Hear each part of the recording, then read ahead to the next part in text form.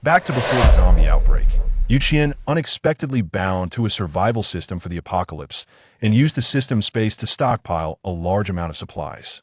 Want fresh vegetables? The space's land shortens the growth time of plants and can also increase yield. Want freshly slaughtered meat? The space's animal cubs are not picky eaters and survive, well, no need to slaughter them yourself. Just decompose and store them in the warehouse. Want freshly caught seafood? Unlock the space fish pond, and even sharks can be caught as pets, not to mention lobsters and king crabs. Those who betrayed her in her past life will all pay back in this life. But who is this mysterious man who has been her neighbor since the beginning of the apocalypse? Cheng Che, wife, I am your future husband. Chapter 1, Binding the Survival System. On the empty street, continuous howls echoed in her ears, and the pure white moon hung in the night sky, its clear light illuminating the dirt and blood on the ground. Urgent gasps were heard. Heavy footsteps echoed on the empty street, mixed with the sounds of howling, like a beast celebrating before a feast, accompanied by the chilling sound of teeth grinding. Qian dragged her battered body down the street, pursued relentlessly by a horde of zombies. Their blood-red eyes seemed ready to fall out, filled with a thirst for blood.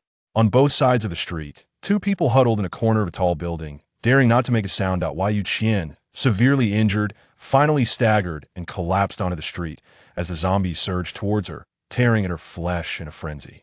Zhoushan, Shen Tianjing, you two won't have a good death. Qian suddenly sat up in bed, the cold moonlight spilling onto the bed, making the beads of sweat on her forehead more pronounced. Breathing heavily, she cautiously looked around, only to find the environment was strange yet somewhat familiar. The raging anger and hatred in her heart nearly consumed her, struggling to break free from these emotions. Qian finally realized where she was. This was her home, the house she lived in before the apocalypse. But hadn't she died?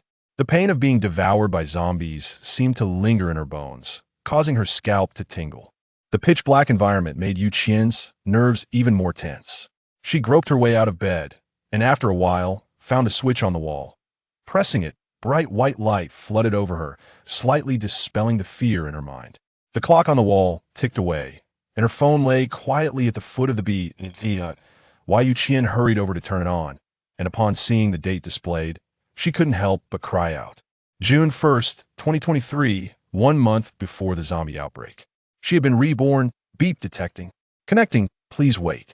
Qian frowned in confusion, suppressing her excitement as she began to listen carefully to the source of the voice. Beep, connection successful. Welcome, host Qian, to the survival system. This voice didn't feel like it was transmitted from her ears to her brain. It felt more like it had always existed in her mind, like a part of her body. Instinctively, Qian wanted to activate her powers, but now that she was reborn, this body had not yet awakened its powerful lightning abilities, so she could only grab a nearby vase and remain alert. Host, please rest assured. I am a system responsible for your survival system, serial number 0. The survival system can provide more resources and conveniences for the host in the apocalypse. Ding! The beginner's gift package has been sent to your mailbox. Please check it. If needed, you can summon me. Number 0 is at your service. A series of mechanical sounds rang in her mind, and Qian was momentarily stunned, but then she noticed a light screen appearing before her. In the upper left corner was her profile picture, next to which were her name, gender, and AG. In the upper right corner was an envelope icon, presumably the mailbox mentioned by the system, with a red indicating an unread message.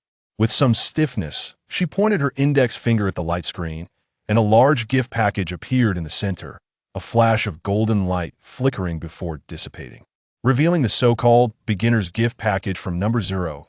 House Reinforcement 1 can only select properties belonging to the host.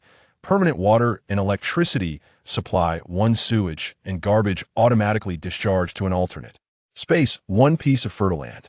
Qian rubbed her hands in confusion, still somewhat disbelieving the mechanical voice in her mind. But the next moment, she was suddenly transported to a world resembling a paradise. Endless grasslands emitted a unique scent of fresh grass, and the entire world seemed to consist only of a blue sky and green grass beneath her feet, inexplicably calming her down. She was next to a 1m by 1m plot of land, bending down to grab a handful of soil, the moist and soft texture sending sensations to her brain. Fertile land. Seeds sown will have their maturation time shortened and yield increased. The system timely explained, then started introducing Qian to the usage of this space. This space is an independent world. As the host level increases, more buildings can be unlocked and more resources can be obtained. For example, wells, warehouses, fish ponds, farms, shops, workshops, etc. will be automatically unlocked upon reaching certain levels. Qian stood in astonishment in her previous life. She had not been so lucky to bind to this system, so the supplies she usually found were kept by Chen Che, who awakened her spatial abilities. But in the end, those supplies had not been used much by her, but rather squandered by that pair of scoundrels. She thought of exiting this world, and the scene before her distorted before returning to normal, bringing her back to the center of the living room. The emergence of the unfamiliar system made Qian inexplicably excited holding her phone. She paced back and forth in the living room for a long time, and it took over 5 minutes for her to fully accept this reality. The survival system would be her reliance for surviving in the apocalypse from now on, and she had to make good use of it. Since she was given a second chance, she must live well in the crisis-filled apocalypse and live splendidly and happily. Of course, the most important thing was to make that pair of scoundrels wish they were dead. Everything they had done to betray her must be paid back in full. Thinking of how her best friend and boyfriend had already hooked up right under her nose made her feel utterly disgusted. Before the apocalypse, these two relied on her for support, and after the outbreak, they depended on her for food and drink, but in the end, when faced with the zombie tide, they still stabbed her in the back, pushing her out as bait, leading to her being torn apart by zombies. Qian clenched her fist tightly. Time was running out for her. She had to start preparing now to successfully hide in a safe house before the apocalypse. Only by surviving, could she have a chance for revenge. Suddenly, the system's mechanical voice interrupted her thoughts. The space you just entered can also be used to store supplies, but the space does not have preservation functions. Time is synchronized with reality. The host needs to be aware of this. Qian instantly understood what the system meant, meaning that the space only had storage capabilities and food would still spoil over time. If the host wishes for various supplies to be preserved for a long time, they can unlock the warehouse in advance. Time inside the warehouse is frozen, and there are no space limits. It is a great place for the host to store supplies. Then how do I unlock the warehouse? The crystal cores from zombies can be used to unlock various buildings. Currently, unlocking the warehouse requires 20 level 1 zombie crystal cores. Chapter 2. Stockpiling supplies. Qian didn't think that killing 20 zombies would be difficult for her at the beginning of the apocalypse. Zombies were actually quite weak. They were just a bit stronger physically, but in terms of reaction time and speed, they couldn't match humans. Although she hadn't awakened any special abilities yet, after fighting zombies for so long in her previous life, she had learned quite a few techniques. As long as she had a suitable weapon, killing 20 zombies would be effortless. She perked up, and outside the window was still a dark scene, with only a few stars dotting the sky. Qian's first thought was to move. After the apocalypse, the neighborhood she lived in would soon be surrounded by zombies. She decided to move to the house she had purchased in the suburbs.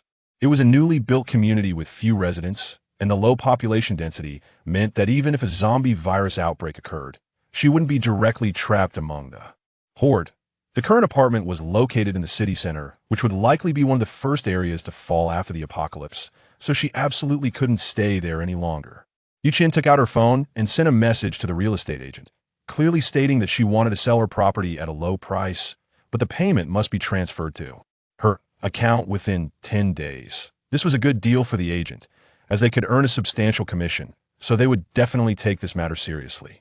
Qian was a second-generation demolisher. Her hometown was included in the area for a new airport, and her parents had 3 houses taken, receiving nearly 10 million in compensation. However, just after the money arrived, they excitedly went on a road trip and tragically died in a car accident. Qian's grandparents had passed away before she was born, and her parents were both only children with no siblings, so this large sum of compensation fell entirely into her hands. Xu Shun had pursued her for 2 years, and the reason for his persistence was probably due to the substantial compensation she had. However, now this money was enough for her to acquire the supplies she needed and would guarantee a better life for her in the future. From now on, she would ensure that Xu Shun and Chen Tianjing could not touch a single penny of her money, supplies, or crystal cores. Thinking about these two animals made her blood boil again, and she rushed to the bathroom to splash her face with water to force herself to calm down. Even though society was still governed by law and murder would lead to imprisonment, she couldn't take the risk all her grudges would have to wait until after the zombie outbreak. To be resolved one by one, the house in the suburbs was fully renovated, and after packing her luggage and putting everything into her space, she quietly left. Arriving in the suburbs, cars were scattered along the roadside, and the somewhat desolate road showed no signs of people for a long while. That it was a good place, at least a good place after the apocalypse. Using her house key, Qian opened the door and surveyed the interior. She had never lived in it since it was renovated, and all the furniture was covered with dust cloths, but there was still a thick layer of dust on the floor. She opened a cleaning app and scheduled a few cleaning services to come over. The space was just too large, and cleaning it alone would waste too much time. Now, the most important thing was to purchase supplies, and she absolutely couldn't waste time on these matters. However, she needed a discreet place to store the supplies, so Qian began searching for large warehouses near her suburban house. She was quite satisfied with the information marked on the app. The space was large enough, but the warehouse had a minimum rental period of 5 years, so the rent was not a small amount. But she couldn't think too much about it. Qian quickly contacted the warehouse manager, and after discussing the details, they agreed to sign the contract and make the payment right after inspecting the warehouse. It was fortunate that the manager was willing to take her call at 3 in the morning. If it weren't for Qian's sincerity, she might have been scolded for disturbing someone's sleep.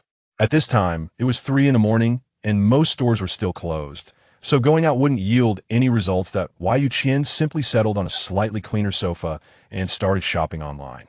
She filled in the delivery address as the warehouse address, so she could directly put the items into the space at night, saving herself the trouble of running back and forth.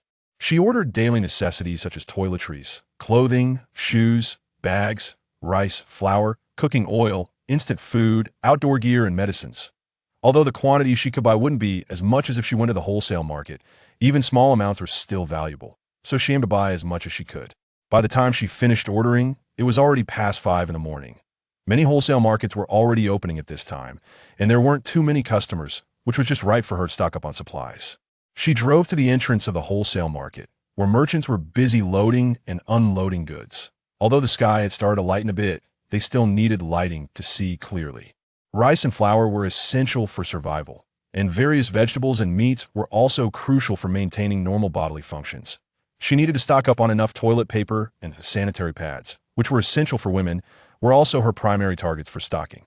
Before her space warehouse was unlocked, seafood and meat had to be kept in a freezer, so Qian specifically cleared out a room in her house and bought 4 freezers. She spent the entire day in the wholesale market, visiting one market after another until she had thoroughly stocked up from all the wholesale markets in the city.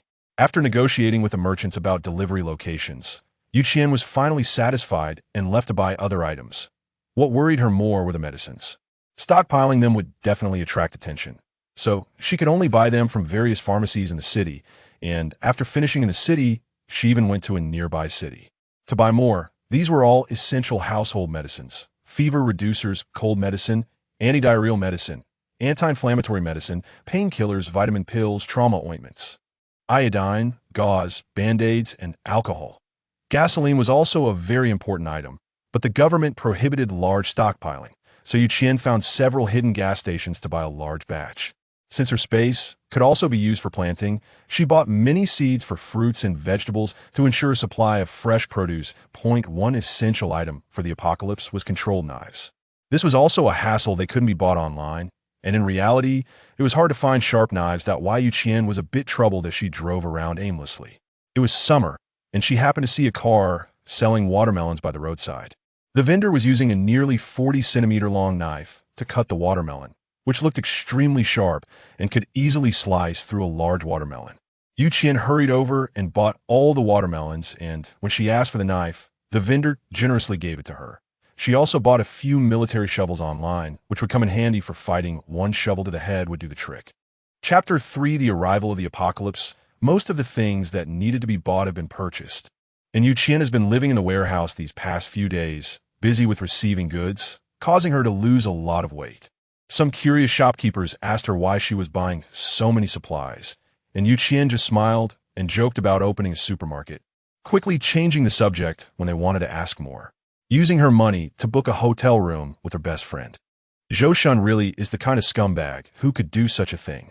Whenever I think about the two of them entangled together, I feel a chill run down my spine, as if I want to vomit last night's dinner. Days pass by like this, with the sun rising in the east and setting in the west, and amidst the cycle of day and night. We finally welcome a catastrophe that belongs solely to the Blue Star. Qian had packed everything and was quietly curled up at home, slightly lifting a corner of the tightly drawn curtains to look outside. The zombie virus was highly infectious. As long as one came into contact with a zombie's saliva or blood on a wound, they would definitely mutate. Even a scratch could be fatal. A seemingly insignificant small wound could directly take a survivor's life, turning them into a walking dead. The buffs for house reinforcement and permanent water and electricity supply had been activated, so Qian was now absolutely safe as long as they stayed at home. Time passed second by second, and it was unknown who first heard the scream or who was bitten in the neck before they had a chance to scream.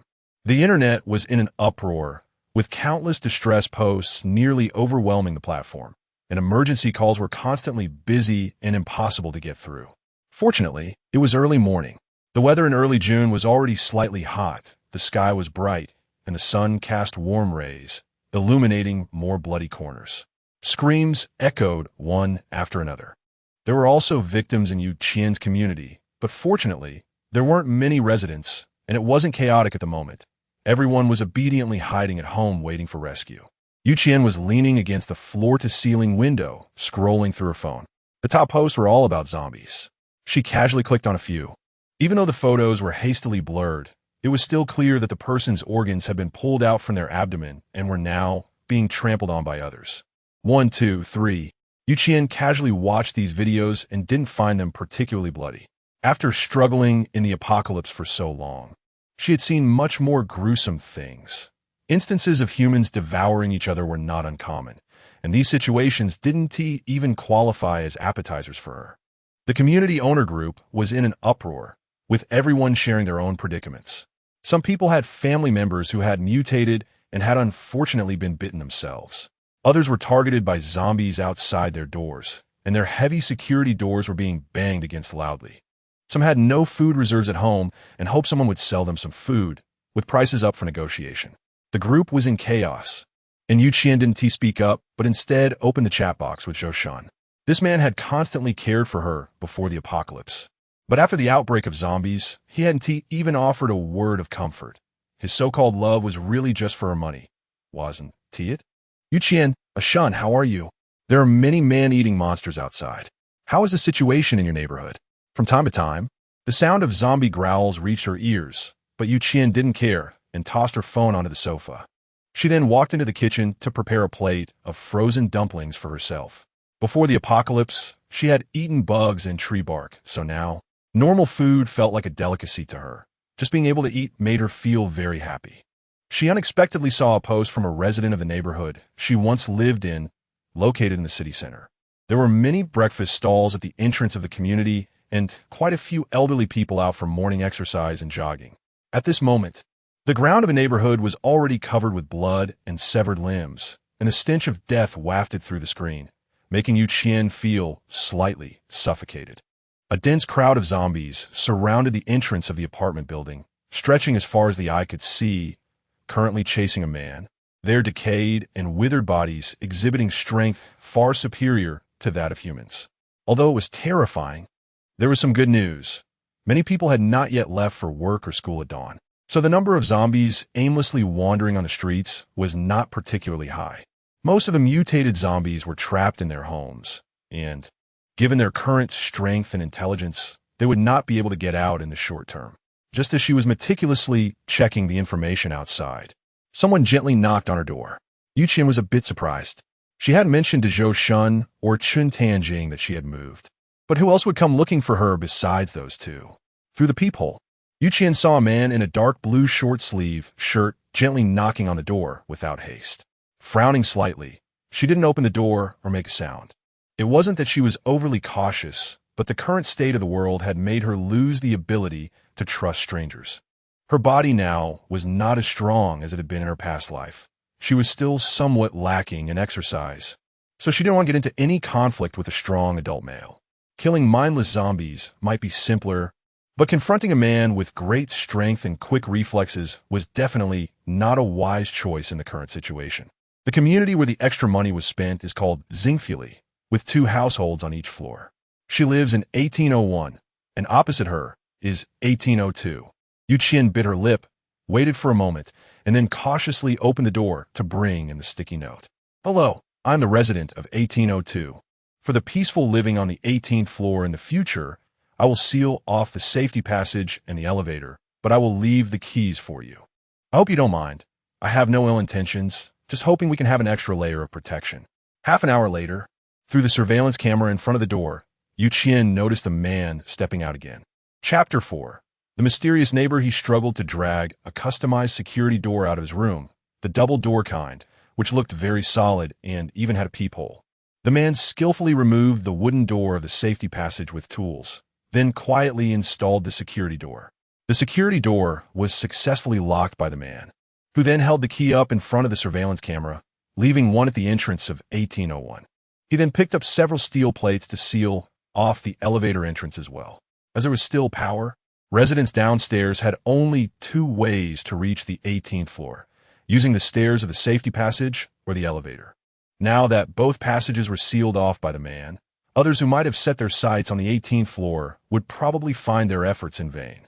Qian opened the door and took the key inside, casually putting on her house key and then placing it in her storage.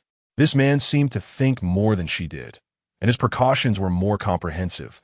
He indeed appeared to be a fairly good neighbor. Of course, one must remain vigilant.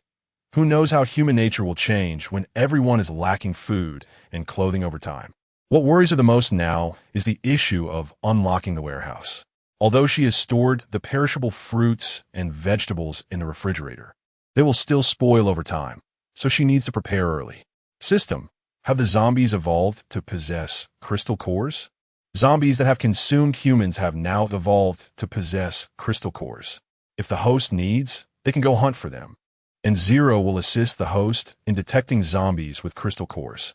Qian touched her chin and asked, "Can you help me see how many zombies are in this building?" "Sorry, host, I currently don't have that function. Zero only supports face-to-face judgment of the zombie brain core level." It seemed that neither of them showed any signs at the moment. In her previous life, these 2 were trapped in a hotel. It was only after Qian awakened her powers that she went to rescue them. For some reason, these 2 rats crawling in the gutter did not send her a distress signal this time, but she would always make them pay at the right moment. She just needed to set traps and wait patiently. She had been deceived so badly by these 2 beasts in her previous life and in this life. She would definitely not let them off easily. Qian suppressed the rising hatred once again and entered the prepared training room to begin working on her strength, endurance, and reaction speed. Without any awakened abilities, she could only improve her physical fitness in order to successfully hunt zombies, stockpile 20 crystal cores, and unlock the warehouse as soon as possible. For her, the most important thing now was to enhance her physical strength and reaction capabilities. But this required time to accumulate and could not be achieved overnight. Resigned to her fate, she began to train until she was so exhausted that she didn't want to walk anymore, then stopped to study the zombies in the videos and images. They looked no different from her previous life, still as disgusting as ever. Their eyes had a large portion of white, with pupils no bigger than a fly, trembling with violent movements, as if their eyeballs were about to fall out. Their skin had a strange dark blue hue, with veins bulging beneath the surface, resembling wriggling maggots. The wall clock had already pointed to 9 a.m., and the government had issued an emergency shelter reminder, advising everyone to stay at home and stockpile sufficient supplies while waiting for rescue. They warned to avoid being bitten or scratched by zombies, and those who were bitten or scratched must be isolated and monitored, avoiding close contact. But when would the rescue arrive? Qian didn't know. The residents of Yuqing didn't know, and neither did the surviving humans of Blue Star. At least in her previous life, Qian never received this so-called rescue. If it weren't for someone trying to escape who attracted all the zombies gathered downstairs away, she might have been trapped to death in the residential building. However, the government's words clearly calmed many people down allowing them to regain some semblance of rationality, obediently staying at home to comfort each other, and beginning to focus on storing the currently usable water supply. Some people with ample supplies at home smugly updated videos on social media, while the comment section was filled with sycophantic praise. But there were also those in unknown corners judging the location of the video blogger through the scenes outside his window. For such behavior, Qian could only comment that they were tired of living. Nowadays, everyone still feared zombies. But would they still be afraid once they discovered the weaknesses of these monsters? At this moment, everyone in the homeowner group had calmed down, and the property management had stepped in to start counting the number of survivors, claiming it was to facilitate the distribution of rescue supplies in the future. The extra money did not speak, but quietly counted the number of survivors. Excluding the 18th floor, there were a total of 10 households in Building 1 before the apocalypse. But at this moment, only 6 households were publicly speaking in the group, while the other 4 had gone silent. Perhaps they had turned into zombies. Or maybe they had been eaten, or perhaps they were simply too wary to want anyone to find them. The homeowner group in the happiness community was much livelier than that of Building 1, with a lot of people sending messages. The entire community had 30 buildings, and the total number of survivors was still not insignificant.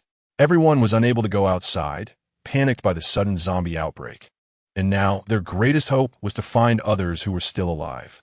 Thus, many people were forcing themselves to comfort each other in the group, creating a scene of harmony and warmth. However, this scene might not last long. As the days passed, the apples stored in the space began to look a bit withered. And finally, on the 4th day after the zombie outbreak, YQ decided to go outside.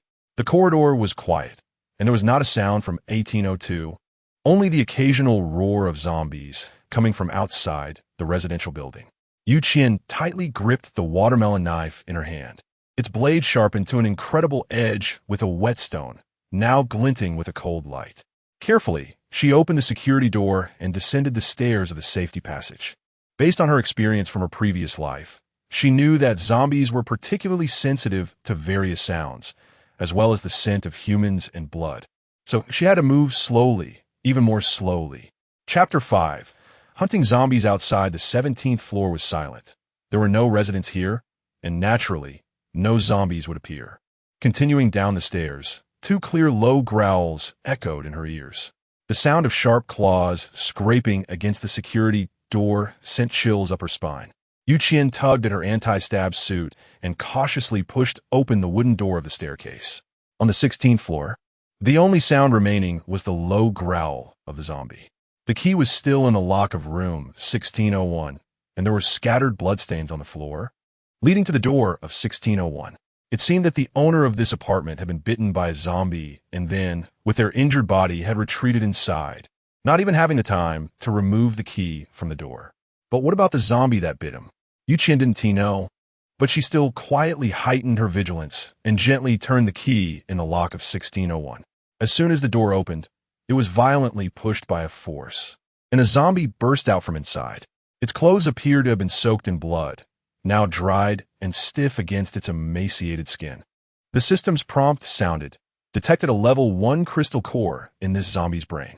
Qian was instantly filled with enthusiasm, thinking of the warehouse in her space, and she felt a surge of strength. With both hands, she made a chopping motion, driving the blade directly into the zombie's neck. Dark blood flowed down the blade continuously, dripping onto Qian's gloves. Gritting her teeth and exerting more force, she finally managed to sever 2/3 of the zombie's head, leaving only a bit of flesh still attached to the body. The zombie finally stopped moving, collapsing to the ground like a puppet with its strings cut, making a dull thud. Qian didn't want to dig for crystal cores in this hallway filled with crises, so she directly tore off the zombie's head, grabbing its greasy hair and walking into the room. There were still too few zombie crystal cores now, and the recently mutated zombies weren't very fast, making them quite easy to deal with. However, it really stank. The whole room was filled with the smell of rotting flesh. She waved her hand in disgust, then took her knife and made an opening in the head, reaching in with her gloved hands to start rummaging around. Suddenly, she felt something hard, about the size of a mung bean, covered in brain matter and some black blood. The stench made Qian feel a bit nauseous. Even for someone who had experienced the apocalypse, This smell was still hard to endure. There was no getting used to it. After stuffing the crystal core into her space, she began to patrol the inside of room 1601. A faint sound emerged. It was the sound of claws scratching at the door, coming from the balcony, separated from the living room by 2 doors. Qian gripped the knife handle and stepped onto the balcony, where a little girl who looked no more than 12 or 13 had already mutated. A dark blue bite mark gleamed on her arm, which was the reason for her mutation. She caught the scent of humanity and became even more agitated, repeatedly slamming her body against the wooden door of the balcony, making a chilling hissing sound from her throat, like a metal spoon scraping the bottom of a bowl, causing Qian to furrow his brow. The wooden door installed at home was clearly not as sturdy as a security door. After a few slams, it swung open and a zombie rushed out like crazy, aiming to bite Qian's neck. The extra money took care of her in one blow, but the system informed me that there was no crystal core in her brain, rendering my efforts in vain. It seems that the wounds on her body were inflicted by that zombie just now. How sad it is that her own relatives turned her into a monster. There's a first aid kit in the room, and the kitchen has an unfinished bag of rice, half a bag of flour, and various seasonings. The refrigerator has not lost power. It contains some frozen meat, and there are vegetables in the cooling area. Although they are a bit wilted, they are still edible. All the extra money was stored in my space. After checking outside through the peephole and seeing there was no risk, I opened the door. The sound of a chair scraping against the floor came from room 1602, and then a disheveled woman rushed out of her home, grabbing onto my calf and refusing to let go. You can kill zombies. You can kill zombies. So protect me quickly. I have money at home. I could give you a lot of money. They had already started to climb up following the sound. Although their mutated bodies were not very agile yet, given enough time, they would eventually reach the 16th floor and devour both me and the woman, leaving not even a bone fragment. Qian frowned, raised her hand, and slapped the woman's cheek with great force. Her face instantly turned red and swollen, leaving her dazed, and her piercing screams finally stopped. Do you see this knife? If you scream again, I'll cut your throat. Qian snorted coldly, holding a watermelon knife as she stood at the doorway of the emergency exit on the 16th floor. These zombies had conveniently come to her, so she didn't have to go downstairs to find them, which saved her quite a bit of effort. The staircase of the emergency exit was only over a meter wide, so the zombies couldn't come up side by side. They basically had to climb up one by one, delivering their heads to her. Qian stood at high place, chopping off one zombie head after another with a single stroke, only stopping when there were no more zombies climbing up. Holding the knife, he started to dig for crystal cores under the system's prompt. Some of these zombies were residents of the building, while others had crawled in from the community through the unit door, so most of them had taken a few bites of human flesh. After nearly 2 hours of busy work, Qian had collected 13 crystal cores, but still hadn't gathered the 20 needed to unlock the warehouse. Congratulations to the host for successfully collecting crystal cores for the first time. The host is now rewarded with 1 chance to spin the lucky wheel. Would you like to use it? Qian was afraid to take the elevator. Although the power was still on, going in would mean cutting off his escape route. If the elevator doors opened to reveal a horde of zombies, he would likely become their appetizer. Carefully, he made his way up the stairs to the 15th floor, which was clearly more gruesome. The ground and walls were smeared with blood, and there were even long drag marks. Human limbs were tossed in the corners like garbage, and after some time had passed, they had begun to smell rotten. Qian suppressed the itch in her throat that kept rising and noticed that the doors of the 2 households on the 15th floor were not closed, slightly ajar and messy inside. She didn't step in to search for supplies. The environment here was much dirtier and more chaotic than the 16th floor. She was genuinely afraid that the food she might eat would be tainted with human blood or zombie blood. Just thinking about it made her scalp tingle, as if her great-grandmother was smiling and beckoning her. Chapter 6 Exposed by 1602. Continuing down, she arrived at the 14th floor. The spare money is not a good thing. The sound this guy is making is too loud. She has already noticed that the zombies downstairs are constantly surging up, madly flocking towards the 14th floor, their roars ringing in her ears. She could make that woman shut up just now, but this zombie is another matter. If he keeps calling out like this, the entire safety passage will probably be overrun by zombies, which is not a good sign. Qian frowned, wanting to directly smash open the door of 1401, but suddenly saw the corpse lying in front of the door. The head had been gnawed clean, so it couldn't turn into a zombie. But there was indeed a set of keys hanging from its waist, looking very much like a house key. With a stroke of luck, Qian picked up the key and unexpectedly opened the door to room 1401, then swiftly decapitated the zombie inside. The noise finally dissipated in the hallway, and the zombies climbing up seemed noticeably less agitated. Qian continued to wait at the entrance of the safe passage on the 14th floor for this small wave of zombies to arrive. The recent battle had indeed left her feeling somewhat fatigued, so she leaned against the door for over 2 minutes before finally propping herself up to walk into the bathroom and wash her hands. She was very afraid of contracting the zombie virus, so she had taken special precautions before going outside. But a few drops of the zombie's black-red blood still seeped in through the gaps between her gloves and sleeves. As long as her wounds weren't contaminated by zombie blood, she would be fine, but she still felt uneasy. She meticulously scrubbed every corner of her hands with soap and then took out a bottle of alcohol to disinfect them, finally managing to let out a sigh of relief. Sitting on the sofa, she took a bite of an apple, then activated the system interface and opened the so-called lottery wheel of option 0. There were quite a few options available. Level 1 Crystal Core 100, Fertile Land 1 piece. Level 1 Crystal Core 50, Tang Dao 1, Handgun 1, and Steam Buns 10. What Qian wants the most is naturally those 100 level 1 crystal cores. After awakening her abilities, the crystal cores can enhance her ability level and unlock other buildings in the space, making them extremely useful. However, the area of 100 crystal cores only accounts for 3 of the entire lottery wheel, while the steam bun occupies a full 50. From this perspective, the probability of drawing the 100 crystal cores is indeed very low. With sincere heart, one can achieve their wishes. With tight finances, I rub my hands together and press the button to start the lottery. Watching the spinning will gradually slow down.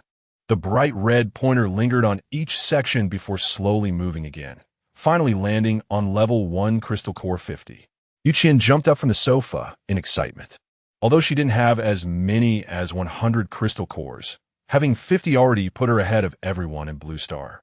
The crystal cores appeared in the upper right corner of the light screen, and Qian looked at her balance of 73 crystal cores, feeling that it was far better than the string of zeros in her bank account. She eagerly moved fruits, vegetables, and meat into the newly unlocked warehouse, rendering the 4 freezers in her house useless, which she directly stuffed into her space, not wanting to look at them again. Lying contentedly on the sofa, Qian took another bite of an apple, the sweet juice spreading in her mouth, truly a pleasure. Currently, Yunqing has not experienced power or internet outages, and logging into some websites still allows her to see a lot of information from outside. The government has dispatched troops to eliminate zombies, but these creatures are tireless, still crawling and attacking humans even after losing arms and legs. After a whole day of extermination efforts, humans summarized the zombie's weakness, the brain. As long as their brains are destroyed, the zombie poses no further threat. The government promptly communicated this information to the public, and now some bold individuals have taken their household weapons to deal with the threatening zombies. However, the number of troops is ultimately limited, and the zombie outbreak caught people off guard. The weapon reserves in Yunqing simply cannot match the thousands of zombies. So the rescue mission was forced to pause after just 3 days. This was because there were also infected individuals in the military. Their physical strength was already much greater than that of humans, and after mutating into zombies, they posed an even greater threat, causing chaos throughout the country. Qian rubbed her nose and set her phone aside, walking into the kitchen to prepare lunch. The external news was indeed very oppressive, making her feel no appetite. She simply heated a box of self-heating rice and quickly finished the food in the lunchbox, then threw the trash into the bin. At this time, people in the homeowner group of happiness began to speak one after another, with some bolder individuals wanting to gather people to clear the zombies in the community. Although everyone spoke with great indignation, when it came to actually counting the number of volunteers, not a single person signed up. Today was the 4th day of the zombie outbreak, and some families had already run out of food, desperately seeking help in the group. Suddenly, a message caused an uproar in the group, with the person's note showing as 1 to 1,602. 1 to 1,602. This morning, a woman chopped off a zombie's head with one knife. But when I asked her for help, she attacked me. 13-0202. Oh my God, is that true? During a zombie outbreak, we humans should band together. How could she be so indifferent? 1-0701. Is that woman in the group? I'm also from Building 1. There's a zombie constantly banging on my door. Can you help me kill it? I can pay you. Any amount is fine. 1 to 1,602. She seems to be from either the 17th or 18th floor. Don't think about getting her help. As I said, I would pay too, but she just attacked me without saying a word. People like her are really disgusting, heartless. Qian curled her lips, showing no concern for the slander from the woman in room 1602. She had always regarded such shameless and opportunistic scoundrels as beneath her. However, they could not determine Qian's address, as she had joined the group by scanning a code and had never spoken in the group or changed her nickname to her address. They could only rely on the words of room 1602 to infer her location, but they had no way to contact her privately. Qian touched her head. There were no residents on the 17th floor, and the property management must be aware of this, which means they could directly target the 18th floor. Suddenly, she thought of the security door installed at the emergency exit, and a sense of gratitude towards the resident of 1802, Cheng Che, surged in her heart. Chapter 7. Qian is called to help even if that group of people came. They wouldn't be able to come directly to knock on her door. Cheng Che was quite foresight. Thinking of this, she felt a bit more at ease, considering that if 1802 needed help in the future, she wouldn't mind providing him some convenience.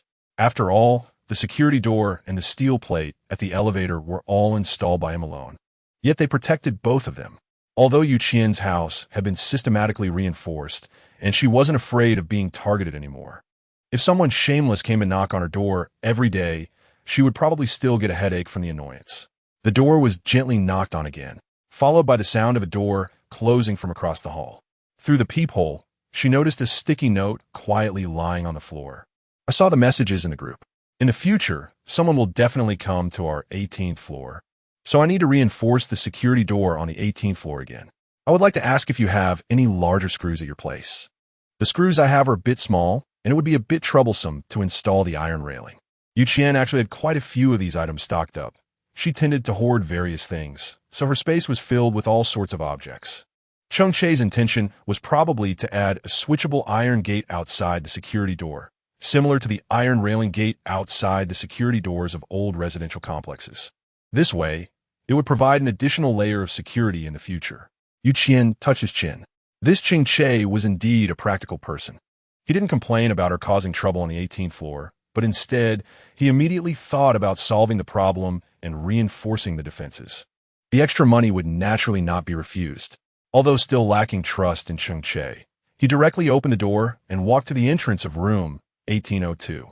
He lightly knocked 3 times on the door and could feel that the soundproofing of this house was quite good.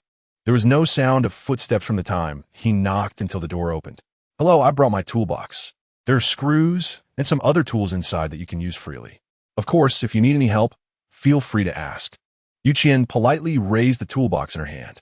When she looked up, she finally saw the man's face with clear and distinct features, which could well be described as a masterpiece of nuanced graduation design. He had broad shoulders and long legs, and his bare arms, exposed by his short sleeves, were particularly muscular. Cheng Che took the toolbox from her hand and jokingly said, "Finally, you're not so wary of me.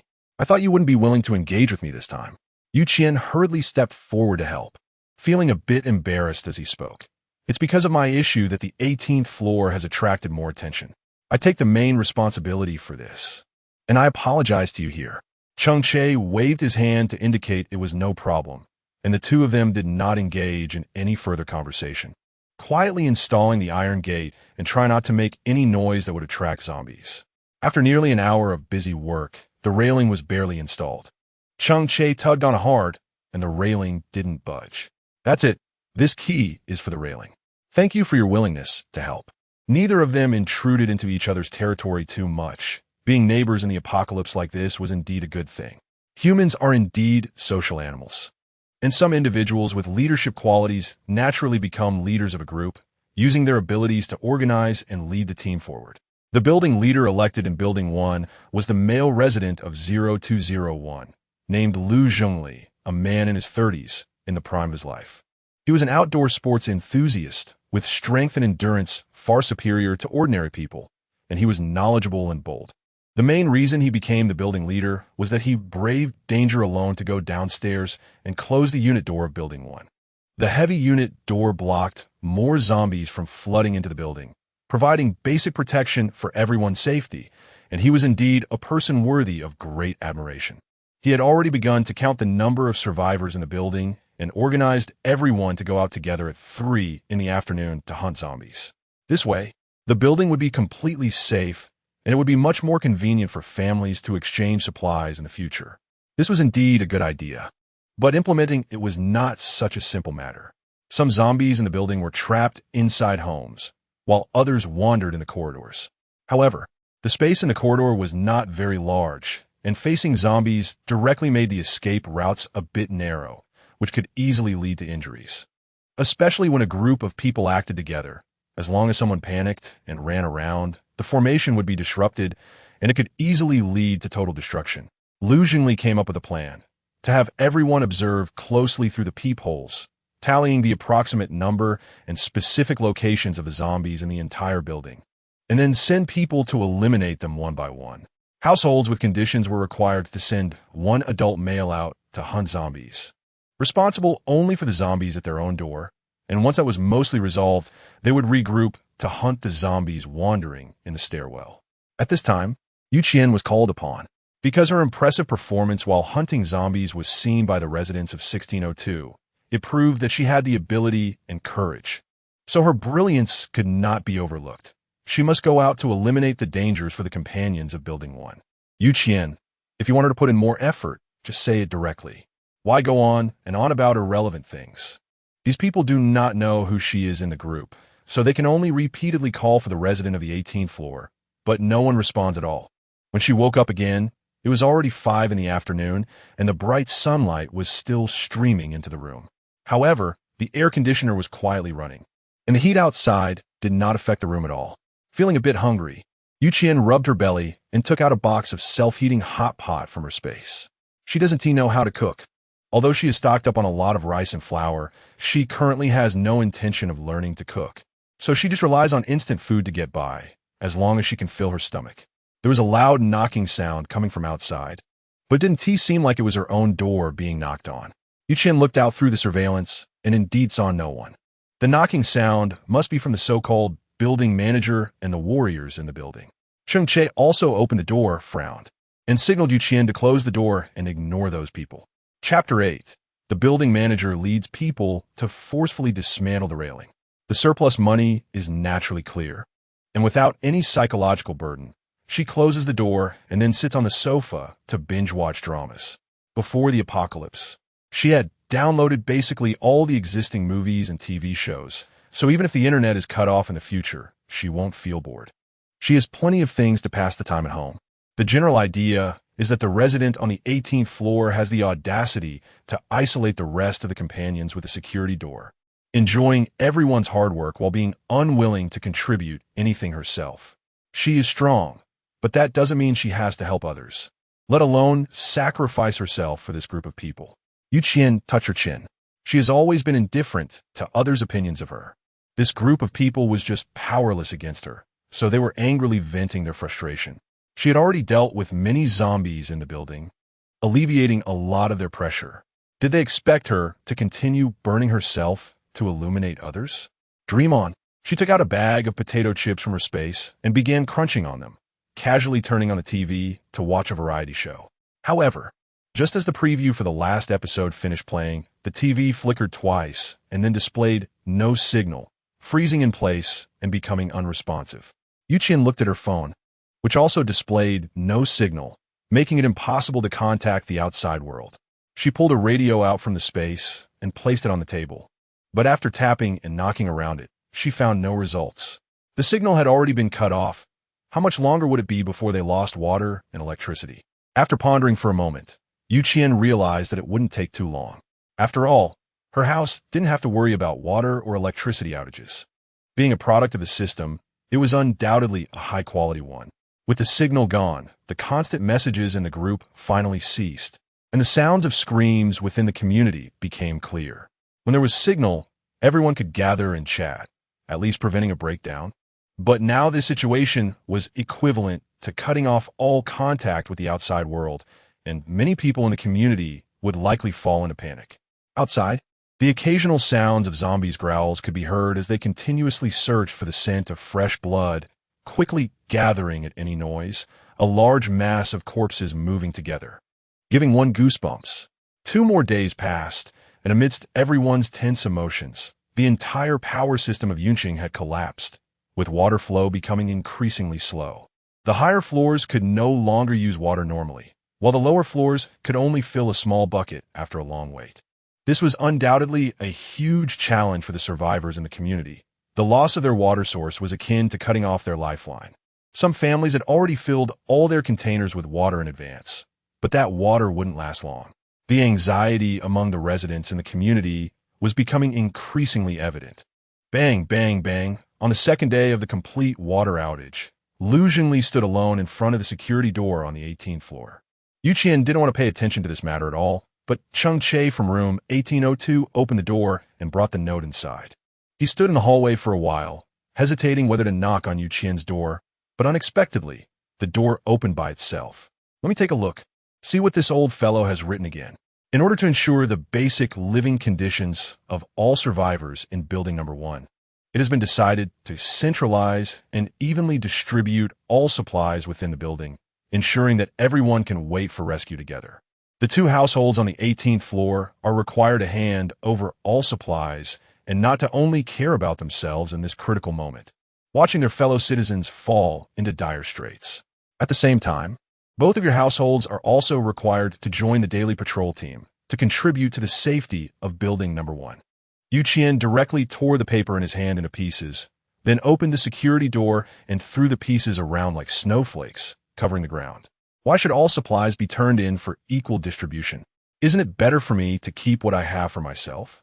Why do I have to give up my supplies to support others? The unit door has been locked, and even if they send someone to patrol, the noise will only attract more zombies. Why should such a meaningless action exist?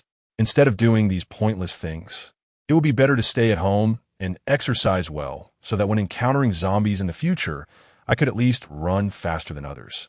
He shifted his gaze to Cheng Che in front of him. Are you planning to turn supplies? Cheng Che quickly shook his head. I'm not stupid. Once the supplies are turned in, I might only get less than 1/10 of what I contributed. I don't want to do such a foolish thing. I don't want to be a sucker. I set aside fixed time every day to improve my physical fitness. And I can also learn to cook from the recipes I bought. Life goes on happily day by day. Lu Zhengli was furious when he discovered the stairs were covered with torn pieces of paper. He immediately led a group of people to the entrance of the 18th floor, carrying tools, clearly intending to forcefully dismantle the security door and iron railing. Qian listened to the clattering sounds outside the door, feeling that he really wanted to kill them. With this energy, they should be dealing with zombies instead. It's quite rare to use it on humans. Cheng Che obviously heard the commotion as well, but he didn't seem very angry. He just stood calmly in front of the door, listening to that group of people continuously tinkering with something. Qian looked curious as he watched from the surveillance, so he opened the door and peeked outside. Aren't you afraid they will break down the door? Cheng Che didn't focus on Qian. He calmly shook his head. They can't break it down. The nails have already been drilled into the wall, and I've used some special techniques. They will only return empty-handed this time. Don't you think it's quite interesting watching them jump around like clowns? Qian nodded in agreement. Indeed interesting, but why does your home smell so good? She squinted her eyes, sniffing carefully. Sweet and sour pork? Flavorful eggplant? Braised lion's head meatballs?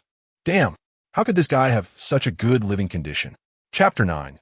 Trouble filled with thanks hearing this. Cheng Che was slightly taken aback, then chuckled. It's the lunch I made.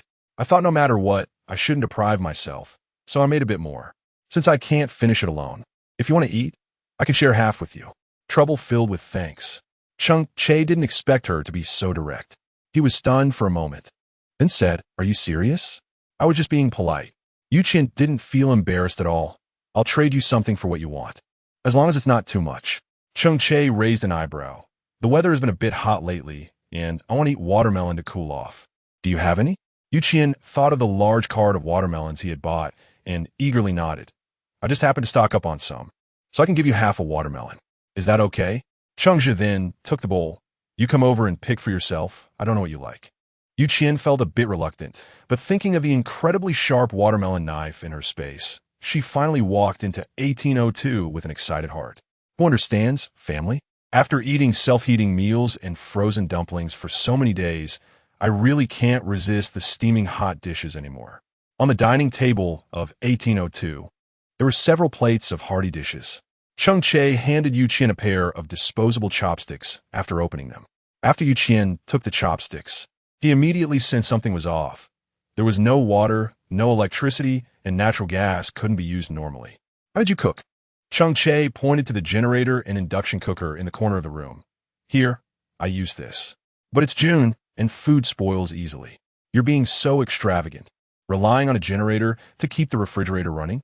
Cheng Che raised his chin. Is that a problem? It's nice that your quality of life is still pretty good. Qian smiled slightly and continued to pick at her favorite dishes in her bowl. After thinking for a moment, she didn't cut the watermelon, but directly carried it to room 1802.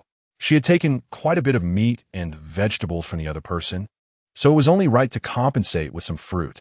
Cheng Che took the watermelon and was about to close the door when Qian reached out to block the door frame. Can we discuss something? What is it? If you cook again in the future, could you make me a portion? I'll trade you for other things. I promise you won't lose out. She looked at Cheng Che with bright eyes, and after a moment of silence, he stiffly nodded. She could actually sense that something was off with Cheng Che. What kind of normal person would keep a security door and iron bars at home, ready to install them once an apocalypse broke out? What kind of normal person would stockpile gasoline and diesel at home, along with a generator, and even extravagantly keep the refrigerator running, looking completely unconcerned about power outages? She could bind space, and others might have their own special abilities. There was no conflict there. Taking a bite of the sweet and sour pork in her bowl, Qian felt her soul elevate. It was really delicious. Who understands? Qian suddenly felt that having such a neighbor was not bad. His supplies were also abundant, so he naturally wouldn't set his sights on her, which could also avoid a lot of trouble. Qian, you really have no stance. Originally, I wanted to keep my distance, but now, just for a meal, I'm eagerly leaning in. She despised herself in her heart, but her hands kept moving, feeding herself mouthfuls of rice. So delicious. On the 18th floor, a certain tacit understanding was reached. At mealtimes, Qian would consciously knock on the door of 1802, and the two of them would engage in what felt like a secret transaction, coming and going in perfect harmony. Lying on the sofa, munching on mangoes, Qian naturally had not forgotten about Zhou Shun and Chun Tianjing. Since the apocalypse began, they had never sent her a message, which was different from what happened in her previous life, and made her feel that the current events were deviating from their original trajectory. In her past life, they had been trapped together in a hotel. Zhou Shun had told Qian the location of his hotel before the signal was cut off, pitifully saying he was surrounded by zombies and was about to die. Chun Tianjing also called Qian, saying that she happened to run into Zhou Shun at the hotel. So they were trapped together. The two of them sweet-talked Qian, their words filled with pleas for help, saying they were about to starve to death and how terrifying the zombies downstairs were. Back then, Qian was foolish enough to actually believe that it was a coincidence they were trapped in the same hotel, and after escaping the community, she immediately drove to the hotel to rescue them. Fortunately, she had awakened powerful lightning abilities at that time. Although it was only the early stages of awakening, its power was not to be underestimated, which barely allowed her to drag those two burdens out. In this life, they were likely also trapped in the hotel, but for some reason, they hadn't sent her a message for help. Qian took a bite of the mango and began to ponder how to make them suffer in the apocalypse, living forever in fear and pain. Letting them die like this would be too merciful. So he decided to cut off Zhou Shun's 3 legs and chop off Chun Tianjing's hands, forcing the two of them to rely on their broken bodies to survive in terror during the end times. Qian's tone was cold, but if one listened closely, they could detect a faint undercurrent of darkness. She had never been a kind person. In her previous life, she had killed many to survive. yet she had never actively harmed anyone. However, Zhou Shun and Chun Tianjing had sucked her blood while also pushing her out to block zombies in a moment of crisis. And these actions were enough for her to take their lives. What right did such dirty-hearted people have to live in this world? How could they thrive while stepping over her corpse? Absolutely not. These two scoundrels must live in pain, for an easy death would be a relief for them. Qian listened to the low, mournful howls of zombies outside the window, a smile creeping onto her lips. Revenge, no matter how much time has passed, is never too late. They should have thought of her retribution when they got together. After all, to keep something a secret, one must not do it in the first place. Since they have done it, they must be prepared to bear all the risks. Pulling her thoughts away from revenge, Qian remembered what the system had mentioned before: wells, fish ponds, stores, and the like. Among these, the store was the most appealing to her. It might sell some things she desperately needed, like firearms from the lottery wheel. Although the prices might not be low, firearms are highly useful for both humans and zombies, making them a powerful weapon in the apocalypse. If she could get a handgun, her chances of survival would definitely increase significantly. Chapter 10. Awakening Lightning Ability. I want to unlock the system store. How many crystal cores do I need? Unlocking the system store requires 1,000 level 1 crystal cores. Qian almost spat out the drink in her mouth, staring in disbelief at the crystal core balance on the transparent screen in front of her. She still had 53 crystal cores left. Was reaching 1,000 not just a fantasy? The system kindly gave her a small hint. The host can hunt level 2 zombies. 1 level 2 crystal core equals 10 level 1 crystal cores. Qian, thank you, but I haven't awakened my abilities yet. Killing a level 1 zombie is already exhausting for me, and you actually think I can kill a level 2 zombie? Helplessly placing the drink in her hand on the table, she suddenly regretted adding the buff to this building.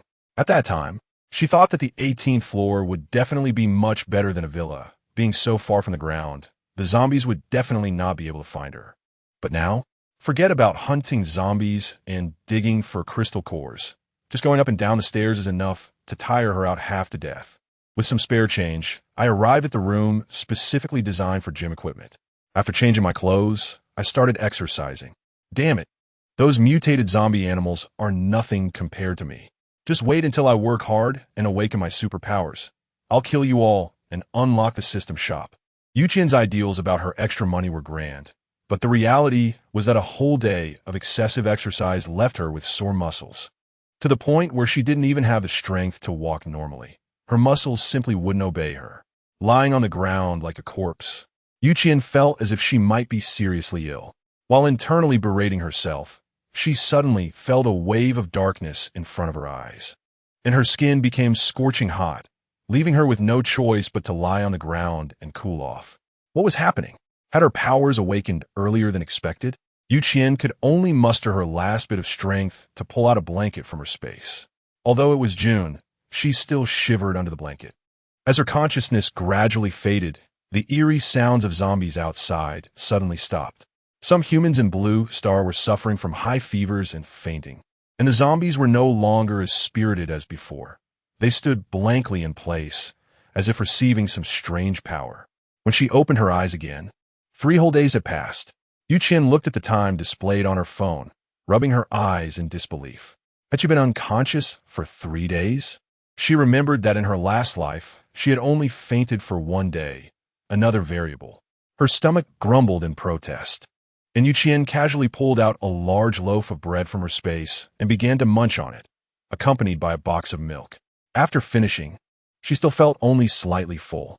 Ability users had powerful energy and were stronger than ordinary people in every aspect, which meant they required more energy.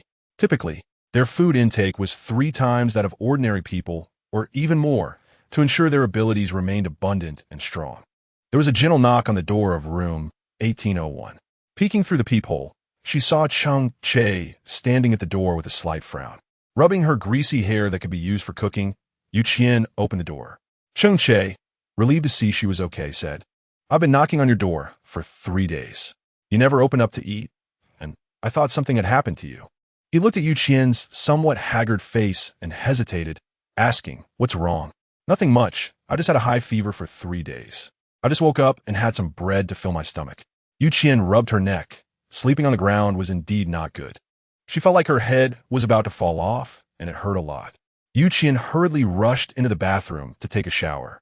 And only after washing herself clean did she walk out with satisfaction.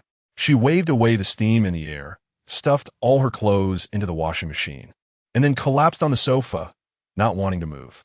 She focused her attention on her hands, successfully mobilizing the energy within her body. And a dark purple lightning ball appeared in her palm, flickering with electric sparks on its surface. Qian was somewhat surprised. In her previous life, although she had also awakened her lightning-based ability, its initial strength was nowhere near as powerful as it was now. Exhausting her abilities back then could only kill one zombie. However, the pressure of her abilities was now subtly emanating from the palm of her hand, clearly much stronger than in her previous life. Congratulations to the host for awakening the lightning-based ability. A special ability gift package has been granted. Please check and receive it, host. She opened the mailbox on the screen, and the ability gift package contained an ability upgrade to level 1, which was indeed very useful for her, who had just awakened her powers. She quickly used the ability level upgrade from the gift package, and a system prompt sounded in her mind. Congratulations, host. Your ability has successfully upgraded to level 2. In the next moment, the size of the lightning sphere in her palm instantly doubled, and the surrounding air became somewhat distorted under its pressure.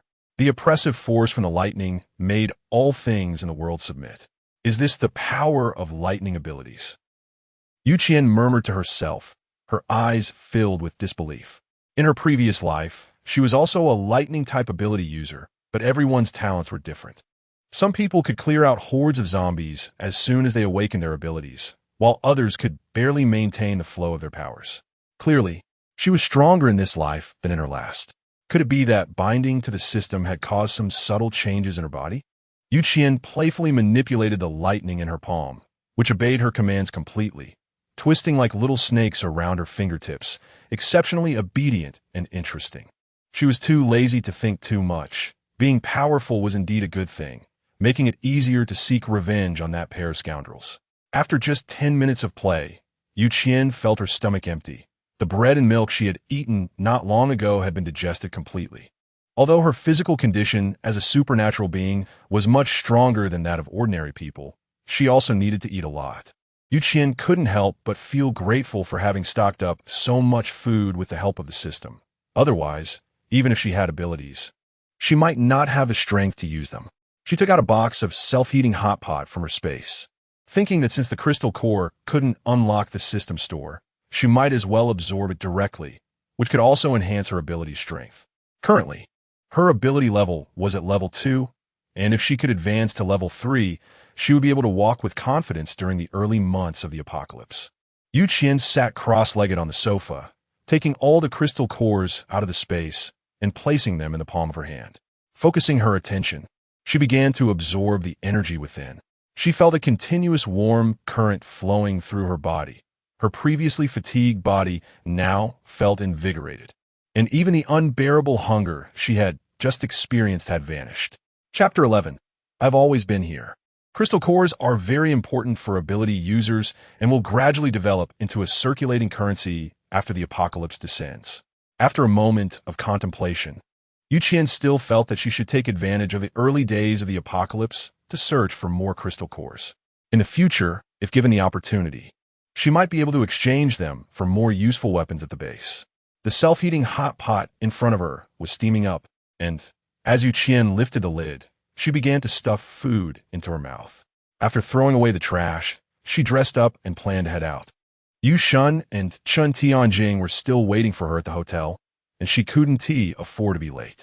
After locking the front door, I took the car keys and headed down the stairs to the underground garage. When I reached the entrance to the secure passageway to the basement, it had already been locked by the residents in the building, probably out of fear that zombies would sneak in through here. Qian looked at the iron wire wrapped around the doorknob and sighed with some frustration. If she untied it directly, no one would close the door. And if zombies surged into the building later, it would be her fault. Perhaps it was the first time he had seen her.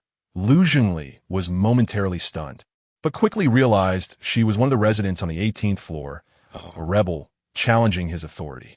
His expression instantly darkened, and he snorted coldly. Humph. You didn't come out when we were killing zombies, but now that we've cleared all the zombies in the building, you're starting to venture out again. You really have thick skin. Although Lu Zhongli wanted to make his presence more intimidating, the food shortage in the building left him unable to fill his stomach. Even though he held all the supplies for the entire building, he still lacked strength, and his words came out weakly. Yuqian looked at him. I already went out once before you all cleared the zombies. The bodies of the zombies on the 16th and 14th floors were all taken care of by me, and the number is greater than all of you combined. How can you have the face to say that I'm thick-skinned? Lu Zhongli was momentarily choked by Yuqian's words. He wanted to retort, but couldn't find anything to say, so he could only spit disdainfully towards the corner of the wall. You and your neighbor discuss it properly. You must bring all the food to me within 3 days, or I will directly remove you from building one. Since awakening his abilities, Yuqian had clearly felt that his senses had become sharper. He heard footsteps coming down the stairs from a distance, and looked up to see Cheng Che standing at the corner of the staircase. The weather was slightly hot, and he was wearing a black short-sleeve shirt with a few simple white patterns on it, revealing well-defined arm muscles that exuded a sense of strength. I don't know what qualifications you have to expel us. Is it because you sneakily consumed the supplies collected from everyone at midnight? Cheng Che's voice was cold as he leaned against the wall with his arms crossed, the mocking expression on his face causing Lu Zhongli to feel flustered. What's sneaking around? You two, don't slander me.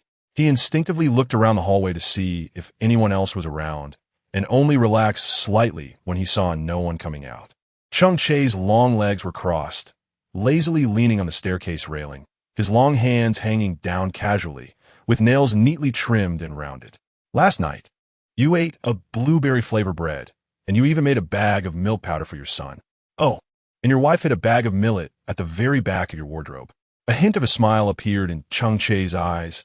Am I right, Mr. Floor Leader? This not only flustered Lu Zhongli, but Yuqian also sensed something was off. Was this guy monitoring the floor leader's house? But the power was already cut off. Aside from her house, no other place should have any electricity to use appliances, right? Lu Zhongli leaned closer to Cheng Che, lowering his voice. Don't say things you shouldn't say. Who would believe such unfounded accusations against me? I am the floor leader. You on the 18th floor are just stingy people refusing to contribute supplies. Don't try to smear me. Otherwise, I guarantee that your 18th floor will never have peace and will be ostracized by everyone in Building 1. Although he spoke firmly, he was indeed very anxious inside. The more Lu Zhongli thought about it, the more uneasy he felt. After all, as long as everyone gathered to count the supplies, they could figure out what was missing. So now he didn't dare to be tough with Cheng Che, fearing that he would directly turn against him and expose his past misdeeds. As the floor leader, he could at least get some extra supplies, but if the theft was discovered by everyone, he would probably be kicked out. His tall figure cast a shadow that completely enveloped Yuqian's slightly petite body, and her clothes exuded a faint woody fragrance. Yuqian was taken aback by his question, somewhat unsure of why he was asking this. Cheng Che nodded, opened the door to the safety passage, and looked outside. After confirming there was no danger, he stepped aside to let Yuqian go out. He seemed to be worried, so he stuffed a folding knife into Yuqian's pocket. You've just awakened your abilities, and your body isn't used to this power yet. You must act within your limits. Your safety is the most important thing. Do you understand? Yuqian was even more confused, always feeling that the man in front of her seemed to have known her for a long time. But she had never had any memories of Cheng Che. Why was that? There was no time to think too much, so Yuqian stepped out the door, whispered her thanks, and turned to leave. The underground parking lot also had no zombies, but the number was much fewer than those on the surface, and their power was not as strong as those that had eaten human flesh. Yuqian carried a watermelon knife and resolved the problem with a single stroke. After clearing the way outside, he took out the car that was stored in the space. The silver-gray sedan had smooth lines, but it was obvious that the front and body had been modified, making it noticeably sturdier than an ordinary car. Yuqian put a lot of effort into modifying this car, but ordinary vehicles can easily break down on streets filled with zombies. It's only after the modifications that one can feel at ease. Chapter 12. Revenge at the Hotel. Gripping the steering wheel tightly, Yuqian cautiously observed the zombies surging around him, occasionally having to slam on the brakes to avoid them. Zombies are very sensitive to sound, and the noise of the engine is like a bomb thrown into a calm lake, causing countless zombies hiding in the shadows to emerge. They clawed and howled as they followed behind the car, while some flanked from the front. The foul stench of decaying corpses seeped through the gaps into the cabin, making one want to gag. Qian accelerated, navigating through the relatively wide gaps in the horde of zombies. After a full 2 hours, she finally stopped the car in front of the hotel. Perhaps due to the large number of survivors inside, the zombies were gathered at the entrance like dumplings, blocking the hotel door tightly. Qian had to find another way in. She rummaged through her supplies and finally found the eagle claw hook she had hoarded before the apocalypse. With a fierce throw towards the third-floor window ledge, she successfully hooked it onto something sturdy. Using the strength she had built up in recent days, she climbed up with some difficulty. If it weren't for the specialized gloves she was wearing, her hands would have surely been bloodied by now. Despite her efforts to remain silent, a nearby zombie sensed something was off and immediately rushed over with others, occupying the empty space beneath her. Looking down, all she could see were sharp claws and glinting shark teeth. Qian dared not waste any more time and quickly climbed up, closing the window as soon as she entered the room. The survivors inside the hotel likely weren't thinking clearly, being so close to the ground. They dared to leave the window open, letting the smell of human flesh waft outside. No wonder they lingered downstairs and wouldn't leave. The spare change was grumbling in her mind, but then she thought again. If the window hadn't been open, she probably wouldn't have been able to climb in, so it seemed there was nothing much to say. She patted the dust off her clothes and cautiously looked around the empty corridor before slowing her pace towards the lobby. The abilities of a superhuman included keen hearing, and she noticed a woman was quietly sobbing, the sound faintly coming from the 4th floor, accompanied by the hushed voices of others trying to keep their conversations low. Following the stairs up, she indeed found that almost everyone in the hotel had gathered in the 4th floor lobby. They all looked emaciated, their faces pale and lips cracked and bleeding, appearing to lack any spirit. The appearance of Qian caused a momentary stir in the crowd, but when they saw that she showed no signs of being a zombie and looked rosy and healthy, many of them began to take a liking to her. The suppressed hatred surged up in her heart, and she strode through the crowd, reaching out to slap each of the two a hard one across the face. Zhou Shun and Chun Tianjing were startled awake from their dreams by the sudden force, their exhausted eyes wide open, only to find that the person in front of them was Qian, whom they had thought had been eaten by zombies long ago. Moreover, she was wearing clean and tidy sportswear, her lips were moist, and she looked like she was doing well. Zhou Shun was the first to speak, shaking his head somewhat obsequiously, his thick lips already cracked in many places, making his words almost make Qian want to vomit. Qian, how did you know I was here? Are you here to save me? He had not yet realized that he and Chun Tianjing were still tightly embraced, while Chun Tianjing took a moment to process before suddenly pulling away from Zhou Shun's arms, awkwardly tugging at the corners of her mouth and reaching out to hold Qian's hand. Zhou Shun also sensed something was off at this moment, recalling Qian's earlier slap, and naturally realized what had angered her. Qian, it's just a coincidence that Chun Tianjing and I are staying at the same hotel. What just happened was a misunderstanding. Listen to me. Before he could finish his sentence, Qian once again reached out and slapped him hard across the face, causing one side of his cheek to instantly swell with blood rushing to it, and the cracked corner of his mouth oozed a bit of blood.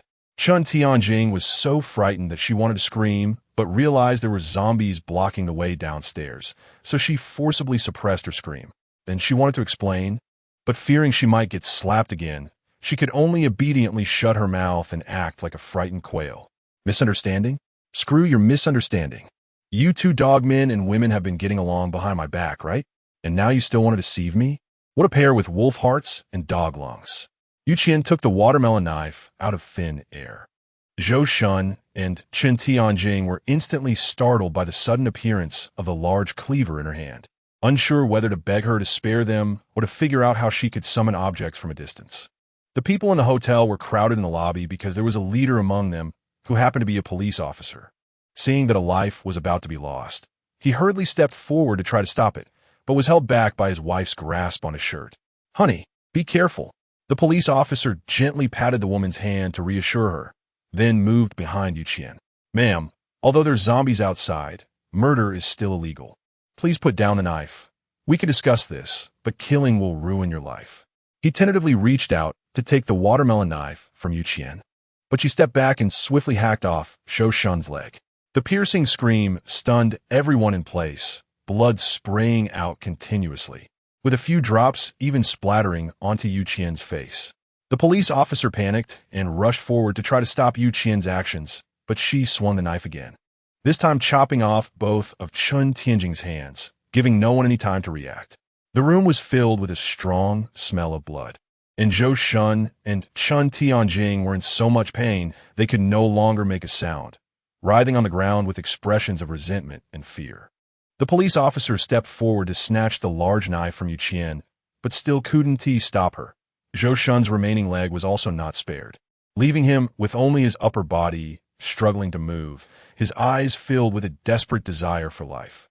The smell of blood wafted out through the cracks in the room, causing the zombies downstairs to become even more agitated, their howls sounding more hoarse and frantic. Qian threw the watermelon knife into the space, bending her eyes to look at the two people crawling in the shadows on the ground. Watching their faces filled with pain and fear, she felt her mood improved significantly. Chapter 13. Who wants to smash my door? Some things, once done, do not deserve forgiveness. I have completely different attitudes towards friends and enemies. She smiled recklessly, but couldn't help frowning as she looked at the zombies downstairs through the window. Qian did not want his actions to cause any trouble for the other strangers, so he quickly pulled out a cloth and a mop from his space and began cleaning the bloodstains on the floor. After a long time of hard work, he finally managed to dispel a significant amount of the bloody smell in the room. However, the zombies downstairs continued to roar and bang on the door, showing no intention of leaving at all. After counting the number of zombies, Qian looked down at the two beasts and directly raised the watermelon knife to the first-floor lobby. The door was locked from the inside, and there were sofas and cabinets blocking it. It would probably take her a lot of effort to move them by herself. Qian could only come to the bedside, open the window, and jump out. After closing the window again, she gripped the knife handle and charged towards the horde of corpses. There were approximately 30 zombies at the hotel entrance, but Qian had awakened her supernatural abilities and successfully leveled up to the second tier. So dealing with these zombies was not particularly difficult for her. She held a watermelon knife in her right hand and occasionally threw a thunderbolt with her left, blasting several zombies into pieces, which significantly reduced her pressure. By the time she finished off the zombies in front of the door, her supernatural energy was just about exhausted, and she felt a bit numb, clearly fatigued. She struggled to raise her head to look at the surrounding street, and since no more zombies were approaching, she simply searched for crystal cores in the zombies' heads, absorbing them on the spot, which barely helped her regain some spirit. After taking the car out from her space, Qian got in and drove away, feeling much relieved. In her previous life, Zhou Shun and Chun Tianjing had cut her flesh and blood, then pushed her out to attract zombies. Now, taking their limbs could be considered a rough repayment of the debt from her past life. If they were to die from blood loss or infected wounds, that would be their fate. If someone rescued them and they survived, that would be even more interesting. In the apocalypse, strength is always respected. With both of them losing their legs and arms, even if they awakened their abilities, it would be difficult for them to go out and hunt zombies. How would they survive in this situation? Qian raised the corners of her lips, thinking it would definitely be very interesting. She parked the car in the space 100 meters away from the entrance of the underground parking lot, then quietly walked into the parking lot, carefully approaching Building 1. When she reached the door of the safety passage, she gently knocked 3 times. Without any hesitation, the door was immediately opened, and she was pulled inside by Cheng Che, who tugged at her sleeve. Cheng Che seemed a bit anxious. After looking her up and down and confirming she wasn't injured, he finally breathed a sigh of relief. Qian smiled apologetically. I was a bit busy, sorry. Cheng Che took out a packet of wet wipes from his pocket and handed it to her. Here, wipe yourself off. At this moment, Qian had some human blood and zombie blood splattered on her, making her look somewhat disheveled. Wet wipes are quite precious now. You should keep them for yourself. She had indeed expended too much energy today, but her mood was exceptionally good, Even her steps up the stairs felt a bit lighter. Cheng Che's hand holding the wet wipes froze in place. Then he smiled helplessly and self-deprecatingly before following in Qian's footsteps up the stairs. The two of them climbed up step by step without speaking, yet they inexplicably heard some voices of conversation.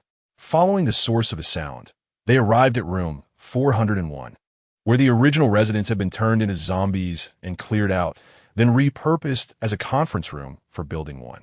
Whenever there was something to discuss, everyone would come here. The soundproofing of the house itself wasn't very good, and since both Qian and Cheng Che were ability users, they could still hear the low voices discussing topics inside. Most people were sighing. It was already the 15th day since the apocalypse had arrived. Although everyone had gathered the supplies from their homes and distributed them in a timed and measured manner each day, the supplies would eventually run out. Especially water. Recently, there had been little rain, and they hadn't seen a downpour, making it increasingly difficult for everyone to collect rainwater.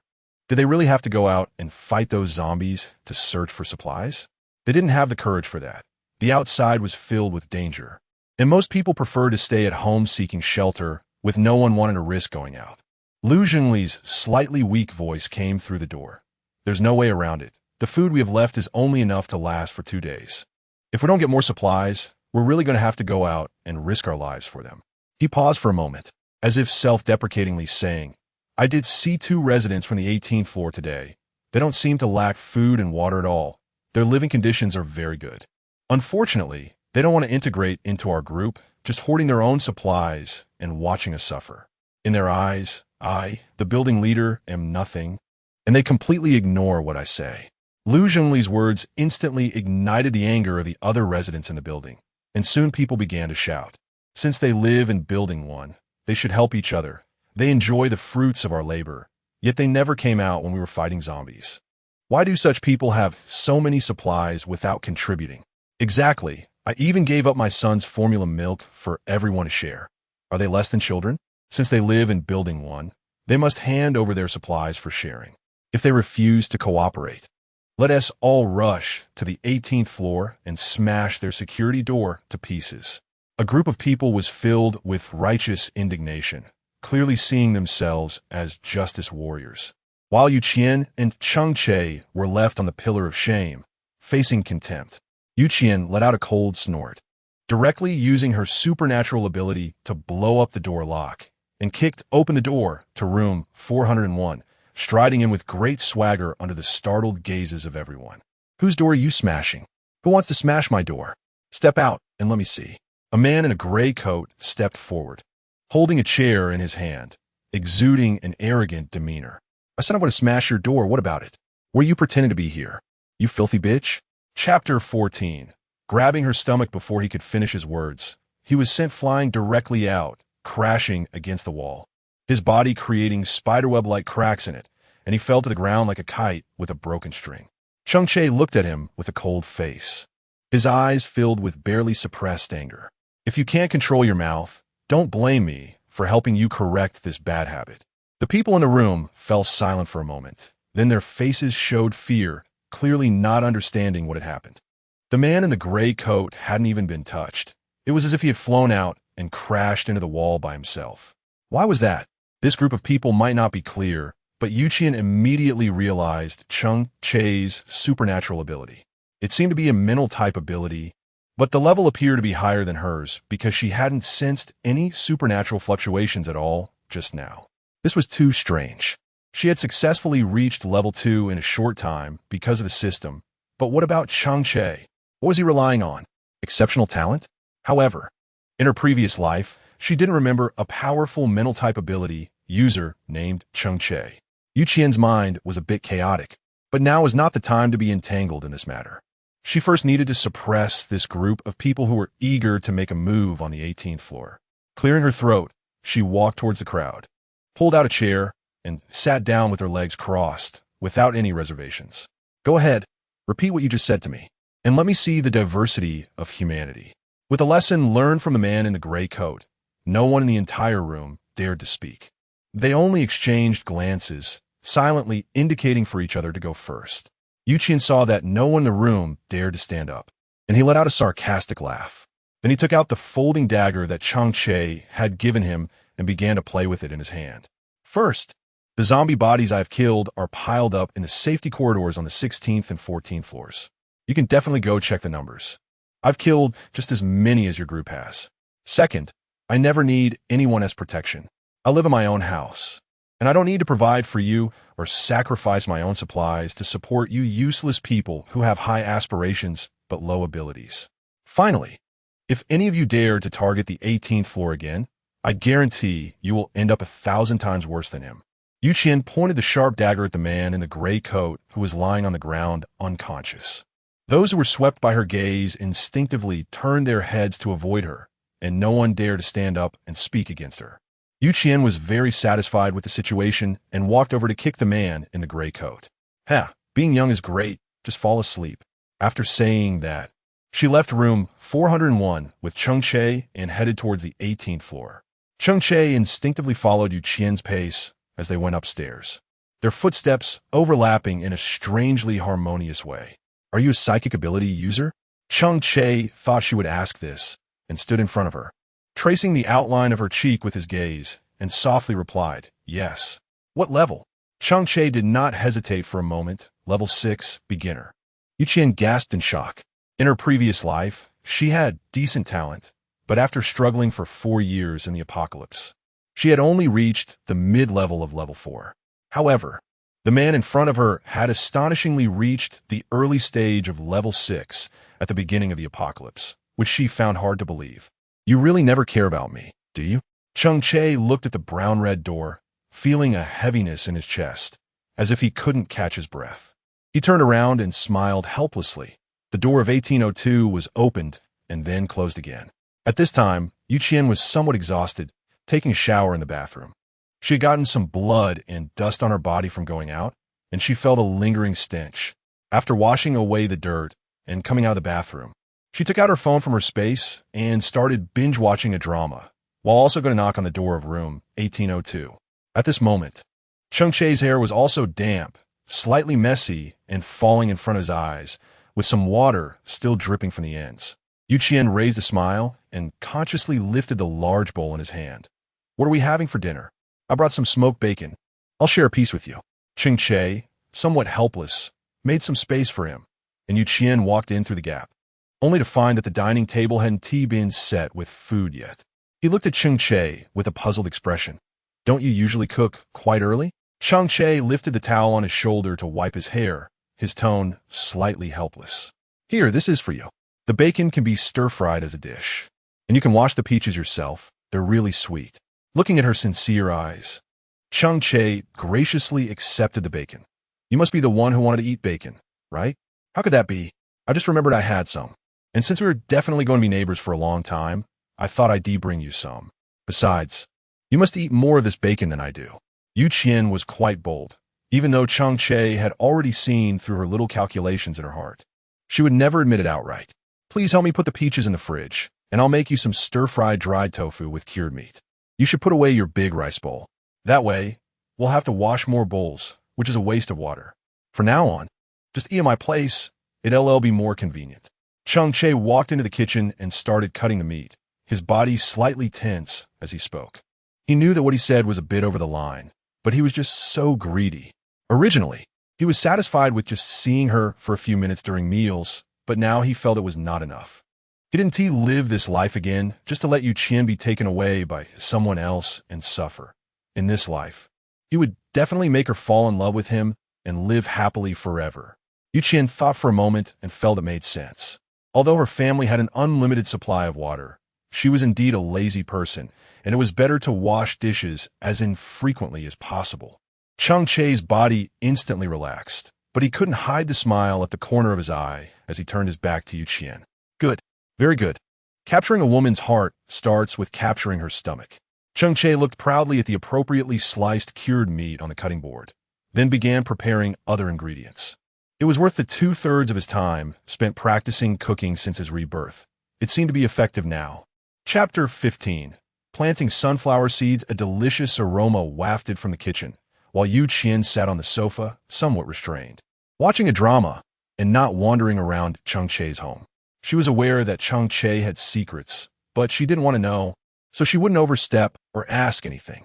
Their relationship was merely that of allies and neighbors. Knowing too much about certain things could be detrimental. At this time, Qian, who was already feeling very hungry, eagerly walked into the kitchen to serve herself some food.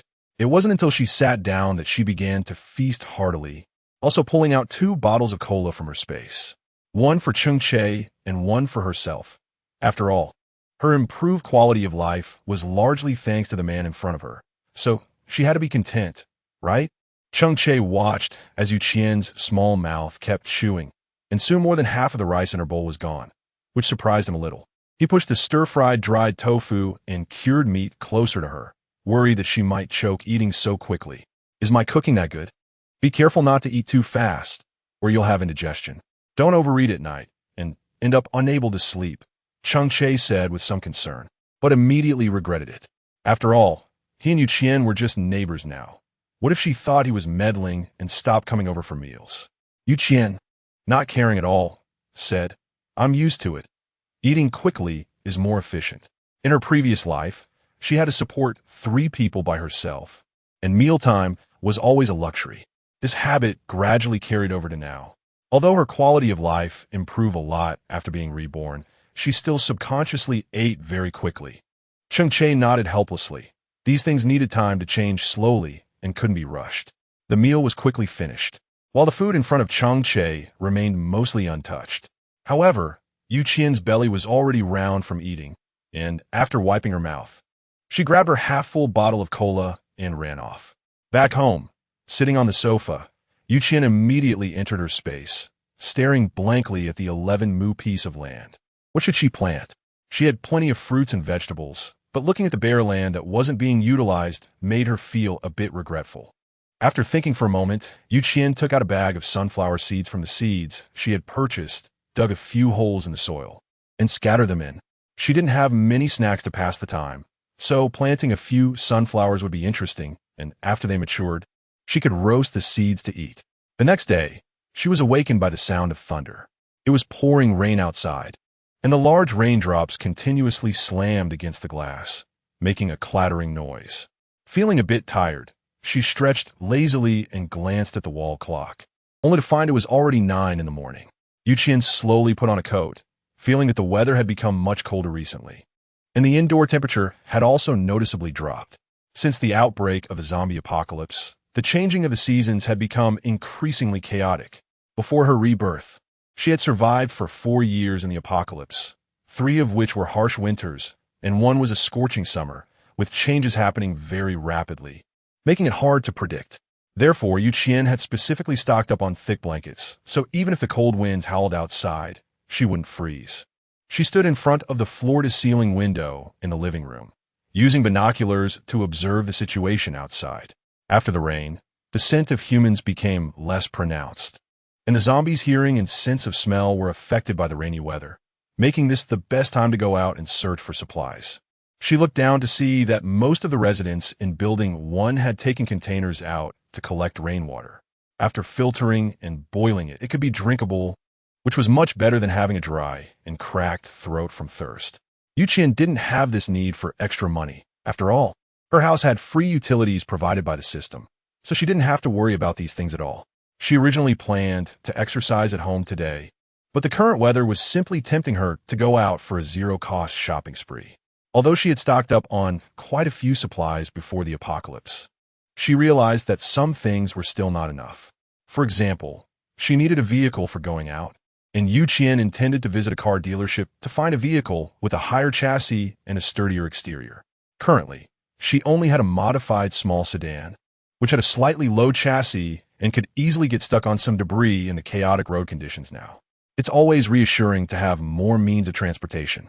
But before the apocalypse, she didn't want to spend all her money on buying a car, so in the end, she only accumulated 1 modified small sedan.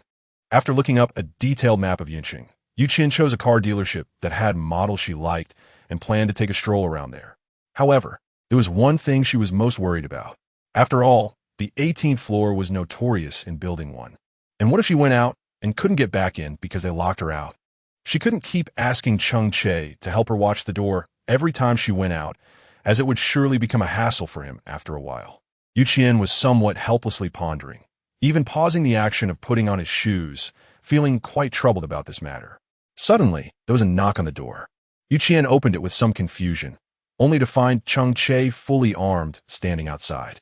It was raining today, and the zombie's sense of smell and hearing would be affected to some extent. Should they go out together to search for supplies? The weather was slightly cool, and he wore a black windbreaker with a dagger tucked at his waist, making him look like a lurking Black Panther. Dangerous yet inexplicably elegant. Qian expressed her worries, but Cheng Che seemed indifferent. Cheng Che's light brown eyes quietly gazed at her, giving a sense of inexplicable comfort. Qian hesitated for a moment and nodded. Okay, but what materials are you planning to search for? The water at home is running low, and even if we filter rainwater, it's still not really clean. So I plan to go out and look for some purified water. I want to check out the car dealership for a few large SUVs or high-clearance vehicles. Do you need one? Cheng Che's eyes flickered. Yes, I can go with you. The two reached an agreement, and Qian hurriedly packed her things and walked out of the house with Cheng Che. When they reached the 16th floor, a thin woman was lying at the door, barely conscious, her pajamas in disarray. Just by looking at the marks on her body, one could tell what had happened. Extra money shouldn't be too tempting. Such things have happened countless times in the apocalypse. The weak are always bullied by others. I just didn't expect that this seemingly harmonious building one would also experience such a situation. Chapter 16, A Rare Heavy Rain. The woman lives in 1602.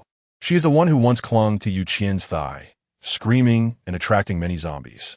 Her full name is Lu Nuanyuan.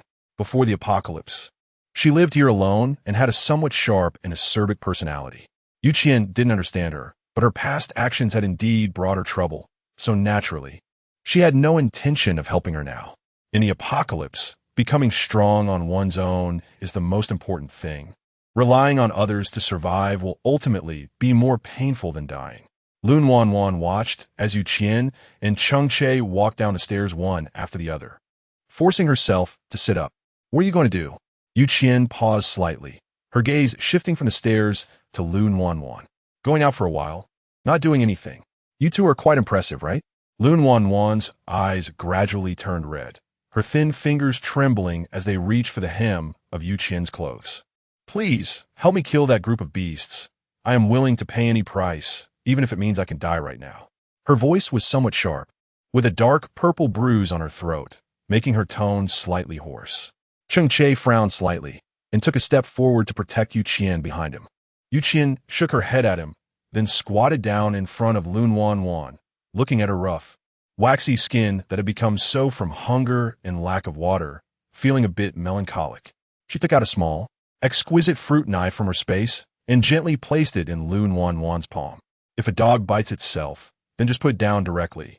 There's no need to waste your own life, understand? Lu Nuanyuan trembled as she gripped the fruit knife, tears streaming down her face. Feeling as if she had fallen into an abyss, her body covered in bruises and dirt. She nodded heavily. I understand, seeing the hatred emerging in her eyes. Qian did not linger any longer and turned to go downstairs with Cheng Che. When they reached the first floor, Qian hadn't had a chance to figure out how to maneuver the iron wire inside the door when she suddenly felt someone tugging at the hem of her clothes. In the next moment, they appeared in the underground parking lot. What is this, a superpower? Her voice trembled slightly, clearly shocked. Cheng Che nodded, then began to use his mental threads to detect the number of zombies in the underground garage, eliminating some of the slow-moving zombies nearby. It's nothing special, just an ordinary dual-type superpower user. However, to take someone through space, there needs to be a connection point, so I just grabbed the corner of your clothes. I hope you don't mind. He gently lifted the corners of his lips, but Qian inexplicably sensed a hint of seeking praise from him. Very impressive. What do you call this wall-passing superpower? Qian took a small car out of the space and decided not to continue hiding it from Cheng Che. Although the space was somewhat strange, there were quite a few spatial ability users in the apocalypse, so it wasn't a big deal. Cheng Che very cooperatively sat in the passenger seat, and after fastening his seatbelt, he spoke up. Spatial ability users, it's just that their level is relatively high, so they've developed a brand new way to use their powers. Qian admired as he started the car. Cheng Che was really strong. Not to mention that his psychic abilities were already outrageously high, but paired with his spatial abilities, he was more than enough to outclass everyone in the apocalypse. He thought that having lived one more life gave him a significant advantage, but he never expected this guy to be thousands of times stronger than himself. After the car drove out of the underground parking garage, he could clearly feel the rain intensifying. The raindrops were slamming against the windshield with the howling wind, and the wipers were becoming somewhat ineffective. Qian tightly gripped the steering wheel, fearing that a moment of distraction would cause the car to crash into something. But Cheng Che relied on his mental ability, akin to a radar detector, to help her avoid many obstacles. With the leftover money, they drove towards the nearest large supermarket. Since Cheng Che needed water, it was likely that the demand would be significant, so it was best to find a place with ample stock to replenish it all at once. This way, they wouldn't waste time. After collecting the clean water, they could head to the car dealership together to look for a vehicle. They arrived in front of Chain's supermarket, and the zombies seemed to have been drawn away by the sounds in the rain, as there didn't appear to be any immediate danger at the supermarket entrance. Not wanting to leave the car exposed to the rain, they stored it in their space to prevent it from being smashed by falling zombies. However, when they reached the supermarket entrance, they unexpectedly found that the main door was locked from the inside, which indicated that there were likely survivors inside. Qian frowned. It seemed that it was best to leave here. The survivors in the supermarket must have regarded it as their own possession. If outsiders came in and targeted the supplies inside, they would definitely fight to the death and would not allow anyone to take away the food they had claimed. Cheng Che spread his mental energy to check the number of people in the supermarket. There were quite a few, at least 20. He somewhat apologetically shifted his gaze to Qian. There are survivors inside, and they definitely let me take even a little bit of supplies. So could you please take me to another supermarket to check? Before they could leave, the locked rolling door of the supermarket was carefully opened a crack. Hurry in. You too. It's pouring outside, and there's zombies. What if you attract them by lingering here? It was a slightly slim man, although he was covered in dirt. He seemed to be in good spirits, clearly not someone who was lacking food or clothing. Qian and Cheng Che both waved their hands to refuse and were about to leave, but they found that the rain was falling even harder. The steps in front of them had already been submerged by a level, and it was surprising that such a heavy downpour occurred in Yun City, which rarely experiences rain. The small car had a low chassis, and with the heavy rain, it became even harder to drive normally. The wipers probably wouldn't be of any help at all.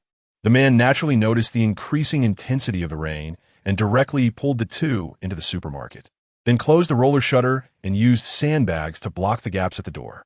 Although it was noon, the supermarket was quite dark due to the power and water outage, and they could only barely see the situation inside through the faint light that seeped in through some cracks. However, both Qian and Cheng Che were ability users, generally stronger than ordinary people, so they could still discern the emotions on the faces of the people inside with a careful look. Everyone was very cautious. It was clear they were afraid that these two newcomers would take their food and water, but they couldn't gauge the strength of the two, so they were still testing the waters. The man who brought them in came over to greet them. My name is Shang Guangxu, and I am the owner of this supermarket. Since you two are here, just settle down and let us wait for the rescue team to arrive. In both Qian and Cheng Che's space, there is enough food. Cheng Che himself doesn't want to compete with these people for water resources, so they both sit still, quietly waiting for the rain to stop. Chapter 17. Humanity's flaws. Looking at the watch on her wrist, it was already 1 p.m., and Qian felt a bit hungry. However, in this situation, Cheng Che clearly couldn't showcase his cooking skills, so Qian planned to find something to eat from the shelves. She didn't intend to take advantage of the situation, but the existence of her and Cheng Che's space certainly seemed strange to this group of people, especially in this environment. Using space in the supermarket could easily lead these people to suspect that they were stealing supplies, so it was best not to reveal themselves. Space-type ability users have always been a double-edged sword.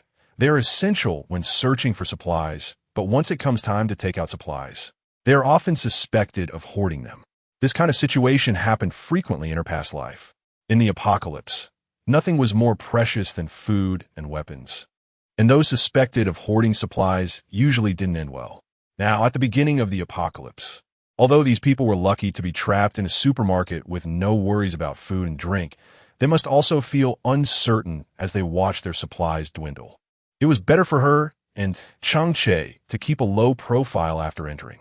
What if they were mistaken for stealing supplies and were targeted by this group of people? Qian was searching for something to eat in the supermarket. But all that was left were instant food products.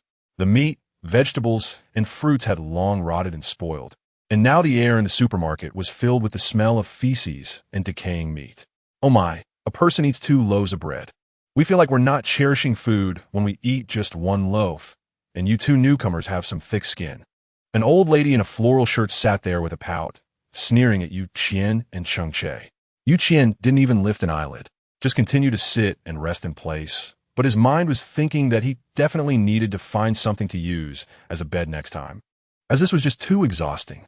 Cheng Che was completely unconcerned about the old lady's words, yet his heart was filled with joy, as spending such a long time with Qian today made him feel a bit dazed, seeing that the 2 of them treated her as if she were air.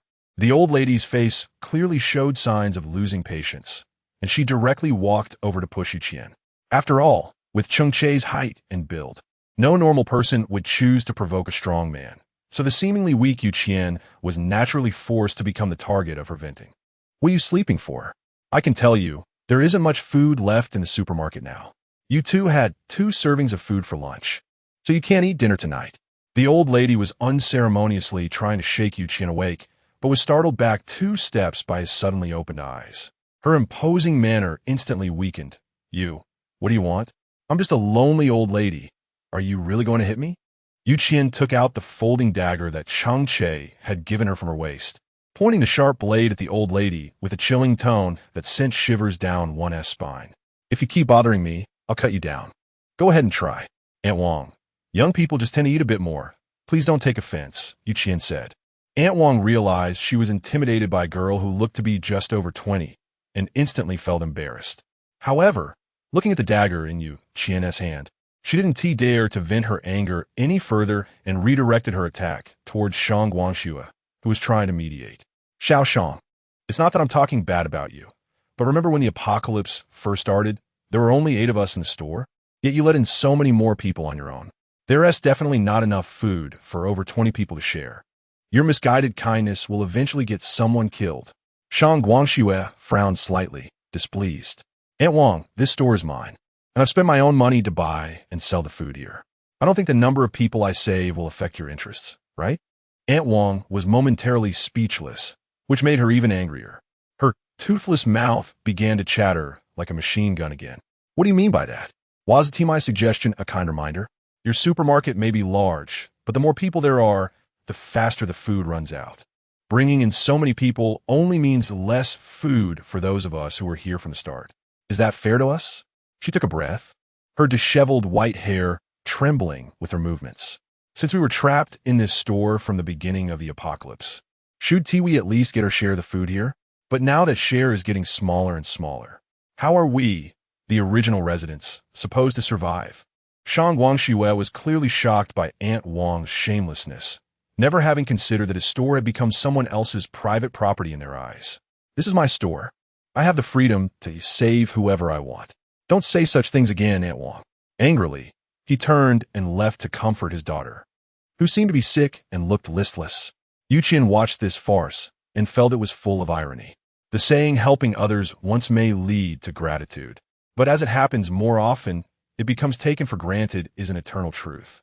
When you help someone once, they might feel thankful, but as the instances increase, they only feel it is expected. If you stop helping or provide less assistance, they might even blame you for it.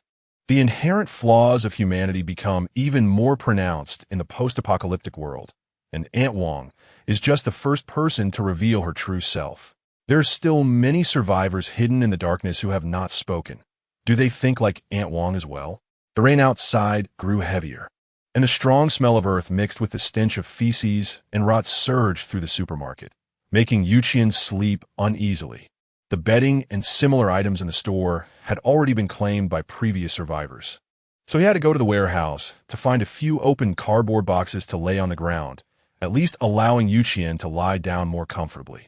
He wanted to take out some bedding from his space, but clearly, Qian was unwilling, so he could only obediently comply.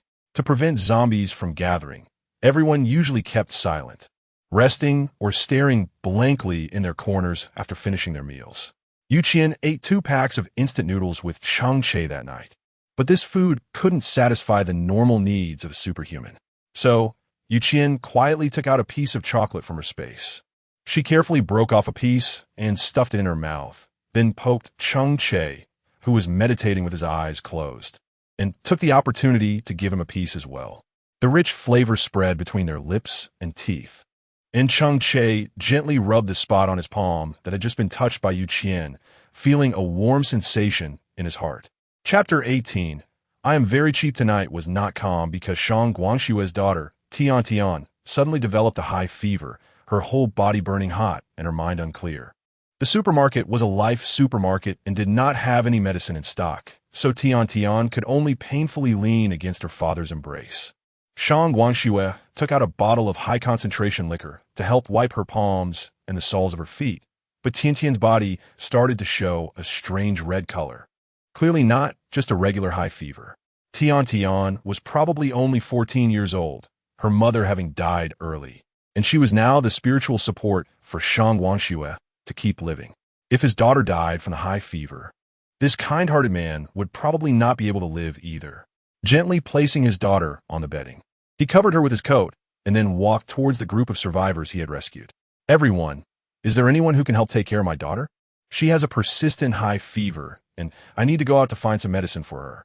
He was clearly very anxious, but the group seemed to ignore him, lying on the ground in a daze or pretending to sleep. A young woman spoke up. Shangge, I think it's useless for you to go out. The rain is pouring so heavily outside. We humans definitely can't move easily. Besides, there are no pharmacies on this street. Are you going to run to another street to look for medicine? With so many zombies around, what will you do if you get hurt? Shang Guangxue was anxiously pacing. I would do anything for Tian. I just beg someone to help watch over her, please. But no one in the crowd responded, as if they had automatically filtered out his plea for help, just lying quietly. Qian rubbed his head and walked forward, using the backpack on his back to cover his hand as he took out a pack of fever-reducing medicine from his space. After all, he and Cheng Che had eaten food in the restaurant of Shangwang School and had borrowed his place to shield themselves from the heavy rain. So this favor had to be returned. Luckily, I have fever-reducing medicine in my bag, so let's quickly give it to her. Qian handed over the antipyretic medicine in her hand, and Shang Guangxue took it anxiously, bowing deeply before rushing off to give it to his daughter. Cheng Che subtly raised the corners of his mouth. This was the Qian he liked, not exactly kind, but a person who knew gratitude and reciprocation. People with such a character always seemed exceptionally vibrant in the cold and indifferent apocalypse. The heavy rain lasted all night, and the steps outside the store were already submerged in water, which was now swaying and flowing into the store. Fortunately, Shang Guangxue had prepared sandbags in advance, preventing the floor from becoming a complete mess. The night felt a bit chilly, so Cheng Che took off his jacket and covered the sleeping Qian, inadvertently waking her up. Noticing the warmth of the jacket on her, Qian frowned slightly, feeling a bit uncomfortable.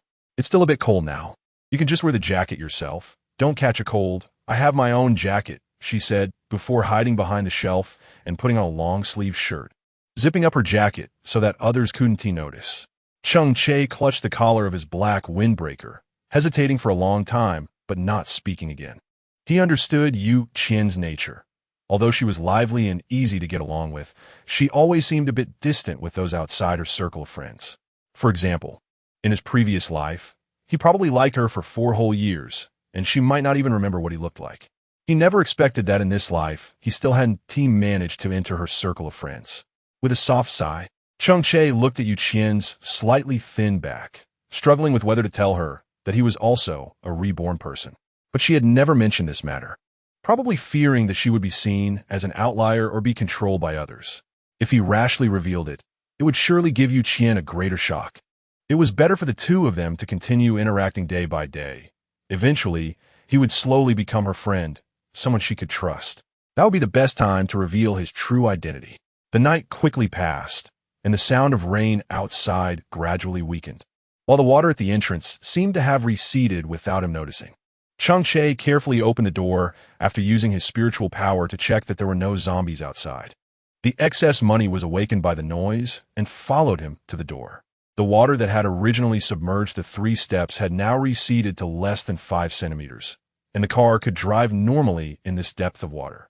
Qian and Cheng Che planned to leave, but Shang Guangxue chased after them with a large bag of food and 2 big bottles of mineral water. Although the survivors in the supermarket were filled with curses, Shang Guangxue insisted on handing the supplies to the 2 of them. His gaze was resolute, clearly indicating that he would not give up until Qian accepted them. Qian looked at the tired father and then at the girl, Tian, who was a bit weak but still insisted on getting up to see her off. With a hint of helplessness, she sighed. "I'll take it." She took the car out from the space, and Qian handed the car keys to Cheng Che. "You drive. The rain will affect my vision." Cheng Che obediently took the keys, wrapped their calves and shoe soles with his mental power, and then got into the car. The girl named Tian didn't seem to have an ordinary high fever. It looked more like a sign of awakening supernatural powers. Cheng Che maintained a normal driving speed and continued toward the next supermarket. Qian looked out at the misty rain through the window, her fingers unconsciously tapping lightly on the glass.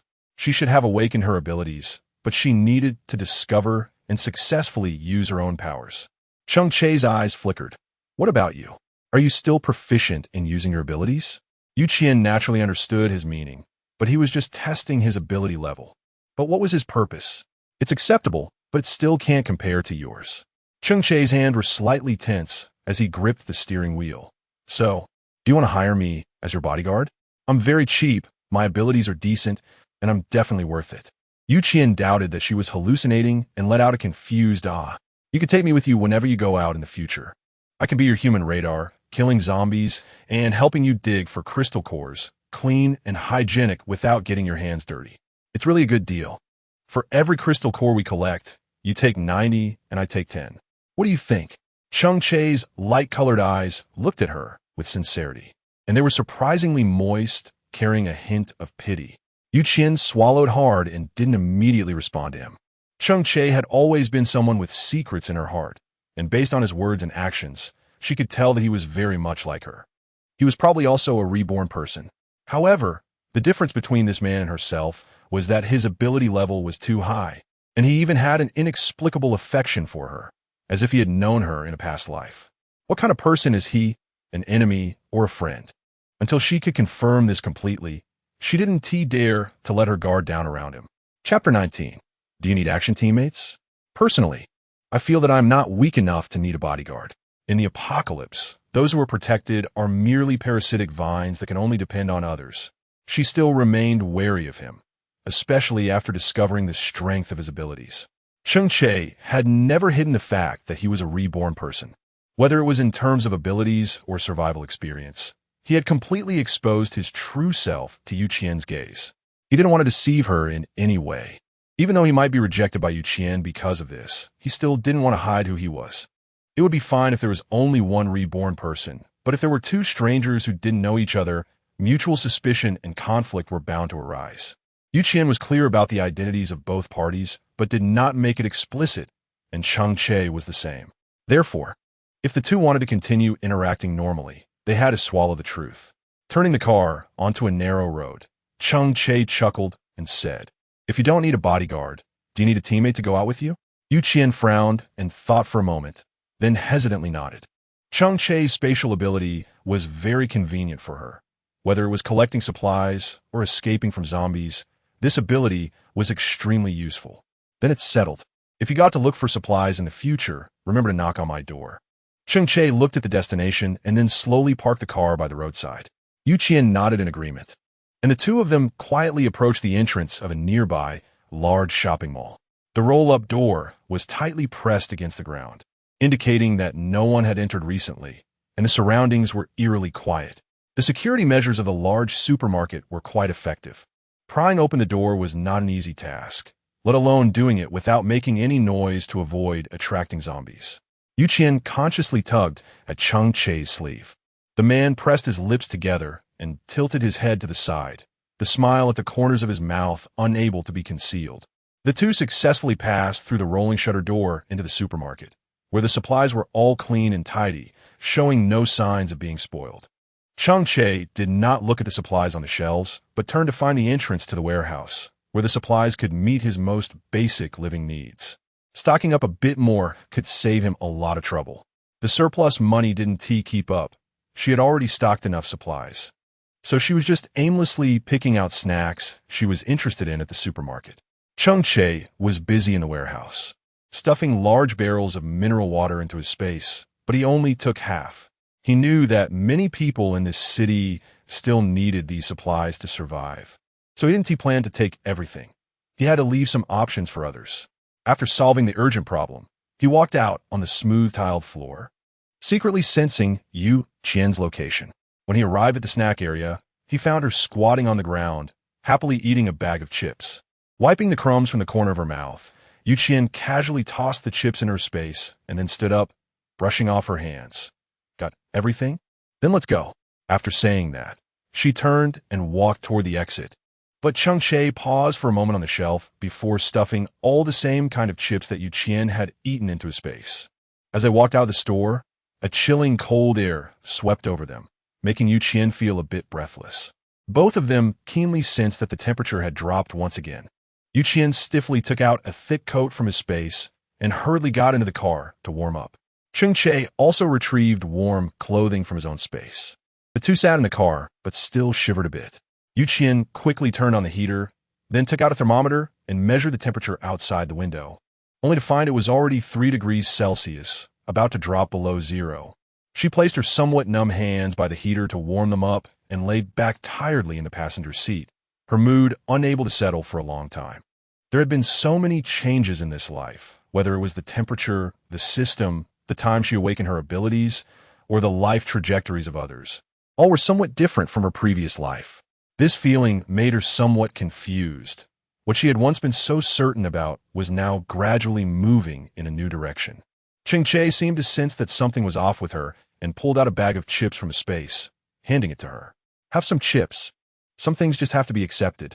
Qian sniffed and silently took a piece of potato chips and stuffed it into her mouth. Yes, since her rebirth, this world has been subtly influenced by her, and this situation was actually within her expectations. She shouldn't confine herself to her past life after living again. People will always change, and she must strive to become better. Seeing Qian's eyes gradually brighten, Cheng Che finally felt relieved and started the car towards the car dealership. The temperature suddenly dropped, and the zombies roaring on the roadside moved slightly slower. They couldn't catch up immediately upon hearing the sound of the car starting. But Qian knew this was just temporary.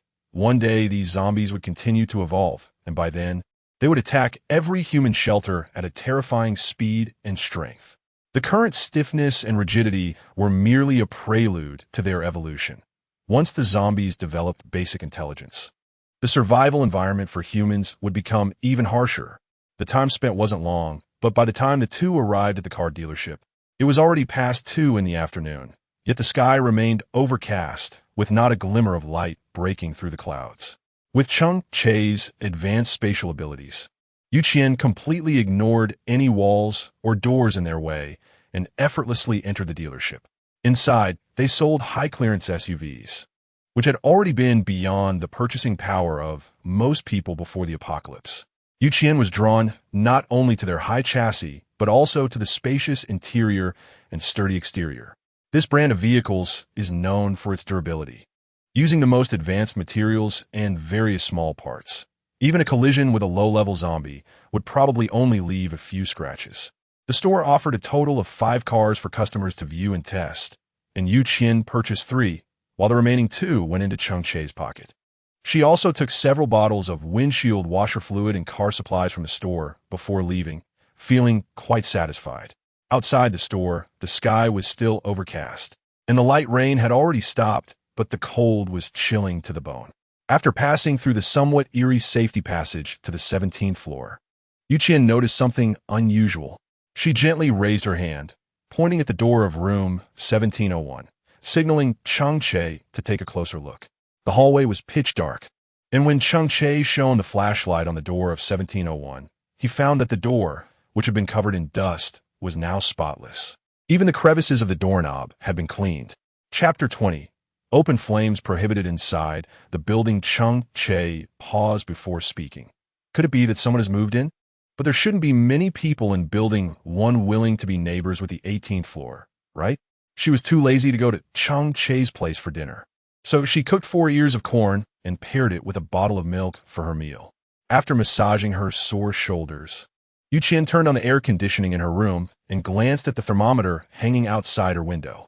It was already -5 degrees, and tiny snowflakes were falling outside, looking dreamlike and unreal. The air conditioner was diligently blowing warm air, and the temperature difference between inside and outside caused a layer of mist to form on the window, obscuring the view outside. She dreamed of running frantically down an empty street, pursued by a group of indistinguishable humans. After being chased all night in her dream, Qian woke up feeling utterly exhausted, her whole body limp and lacking energy. The last time she went out, she had avoided zombies, so she and T collected any crystal cores. Now her hands were completely empty, as she had used them all to replenish her abilities. After experiencing last night's dream, Qian increasingly desired to have a gun. Qian thought of her space store and also remembered that unlocking the space store required 1,000 crystal cores. These crystal cores would keep her busy for a while, but she realized that this store would only bring her benefits, not drawbacks. While pondering where to hunt zombies more easily, she suddenly heard a commotion downstairs, as if someone had come to cause trouble again. However, the source of the noise was on the 17th floor, seemingly unrelated to the 18th floor. Qian frowned, suddenly feeling that his surveillance cameras were not enough. He should install another one outside the defense line on the 18th floor, which would make it easier to understand the situation outside. Listening to the chaotic sounds from downstairs, Qian's thoughts were forcibly interrupted. He glanced at the wall clock. It was only 8:30 in the morning. Stretching, Qian planned to go to Cheng Che's house to see if there was any breakfast to his taste. After stepping out of his apartment, the sound from the 17th floor became even clearer. It was a woman's voice that Qian found somewhat familiar, but he couldn't recall when he had heard it. As soon as the woman finished speaking, more opposing voices erupted from the 17th floor, buzzing and creating a headache. The familiar voice rang out again. "Let me tell you, I, Zhao Yi, am not to be trifled with. Want me to support everyone in this building? No way." The moment Qian regained her clarity, she was very familiar with the name Zhao Yi from her previous life. Zhao Yi was a powerful fire-type ability user, with a temper as explosive as her powers. She was exceptionally vibrant and beautiful, a true super beauty. They had once lived together in the same base, and later, Qian unexpectedly learned that they were actually alumni of the same university, and they had even completed missions together. Zhao Yi had a good personality, being someone who was clear about her likes and dislikes, and she never stabbed people in the back. Qian really liked her temperament, and having a teammate like her made one feel particularly at ease. Unfortunately, in her previous life, she didn't know the reason and died during a mission to search for supplies. Thinking of this made her feel a wave of sighing in her heart. Just as she was about to knock on Cheng Che's door, she was caught off guard as the other party was a step ahead of her. "I made millet porridge for breakfast and steamed some egg custard. Do you want to try?" Cheng Che continued his movements, bringing out all the breakfast he had kept warm for Qian. Watching her enjoy a hearty meal made his mood much better. After patting her round belly in satisfaction, Qian wiped her mouth and was about to leave when Cheng Che stopped her. "Do you know someone from 1701? I noticed you seemed quite interested in their family." Qian touched his chin and said, "I can't say I'm interested, but the girl who just moved in 1701 is my college alumni, so I'll listen a bit longer." Cheng Che smiled and casually handed Qian a glass of orange juice. "No wonder she's your alumni. She's already starting to set things on fire.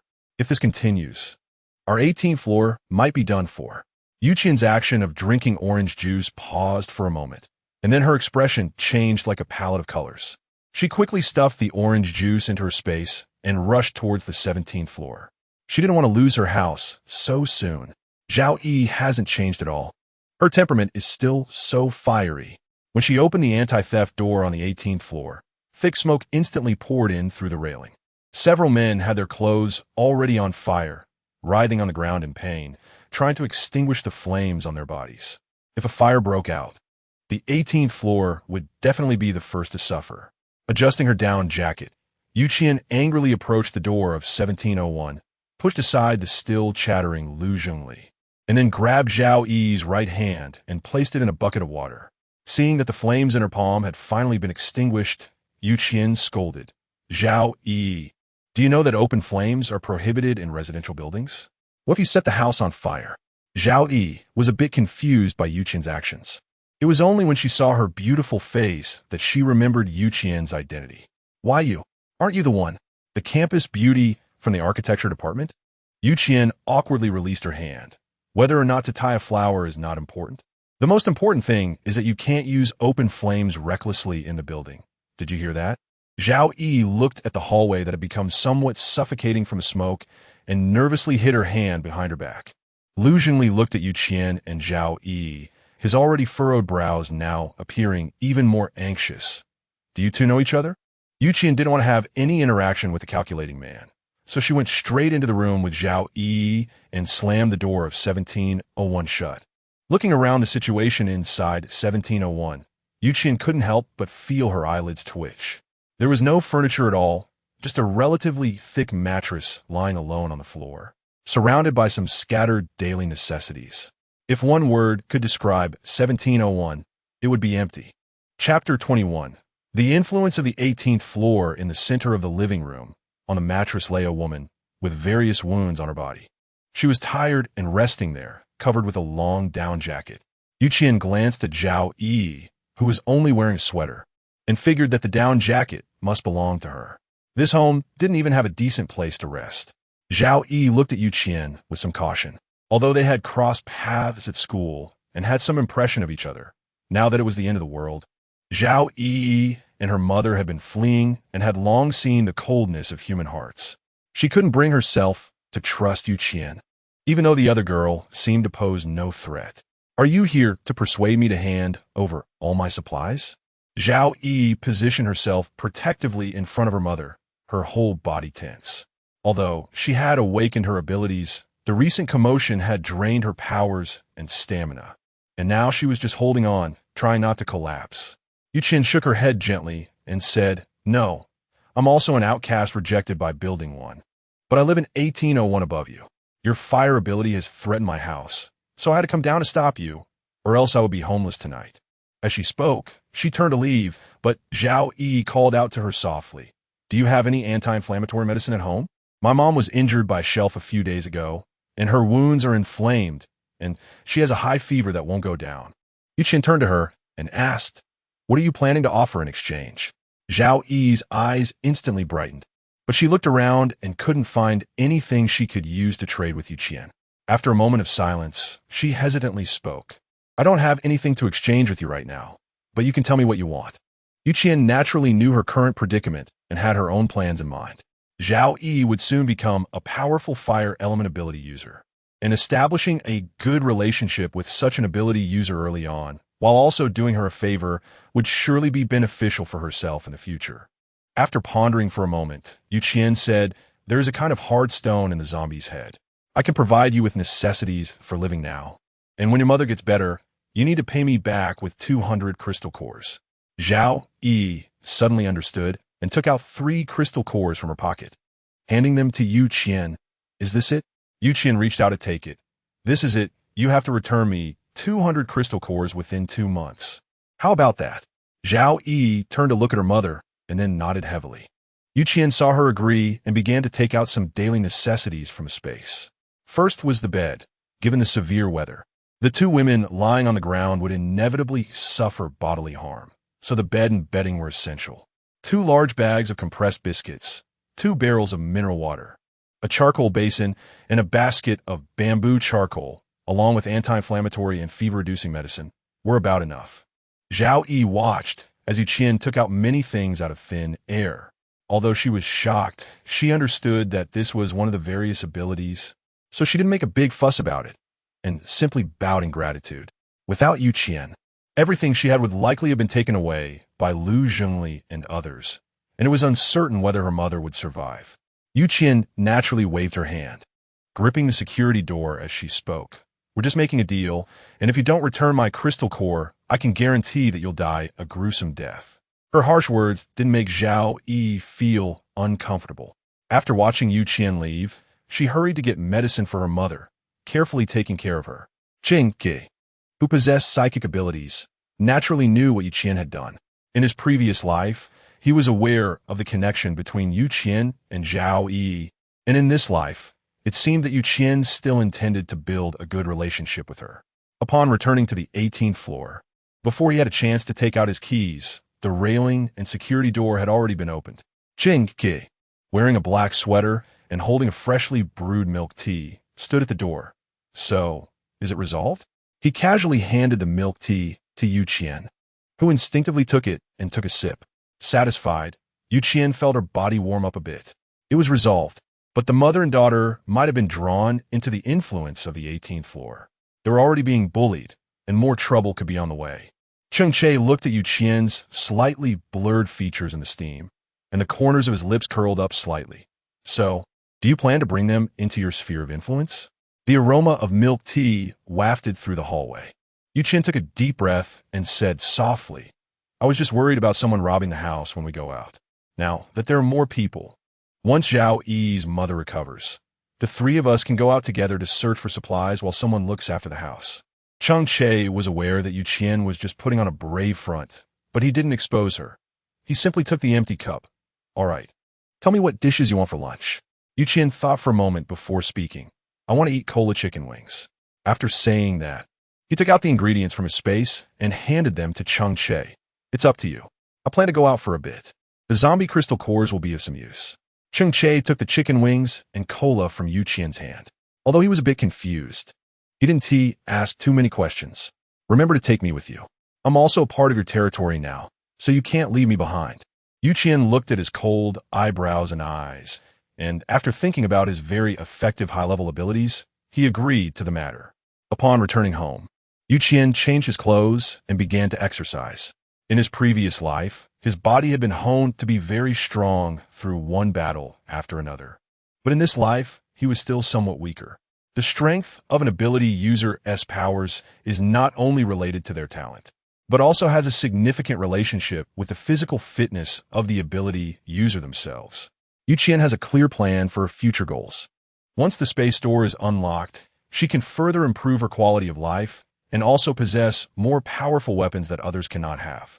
The 18th floor is indeed a livable place, but time is gradually moving forward. Once mutated plants and animals appear, the first building will likely not hold out for long against them. With a sigh, Yu Qian feels that the survivor bases in the later stages are safer. However, in her previous life, she lived in a small base, which, in terms of both population and facilities, was inferior to the 5 major official bases established first. Although the dark side of the official bases is unimaginable, there's still a safe place to live. People must look forward in this life. Ultimately, they need to go to a place where they can live with peace of mind. As time passed minute by minute, Yu Qian suddenly heard the anti-theft door at the security passage being knocked on loudly. Thinking that Lu Zhongli and other residents of the first building were causing trouble again, she was surprised to see through the peephole that it was an elderly woman with gray hair. Chapter 22. You stand by and watch while others die. Yu Qian frowned, but did not open the door. The residents of the 18th floor had always had a poor relationship with those in Building 1, so someone suddenly coming to the door made her suspicious. Seeing that the security door still showed no signs of opening, the old lady simply sat cross-legged in front of the door, looking as if she would wait there until the end of time if no one responded. The old lady sighed twice. In this weather, it's already below zero, and snowflakes are lightly falling outside the window. It's surprising that she can stay in the chilly hallway for so long. I doubt even young people could manage it.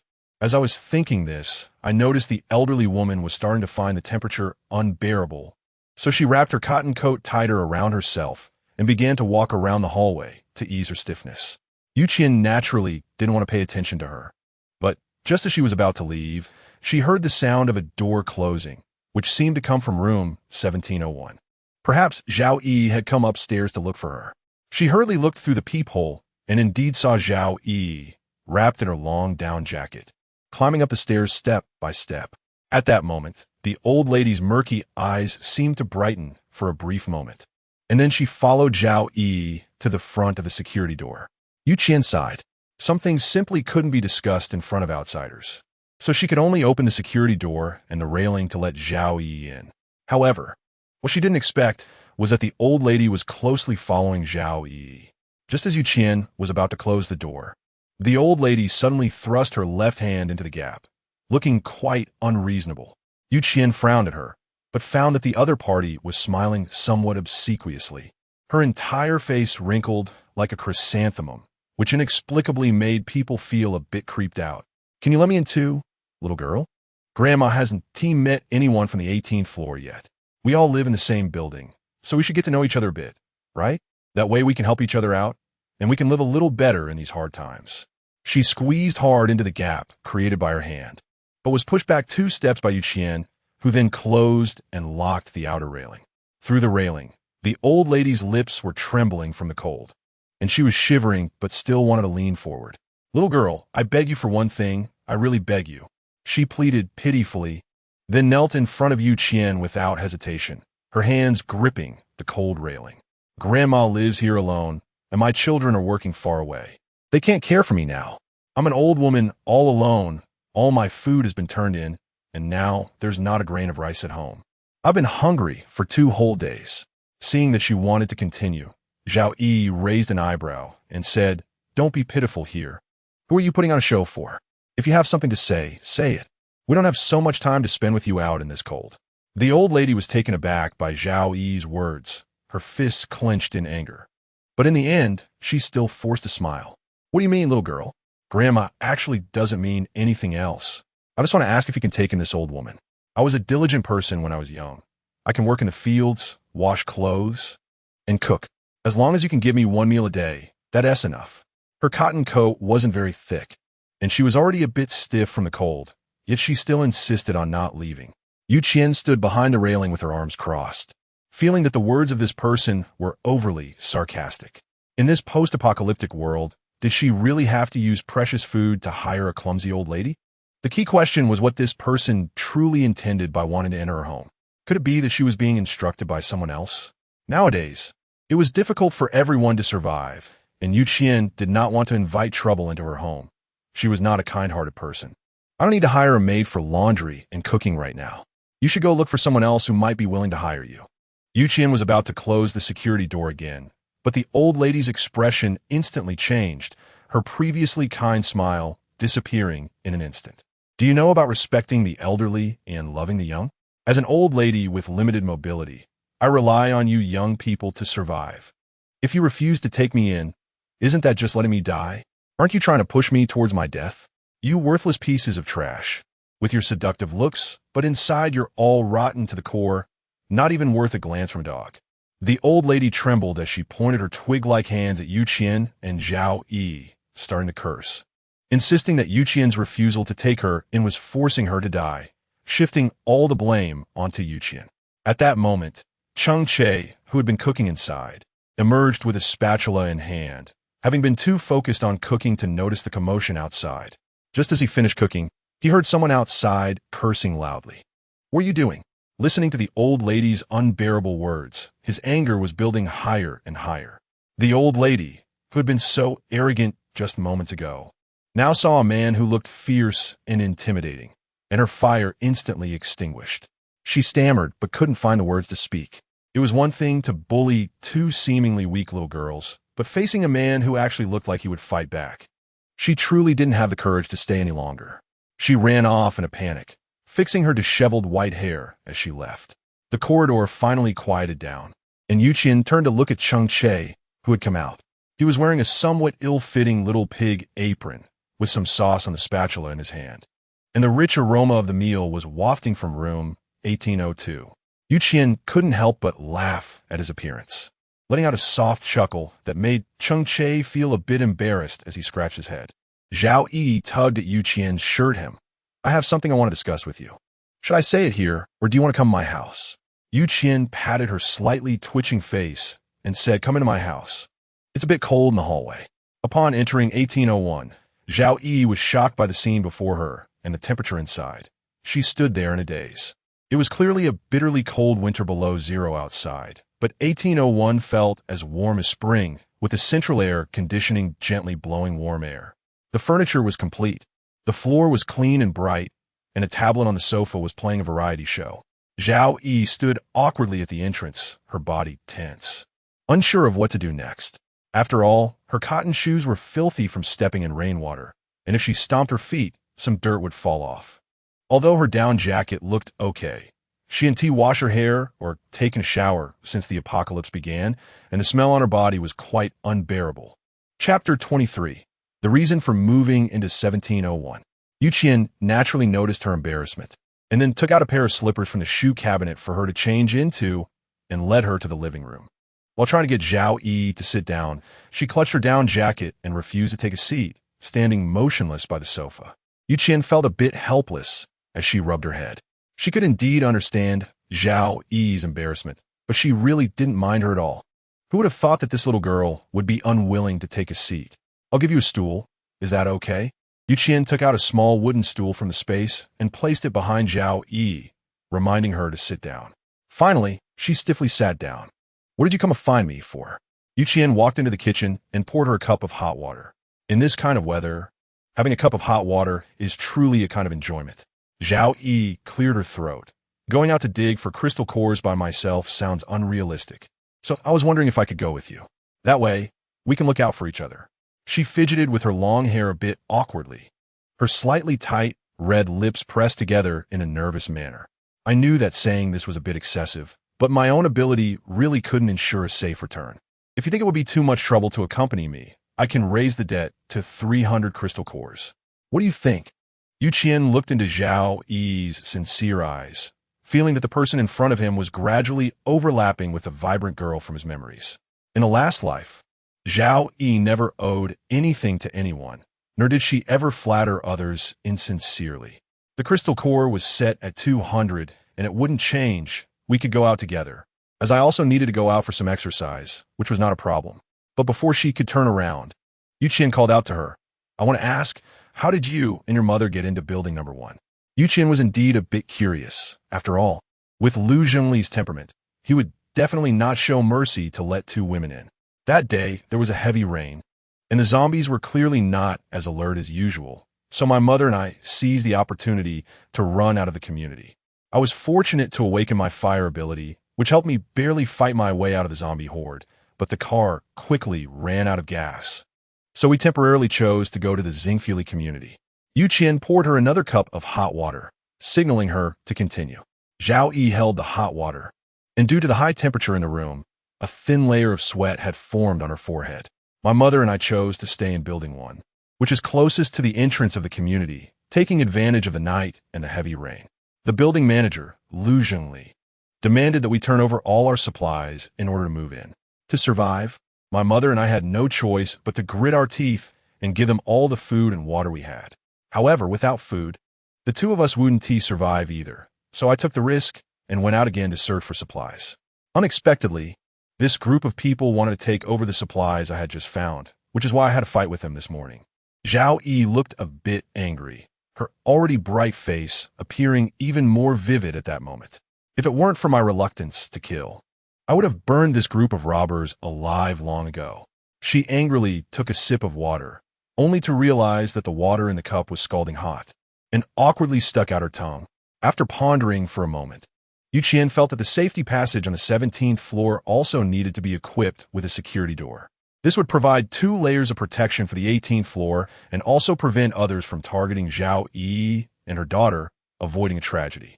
On the table was a large plate of Qian's long-fur cola chicken wings, and to balance the richness, he had specially prepared some refreshing cold dishes, making the meal look quite abundant and appetizing. Qian has changed her habit of eating in a ravenous manner, but she still eats faster than normal people. So, she quickly finished all the rice in her bowl.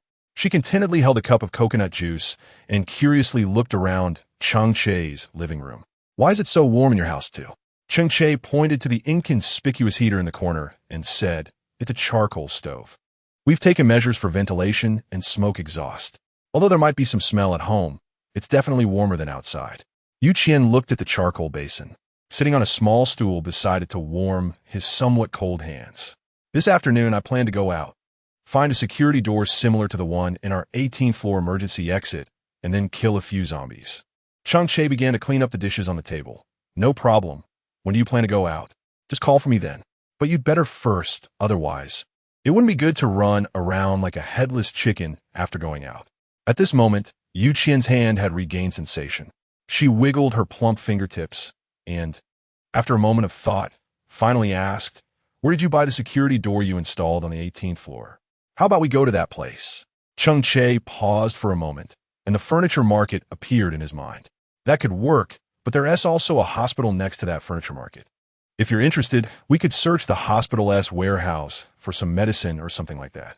However, the density of zombies in that area is indeed unimaginable, and the danger level is quite high. After pondering for a moment, Yu Qian felt that it was indeed necessary to visit this place. Currently, it is just the early stages of the apocalypse. Although there are many zombies in the hospital, their overall threat is not significant. After a few months, the situation in the hospital will become increasingly perilous, and it will be very difficult to successfully gather medicines and retreat unharmed. It is indeed necessary to go to the hospital, but visiting both the furniture city and the hospital this afternoon seems unrealistic. How about going tomorrow instead? We're spending the night outside today. Yu Qian expressed his thoughts, while Cheng Che pointed at the snowflakes that continued to fall outside. I think it's best not to stay out overnight in this weather. It's easy to get sick. We can go out early and return late tomorrow, and I'm sure we'll have plenty of rewards. Yu Qian thought for a moment and felt that Cheng Che's words made a lot of sense. The two quickly reached an agreement to meet at 4:30 a.m. at the entrance of the 17th floor tomorrow morning, and then set off to look for supplies. After setting the time, Yu Qian went downstairs to inform Zhao Yi. The three of them started packing their luggage tonight to prepare for tomorrow's tough battle. Chapter 24. I want to ask you for a favor outside the window. Snowflakes fell somewhat scattered onto the ground, and by morning, a thin layer of snow had formed. It was now 4 a.m. Yu Qian turned off her phone alarm and sat up from bed, feeling a bit tired. She quickly finished washing up, casually grabbed 2 pieces of bread along with a large cup of milk for breakfast, and only after finishing everything did she head downstairs. When she opened the door, she found Cheng Che standing in front of room 1801, waiting. His black down jacket slightly obscured his features, making him appear silent and cold in the dimly lit hallway. Noticing the sound behind him, he quickly turned around and smiled. "Have you had breakfast? I brought you red date soy milk and a sandwich." Yu Qian patted his belly and then opened the security door on the 18th floor. "I've eaten. If I skip breakfast, I won't have any energy for the whole day, and it will affect my work efficiency." Cheng Che was not discouraged and followed closely behind Yu Qian, maintaining a distance that was neither too far nor too close. They arrived at the entrance of the safety passage on the 17th floor.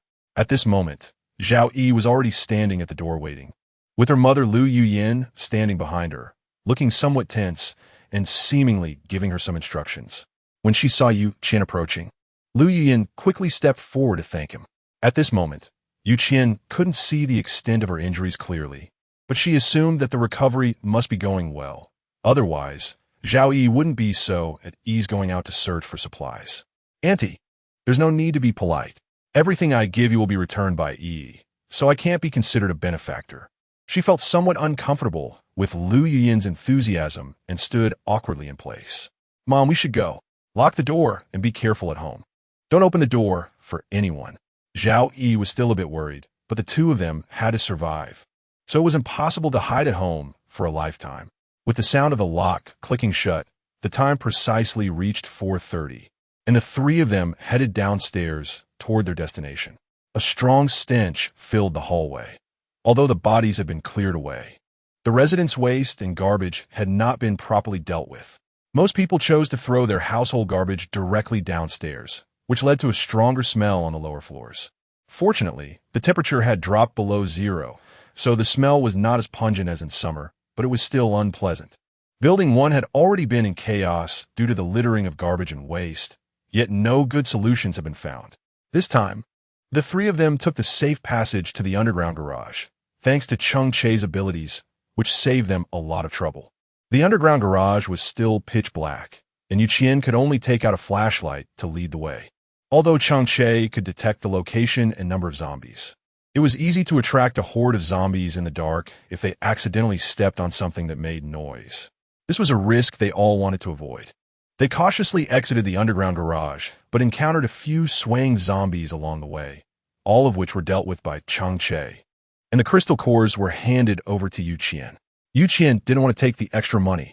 After all, it was Cheng Che who killed the zombie and took out the crystal core. She didn't want to take advantage of such a small benefit. The two of them continued to argue as they got into the car, but Cheng Che still stuffed the crystal core into Qian's pocket. I just happen to want to ask you for a favor. Consider this your reward, and you don't need to feel any burden about it. Qian looked at him with some confusion, only to see the handsome man turning the steering wheel, his cold features becoming unusually gentle in front of her. It was freezing cold outside, and even finding water meant it was basically pure water frozen into ice blocks. I want to take water from your house, but I know water resources are very precious, so from now on, I will give you all the crystal cores I collect. Consider it my payment for water. Is that okay? Cheng Che had a somewhat pleading look on his face. You can also set a limit for me. I can accept however many liters a day. Seeing his sincere gaze, Qian's heart softened slightly, and she awkwardly looked away. Okay. With Qian's consent, Cheng Che took a slightly excited deep breath, wishing he could give her all the crystal cores he had stored in his space. Cheng Che's space contained quite a few high-level crystal cores, and even many mutated animal cores, which were quite valuable. However, if he were to hastily hand them over to Qian, she might overthink it, and it could disrupt the fragile balance between them, so he wasn't in a hurry to reveal everything to her. He could wait. Wait until Qian truly regarded him as a friend. Wait until she no longer felt wary of him. By then, it wouldn't be too late to confess everything. Zhao Yi sat in the back seat, listening to their conversation, feeling that something was off, but she couldn't pinpoint what. Her originally curly long waves had somehow been cut into short hair, and the ends were uneven. Although it didn't affect her beauty, it still looked a bit messy. However, in the apocalypse, many women like Zhao Yi chose to cut their hair short or shave their heads. With water resources being scarce, it was precious for eating and drinking, let alone bathing and cooking. So cutting or shaving one's hair was indeed a good choice. When Zhao Yi was called out, she was momentarily stunned, then quickly waved her hands to refuse. No, I can't trouble you too with our mother-daughter issues. I can search for supplies by myself. If I have you accompany me, I would feel guilty. Seeing that she really didn't want to trouble others, Qian could only helplessly shrug her shoulders and no longer insisted. Zhao Yi had always been someone who liked to rely on herself. If it weren't for moving into Building 1 and being unfamiliar with the area, she probably wouldn't have owed Qian such a big favor. Now that things had finally stabilized, she naturally wouldn't want to trouble the 18th floor any further. The three of them were silent on the way, fearing that the car might skid on the road, so they had specially tied on anti-skid chains, which proved somewhat useful while driving on the snow. The car smoothly drove through most of Yunqing and finally stopped in front of a very grand-looking furniture store. This was the largest furniture store in Yunqing, with all kinds of furniture and facilities available, making it a great place for Qian to shop for free. Chapter 25. Entering the central hospital, the three of them walked into the furniture store together. In the apocalypse, supermarkets and pharmacies were the easiest to be looted, while furniture, which was more for looks than use, naturally received less attention. Qian was actively wandering around the furniture city, stuffing any furniture he liked into his space warehouse. Many stores had already been emptied by the time he walked through. However, the main purpose of this trip to the furniture city was to find a security door that matched the entrance of the safe passage. Generally, such doors need to be custom-made, but it was obviously impossible to meet the custom requirements now, so he could only try to choose one with similar dimensions. Cheng Che arrived in front of the store where he had ordered the security door and saw a door inside that was exactly the same size as the one on the 18th floor. But it was clear that this door was nowhere near as secure as the one on the 18th floor. Cheng Che took a closer look and realized that this was the first door the store had made for him. But he had rejected it due to the insufficient quality of materials, later ordering a new one. It seemed that this old door had been left unsold because of its size issue, but fortunately, the store hadn't disposed of it in time. Zhao Yi's eyes lit up. After all, this was the only door in the entire furniture city that fit the dimensions. The other doors were either too small or required part of the wall to be knocked down for installation. They could be installed if they wanted, but they wouldn't be thick enough and naturally wouldn't be secure.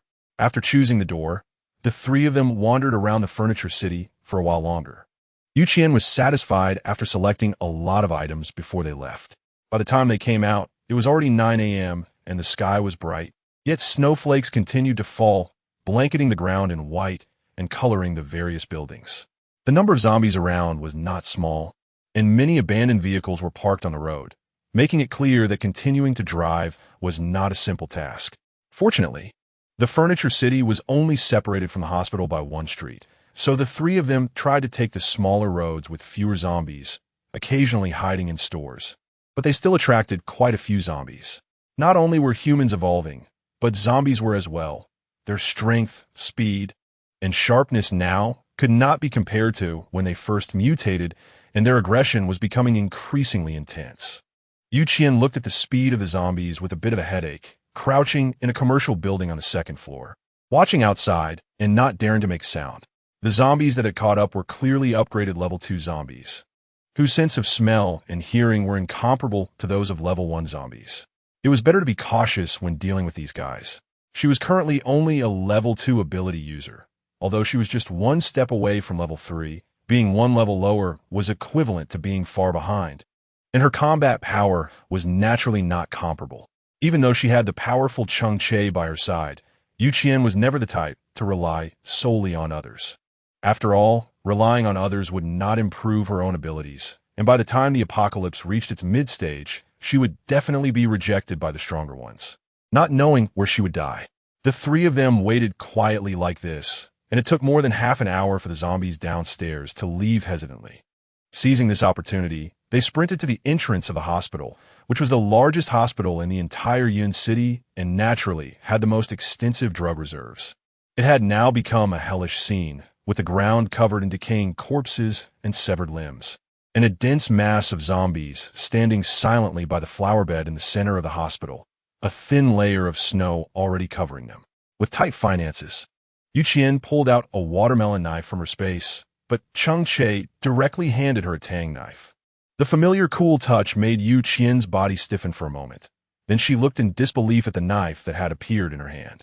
The sharp blade was hidden inside the sheath, but the overall ancient and grand tang knife exuded a strange aura of killing intent, making some timid people unable to stand firm just by looking at it. Excitedly gazing at the knife in her hand, Qian almost screamed. This was the knife she used most often in her previous life, a precious weapon she had painstakingly found on her survival journey. Not only was its weight very suitable for her use, but the blade was also exceptionally sharp, able to cut hair with a single blow. Cheng Che looked at Qian with bent eyes, but his heart was still filled with unbearable pain. In his previous life, while on a mission, he never expected that Qian would be killed at that time, and the knife she loved most was left in the base, not taken with her. At that time, he had put in a lot of effort to snatch this knife, but a treasured knife should belong to its true master. Qian and this knife have fought side by side for many years, so there is still some emotional attachment, making it more comfortable to use. Given the current situation, it's not the time to inquire about the knife's origins. Qian can only suppress the surging emotions in her heart and carefully observe the situation inside the hospital. It looks eerily quiet inside. There are no human screams, and even the zombies seem to be frozen in place, as if under a spell. The situation seems a bit strange, but since they are already here, they must get what they want before leaving. Cheng Che was the first to enter the hospital. The moment he stepped through the hospital door, the zombies that had been standing stiffly suddenly charged towards the three of them with relentless roars. Zhao Yi hurriedly threw a fireball at the zombies from her palms, while Cheng Che unleashed his mental blades without restraint, and in the blink of an eye, a large number of zombies were wiped out by the three of them. The crystal cores were stuffed into Qian's pockets. Zhao Yi gave her 17. Cheng Che gave her 31, and Qian herself dug out 29. The total was quite substantial, and the combat power of the three was clearly not something ordinary zombies could withstand. The courtyard was soon filled with the bodies of zombies. Next, they needed to find the place with the most medicine, but first, they had to avoid the inpatient building. The number of zombies inside the inpatient building was absolutely horrifying, and with the long corridors and somewhat cramped patient rooms, neither pursuing nor escaping would be easy. After finally reaching the outpatient building, relying on Cheng Che's abilities, the three of them successfully entered, but it was so dim inside that they could barely see the path. A strong stench filled the air from all directions, causing their breathing to momentarily freeze. Qian hurriedly took out the head-mounted lighting and shared it with the other two. The bright light dispelling the frightening darkness and revealing everything in the outpatient hall before the three of them. Chapter 26. Discovery of Level 3 zombies. The bodies were sprawled haphazardly on the ground, some human and some zombies, but without exception, all had their skulls cracked open. The human brains had been completely gnawed clean, while the crystal cores inside the zombie brains had been dug out, leaving only slightly decayed bodies lying in the hall. The excess money is not clear about what exactly happened here. Even if there was a violent conflict between humans and zombies, the situation wouldn't be so tragic, because humans would run away, but these fallen bodies all had expressions of terror as they ran towards the entrance, as if something dangerous had directly taken their lives. Qian's nerves began to tighten. Cheng Che, bold and resourceful, naturally had nothing to worry about. He expanded his mental network a bit more and started to detect the number and distribution of zombies in other areas. Be careful. There is an unknown level zombie in the outpatient pharmacy on the second floor, Cheng Che reminded, then increased his mental output to start detecting the zombie's level. Level 3. It was a level 3 zombie. He looked at Qian, his voice tinged with some confusion. It had only been a month since the zombie outbreak. But isn't it a bit too early for a level 3 zombie to appear? After hearing the words level 3 zombie, Qian's whole body tensed up, fearing that he might be ambushed at any moment, and even his movements became increasingly cautious.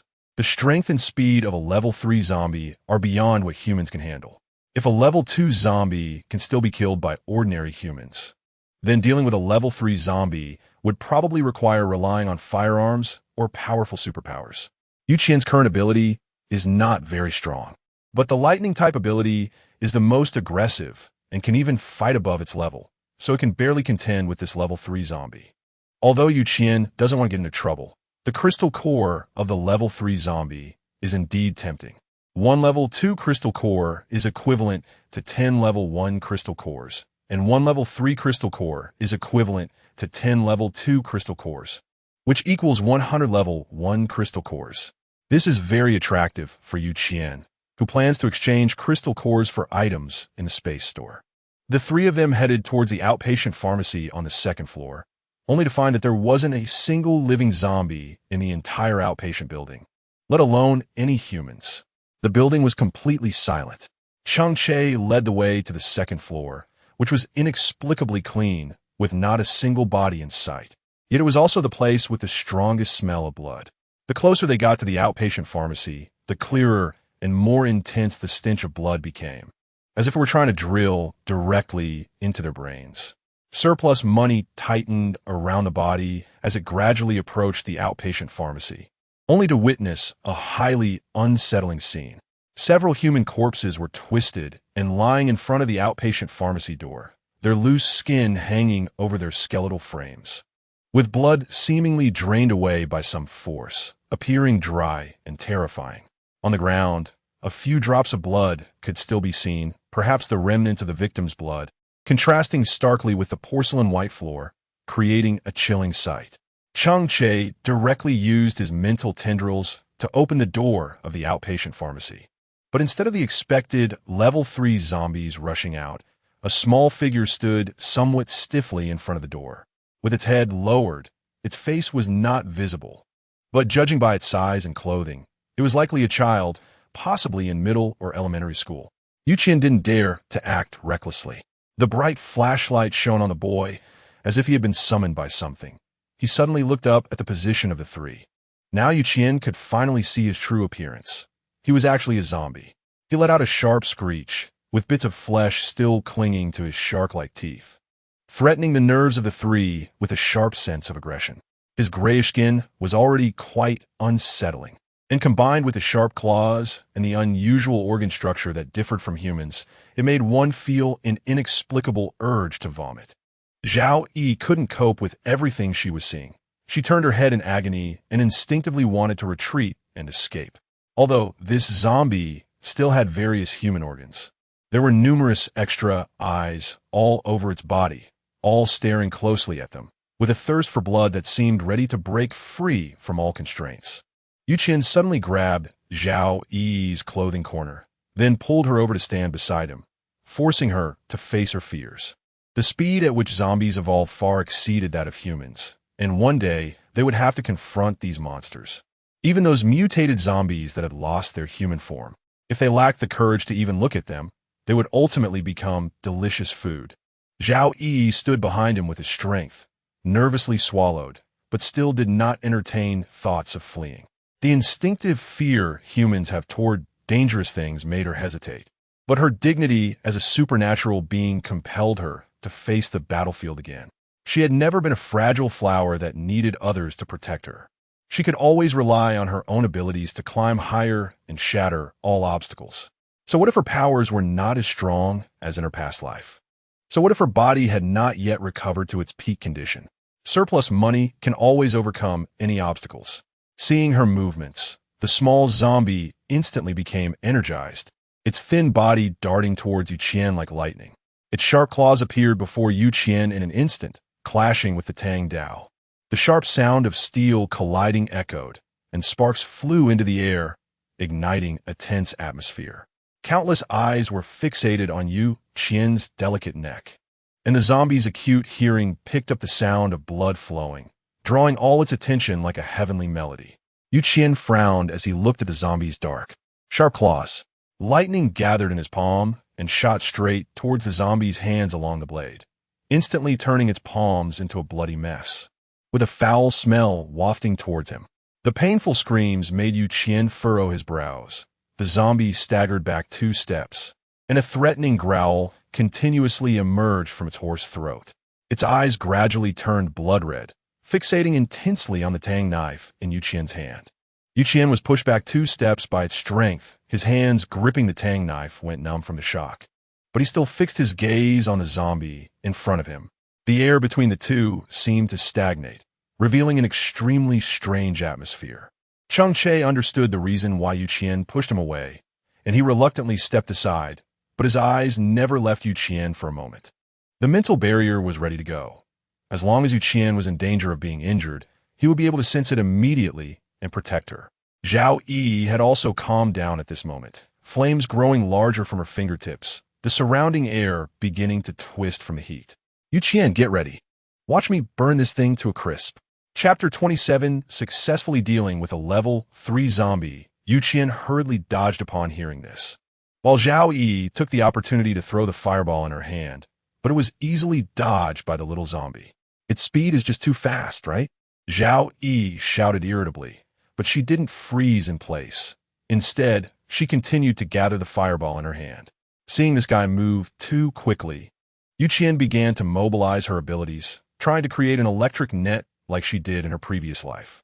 However, having just awakened her powers, the strength within her was insufficient to support such a large electric net, and in the end, she could only helplessly form a small ball and throw it out. The zombie looked at the size of the electric ball, which was no bigger than a glass bead, and threatened with a vicious grin, then raised its hand to swat the electric ball away. But before it could react, its left hand was already blown to pieces, the part connected to its body charred, with burnt flesh dropping off. Taking advantage of the zombie's moment of daze, Zhao Yi's gathered fireball instantly struck the zombie. Its body ignited in flames and in agony. The zombie launched an attack on the three, its eyes beginning to tremble, with pupils scattered everywhere, fixating intensely on the 3 of them. Qian, gripping the Tang Dao in his hand, quickly rushed towards the zombie. Cheng Che was clear that Qian did not want him to intervene too much, so he just stood in place, silently protecting her. Zhao Yi, seeing Qian charge forward, encouraged herself, and then raised her weapon shovel to smash down on the zombie's head. The zombie was facing Qian, but its body was covered in eyes, so it naturally did not ignore Zhao Yi's actions behind it. The arm that had been burned to a crisp was visibly regenerating at an alarming rate. The dark green arm continuously growing outward, making one's scalp tingle at the sight. With a casual swipe, its sharp claws nearly gouged out Zhao Yi's eyeball, causing her to instinctively step back 2 paces, losing her balance and nearly falling over. Qian was clear that the thing zombies hated the most was themselves. To prevent Zhao Yi from being attacked again, he could only deliberately throw out a bomb to attract the zombies' attention. The effect was good. Every pair of eyes on the zombies was now fixed on Qian, and their arms had completely returned to normal. However, their hair had been burned to shreds, continuously falling as their bodies moved. Qian was clear that she must act decisively and resolve this guy as quickly as possible. The recent battle had already drained a significant amount of her abilities, but zombies never tire, so the longer it took, the greater her chances of losing. The tang knife in her hand seemed to sense her fighting spirit, with fine currents of electricity crawling over the blade, waiting to deliver a fatal blow to the zombie. Suddenly, a strong stench filled the air, and Qian instinctively raised her knife to defend herself, but the heavy cotton jacket was still slashed open, revealing the sweater underneath. She tensed her body to face the zombie directly, and the tang knife no longer concealed its sharpness, charging toward the zombie's vulnerable neck with the powerful pressure of electricity. The zombie's dark nails clashed continuously with the tang knife, and Qian's hands had gone numb, but the speed of the zombie's body gradually slowed down. The electric current continued to penetrate its body through the blade, and before it could react, it had already lost the strength to resist. In a moment of numbness, Qian seized the opportunity and swung the tang knife down sharply, successfully severing the zombie's head from its body, accompanied by a spray of dark, foul-smelling blood. He looked at the cotton jacket on him, which had been slashed open, with cotton stuffing already spilled out, much of it stained with the blood from the zombie's body. Qian had no choice but to take off her clothes and throw them on the ground. Then she pulled out a lightweight down jacket from her space and put it on before picking up a tang knife to extract the crystal core. The tip of the knife was exceptionally sharp and soon touched the crystal core in the zombie's brain. The crystal core of a level 3 zombie was significantly larger than that of a level 1 zombie. And although it still had a few drops of brain fluid on it, its brilliant glow was still evident. After putting the zombie into her space, Qian took out some clean water from her space to wash and disinfect her hands, and then she took out 2 pieces of bread. The prolonged battle had indeed drained her stamina. Her hands were now so weak that they trembled even when holding the bread. Cheng Che stood by, watching Qian, and gradually felt his anxious heart begin to relax. Although Qian's reaction ability was quick, his physical fitness ultimately could not compare to his previous life. He had just narrowly avoided being disemboweled by a zombie. If it hadn't been for his quick reflexes, using a mental barrier to shield himself as soon as he sensed the zombie's movement, he would probably be lying there now as a corpse. Zhao Yi was also a bit anxious, but she still mustered the courage to walk into the clinic's pharmacy guarded by the zombie. The number of corpses piled up inside wasn't small, but due to the threat of zombies, the medicines in the pharmacy were quite intact. She began to collect the medicines that had fallen to the ground but had not been contaminated, placing them on the shelves so that when Qian had rested, they could be directly stored in the space without much effort.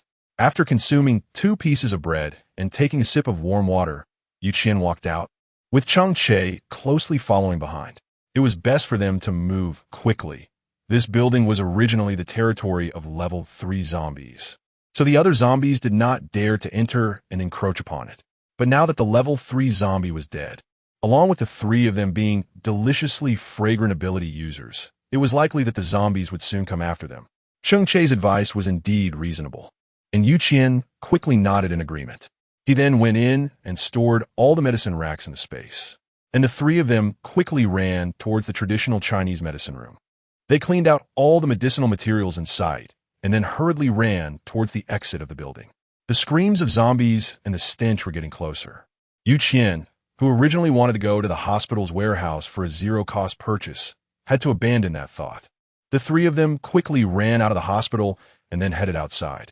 Finally shaking off most of the zombies, Qian took out the car from the space, sat in the driver's seat, and then called the other 2 to get in the car. Zhao Yi and Cheng Che both walked toward the passenger seat at the same time, and they even held off for 2 seconds. In the end, Zhao Yi conceded and had to obediently sit in the back seat. Qian stepped on the gas pedal hard, still complaining that the two of them got in the car too slowly.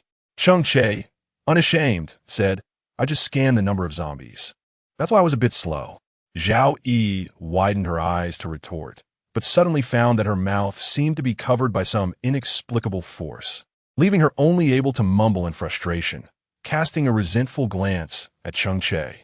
The car drove smoothly, and after a tense day, Zhao Yi relaxed and fell asleep in the back seat. Qian felt surprised, because usually the zombies were scattered around the community. So how could they inexplicably gather near Building Number 1? Chapter 28, The Conspiracy of Building Number 1. Cheng Che frowned and spread out his mental power, only to find that Building Number 1 was completely surrounded by zombies, leaving no gaps at all. Zhao Yi looked outside through the window in confusion and unexpectedly discovered several pieces of cloth stained with human blood hanging by the second-floor window.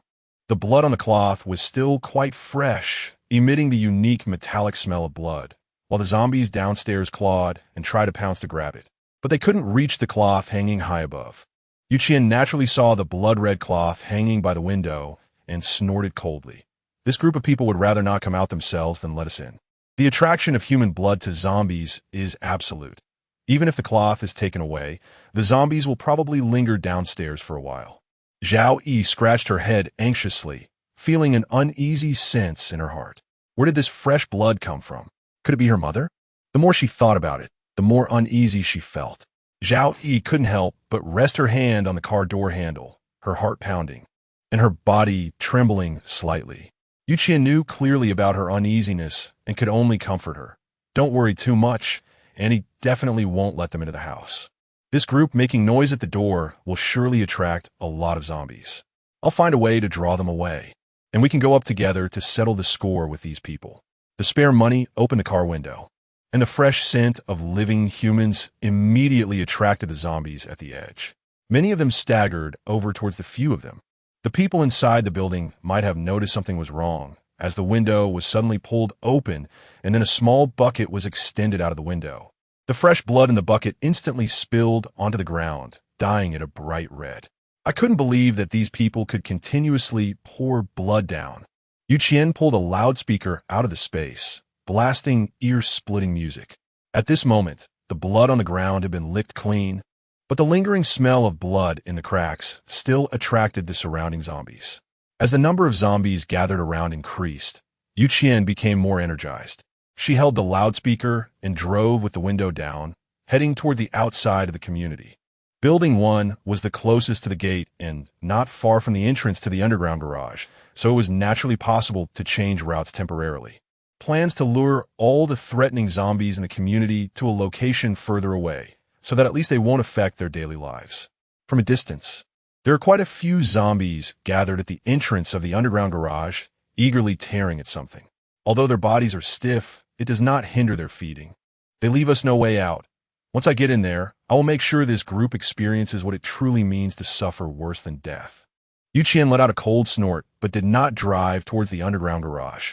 The garage had many curves and a lot of cars, making it easy to get trapped and cut off from escape.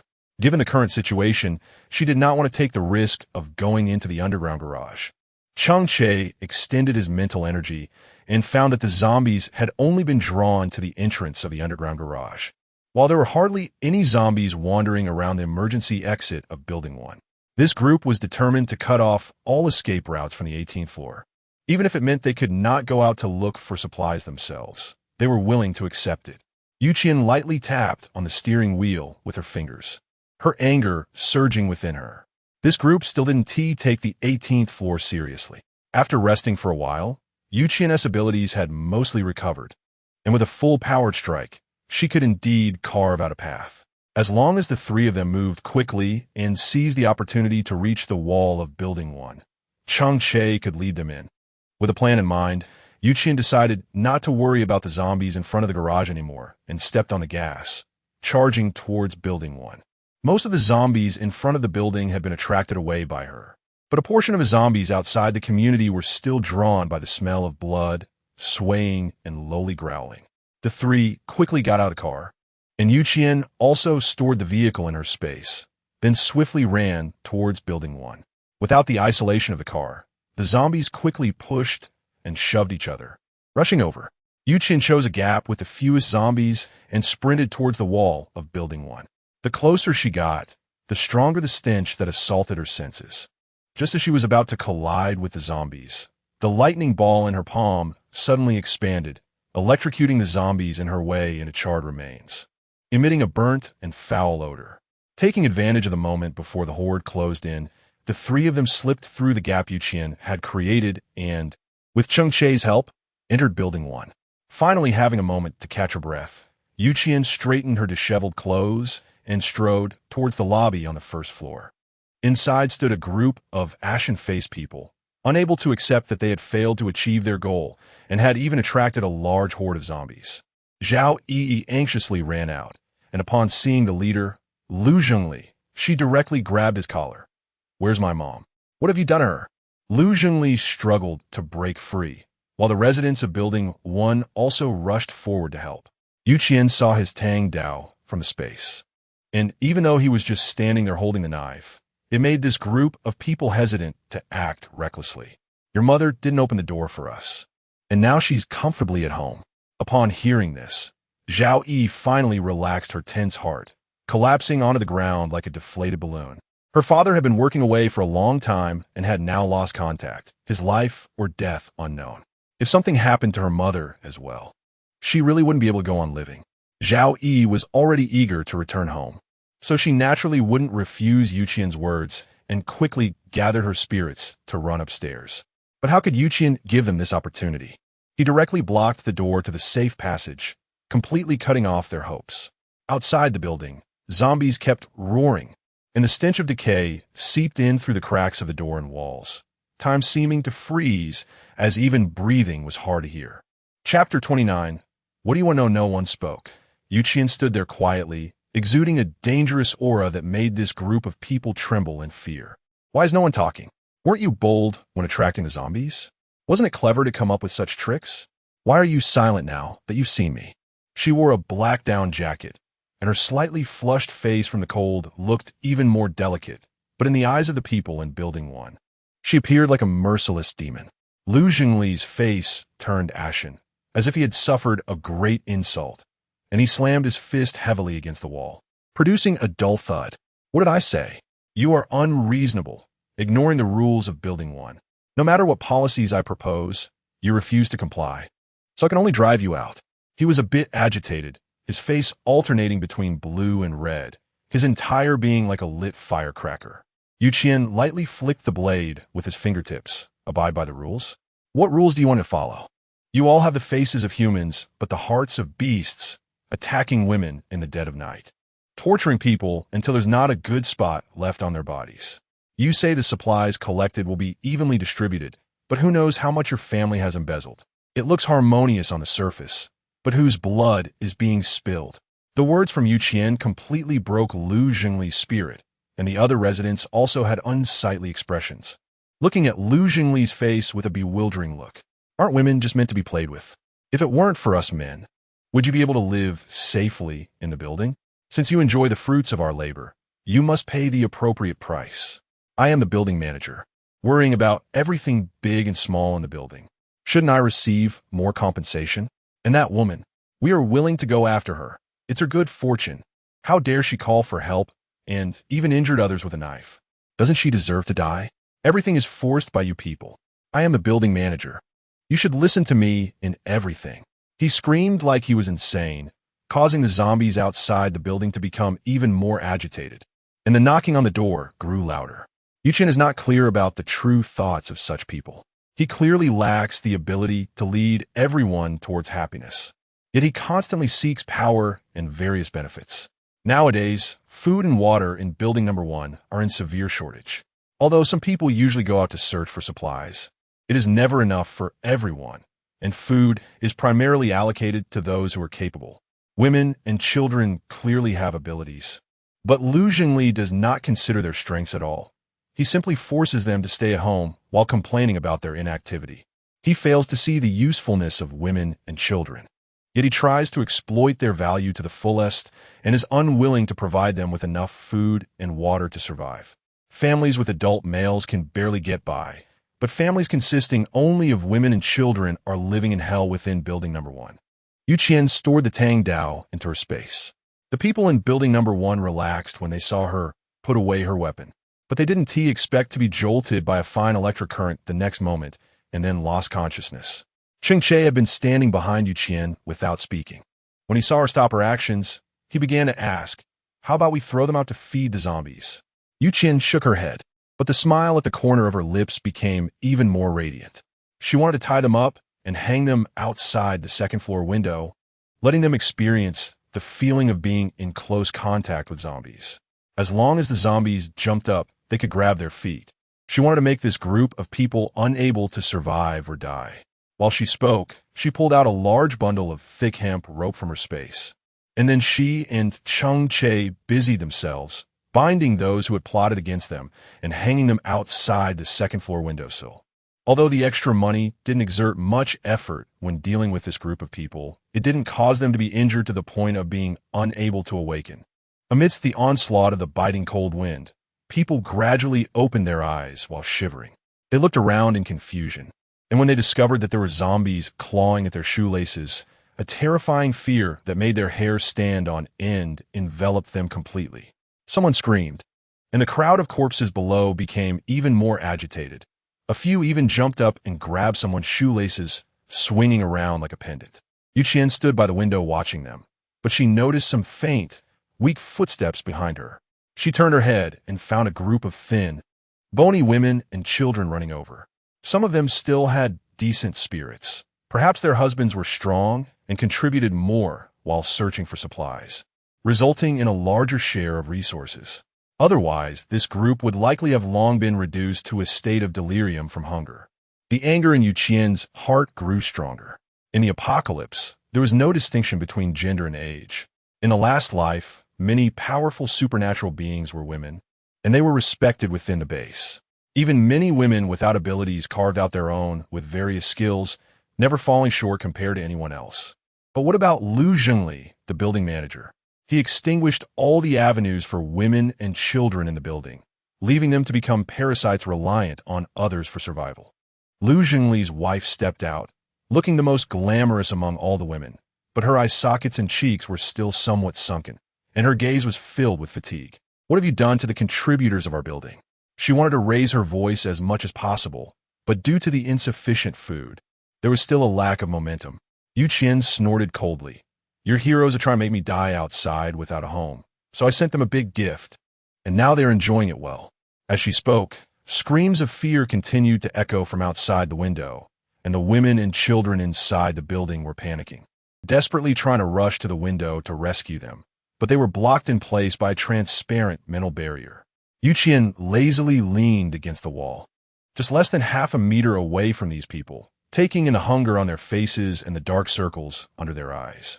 There wasn't enough food, and they were dressed very thinly. Instead, the children's clothes were mostly women's, suggesting that the mothers had given their own things to the kids. "Don't rush. I have something I want to ask you. If I get the answer I want, it's not impossible to let them in." Hearing her say this, the building manager's wife hesitated and glanced at her, tentatively asking, "What do you want to know?" Qian pointed outside the window. "I want to know whose blood they spilled." Upon hearing her question, the people seemed to think of something terrifying, exchanging fearful glances. But in the end, no one dared to speak. The extra money is not urgent. The screams outside are getting louder, and there will always be a moment when the people inside the building can no longer hold back. Chapter 30. Everyone is a killer. Lu Zhengli's wife ultimately cannot let go of her husband, her lips trembling as she reveals the truth of the matter. Lu Nuanyuan, who had sought help from Qian before, was found dead this morning. Her blood drained. Her body was thrown at the entrance of the underground garage. The sight of her death was tragic and horrifying, making one shudder in fear. Lu Nuanyuan used the knife that Qian handed her to stab a man, but was discovered by others in time and died with resentment. The murderer is everyone in this building. She survived by relying on the men in the building. What is wrong with spending the night with them? Pretending to be a virtuous woman? The building manager's wife is still being stubborn, but her trembling hands and wandering eyes betray her inner fear. Qian let out a cold snort, feeling that everything in front of her seemed ironically absurd. Does she really have to rely on men to survive? Can't she survive on her own? Since you say she lives off the men in the building, then I want to ask you, what has he given her? Quality food? Clean drinking water? The surplus money makes these people silent, because they all know in their hearts that Want is alive just to satisfy the desires of this group of beasts. The food they eat is rotten and moldy, inedible, and the water they can drink can only be gathered from the snow on the windowsill. In fact, the food she consumes is even less than what is given away, struggling to survive each day on the brink of death. Your husbands defile other women, yet you direct all your anger at the victim. Are you still human? Qian gritted his teeth and said this, then kicked Lu Zhongli's wife away. But the anger in his heart was not diminished in the slightest. The elderly people inside the building had not appeared for a long time, probably abandoned by this group, or forced to become bait while searching for supplies outside. These people were utterly shameless, yet still considered themselves saviors, not allowing any voices of resistance to emerge. Cheng Che understood that Qian was in a bad mood, but he didn't know how to comfort him. Both of them had lived 2 lifetimes and had witnessed too many human emotions in their previous life. They thought they wouldn't care about these things anymore, but unexpectedly, they still felt anger for people unrelated to them in the end. Qian's footsteps were quick, and they only stopped at the 17th floor, where Lu Yuyin and Zhao Yi were waiting at the safety passage door. Lu Yuyin looked relatively well. Although she had been on edge all day, she obediently stayed inside and did not go out to look for them.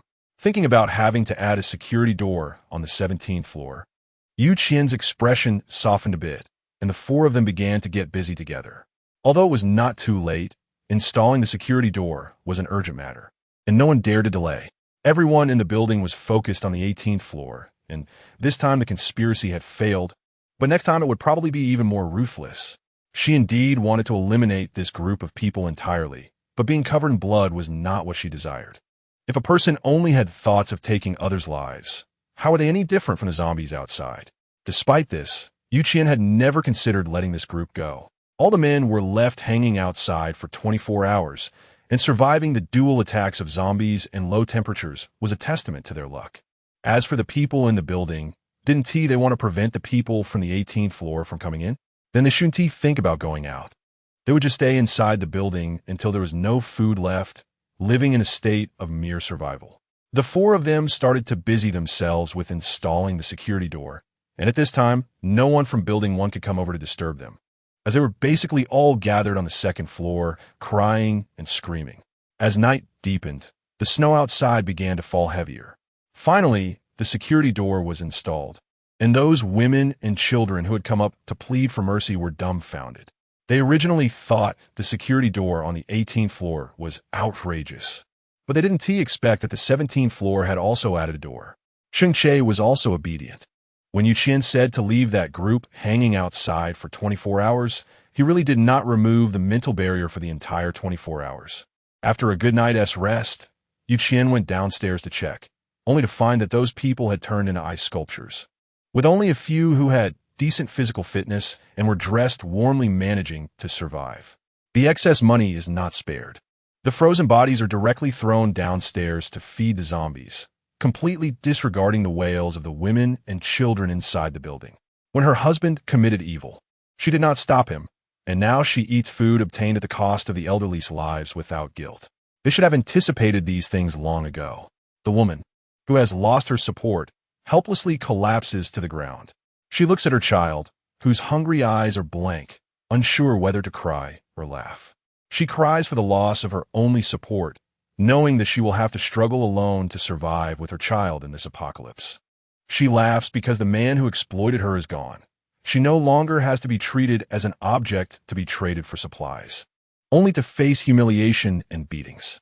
Clearly, before the apocalypse, her husband was an honest man. He used to care for the family, and he was once a filial person.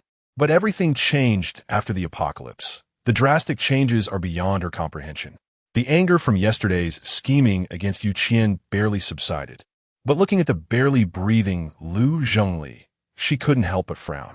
Truly a disaster that lasts 1,000 years. This guy actually survived. The reason building no one ended up like this was because of this rat dropping, so Qian no longer wanted to see this guy swaying in front of her. She casually pulled out a tang knife from her space, and Lu Zhengli's wife's pupils constricted sharply. Then she fiercely protected her husband behind her, her body trembling uncontrollably, unsure if it was from the cold or fear. The spare money easily pushed her aside, the blade glinting coldly, becoming even more eye-catching in the slightly dim corridor. Lu Zhengli trembled and was about to retreat, but his cracked and purple hands weakly pushed against the floor, while his body refused to obey, leaving him helplessly watching as the tang knife drew closer. His body had already gone numb, and his perception of pain was no longer clear. Qian gently lifted the tang knife, and without using much force, it plunged straight into his heart. The cold wind outside wrapped around the snowflakes, instantly freezing the hot blood that gushed out, reducing the smell of blood significantly. The people present were dumbfounded. They had always thought Qian wouldn't dare to actually draw blood, but they never expected her actions to be so swift and decisive, taking Lu Zhengli's life so cleanly. Lu Zhengli's body had gone numb, but the bright red blood still filled him with fear, making him attempt to scream.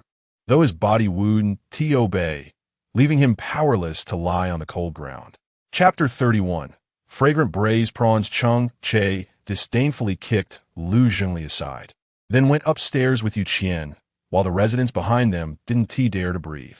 Walking in the stairwell, Qian shook off the blood from the tang knife in disgust, but her mind was occupied with what to eat tonight. Cheng Che shook his head at her words. You hold on to it for me. My space has limited capacity left, so consider it you helping me store it. How about I give you some interest every day? After thinking for a moment, Qian did not dwell on it too much. He just nodded and began to list the dishes. He wanted to eat oil-braised prawns tonight, and you can decide on the rest. Qian pulled out a bag of thawed shrimp from the space and then stuffed it into Cheng Che's hands. Isn't this a bit too much? We won't be able to finish it, and it won't taste good if we leave it overnight. Qian waved his hand.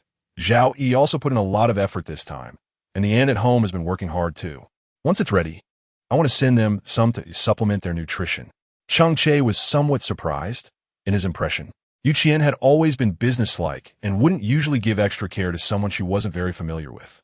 Now that she had been given a second chance at life, she seemed to have changed her ways, appearing to be a bit softer-hearted. However, before he could dwell on this thought, Qian's voice rang in his ears again. She wasn't in good health now and needed to gain some weight and strength, so she could kill more zombies and return the crystal cores to him sooner. By the way, if she goes overdue, he would have to raise the interest. Listening to her words, Cheng Che's mouth twitched slightly, and he suddenly felt he understood something. As expected of Qian, she would never lose out when it came to benefits.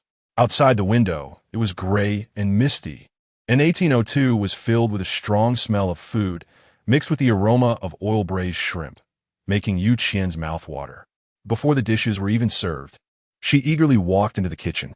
The fragrance of the oil-braised shrimp filled the house, and Cheng Che even specially made a bowl of century egg and lean meat congee, paired with refreshing side dishes and juice. Qian was very satisfied with this dinner, busy arranging the dishes on the table. She was so hungry that she took a sip of the hot congee just out of the pot. The taste was indeed good. Qian then realized that her palate had been spoiled by Cheng Che, and now she found instant noodles and the like somewhat hard to swallow. It was indeed easier to go from frugality to extravagance than from extravagance to frugality. The oil-braised shrimp was now ready, and Cheng Che came over with a large plate full of shiny red shrimp, placing it closest to Qian. Just eat with peace of mind. I've already stewed theirs in the pot. It won't be too late to send it to them after you finish. Hearing this, Qian finally felt relieved. Ignoring the steaming shrimp, she anxiously grabbed one and started peeling it, her fingertips turning slightly red from the heat. Cheng Che couldn't bear to watch any longer and pushed the lean meat porridge in front of Qian, saying, "You should drink the porridge first. I'll peel the shrimp for you. It's cooked and won't run away." Qian scratched his head a bit awkwardly, then picked up the century egg and lean meat porridge and took a satisfying sip, the fragrant taste filling his mouth. By the way, I want to go to the hospital again, but this time the risk factor will probably increase significantly. Qian quietly watched Cheng Che's nimble fingers placing peeled shrimp into her bowl and hesitantly spoke up. Cheng Che naturally knew what she was thinking, but his hands continued to move without pause. Are you trying to collect the instruments inside and the vaccines in the warehouse? His words received strong agreement from Qian. Qian has always been a person who fears death. Although every time she goes out on a mission, she is gambling with her life. Her fear of death has never diminished. This life presents her with a tremendous opportunity and surprise, so she pays even more attention to her abilities and physical condition.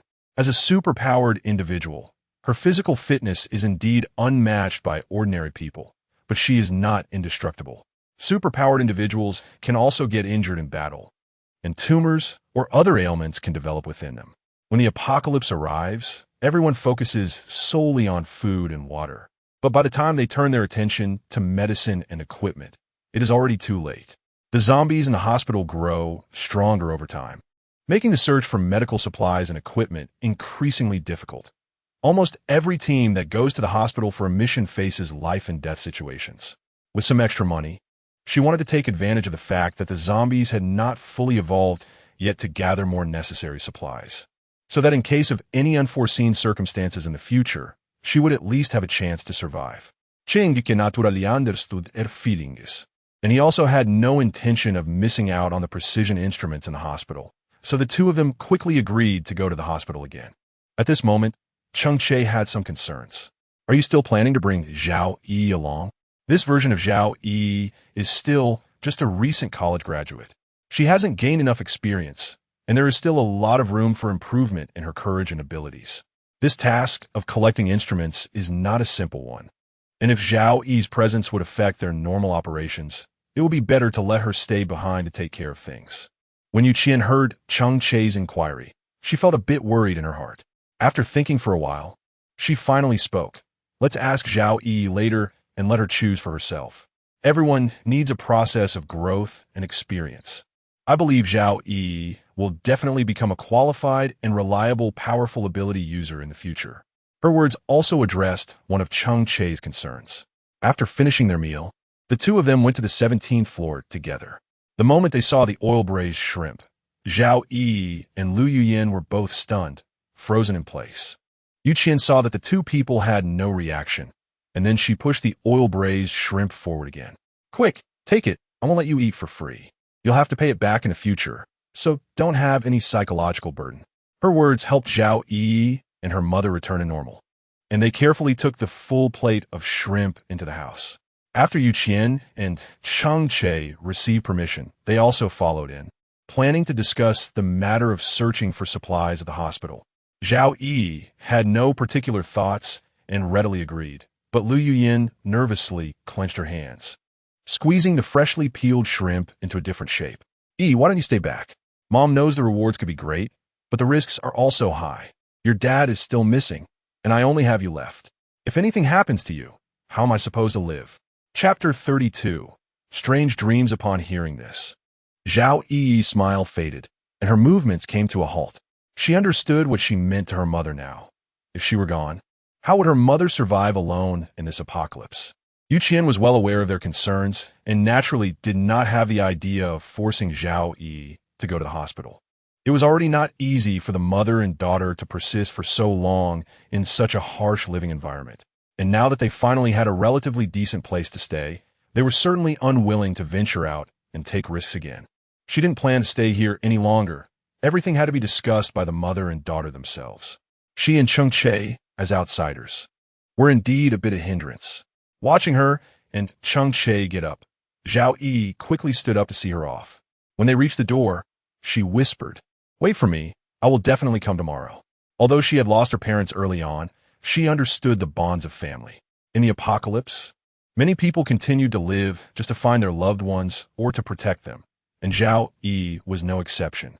Qian and Cheng Che are indeed carefree. But most people have family and friends, so every time they go out, they need to think and think again. Qian naturally hopes that Zhao Yi can grow into a powerful ability user ahead of time, so that they can more easily overcome any difficulties and obstacles they encounter together in the future. However, there's always a process for change. Things that happen overnight are rare in the world.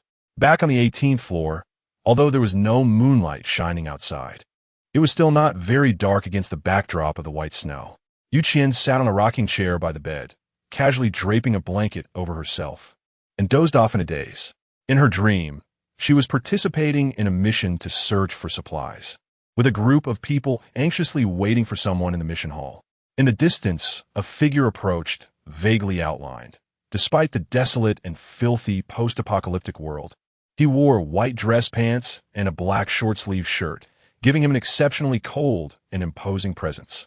Qian always felt that the figure was inexplicably familiar, yet couldn't recall where she had seen him before. During the subsequent tasks, he seemed to always be trailing behind her, like an inseparable little tail, and at crucial moments, he would always lend her a helping hand. This dream felt particularly exhausting.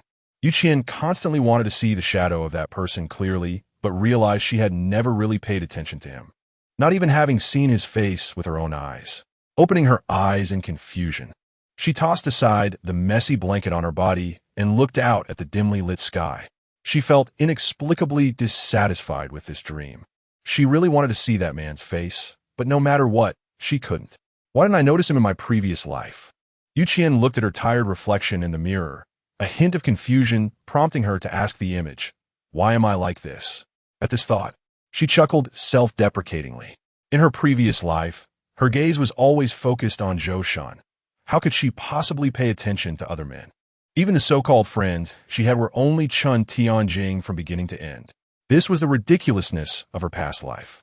Qian shook off the displeasure in her mind, but secretly thought that the man was Cheng Che.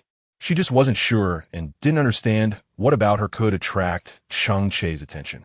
It was like her previous life, where she was busy but ended up gaining nothing, even meeting a tragic end. Thinking of this, Qian remembered Zhou Shan and Chun Tianjing, whom she had rendered useless, and wondered if they had survived. If they had, what awaited them would be an abyss with no hope of escape. After tidying up the house again, there was a gentle knock on the door. Qian put down the pillow in her hands and went to knock on the door. Outside stood Cheng Che, wearing a black cotton jacket and white pants. Although the weather was different from the previous life, this outfit still made Qian momentarily lose her focus. Cheng Che didn't notice the change in Qian. He simply handed her the breakfast he was holding. "I've decided from now on I'll bring you breakfast every morning after I make it. You can't just sleep in and skip meals like this every day. Your health will deteriorate in no time. The tougher the environment, the more we need to take care of our bodies. Let us agree on this. If I call you for breakfast in the morning, you can't get angry." Qian threw out all the random thoughts in her head and actively accepted the sandwich and ate treasure porridge from Cheng Che, then placed them on the dining table. She didn't close the door, but Cheng Che still stood at the doorway, showing no intention of coming in. Qian, feeling somewhat helpless, walked to the door and called the person in. "What are you afraid of? Am I some kind of monster? I intend to talk to you about the issue of going to the hospital. We need to be prepared to go. Otherwise, we won't be able to deal with any unexpected situations." Cheng Che appeared a bit awkward, looking at the slippers Qian handed him. He took a deep breath before changing into them and stepping inside. The utilities at Qian's home are all functioning normally, so, with the heating, there's really no need to wear a winter coat. Cheng Che appeared a bit awkward as he entered the house, not daring to shift his gaze, just stiffly sitting at the dining table watching Qian eat. His stare made Qian feel somewhat uncomfortable, so she could only say something to divert her attention. "It's still uncertain whether Zhao Yi will go with us, but we definitely need a plan. I think we should first understand the layout of the hospital before taking action. By figuring out the zombies' activity range, we can avoid them in time and conserve a lot of energy." Qian pondered for a moment before speaking, and Cheng Che also relaxed slightly, sitting upright at the table watching her eat breakfast, his eyes filled with tenderness that seemed ready to overflow.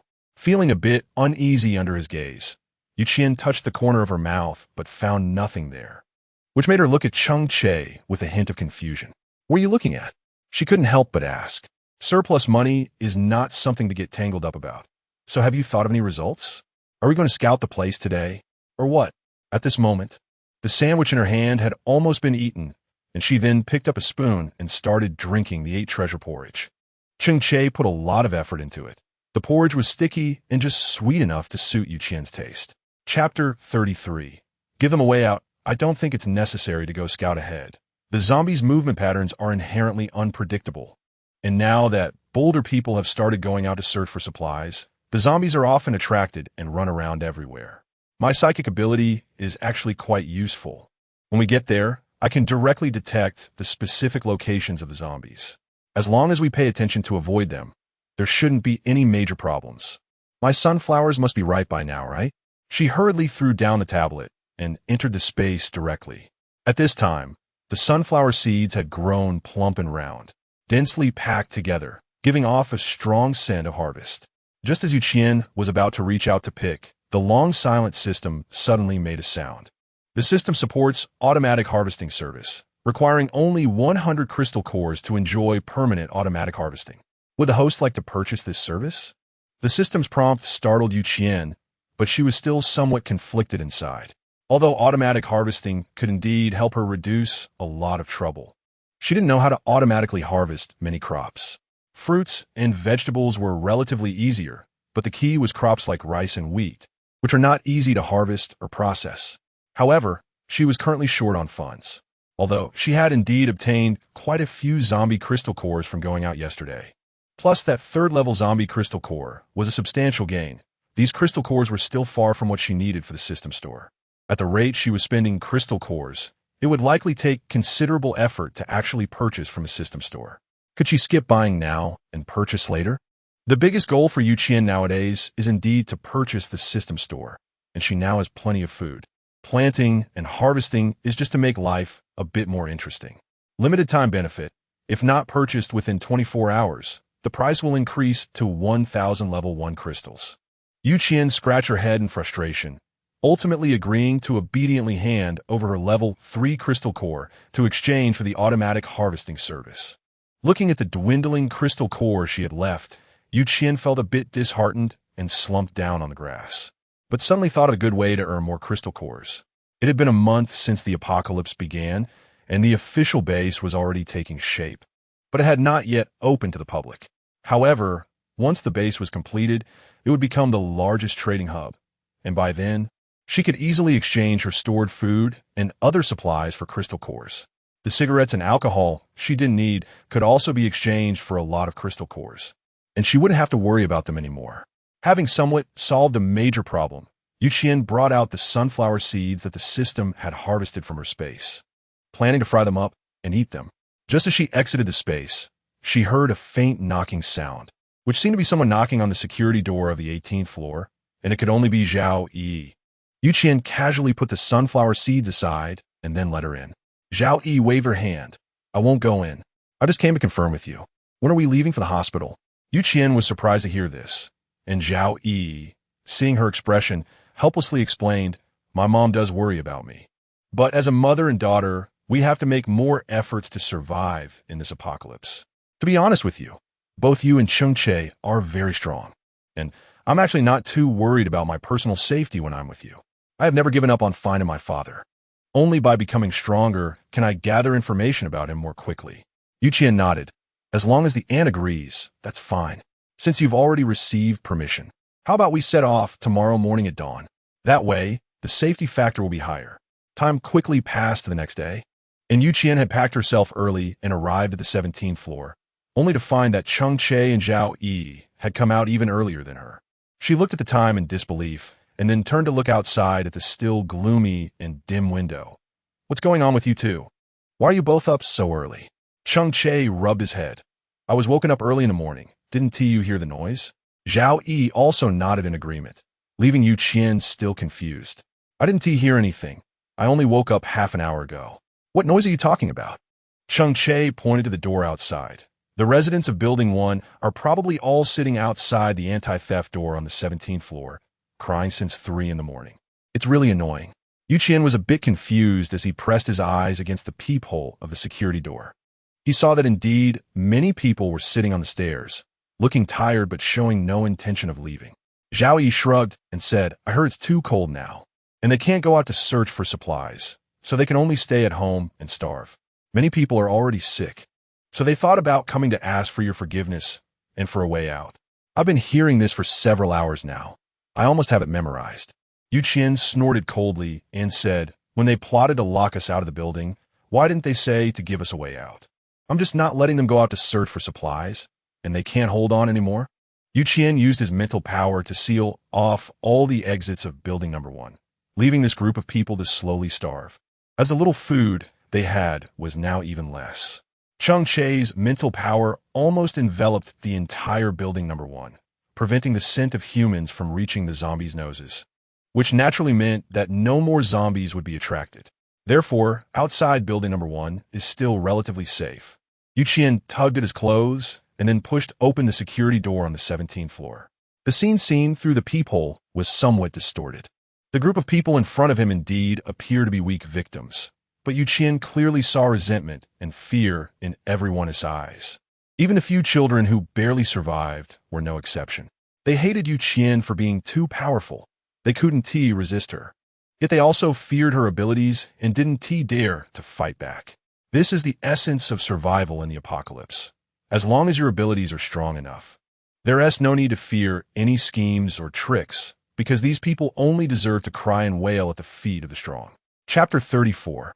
Nature is just this kind. The appearance of extra money made them brighten up and excitedly rush towards a safety passage. The building manager, Lu Zhengli, did not show up.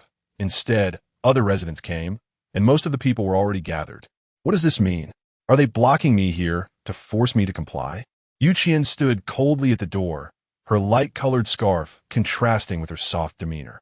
At the forefront was a thin woman. Cowering behind her was a child, both of them looking emaciated, as if they were nothing but skeletons. We all know that everything we are suffering now is self-inflicted, but we still hope that you, as an adult, can show us some mercy. Even if you don't consider us adults, at least don't just stand by and watch the children starve to death, right? She trembled as she begged, tears streaming from her murky eyes, mixing with her snot and dripping down, making Qian feel nauseous, nearly throwing up her breakfast. Seeing that Qian still showed no sign of softening, the woman hurriedly pushed the child hiding behind her forward. Zhuang, quickly beg your sister. Let us go find supplies. The boy, named Zhuang, had frostbite on his face, and his small hands were timidly tucked into his sleeves for warmth. Reluctant to speak when called upon, he finally opened his mouth, his words coming out like a rehearsed script, rapid fire. I'm sorry, sister, we know we were wrong. Please have mercy on us. Don't keep us locked up anymore. I'm really going to starve to death. After finishing his sentence in one breath, he exhaled in relief, the white mist quickly dissipating into the air. The woman smiled ingratiatingly, but before she could speak, Zhuang started shouting, Mom, didn't you say if I said these words? I get bread? Give it to me now. I'm almost starving to death. The air in the safety passage seemed to freeze, and the woman awkwardly pulled Zhuang back behind her. The child doesn't understand. He's just talking nonsense. Please don't take it seriously. But Zhuang quickly broke free from her grip, rolling his eyes and pointing at Qian. Didn't you say she's just a cheap woman? Why are you still trying to please her?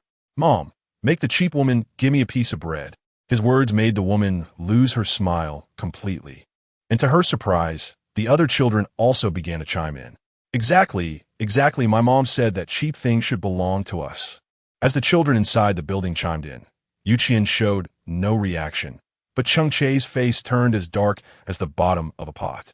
Sensing his abilities' fluctuation, Qian quickly stopped him. This group of people had become domesticated animals under Lu Zhengli's care, completely unaware of how to survive in the apocalypse. And these children would eventually come to understand the terrifying aspects of this world. It seemed somewhat unworthy to kill them now. The tang knife was drawn, and the thin woman instinctively took 2 steps back to escape. But unexpectedly, Qian directly slashed her throat. The little boy who had been hiding behind her was completely stunned, standing there for a long time before he began to cry and wail. Qian nodded heavily, and then the 3 of them went downstairs together. They drove past the swarm of zombies and headed towards the hospital. Cheng Che was driving. At first, he appeared relatively relaxed, but as they got closer to the hospital, he gradually furrowed his brows. There was a massive horde of zombies ahead, and he didn't know what had attracted them. We need to take a different route. As soon as he finished speaking, a loud thud sounded from the back of the car, and the vehicle shook violently from the impact. Qian turned around and discovered a zombie crawling on the trunk in a very twisted posture. Cheng Che began to make sharp turns, slamming the brakes and pressing the accelerator, but he couldn't shake it off the car at all. It even started to hit the glass violently. The car was the small sedan that Qian had modified, and although the glass had been reinforced, it was already showing fine cracks, looking like it wouldn't hold up for much longer. Qian observed the strength and reaction ability of the zombie and found that it was a level 3 zombie. It's worth noting that it's only been a month since the apocalypse began. So how did level 3 zombies become so common? Zhao Yi was much calmer this time and wasn't frightened by the severely distorted appearance of the level 3 zombie. But she still didn't dare to use her abilities freely in the car. Cheng Che knew that both Qian and Zhao Yi's abilities were not suitable for use inside the vehicle, as it could easily harm their companions. So he decided to take action himself, and with his mental blade, he easily subdued the aggressive zombie, after which its head and body were separated. The surplus money lingered for a moment, then she looked at her palm. This must be the difference between a level 2 ability user and a level 6 ability user. In this life, she had never experienced the feeling of instantly killing a high-level zombie. Although the zombies were dealt with, the sound of the brakes attracted quite a few more. Now, this car was basically completely wrecked, and there was no way to continue using it. Cheng Che had no choice but to take out an SUV from her space to continue using, but just as she was about to start the vehicle, she saw a man running towards them. Qian also saw it and almost thought she was seeing things because behind the man was a tide of zombies, which made her scalp tingle. How did this guy manage that? Zhao Yi sat in the back seat, unable to help but exclaim, but still nervously patted the back of the seat, urging Cheng Che to start the car quickly. The number of zombies was too dense. If they really waited until they were very close before escaping, it would definitely be more dangerous. Cheng Che didn't stay in place any longer, but that man started shouting for help, his loud voice stimulating the horde of zombies, causing them to roar in response. "Help me! I have a lot of crystal cores. Help me!" Qian's eyes lit up instantly upon hearing this, and she gently patted Cheng Che's hand. Let's save him. She wasn't doing it for the crystal core, but simply because she was inherently kind-hearted. Cheng Che naturally knew that this little money-loving girl wouldn't want to let go of this freebie that had come to their doorstep. He also had the ability to safely take them out of the zombie horde, so he simply drove toward the man who was calling for help. Chapter 35. A product with no attributes. Cheng Che kept observing the situation of the zombie horde behind them. Seeing that they were about to catch up, he immediately stepped on the gas to create some distance, then drove toward a place far from the zombies. Sun Jingming had just gotten into the car and hadn't even had a chance to catch his breath when a delicate, pale hand appeared in front of him, flipping something over. Where's the crystal core? Spare money used to save someone is always purposeful. Either one wants to gain some benefit from that person, or that person will be useful to oneself in the future. Sun Jingming clearly belongs to the former category now. He was taken aback by the words, and it wasn't until Zhao Yi poked him hard that he came to his senses, hurriedly pulling crystal cores out of his pocket. Qian looked at the growing pile of crystal cores in her palm with satisfaction. Gradually, one hand couldn't hold them all, so she started using both hands. Her eyes became increasingly bright, and her gaze towards Sun Jingming became much kinder. The system gathered all her crystal cores, and this time Sun Jingming actually gave her a total of 342 level 1 crystal cores. Sun Jingming had just run out of a horde of zombies, yet he still appeared elegant, showing no signs of distress. Thank you 3 for saving me in my time of need. My name is Sun Jingming. If you need anything from me in the future, just let me know. Qian looked at the man in the brown down jacket and felt he looked somewhat familiar. Even his name sounded quite familiar, but he couldn't recall where he had seen him. A stranger who felt familiar must have been a significant figure in his past life, and would definitely count as a connection in the future. At this moment, Cheng Che also remembered this seemingly youthful peer in front of him, his expression slightly darkening as a hint of caution emerged. In his previous life, Su Jingming was like a venomous snake. Anything he set his sights on would ultimately end up in his hands. This person appeared cultured and refined, but in reality, he was full of malice, so bad that it was hard to detect. Cheng Che did not like to have deep connections with such shrewd businessmen, they only cared about, completely disregarding anything else. After Qian collected the crystal core, he planned to let Cheng Che drop him off at a safe place. However, when Cheng Che stopped the car, Sun Jingming showed no intention of wanting to leave. Qian turned to look at him. "Aren't you getting out of the car?" Sun Jingming smiled slightly, naturally realizing that the boss in this car was Qian, and then took out 2 level 3 zombie crystals from his space.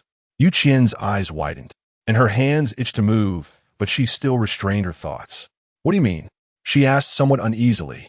Sun Jingming smiled, his pure black earring on his right ear making him look both dangerous and charming. "I just want to find a place to stay. I came out from the Kyoto base to carry out a mission, but unexpectedly, my teammates left me here. The crystal core is not a problem. Could you please help me find a good place to stay? I can offer you a referral fee." He gestured with the crystal core in his hand towards Qian, then spoke as if tempting her. "Although this is all my current wealth, it is not all I will have in the future. I am currently a level 3 ice-type ability user, and I believe I am quite efficient at killing zombies and collecting crystal cores.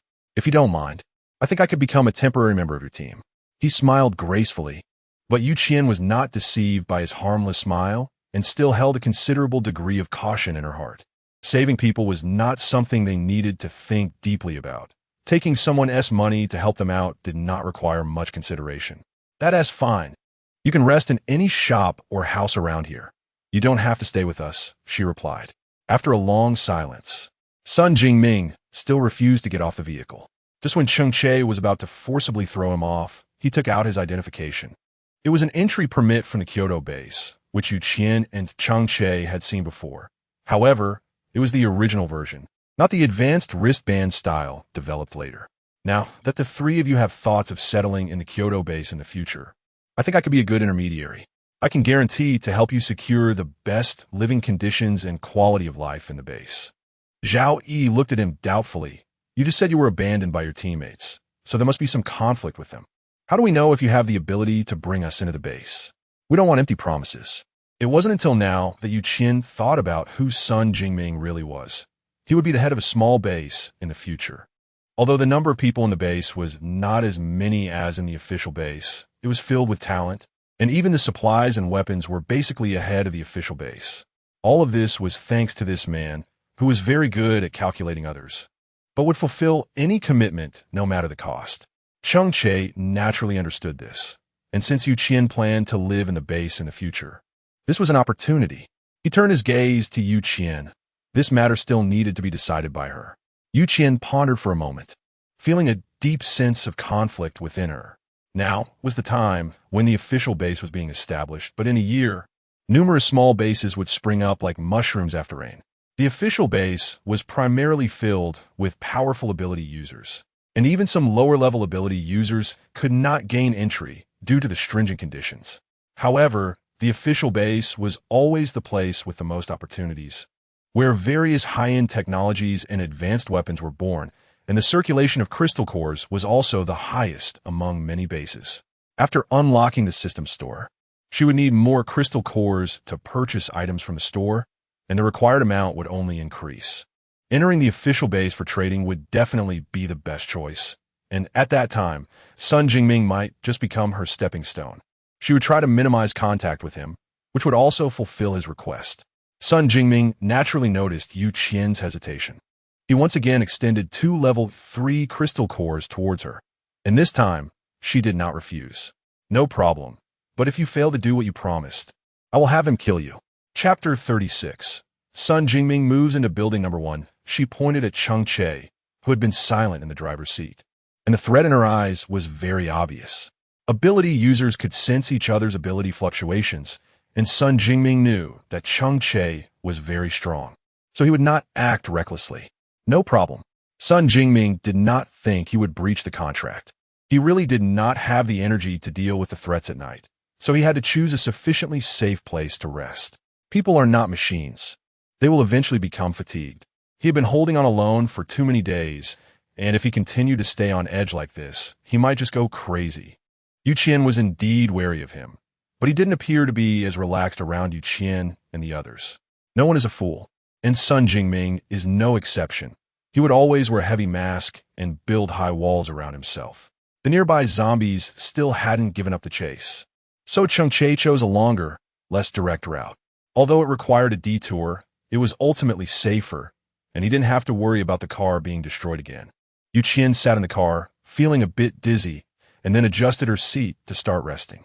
Cheng Che noticed this and immediately slowed down the car, even using his mental power to smooth out the bumpy road to avoid disturbing Qian's rest. Sun Jingming, sitting in the back seat, observed everything happening in the front and felt that these two seemed to have something going on. However, it looked more like the man was affectionate while the woman was indifferent. This cold-faced guy's pursuit of his wife seemed to be a long and difficult road. He leaned back in his seat, feeling a bit tired, but noticed Zhao Yi, who had pulled him up, was now leaning against the hard window glass. Although Cheng Che's car was indeed very smooth, such a position could still be hard on the body. Her soft hair gently covered her fair cheeks. Although her skin appeared a bit rough, it could still captivate many people. The snow outside had reduced significantly. Although the temperature remained low, it no longer obstructed the view. They arrived at the Xingfili community just around noon, and Cheng Che gently woke Qian up. After parking the car, the four of them lined up like chicks following an eagle and followed Cheng Che in a building one. Although Sun Jingming was surprised, he also became more aware of Cheng Che's strength and understood that he was not someone to provoke. The four of them headed upstairs, and Qian didn't want Sun Jingming to go to the 17th floor, so she chose 1601 instead. Although there had been zombies there before, Qian had already cleaned it up, and the bedding had not been contaminated. After Qian returned home and tidied up a bit, she began to exercise and practice her abilities. Although she is currently only a second-level ability user, hunting zombies is still a difficult task for her. However, she has always been a person who does not give up easily and never thinks she will remain stagnant forever. Otherwise, given how hard life was in her previous life, she probably wouldn't have been able to endure it for long. Thus, she continued to practice until late at night, and she hadn't eaten at 1802 for the entire day. Time quickly passed, and 3 days went by. Outside the window, no snowflakes could be seen falling anymore, but the temperature had dropped to over -20 degrees, making it difficult for many people to endure. Even relying on the fire for warmth, they felt their bodies stiffening and unable to recover. Lu Zhengli, heavily injured, had already died, yet his wife still lived with their son in building number 1.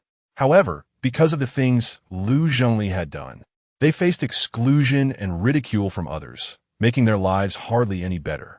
The extra money also allowed Cheng Che to remove the barrier for going out. Although the residents of Building 1 were reluctant to venture out to search for supplies, they still had to continue living, so they could only drag their stiff and numb bodies outside to look for food. The people on the 18th floor also planned to go to the hospital today to search for equipment and medicines in the warehouse. These items could give them more say in the future apocalypse.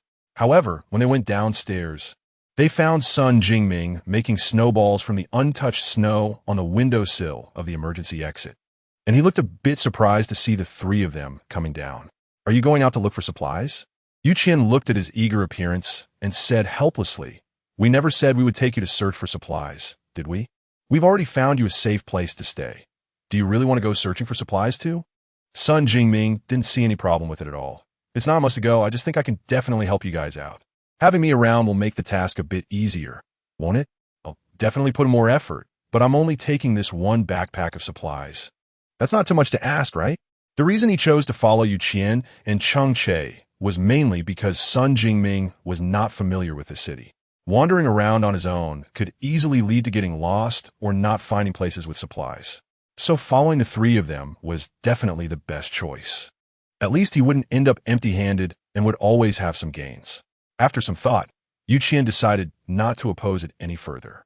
After all, this guy's ability level was higher than hers, and if they really encountered any trouble, their chances of winning would be greater. It wasn't that she didn't trust Cheng Che's abilities. It was just that danger was always lurking everywhere. The saying "more people means more strength" was indeed very applicable in the apocalypse. The four of them set off together toward the hospital. On the way to the hospital, they could still see a few zombies here and there, but due to the low temperature, their movements had become somewhat stiff, and even when chasing cars, they looked unable to move. Qian quite likes this temperature, as it can at least limit the movements of many low-level zombies, providing them with more opportunities. The zombies that were originally attracted to the hospital area have mostly dispersed. Some wandered away aimlessly, while the rest were probably lured away by the survivors. Upon successfully reaching the vicinity of the hospital, Cheng Che released his mental energy to confirm there was no danger before being the first to get out of the car, leading the way ahead. Sun Jingming also showed great insight by keeping watch from the back, ensuring that Qian and Zhao Yi were protected in the middle as they slowly advanced toward the courtyard. Cheng Che acted like a human radar, detecting the positions of the zombies and guiding the other three through a series of evasions until they finally arrived at the outpatient area. This area is located on the 3rd floor, where most of the examination equipment is stored in rooms, and moving them would require some effort. However, as a space-type ability user, Qian naturally didn't find this troublesome and excitedly stuffed everything she wanted into her space warehouse. Chapter 37. Encountering mutated animals. Sun Jingming's main target was medications, particularly anti-inflammatory drugs. So he didn't bother with the equipment and instead waited for everyone to make a round in the hospital warehouse together. Cheng Che stood in the corridor observing the situation outside and only moved toward the warehouse after Qian had moved all the equipment away. The warehouse is located in the basement of the hospital, and everything went very smoothly. Although a few zombies that were nothing but skin and bones crawled out, they were quickly dealt with by Sun Jingming, who also extracted the crystal cores and handed them to Qian. She waved her hand to refuse the extra money. She had principles when it came to accepting things. She would definitely take what she was supposed to, but she wouldn't just pocket what she shouldn't. After clearing out all the medicines in the warehouse, the four of them walked along the passage towards the exit, then quickly got into the car and drove towards the Xingfuli community. Why do I feel like there are fewer zombies on this road? Zhao Yi leaned over the edge of the bed with some confusion, a vague sense of unease stirring in her heart. Qian and Cheng Che also sensed something was wrong, but they were unsure where the missing zombies had gone. As they got closer to the community, their expressions began to darken. The zombies near the happiness community seemed to have been drawn here by some force, densely surrounding the entire area without leaving even a small gap, surging towards the somewhat dilapidated residential building like a tide. They piled up like building blocks, with the first zombies to rush up becoming stepping stones. As the horde continued to surge upward, the fastest zombies had already reached the 2nd floor windows, clawing at the broken glass, trying to climb inside. Qian frowned as she watched, but Zhao Yi ran towards building number 1 like she had gone mad. Lu Yuyan was still living in the building. She couldn't just stand by and watch her mother being surrounded by zombies. Qian hurriedly grabbed her, but he did not expect that Zhao Yi had astonishing strength at that moment. With her eyes red, she struggled to break free from Qian's hold, unable to hear anything others said. "Let me go. My mom is still in the community. If this goes on, she'll be swallowed by the zombies sooner or later." She ran madly towards building 1.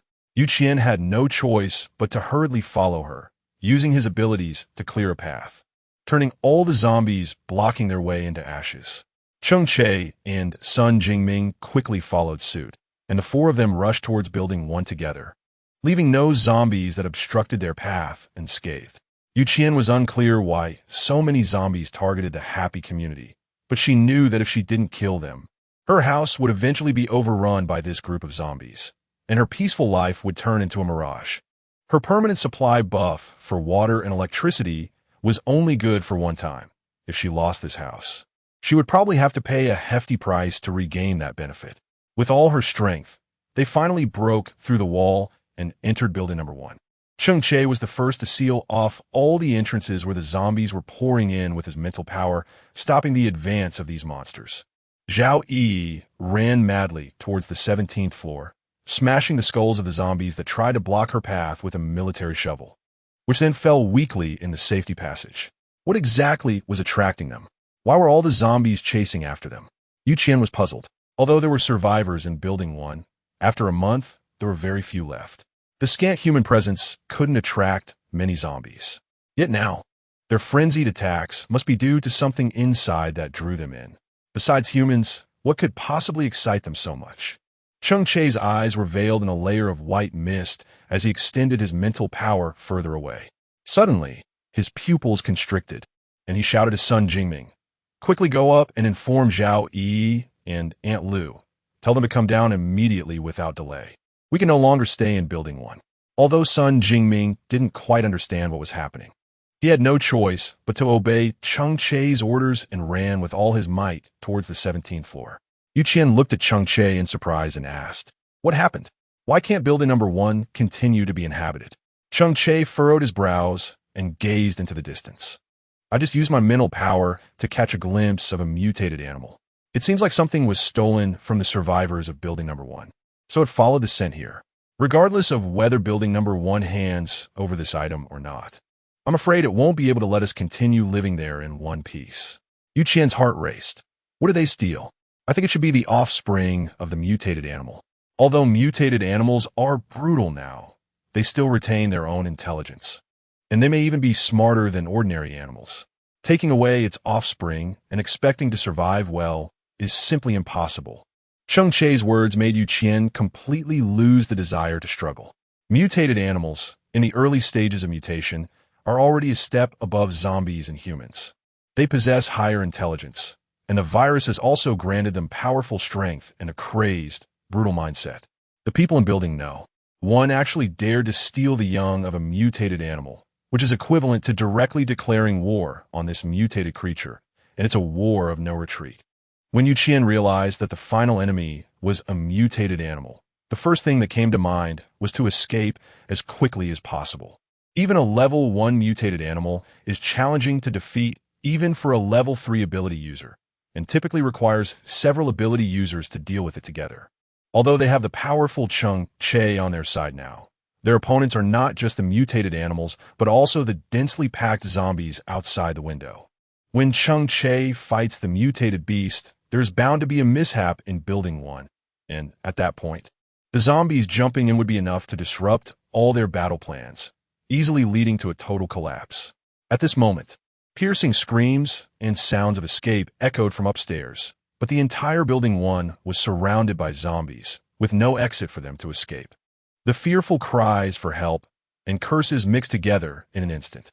At this time, Zhao Yi and Sun Jingming also brought Lu Yuyan down, and now everyone was gathered. Qian had no time to reminisce about his home, and the 5 of them ran together towards the basement. Most of the zombies were attacking from above ground. Although there were quite a few on the first underground level, they were manageable and could buy some time for their escape. Qian was responsible for driving, while Cheng Che and Sun Jingming attacked the zombies blocking the way outside the car. Just like that, they managed to escape safely. Not long after they started running, Qian heard a roar belonging to a mutated animal, shaking the ground and making her feel as if her eardrums were about to burst. Chapter 38. The Disappearance of Xingfu Li Community. The car's speed was increasing, but the roar behind them continued to echo clearly in their ears. What was that thing? Her voice trembled, filled with endless fear and dread. Qian followed her gaze and saw that the windows of Building 1 had been smashed by zombies, which were frantically rushing inside. The most striking sight was a creature as tall as a 4-story building, resembling a mutated goat with blood-red eyes. Its sharp horns effortlessly crashed through the middle of Building 1, scattering countless debris on the ground, and the entire building was engulfed in dust and smoke. Qian turned her head without looking back. She knew in her heart that from now on, the happy community would no longer exist, and there would hardly be any survivors inside. Mutated animals would always be the greatest threat to humanity, no matter the time. Humans would have to pay an exceptionally painful price to deal with these terrifying behemoths. She didn't particularly like that place, but having a normal supply of water and electricity in the apocalypse was quite unique and had greatly improved her life. Now, she had to start hustling for survival again, and there would no longer be an absolutely safe and comfortable home waiting for her. With this in mind, Qian suddenly realized that she needed to purchase a well within her space. As the apocalypse progressed, water sources became increasingly unusable. Most drinking water could only be obtained through bottled mineral water or water produced by water-based abilities. The water in rivers, lakes, and seas had been more or less contaminated by viruses, and to use it normally, it had to undergo many disinfection and sterilization processes. But the costs and benefits often did not match. She indeed has a considerable amount of food reserves, but she still hopes to have enough clean water to support her normal life. Calling upon the system in her mind, she began to inquire how many crystal cores were needed to build a well. She can now barely be considered a little rich woman, as the crystal cores given to her by Sun Jingming, combined with those she recently obtained from hunting zombies, amount to over 600 first-level crystal cores. It seems that buying a well shouldn't be too expensive. Building a well requires 100 crystal cores. Would the host like to proceed with the construction? With no hesitation, Qian clicked to construct the well. Before long, the system notified her that the well had been completed. Entering the space with her spirit, she discovered that a quaint and grand well had been built inside. Standing by the edge and looking down, a refreshing aura washed over her, making her feel relaxed and at ease. Although she had lost quite a bit of crystal cores, Qian did not feel regret. She required a lot of water for her daily life, and it seemed that digging a well was the only way to meet this need. Sooner or later, she would have to buy this well. Suddenly remembering something, Qian inquired again, "What about the permanent water and electricity supply buff? Do I still have a chance to obtain it? There is one more opportunity to use the permanent water and electricity supply. Please choose the next usage site carefully, host." With the extra money, I finally felt relieved, but at the same time, I felt a bit melancholic. In the apocalypse, finding a permanent shelter is not that simple. This matter requires careful consideration. Do you have any places you want to go? For now, it's best for us to find a sufficiently safe place to live. Constantly being on edge and running around is not a viable solution. Qian has no particular goal. She has always gone with the flow. Now, she simply wants to find a safe place to settle down, so she can at least get a good night's sleep without having to get up nervously at the slightest sound. Cheng Che naturally wants to follow Qian, and Sun Jingming doesn't have any goals either. However, when Zhao Yi and Lu Yuyin exchanged glances, it was clear that they had something difficult to say. Zhao Yi really wanted to go with Qian, but she and her mother still needed to search for her father. Although the hope of finding him was very slim, she didn't want to give up. As long as she hadn't seen her father's body, she would keep searching forever. However, the journey to find her family was fraught with danger, and she didn't want to drag Qian down or cause trouble for everyone. Seeing that no one was speaking, Qian looked at Zhao Yi through the rearview mirror. Noticing the conflicted expressions on her and Lu Yuyin's faces, she understood what they were thinking. It's mentioned in the previous life that Zhao Yi's father was found at the Kyoto base, but by the time he was found, he had already lost a leg. Rather than searching aimlessly, it would be better to go to the Kyoto base and try their luck. At least there would be some hope, so that the mother and daughter wouldn't have to suffer even more. Where did your uncle work before the apocalypse? The inquiry about the remaining money made Zhao Yi nervously clutch her clothes. It's a small city near Kyoto, and the project he was in charge of is there. However, after the apocalypse, he lost contact. Then let's go to the Kyoto base and try our luck. Didn't Sun Jingming say he could take us to stay at the Kyoto base? He also said he could provide us with the best living conditions. Qian's gaze shifted to the drowsy Sun Jingming beside him. Being called out, Sun Jingming wiped the drool from the corner of his mouth with a confused look, appearing out of sorts. Seeing him in a daze, Qian could only say, our next destination is the Kyoto base. Sun Jingming then reacted, patting his chest with ease. Don't worry, I keep my promises. You can count on me. Qian parked the car by the roadside and handed the driver's seat over to Cheng Che, while she settled into the passenger seat to rest. She was quite tired today and wasn't familiar with the area, so she didn't know which route to take to the Kyoto base. It was better to leave these matters to Cheng Che and Sun Jingming. She preferred to be a hands-off manager. Closing her eyes, she entered her space with her consciousness. She couldn't explore the space in detail while driving, so she needed to calm down to truly feel the changes inside. With plenty of food available, Qian hadn't used the extra land for planting, making the bare patch of land seem somewhat out of place. The extra well was placed 5 meters away from the land, and Qian walked to the well and filled a bucket with water. Although she was in her space with her consciousness, she could still feel everything inside. She could smell the fresh scent of the soil and feel the coolness of the well water. After pouring the well water into a cup, Qian detached her consciousness from the space and took a sip of the freshly drawn well water. The water was not ice cold, but instead had a sweetness different from mineral water. After taking a big gulp, she put the cup back into the space. Turning her head to look out the window, she saw that the high mountains surrounding Yunqing blocked her view, just like the pair of scoundrels in her previous life, obstructing her path to a happy life. But in this life, no matter where she was, she would prioritize her own happiness and always live for herself. Chapter 39. Overnight at the gas station. Snow had started to fall outside again, and the temperature inside the car gradually dropped. Qian rubbed her frozen red hands together and then turned on the car's heater. As the warm air burst forth, she instantly felt much better.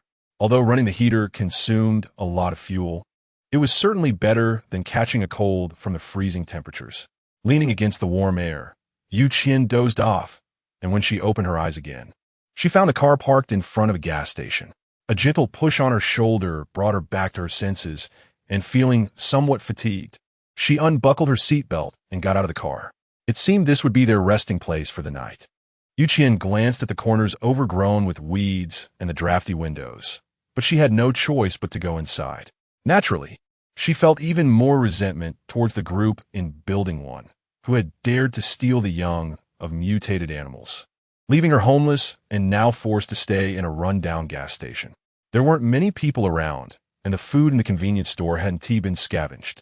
It was still neatly arranged on the shelves.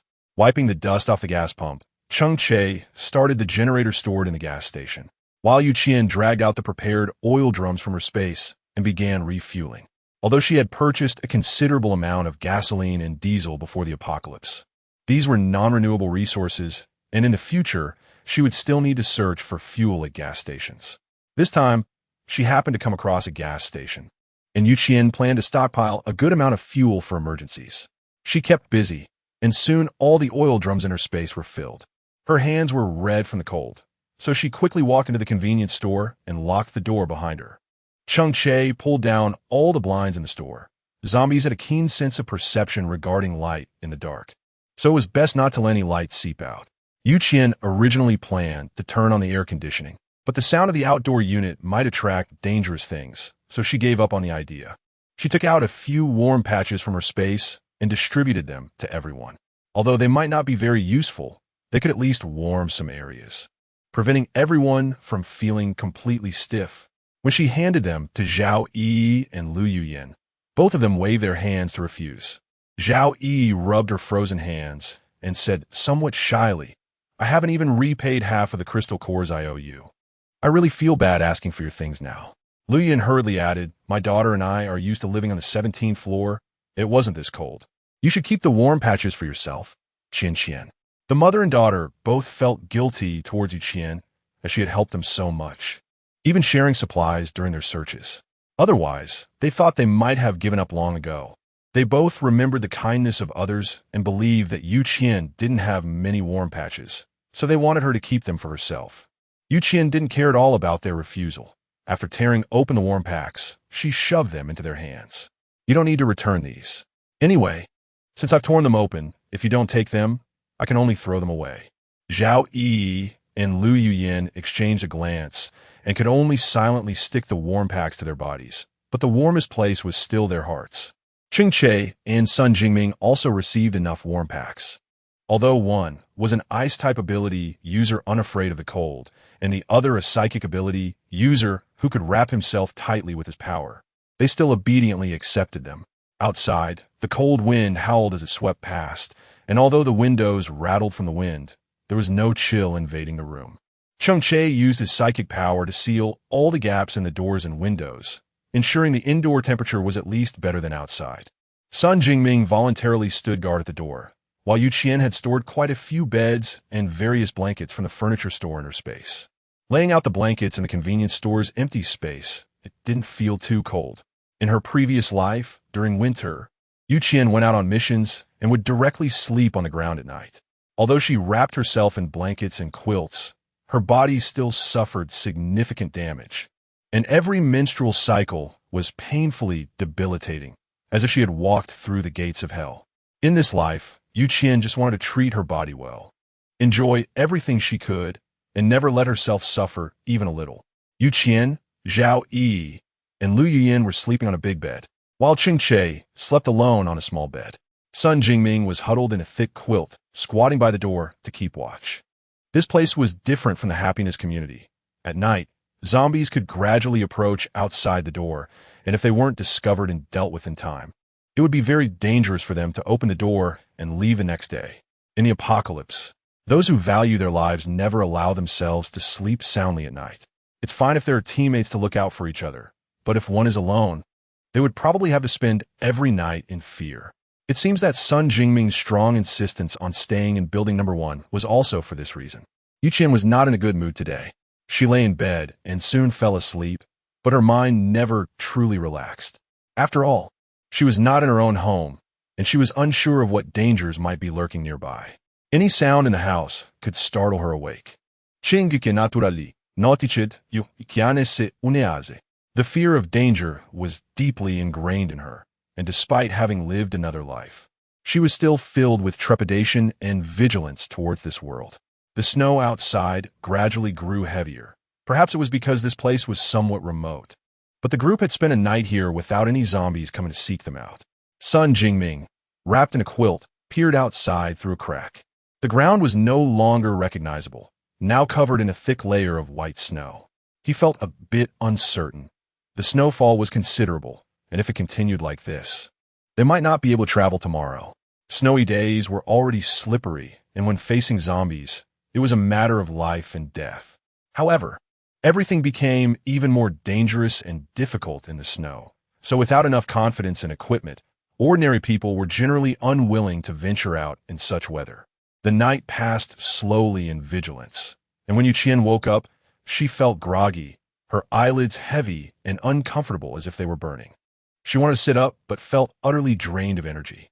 She quickly realized she had a fever. After hiding at home in the apocalypse and enjoying the most comfortable temperatures, her body could not handle the sudden change of sleeping outside. Qian furrowed her brow in irritation and took out 2 fever-reducing pills from her space. The snow outside had nearly covered her calves, making it impossible to see any obstacles or sharp debris on the ground. Cheng Che was about to come over to inform Qian that the conditions outside were not suitable for continuing their journey. But he saw her curled up like a shrimp, her originally fair face now oddly flushed with a pale pink color. Chapter 40. Awakening of Dark Abilities. Cheng Che didn't care about anything else and took out a thermometer from his space, asking Zhao Yi to measure Qian's temperature. After anxiously waiting for 5 minutes, he discovered that Qian actually had a high fever of 39 degrees, and she seemed a bit dazed. Normally, the physical condition of ability users shouldn't be this poor. After the apocalypse, ability users rarely got sick, but unexpectedly, Qian had become one of those special exceptions. Although Qian was feeling a bit dazed, she could still perceive what was happening around her. She adjusted the blanket around her, and her voice sounded somewhat weak. "I'm fine, just a little feverish. It won't delay our journey. You all wait for me to rest for a bit, and we can set off in half an hour." Cheng Che saw that she was still trying to be strong, and although he felt helpless, he had no other choice. "The snow outside is falling too heavily. We might have to wait until it melts before we can continue. Just rest well for now." Qian realized that she hadn't delayed everyone's journey, so she finally closed her eyes to rest. The north wind howled outside, but the people inside the convenience store were anxiously pacing. Although Qian had taken fever-reducing medicine, her body felt frighteningly hot now. Given the current conditions, and with no one in the room being a medical professional, treating Qian seemed like a pipe dream. At that moment, Sun Jingming, who was guarding the door, noticed some movement outside. Peering through a gap, he saw a silver-gray van parked at an angle by the roadside, and then 8 people got out of the vehicle and headed straight for the convenience store. Cheng Che, they arrived. Sun Jingming didn't want to let this group of unknown individuals in, but he could sense the fluctuations of their abilities. They were clearly not to be trifled with.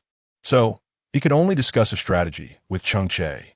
Standing up from beside Qian, Cheng Che walked to the door and naturally noticed the approaching group. Among the 8 people, 5 were ability users, which indeed posed a certain threat to them.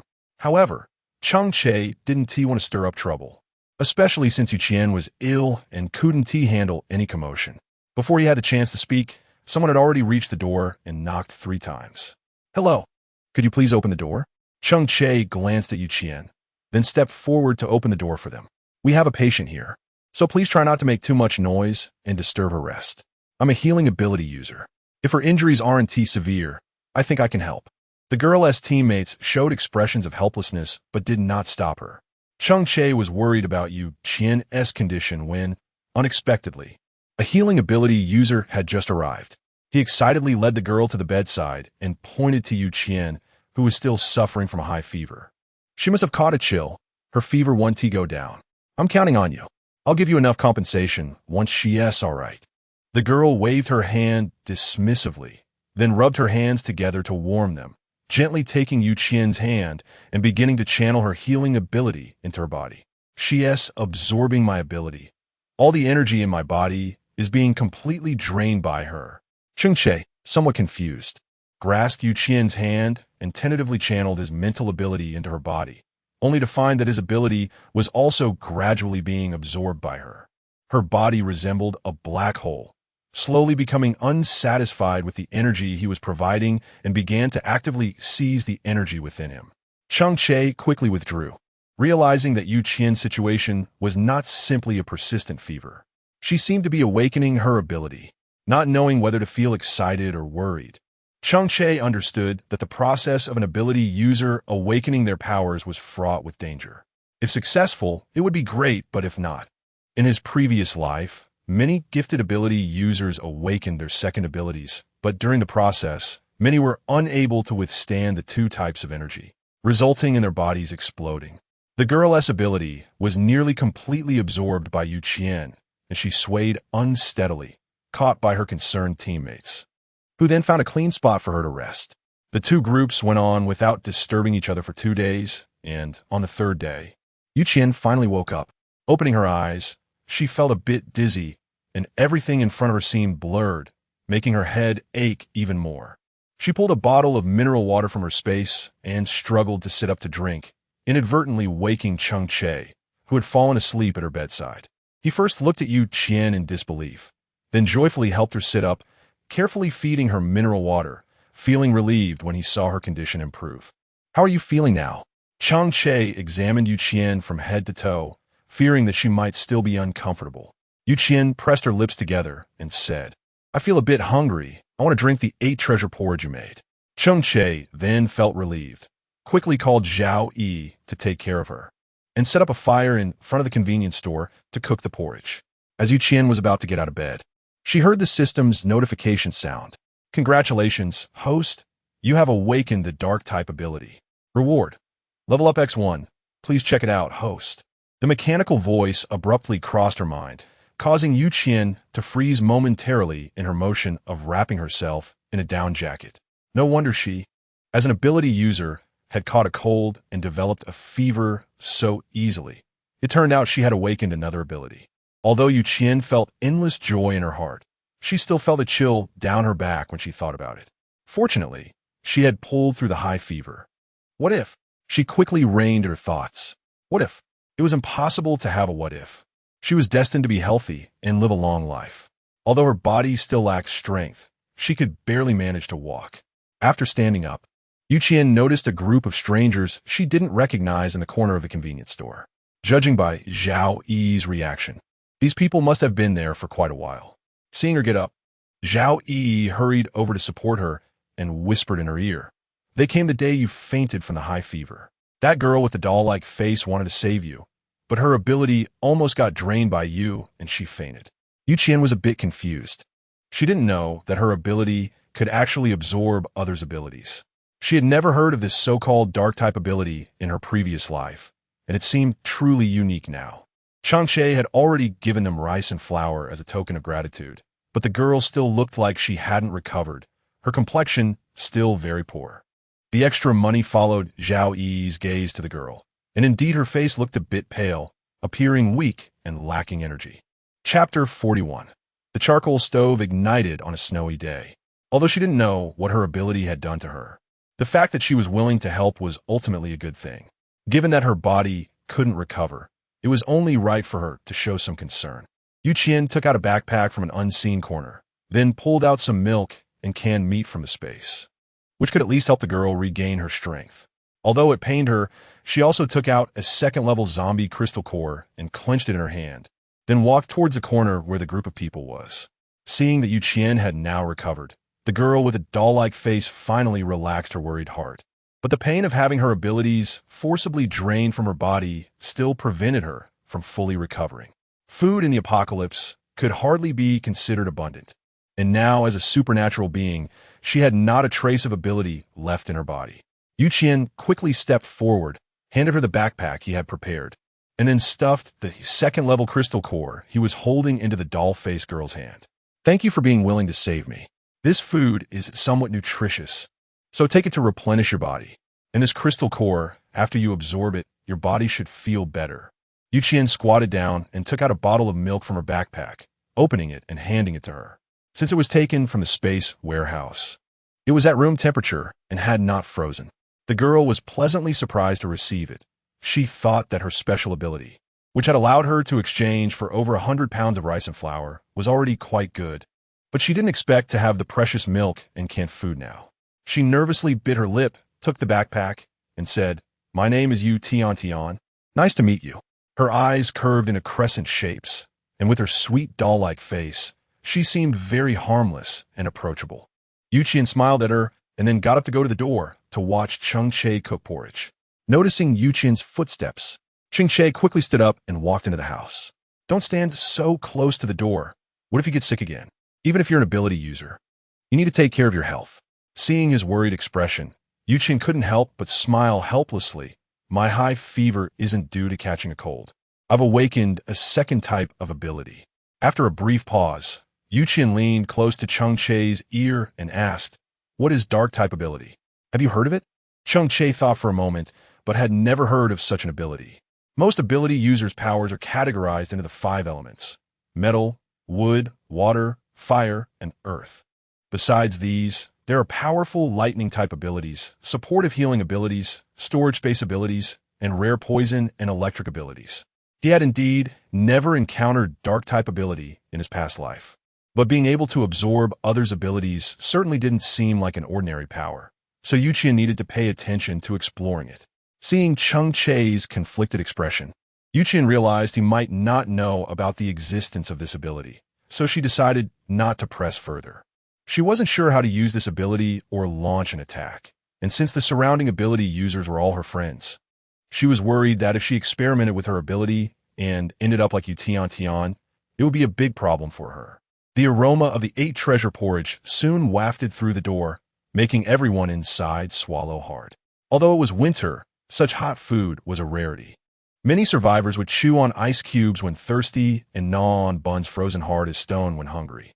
Their living conditions didn't allow for much, and they didn't have the energy to cook, so when they caught the scent of the porridge, naturally, everyone wanted to share a bowl. Cheng Che knew the weather was bad today, so he cooked extra, ensuring everyone could have a small bowl to warm their bodies. Another group huddled in the corner, swallowing hard, but none stood up to ask for anything. Surplus money did give this group of strangers some goodwill. In the apocalypse, they were still willing to help others. Although he felt envious seeing others eat better food, he didn't reach out to ask for it. There was a sense of distance in their interactions, and living together in one room didn't feel uncomfortable. Qian squatted beside Cheng Che, waiting for him to serve her porridge.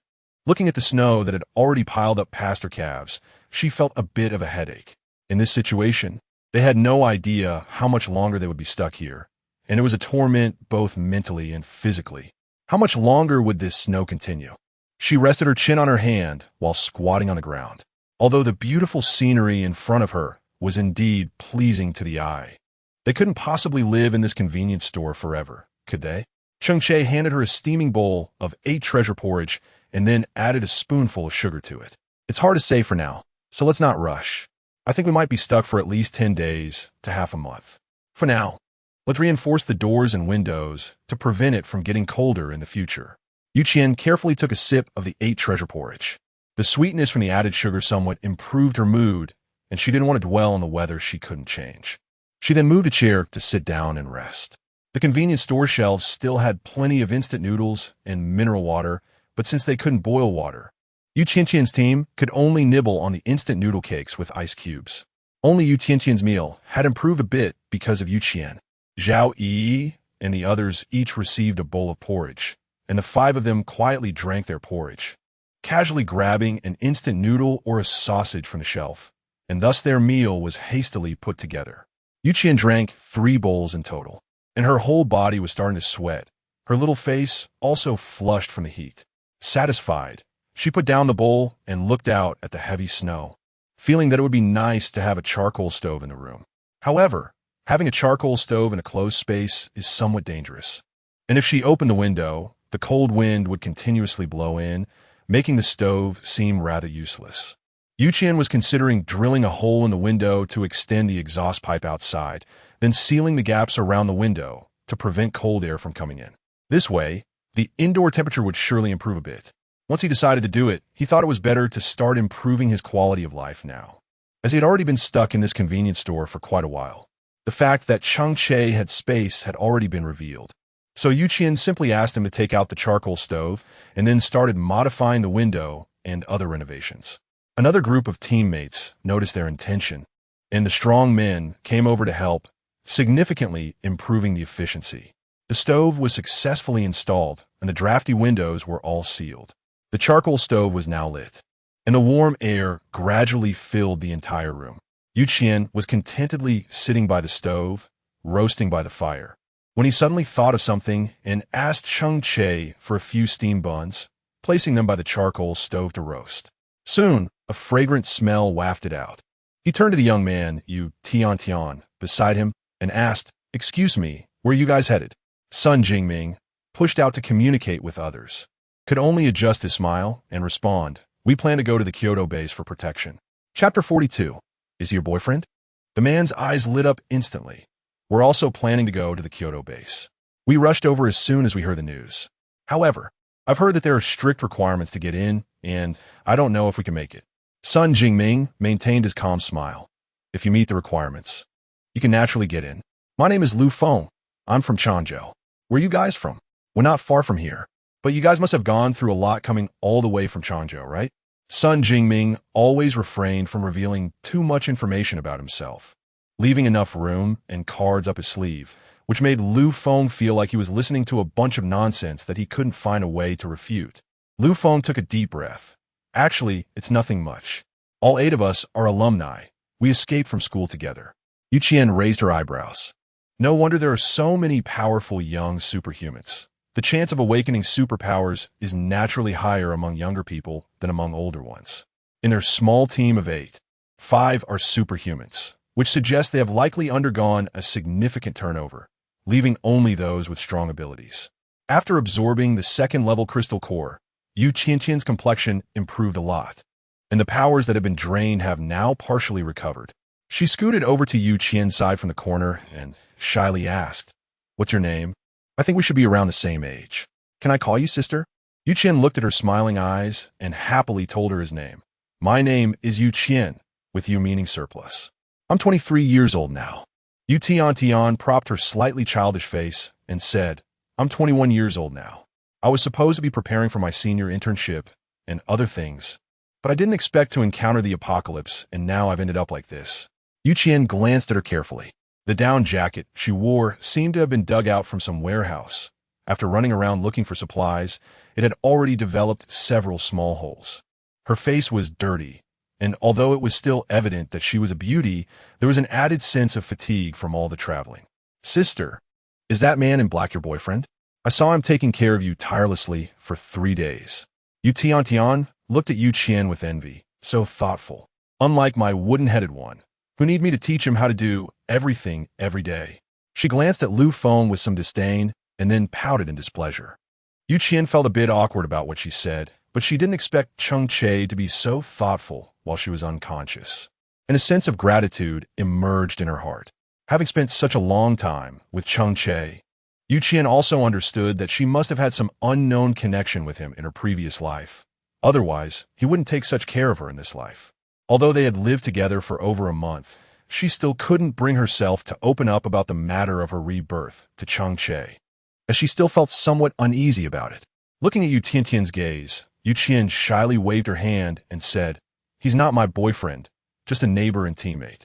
Qian glanced at Qian, then turned to look at Cheng Che, who seemed to be lost in thought by the door, but was actually paying attention to Qian. She chuckled teasingly, but didn't say anything further. Matters of the heart have always been a question between two people, and as an outsider who wasn't familiar with them, it would be a bit overstepping to offer too much advice. Lu Feng and Sun Jingming talked back and forth for a long time, but Lu Feng didn't manage to gather any information from Sun Jingming. Instead, everything he knew was completely uncovered by Sun Jingming. He thought he was quite astute, but he didn't expect to gain no advantage in front of the old fox. Sun Jingming. The sky quickly darkened, and that night, each team assigned one person to keep watch, as it still felt uneasy to place their safety in the hands of strangers. In the 3 days that Qian was sick, the other 4 people did not sleep well, especially Cheng Che, who was almost awake all night. Therefore, tonight she strongly requested to keep watch, and the others were indeed exhausted, so they went to bed early. The one sent from another team to keep watch was a power evolver named Wang Yongzhuang, whose muscular build looked imposing. He had a fire axe at his waist, smeared with some dried zombie blood, and his serious demeanor made people instinctively want to keep their distance. Qian sat by the window keeping watch, while Wang Yongzhuang moved a box to sit 3 meters away from her, his whole body as still as a small mountain, quietly looking towards the entrance. "Brother, what level of evolver are you now?" Qian looked at his terrifying demeanor and couldn't help but ask. In her previous life, she had seen 3rd-level evolvers, but none were as robust as the one in front of her. If Wang Yongzhuang could successfully advance in just a month after the apocalypse began, he would definitely become a remarkable figure in the future. Wang Yongzhuang was called out, and he glanced around at the people resting before quietly moving a box and sitting down next to Qian. He spoke softly. "I'm only at level 1. 3rd tier right now. The reason I look strong is that I used to be a part-time fitness instructor, so my base conditions are pretty good. Regardless of whether they are ability users or evolvers, each level is divided into 3 tiers. Not to mention the gap between levels just within the 1st tier, one can overpower another with formidable strength." Qian touched his chin, although he was only at the 1st level and 3rd tier now. His promotion speed could be considered quite talented. She gave Wang Yongzhuang a thumbs up, saying, "You're leveling up pretty fast." The other party, however, shyly scratched his head and replied, "Actually, it's nothing special. Our team leader is a great leader, and we've never left behind any zombies we hunted together. We always share evenly among all the ability users and evolutionists to help everyone improve their strength. The power I have now is all built up from those crystal cores." Qian turned to look at the corner where their team members were resting. "Is that one called Lu Feng your team leader?" Wang Yongzhuang nodded. "Yeah, our team leader is stronger. He is now a level 2 beginner wind-type ability user. Among us, he has absorbed the fewest crystal nuclei, but he is also the fastest to level up." Qian glanced at Lu Feng with a sense of admiration. As the captain, he was actually able to distribute all the crystal cores without keeping any for himself, which is not an easy feat in itself. Moreover, his incredible talent allows him to absorb crystal cores and advance the quickest, and if he really had enough crystal cores, he would have probably already broken through to the 2nd-level beginner stage by now. "How did your team manage to have mostly ability users and evolved beings? Are they really that strong?" Qian asked a question, and Wang Yongzhuang, who had little sense of vigilance, began to spill the beans like a pouring bean. It turned out that this group of people were all college students, and when they formed a team to escape from school, there were more than 30 of them in total. However, during the subsequent struggle for survival, some died and some were injured, and in the end, only a few capable ones managed to survive. Chapter 43. Visitors on a Snowy Night. It's easy to understand why their numbers have decreased so much. In the apocalypse, having more people does mean greater strength, but with more people, the noise and food demands also increase. Constant infighting within the group can attract zombie attacks with even the slightest sound, not to mention that with so many of them, the strong smell of meat will naturally draw in even more zombies. You still wanted to ask something, but keenly noticed the rustling sounds outside the door. The snowy night was already quiet, and the gas station was situated in a more remote and desolate area, so apart from the sound of conversation, there was hardly any other noise. Therefore, the commotion outside felt even more abrupt. Qian raised his hand to signal Wang Yongzhuang to be quiet, and then quietly approached the gap that was specifically left for observing the outside environment. A pair of eyes that belonged solely to a human suddenly appeared in the gap, the dark pupils quietly gazing at Qian with no change in mood whatsoever. The extra money startled this person, who then stepped aside to let Wang Yongzhuang move forward to communicate with him. "Please open the door and let me in. The snow outside is a bit heavy." The noise from their conversation woke up the people inside, and since they were light sleepers, they quickly got up and cautiously opened the door to let him in. Zhou Yexing felt uncomfortable being surrounded by a group of people in the room. "I just passed by and want to come in to avoid the snow. You don't have to be so wary of me, do you?" He rubbed his hands anxiously, trying to find a comfortable position to stand in. But he felt uneasy no matter what. Lu Feng frowned as he stood in front of him. "The snow outside is almost up to your thighs. How did you get here?" Zhou Yexing's arrival indeed startled everyone. The heavy snow made it difficult for zombies to move, let alone humans who could feel the cold. But now, looking at Zhou Yexing, apart from a few snowflakes on his head, he was completely clean everywhere else. Even his boots were spotless, completely unlike someone who had walked through the snow. Feeling a bit embarrassed under the probing gazes of everyone, Zhou Yexing extended his hand, and in the next moment, his entire hand was wrapped in metal, as if it had been directly cast from metal. "I'm a metal ability user. When I was traveling, I wrapped my clothes in metal so they didn't get dirty. I was stuck in the car because of the heavy snow, and seeing the situation getting worse, I decided to get out and walk, hoping to find a place where I could source supplies." He patted the flat backpack on his shoulder to prove that he really had no food left, which finally eased everyone's guard a little. Qian looked at the man and felt that he was not as weak and harmless as he appeared. What kind of person could be easily bullied if he was a gold-type ability user who could wrap himself in his powers? The car was stuck halfway and could not leave, yet he insisted on waiting until the snow was waist-deep before crawling out to search for food in the snowdrifts. Everything seemed to make sense, but there were doubts everywhere.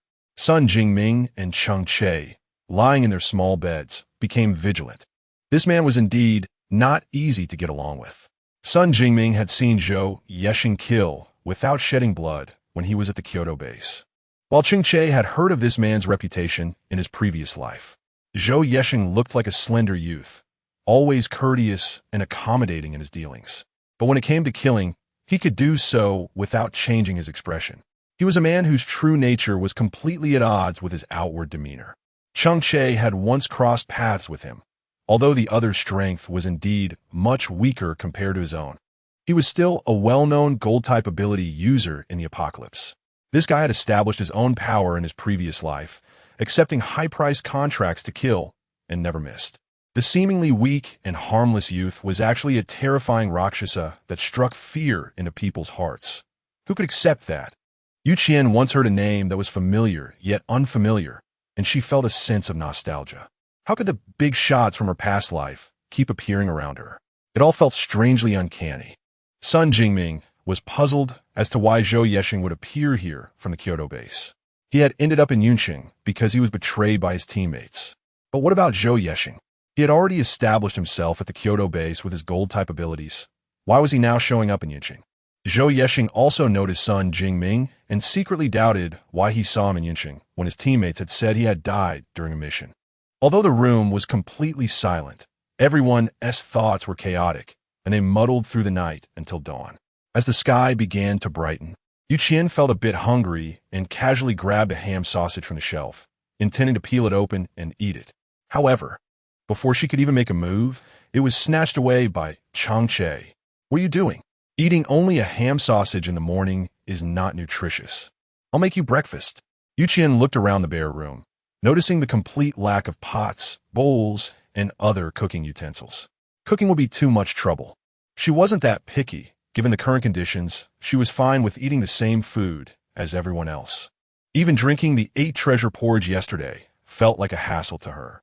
Although she enjoyed having nutritious and hearty meals at every meal, she wasn't in a safe place now, and the living conditions were somewhat harsh. It was better to keep meals simple. Although the stove was set up outside the convenience store, the aroma kept wafting through the cracks in the door, making the others want to cry as they crawled out of bed. It was really impossible to sleep anymore. Qian was having breakfast and couldn't help but wonder if she had saved Cheng Che in her previous life. Otherwise, why would this guy treat her so well? Although she felt puzzled inside, Qian didn't express it on her face. After finishing her breakfast under the envious gazes of others, she went to bed, tucked herself in, and began to rest, shutting out the outside world's eyes. Lu Feng stood by the window, watching the snowflakes fall continuously, a clear expression of worry etched on his face. The snow showed no signs of stopping, and if it continued like this, it would probably flood the windows. Normally, people would send someone out to shovel the snow, but for safety reasons, they only cleared the snow around the convenience store and didn't extend further. Currently, it was the time for recruitment at the Kyoto base, and as long as one had sufficient ability, there was a good chance of getting in. However, if they arrived too late, getting in would be as difficult as climbing to the sky. Chapter 44. The extreme heat arrives. The capacity of a base is limited. When a number of people becomes sufficiently large, the standards for entering the base will naturally increase, and being turned away is the last thing Lu Feng wants to see. So many of them had died or been injured, and if they ended up having to leave helplessly, Lu Feng felt he might collapse. However, the heavy snow had completely blocked the roads, making it obviously impossible to continue on. Although he was anxious, he couldn't change the weather. Unbeknownst to him, Qian had approached and gently wrapped her arms around his waist from behind. "Are you worried that we won't be able to reach the Kyoto base?" Lu Feng turned around and placed her somewhat cold hands in his palms, gently rubbing them. "I'm just afraid. Afraid that all our efforts over this time will turn to nothing. I once told them I would take them to the Kyoto base. But look at us now. Only 8 people are left. We will definitely get in. We will." The snow continued to fall for more than half a month. But then something even more terrifying suddenly happened. Qian was sound asleep in the middle of the night when he suddenly felt unbearably hot. He abruptly threw off the quilt and sat up, quickly taking off his down jacket and sweater, finally able to catch his breath. The snow outside had completely melted, and there wasn't even a trace of water on the ground. The room felt like a steam chamber, tormenting everyone's nerves. Qian hurriedly took out a thermometer from his space and found that the indoor temperature had reached an astonishing 38 degrees Celsius. It took less than 10 minutes to go from winter to midsummer. The rapid rise in temperature caught everyone who was resting off guard. Qian pulled out short sleeves and shorts from his space to distribute to them, and only then did they have time to observe what was happening. Although there were significant temperature changes in the previous life, it was different from this one. Qian felt a bit of a headache. The butterfly effect of her rebirth truly caught her off guard. This life had many differences from the previous one, and the gaps were not trivial, even making her doubt whether her past memories were accurate. Cheng Che had also changed his clothes and walked over.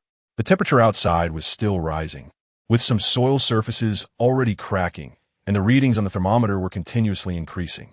Although the temperature was high now, they could still set off, so she planned to pack up and leave to avoid any further changes in the weather. Naturally, Lu Feng and the others were even more anxious than she was. Although they were sweating profusely, they didn't dare to stop for a moment. After packing their things, they dragged some food from the convenience store and left. Qian specifically came over to say goodbye to Qian. Although both groups were taking the same route, they still preferred not to travel together. Qian has a good impression of this little girl. She has used her abilities to help Qian improve her physical condition many times over the past few days, without taking a single grain of rice in return. One could say she is quite a generous person. Although Qian was stingy, he still took out 10 level 1 crystal cores from his space and handed them to her, which could be considered a repayment for her efforts over the past few days. The Lu Feng team quickly left the gas station, and Qian and the others packed their luggage and prepared to set off. Zhou Yexing followed closely behind Sun Jingming like a shadow, making the latter somewhat puzzled about his intentions. When they reached the car door, Sun Jingming noticed that Zhou Yexing still had no intention of leaving and could only turn around to look at him, his expression showing a hint of annoyance. "What do you mean?" Zhou Yexing curved his lips into a smile that seemed harmless. "I mean nothing. I just want to ride with you guys. My car ran out of gas, and I couldn't even drive it to the gas station." Upon hearing this, Sun Jingming didn't want to continue entangling with him. So he opened the car door to get in, but the door handle was completely wrapped in metal by Zhou Yexing, making it impossible to move even a bit. Not wanting to waste more time with this guy, Sun Jingming suppressed his impatience and then knocked on the passenger window. Sister you. This guy insists on following us to the Kyoto base. Yu Qian heard a sound through the car window. She didn't want to accompany this mysterious man, so she opened the window and irritably stuck her head out. No, hurry up and get in, it's so hot. Upon hearing this, Sun Jingming immediately switched to another door to get in, leaving Sun Yi alone at the spot, inhaling the exhaust fumes. Cheng Che drove the car and, seeing that Sun Jingming had closed the door, started the vehicle. He asked impatiently, "Why are you wasting time with him?" Sun Jingming sighed helplessly. This guy is just as good at stabbing people in the back as I am. With the forces so chaotic in the Kyoto base, I don't want to get involved with anything dirty. It's true that the 4 major bases, while being the most fortified and technologically advanced, also experience intense internal conflicts. The division of power is too clear-cut, so once there is a slight friction between 2 individuals, it can easily become the spark for a conflict between the 2 factions. You were backstabbed by your teammate, and it's likely that the people at the Kyoto base think you are dead by now. Should you make some preparations? Sun Jingming looked out at the rapidly retreating scenery with indifference. There are still some connections within the base, so you don't need to worry about this matter. Yu Qian glanced at him through the rearview mirror, her expression not particularly friendly, clearly feeling that those who had backstabbed her were in for a rough time. The car drove on, the ground starting to become scorching hot. Just lightly touching the car window made her aware of the temperature difference inside and out. It was truly terrifying, and she could only wait quietly, knowing that the temperature would be much better at night. The levels of rivers and lakes they passed had already dropped significantly, enough to show how greatly this terrible weather affected water sources. The half-person high snow had completely melted in an instant. What kind of scorching temperature could achieve such a feat? Thus, they transitioned from day to night, the thick darkness outside masking the unbearable heat. The moment Yu Qian opened the car door, she abandoned the thought of getting out, considering that if things were really bad today, she might as well spend the night in the car. Next to them was a silver-gray van, which resembled the one that Qian and the others were riding. You were somewhat curious about the extra money. Why are they in such a hurry to set off so early? Looking up to one side, there is a small restaurant on the side of the road, which was probably meant to serve drivers traveling at night before the apocalypse, and now it just happens to be their temporary shelter. Yu Qian stepped forward and gently knocked on the door. As soon as the people inside recognized her, they immediately opened the door, and Yu Qian saw them gathered in a circle, seemingly doing something. Chapter 45, Precious Water Elemental Abilities. From the crowd came the sound of Yu Tiantian's sobs, and a seemingly frail girl pushed her hard, her tone filled with hostility. What are you crying for? A healing ability user can't even solve heat stroke. What else can you do besides cry? Her sharp voice intensified Yu Tiantian's feelings of guilt, causing her to stop crying, though her whole body trembled slightly. Sun Jingming stepped forward to take a look. A man was lying helplessly on the ground, occasionally convulsing, with a bit of foam at the corners of his mouth. Given this symptom and the weather, one couldn't help but suspect he was suffering from heat stroke. Although Yu Tiantian's abilities could alleviate his symptoms, the weather remained sweltering. And if the temperature couldn't be reduced, he would revert to his original state, or even worsen. Is there no water elemental user in your team? The most important thing now is to cool him down. Sun Jingming glanced at the scene, but did not offer help. He had always been someone who wouldn't act without benefit, so he wouldn't help others for no reason. Lu Feng looked at the girl who had pushed Yu Tian, his face showing disgust, but he remained silent. Yu Tian, having expended her abilities, had already turned pale. Xiao Man, could you use your abilities to cool Zhao Hao down? It really won't waste your powers. Just let him feel a bit cooler. Li Xiaoman still wore an indifferent expression, glancing disdainfully at Zhao Hao, who was lying on the ground near unconsciousness, then turning her face away. He's just an ordinary person. Why should I, an ability user, save him? Yu Tian, usually soft-spoken, was now starting to panic. Zhao Hao is an ordinary person. But how many times has he saved you? How much has he contributed to our team? Can't you see any of that? Last time you almost got knocked down by a zombie. He saved you. Can't you just consider it repaying his life-saving grace? Upon hearing this, Li Xiaoman felt that Yu Tian was undermining her pride, and her sharp voice rang out again. I never asked him to save me. Besides, Don't you all come to me for water usually? Water is the source of life. I've already repaid his life-saving grace. Qian stood aside, once again refreshing her understanding of shamelessness. The woman in front of her truly opened her eyes. After sensing her ability level, she realized that it was only at the first level, barely able to output less than 1 L of water throughout the whole day. She really wanted to ask how she managed to repay others' life-saving grace with so little water. Lu Feng was completely furious. Li Xiaoman, if you don't save Zhao Hao today, then you're no longer a member of our team. We can part ways. After saying that, he continued to use his ability, trying to cool Zhao Hao down with wind, but the air was filled with high temperatures, and the wind didn't help much. Wang Yongzhuang, a tall man, ran over to Qian with a pitiful look, struggling to take out a pack of melted chocolate from his pocket. Although he tried hard to hold back his tears, they still fell to the ground inadvertently. Qian, can you please save Zhao Hao? He's my best brother. If you can save him, I will do anything for you. I'm begging you. Although Wang Yongzhuang didn't seem very smart, he could see that Qian was the leader of Cheng Che and the others. As long as she gave the order, Zhao Hao would definitely be saved. Qian glanced at Zhao Hao, who was crying pitifully. Although they had only chatted a few times during the night watch that evening, this big guy was indeed a simple and honest person with no bad intentions. Qian looked at the misshapen chocolate, but naturally had no intention of taking it. He waved his hand to refuse. No need, I prefer this brand of chocolate.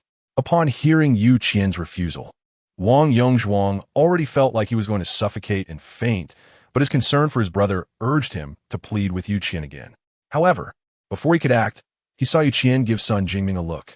The latter, being quite perceptive, immediately picked up on the hint, and several blocks of ice quickly surrounded Zhao Hao, temporarily lowering the heat in the air. The ice melted too quickly, so Cheng Che had to add an extra layer of mental barrier from the outside, barely slowing down the melting process of the ice blocks. Tian Sweet also hurried over to use her abilities and finally managed to resolve Zhao Hao's situation. Spare money is not an act of kindness. Lu Feng's abilities are well known. He saved his teammate, and if he were ever in trouble, he wouldn't stand by idly. She merely saved someone on a whim, but from then on, Lu Feng owed her a favor, to be repaid slowly over time.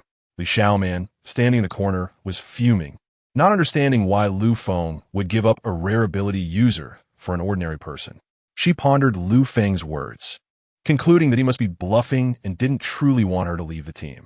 In a time when drinking water was scarce and the weather had become so hot, water-type ability users would naturally become more valuable. It would be foolish of Lu Feng to drive her, his precious asset, away. With that thought, Li Xiaoman felt reassured that she wouldn't be abandoned and confidently walked towards the supply pack, intending to grab a loaf of bread to fill her stomach. She had only eaten 3 cans of meat today, and this stingy person wouldn't let her have more. Now she could only settle for some bread to stave off hunger. Just as her hand was about to touch it, a wind blade zipped past her fingers, instantly slicing off half of her nail, causing her to step back in fright. She glared at Lu Feng in anger, only to find him looking at her with a grim expression, as if he could chop off her fingers at any moment. I just said, if you don't take action, you won't be a part of our team anymore, and these supplies naturally have nothing to do with you. Li Xiaoman's eyes widened in disbelief as she rushed forward to question Lu Feng, but was stopped midway by Wang Yongzhuang. She had always been afraid of tall, muscular men like Wang Yongzhuang, and his cold demeanor made her tremble. She wanted to say something, but couldn't find her voice.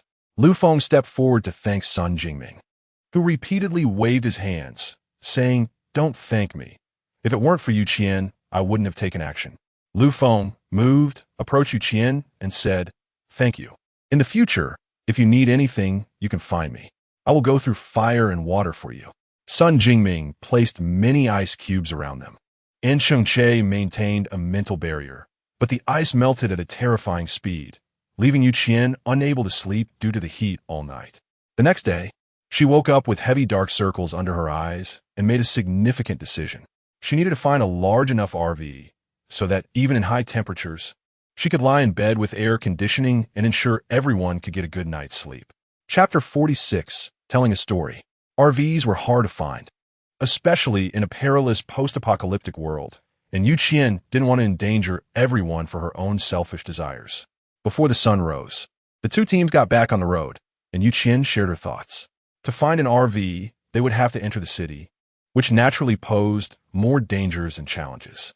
She was fine on her own, but she didn't want to force others to accompany her on this adventure. Her goal in this life was to live comfortably and freely, to be true to herself, while most other survivors were just grateful to be alive. After Qian proposed the idea of finding an RV, there was a moment of silence in the vehicle, and Lu Yuyin was the first to voice her opposition.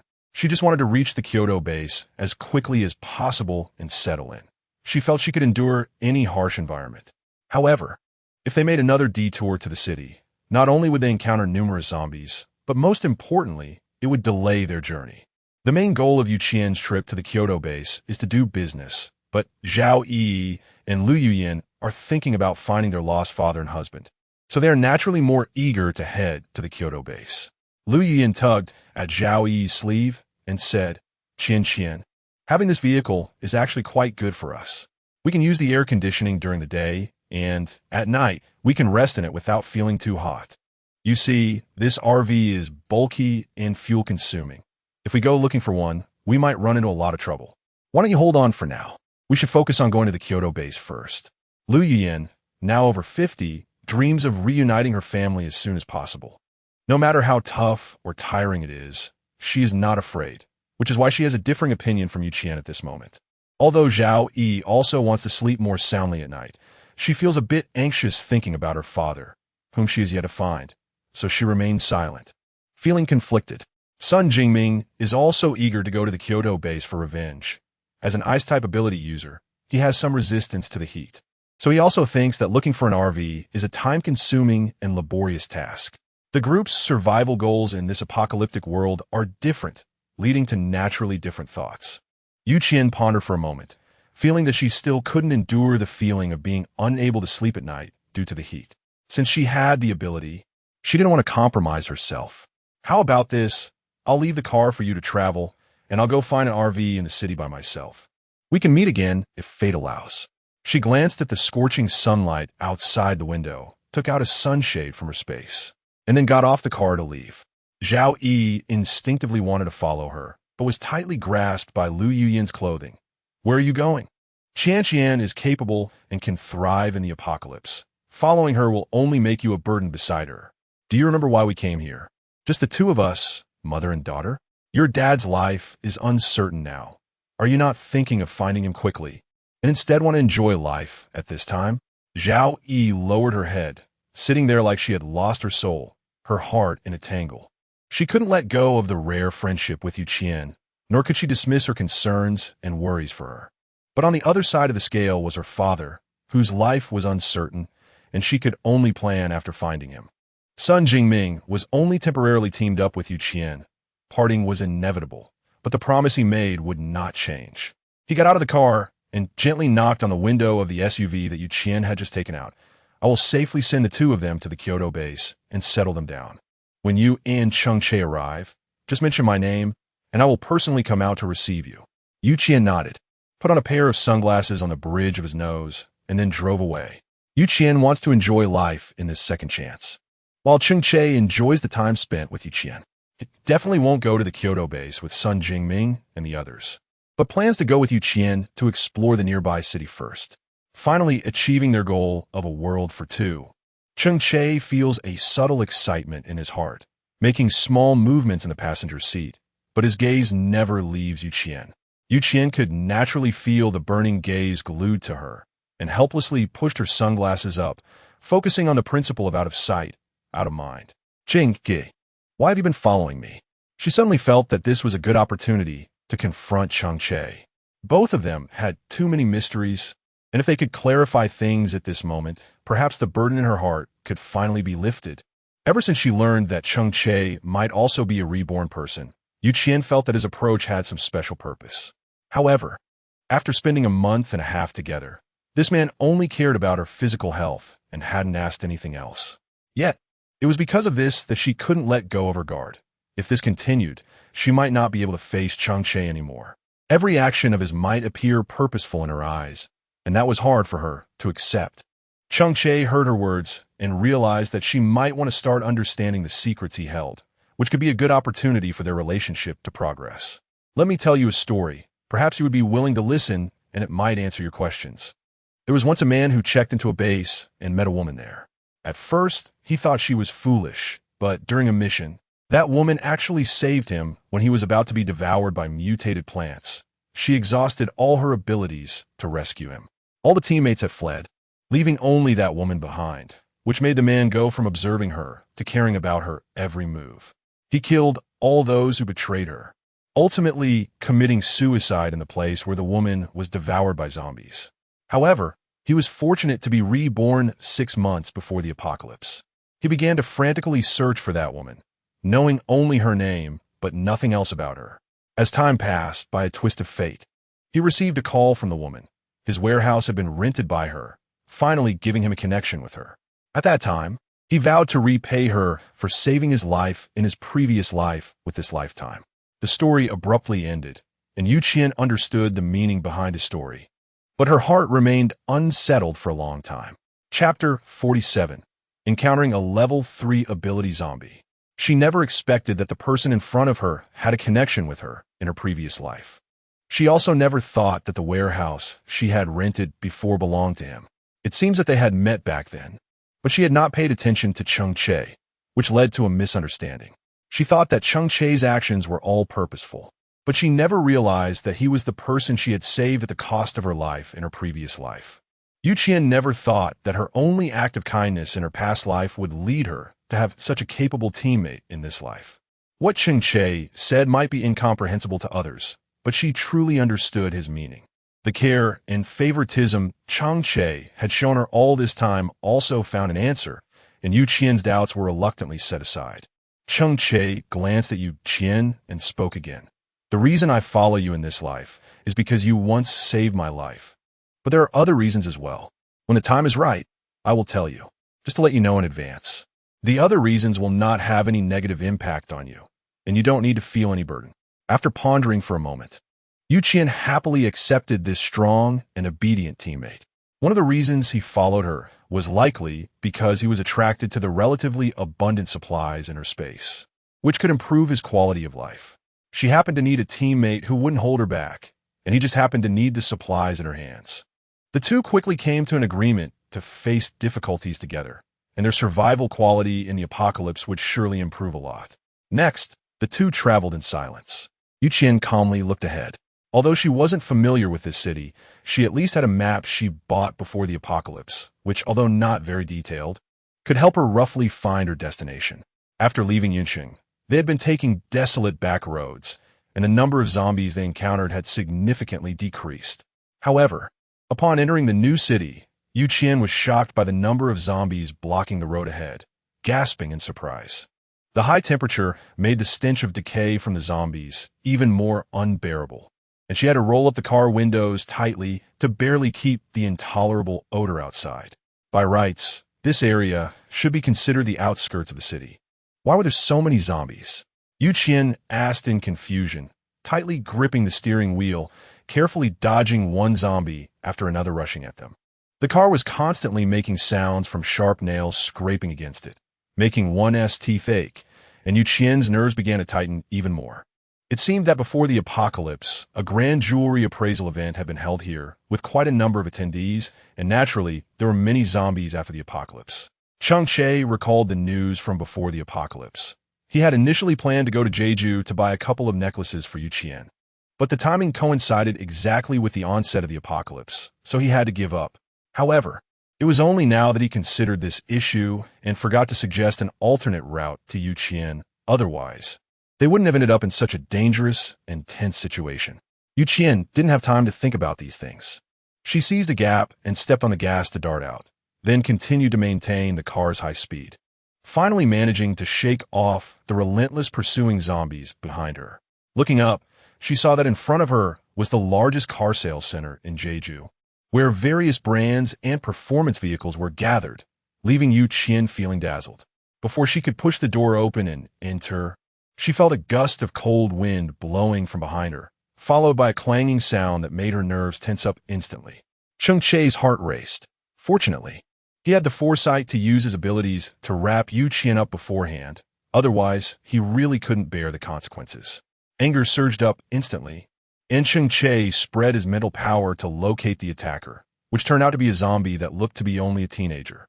Its skin showed no signs of decay, and even its pupils were larger than those of ordinary zombies. Clearly, this was a high-level zombie, likely drawn by the scent of Qian and Cheng Che. Looking at this creature, Qian frowned in disgust. Any zombie that was intact and showed no signs of decay had usually eaten a lot of human flesh, and only after leveling up did it become like this. It wasn't that she felt sorry for those who were eaten. Qian just found it extremely repulsive to see zombies that enhance their abilities using human bodies. In her previous life, she had heard of a zombie that, after gaining consciousness, had never eaten human flesh again, relying solely on zombie cores to level up, and even established its own zombie army. However, that was merely hearsay. After all, the idea of a zombie not eating human flesh was indeed quite unfathomable. What did it use to attack me if it didn't get close? Qian was suddenly struck by a terrifying thought. Could it be a supernatural ability? During the process of zombie mutation and evolution, there is indeed a possibility of awakening some kind of supernatural power. The level 3 zombie she had seen at the Yunqing Central Hospital had merely reinforced certain parts of their bodies, but once they became zombies with supernatural abilities, their attacking power would escalate to another level. Just like humans, there exists an insurmountable gap between level 3 evolvers and level 3 supernatural beings. And this applies to zombies as well. Cheng Che nodded heavily. That's right, it is indeed a level 3 zombie that has awakened a supernatural ability. Do you need me to step in and deal with it? He had no possibility of losing against a level 3 zombie. But he also wanted Qian to gain more combat experience, as he couldn't possibly be by her side 24/7 to protect her. The greatest protection for a person is not to keep her like a canary in a cage, but to help her become a soaring eagle, capable of facing the storms ahead on her own. Qian shook his head and said, "Let me do it. I just awakened my dark ability, and I haven't had a chance to use it yet. This guy is just right for me to practice on." Qian squinted her eyes and stared intently at the zombie clinging to the roof. The Tang Dao in the space was also taken out by her, quietly preparing to face the zombie. As if sensing her fighting spirit, the zombie appeared slightly agitated, and several water swords formed in its palm, suddenly shooting towards Qian. It was likely that these water swords were what had just collided with Cheng Che's mental barrier. The leftover energy was quite far from him, and his lightning-based abilities had not yet reached such a long attack range, so he could only mobilize the dark energy within his body to attack. Instead of the imagined energy sphere, a swirling vortex continuously formed in the palm of his hand, sucking in all the water swords that the zombie shot towards him. Qian suddenly felt that his lightning-type ability had become more abundant, and he felt more energetic, as if he had consumed some highly effective supplement. Chapter 48 successfully obtained the RV. Only then did Qian understand the true purpose of the dark-type abilities, which was to use the abilities of others to make up for her own. Moreover, the opponent's abilities could not harm her at all. Realizing this, Qian instantly became alert and quickly used the level-up buff gifted by the system when she first awakened her abilities on the dark-type abilities. She hadn't used it before because she was unclear about the specific capabilities of the dark-type abilities, but now that she discovered its benefits, she naturally wouldn't hold back. At that moment, the zombie on the roof was somewhat confused. Its abilities had always been lethal in one strike. It never expected that this prey would manage to evade its abilities twice in a row. This made it even angrier, and with a sudden roar, it charged towards Qian. The extra energy has been prepared to confront it, wrapping her electric abilities around the Tang Dao. As long as the zombie touches her blade, its movements will definitely be restricted. At this moment, the sunlight becomes even more dazzling. The zombie has no perception of hot or cold, but Qian feels a bit uncomfortable, her head becoming dizzy under the scorching sun. The trials of the apocalypse for humanity are truly overwhelming. Qian has no time to think. She can only rely on her body's instincts to evade a zombie's attack, then mobilizes her lightning abilities to launch a fierce counterattack. The zombie is unable to control its body properly due to the electric current. Realizing something is wrong, It instinctively chooses to throw a powerful offensive ability at Qian. But unexpectedly, the ability is once again absorbed by her, and in the ongoing battle, it gradually turns into a pile of charred remains. Wiping the sweat from her forehead, Qian feels her head spinning, as if she might collapse at any moment. Now, even hiding indoors has become unbearable due to the high temperatures. Standing outside and fighting desperately like this is indeed impacting her physical condition. Cheng Che quickly rushes over to catch her swaying body and drags her into the shade. Pulling out the ice blocks he had previously requested from Sun Jingming to cool Qian down. Even the ability users can hardly endure the direct sunlight outside. No wonder Lu Feng's team members can suffer from heat stroke indoors. This temperature is truly unsuitable for normal human activity. Choosing to search for an RV that can use air conditioning at night is also a correct choice. Otherwise, the ability users might not be able to withstand the unbearable heat at night. As the ice continued to melt, Qian finally dispelled that drowsy feeling. Although breathing the scorching air still felt somewhat painful, he stood up and walked into the car dealership with Cheng Che. Inside, there were all kinds of cars, race cars, RVs, and more. No matter what kind you wanted, you could find it here. Qian naturally wouldn't be stingy with her spare cash, acquiring vehicles with higher chassis. All kinds and sizes of RVs, and several heavy off-road vehicles into her space. Although it's difficult to find a versatile mechanic in the apocalypse, as long as she has enough vehicles, she doesn't fear being without one. If one breaks down, she can just replace it with a new one, prioritizing freedom of choice. She chose a smaller RV that 2 people could drive and began inspecting the interior setup. The essential bathroom and shower were all present, and there were dedicated solar panels on the roof. The water tank was also filled with well water, making water usage quite convenient. Although the interior space wasn't particularly large, it had enough room for 3 beds, easily accommodating 5 adults. Qian was very satisfied with the car. The car keys were placed on a display shelf beside her. After everything was stored in the space, Qian happily walked out of the car dealership with Cheng Che. By the time they reached the open area outside, she was already drenched in sweat. Qian quickly took out the RV she had just selected from her space and sat in the passenger seat, while Cheng Che took on the role of the driver. The air conditioning was turned on immediately, and the cool breeze continually lowered the temperature inside the car. Qian finally let out a sigh of relief and comfortably pulled out a bottle of cola from her space, handing another bottle to Cheng Che. She had everything in her space. The cola was frozen when she put it in, and it was just as cold when she took it out. Taking a sip made her feel completely refreshed, and the scorching sunlight outside could be forgotten. Cheng Che didn't want the car to be damaged so quickly, so he used his powers to wrap the car entirely, ensuring that even if there were bumps, they wouldn't have to worry. And the lifespan of the car would be extended significantly, due to the high temperatures and not having slept well for several days.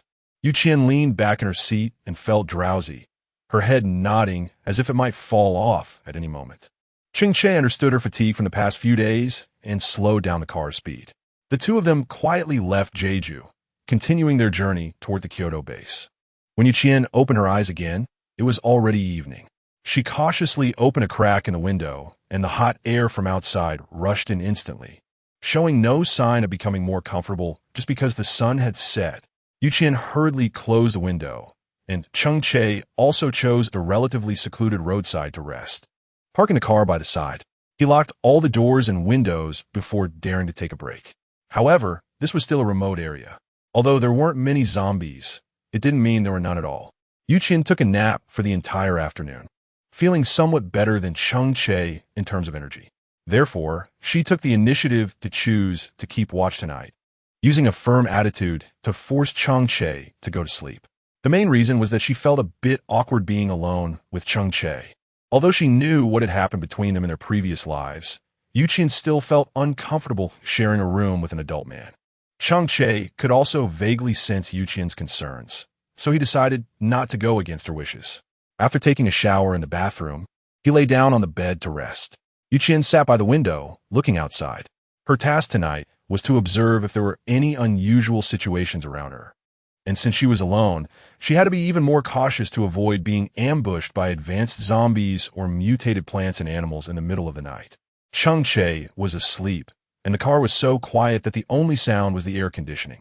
However, through the thick darkness of the night, Qian saw a car with its high beams on heading towards the location of the RV. The RV showed no signs of use and looked brand new, which must have made it very eye-catching.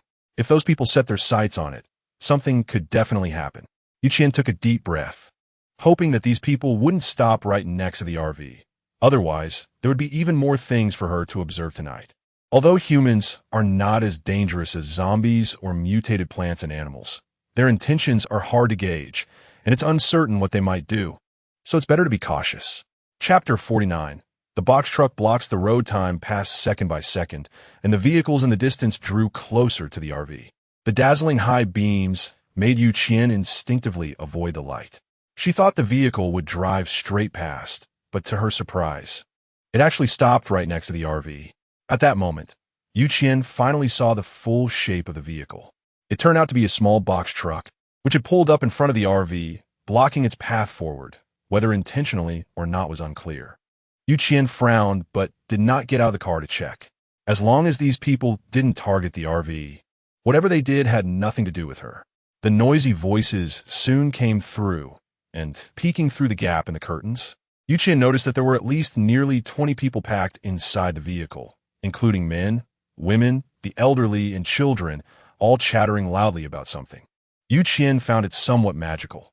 After all, such a harmonious situation was quite rare nowadays, not to mention that there seemed to be no discrimination against the disadvantaged. Aside from their tattered clothes, they looked like they were out for a picnic. The bonfire was quickly lit, and although the weather was hot, it was still cooler outside than being cramped in the vehicle, so everyone hurried down. The fire soon blazed, illuminating the endless night, and the high beams were finally turned off. They didn't know what they were talking about, but their laughter and chatter even reached Qian's ears. Raising an eyebrow in surprise, Qian remained vigilant, still watching their every move while also paying attention to the surroundings for any signs of zombies. After all, with so many people and a lit bonfire, both the light and sound could easily attract zombies, making the situation inherently more dangerous than before. Cheng Che was also awakened by the noise, groggily standing beside Qian, and was taken aback when he saw the scene outside. It was indeed surprising to see such a harmonious group in the apocalypse. Did we wake you? You can continue sleeping for a while. We need to hit the road tomorrow. Qian took out a piece of chocolate from his pocket and put it in his mouth, continuing to observe the situation outside. Suddenly, an alarm went off in his mind. Qian frowned and looked at the person, realizing it was a woman who was dressed relatively cleanly and didn't appear haggard. Her big eyes were curiously looking at the RV, which was standing still. "Hello, is anyone there?" Qian didn't understand. In the apocalypse, one should at least have a basic sense of vigilance. This woman casually knocked on someone else's car window. Didn't she fear encountering someone with a bad temper who might end her life? She didn't understand, nor did she care to understand. Instead, she took out a self-heating rice meal from her space and set it aside to cook. Then picked up her chopsticks and started eating her late-night snack. It tasted pretty good. She took a sip of her drink, satisfied, and threw the garbage into her space. Then let out a satisfied burp. In the distance, the crowd was stirring. They seemed to be discussing something, and as if they had reached a consensus. They swaggered over towards Qian's RV. Qian unexpectedly shrugged, but was still unclear about their intentions, so she leaned in closer to continue observing. Before she could react, these people had surrounded the entire RV and began banging on its outer walls with loud thuds. The chaotic noise gave Qian a headache, but she couldn't understand their true purpose. Seeing that they weren't doing anything to the vehicle, she still felt irritated and wanted to use her powers to zap them away. But then she thought of Cheng Che, who was still in the RV, and figured he might get hurt, so she abandoned that idea. Although the crowd's behavior was indeed unbearable for her, Qian didn't want to easily get out of the car, fearing that if these people had other motives, she might fall into their trap. The people outside continued to pound on the RV, and Cheng Che was awakened by the noise. Realizing there were people outside, he immediately set up a mental barrier to prevent any harm to the vehicle. He felt a bit dazed. What was happening outside? Why were so many people surrounding the RV? What were they doing? The extra money shook his head, but he vaguely guessed their purpose. They probably wanted to use this noise to force us to open the car door and argue with them, then seize the opportunity to break in. This thought actually amused Cheng Che. Didn't they fear that the people inside the car might take their lives directly? To provoke someone without knowing their strength in the apocalypse. They really had some nerve. Qian also finds it somewhat ridiculous. This group of people probably hasn't experienced the harsh treatment from villains, which is why they so recklessly believe that others won't take action against them. People like this need to be dealt with by someone with a bad temper, otherwise, they won't even know their own place. Qian moved her wrist a bit and said irritably, "This group has been banging for half an hour already. Don't they feel tired or hot?" Cheng Che glanced outside and found that although the group was sweating profusely, they were still stubbornly insisting, probably thinking that the people in the RV were big fish. The reason they hadn't damaged the RV was probably because they also had their eyes on the vehicle, fearing that if it broke down, they wouldn't be able to use it. "I can't sleep. You go rest. That way, tomorrow you can drive, and I'll assist you from the passenger seat." Qian looked at his clear expression and felt a bit tired herself. So she didn't refuse and simply went to another bed to rest, gradually falling asleep under the cool breeze of the air conditioning. At this moment, Cheng Che looked out the window, and his mental powers suddenly surged towards the brains of that group of people. In the next moment, everyone was writhing on the ground in pain, unable to even stand up. This group of people was simply too annoying, even thinking about taking action against the RV. So they should be prepared for retaliation. What if there were many of them? In the apocalypse, quantity has never been the key to victory. Strength is what matters. The night quickly passed, and Qian woke up leisurely from her dreams. After stretching, she climbed into the driver's seat and started the vehicle. However, when she looked ahead, she was stunned, and then anger surged instantly, her delicate hands tightly clenched into fists. Chapter 50. You are selfish and self-serving. This road was not wide to begin with. If the box truck were parked normally by the roadside, the RV could still pass. But now the truck was completely blocking the road, clearly not wanting the RV to move an inch, while the others had hidden inside the truck, leaving only the burnt-out coals of the campfire outside. Cheng Che sat in the passenger seat, showing no signs of anger. He simply waved his large hand, and the truck was flipped over onto the ground, with screams and wails instantly reaching their ears. Qian gave him a thumbs up, and Cheng Che then lifted the truck with his mental power, directly throwing both the person and the vehicle into the nearby woods. The parched trees, scorched by the blazing sun, were smashed and broken, creating a chaotic scene. Now the road was cleared, and Qian happily started the vehicle, driving towards the end of the road. She didn't want to know who this group of people was or what they were doing. As long as they had no further impact on her life and had learned their lesson, she could turn a blind eye. But if she saw those people again in the future, it wouldn't just be as simple as throwing a truck away. The scenery outside the window rapidly retreated as Qian hummed a little tune while driving. However, her expression slightly changed when she saw the dry river. The river, which should have been surging and rushing, was now completely dry, with not a single drop of water left. Only the mud at the bottom still appeared somewhat moist, while other areas had begun to crack, filled with the scorching heat of the sun. Humanity was now facing nature's punishment, and it was unclear how many people could not survive under the blazing sun, dying right in the sunlight they depended on the most. The harsh winter had taken a large number of people, and the sweltering summer had claimed many more lives. Zombies were continuously evolving, and mutated plants and animals were increasingly appearing. Qian always felt a heavy weight in her heart. She had experienced these things, but even now, seeing them again still filled her with panic.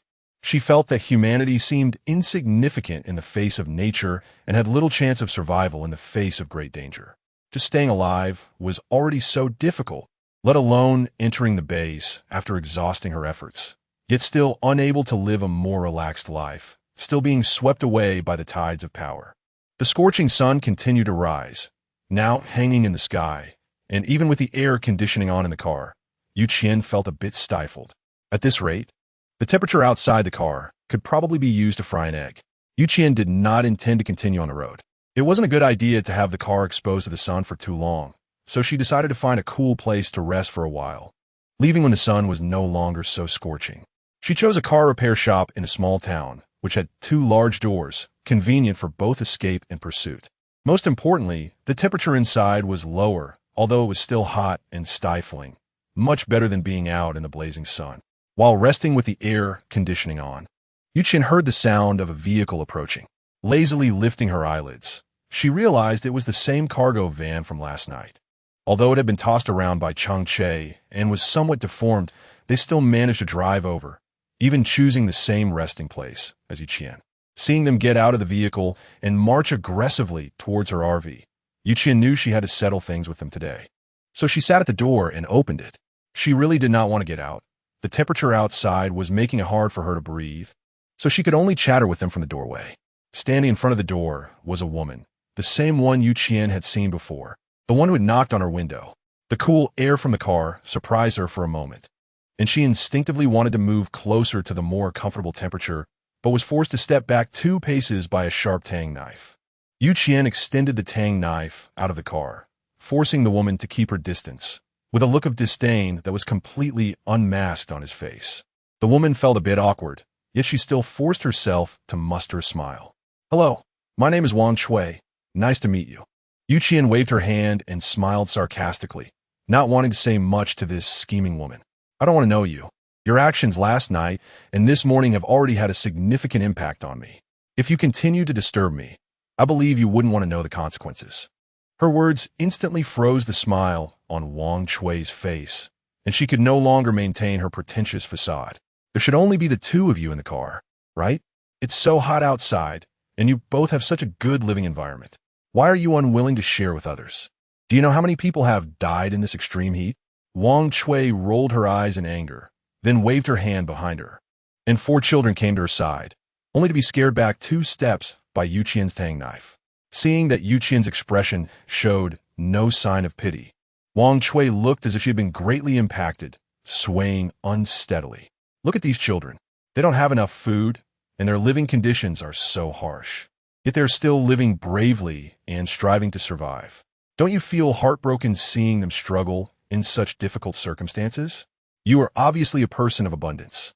Yet seeing them lack food and clean water, don't you feel ashamed?" She looked righteous, with sweat and tears constantly falling, gently stroking the children's heads. Qian chuckled and took out a bottle of mineral water from a space, drinking half of it before stopping. "Why should I feel ashamed? The supplies I found myself can be consumed however I want. These kids are not related to me, so why should I feel sorry for them? Am I the one with a problem, or are you? Are you a bit out of your mind, sister? I don't have the ability to save them, but you have plenty of food and a good living environment. Why not share it? Is your heart made of stone? Do you feel happy watching them suffer?" Qian always feels that this woman's brain has some issues. Isn't this purely moral kidnapping of others? Why does she still package herself as a kind-hearted saint? If you care so much about them, why not share your food with them? You're so kind, so great, so selflessly devoted. The extra money made the woman blush as she said, "My food and water are just enough to get by, but you obviously have excess food. Your RV can accommodate more people. Since you have the means, why not help others? Aren't you being selfish?" Chapter 51. Those Favored by the Gods. Qian had talked so much to her that her patience was gradually wearing thin, and now she didn't even have the will to refute her ideas. Seeing that Qian was silent, Wang Shui thought she had been convinced and was about to step forward to enjoy the cool air of the air conditioning, but unexpectedly, Qian's dagger was pressed directly against her skin.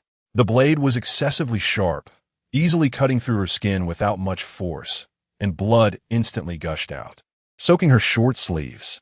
In pain, she saw her injury, and the sharp pain made her scream loudly, taking a step back as if Qian had directly taken her life with the dagger. The people who were originally standing by the car all came over, looking aggressive and ready to confront Qian, resembling a group of debt collectors. "What? Do you all want me to stab you as well, so we can share the suffering together?" Qian flicked the blood off the tip of his knife, his face full of disdain as if it had been tainted by something dirty. A man stepped out from the crowd, wearing a black short-sleeved shirt stained with salt frost, his hair messy and sticking to his forehead. A flame gradually appeared in the palm of his hand. The flame looked lifeless, probably indicating that he was just a level 1 beginner ability user, posing no threat to Qian and Cheng Che at all. For some reason, this person seemed to be highly respected within this group of many. Qian glanced at him and naturally deduced the man's identity from the differing attitudes of others.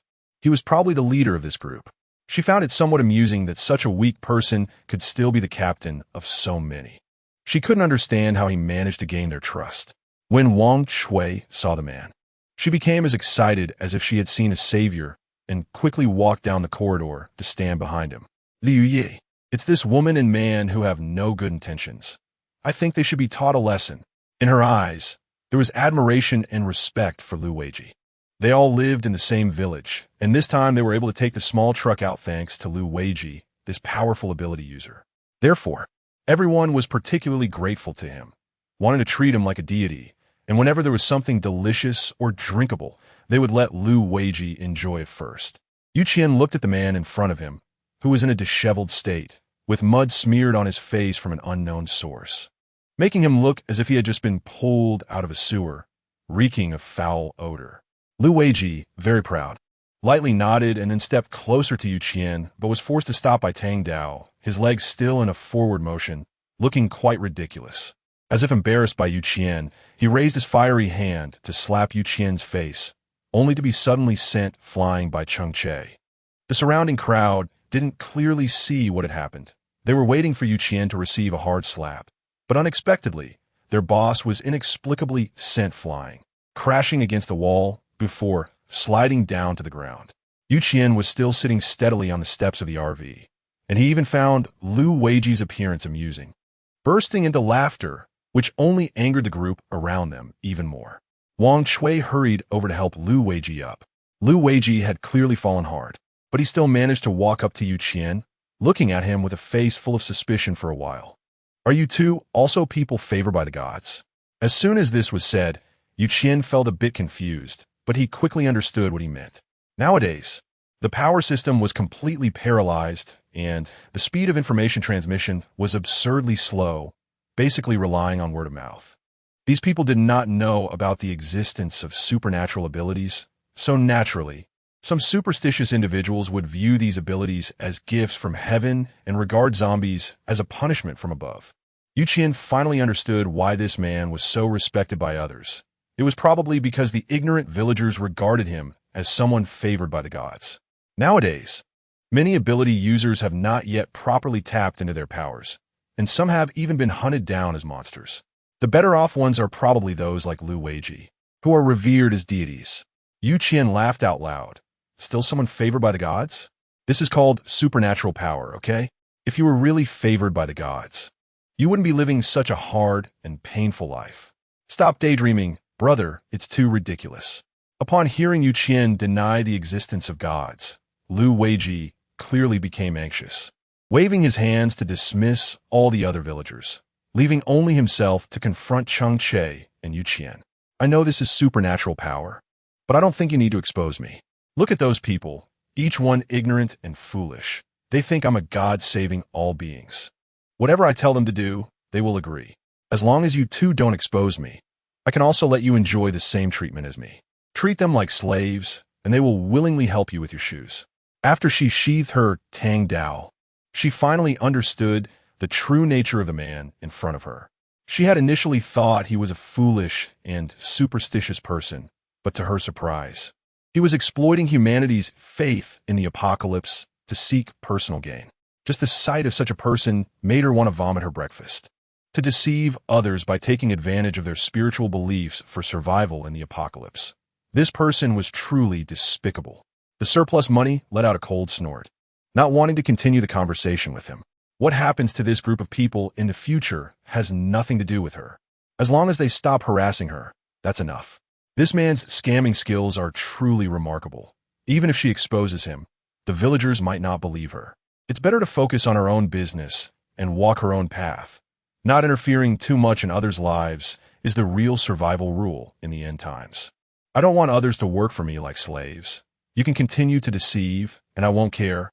But I hope you won't let them come to harass me again, or the consequences will be even more painful than what you've just endured. The extra money made him squint with a smile, but the man felt all the hair on his body stand on end, as if he had encountered some terrifying monster. Yu Qian glanced at the blazing sun outside. Although it still hung in the sky, it was much better than at noon. Just as she didn't want to continue entangling with this group of people, she decided to drive away directly to the next city. The weather was stifling, and Cheng Che sat in the passenger seat, taking a nap, while Qian continued to drive. Along the way, they saw cracked land and withered flowers and grass scorched by the sun. Unlike winter, which merely buried life, this scorching heat seemed to have obliterated all existence with absolute force. Chapter 52. The toll booth by the bridge, continuing to push forward with determination. They traveled like this for 3 days, and the RV finally reached the outskirts of Wenfeng City. However, the closer they got to Wenfeng City, the more abandoned vehicles and resting survivors they encountered, which made Qian feel a bit strange. After persistently moving forward, they finally arrived at the Quajiang Bridge leading into Wenfeng City, only to unexpectedly find it guarded by a group of armed people, with roadblocks set up ahead. Qian looked at the sign placed next to the roadblock, which indicated the price for entering the city: 100 pounds of rice or flour per person, plus at least 5 liters of clean water. If there was a vehicle, there would also be a toll for the car, requiring at least 20 pounds of grain. Though the type was not limited, even coarse grains would be acceptable. Qian was lost in thought as she looked at the price sign. She wasn't sure where this group of people had gotten their guns. Cheng Che observed for a while and then scanned again with his mental power, finally concluding they were all real guns, although the ammunition wasn't abundant. However, as long as it wasn't wasted, it could still be used to intimidate people. Before the apocalypse, ordinary people basically had no access to firearms and ammunition, but after the apocalypse, anyone with courage and ability could find something by searching in certain specific locations. These items could even be traded openly later on, and there were basically no taboos left. With some spare money, I opened the atlas to begin my research. Wanted to take a different route, but I didn't realize this was the most recent route. If I were to change my path, it would at least add an extra half a month's travel time. The apocalypse is not like before.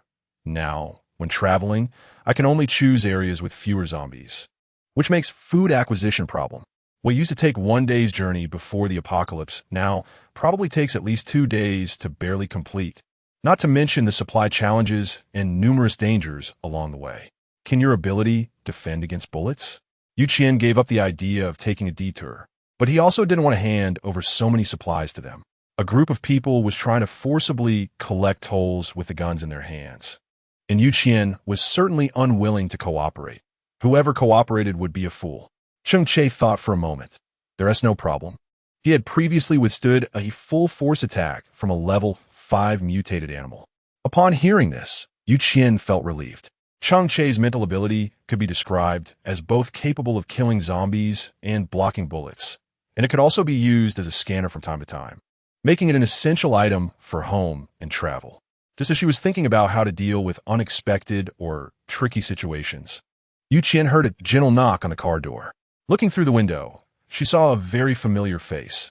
It was Zhao Yi, Lu Yuyin, and Sun Jingming. The supplies they carried could barely sustain them until they reached the Kyoto base, and if they had to hand everything over, they would surely starve halfway. However, taking a detour was too risky, so they could only remain in a stalemate here. They had originally planned to sneak over, but didn't expect to run into Qian and Cheng Che. Qian jumped down from the car, took out the umbrella from the space, and held it over his head, then started chatting with Zhao Yi. Although they had both arrived in front of the bridge now, they looked completely different. Qian and Cheng Che can rest in the RV with air conditioning every night, but Zhao Yi and the others can only cool off in the car during the day for a short while, and to save fuel, they have to endure the heat. Lu Yuyin is older and not in good health, yet she has never complained or expressed tiredness along the way. For her, the most important thing now is for the family to reunite as soon as possible, so that at least she can sleep more peacefully at night and not feel so bitter and troubled. Zhao Yi helplessly leaned closer to Qian and said, "My mom has nagged me a lot on this trip. She doesn't want to trouble you, and she specifically told me not to take advantage of you when we see you again. We didn't accompany you to find the RV, and my mom always feels guilty about that. She's just worried about my dad. The moment she saw you, she immediately pulled me aside and said not to be so shameless as to stay in your RV. I really can't believe it. Does she think my face is that thick?" Qian covered her mouth and smiled, then turned to look at Lu Yuyin, who was anxiously staring at the bridge. Nowadays, the road to the Kyoto base was blocked, and she was probably the most worried, especially since her husband's life and death were unknown. Sun Jingming recounted what had happened after they parted ways. Everything was quite ordinary, except they encountered a small group of zombies along the way, totaling about 30. That night, it was Lu Yuyin's turn to keep watch, but unexpectedly, she fell asleep without realizing it. The zombies, drawn by the noise, approached without her noticing, and it was only when Sun Jingming sensed something was wrong that he saw the house surrounded by zombies. Fortunately, they were all low-level zombies, and the two of them managed to clear them out with some effort, even collecting quite a few crystal cores. Zhao Yi, listening to Sun Jingming, felt a bit embarrassed and lowered her head. Suddenly, she remembered something and took a piece of torn cloth out of her pocket. She slowly lifted the fabric, revealing the crystal cores inside. These were all the crystal cores she had found during her journey, and combined with the ones she had previously returned to Qian and Yunqing, she had now repaid her debt. There was no hesitation in accepting the extra cash. It was directly put into the space. Then, they walked into the RV to cool off, which also served as a moment to think about the next strategy. After all, the weapons in the hands of this group were not simple, and they couldn't afford to be careless. Lu Yuyin stood under the sun, beads of sweat continuously oozing from her forehead, her clothes completely soaked, and her messy hair sticking to her wrinkled face. She was scared. The apocalypse had lasted too long, and she truly didn't know what her husband would look like when they reunited. But what was most terrifying was the possibility of never seeing him again. Her worry for her family plunged her into pain every day, tossing and turning all night without sleep, and when she finally fell asleep, it almost led to a disaster. For her, nothing else mattered as long as her daughter and husband could be safe. She did not ask for a leisurely and beautiful life. She only wished for a family reunion to face this cannibalistic world together. She clasped her hands together, closed her eyes, and silently recited something, which made Zhao Yi, who was standing nearby, feel particularly bitter. She understood her mother's worries and anxieties, but wasn't she also in the same situation? After the apocalypse, countless families had been displaced, and many people didn't even get to see their family members, with some even having to kill their mutated relatives with their own hands.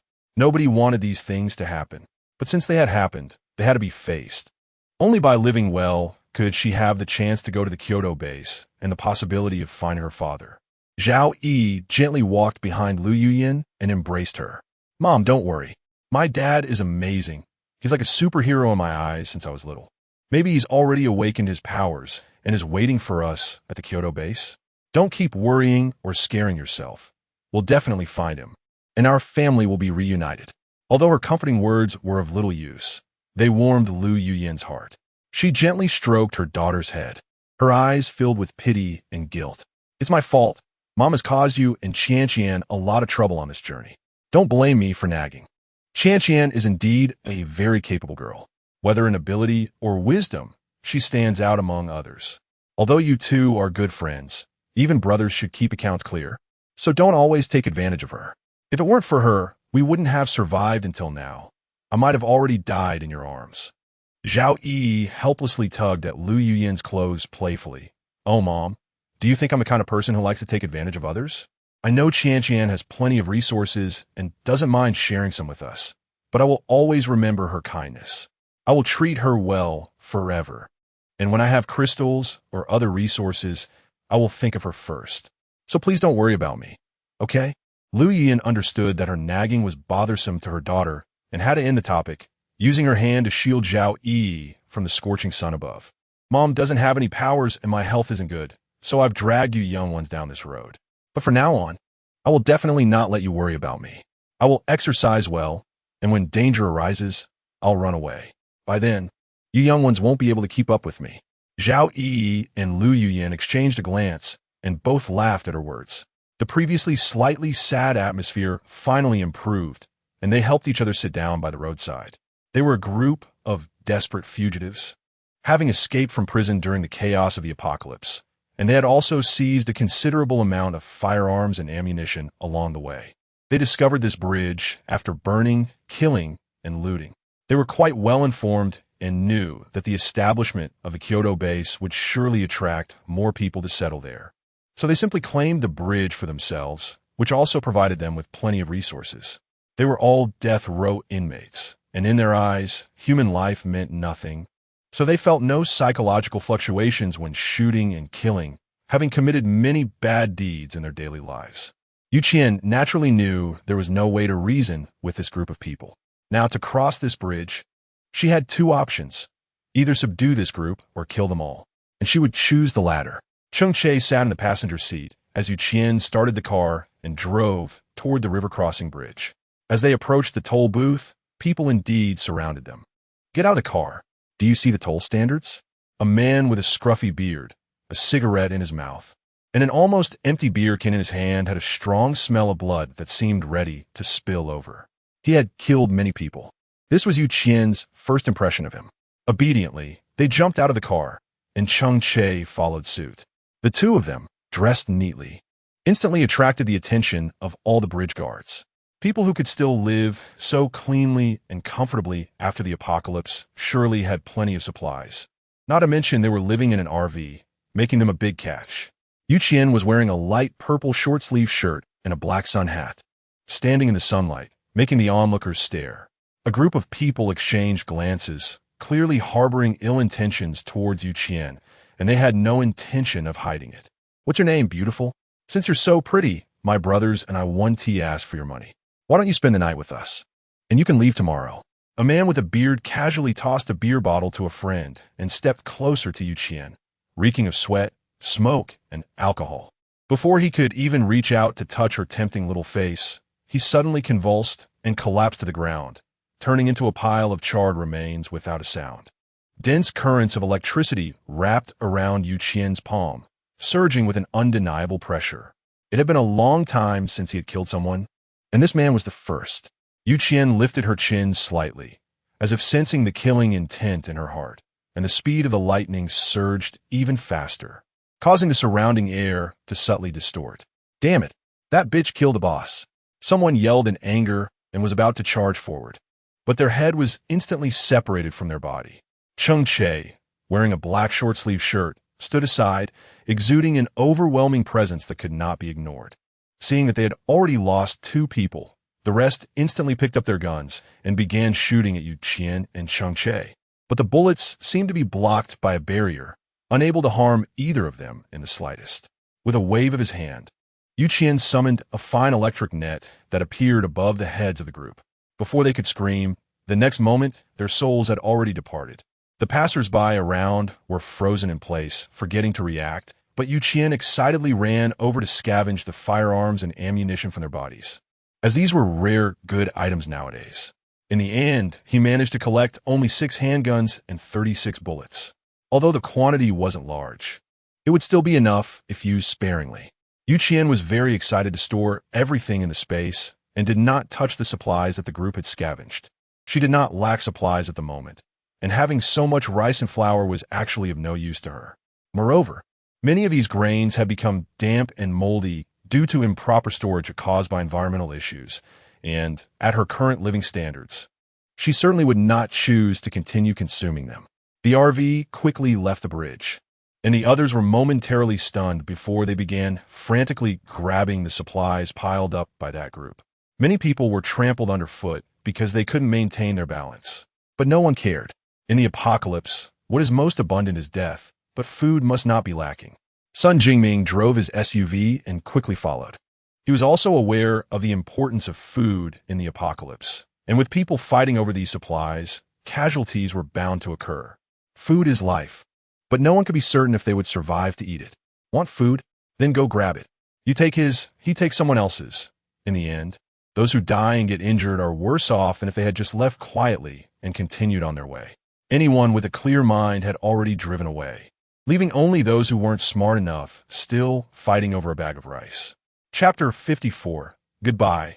Chun Tianjing Luyin also felt a bit heartbroken watching those supplies, but she remained silent in the back seat of the car. Although they were currently short on supplies, they could not trade their lives for moldy rice no matter what. She had just witnessed a man being trampled by everyone, screaming in pain, blood pouring from his mouth. But no one cared about him. Everyone seemed to be going mad. Their eyes only on the food, and human life didn't even count as a thing. At our current speed, when can we reach the Kyoto base? Qian leaned tiredly against the car window, holding a bag of chips in his hand, occasionally popping a chip into his mouth to satisfy his cravings. Cheng Che, gripping the steering wheel, said, conservatively estimating we still have 3 days. Qian felt a bit discouraged, despite having spent so much time on the road. It had been nearly 2 months since the apocalypse began, and she still didn't have a permanent place to stay. Cheng Che noticed Qian's fatigue and handed her a bag of jelly from his space. Just hang in there a little longer. The Kyoto base is starting to take shape. Although it's not very large yet, the trading area is quite substantial, and you will definitely earn a lot if you go there. Cheng Che didn't understand why Qian was so obsessed with crystal cores, but he wanted to reassure her. Qian thought about the shops and fish ponds in her space that she had yet to unlock and instantly felt a surge of motivation. The supplies stored in her space could easily be sold for crystal cores, which she could then use to purchase items from the space store, allowing her to obtain more precious resources that were hard to find in the apocalypse. Just imagining that all the crystal cores would eventually end up in her hands made her feel very happy. Crystal cores could not only serve as currency for trading in the apocalypse, but they could also be used to enhance her own abilities. Qian's lightning-based ability was already one of the most aggressive among all abilities. Coupled with her dark-based ability, as long as she didn't slack off, she could basically hold her own against the top combat forces of each base. They might even be inferior to her.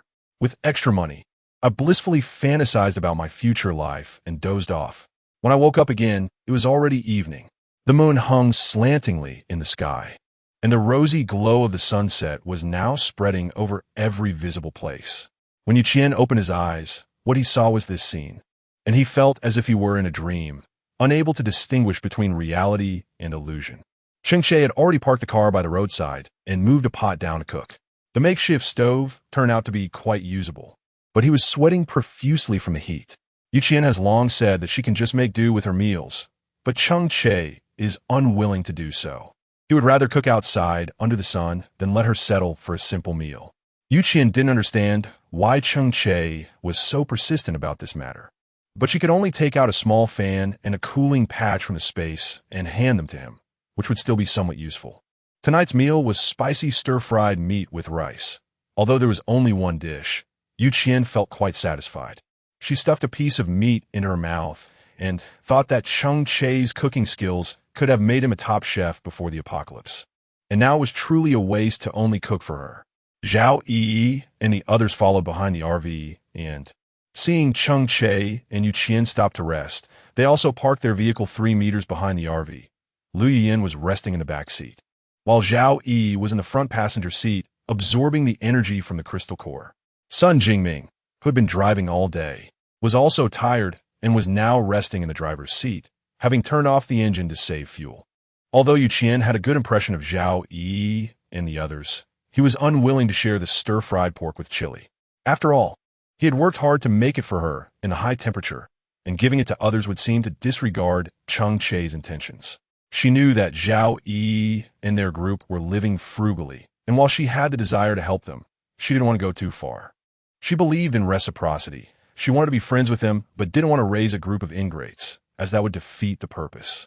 Sitting in the car with the air conditioning on, enjoying lunch, Qian keenly sensed the movement outside the car. This was the only major road after crossing the bridge, and it was likely that those who had been fighting earlier had now finished their disputes and were starting to get in their cars to hit the road. Qian was vigilant, but did not get out of the car to watch them. She only instructed Cheng Che to use his abilities to protect the RV and the SUV. Regardless of whether this group had malicious intent or not, she would not let her guard down. After all, in the post-apocalyptic world, one should never gamble their life on the remaining goodwill of others. She simply couldn't afford to take that risk.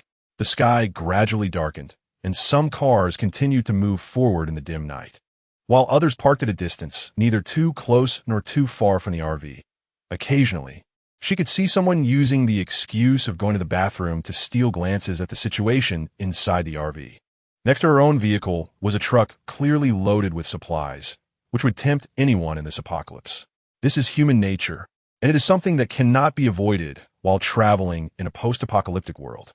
Inside the SUV, Zhao Yi and Sun Jingming were also awakened by the noise, abandoning their plan to rest, and sat in the car, staring intently at the group of people who clearly harbored ill intentions. The people still alive now had blood on their hands from the recent food robbery. Anyone who has benefited from stepping on someone else's life would become addicted. Gradually, human lives would not seem important to them anymore. Qian observed the situation outside the window, but his mouth never stopped, still scooping rice from the bowl and occasionally taking a big bite of the spicy stir-fried meat. They were watching, and the others in the car were also observing. But no one dared to be the first to take action at this moment. The saying, "the bird that sticks its head out gets shot," resonated deeply in the minds of this group, especially after Qian had dealt with the bridge guards. For them, nothing was more important than their own lives. Therefore, before taking action, they would always weigh the pros and cons. Ideally, someone else would make the first move, allowing them to follow up and pick up the pieces. Qian never thought about the thoughts of this group of people, but she didn't feel scared. She just quietly waited to see who would be willing to be the chicken that sets an example for others. Time passed second by second, and the sky completely darkened. On the dim road, only the bright moonlight barely illuminated the shadows of people. Finally, someone couldn't wait any longer and tentatively approached the door of the RV. Then gently knocked on the door. Qian allowed a cold snort, then directly opened the door, only to find a very familiar person, Chen Tianjing. Looking at her deformed and twisted wrist, Qian felt a sense of relief wash over her, and even her face improved a lot, revealing a hint of a smile. Good. She hadn't taken the lives of the scumbag man and the cheap woman back then just to watch the two useless people struggle in the apocalypse. And now she was indeed witnessing it. Chapter 55. Don't go too far. Chen Tianjing was covered in dirt. Her greasy hair a tangled mess that couldn't even be combed through, sticking to her face and neck due to the foul-smelling sweat. What she wore barely counted as clothing. It was just a torn burlap sack hastily cut and draped over her body, barely covering herself. Upon seeing Qian, her eyes were filled with a mix of inexplicable emotions: pain, hatred, jealousy, inferiority. She thought she was hiding it well, forcing a humble and pitiful smile, instinctively putting her hands behind her back to appear at least somewhat respectable. In front of Qian, who was cleanly dressed and had a rosy complexion, she didn't want to look too ridiculous. Qian, long time no see. How have you been lately? She stiffly tugged at the corners of her mouth. Qian admired her ability to speak such words to the person who had chopped off her hands. You can see for yourself. How do you think I'm living? She aimed to trample all of Chen Tianjing's dignity underfoot, making her pay for her actions in the last life. Chen Tianjing swallowed hard, the hatred in her eyes nearly spilling over. To avoid being discovered by Qian, she could only lower her head, hunching her body in front of her. I see you're living quite well. This sentence seemed to come out through gritted teeth. After all, before the apocalypse, although she relied on Qian for food and drink, she had never admitted that Qian was better than her. Thus, she deliberately seduced Zhou Shan. Just to prove she was on par with Qian, at least she had easily hooked her boyfriend. But after the apocalypse, she watched the gap between them grow larger, so vast that she could never catch up, which made her suffer even more. At this moment, Cheng Che also stepped out, quietly standing behind Qian. His high-nose bridge was hidden in the light and shadow, and his smooth facial features were captivating, making it hard to look away. His face was so beautiful that Chen Tianjing even forgot to conceal her envy and jealousy. Cheng Che didn't leave. He just stood behind Qian and casually handed her a bag of chips. Chen Tianjing licked her cracked lips. A sarcastic thought surged in her mind. No wonder Qian lived so well. It turned out she also relied on her body to hook up with a powerful man. Yes, that's it. How could Qian possibly be stronger than her? She just hooked up with a stronger man, and she could have done the same. Is this your boyfriend? You two look quite compatible. Chen Tianjing secretly rejoiced, quietly waiting for the moment that would embarrass Qian. In the apocalypse, women were merely playthings for men. How could a toy be the girlfriend of its owner? She couldn't suppress the smile at the corner of her mouth, just waiting for the filth hidden beneath Qian's glamorous exterior to be exposed. Why should she always be inferior to Qian? Why did she have to be worse than her for a lifetime. The two had known each other since middle school, when Qian was so confident, flamboyant, and well-liked. She had good grades, a good personality, a good family background, and was also exceptionally good-looking. Teachers at school would give a thumbs up when mentioning Qian. Their friendship began in the first year of middle school, when Chun Tianjing suddenly got her period at school, and it was Qian who helped her out, allowing her to leave the restroom. Friendship among girls is always pure at first. In their blossoming youth, it was bright and passionate, and their friendship deepened. They then both rose together, attending the same high school. But just then, Qian's parents passed away unexpectedly, shattering her beautiful family. Chun Tianjing carefully comforted Qian. But deep down, she felt a sense of glee. Qian has countless suitors, but she doesn't. Qian has excellent grades, but she doesn't. Qian has a happy and wealthy family, but she doesn't. It seems that in every aspect, she cannot compare to this princess-like girl. However, now she finally has something that Qian does not. Yet, aside from a slight decrease in the smile on her face and a bit more gloominess in her temperament, Qian's life hasn't changed much. She is still so popular, still so dazzling, attracting everyone's attention like a little sun hanging in the sky. Later, when she went to university, Qian was pursued relentlessly by Shan, and she experienced her first love. Chun Tianjing was very envious, but another thought emerged in her mind. She can't take away Qian's abilities and looks, but she can always steal her boyfriend, right?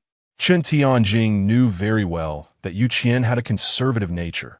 When she was with Zhou Shan, they barely held hands or hugged, let alone anything else. So, she used manipulation and seduction from behind to successfully make Zhou Shan cheat. Watching Qian being deceived by her and Zhou Shan, Chun Tianjing felt extremely happy. But now, there was a more outstanding man by Qian's side, and she, on the other hand, had become a woman who had lost her independence and could only rely on men to survive.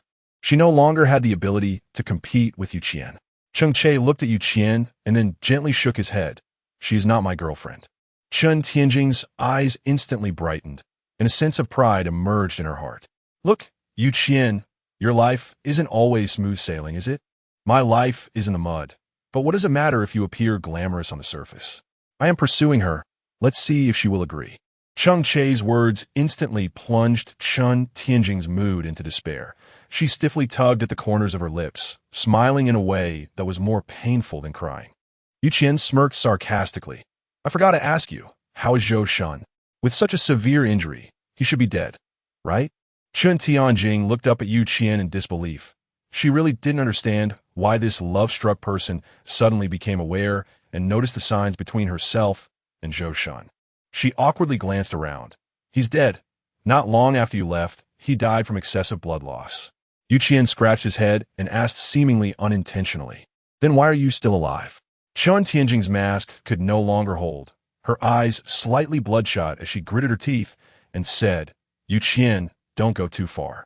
It's just that Zhou Shan and I were together behind your back. So why do you have a right to harm us like this? By the way, this brother, do you know that the woman you like cut off my hands and even severed her ex-boyfriend's legs at the roots? You like such a venomous woman. Aren't you afraid of ending up like your predecessor? Cheng Che nonchalantly handed Qian a cup of warm water, then said, First of all, I will never betray her in my life, so she has no reason to cut off my legs. Secondly, you and that man deserve to die. The fact that you are still alive exceeds my expectations. Chapter 56. This is what you owe me. Chun Tianjing was instantly stunned, opening her mouth but not knowing what to say next. Qian found the sight of Chun Tianjing in front of her particularly ridiculous, mixed with an unbearable sense of disgust. Before she could say anything, a man walked over, not wearing a shirt due to the hot weather, just in knee-length shorts. He wore a pair of home slippers, and the beads of sweat on his face made him look quite greasy. He casually draped his arm over Chun Tianjing's shoulder. But Qian noticed that Chun Tianjing instinctively shuddered, clearly filled with fear towards this man. Hello, both of you. I just heard Xiaojing say she knows this young lady. Best friend since middle school, right? We were hoping to have her come over and chat with you both to strengthen the bond. But I didn't expect she'd take so long to arrive. He gently rubbed his thumb against the back of Chun Tianjing's neck, the pressure not strong. yet it clearly carried a threatening undertone. You just said you had a lot of heartfelt things to share with your friend, and you want to talk to her about the difficulties you've faced recently. I wonder if you managed to express it clearly, given your clumsiness? Chen Tianjing trembled, her lips quivering, unsure of what to say, her legs weak enough that she almost sank to the ground, revealing the deep impact this man had on her. Lugo, I'm talking now. Chen Tianjing's voice trembled with fear, but she still forced a smile at the man in front of her, her body shaking like a leaf. The man gently patted her face. I knew you'd be the most obedient. I want to interrupt your chat any longer. Xiaojing, remember what you should say. Make sure to say it well, got it? Chen Tianjing nodded heavily, her face wearing a smile more painful than crying, wishing she could kneel down and bow to the man right then and there. Finally, the man referred to as Lu Wuge walked away, and Chen Tianjing's emotions finally stabilized. After taking a deep breath, she looked at Yu Qian, her face filled with a pitiful expression, and suddenly knelt in front of Yu Qian. Yu Qian, please save me. How could our friendship of so long just be cut off like that? Please give me something to eat, food, living supplies, clean water, even weapons, anything, I beg you. Yu Qian watched her groveling demeanor and didn't feel pleased at all. Instead, he felt a wave of nausea. What makes you think that with such a big face, you can still take things from me after everything has fallen apart? Do you think you can forget that you and Zhou Shun stabbed me in the back? Or that I could forget if I chopped off your limbs? She didn't want to look at Chen Tianjing any longer. She felt that even a few more seconds of looking would dirty her own eyes. Chen Tianjing fearfully glanced in the direction where Brother Lu was, and after seeing something, her body trembled even more. Please, Yu Qian, forgive me, I beg you. I will change, I really will change. Even if you cut off my hands, I won't hold a grudge against you. Please help me this once, just this once. Otherwise you will really kill me, I beg you. Yu Qian kicked Chen Tianjing away, then directly took out a tang knife and stabbed it into her heart, watching as the light in her eyes gradually faded. How could I bear to let someone else kill you? Your life has to be taken by me. This is what you owe me. The pent-up frustration in her chest finally eased, and with a disgusted expression, she took out a bottle of water to clean the blood off her knife, so as not to dirty her beloved blade. Her actions had always been watched by ill-intentioned people around her, especially by the group of Lu Ge, whom Chen Tianjing had once followed. Yu Qian killed Chen Tianjing, which was exactly what Lu Ge and the others were happy to see, as it gave them a legitimate reason to strike. They immediately caught the scent of blood and rushed over. Upon seeing Chen Tianjing's body, their eyes lit up with excitement.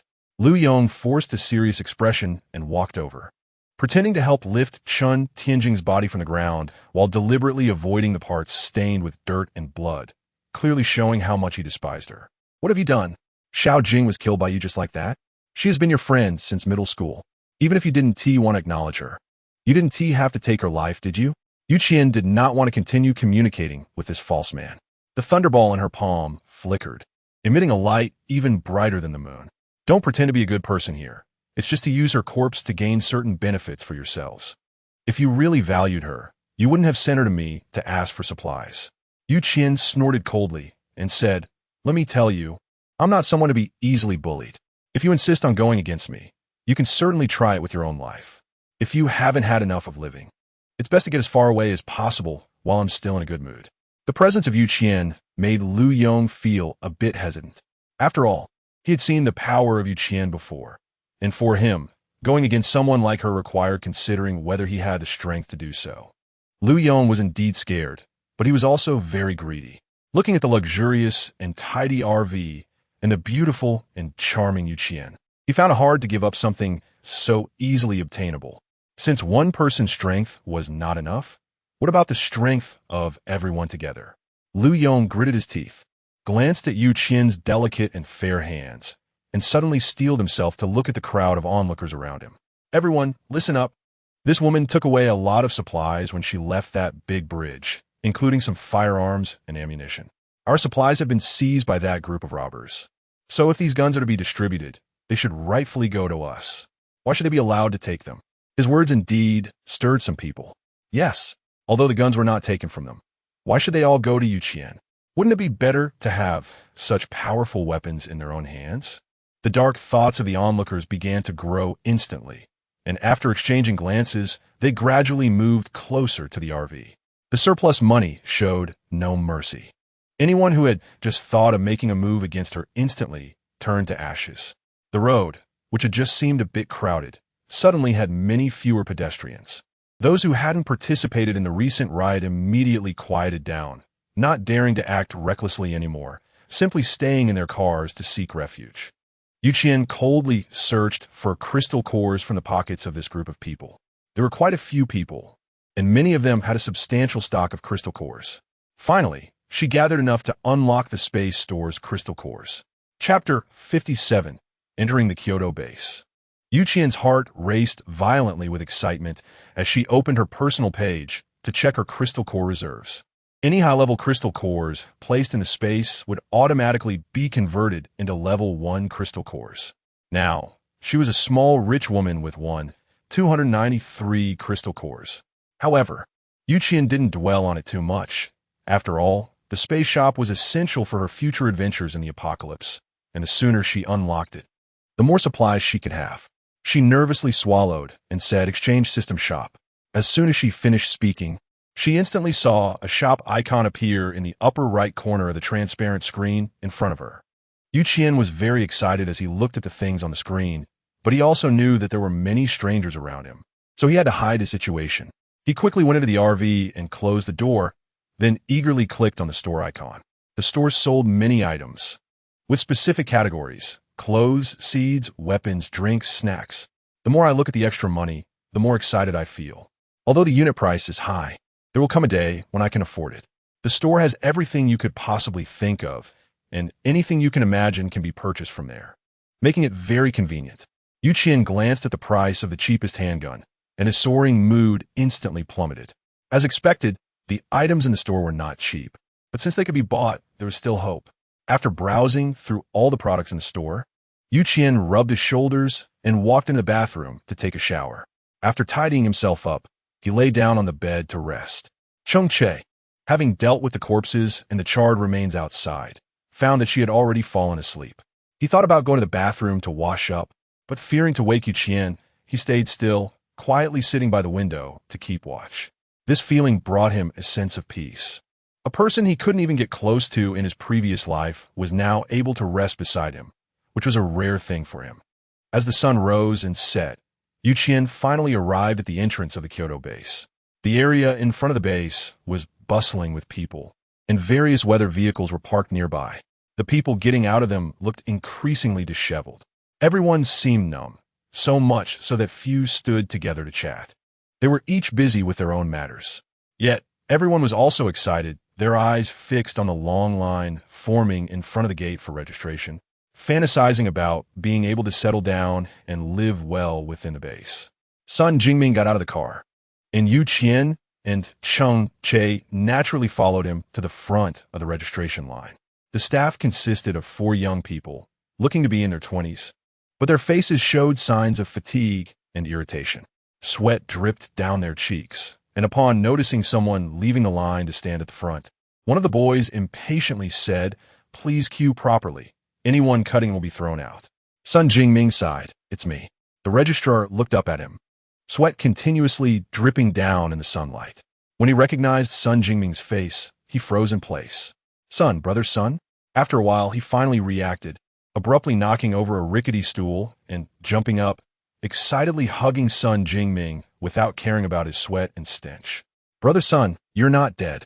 Those bastards said you encountered a high-level zombie during the mission and died unexpectedly in Yunqing, leaving no trace. I knew you were lucky. You'd be fine." Woo woo woo. Seeing him cry so sorrowfully, Sun Jingming felt a bit uncomfortable and pushed him away. "All right, your snot and tears are all over me. If you don't mind being dirty, I still find it disgusting. What about Hua Lu and the others? How did you end up as a registrar?" Qian Pengfei, pushed away, was not angry. He completely ignored the survivors still queuing and pulled Sun Jingming towards the base. Only then did Qian Pengfei calm down from his excitement and turned to look at the people behind Sun Jingming. The spots in the base were currently very scarce. Looking at the many people in line, very few would actually meet the requirements to get in. "Brother Sun, Aren't you making it hard for me? Qian Pengfei's expression turned difficult. If they had arrived a few days earlier, it would have been better, but now there were thousands of people queuing, and only a few hundred could get in. Sun Jingming pointed to Yu Qian, Cheng Che, and Zhao Yi behind him, saying, "These three are all ability users. At least the lowest is a level 2 beginner. I don't think the base would refuse such talents, right?" Only then did Qian Pengfei carefully examine Yu Qian and the others, noticing they were dressed neatly and cleanly, their complexions healthy, without signs of distress. The base would definitely accept strong ability users, but he doubted they would accept the older woman, as she couldn't contribute anything to the base's development. And there were many family members of higher-ups to accommodate. They certainly wouldn't accept ordinary ability users' families. Brother-son, with their abilities, they definitely qualify to enter the base. But this aunt probably wouldn't. She wouldn't be able to make any contribution to the base's construction, and the higher-ups still had so many family members to fit in. They surely wouldn't accept the families of ordinary ability users. Zhao Yi stepped forward, wanting to say she wouldn't go in, but unexpectedly, Lu Yuyin grabbed her sleeve. This opportunity is too rare. I can live alone now. Don't worry about me. Just go in and live well." She felt uneasy and was afraid Zhao Yi would be stubborn, so she could only comfort her again. "I'll be looking for your dad outside the base. You just go inside. Although I can't go in, there aren't too many zombies around the base, so it's safe." Tears streamed down Zhao Yi's face, and no matter what, she was unwilling to leave Lu Yuyin. Although there were troops specifically hunting zombies around the base, with many people came many troubles. Without the threat of zombies, human nature became the greatest threat. How many people's food was robbed overnight? And how many lost their lives for no reason? How could Zhao Yi feel at ease leaving her mother outside the base? Sun Jingming patted Qian Pengfei's shoulder. "I can still talk to those old guys a bit. Take this ant inside. I'll handle any trouble." After hesitating for a while, Qian Pengfei ultimately brought all 5 people into the base for quarantine. Everything would be addressed after the 1-day quarantine period. The mutation time for humans infected with the zombie virus is generally within 2 hours, but for safety, the base chose a 24-hour quarantine to rule out more unforeseen incidents. Chapter 58. Fighting is prohibited here. The base has only recently been established, and many areas are not well developed, such as the quarantine rooms that do not differentiate between genders. 12 people were housed in one room, with ability users patrolling the hallway. If any incidents occurred, they would immediately open the door to handle it. Yu Qian and the others happened to be assigned to the same quarantine room. Their appearances were already quite outstanding before the apocalypse, let alone after. There were no beds or bedding in the room. Only a few tattered straw mats were placed, and even going to the bathroom could only be done using a wooden bucket placed in the corner. Yu Qian chose the spot closest to the door. After all, it was the farthest from the wooden barrel in the corner, and the smell was at least not as unbearable. "Hey, there's so many people here. What are you doing?"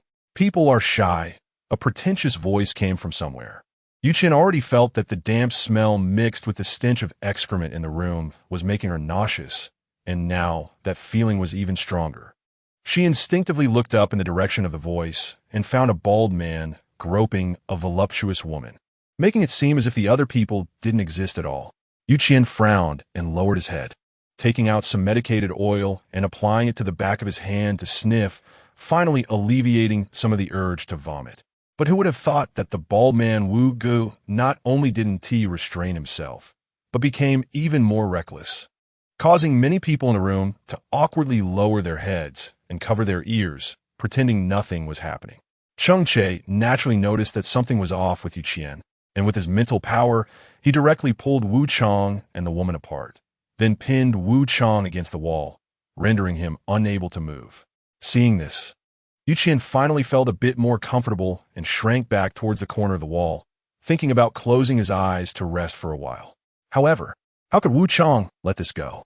Although Cheng Che had sealed his mouth, his eyes were still filled with red veins from anger.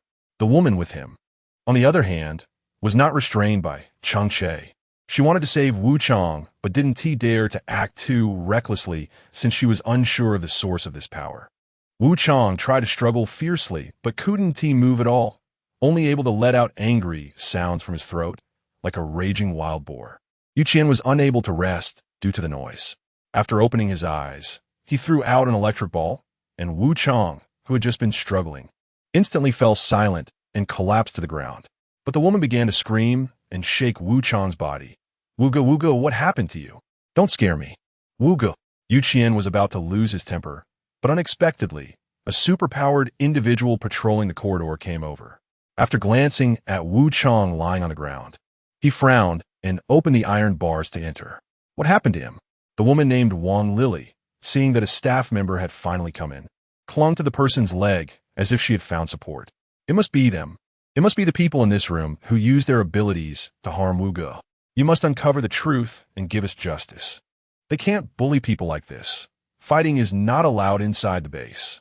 The staff member shook off Wang Lily and stepped forward to check Wu Chang's condition, finding that he had only fainted and had no serious external injuries. Those who could enter the isolation area of the base were all superpowered individuals. It was better to avoid trouble. If he meddled and provoked a high-level superpowered individual, wouldn't he that be asking for trouble? He cleared his throat, confirmed that Wu Chang had no wounds, and then left the isolation room. At this point, Wang Lily had lost her last support and could only watch every person in the room warily, fearing that she would be the next to faint. Finally, the chaotic shouting in the room subsided. Qian leaned against the wall and dozed off, but was awakened by Zhao Yi's angry shouts. "What are you doing? I'm asking you. What the hell do you want to do?" Zhao Yi was clearly very angry, her whole body trembling with rage as she yelled at a man who was as fat as a pig. Qian looked at Cheng Che and naturally learned the ins and outs of the situation from him. Zhao Yi was resting when this man suddenly leaned over, trying to make a move, and was caught in the act, leading to the current standoff. Zhao Yi had a fiery temper and would not tolerate such underhanded tactics. Although she wasn't successfully taken advantage of, she still felt disgusted. After all, if he didn't succeed this time, what about next time? They had to be together for at least 24 hours. And who knew when this man would strike again? Seeing Zhao Yi ready to make a move, Qian stepped forward and pressed her hand down. As a fire ability user, her powers were too obvious. If they fell into the hands of an enemy, it would definitely leave very clear traces, making it difficult to explain to the staff later. It was already hard enough to enter the base, so it was better not to stir up trouble. Even if it was to punish such scum, Zhao Yi shouldn't be the one to act. Seeing Qian step in to stop her, Zhao Yang let out a smug hum, looking Qian up and down with a satisfied expression. As an ability user, he had become the object of admiration since the apocalypse began. Before the apocalypse, he was just an unnoticed passerby, but now many beautiful women sought his protection. Over time, this gave him a great sense of confidence, making him bold enough to target a girl like Zhao Yi, who seemed weak and easy to bully. Qian didn't let Zhao Yi make a move because fire-type ability users leave traces when they hurt others. However, as a lightning-type ability user, she could completely control the intensity of her powers to make the opponent unable to speak from pain without leaving any visible wounds. After calming Zhao Yi's emotions, Qian compressed her ability to the size of a grain of rice and then threw it directly at Zhao Yang. Unlike the force used against Wu Chang, Qian's ability this time was more concentrated. Although it appeared small and hard to detect after compression, it could easily knock Zhao Liang to the ground. He convulsed in pain, but couldn't stand up, and even when he wanted to scream, no sound came out. Zhao Yang's teammates naturally noticed something was wrong with him and realized that someone must be behind it, as there was no way Zhao Liang could be in such agony otherwise. Therefore, the patrolling personnel, who had just come in once, were called in again. However, when they checked Zhao Yang's condition, there were no abnormalities, only that he looked extremely painful and kept convulsing. Chapter 59. If you have something to discuss, come find me. The patrolling personnel wanted to smooth things over, but ability users were revered in the apocalypse, and Zhao Yang's teammates would definitely not agree to let the perpetrator off so easily. Wu Chang and Wang Lily had no connections. They were only able to come in because Wu Chang was a peak-level second-tier Earth-type ability user. Although Wang Lily didn't seem like a formidable figure, she was also a beginner-level second-tier water-type ability user, which was highly valued in the current extreme water scarcity. The two of them had no teammates, and thus no backing. But Zhao Yang was part of a small team of 5 ability users. If one of their teammates was bullied, the others wouldn't let it go easily, their sharp eyes scanning the rest of the group like knives. It must be one of those 5. I demand that everyone show their abilities. The man supporting Zhao Liang spoke fiercely, and the patrolling personnel could only comply, as this way they could at least clear themselves of any responsibility. Whoever was guilty could be thrown out directly, and there would be no way for others to find fault with his job. Qian was pushed out now. But Qian was a dual-element ability user with a space ability. Just showcasing any ability other than lightning could clear his suspicion. Sun Jingming was ice-type, Zhao Yi was fire-type, and neither was related to the mysterious power that harmed Zhao Yang. But Lu Yuyin, who stood in front of Zhao Yi, looked like an ordinary middle-aged woman, with not a trace of ability fluctuations on her. Now everyone in the room had no suspicion at all. There had never been a dual-element ability user before, and people subconsciously believed that one person could only possess one ability. Thus the clue was broken, and Zhao Liang fainted in pain. The patrolling personnel were somewhat displeased. The abilities had all been checked, and no one harmed your teammate. Could it be that he had a problem with his own body? Stop the noise. You have the most issues among all the isolation rooms. He shook his sleeves and left. Zhao Yang's teammates glared fiercely at Cheng Che and Sun Jingming, feeling that the matter was somehow related to this group of people. However, they were frustrated with having no evidence in hand and couldn't cause a scene openly in the base, so they could only temporarily swallow this loss. The 24-hour isolation period soon passed, and after coming out of the isolation room, he felt like a new person and curiously surveyed the official base. Most of the people in the base were hurried, mostly young, and most were ability users, with a small number of ordinary people being elites from various professions.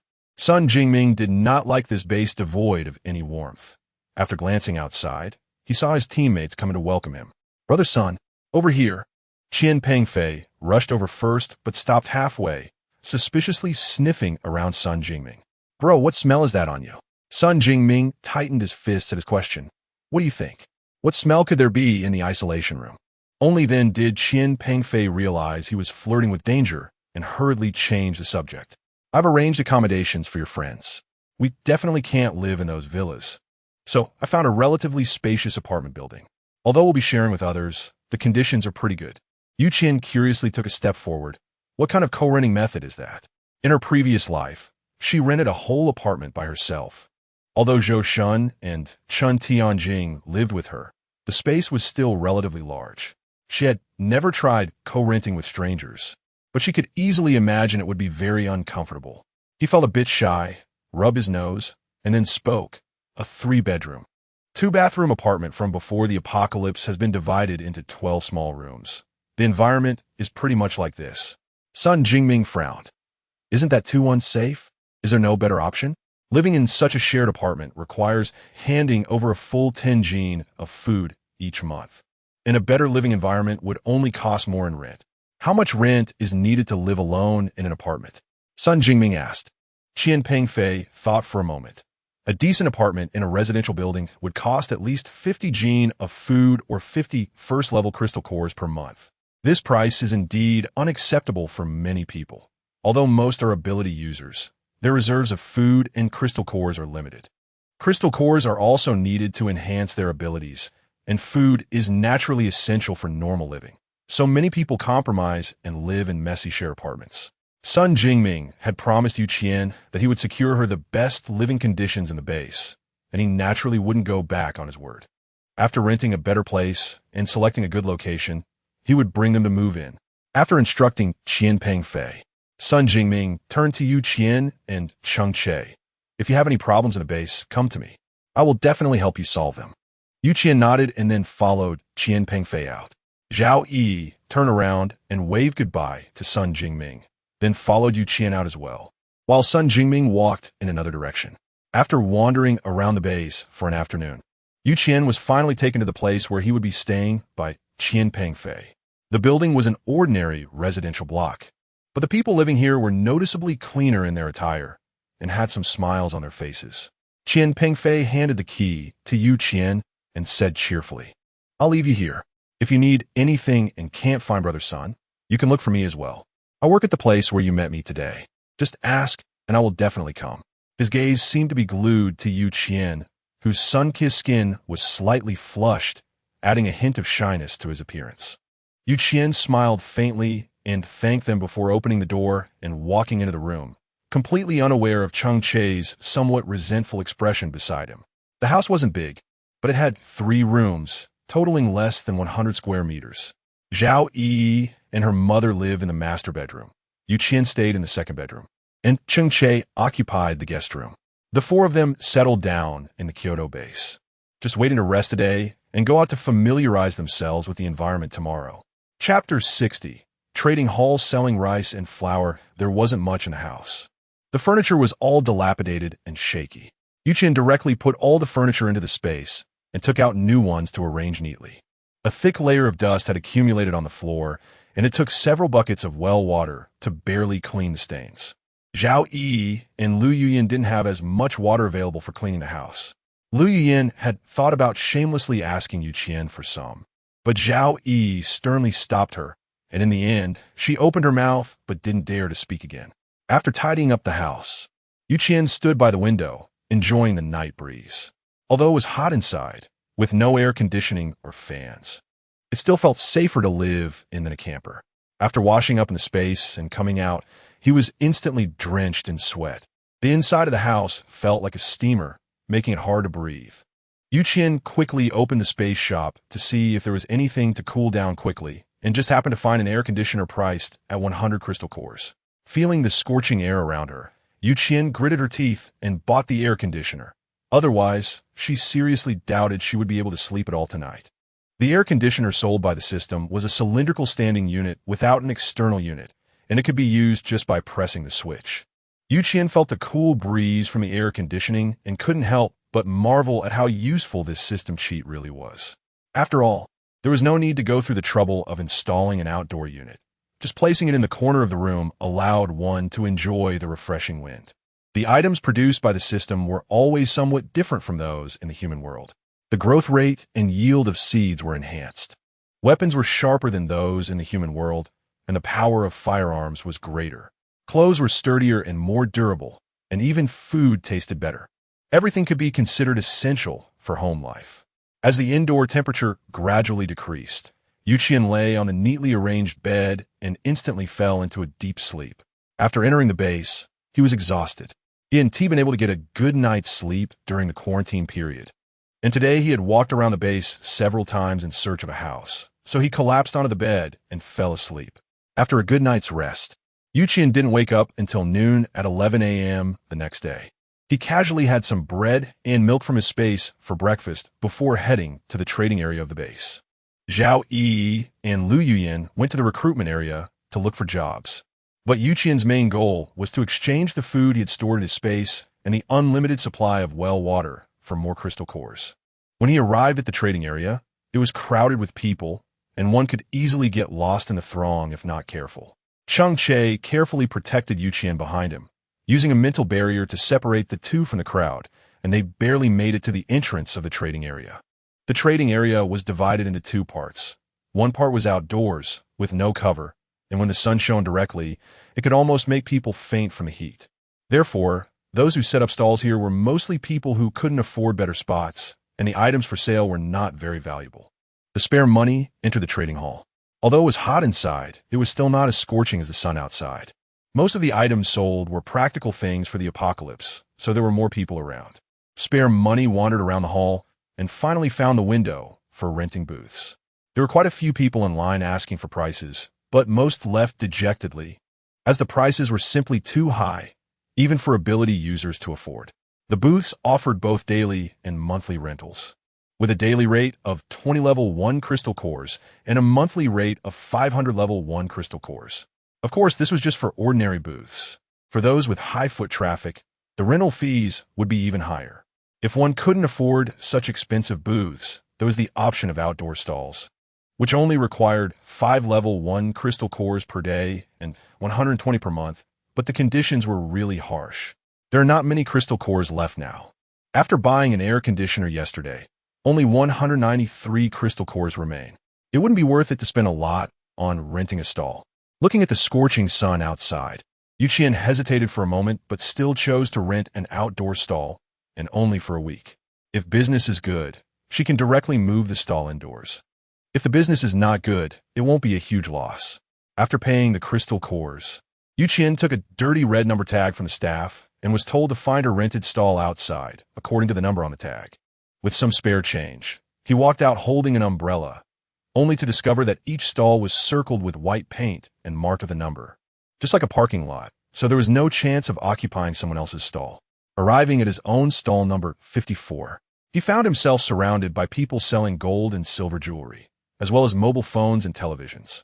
After the end of the world, very few people were willing to buy these things, so their business was not good, and everyone wore a worried expression. Qian was not in a hurry with her spare money. After pulling out the awning from her space, she began to set up her stall.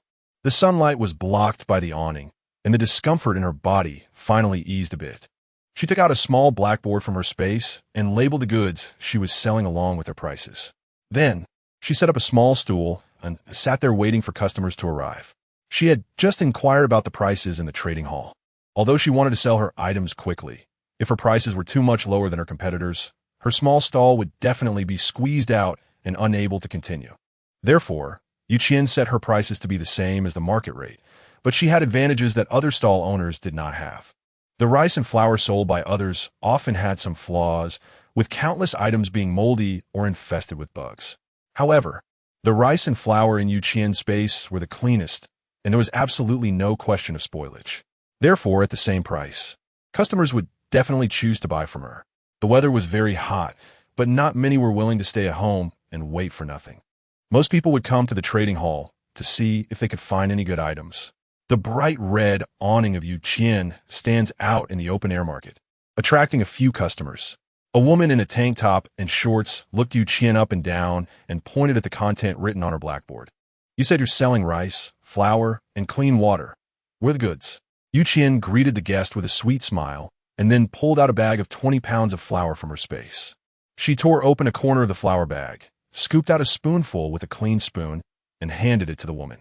"The quality of my rice and flour is the best, guaranteed to be free from mold and insects, and it has never been soaked in water or anything like that. You are my first customer, and if you're interested in purchasing, I'll give you a 10% discount. The woman looked at the flour in the bag. It indeed had no moldy or spoiled smell and appeared very clean, and the price was indeed tempting. Chapter 61. Unexpected outcomes. After examining the flour with a clean spoon for a while and confirming that it was indeed clean, the woman finally lowered her guard and began to discuss the price with Qian. Feeling pleased with the successful transaction, Qian readily offered the woman the 10% discount, earning her first pot of gold. "If you need anything in the future, or if any of your friends need rice or flour, just come to me. The price and quality are both guaranteed." Qian bid farewell to the heavy crystal cores and the woman, only putting the crystal cores into the space after their figures were out of sight. The system acts like a cash counting machine, instantly identifying the specific quantity and grade of the crystal cores as soon as they enter the space, so Qian doesn't have to bother counting them again. A total of 500 Qian of white flour was sold. While it sounds like a lot, it's actually just 10 bags, but the harvest is indeed considerable. According to market prices, it was even sold at a 10% discount, allowing Qian to earn 450 crystal cores. A string of numbers made Qian feel inexplicably better. Although drenched in sweat, there was still a burst of energy throughout. With the first customer made a purchase, more and more people began to come over. The business of storing white rice in the spare space is booming, and well water is also very popular, but overall, there are not as many people buying food. Most people purchase the entire quantity from the special ability teams, and the food stored in the spare space is getting less and less, while the crystal cores are increasing. They kept busy until the trading hall closed. When leaving, many who didn't get to buy reminded Qian to come early tomorrow, as they would be waiting at the stall. However, since there was simply too much food for sale, even though she had stored quite a bit, it wasn't sustainable to just consume it without replenishing. So, as soon as she got home, Qian closed the door and dove into the space to start buying land to grow food. Each piece of the black land in the space costs 50 crystal cores, and Qian is not short on money now, having bought quite a lot of land plus the 20 pieces given by the system previously. Although she has many crystal cores, Qian doesn't plan to waste them. The rest will be used to buy seeds or fertilizers, which will also add up to a significant expense. Most ability users have not settled down yet, so they don't have many crystal cores in hand. At that time, making a profit from the price difference will be quite easy, and as the crystal cores accumulate, she can also purchase powerful firearms or other daily necessities or medicines. After arranging all the purchased land in order on the ground, Qian eagerly planted the wheat seeds. The seeds only take 3 days from sowing to maturity, and when the time comes, the system will automatically collect and grind them into flour to be stored in the warehouse, and Qian just needs to sell them. Watching the seedlings grow at a visible speed, Qian felt completely relaxed. Unlike her previous life, she is now living happily and joyfully. After sitting in the space for a while, Qian suddenly remembered that she still had buildings that had not been unlocked. The fish pond and ranch have not been unlocked, so the icons for animal cubs and fish fry in the space are all gray, making it impossible to purchase them. Currently, the greatest wish of survivors is to survive, and even better is to live well and eat enough. In this situation, selling meat has no prospects at all, so it will be better to wait until people adapt to life in the apocalypse before preparing. By then, there will be a large number of survivors enjoying life who will buy, and she won't have to worry about sales. That means improving her own abilities, ensuring that she won't get hurt if someone has their sights on her, and she won't have to fear others coveting her supplies. After the apocalypse, people's hearts are hard to gauge. She can sell high-quality rice and flour, which can indeed attract more customers, but at the same time, it will also draw attention, and she might be targeted at any moment. Surviving well in the apocalypse is difficult, and surviving under everyone's gaze is even harder. Being targeted by those with ulterior motives and still living freely will only make it more challenging. Strength is the hard truth, only by making herself invincible, so that when they see her, they won't have any thoughts of resistance. Can she truly establish a foothold in the base? After washing up, Qian came out of the space, lay on the bed, and quickly fell asleep. After a long day, her body indeed couldn't take it anymore. At this time, Cheng Che was lying in bed, tossing and turning, unable to sleep. He felt that his relationship with Qian was increasingly developing into friendship, and everything seemed to deviate from his thoughts. In her previous life, Qian was completely focused on Zhou Shun, and although he wanted to get closer, he had no way to approach her. In this life, he wanted to take good care of Qian and step into her life gradually. But things didn't go as planned. It seemed that Qian regarded him entirely as a good friend, with no other thoughts whatsoever. The moonlight was bright, and the mildly warm evening breeze flowed into the room, making people feel even hotter, and even his heart couldn't calm down. Cheng Che really couldn't sleep and felt uncomfortable in the stuffy room, so he quietly left the room, thinking of taking a good stroll outside. Although it was also suffocating outside, it at least felt less oppressive, allowing him to relax a bit. Wandering aimlessly on the street, Cheng Che unconsciously released his mental power to probe the surroundings, but unexpectedly caught a very strong ability fluctuation. The ability users are hard to detect when not using their powers, but once they engage in combat, mental type ability users can easily capture their positions. Fighting is prohibited in the base, and Cheng Che didn't want to meddle. So he changed direction to leave when suddenly chaotic footsteps and cries for help came from behind. Just as he thought about speeding up to run away, he was unexpectedly grabbed by a delicate hand at the corner of his clothing. A sarcastic voice came from behind. "Isn't this the pretty girl's teammate from the isolation room? Out at night, instead of sleeping, did she kick you out of bed?" As soon as he finished speaking, wild laughter erupted. Cheng Che could not allow them to insult Qian casually, and when he turned around, he found it was Zhao Liang and his group. They had been tricked by Qian before, and now it seemed they didn't intend to let it go easily. Before Cheng Che could make a move, Zhao Liang spoke again. "I was just thinking about finding out where those 2 little brats live. But you should know, right? Good things need to be shared with the brothers. After having fun, I'll give you a few crystal cores as a guide fee. How about it?" Zhao Liang, as fat as a pig, grinned as he said these words, causing his teammates to burst into laughter with lewd smiles that made people very uncomfortable. The woman who had been pushed away by Cheng Che came back. "Save me, please, save me. My dad is the district chief of the trading area." If you save me, I can give you a lot of supplies, please. It seemed she was indeed the target of Zhao Yang and the others today. Daring to do such a thing openly in the base, especially being the district chief's daughter, showed how bold they were. Seeing Cheng Che, Zhao Yang lost interest in the woman he had been pursuing. What he couldn't let go of were still the two beautiful women, Zhao Yi and Qian. After a glance, he could never forget. Cheng Che looked at the group of unfriendly men. Anyone who had their sights on Qian and posed a threat to her would not be spared. With an expressionless wave of his hand, the men who had just been laughing recklessly fell to the ground instantly, without a single wound, but also devoid of any breath. After resolving everything, Cheng Che didn't even glance at the woman behind him and was about to leave when, unexpectedly, she chased after him again. My name is Zhororo. Thank you for saving me. Cheng Che had no intention of paying her any attention, directly using his ability to pin her in place before turning to leave.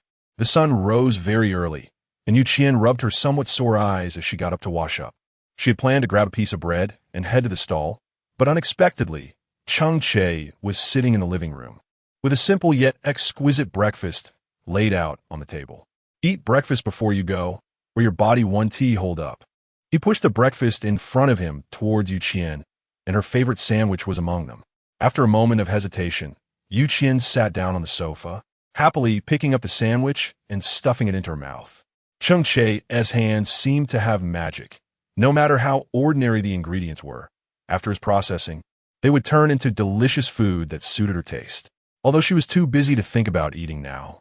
Seeing the breakfast made by Cheng Che still made her mouth water. The weather is really hot today. Why don't you stay at home? I can go to the trading area by myself. Qian turned to look at the sunlight outside the window, feeling that it wasn't right to make Cheng Che work for free. A hint of disappointment flickered in Cheng Che's eyes, but he quickly concealed it and didn't show it. I'll go with you. In case there are too many people and you can't handle it, I can lend you a hand. That way, your efficiency can be a bit higher. Qian saw Cheng Che's insistence and could only start to ponder how many crystal cores would be appropriate to give him as payment each day. Giving too much would hurt her heart, while giving too little would make her feel guilty for Cheng Che's enthusiasm. The two of them walked under the sun to the trading area, where the booth was already crowded with people. When they saw Qian approaching, they almost jumped up. A messy crowd stood nearby, each of them anxiously wanting to pay first to avoid missing out on items. But they were all blocked outside by Cheng Che's mental barrier. With the extra money, she set up a sunshade and then began to welcome every guest. The crystals in the space were also accumulating more and more. After a whole day yesterday, her shop had caught the attention of many people in the base, including her competitors. The quality of the food sold by Qian is truly excellent, yet the prices are not much different from those of ordinary quality, which is why most customers in the industry come to her. Naturally, this makes others unhappy. Amid the bustling activity, a sudden axe came crashing down right in front of Qian's toes, almost chopping off her toe.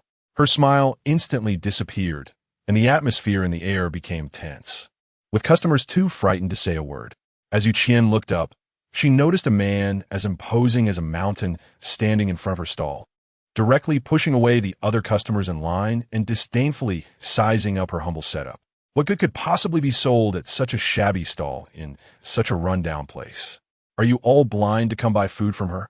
His voice was deep, and he cast a slightly threatening glance around the customers at the stall before disdainfully eyeing Qian. The girl was quite attractive, but who knows if this stall is selling food, or, haha. His gaze slithered over Qian like a loathsome, sticky snake. What do you mean by that? Qian looked at him coldly, but did not expect him to throw a bag of rice directly at her feet. The bag burst open instantly, revealing rice infested with worms inside, with countless worms wriggling in the gaps. This is the rice I bought from your store. Look at what this broken thing is. I didn't come here to make things difficult for you today.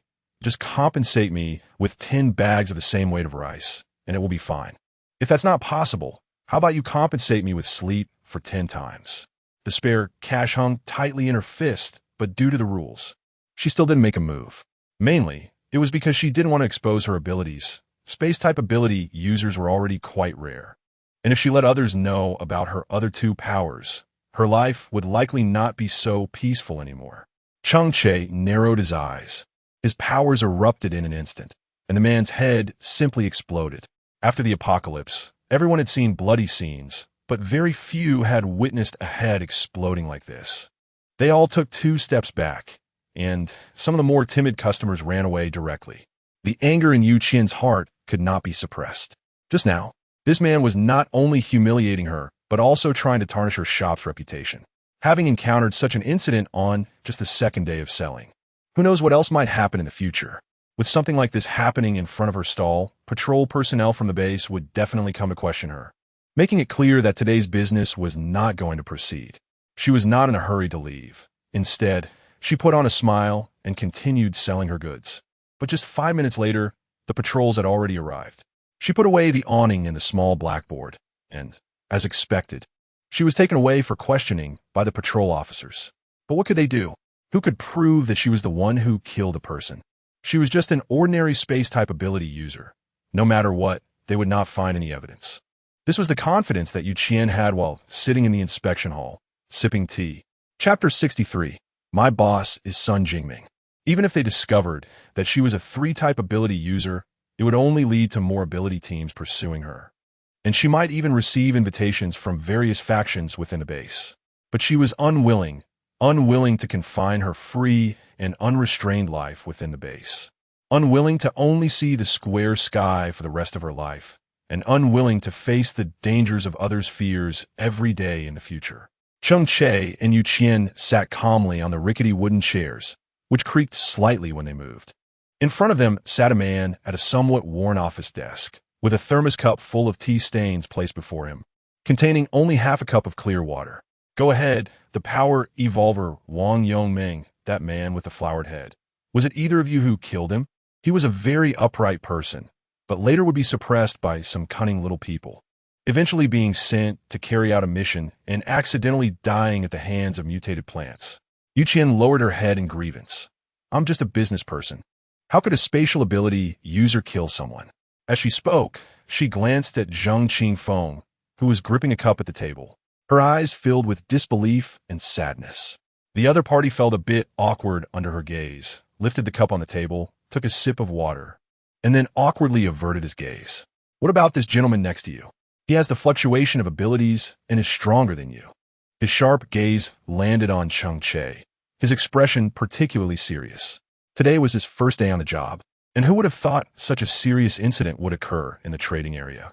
It had to be resolved properly to report back to the higher-ups. Cheng Che pretended to take out a cup from a space. I'm also a spatial ability user. Although my level is a bit higher, it's just that my space is larger than that of lower-level ability users. I don't have the ability to kill. Zheng Qingfeng looked at the two with sincere faces and clearly felt something was off, but he couldn't figure out what the problem was. Just as he was thinking of continuing to ask some other questions, the iron door of the interrogation room was suddenly knocked on. Qian Pengfei gasped as he opened the door, nervously glanced at Qian, and felt relieved when he saw she was unharmed and not frightened.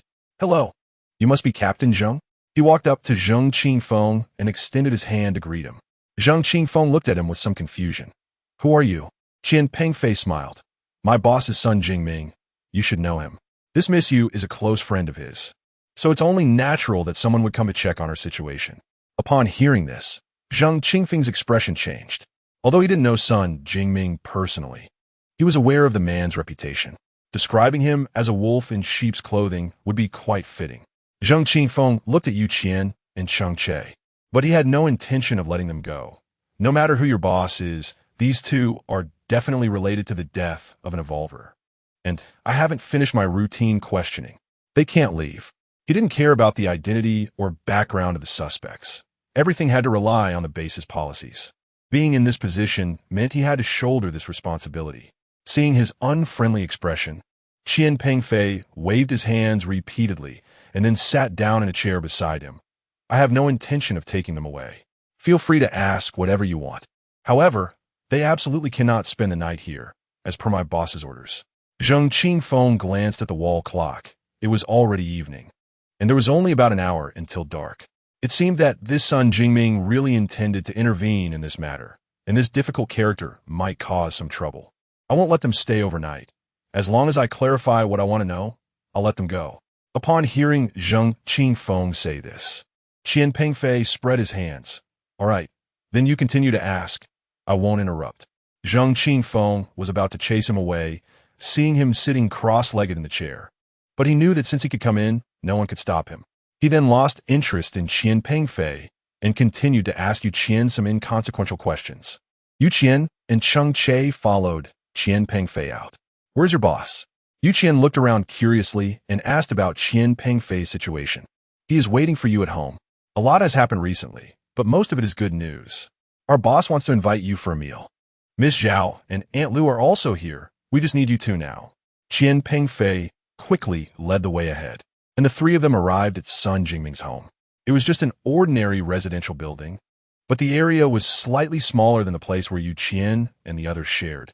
Although it was a bit crowded with a group of people gathering to eat and drink, it was also lively and interesting. When Yu Qian entered, Zhao Yi hurriedly came over, excitedly linking her arm with Yu Qian's. I've been waiting for you for a long time. I heard from Sun Jingming that you were taken away by the inspection team, which really scared me. Yu Qian sat down with her. Although the table was filled with some ordinary home-cooked dishes from before the apocalypse, it still counted as a lavish and rare meal nowadays. Taking out a bottle of white liquor from his space, Yu Qian handed it to Sun Jingming. Thanks to you, I and Cheng Che were able to get out of there so quickly today. This bottle of liquor is my way of thanking you. You can handle it however you like. Sun Jingming took it, glanced at the label, and noted it was a well-known brand from before the apocalypse, which was very useful for smoothing over relationships in the current times. Yu Qian's gift of thanks truly touched his heart. Cheng Che also took out a cigarette from his space as a token of gratitude for today. Sun Jingming accepted it without much formality and began to chat with them about what had happened since they entered the Kyoto base. It was only the third day since entering the base. Yu Qian and Cheng Che were making money by setting up a stall at the trading base, while Zhao Yi and Lu Yuyin found different jobs. Lu Yuyin went to work in the kitchen, as some high-end places in the base needed cooks. And she had been a great cook before the apocalypse, still is now.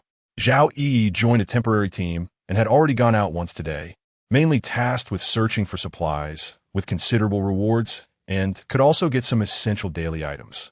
Chapter 64. Cheng Che, do you like me? He himself was a powerful ice-type ability user, and each of his team members was no pushover either. The high-ranking officials of the base planned to let the matter pass, turning a blind eye to it. The value that Sun Jingming could create was enough to offset the crimes he committed, so no one in the base dared to provoke him anymore. This was not solely reliant on Sun Jingming's abilities, but also because he had a strong enough team, with teammates who had extraordinary abilities to back him up. In his previous life, he had led this group of talents to establish the strongest small base, with each team member excelling in their own specialties. Yu Qian began to ponder whether she should recruit more people, at least to give her the confidence to stand up to any forces. The high-ranking officials in the base all have a scale in their hearts. They can abandon a powerful ability user, but they cannot give up a group. It was late at night, and everyone had drunk a bit, feeling somewhat tipsy, yet they still did not want to leave this relaxed and warm environment. At this moment, Yu Qian was feeling a bit drowsy, the stimulation of alcohol and her drowsiness making her feel dizzy, her steps becoming somewhat unsteady. Cheng Che steadied her swaying body to prevent her from accidentally falling off the sofa. Yu Qian nodded heavily, then struggled to get up, but her body felt a bit weak and lacked strength. Her mind was clear, but she always felt as if her body was out of control, each step feeling like walking on cotton. Yu Qian waved her hand to the crowd. Then, with Cheng Che's support, she slowly made her way down the stairs. Heading in the direction of home, she wobbled with every step. Her alcohol tolerance was far from good, yet she insisted on walking by herself, taking more than half a minute to move just 1 meter. Cheng Che simply crouched down and carried her on his back, walking steadily towards home. Although Yu Qian doesn't walk much, his consciousness is clear, and he understands that what Cheng Che is doing now is not something ordinary friends would do, let alone someone like Cheng Che, who has a cold personality. He probably hasn't even held a girl's hand before. Yu Qian was somewhat shocked and instinctively wanted to jump down from his broad back, but unexpectedly found himself unable to move under his control. He could only shift awkwardly to find a comfortable position, resting his chin on his shoulder. Cheng Che naturally felt Yu Qian's movements, and his shallow breathing gradually became steady, softly brushing against his shoulder and neck. It felt tingly, but he didn't resist at all. He only felt a joy inside him that seemed to overflow. Cheng Che, do you like me? It was a sudden question from someone who had just seemed to be asleep. Cheng Che was startled into a cold sweat. His first reaction was tension, but he also understood that he had to confess today or he would never have a chance to get closer to Yu Qian. Liking her wasn't just because of the debt of gratitude. Cheng Che was very afraid that Yu Qian would misunderstand, thinking he liked her because of the debt of gratitude, that he loved her. In his previous life, his attention to Yu Qian was indeed because of the debt of gratitude, but at that time, he had already given her enough crystal cores and supplies, which could barely be considered repayment.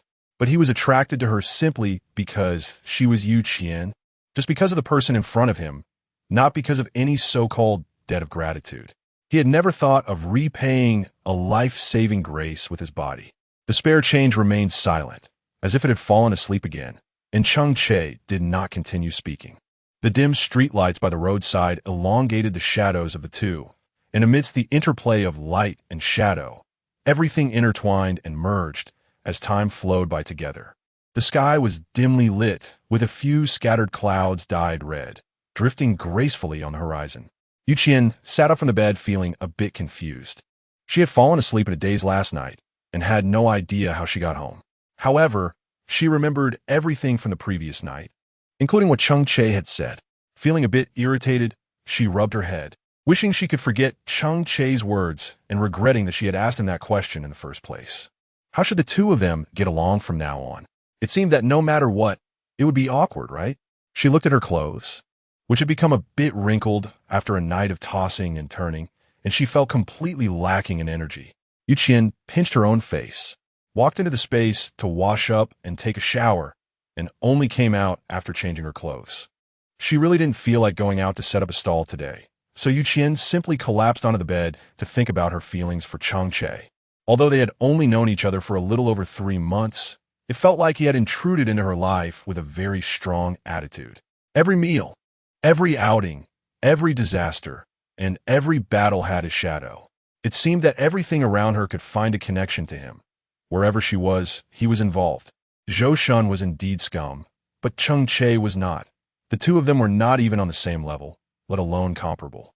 Yu Qian felt that she might have some affection for Cheng Che, but this affection couldn't support her and Cheng Che becoming a couple. After all, they had only known each other for a little over 3 months, and aside from knowing Cheng Che's name, it seemed she had no understanding of him. However, he seemed to know her very well, such as what flavor she liked and her little habits in life. Cheng Che was clear about all of it. Taking a bag of potato chips from her space, Yu Qian tore it open and stuffed 2 pieces into her mouth. After thinking for a long time, the potato chips were soon gone, and Yu Qian ultimately made a decision. She never wanted to like someone she didn't understand at all. The risk was too great, and everything in the future could only be resolved by time. Standing by the window and stretching, Yu Qian felt that she might need to have lunch, since waking up too late meant she hadn't even had time for lunch. When she stepped outside, she was hit by the heat and took a step back. The air conditioning inside created a completely different world from the outside. Cheng Che was quietly sitting on the sofa, with a table full of dishes that Yu Qian loved to eat. Yu Qian's eyes instantly lit up with excitement as she sat at the table, picked up a shrimp, and popped it in her mouth, feeling that eating really is one of the happiest things. When she glanced at Cheng Che, she became a bit curious. Chapter 65. All meals covered. How did you manage to make so many dishes without any kitchenware? Cheng Che pointed to the ceiling. I made them on the rooftop. There aren't many people there, so as long as I put the food into the space in time, no one will notice. Yu Qian was a bit stunned upon hearing this. She hadn't expected that Cheng Che would always go to the rooftop to busy himself before cooking, especially since it was hot outside, not to mention what the temperature up there was. She silently swallowed the food in her mouth and said, "You don't need to do that next time. Some instant food is fine. I'm not that picky." Cheng Che pushed the food in front of her a little closer and said, "I want you to have the luxury of being picky. Everything I do is voluntary, and you don't need to feel any burden about it. I've told you I like you, so I want to show you with my actions that I am worthy of your choice and capable of taking good care of you, standing behind you." Qian almost spat out the rice in her mouth. Cheng Che looked like a cool and elegant young nobleman, and such a bold confession didn't seem like something that would come from his lips. She paused awkwardly for a moment, but in the end, she still didn't know what to say, so she simply chose to stay silent. At least that way it wasn't so embarrassing. You didn't wake up too early today, right?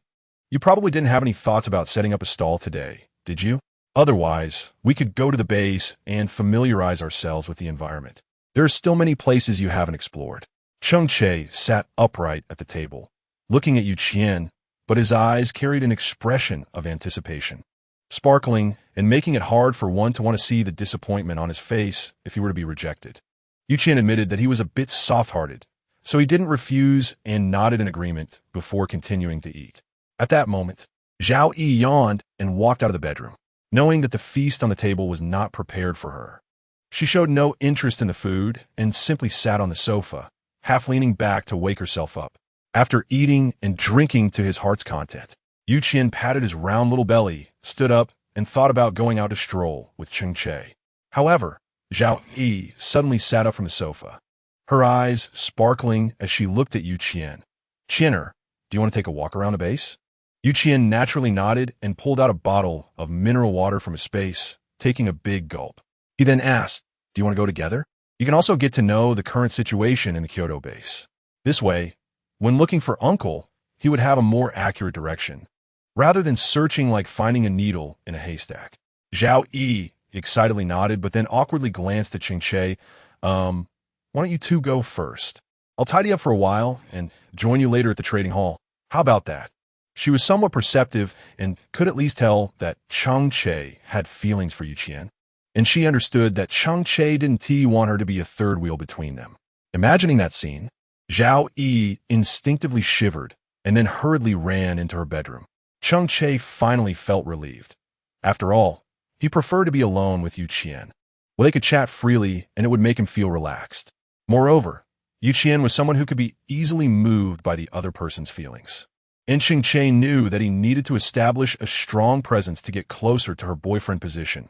Otherwise, all his efforts would be in vain. Although Qian didn't understand why Zhao Yi insisted on waiting to meet them later, he couldn't be bothered to think too much about it. He simply went out with Cheng Che and started wandering around the base. As they walked, Cheng Che held a map of the base that he had somehow obtained, which was quite clearly written and drawn. The map specifically marked areas such as the residential area, research area, training area, trading area, and administrative area. The administrative and trading areas had the most people, especially the administrative area, where one had to go to handle procedures for renting houses, renting cars, or opening shops within the base. Since Qian plans to settle down and open a shop at the Kyoto base, these things must be clearly understood and cannot be dealt with carelessly. "Do you want to go to the mission hall to take a look?" Cheng Che looked down at Qian, and after seeing him nod, he started to lead the way. It was slightly overcast today, and more people were out and about in the base, making it a bit difficult to walk as they approached the trading hall. With Cheng Che's special ability, the two managed to squeeze inside, where they saw the general mission requirements for the day on the large screen indoors. Different windows had different tasks. Ordinary people's tasks were generally some dirty and tiring work, but they were also tasks they could complete. Although the rewards were low, if they work hard, they could still manage to have 3 meals a day. In the apocalypse, being able to have 3 meals a day is already a very luxurious thing. Some people might only be able to eat 1 meal a day and have to tighten their belts for the rest of the time. The task distribution for evolvers was more distinct. There were also evolvers with enhanced hearing and vision, each excelling in their own fields. And every evolver was an important talent within the base. Most tasks for ability users involved going out to search for supplies and hunt zombies, requiring more space-type ability users or powerful offensive abilities. Water-type ability users mostly worked within the base, with their main task being to solve the water shortage issue, producing a set amount of water daily. In terms of earning crystal cores, they probably had the easiest job. Qian curiously looked out from each window and unexpectedly saw an excessively well-paid job that many people were scrambling to sign up for. The job mainly involved cleaning and garbage disposal, and while the number of positions available was not many, almost everyone eager to apply was pushing hard to get in. 3 meals a day were provided, and there were dedicated people responsible for accommodations. Although the monthly salary wasn't considered high, it was enough for a person to live normally without being too financially strained. Qian was quite intrigued. Is there really such a good job in the apocalypse? Or is it just a case of hanging a sheep's head to sell dog meat, deceiving those who are anxious to find work? She paused to look for a moment, and just as she was about to leave, someone gently tapped her on the shoulder. Chapter 66. Don't ask me why Zhao Yi appeared behind Qian with a big smile, curiously looking at the very tempting job offer. She tugged at Qian's sleeve. Chinner, take a look at this job. It sounds pretty easy, and the benefits are really good. Qian nodded in agreement, but always felt that this job was not very reliable. She gently poked Zhao Yi's head and said, I think you should still be cautious. A job with such good benefits may have some hidden issues. If you really want to give it a try, it's best to gather more information about the specifics. Otherwise, it would be bad if you were deceived. Zhao Yi nodded in strong agreement. Actually, I mainly want to find an easy job with good benefits for my mom. She refuses to stay at home and insists on looking for work. However, her health is not good, and I definitely can't let her do heavy labor alone. It would be better for me to help her find a more reliable job. A lower salary is not a big deal, but I mainly hope the job will be relatively easy. Qian naturally understood Zhao Yi's needs and simply accompanied her into the crowd. The person in charge of recruiting was a man who looked a bit shifty, wearing a worn-out old man's shirt. He was surrounded by a surging crowd, but he seemed indifferent to the questions from the candidates, clearly not taking them seriously. Qian and Zhao Yi walked forward hand in hand, instantly attracting the man's attention. He spat the toothpick he had in his mouth onto the ground and scanned Qian and Zhao Yi up and down with his eyes like a detector. Are you two here to look for work? Zhao Yi nodded excitedly and asked, May I ask how to address you? The man straightened up, his eyes surrounded by dark circles, looking unwell, but still forced a yawn and began to explain. Just call me Mouse. What about you two? Are you applying together? Zhao Yi waved her hand. Not really, I just wanted to ask for my mom. I saw that the benefits you offer are quite good and the requirements aren't too high. Mouse's eyes rolled around as he thought for a moment before smiling and speaking. Let me be honest with you two. This job is actually more suitable for you two and not for older people. Qian instantly thought of certain gray industries. As long as they were young men and women, they didn't want older people. This group, under the guise of recruitment, was merely searching for high-quality prey. There was no need to waste words with them. She gave Zhao Yi a look and then intended to take her directly to see other job locations. Rat swallowed hard, watching as Qian was about to pull Zhao Yi away, and he quickly spoke up to stop them. He instinctively rubbed his nose. The reason I said you two young people are more suitable is indeed for a specific reason. Our job, to put it nicely, is called a cleaner, but to be honest, it's not much different from being a full-time nanny. The tasks are not heavy, but the key point is that we need someone available at all times, and older people simply can't keep up with the energy required. Qian snorted coldly. What kind of person is so noble that they need a nanny to attend to them? Besides, how many young people nowadays know how to take care of others? The average age of nannies is basically over 30. Your reasoning is really too far-fetched. Zhao Yi, hearing Qian's words, also became more vigilant. After all, nowadays, it is not exactly a law-abiding society, and there are all sorts of monsters and demons running rampant in the base. One must always keep their eyes open. The two turned to leave, but unexpectedly, the rat spoke up again to keep them from leaving, its thin, bent body blocking their way. Wait a minute. Let me introduce our salary and the specifics of the job. If you're looking for a job for your mother, you can bring her to try it out. If she can really handle the job, we would definitely be willing to take her in. He scratched his head a bit awkwardly. Our boss mainly hires people to take care of their own parents. The two elderly people are getting older and have many needs. It's not easy for the younger and stronger ones to keep up. But you two do catch my eye. If you're willing, bring your aunt to see me this afternoon, and I can let you both intern for a few days. If the boss is satisfied, then naturally there won't be any problem. Qian still had doubts, but Zhao Yi was slightly moved.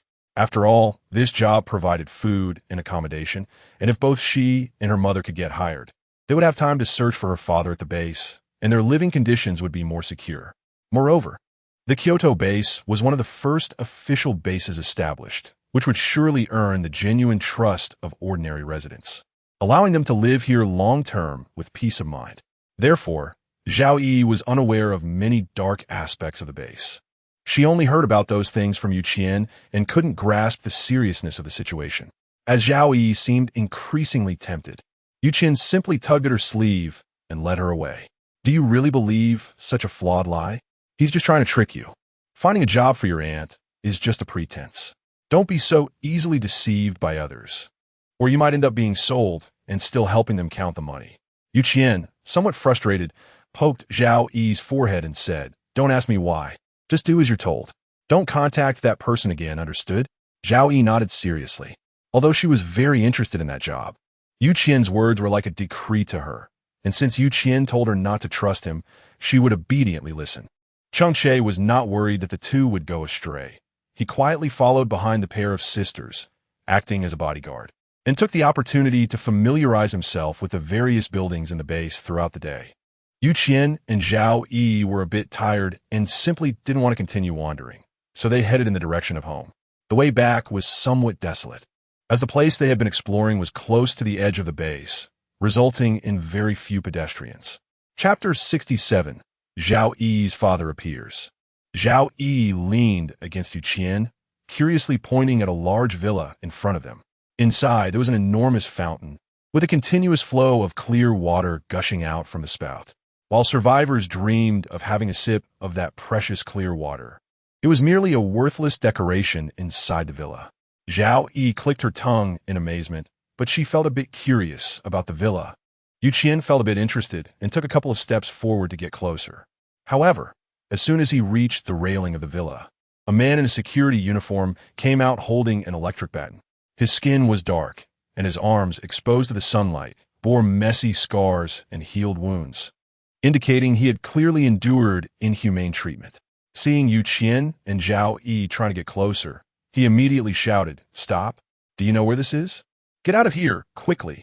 As he spoke, he moved closer, and the electric baton in his hand crackled, clearly conveying a sense of threat. Qian turned his head and thought it was pointless, so he simply grabbed Zhao Yi's arm and wanted to leave. However, he didn't expect her to stand still, staring blankly at the approaching security guard. Time passed second by second, and the guard came over, holding a stun baton, a thin layer of sweat appearing on his dark skin, trickling down his forehead into his eyes, making him rub them uncomfortably. His vision was somewhat blurry, but as he raised his eyes to look while holding the stun baton, he felt that there was a figure inside that looked very familiar. Zhao Yi's voice was already choked with emotion, and tears fell to the ground, quickly evaporating. "Dad!" The man's figure froze in place, and his eyes, which had been stinging painfully, gradually broke free from the pain, regaining clarity. He looked at the girl in front of him in disbelief. She was darker and thinner.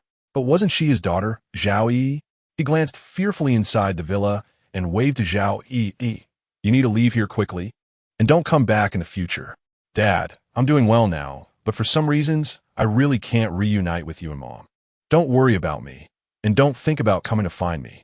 You must stay far away from this villa in the future. Absolutely don't come close. Do you understand?" Zhao Yi, however, didn't want to accept this news. Her once strong and tall father was now covered in scars, much darker, and his bones were protruding from his thin frame. These issues trapped Zhao Yi instantly, making it impossible for her to escape from this incredible pain. Just then, several men in short sleeves rushed out of the villa, holding cheap cigarettes in their mouths, hunched over as they looked towards Qian. "Old Zhao, what's going on?" Zhao heard the voice and quickly wiped his tears. "It's nothing. I saw someone trying to get close to our villa, so I thought I'd scare them off." "Listen to Dad. Don't come over. Hurry and leave." Qian's gaze was fixed on Zhao, and she deliberately listened to his conversation with a group of men who seemed like small-time thugs. What did old Zhao just say? Why isn't he coming in? Is he trying to persuade those two girls to come in? I really need to take a look from afar. It seems quite nice. One of the guys with yellow hair said this and was about to step out, but was promptly stopped by old Zhao. A group of people left slowly, and Qian half embraced the sobbing Zhao Yi, who was gasping for breath. With some reluctance, she patted her shoulder and said, "There must be a reason for what Uncle did, so don't act impulsively and mess things up. The people living in that villa are clearly not ordinary. Let's first find Sun Jingming to inquire about the situation. Once we have specific information, we can rescue Uncle. Okay? At this moment, Zhao Yi's emotions had calmed down a bit from the intense shock. She wasn't brainless. Her father's obvious fear of that villa clearly indicated that the people inside were not good. To rescue her father, she needed to understand the opponent's situation first. She wouldn't be foolish enough to rush in to save him, risking everything without a plan. She hoarsely replied, "I know, Qian. Don't worry. Let's go find Sun Jingming and ask him. My dad is clearly being forced to work there. He might be dealing with a big shot otherwise." They wouldn't resort to such coercive tactics. Yu Qian nodded heavily, then took out a wet tissue to wipe Zhao Yi's face. The three of them quickened their pace and arrived at Sun Jingming's residence. Just in time, everyone was there. Sun Jingming seemed to be holding a meeting with the group. Upon seeing Zhao Yi with her red, swollen eyes from crying, he hurriedly welcomed the three inside. "What happened? Who made our young lady Zhao cry?" He looked up at Yu Qian, his eyes filled with confusion and a hint of anger. Yu Qian opened up and told Sun Jingming everything that was happening around the villa, emphasizing the location and luxury of the villa, as it would help to better identify the target. After thinking for a moment, Sun Jingming said, "I know who it is, Wang Wenxiang. Before the apocalypse, he was in the grain business, and after the apocalypse, he controlled most of the food in the Kyoto base, which allowed him to establish his own power. However, I have always suspected that he is involved in some underground dealings, because although he does have many crystal cores, a significant number of them are of unknown origin. Yet, no one in the base dares to provoke him, let alone investigate." Yu Qian nodded. It seemed that Zhao Yi's father was indeed trapped by a tough opponent, and it was extremely difficult to escape now. The newcomers like them were no match for someone like Wang Wenxiang, who had made significant contributions to the Kyoto base from the very beginning. In terms of strength, wealth, and connections, it could not compare. If they were to confront him head-on, they would likely be directly expelled from the base, with no chance of returning to live there. Everything had to be well planned. They absolutely could not act impulsively, let alone be driven by emotions. Yu Qian glanced at Zhao Yi and, seeing that her emotions were relatively stable, spoke up. "Do you know what the secret deal of Wang Wenxiang is? This might be a breakthrough. After all, it's a secret. If it can have a huge impact on Wang Wenxiang, that would be great." Chapter 68. Only 3 days. Sun Jingming shook his head. "I have some connections, but Wang Wenxiang keeps these matters very under wraps. There's hardly a trace that has leaked out. People like him, who have money, power, and background, are hard to truly take down. As long as the harm isn't fatal, he can basically make a comeback." Zhao Yi understood this naturally. Given their current strength, they were not in a position to confront Wang Wenxiang head-on, but she couldn't just stand by and watch her father suffer. "Is there any way to make Wang Wenxiang unable to rise again?" she asked, stubbornly wiping away her tears and forcing herself to calm down to think about these matters.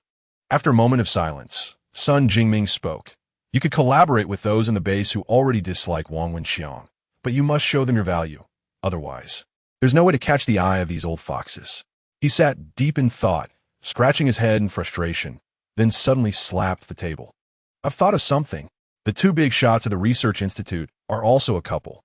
They have a significant background and basically control the entire Research Institute, holding cutting-edge technology in the base. They had a falling out earlier over not sharing research results in time, and now they are basically at odds. One is food, the other is technology. Both are factions that the upper echelons of the base need to keep an eye on, but perhaps because of Wang Wenxiang's hidden secrets. The higher-ups always lean towards him, and many crystal cores have ended up in his pocket. However, what the Research Institute needs most is manpower and funding. Now that the two most important things have been taken by another person, it's strange if this couple doesn't want to get rid of Wang Wenxiang." Zhao Yi's eyes lit up, and her swollen eyes seemed to have a bit more spirit now. "So how can I make them see my usefulness?" Sun Jingming stroked his chin, then placed a photo in front of them, saying, "This woman is Zheng Li. She spends her days at the training ground and is a very powerful offensive water ability user. She is the only child and a precious gem to her parents. If you can defeat her, meeting Professor Zheng and Wang will be no trouble at all." Having found a solution to the problem, Zhao Yi went to the training ground with Yu Qian and quickly found the person they were looking for. Upon learning about Zhao Yi's background, Zheng Li casually took a sip of water and wiped the sweat from her brow with a towel on her shoulder. "No problem meeting my parents. You just have to beat me to the point where I can't fight back, and I'll naturally grant your wish." Zhao Yi accepted the challenge, but unfortunately, she underestimated her opponent. After all, she had never faced an offensive water ability user before, and with her own abilities being countered, she was defeated in less than 10 minutes. Qian saw her about to leave and simply stepped forward to say, "Do you want to give it a try with me? I believe I can surprise you." She spoke with great confidence, which successfully made Zheng Li stop in her tracks. Zheng Li, who was 174 centimeters tall, found herself needing to look down at Qian, which struck her as somewhat amusing. "Are you sure it's a surprise?" Qian nodded solemnly. "I promise, you will only lose. But let's agree on this first. If you lose, you have to take Zhao Yi to meet your parents." Zheng Li readily agreed, but she lost in the first move and couldn't block the thunderball that Qian easily launched. Her confidence was greatly shaken, but Zheng Li kept her promise and took Zhao Yi and Qian to meet Professor Zheng and Professor Wang. The two had an extraordinary presence, but they appeared very kind in front of Zhao Yi. "We actually have no demands of you, but we urgently need someone to help me figure out what business Wang Wenxiang is hiding. I was thinking of having you infiltrate and investigate, but don't worry, I will rescue both you and your father in 3 days." Zhao Yi did not hesitate at all, whether it was a dragon's den or a tiger's lair. She was willing to take the risk. As long as she could save her father, everything would be worth it. Although Qian was worried, she did not go in. She needed to stay outside to assess the situation. At least one person should be able to take care of Lu Yuyin during these 3 days. For the past few days, she had been anxiously waiting outside the villa, maintaining a routine of going back and forth. But fortunately, she saw Zhao Yi and Zhao Wen successfully escape from inside. Professor Zheng truly kept his promise, sending someone to rescue Zhao Yi as the 3 days came to an end, but she had become filled with resistance and pain in her eyes. Zhao Wen did not understand why his leg, which had seemed fine just a few days ago, had suddenly broken, and now he was in agony, limping helplessly below his knee. Qian quickly arranged for people to come and take care of them. Both Zhao Yi's wounds and Zhao Wen's leg fracture were continuously improving. The heart that was hanging in suspense finally settled down, and it was at this moment that Zhao Yi heard thoughts and shared the events of the past 3 days. It turned out that Wang Wenxiang's unseeable activities were related to human trafficking, whether it was young children or elderly people with wrinkled faces. As long as there was market demand, Wang Wenxiang would do everything in his power to acquire them. But what could be done? The buyers were all powerful individuals who secretly favored Wang Wenxiang. It was likely that even if something were discovered about him, it would be quickly covered up. The mutual protection among officials seemed particularly stark in today's Kyoto base, but the most victimized were still the ordinary people at the bottom. The family members they were searching for might have already been sold off like commodities. Zhao Yi sat on the sofa in tears, her eyes hollow yet filled with pain. A pain mixed with a sense of helplessness. There were innocent children inside, and elderly people as well. There was nothing you couldn't think of and nothing you couldn't see. The environment was oppressive, as if one had been forcibly pushed into an abyss with no chance to catch a breath. Chapter 69. Look at who you provoked. My dad broke his leg to save me, to take me out when someone discovered us. I still have some value for sale. They haven't gone too far with me, but my dad had his leg broken right in front of him. Yet, everything continued in an orderly manner. Those who were meant to be sold would still be sold, dying amidst the cries of their families desperately searching for them. Qian quietly listened, feeling pain in her heart, but she didn't like to meddle in others' affairs. As long as this Wang Wenxiang didn't set his sights on her, she wouldn't retaliate. But if someone really refused to listen to advice, the trading square was crowded, and Qian hadn't set up her stall for several days, which disappointed many people. So when she finally appeared today, her stall was instantly surrounded by a crowd. Just as she was busy selling grain, a group of burly men suddenly arrived, rudely pushing aside all the customers waiting in line, then standing beside her stall, looking as if anyone who dared to come over would get beaten up. Qian frowned impatiently. The various forces within the base were intertwined, and her business was thriving, possibly encroaching on someone else's territory. Otherwise, she wouldn't be targeted like this. Whispers could be heard from the crowd. And although Qian couldn't make out exactly what they were saying, she still keenly caught a name: Wang Wenxiang. Indeed, this guy had established himself in the base thanks to those supplies. Otherwise, who knows where he would be now, being chased by zombies. The items sold by Qian are cheap and of good quality, which indeed affects his business. Otherwise, a little-known ability user like Qian would probably never have caught his attention.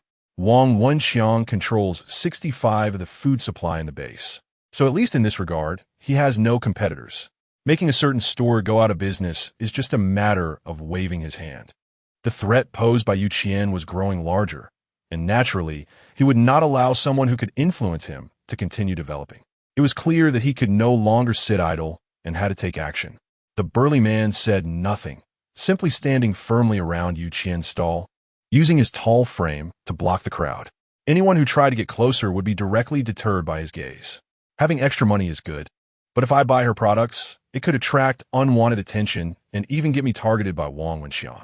Naturally, the other survivors won't choose to continue purchasing from her little shop. I clenched and released my fists, a mocking smile appearing on Qian's face. And then she packed up her stall and left. Since Wang Wenxiang wouldn't let her have it easy, he shouldn't expect to maintain his foothold in the base either. Cheng Che followed Qian, noticing her long hair slightly damp with sweat. What do you plan to do? If you want to kill them, I can go right now. I'll follow your lead. Last time, he had killed someone who came looking for trouble, but it unexpectedly caused Qian trouble. So he didn't want to act rashly now, though he still thought about avenging her. The other party shook their head, pulling out an umbrella from their space and holding it over their head. I need to find an opportunity to enter the underground trading place that Zhao Yi mentioned, run by Wang Wenxiang. I must destroy what he values most and make him regret provoking me. Qian rubbed his head, and it started to drizzle from the sky at some point, but hidden within the thick clouds was a larger thunderstorm. The rumbling thunder drowned out the chaotic conversations around him. Cheng Che nodded. No problem, I'll go with you. That way, I can help you. Qian refused the extra money and casually took out an umbrella from his space and handed it to Cheng Che. There's no need. If I go in alone, they will at least lower their guard. If you go in, there won't be anyone outside to back me up. Tonight, I'll walk right into the trap. You and Sun Jingming discuss a way to enter his underground trading venue, and when the time comes, we'll cause a huge uproar, making it impossible for this guy to continue in the Kyoto base. Although Cheng Che understood Qian's plan, he still felt uneasy. After all, they were unaware of the situation in the underground trading venue. Even though Qian had space and dual abilities, he still didn't want her to go in alone. Qian naturally understood Cheng Che's concerns and stood on the steps, looking directly into his eyes. In this lifetime, I just want those who hinder me to pay the price and to live a more carefree life. Cheng Che gazed deeply at Qian. Her bright eyes seemed to be glowing, and everything hidden within them was drawing him in, like a seemingly harmless vortex. He sighed helplessly, I can't refuse any of your requests. Qian looked at Cheng Che in front of her. Her heart skipped a beat for a moment, and then she awkwardly turned around and walked towards home. It was daytime now, and that group of people would likely weigh the situation before taking action, so it was best for her to show up at her stall when the trading place was about to close in the evening. Although she might not sell anything, it would indeed be a provocation for someone like Wang Wenxiang, who was in a position of power. Qian was not worried about getting hurt, as the space allowed her to directly hide inside, and even if she encountered danger, she could escape in time and would not really be harmed. She had always been a prepared person, never allowing herself to be truly trapped in a dangerous situation without any escape opportunity. After resting at home for half a day to regain her energy, Qian arrived at her stall to sell items just in time before the trading hall was about to close. Perhaps someone had tipped them off as soon as she appeared. A group of people came to cause trouble, the same group from the morning, each one looking fierce and menacing. Qian pretended to be angry as she sat in her place, quietly waiting for the night to arrive. The weather was already gloomy, with a light rain falling hazily, and the night seemed to come even faster.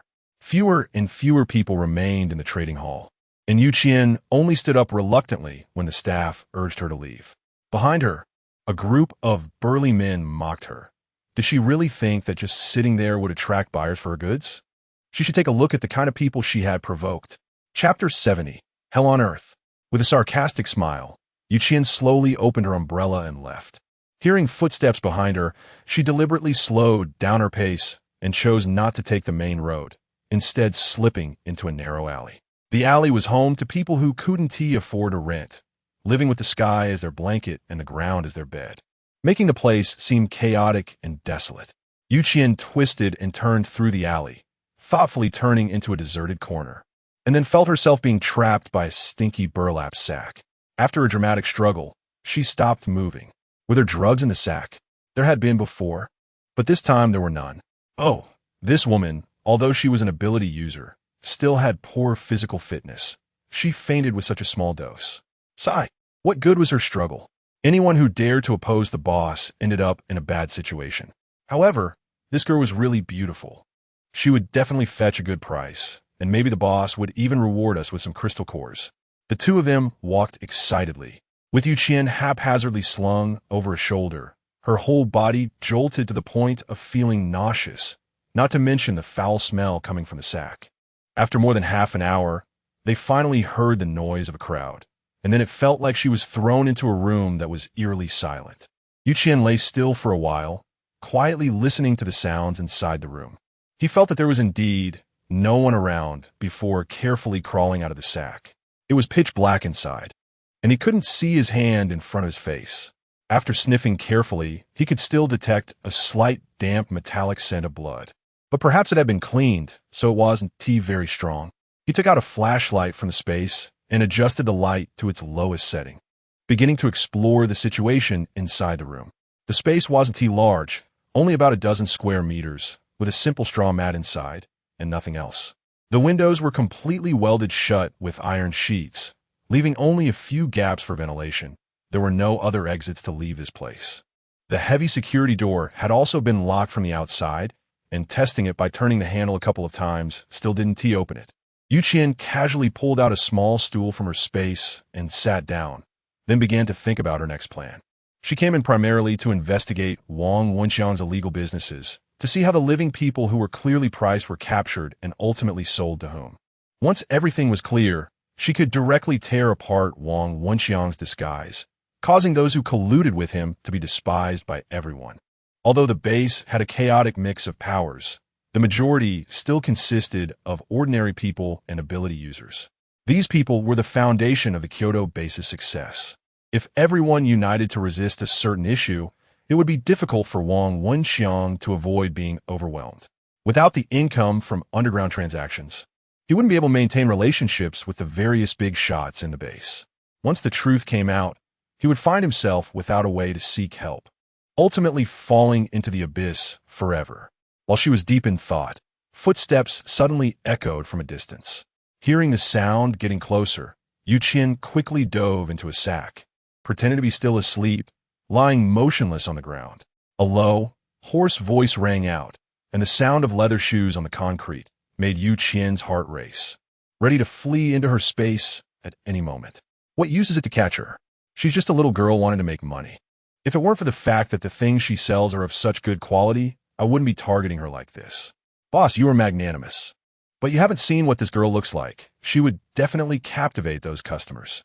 As he spoke, he tore open the sack, revealing Qian's delicate, fair face. Although she wasn't wearing any makeup, her lips were rosy, and her long eyelashes made her look like a broken piece of jade in the pitch-black environment. Fragile and motionless on the ground, Wang Wenxiang's breath momentarily caught in his throat, not to mention that finding beautiful women was hard in the apocalypse, even before the apocalypse. It was difficult to find such a pitiful yet unknowingly tempting beauty. Satisfied, he clapped his hands and casually pulled out a third-tier crystal core from his pocket, tossing it to the man. Well done.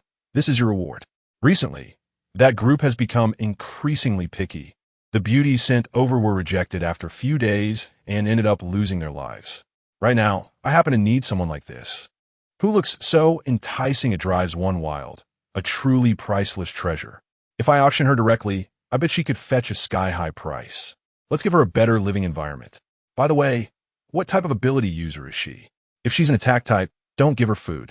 If she's hungry and weak, she won't be able to resist. The man smiled obsequiously and quickly waved his hands. No need, she's a space-type ability user. Wang Wenxiang glanced at Qian, who was still unconscious, and nodded in satisfaction. Change her to a better room, and make sure she gets 3 meals a day. But remember to add a little soft muscle powder, so she doesn't escape. The man repeatedly agreed, then the two walked out together. Sure enough, it wasn't long before more chaotic footsteps rang out, as a burly strength type, evolved being, suddenly picked up Qian and headed outside. Qian cautiously opened her eyes. There were no windows here. The light was entirely dependent on the lighting equipment, so she must have been taken to some underground trading place. The small dark room she was just in resembled a prison cell, with a long corridor lined with doors similar to the one she had just been in. From inside, cries and screams occasionally echoed, resembling the dirtiest hell on earth. There were 4 people responsible for transporting Qian. Hearing the ding of the elevator, she pretended to be dazed as she opened her eyes, glanced at the floor and the situation, and then began to struggle vigorously. However, no matter how strong she was, she couldn't compete with the power enhancers. In the end, she was tightly restrained and thrown into a clean and tidy room, perhaps following Wang Wenxiang's orders. These people did not make things difficult for Qian. They didn't even resort to violence while she struggled. After tossing her into the room, they locked the door and left. Chapter 71. Deeper than the abyss, seeing this group leave, Qian looked up and surveyed the room. Upon closer inspection, she did not see any surveillance cameras inside, but there were quite a few in the corridor outside. The underground temperature was already lower than that above ground. Wang Wenxiang had specially turned on the air conditioning in the areas where wealthy and powerful customers frequently gathered. Being able to run air conditioning in such a large space while maintaining a comfortable temperature indicated that Wang Wenxiang must have plenty of crystal cores and similar resources. However, since he was engaged in highly profitable businesses, making that group feel comfortable would also make his pockets fuller. Qian meticulously searched every corner of the room for any listening devices or miniature cameras, and in the end, she actually found quite a few hidden in various secret spots. While there were no obvious surveillance devices, she discovered several in hard-to-detect corners. Qian sneered and threw all the gadgets she found out. Although the door was a heavy iron one, perhaps to allow buyers to better view the merchandise. There was an opening with iron bars on the door. The items hit the ground with a crisp sound, quickly attracting the attention of the group. Qian pretended to be angry, shaking the immovable iron door vigorously. "Let me out. Let me out." The guard, annoyed by her noise, pointed the electric baton in his hand at her face. "I advise you to behave, or the consequences are something you definitely don't want to know." The guard laughed heartily, holding his stomach. "Little girl, do you still think this is a law-abiding society? This is the apocalypse. Whoever has the most power and the strongest fist is the law. If you behave well, you might even find a good buyer later, living lavishly as you wish. If you don't listen and insist on seeking death, then you might end up with a few scars that you'll never heal from in this lifetime. Think carefully about it." After saying that, he menacingly shook the electric baton at Qian and then hummed a tune as he left. After seeing the person leave, she no longer pretended to be angry or scared, and simply lay down on the bed, which looked relatively clean and stretched, although she had been deliberately captured. On the surface, she was just a little girl who had been forcibly kidnapped. If she didn't resist at all, that would be suspicious. So, she had to learn to panic like others. After all, she couldn't let them suspect her true intentions. The furniture in the room, while not exceptional, was clean and tidy. Qian lifted the sheets and tied them in front of the door, blocking the view from outside. All the cameras and listening devices in the room had been cleaned up by her, and a fine electric net wrapped around all the furniture, making it unlikely that anything she missed could still function. After doing all this, Qian took out a new set of bedding from the space and lay down to rest. After dozing off for a while, she woke up to her stomach growling with hunger. Upon opening her eyes, she smelled the aroma of food, and at first, Qian thought she was hallucinating. But to her surprise, there was indeed food placed at the window where meals were delivered. Stir-fried cauliflower and 2 steamed buns. Although it couldn't be called a feast, it was already very delicious food in the current environment. The extra money was left untouched, just sitting in its original place, while new food was taken out from her own space. To prevent her from escaping, the meal must have been tampered with. It would be strange if she dared to eat it. However, she had to resist now. She absolutely could not let them notice any signs. Days passed like this for 2 or 3 days, and she ate well and slept well, living a fulfilling life. The door creaked open, and a large group of people followed Wang Wenxiang into the room. They were covered in damp moisture, looking as if they had just come through a curtain of rain. Qian sat on the bed, staring at them with fear written all over her face, like a startled little bird. The dazzling lights shone on her, and a group of masked people in front of her had their eyes glued to her, showing no intention of looking away. This was the final highlight product of the auction 5 days later, and given its condition, everyone can just say whether they are looking forward to it or not. Qian was scrutinized like a commodity, so she simply opened the quilt and wrapped herself in it, then curled up in the corner, refusing to show herself. Wang Wenxiang's expression changed instantly. He moved his fingers slightly and signaled for someone to pull Qian out of the quilt, lifting her by the shoulders and bringing her in front of everyone. Pairs of dark, murky eyes swept over her, their gaze filled with possessiveness and an unclear meaning. Being humiliated and objectified like this, Qian suppressed the powers surging within her due to rage and transformed the murderous intent raging in her heart into a driving force to push herself forward. Initially, she had wanted Wang Wenxiang to lose all face and end up homeless, but now she only wanted the lives of this group of people. Everyone, not just Wang Wenxiang. Having never truly lived in such an environment, she seemingly could not understand the pain and despair of other victims. Now, all she felt was an anger that nearly consumed her entirely. She just wanted this group to atone with their lives and blood, to comfort the souls tormented by them. Wang Wenxiang had brought this group over today merely to pique their interest. A sufficiently appealing commodity would definitely make the auction 5 days later exceptionally successful. Many other items would also be presented, and it seemed he would profit handsomely once again. Time quickly passed, and everyone exited the room, leaving dirty, muddy footprints on the originally bright tiles. Qian looked at the shoe prints and suddenly felt an unusual calmness. She had never been a great hero wanting to save others, but now she only wanted to destroy the entire underground trading market. At least she didn't want to see any more victims in the future. Zhao Yi had said that not only young women were sold here. To satisfy the twisted desires of those people, even men and children could end up being sold. This place was more painful than hell, deeper than the abyss. Chapter 72. The massacre trading venue. The 5-day auction period quickly came to an end, and suddenly a plate of braised ribs appeared in Qian's meal. She knew in her heart that the time had come, and those being held on deeper floors were about to be rescued. She scraped all the meat off the ribs and tossed it in her space, carelessly throwing the bones back onto the plate, then lay down on the bed, pretending to sleep. After more than an hour, someone walked in, sounding like a woman, mocking laughter escaping her lips. After all these days of meals we brought, she hasn't touched a thing, but now with the braised meat, look how clean she's eaten it. In the end, she couldn't help herself, acting like a chaste and virtuous woman, but in the end, she still jumped into the pit herself. Listening to her talk, Qian felt someone pull her up from the bed with great force, and then she was thrown over someone's shoulder and carried out of the room. The woman, who was taunting, had quite a sharp tongue, but she also provided Qian with a lot of information. Just look at her. A woman like this has surely been defiled long ago, right? Those buyers don't even think she's dirty. It's really speechless. The man carrying Qian spoke in a low voice, somewhat displeased. Stop talking so much. Be careful, your words bring trouble. Although the higher-ups of the base were somewhat aware of Wang Wenxiang's actions, no one had actually taken action to investigate. After all, the food in his hands was enough for the Kyoto base to continue thriving, and because of this, the higher-ups would not take action against him. The woman was even more irritable after he spoke. What right do you have to control me? How could our boss possibly fall? I heard that all the base leaders are coming tonight, and even he acknowledges our boss's business, so what could possibly be the problem? Qian was taken aback. It turned out that most of the high-ranking officials in the base were in cahoots, and she never expected that even the base leader was one of the customers.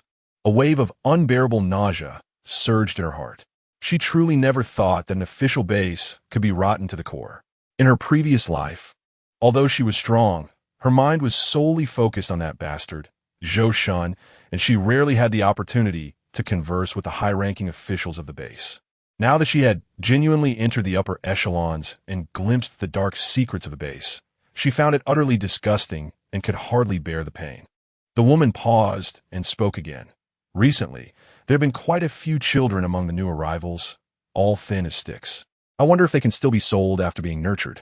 The man chuckled. That's not a small issue. That one loves little kids. He doesn't care about looks, as long as they fit the age requirement.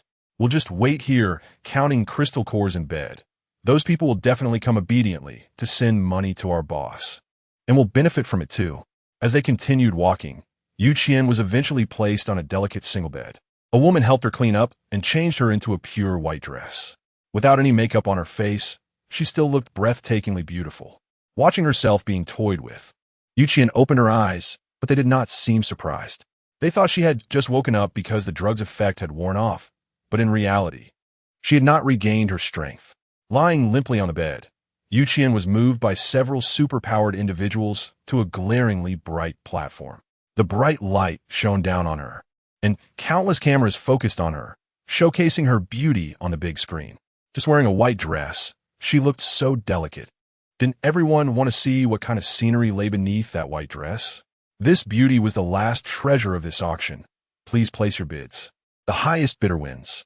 The excess money was being manipulated by several maids leaning against the headboard, their eyes filled with indifference and coldness, which only excited the crowd even more. I bid 500 level 2 crystal cores, 300 level 3 crystal cores.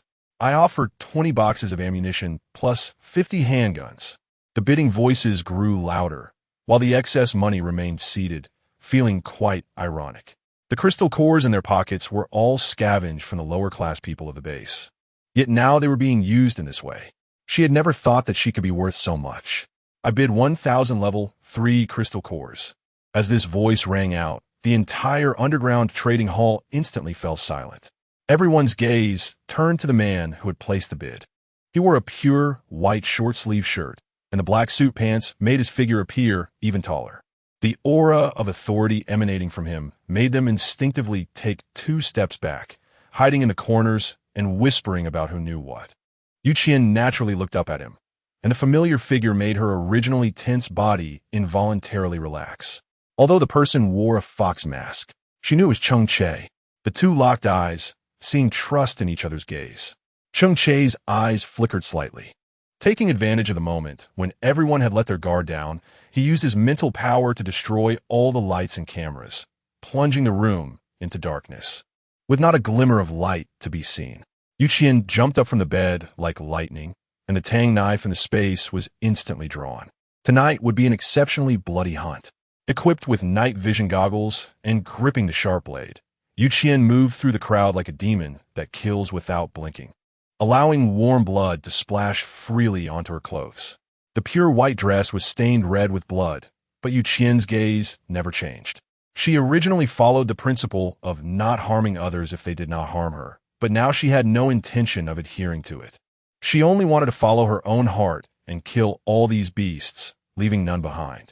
Among them, some superpowered individuals attempted to resist, but their bodies were suppressed in place by an invisible force, unable to move, only able to feel the increasingly thick smell of blood until they too fell into a pool of blood. In this slaughter where no one could resist, Qian shook off the blood from the blade and then stored it in the space. The people in the monitoring room probably sensed something unusual, and hurried footsteps approached. Qian quickly pulled Cheng Che to leave, but unexpectedly, many people came from another passage as well. If the two of them stayed here any longer, they would surely be discovered, and it would probably lead to a long chase. The spare money was looking for a place to hide, but to ensure safety, all customers entering had to be searched, leaving no large items where two people could hide. Qian helplessly held onto Cheng Che's hand, and just at the moment they broke through the door, the two of them swiftly entered the space. Cheng Che had just been in a pitch-black environment, but now he found the light blindingly bright, making it hard for him to adjust. Chapter 73. What is our relationship? The tip of his nose caught the fresh scent of grass, and a gentle breeze brought a slight chill, instinctively relaxing him. Cheng Che opened his eyes and saw the cultivated land where crops were being planted, the ancient and grand well, and the endless grassland. Qian naturally knew he would be surprised, so she didn't want to explain anything to him, and simply left to fetch some water by the well to wipe her tang knife. Cheng Che stood in place for a long time, pinching himself hard before realizing that this was not a dream. It was a real space. The last pure land after the apocalypse had arrived. After stabilizing his emotions, he walked over to Qian's side, squatting next to her somewhat awkwardly. But he didn't ask her anything. Qian glanced up at him and wiped the blade clean with a towel. Aren't you curious? Don't you have anything to ask? Cheng Che rubbed his head and casually sat down on the ground next to Qian. Everyone has their own secrets. If you don't say, I won't ask more. But I'm glad you let me touch your secrets. Qian's motion of sharpening the knife was somewhat stiff, and then he helplessly smiled. You really are easily satisfied. Cheng Che lay comfortably on the soft grass, looking at the bright blue sky and the fluffy white clouds drifting in the wind. I'm not easily satisfied. I'm just really happy that you allow me to get a little closer to you. He turned to Qian. The white clouds here are beautiful. The sky outside is always gray, and the clouds aren't pretty at all. Although Qian usually enters this space, she has never really taken the time to look at the clouds here. She simply lay down, letting the grass beneath her gently scratch her cheek. Yet she still felt very calm inside. It is beautiful here, but sometimes I always feel it is very illusory, very unrealistic. This is the first time I am truly trying to feel it with my heart. Cheng Che looked at Qian, suddenly turned over and sat up, gradually leaning closer to her cheek. The cool, wooden fragrance tightly surrounded Qian, making her feel a bit nervous. Qian, the clouds in your eyes are even more beautiful because this is a view I can only see through you. A bit helpless. She pushed him away and rubbed her head. Cheng Che, how come I never noticed your talent in this area before? Cheng Che looked a bit confused. What talent? Seeing his confused expression, Qian felt a playful urge to tease him. She propped herself up and sat up, her delicate little face gradually getting closer to Cheng Che. As the girl who made his heart race drew nearer, Cheng Che maintained a calm demeanor, but his body's reaction revealed his true feelings. Qian watched as he turned red from his neck to the roots of his ears, gently pinching his earlobe. The clouds in your eyes are also very beautiful, but I'm still the most beautiful. Cheng Che felt as if his heart skipped a beat for a moment, then began to race violently, and he could even feel the vibrations coming from his chest. You can't help but tease, so stop always flaunting that face in front of me. Cheng Che swallowed hard. So, what kind of relationship do we have now? Qian made a confused sound and then looked up at the blushing Cheng Che. I just touched your earlobe and asked. Do you really need to ask this question? Cheng Che seemed a bit unconvinced. But you held my hand when you just came in, and holding hands is something only couples do. Moreover, you were so close to me just now that you almost. He looked like a cooked shrimp, his face reddening terribly. Yet he still couldn't bring himself to say the rest of the words. Qian looked up and down at Cheng Che, wondering if this guy really had never been in a relationship. How could someone with such a charming face remain so innocent? Not wanting to continue discussing this topic, Qian directly changed the subject. How long do you think we have to wait before we can go out? Cheng Che thought seriously for a moment. I'm not really sure, at least about 2 hours, I guess. So what kind of relationship do we have right now? This question couldn't just be brushed aside, could it? Qian couldn't help but roll her eyes and irritably pushed Cheng Che. Can't you skip this topic? Cheng Che looked a bit wronged, sneaking a glance at Qian before lowering his head again. So you holding my hand, being this close to me just now, even touching my earlobe was just a momentary impulse. So in your eyes, I'm just that casual? Doing these things to me is the same as doing them to others in your eyes? Qian was at a loss for words, only waving her hand. If you think that way, there's nothing I can do. Cheng Che looked hurt and in disbelief, glancing at Qian before moving half a meter away, turning his back in a huff and refusing to look at her. Cheng Che, don't you think you're being childish? With a helpless sigh, Qian raised her voice. I suddenly want to eat spicy chicken. I wonder who is kind enough to make it for me. If I don't eat, I won't be able to sleep. Cheng Che, lying on the ground, shifted awkwardly. Although he wanted to resist getting up, in the end, he couldn't hold back, and with a cold expression, he set up the cooking equipment from his space on the grass. Qian looked at Cheng Che's virtuous appearance and couldn't help but curl her lips. This guy, even when angry, would absolutely not go against any of her requests. He would probably only express his dissatisfaction through silence, right? The aroma of the food gradually began to waft through the air, mingling with the scent of grass, making one feel even more at ease.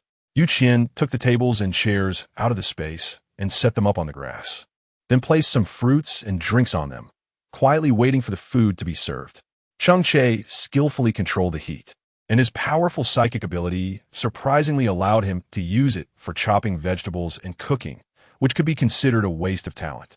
Qian watched his movements, the white short sleeve swaying gently in the breeze, the smooth muscle lines on his arms showcasing a stunning sense of strength. Cheng Che, do you usually work out? Cheng Che, caught off guard while picking up food, momentarily paused. He had initially planned to continue the Cold War with Qian for another 10 minutes without serving her any food, but now he began to waver. He simply gave up on resisting and helplessly replied, "I've been consistently working out. Although my abilities are strong, I can't neglect the agility and strength of my body." Qian blinked. "When do you exercise every day?" Cheng Che looked up at her, then picked up a piece of spicy chicken with more meat and put it in her bowl. "What's wrong? Do you want to join me?" Chapter 74. Everyone is finally saved. Qian couldn't help but nod eagerly. Cheng Che's good physique truly made her envious. She also valued physical exercise, but usually delayed it due to various reasons. Being with Cheng Che could make her more disciplined. Cheng Che thought for a moment. "Your stamina might not keep up, but if you're willing, come to my place tomorrow." Qian felt a bit dissatisfied, always thinking that Cheng Che had seen through her, but she didn't say anything. She just wanted to use her true abilities to slap him in the face. The moment the spare money came out of the space, Cheng Che didn't even have time to react before being kicked out by a force. He stood there in a daze, rubbing his back, still unsure of how he had come out. Qian suddenly tapped her forehead. "Oh no, I forgot as long as I'm not here. Everything except living beings that can autonomously produce within the space will be thrown out." In the early days of the apocalypse, she had experimented with this, but she hadn't paid attention to it for too long, so she suddenly forgot today. The surroundings were empty, with not a single person around. The corpses on the ground had been cleaned up, and the area was cordoned off with warning tape. Cheng Che scattered his mental energy and found that there were still quite a few people beneath them, perhaps there to search for survivors. Or maybe it could be a way for them to escape. After all, to leave safely, they had to disguise themselves as victims. Otherwise, they would definitely attract quite a bit of trouble. Cheng Che took Qian's hand, searching for the locations of all the rescue personnel downstairs, then placed his hands on the ground and jumped down directly. The two landed just in the room where Qian was staying and outside. A rescue worker in uniform happened to pass by, surprisingly an old acquaintance. Zheng Qingfeng looked at the two with some surprise, and then directly pushed the door open to enter. "Did I remember wrong? I just came in a while ago, and there was no one inside. I didn't lock this door after it was opened." Qian smiled awkwardly and said, "You must be mistaken. We were just in the room, but we were too scared to come out." Zheng Qingfeng looked at the two of them, who appeared very calm, frowned, and took them outside. "You two really love to join the fun, don't you? You seem to be able to see everything. However, this time it's not a trivial matter. You both need to come with me to make a record." Qian pouted and said, "No need, Captain Zheng. It's obvious that we were caught just because we're too good-looking. What do we know about anything?" Zheng Qingfeng turned to retort, but found himself speechless after seeing their looks. "Fine, you two are good-looking, you two are impressive." He lightly cleared his throat and said, "Don't get too proud just because you're good-looking. You two just come with me for a trip, no more questions." Qian helplessly exchanged a glance with Cheng Che, but could only obediently follow along. At least going out as a victim could help them shed a lot of suspicion. People kept coming out of the elevator, both men and women, along with a group of frightened children who dared not move. Their eyes were filled with numbness and unknown fear, but they had been conditioned not to resist. They could only walk with their heads down behind the rescue personnel, urging themselves to take a couple of steps forward even if they were moving a bit slowly. They could no longer distinguish the good from the bad among those in front of them. All they knew was that if they didn't obey, they would either face another beating or have nothing left to eat. If the situation continued, the base wouldn't waste food protecting these incapable people. Upon entering the familiar room, Qian consciously sat down in a chair, just like the last time when he was questioned by Zheng Qingfeng. How did you two get caught? Qian wiped away the non-existent tears at the corners of his eyes, looking very sad as he spoke. Both of us are weak space-type ability users, so naturally we don't have the ability to resist those people. We were knocked out and stuffed into a bag, and when we woke up, we found ourselves locked in that room. Zheng Qingfeng looked at the two of them and felt that it wasn't as simple as it appeared on the surface. But he couldn't find anything to refute their claims. After asking a few trivial questions, Zheng Qingfeng finally let Qian and Cheng Che leave, while he busied himself with investigating other matters. Qian and Cheng Che left the inspection bureau, and the rain outside was heavier than when they arrived, with the ground even showing some slight pooling of water. Do you think those who slipped through the cracks will be caught? Will the truth be known to the public? Qian looked at the bewildering curtain of rain, always feeling that there were dangers and conspiracies everywhere in the base, unable to see the direction of future life. Cheng Che shook his head. No, many high-ranking officials in the base are involved in this kind of thing. If this matter were to be revealed, it would disgrace the entire Kyoto base. Once the public knows, it will only cause unrest among the people, and, at that point, the Kyoto base will be close to destruction. Qian felt a sense of regret in her heart. She had always thought that the truth would eventually be known to the public, but now she realized that it was impossible for them to know. She believed that Zheng Qingfeng would definitely want to boldly uphold justice, only to face heavy obstruction and ultimately have no choice but to obediently give up. Qian imagined Zheng Qingfeng's serious and righteous appearance and felt a bit regretful in his heart. Such an upright person living in such a dirty environment would only be constantly suppressed by others, ultimately losing the light he held on to in his heart. Cheng Che shook his head. He would not give up. He would fight for his ideals for a lifetime and would never abandon anyone or anything. It's just that in his last life, this guy died precisely because he was too upright. Such a person is truly the most precious in the apocalypse. Everyone else was being assimilated by the environment, but he always persisted in himself and never gave up. Qian was a bit surprised and then excitedly ran forward to hug Zhao Yi tightly. Zhao Yi felt Qian's warm body temperature and said, I was worried that you wouldn't be able to handle those guys.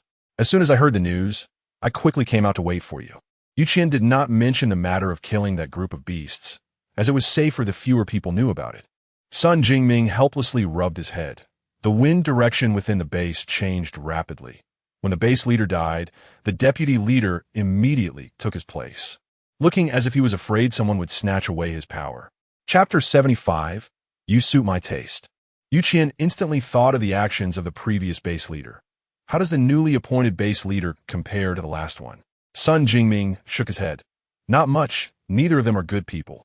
They both used their positions to help those who couldn't be in the spotlight by opening many back doors. The corruption in the base mainly stems from the fact that there isn't a single good person in the upper management. Good people simply can't reach those positions. Qian was silent. There wasn't a reliable higher-up in the base. Most people, even if they didn't have bad intentions, wouldn't care about the survivors in the base for their own interests. She wasn't a kind person and didn't really care about the lives of the survivors in the Kyoto base. However, being in such an environment made her feel restless, as if that dark, decaying atmosphere was constantly eroding her mind, leaving her extremely exhausted. Looking at the rain outside, Qian sighed helplessly. Once this heavy rain is over, I plan to leave the Kyoto base. There are other places to do business. I've only been selling for 3 days, and I've already caught the attention of those in high positions. If I continue, who knows what might happen in the end. Sun Jingming was silent for a moment, as if he had made a decision. If you leave, then I'll leave with you. My brothers and I aren't happy here either. In the apocalypse, we could die at any moment, so we should live freely and comfortably while we still have limited time. Qian was somewhat shocked. You've been navigating things at the Kyoto base and just started to make some progress. Why are you leaving? Sun Jingming shook his head indifferently. What is the point of always flattering others and being subservient? I, Sun Jingming, want to sit in a high position and not be controlled by others. Everything at my own discretion. Cheng Che understood from his words that Sun Jingming had already developed the idea of establishing a small base in the future, although this idea might have come a bit earlier than in his previous life. There's no denying that Sun Jingming is a highly gifted ability user, and his command skills are stronger than those of ordinary people. Such individuals are natural leaders. If they remain under someone else's thumb for too long, it will only extinguish their fantasies about life and ultimately turn them into numb individuals. Zhao Yi solemnly raised her hand. I will go with you all. Wherever Yu Qian is, that's where I will be. I will take full responsibility for everything regarding my parents and guarantee that I will not cause any trouble for you. The four of them exchanged smiles and then raised their cups in front of them, gently clinking them together, as if making an unspoken promise. After all, it was not Zhao Yi who defeated Zheng Li initially, so finding Professor Zheng successfully would still require some effort. Fortunately, Zheng Li was quite interested in Yu Qian. She was very eager to enhance her own abilities, and having such a powerful ability user as a sparring partner like Yu Qian made her very satisfied. Thus, the two reached an agreement to spar twice a week, but unfortunately, Yu Qian had been delayed recently due to certain matters. Standing outside the villa, Yu Qian handed her pass to the guard at the entrance. The guard seemed to have some impression of her, and after verifying it, he let her in. Yu Qian arrived at Zheng Li's doorstep and gently knocked on the door. With a click, Zheng Li's cold and slightly heroic face appeared in the crack of the door. In just a week, Zheng Li's long hair had been cut into a bob, making her look even cleaner and more capable. Yu Qian spoke apologetically. I'm sorry for not coming to see you last week. Something happened. After all, it was she who had promised Zheng Li to spar, and it was also her who broke the agreement, so an apology was only natural. Zheng Li brought her a cup of water, but didn't say anything reproachful, and the atmosphere between them became awkward. Zheng Li looked at the stray hairs by Yu Qian's ear and said softly, yet firmly, You know, a lot of people have died, right? Yu Qian looked confused. I don't know. I only heard the loud noise suddenly and was rescued by someone. Who died? Zheng Li observed Yu Qian's expression and found it genuine, then leaned back against the soft sofa with a cup of water in hand. Many powerful people in the base had died, including the head of the base, which is why the deputy head has taken over now. The base has undergone a significant change. If you have the ability and want to live in a villa, I can help you secure a house. Just across from my home. Although Yu Qian was tempted, she still refused. She just needed a place to live comfortably, and she didn't have any special requirements beyond that.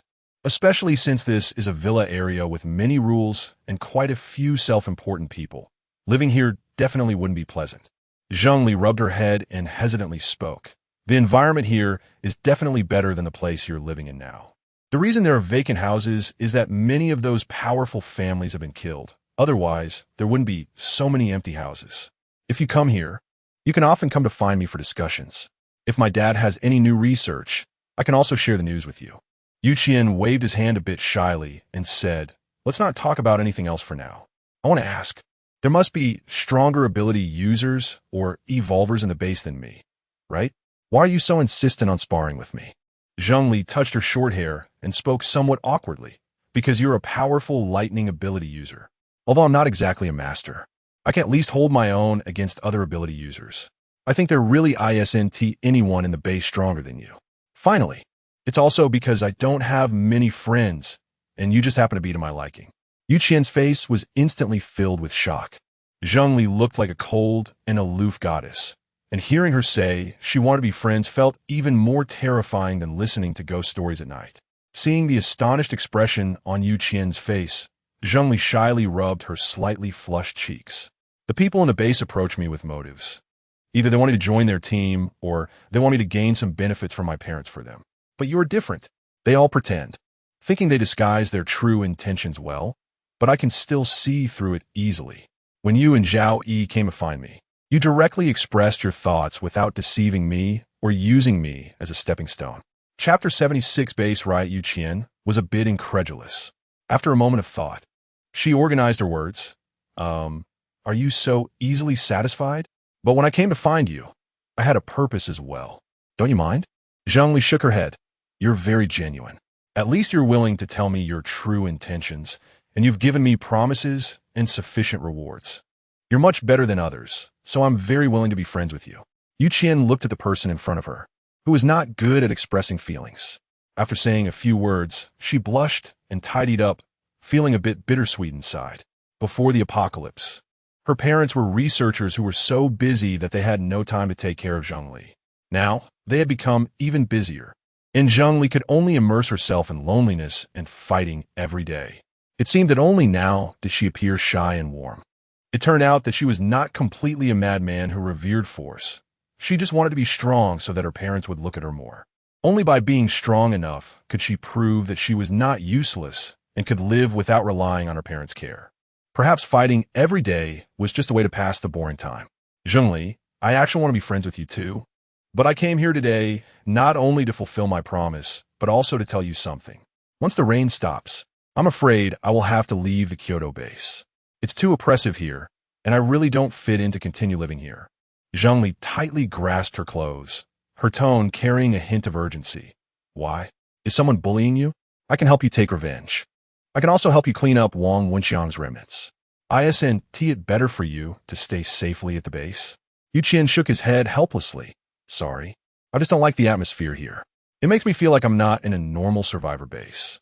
I even feel like I'm trapped in a tomb of the dead, with life filled with numbness and pain. Zhengli didn't say anything, and the two of them sat leaning against each other for more than half an hour. Suddenly, Zhengli spoke up. Can you take me with you when you leave? Qian widened his eyes in disbelief and looked at Zhengli. Your parents are still here. Why would you want to leave with me?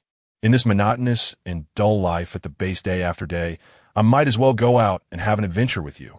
At least I wouldn't be letting myself down. Qian felt a bit conflicted. I don't have any problems bringing you along, but what about your parents? Will they really agree? What if they hear that you've left the base and think I've abducted you? I'm really afraid of being hunted down. Zhengli couldn't help but laugh at that. You don't need to worry about this. My parents have always respected my thoughts since I was young and never forced me to do anything. The two continued to chat back and forth, and Qian could only agree to take Zhengli with her, but she had to inform her parents first. It was raining outside, not suitable for sparring. So Zhengli led Qian into the basement.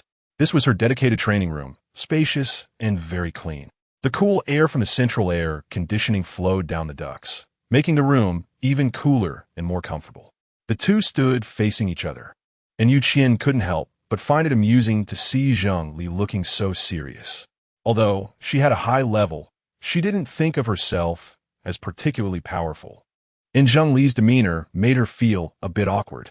It was unclear who moved first, but as their figures shifted, they collided, and a flurry of water swords controlled by Zhengli flew through the air, attacking Qian at an astonishing speed. Standing still, Qian didn't dodge. Instead, she opened her palm to reveal a massive electric net, easily neutralizing Zhengli's attack, and then manipulated the electric net to strike back at Zhengli. Zhengli quickly stepped back, trying to evade, but she was unable to damage Qian's electric net and could only watch as it approached her. She kept dodging while Qian stood still, manipulating the electric net, appearing relaxed and at ease, which created a stark contrast to Zhengli's frantic movements. Not intending to toy with Zhengli any longer, Qian abruptly raised the electric net, then directly enveloped Zhengli beneath it. The fine electric currents flowed continuously through the net, trapping Zhengli tightly, and the faint pressure made her hair stand on end. You lost. No wonder you are a lightning element ability user. Lightning is inherently the most powerful offensive ability. You have a strength to fight against other ability users who are one level higher than you. Qian smiled. You're also very powerful. The one with the strongest control over your water abilities that I've ever seen. The two exchanged smiles and then walked up the stairs together. The rain outside was pouring even harder and the weather remained muggy, but some bad news was coming from within the base. The base was now placing more emphasis on defense and had not reinforced the drainage system. So many low-lying areas had already been flooded, and people could only crowd towards residential buildings and other places, causing chaos throughout the base. Taking advantage of the confusion, many residents rushed into the villa area, a palace they could only look up to normally, but now it had turned into a breeding ground for evil. They wielded sharp tools, constantly banging on the doors of each villa. Even if they killed one, a second would rush in. Qian stood indoors watching. Today, the nanny happened not to come to work, which saved him the trouble of having to divide his attention to protect her. It was indeed quite a coincidence that the two of them were going to fight side by side today. Qian looked at Zhengli with narrowed eyes. and the two exchanged a smile before directly opening the door. It was like sheep entering a tiger's den. Seeing that there were indeed bold individuals who dared to open the villa door, they all rushed forward, their faces displaying a madness even more terrifying than that of zombies. Zheng Li and Yu Qian stood at the door, raindrops continuously pounding down, like a rallying horn or a song to comfort the souls. The two exerted their strength together, killing anyone who approached the villa. For these people, as long as they were not made to feel fear, they would never give up. As waves of attackers fell, no one dared to approach anymore. They turned their targets to attack other villas, no longer daring to come any closer to Yu Qian and Zheng Li. The two locked all the doors and windows and drew the curtains, plunging the room into darkness. Chapter 77. Raising a little kitten, what should I do? I feel like it can't just be the villa area that's in trouble. Other places in the base must have also been attacked. Although Zheng Li appeared relatively calm, she couldn't help but worry about her parents' situation. Concern was inevitable. Yu Qian was not worried about Cheng Che and Zhao Yi at home. They had enough strength to deal with the current turmoil. The survivors in the base were essentially the best portion selected from countless refugees.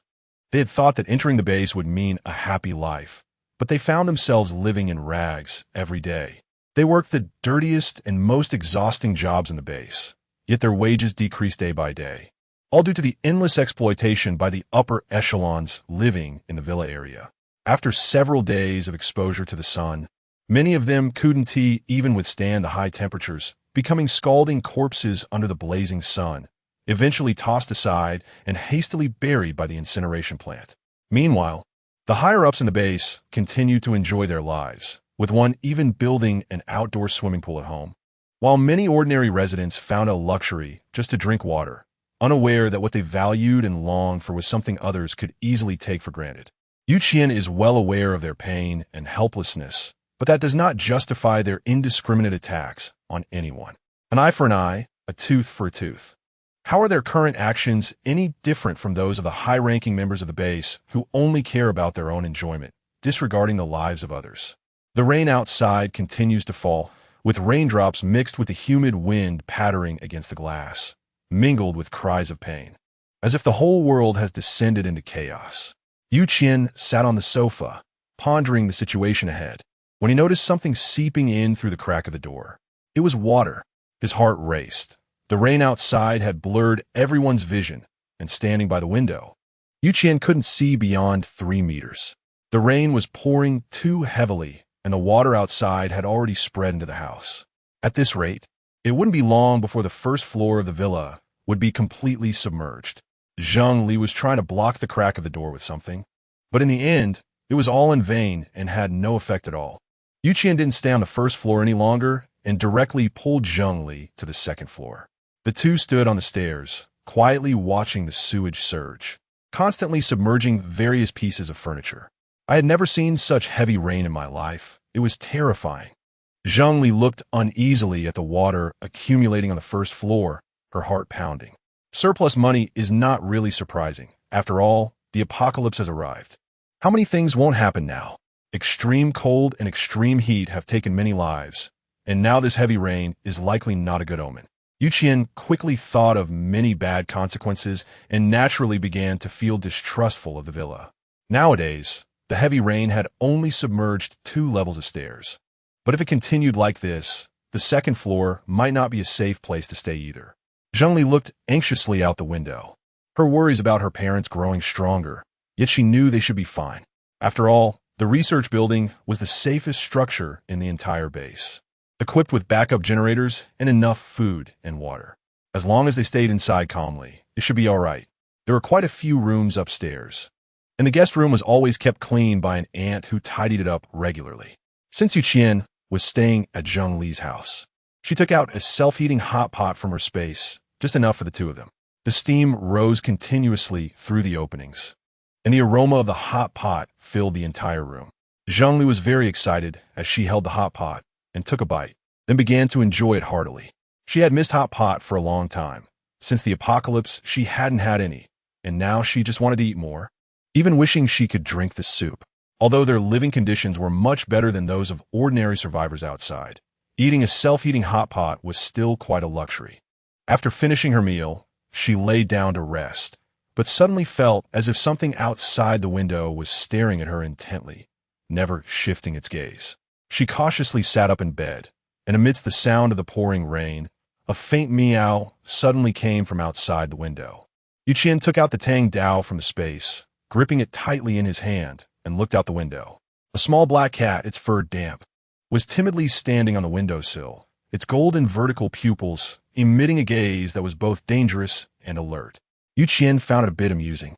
The fur on his body was all wet from the humidity, sticking messily to his skin. He took out a sausage from the space, tore open the packaging, and temptingly opened the window a crack, placing the sausage on the windowsill. The little kitten hesitated for a moment before stepping closer. Qian had already put the tang knife back into the space, then put on heavy gloves and cautiously approached the kitten. The kitten looked at the sausage, carefully reached out towards Qian's hand, and then gently rubbed against it.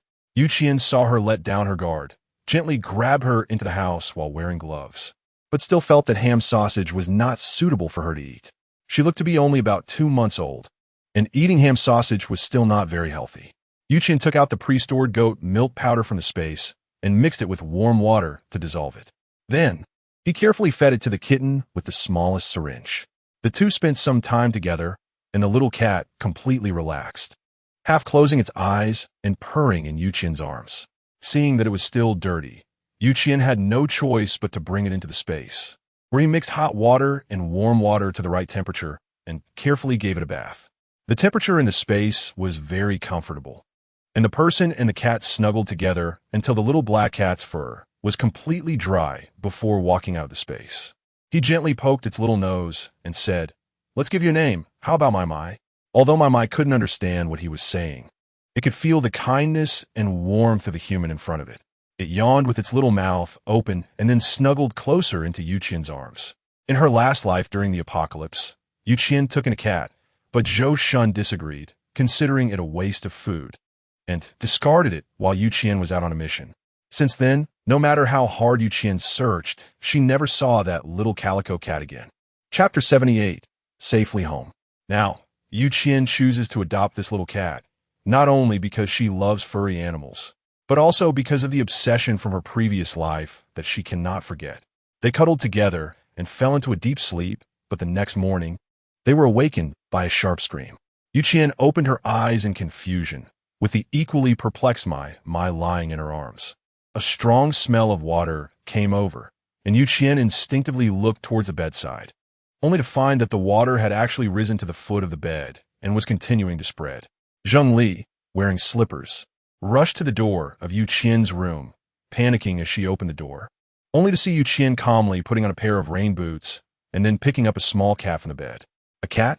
Zheng Li rubbed her eyes in disbelief. In such an extreme environment, there was actually a living animal? Moreover, it looked like a cub, which could indeed be considered very lucky. Qian put a leash on Maima and then let it stand on her shoulder. "Let me introduce my new friend. Its name is Maima." Maima meowed in cooperation, as if greeting Zheng Li. After collecting her somewhat flustered emotions, Zheng Li nervously spoke. "The situation outside is not good. Although the riots among the disaster victims have passed, the base has already been flooded to a height of 2 floors. I need to go to the research building to look for my parents, so you must be careful at home. Zemli nudda khabili." Then walk to the window and prepare to jump down. Qian hurriedly pulled her back, asking in disbelief, "Are you planning to swim over to find your parents?" Qian, feeling a bit of a headache, patted Zheng Li's shoulder. "Your idea is good, but don't think about it for now. After all, the waters are deep, and we don't know what dangers lie within or what obstacles are floating around. Having a means of transportation will definitely be more convenient and safer." Zheng Li looked in awe as Qian threw the rubber boat out of the window, then hurriedly followed, and the two of them along with the cat set off on their journey. The rain outside showed no signs of letting up, but compared to yesterday, at least today they could see the buildings in the distance more clearly, making it easier to find their destination. The rubber boat was equipped with an engine, and Qian struggled to steer it, but encountered one person after another in need of rescue in the water. Among them were adults and children, each hoping to be saved, but Qian didn't spare any glances at them. The boat could hold a maximum of 5 people, and with her and Zheng Li, there was room for 3 more. However, With so many people waiting for rescue, could she really bring them all aboard? When the boat could no longer accommodate more people, those who were not saved would direct their hatred at her, and whether the boat could safely reach its destination would become questioned. The research building soon came into view, and to Qian and Zheng Li's surprise, the exterior was crowded with people. They clung to the windowsills, trying to avoid being swept away by the flood, pleading painfully for those inside to help them and let them in for shelter. But how could the staff inside the research building agree? The building contained all the confidential research of the base, and every piece of precision equipment had been exchanged for the lives of numerous ability users. Allowing so many unknown individuals inside could jeopardize their own safety, and they could end up being outsmarted by those who seemed pitiful. The rubber boat was positioned by the window, and people continuously tried to climb aboard, but Qian used a dagger to drive them away. Zheng Li gently tapped on the window and happened to see the worried faces of parents inside. They unlocked the barred window and opened it for Zheng Li, which only fueled the anger of the survivors still outside, causing them to pound on the glass with increasing force. But ultimately, they still could not get in. Qian naturally wouldn't stay here any longer and stepped on the gas towards the rented house. Upon arriving outside the building, she found that it was surrounded by survivors. They had smashed all the glass near the water surface with hard objects and were frantically rushing inside. Feeling somewhat helpless, she circled the building and finally found a less crowded window to enter, quickly bringing the inflatable boat inside. Mima nestled against her neck to rest, its big eyes curiously observing the surroundings, but it was quiet and snuggled close to Qian. Through a long corridor, Qian moved from Unit 1 of the building to her residence in Unit 2. Every floor that wasn't submerged was packed with people. They lay exhausted on the ground, their bodies soaked in dirty water, and a slightly cool breeze made them curl up even more. Qian struggled through the crowd, and by the time she reached her doorstep, her clothes were already covered in stains, and her hair was somewhat disheveled. Taking her keys out from her bag to unlock the door, she glanced back at the refugees who were avoiding room 101, and her mind began to ponder. It was likely that Cheng Che or Zhao Yi had intervened, making this group of people who attempted to break and lose their nerve. So much so that they didn't even dare to approach the front door. Hearing the sound of the door opening, Cheng Che quickly got up from the sofa to greet her, and Zhao Yi, who was resting inside, also rushed out. Both of them looked at Qian with great anxiety. Did you encounter any danger out there for so long? Mamai, come say hello to your uncle. Mamai looked at Cheng Che with disdain, turned her head away, and no longer paid him any attention, clearly uninterested in him. After the riot yesterday, Cheng Che immediately wanted to go to the villa area to find Qian, but not only the villa area, even the ordinary residential buildings they lived in had been attacked. Cheng Che understood Qian's abilities. Although he knew she would naturally protect herself, he still subconsciously worried and couldn't sleep soundly all night. Chapter 79. The pregnant woman knocking on the door suddenly. A loud thunderclap echoed outside, and the rain intensified again, with heavy raindrops crazily hitting the windows. Cheng Che looked through the peephole in the door and noticed that most people were heading up the stairs, likely because the water was continuously rising. The base was no longer safe. The rain was carrying countless trash and corpses, and now and then, a few floating zombies could still be seen. Danger was everywhere, and if they were crowded in the hallway and encountered a zombie, it was unlikely that anyone would survive. While vigilantly observing the situation outside, Qian had finished her shower and walked out in her slippers. How's it outside? Is it more chaotic? She carried the sweet scent of shower gel, and the fragrance wafted into Cheng Che's mind through the overlapping edges of their clothes.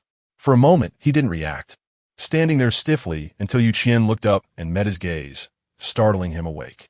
The situation isn't good. Zombies have drifted in through the gaps with the heavy rain, and those still in the water are easily scratched and infected by zombies. If infected individuals appear in the hallway, the situation will only worsen. Qian frowned and gently patted the not-so-heavy security door. You use your ability to seal all the doors and windows at home. The water hasn't reached the 10th floor yet, but people are already surrounding us outside. Cheng Che naturally understood the stakes and obediently spread his ability to protect the house from being forcibly breached. Many doors in the building had already been forcefully broken open, and countless disaster victims had rushed inside, indiscriminately looting the supplies. The combination of natural disasters and terrifying human nature made the current situation in the Kyoto base far more frightening than the zombie hordes. Zhao Yi was protecting her parents, while Qian and Cheng Che stood guard at the door, cautiously on the lookout for intruders. It was pouring rain outside, and neither going out nor staying in was a good choice, but being here was somewhat of a shelter, sparing them from battling the downpour. Feeling the dampness in the air, Qian couldn't shake the sensation of being sticky, as if he had just taken a shower, which was hardly comfortable. Someone was coming. Cheng Che pressed against the door, not looking through the peephole, but his mental strength detected an unknown force continuously attacking the door. Qian stepped forward and saw that there was indeed an ability user standing outside the door. Probably looking for a place to rest, he forcefully attacked the door. But to no avail. No matter how much strength he exerted, the door remained completely unmoved. The man instantly appeared a bit irritable, but he still managed to suppress his anger and leave. Before leaving, he took a deep look at the security door, clearly still not having given up on his thoughts. The extra money did not open the door and go outside, but instead came to the balcony window to check the situation outside. The rainwater had already submerged the second floor and was continuously spreading towards the third floor. It seemed that before long, the survivors resting in the corridor would have to climb up again, which would be even more dangerous. After all, food was severely scarce, and there was no clean drinking water. They would surely go mad. While lost in thought, the door was suddenly knocked on, and a pale-faced pregnant woman stood at the door, painfully holding her belly. Her clothes were completely soaked, clinging to her body and outlining her frail figure. "Can you help me? Save my child. Can you give me a bite to eat?" Her face was filled with a moving plea, her hair disheveled and sticking to her face, her body trembling in pain. Qian glanced at the Cheng Che, who immediately spoke up. "Someone is hiding at the corner by the door in our blind spot. It should be that man from just now. This is probably just a bait, and there are many eyes watching us from other places as well. Once we dare to open the door, it will be hard to close it again." Qian let out a cold snort, changing her position on the sofa and lounging about, feeling too sluggish to move in the damp weather. Zhao Yi's father, Zhao Wan, sat nervously in the other corner of the sofa, glancing at Qian from time to time, unsure of how to start or how to express his gratitude. Zhao Yi had once told him that the reason she could safely arrive at the Kyoto base and settle here was all thanks to the girl named Qian in front of him. If it weren't for Qian, their family might never have been able to meet in this lifetime, and even his broken leg would not have had a chance to be treated. Qian naturally sensed the tension in the heart of the silent man. She smiled and said, "Hello, uncle. I haven't had the chance to greet you yet. How is your health?" Zhao Wen's tension was instantly dissipated by Qian's friendliness. He gently patted his leg with a simple-minded grin. "This girl, specifically found someone to treat my leg, and now it's really much better. She's been talking about you in front of me, and I have always been very grateful to you. If it weren't for you, our family wouldn't be able to live together like we do now." After saying this, he stood up from the sofa and bowed deeply to Qian, saying, "Thank you, really. Thank you very much." Qian quickly avoided, then stepped forward to help Zhao Wen up. "I am good friends with the and since you're her father, I won't stand by and do nothing. You can just call me Xiao Yu from now on. There is no need for us to be so polite." Zhao Yi stood aside smiling, while Lu Yin remained in place, showing a hint of shame on her face. She had once shamelessly tried to curry favor with Qian, but now she didn't even dare to speak to her. Zhao Wen learned about the previous events from Zhao Yi, and both father and daughter scolded her for a while. Now, aside from feeling ashamed, they had no other thoughts towards Qian. Outside, the pregnant woman saw that no one in the room responded. Trembling, she knelt on the ground, shaking hands, trying to grasp the man beside her. Brother Long, please spare me. I have a child in my belly. I beg you to let us go. Please," she cried miserably. Her fear of the man before her made her hesitant to even raise her head, her body trembling like a sieve. The man who tried to break in, along, rubbed his buzz cut, and a wind blade gradually formed in his palm. The wind blade spun rapidly, and before the woman could react, half of her head was sliced off, blood flowing from the wound and staining the entire floor. Along snorted coldly. I don't even know whose bastard is in your belly, and you still want me to let you go when you can't get the job done? Cheng Che had been using his abilities to observe the situation outside and naturally noticed the massacre, but he didn't say anything. Qian and Zhao Yi are okay. But I'm just afraid Zhao 1 and Lu Yuyin won't be able to handle this terrible situation. Chapter 80. Do you like to eat? Outside the door. Along didn't give up on the idea of attacking Qian. His eyes were darting around as if he wanted to see the situation inside through the door. After all, he was a level 3 beginner ability user, and despite using all his strength, he couldn't break down the door, which proved that there must be a more powerful ability user inside. At least the defense was stronger than his. A house with a powerful ability user must have many good things inside. Otherwise, Along wouldn't be so fixated, never considering giving up. The rain pattered outside, and Along just sat directly on the corpse of the pregnant woman, taking out a pack of relatively well-preserved cigarettes from his pocket and taking a puff. In such a dangerous moment, it's easiest to make a fortune. As long as he has patience, he will eventually seize an opportunity. Qian sat indoors resting, watching the rain outside get heavier and heavier, pouring directly onto the ground, creating deeper puddles. The survivors had not yet managed to wake from their dreams before they discovered the water had already submerged their ankles. They screamed and ran upwards, but were pushed down by some stronger individuals, then cautiously moved towards a safer place. Listening to the screams outside the door, Qian felt that perhaps one day even the 10th floor would no longer be safe. Maybe she should find time to go up. Even if it was to the rooftop, it would be better than being submerged in water. She walked to the window to look outside, only to find the water level continuously rising, threatening to flood the 3rd floor, with sewage mixed with rainwater surging to engulf the levels. Nature was truly unleashing its fury, something that mere humans could not hinder. A scream came from somewhere, followed by the roar of a zombie, and the worst fear of Qian had come true. A zombie had infiltrated the base amidst the torrential rain, and it was not a simple low-level zombie that could be easily killed. Cheng Che sat on the sofa, observing the situation outside the door and live-streaming it to Qian. Although they had not gone outside, they still understood what was happening. This zombie was no ordinary character. It was incredibly fast and even possessed wood-type abilities.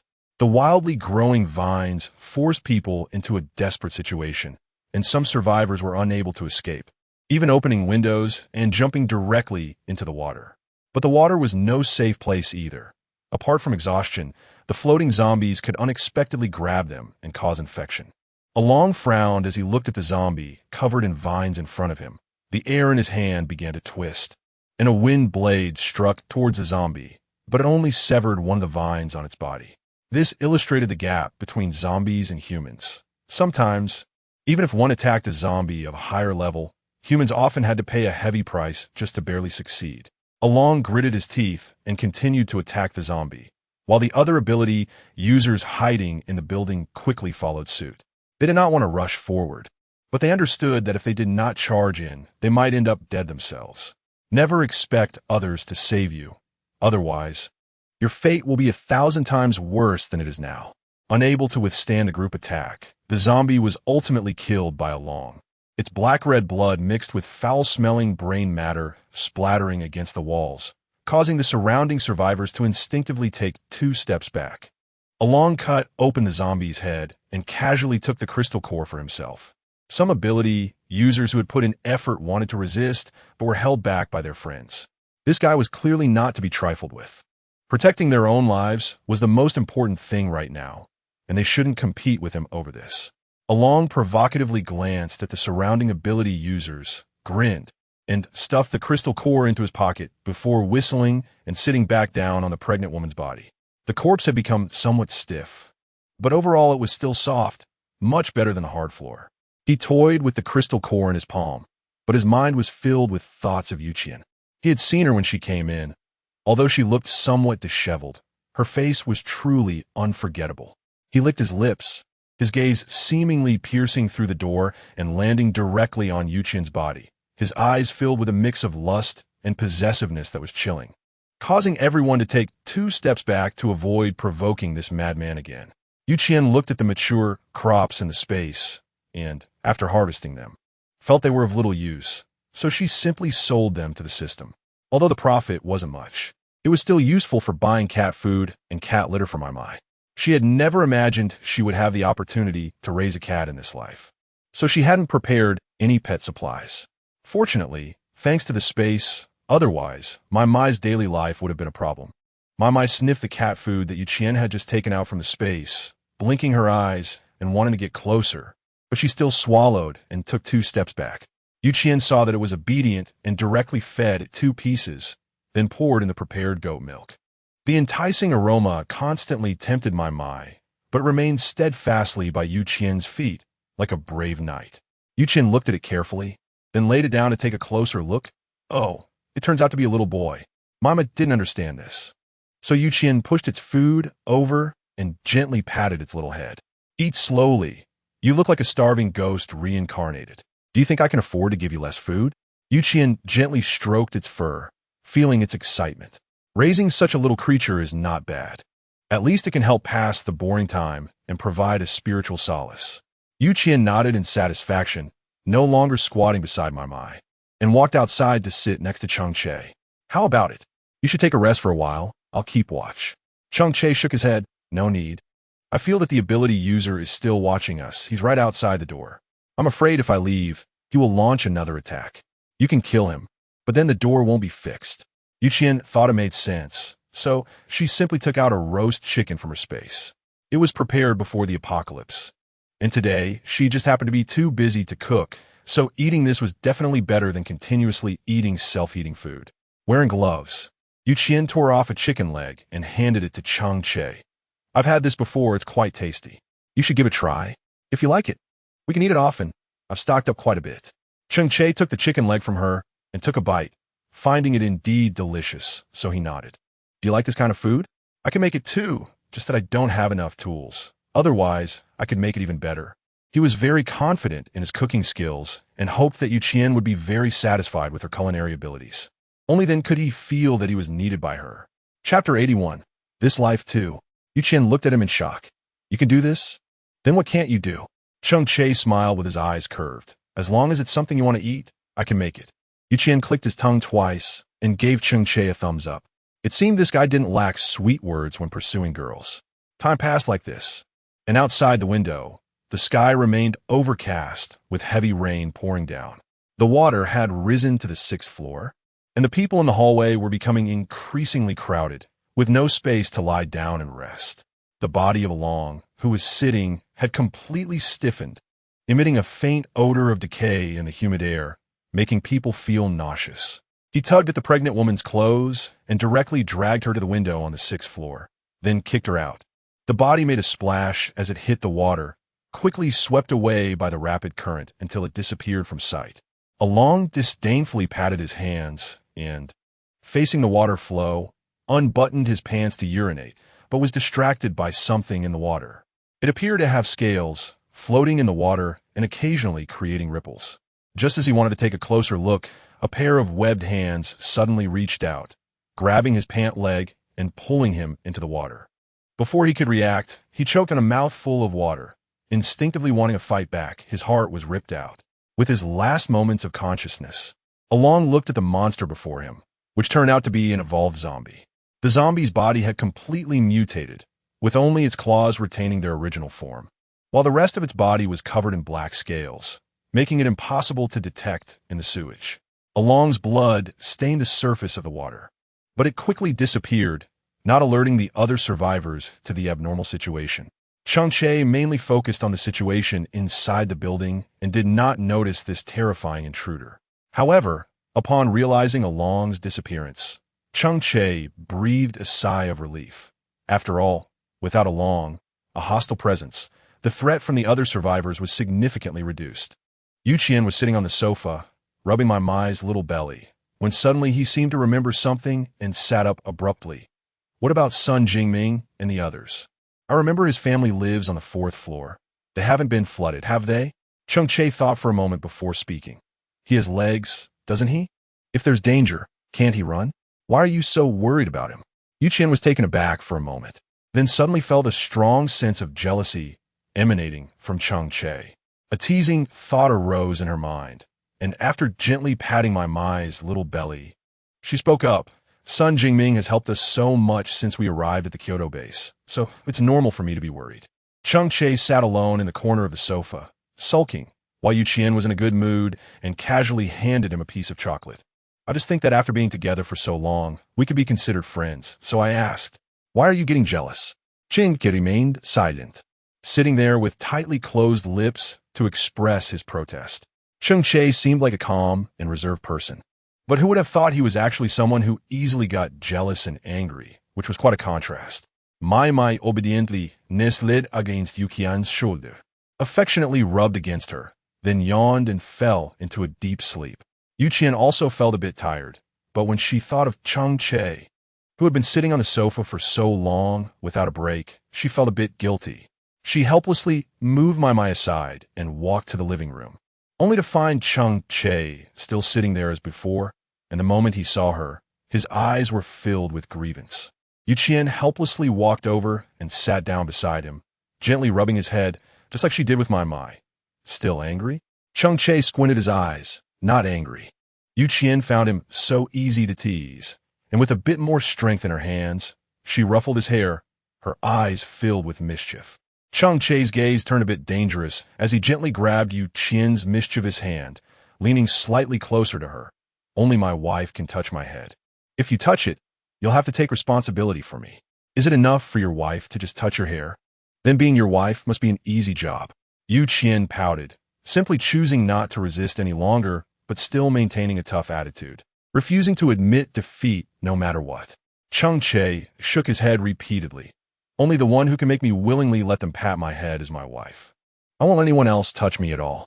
Qian's tactic of turning the tables caught Cheng Che off guard, and he could only obediently explain, fearing that his words might lead to some unnecessary misunderstandings for Qian. She kept her thoughts to herself, but in her heart, she had been contemplating quite a bit. Cheng Che's love and favoritism towards her had always been unreserved. As long as she wanted something, he would go to any lengths to fulfill her wishes.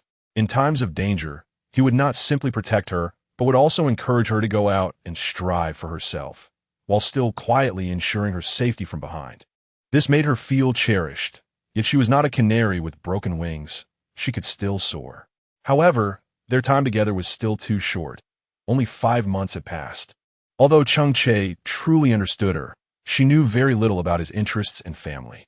Under these circumstances, she was reluctant to easily confirm their relationship. If they found themselves incompatible after getting to know each other better, they might end up not even being friends. Qian has always been a very laid-back person, but when it comes to relationships, she is very serious. Just like in her previous life, even though Zhou Shun was not a good person, she was still willing to give everything for him. Based on her experiences from her past life, Qian in this life only thinks about living for herself. She wants to understand the other person better before making any decisions in relationships, and she absolutely cannot be with someone she doesn't know well, to avoid repeating the mistakes of her past life. Qian rested her chin on her hand and looked at him. "I think what you said is wrong.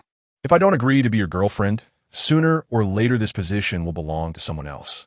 By then, you will definitely prioritize your girlfriend. So how can you talk about putting me first?" Cheng Che shook his head, his eyes fixed on Qian's gaze.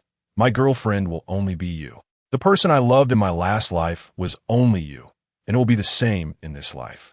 Chapter 82. An unscientific lightning rod. Qian looked at Cheng Che's sincere expression, not showing it on her face, but feeling sweet inside. This guy really is somewhat endearing in his sincerity. "All right, I'll reluctantly believe you."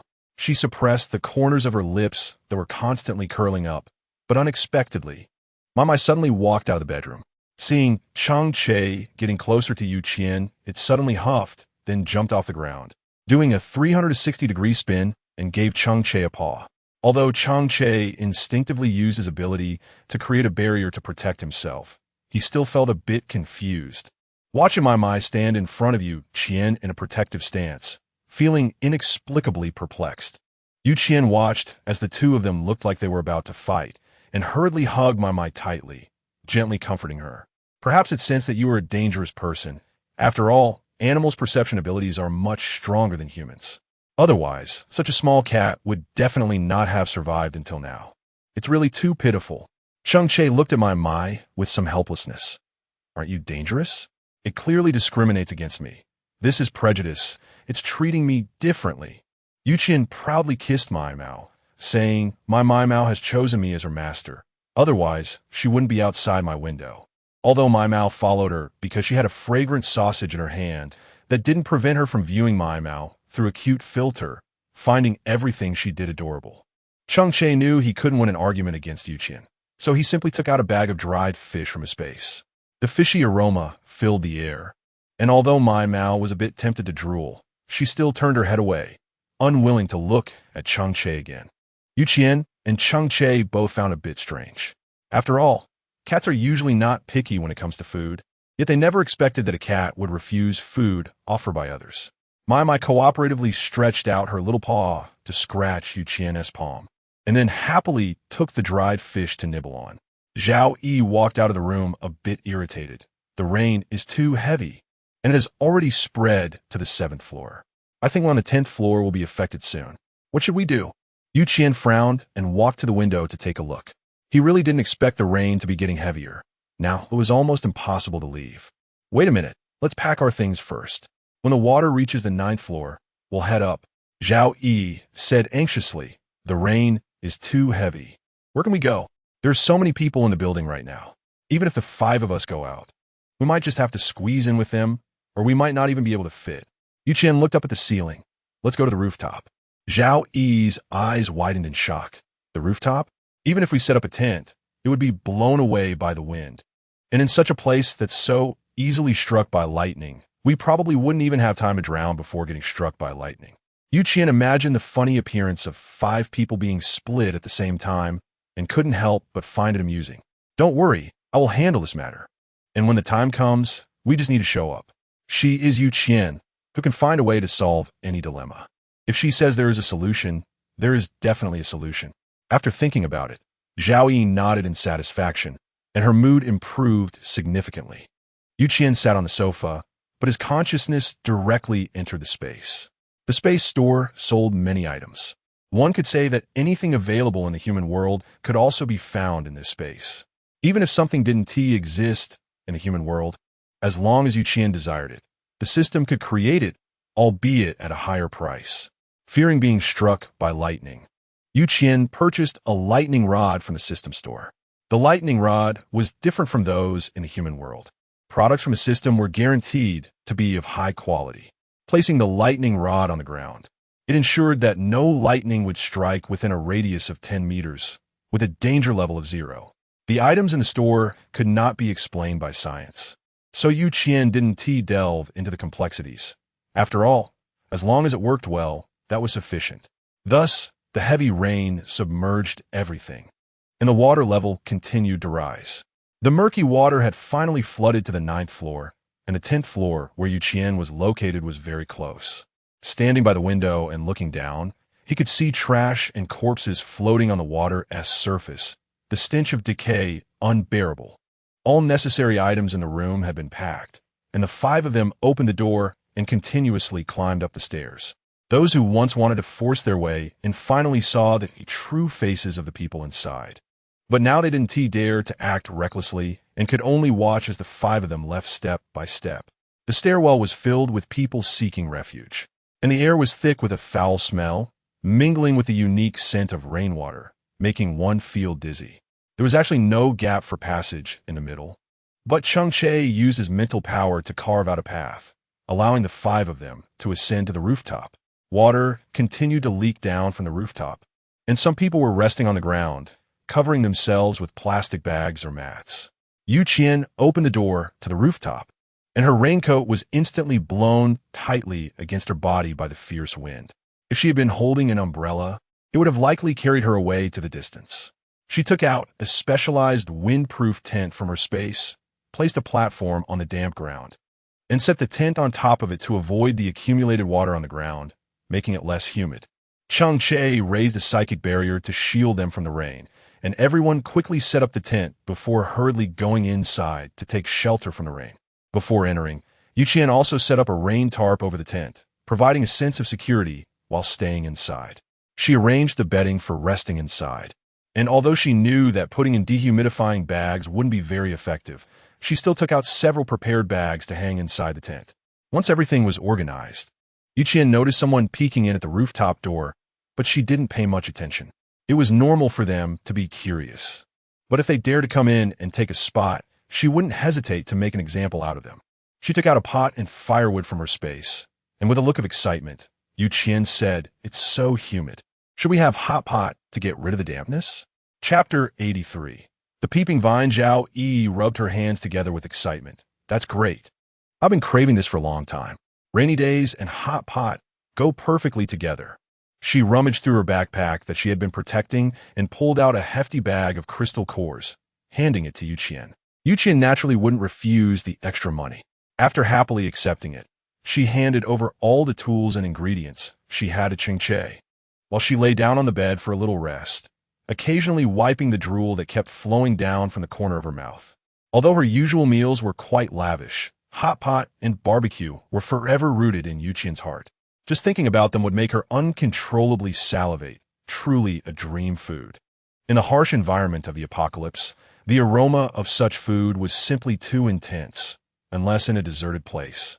It would definitely attract trouble if the smell wafted out. However, with the current situation being windy and pouring rain, even if they were having hot pot, the smell wouldn't be too strong, so they could enjoy it with peace of mind. Cheng Che was quite fast. He had prepared the soup base without making Qian wait too long. The hot and spicy red oil bubbled continuously in the pot, and then he added the ingredients. The meat rolls cooked quickly, and Qian prepared the dipping sauce, eagerly stuffing the meat rolls into her mouth. She was slightly scalded and took a moment before exclaiming, "Delicious." Everyone picked up their chopsticks, and the aroma of the hot pot was well covered within the tent. The rain kept pouring, but it didn't affect the lively atmosphere inside the tent at all. Qian picked up a piece of scalded tripe with her chopsticks, stuffed it into her mouth, and squinted her eyes in satisfaction. This feeling was just too blissful. How could anything in the world taste this good? Zhao Yi nodded in enthusiastic agreement and popped another tempura into her mouth. Being able to eat hot pot, even after the apocalypse, is such a blessing. I feel like my life is complete now. Lunch was devoured quickly, the five of them wolfing down all the prepared ingredients like a whirlwind. Satisfied, they lay on the bed rubbing their full bellies, listening to the sound of rain outside, which somehow lifted their spirits. But this wasn't a sustainable solution. The building only had 18 floors, and the flood had already risen to the 10th floor in just 3 days. It wouldn't be long before it reached the 18th floor. Though Qian couldn't understand why a nearly flat region could accumulate such deep floodwaters, she had no choice but to accept it. With the storm yet to reach their floor, they had to figure out a plan soon. After resting for a while, she put on her raincoat and went up to the rooftop. The flood had already submerged the 10th floor and was still rising relentlessly, showing no signs of stopping. Qian couldn't understand how the accumulated water could be so deep. But even if she figured it out, it wouldn't matter, as the only thing troubling her now was this accumulated water. After all, she couldn't change the terrifying amount of rainfall, so she could only obediently adapt to this life. The raindrops hitting her through the raincoat were already starting to hurt, so Qian hurriedly ran towards the tent, where Mama was waiting at the entrance to greet her. She shook off the raincoat, hung it at the door, and sat on her bed holding Mama, pondering whether the speedboat would capsize in this amount of rainfall. Before the apocalypse, she had stocked up on plenty of survival supplies, including a speedboat and a rubber boat. Enough for her to splurge on, but she still had only one life, so it was better to take good care of it. After a severe drought, there was heavy rain. What would come after that? Extreme cold? Or another severe drought? Qian was not clear about what the heavens had in mind, but she could only do her best to prepare, making her life a little smoother and happier. Unbeknownst to her, a vine had drilled into the waterproof fabric outside the tent, taking root in the muddy soil. It stretched its body comfortably and then cautiously extended a small tendril through a gap into the tent, carefully observing the situation inside. Mama was rolling around in the cat nest that Qian had placed for it and just happened to spot this sneaky thing, instinctively sensing danger. It narrowed its eyes and warily stared at the vine, and Qian also noticed its unusual behavior, following Mai's gaze to look forward. The excess money suddenly felt like a formidable enemy. Cheng Che first used a mental barrier to wrap it up and dug it out from the soil. then began to examine its seemingly malnourished body. It should be a mutated plant.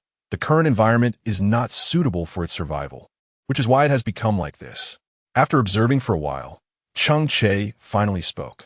The vines, wrapped in the mental barrier and suspended in midair, had stopped wriggling.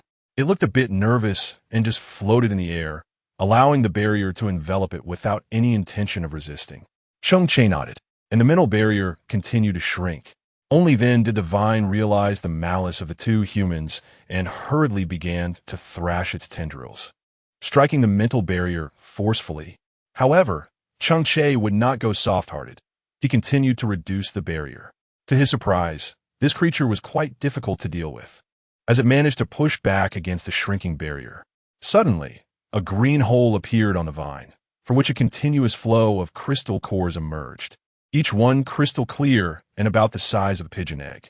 The excess money originally felt insignificant, but upon seeing the crystal core, Qian quickly urged Cheng Che to stop and continued to observe the small vine, which, despite its size, had quite a bit of stock.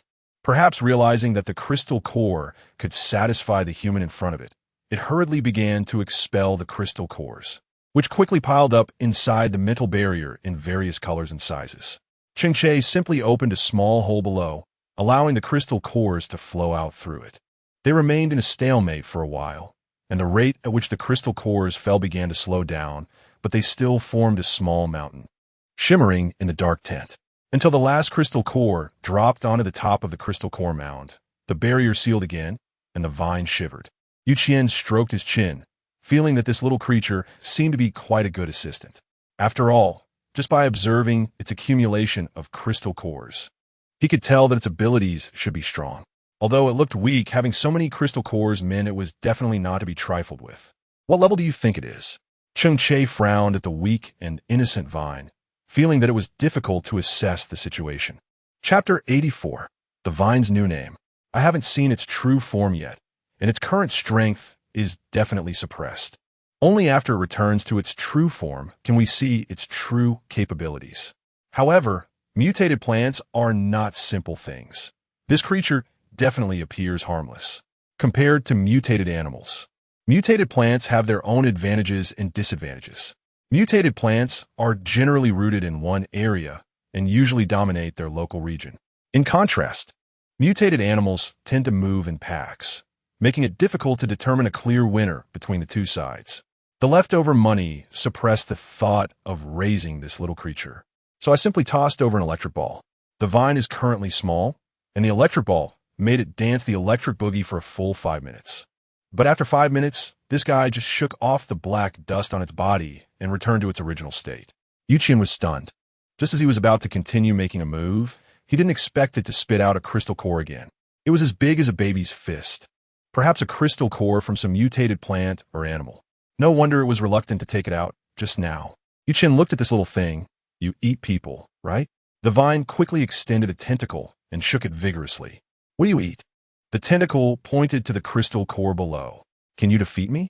Cheng Che tapped on the transparent barrier. Does this mean you can beat me? But I can't beat you? The plant was indeed very afraid of thunder, and Qian, a level 3 intermediate thunder-type supernatural being, posed a significant threat to this creature. Let it out to run a couple of laps. I want to see what this guy will do.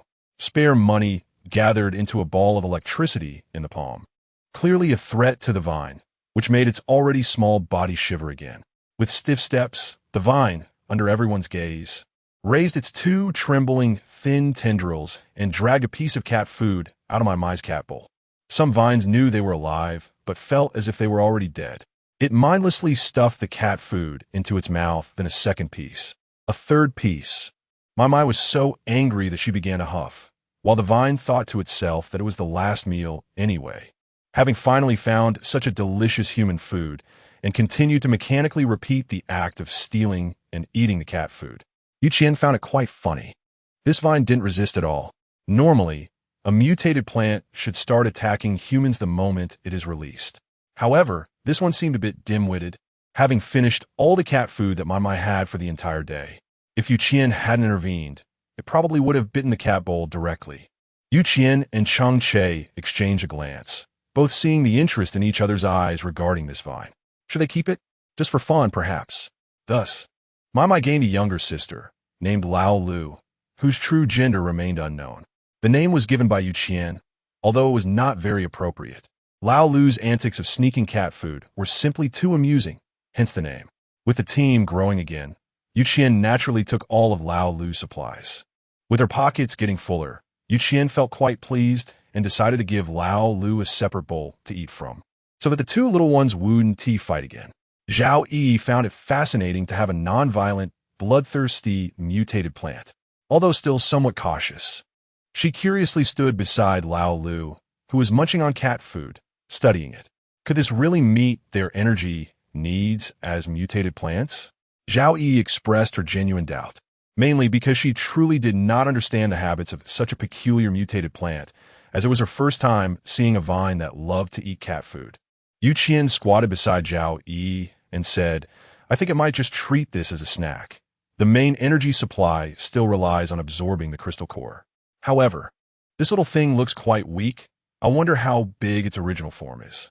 She gently poked old Lu, who was focused on gnawing cat food. The other party impatiently swatted Qian's hand with its tentacle, but when it realized who it had swatted, it cautiously stopped eating the cat food. Qian sensed its panicked emotions, feeling both adorable and amusing, so she pretended to be angry and frowned. Zhao Yi saw fear for the first time from Vine and found it somewhat funny. Although it had no facial features, it always gave off a flattering impression. Qian couldn't help but chuckle, rubbing old Six's tentacles helplessly before lying down on the bed. However, Zhao Yi didn't leave. She looked at old Six, who seemed to have survived a disaster, and found it even funnier. The tent was quite cozy, but the corridor outside was a different story. The heavy rain caused the water level to rise rapidly, and the area inside the building where survivors could take refuge was shrinking, forcing everyone to push upwards. But space was limited, and as more people crowded in from below, some weaker individuals would inevitably be pushed outside, getting battered by the relentless rain. They saw the tent in the open space and hesitated as they glanced at the fierce-looking people in the corridor, cautiously approaching the tent. Cheng Che noticed these individuals, but said nothing. After all, the rooftop was not exclusive to just the 5 of them. It was a public area, and others were free to come up as well, though they couldn't enter their tent. With the first person being squeezed out, gradually a second and third followed. Those lucky enough to have a plastic bag could at least shield part of their bodies. But those with nothing had to endure the pain of the rain pelting down on them. Some people's gazes were glued to the tent, but those who had such a solid shelter in this situation were unlikely to be easy to deal with. Everyone hesitated. No one wanted to be the first to stick their neck out. Yet the rain continued to fall, and there were too many people drenched and gasping for breath. They had no choice but to run toward the tent, their fear overshadowed by their desire to survive. Cheng Che would never let them in. He directly enveloped the entire tent with a mental barrier.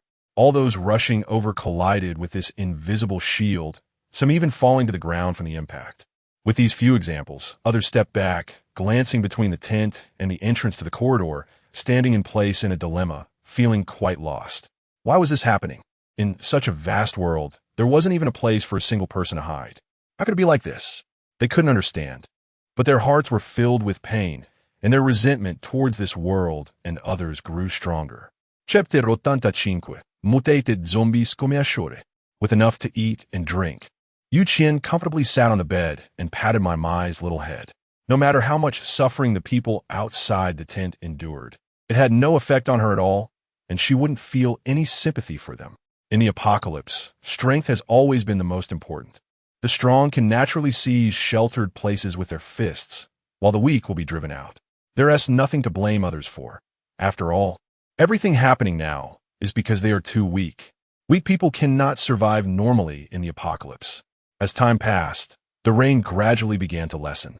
Just as it was about to flood the rooftop, the first ray of sunlight shone into the corner. After the rain, although the surrounding area was filled with the stench of floodwaters, it at least gave humanity hope for survival and a chance to continue living. Everyone rushed out from the corridor, wildly walking around the rooftop and shouting excitedly. The rain had come fiercely but left quickly. The overcast sky was torn apart by the sunlight, leaving only a damp warmth lingering in the air. Thinking for a moment, Yu Qian decided to wait until the water receded before leaving the Kyoto base. After all, the floodwaters inside the base were still rushing, and no one knew what dangers were hidden within. It would be better to wait until the waters receded, so she could at least see the ground clearly and wouldn't have to fear surprise attacks from zombies lurking beneath the water. As the rain stopped, everyone was screaming with excitement, but a harsh sound suddenly broke the current atmosphere of excitement. A zombie covered in scales crawled up from the water, its body coated in the stench of rotting mud, yet its scales glimmered with an oily sheen under the sunlight. Unfortunately, Long had long since turned to bones. Otherwise, he could have told everyone that this was the zombie that lurked in the water, killing. Now, as the water surface was about to submerge the rooftops, the zombie lurking beneath the water naturally caught the strong scent of human flesh. Unable to resist its hunger, it leaped up suddenly, its sharp shark-like teeth exposed in excitement. Startling many, the rooftop was crowded with people, and to the zombie, it was like stepping into a barbecue shop, surrounded by all sorts of fragrant humans. The ability users quickly began to counterattack, but the density of humans on the rooftop was too high. Everyone was packed together like sardines in a can. Just releasing their abilities would likely injure someone, which greatly hindered their actions and gave the zombie an opportunity to strike. Yu Qian naturally noticed the incident outside while staying in the tent. Looking out through the pre-reserved window, she accurately caught sight of that mutated zombie amidst the sea of people. This guy indeed seemed to have a high defense at that moment. It was like he was at a buffet, taking a bite out of one human and then another. Too many people had been infected, and the entire top floor had already become the zombie's domain. Staying any longer would likely mean being trapped to death inside the tent. Yu Qian hurriedly gathered all the items into the space, then called for everyone to leave. Cheng Che, very consciously, used a mental barrier to wrap around the 5 of them, preventing those who had been infected from maliciously infecting them. In this era of rampant zombies, everyone's psyche is somewhat twisted. Most people would rather suffer themselves than let others live well. Human hearts are difficult to measure, so one must always protect oneself. The tent was suddenly taken down, and many empty spaces appeared on the rooftop. Instantly, some people were pushed over by the crowd. If it weren't for Cheng Che's mental barrier, Yu Qian and the others would likely have been directly scattered by the throng. Some of those infected already had bulging veins all over their bodies, and their eyes had become slightly murky, looking quite terrifying. They had not fully mutated and still retained some human consciousness, struggling against their craving for flesh and blood. The rooftop was becoming increasingly chaotic, and some people could no longer bear it and jumped into the water, not knowing what awaited them. Yu Qian and Cheng Che successfully reached the edge of the rooftop with the help of their mental barrier. Yu Qian took out a speedboat from a space, and the 5 of them jumped on board together, ready to leave. The remaining survivors, seeing a glimmer of hope, crazily jumped into the water, swimming towards the speedboat.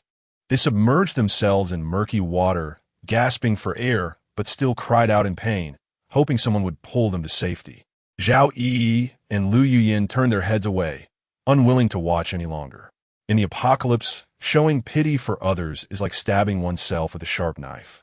Although it seemed cold-hearted, this was the harsh reality. Watching those desperate survivors, Yu Qian did want to leave a few rubber boats and the speedboat for them. But just a moment of thought led to imagining the consequences. Everyone would jump off the rooftop to fight for the limited rubber boats, tearing at each other, dragging one another down, and those who managed to board the boat would be pulled back into the water by the next person. In the end, it would turn into a direct hunt among humans, resulting in a fate far worse than being attacked by zombies, as this is human nature. The engines roared to life, and the speedboat surged forward, leaving the survivors far behind as it sped towards the unknown. The remaining money controls the direction, not knowing where she wants to go, only aware that she doesn't want to see those hellish scenes of the human world anymore. The surface of the water is cut by the speedboat, and Yu Qian looks at the distant sun hanging in the sky, feeling an unprecedented confusion in her heart. Where are we going? Zhao Yi remained silent, and Cheng Che looked at Yu Qian before speaking. It doesn't matter where we go as long as we are still intact, as long as we are still human. Then everything will have hope. Yu Qian looked at Cheng Che, then at the endless water surface, and nodded heavily. No matter how bitter or tiring it was, She could endure it. After all, she had earned her second life with great difficulty, so she had to cherish it. It wasn't just the bases that were suffering. The weather across the entire world seemed to be torn apart. Perhaps not far from the Kyoto base, some places were worrying about drought, while others were suffering from extreme cold. In her previous life, Qian had experienced natural disasters, but it was nothing compared to this life, where she had tasted all the joys and sorrows. When one is in pain, they usually do not wish to see others happy. When one is in darkness, many would want to drag those in light into the abyss. In the early days of the apocalypse, there might still be many people helping each other, but as suffering followed one after another, most of humanity's remaining kindness was worn away. Chapter 86. Encounter with Sun Jingming on the water after passing through the low-lying area. The sun began to set gradually, and more zombies crawled out from the calm water surface. Cheng Che steered the boat while using a barrier to envelop the entire speedboat, and Qian directly threw the condensed electric ball into the water. It was very effective. Throwing an electric ball into the water could instantly take care of many zombies, making it nearly perfect. Thus, they cooperated all the way, and by the time the sun had completely set, there was no longer any light to be seen, and the water surface was pitch black. Qian took out a few flashlights from the space and hung them on the edge of the inflatable boat, also stopping the boat directly. It was too dark, and the illumination from the flashlights was limited. If there was something hard to detect at the bottom of the water, they would likely be in big trouble. Cheng Che could examine the items beneath the boat, but most foreign objects would drift with the surface of the water, making it time-consuming and labor-intensive to determine what they were and decide whether to avoid them. The space on the inflatable boat was small and not conducive to resting, so Qian simply sat against the side of the boat, closed her eyes, and pretended to doze off. Cheng Che, feeling somewhat tired, sat beside her to rest. As night fell, the entire world seemed to have been muted, with not a sound to be heard. Qian sat on the speedboat, feeling extremely fatigued. Even resting was of no help. Her whole body felt as if it had been hammered hard by someone.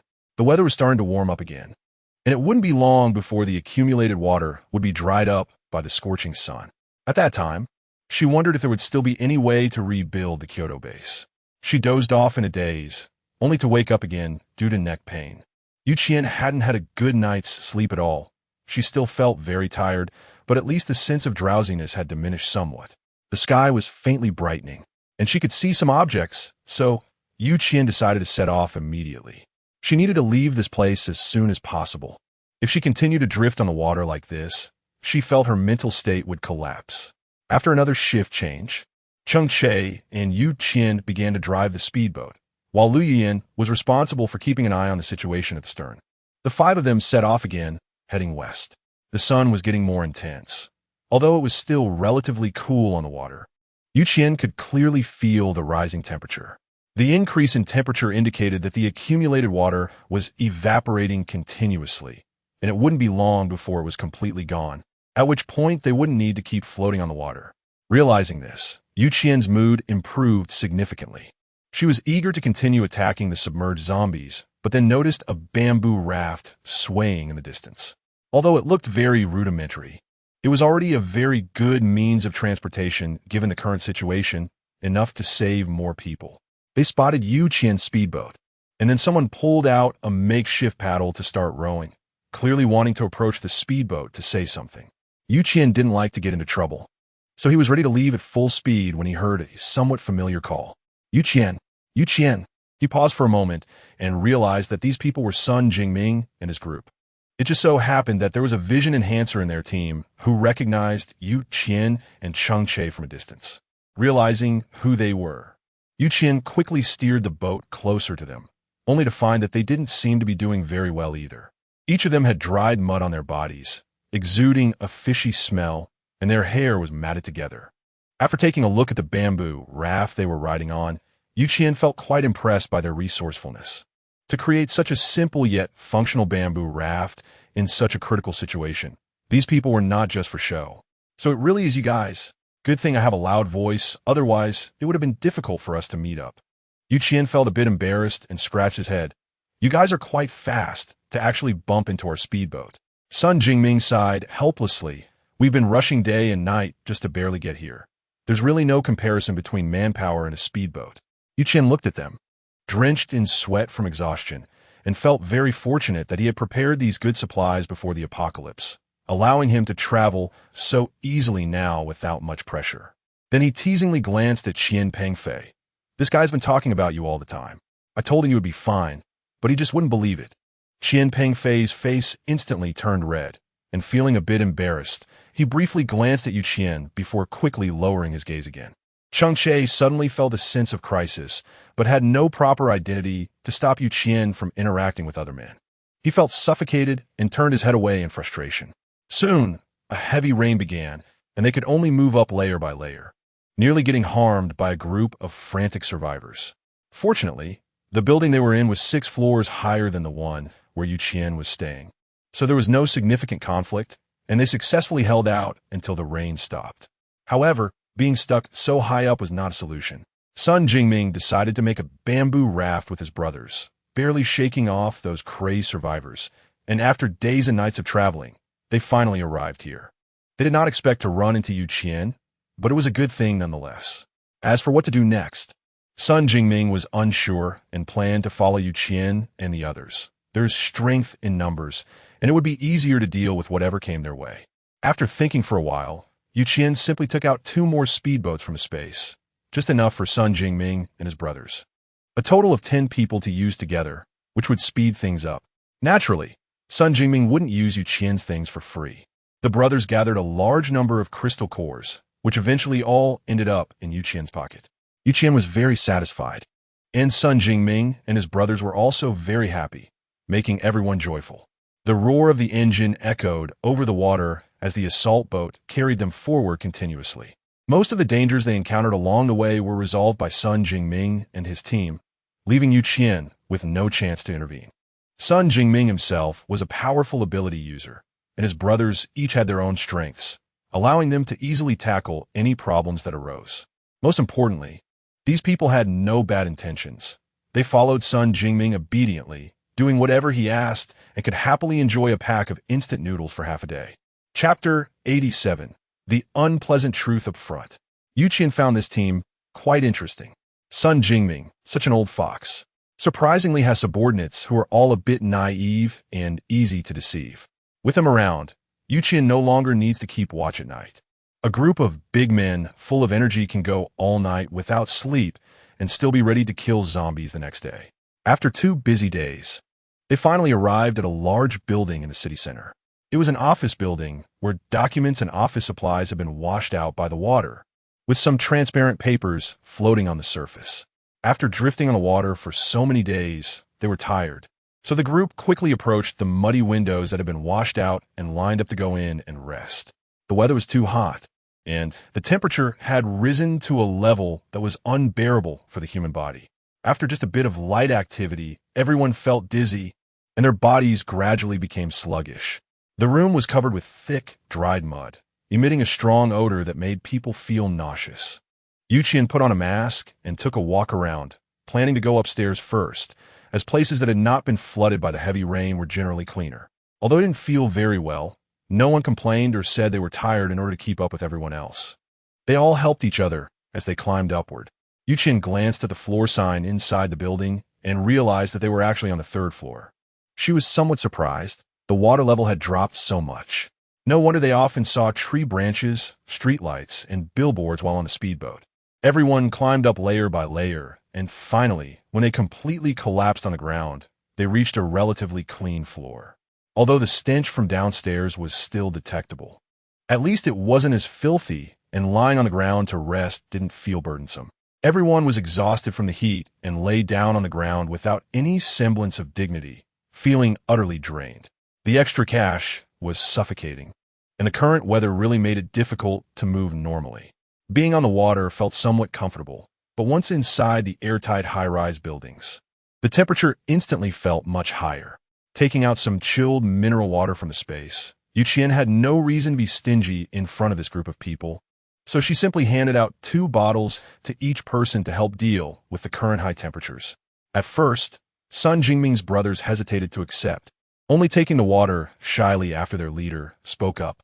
The icy mineral water quickly quenched their thirst caused by the heat, and everyone regained some energy. After lying down for a while, they got up from the ground. This was a hole that, although it had never been flooded by heavy rain, had accumulated quite a bit of dust, with many messy footprints visible upon closer inspection. Feeling a bit more revitalized and wanting to escape the foul stench, Qian and the others decided to continue climbing the stairs. After struggling up 3 more floors, they finally chose a meeting room large enough for 15 people to rest. Clearing everything out of the room, Qian didn't plan to make herself uncomfortable and directly took out an air conditioner to cool down the space. The others were shocked, but very consciously refrained from asking questions, quietly enjoying this hard-earned moment of happiness. Qian was quite satisfied with their reactions. After thinking for a moment, she took out a relatively soft mattress from the space and laid it on the ground. She hadn't been able to rest properly lately. Drifting on the water made it impossible to sleep, and she was on the verge of collapse. The other people in the room were also very tired. But as big men, they were not picky about where to rest, so they just lay down on the ground and fell into a deep sleep. Sun Jingming and Cheng Che remained awake, ready to respond to any emergencies. About half an hour later, one of the hearing-evolved individuals in Sun Jingming's team suddenly woke up and sat up from the ground. He cautiously looked around before quietly approaching Sun Jingming. "Boss, someone is coming down from the building, and it sounds like there are quite a few of them, about 7 or so. There should be some strength-evolved individuals among them. Should we wake the brothers up to be on guard?" Cheng Che kept his eyes closed, but his mental power had already detected the soft footsteps coming down the stairs. Among this group, the strongest was just a secondary high-level water ability user. The other survivors, although they also had abilities or were evolved, posed no real threat to them. It seemed they were afraid that these newcomers were not good people, which was why they were being so cautious. After pondering for a moment, Sun Jingming shook his head. His brothers had been tired for a long time, and it was most important to let them rest well. It was better for him to handle any problems himself. There was only to wake them up for some minor issues. He gently patted the shoulder of the hearing-evolved individual. "It's nothing. You should go rest too. I'll deal with these people. If it really becomes necessary, I'll wake you all up." Hearing the footsteps getting closer, Cheng Che and Sun Jingming stood up simultaneously, exchanged a glance, and opened the meeting room door to step outside. The other group was also a bunch of disheveled survivors. Although they looked a bit worn, they probably hadn't suffered too much, appearing cleaner than the few brothers of Sun Jingming. A secondary high-level water ability user stood in front of Cheng Che, warily observing the 2 tall men at the meeting room door. "Who are you?" Sun Jingming put on a very friendly smile. "We're just passers-by who came in to rest. We want to continue going up to invade your territory, so please rest assured." The water ability user scrutinized them for a moment, clearly not believing Sun Jingming's words. After all, there had been an ability team that said the same thing before, but in the end, they still stole a lot of their supplies. They even killed several of their brothers in the process, which was a significant blow for the water ability user Gu Changfeng. He laid out the warning. "If any of you cause trouble on our floor, don't blame us for making you pay the price." Sun Jingming cheerfully nodded, showing no discomfort at Gu Changfeng's words. Seeing Sun Jingming's good attitude, Gu Changfeng had nothing more to say and simply led his group away. Being able to enjoy air conditioning in such hot weather, it seemed that only this group could experience such comfort in the apocalypse. Others, even if they had air conditioning, certainly wouldn't be as cool as they were. Everyone felt a bit tired and slept until the next morning. As dawn broke, Qian climbed up from the mattress. The room was filled with the sounds of snoring, and she rubbed her sore neck, feeling that this was the most comfortable sleep after the heavy rain. Cheng Che immediately noticed she was awake and carefully walked over to ask what she wanted for breakfast. After a moment of contemplation, Qian simply took out some breakfast bread along with a few jars of jam from the space. Although it couldn't be called lavish, at least it didn't require cooking in this hot weather. It could fill everyone's stomachs. No one would complain about the food being too poor. She wasn't a generous person, but she wasn't stingy either. Within her means, she was willing to help those who genuinely treated her well. A group of people getting along harmoniously was certainly better than scheming against each other. After thinking for a moment, she also took out steaming white buns and pickled vegetables, the aroma instantly tempting many. They opened their eyes in disbelief looking at the breakfast placed in the middle of the open space, nervously rubbing their eyes. With the spare change, he picked up a steamed bun and handed out a pair of chopsticks to everyone. Feel free to eat. Let us have a hearty meal, and then we can continue our journey. Sun Jingming nodded, and the group of big men excitedly grabbed the buns, ignoring the pain from their calloused hands, mechanically stuffing the buns into their mouths, feeling the long-lost sensation of a full stomach. Although they could usually eat enough, the steaming, fragrant buns were a delicacy they had never dared to imagine. Now that they could suddenly eat and even enjoy it with pickles, it felt like a festival to these big men. Although Qian likes to eat lavish meals, she also enjoys the unbeatable combination of steamed buns and pickled vegetables. She couldn't help but eat 2 steamed buns before stopping. After everyone had their fill and was satisfied, they lay on the ground, comfortably burping. Cheng Che noticed someone peeking outside while having breakfast, but since they didn't come in to disturb them, he didn't intervene too much. It was clear that this group was worried and would send someone to monitor them, but as long as they didn't pose a threat, Cheng Che could indeed turn a blind eye. However, if these people dared to make any moves against them, he would definitely not spare anyone. After eating and drinking enough, everyone, having nothing to do, thought about playing some cards. In Sun Jingming's team, there was a slightly shorter man who was a level 3 beginner space type ability user, and all the supplies of the team were stored in his space. Realizing that his brothers were eager to play a couple of rounds, Zhang Liya wisely took out several decks of playing card from his space. Qian is quite interested in this kind of game. Everyone usually stays at the base feeling tense and hardly has any time to relax and have fun, now that they have finally managed to unwind. Qian also wants to try the joy of playing cards with everyone. There are no stakes involved. Losing only means getting teased a bit, so everyone is having a great time. Even Zhao is hugging Sun Jingming's neck and laughing heartily, making it seem like these 2 people from different generations have become good friends. Suddenly, there's a knock on the wooden door of the meeting room. Just as Qian is about to stop playing, he stands up and goes to open the door. Outside stands a young man with dyed yellow hair, and his black hair is already peeking out from underneath, making the messy combination of yellow and black look even more chaotic. The lingering aroma of bread and steamed buns in the room wafts towards the yellow-haired young man's face along with the cool air from the air conditioning. He instinctively swallows hard, gathers his thoughts, and says, "We are all residents here. Since you are newcomers, you should pay us a temporary accommodation fee, right?" Qian looked at the boy in front of him, who was only about 16 years old, and said, somewhat displeased, "Did you build this building? Just because it's in your name, you want a temporary residence fee?" The boy was momentarily at a loss for words, then took a deep breath and said, "Do you understand the principle of first come, first served? We arrived first, so this building belongs to us. Since you came later, you naturally have to listen to us."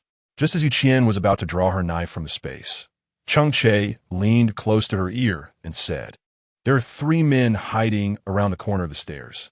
This little boy was probably just tricked into coming here as bait." Her gaze shifted from the boy in front of her to the corner of the stairs, where the 3 men, flustered, tried to hide, confirming Cheng Che's suspicion. The extra money was not going to be dealt with by the cannon fodder in front of him. He directly closed the conference room door and locked it from the inside, shutting this group of ill-intentioned people outside. The yellow-haired man outside was stunned for a moment, then began to frantically pound on the conference room door, but no one paid him any attention. Feeling a bit disheartened, he glanced at the door and walked helplessly towards the corner of the stairs, only to find that the 3 men were whispering to each other, as if they were conspiring about something. Qian is unclear about the thoughts of the 3 men, standing by the window and looking down. He can see that many treetops are already exposed, and the water level has obviously dropped. If the temperature continues to be this high, the ground is likely to return to normal soon. Although there will be dry mud, it should still be passable. Qian's mood improved a bit as he closed and locked the windows, continuing to enjoy the refreshing air conditioning. Before long, Cheng Che frowned and walked over to Qian. "Someone's here. There are a group of people living in this building, and they don't look friendly. This group is in a hurry and clearly carries a lot of anger. They seem to have come looking for trouble, so we should be cautious." After Qian woke up, she learned from Cheng Che about what happened yesterday. This group of people had said yesterday that they wouldn't interfere with each other. Yet today, they came to provoke her repeatedly, clearly overestimating Qian's patience. She walked to the door and directly pulled it open, leaving Gu Changfeng's knocking motion frozen in midair, making him look both amusing and awkward. Yu Qian looked coldly at the group of people in front of him and asked, "What's the matter?" Gu Changfeng cleared his throat and pushed someone out from behind him. It was the yellow-haired man who had just come to ask for temporary accommodation fees. "Your people injured ours. You have to give me an explanation one way or another, right?" Chapter 89. From now on, we will not interfere with each other. Yu Qian glanced at the bruises on the blonde guy's face. They looked quite intimidating in large patches, but in reality, they were just minor bumps. Thinking about the three men at the corner of the stairs, Yu Qian looked past Gu Changfeng and the blonde guy to see that the three were indeed retreating, looking quite guilty. With a smirk, Yu Qian pointed at the scars on the blonde's face. "I want to ask him who hit him, where it happened, and why he was hit. But if someone deliberately hurt themselves and brought it to our doorstep to slander us for some benefit, I will definitely not let them off." Gu Changfeng turned around and patted the blonde guy's shoulder. "Tell us who hurt you. Don't be afraid. Uncle will definitely not let anyone bully you."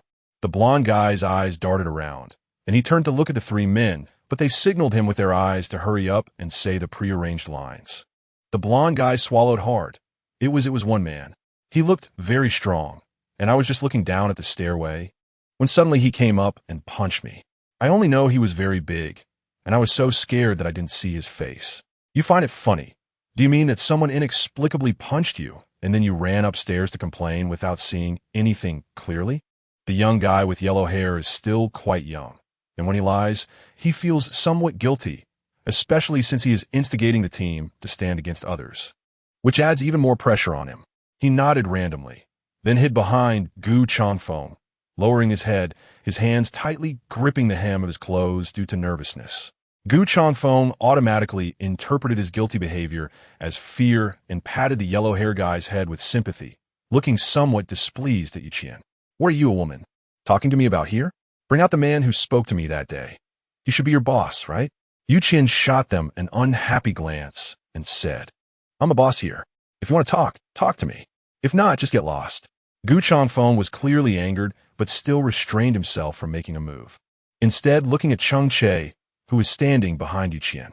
"Brother, I'm at least here in person to resolve this matter with you.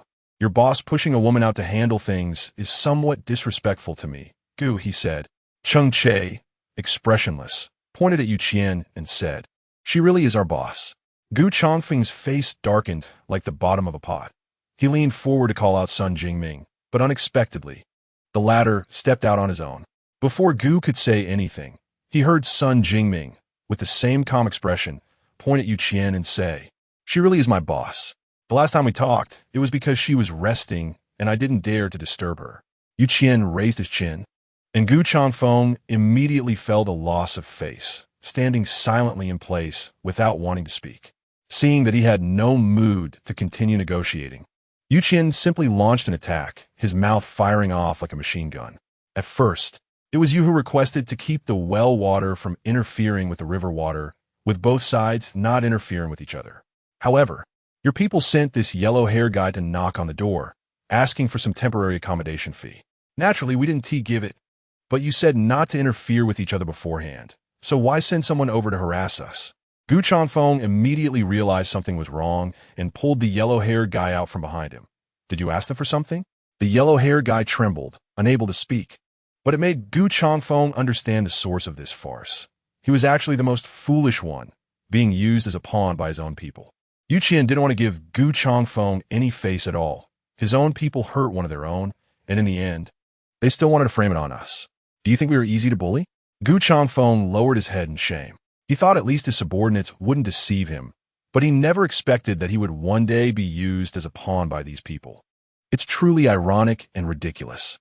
The yellow-haired guy was so scared that his legs went weak. The pressure from Yu Qian made his legs tremble as he looked at Gu Changfeng with fear. "I don't want much, just your teeth," she said. "Those who lie must pay the price."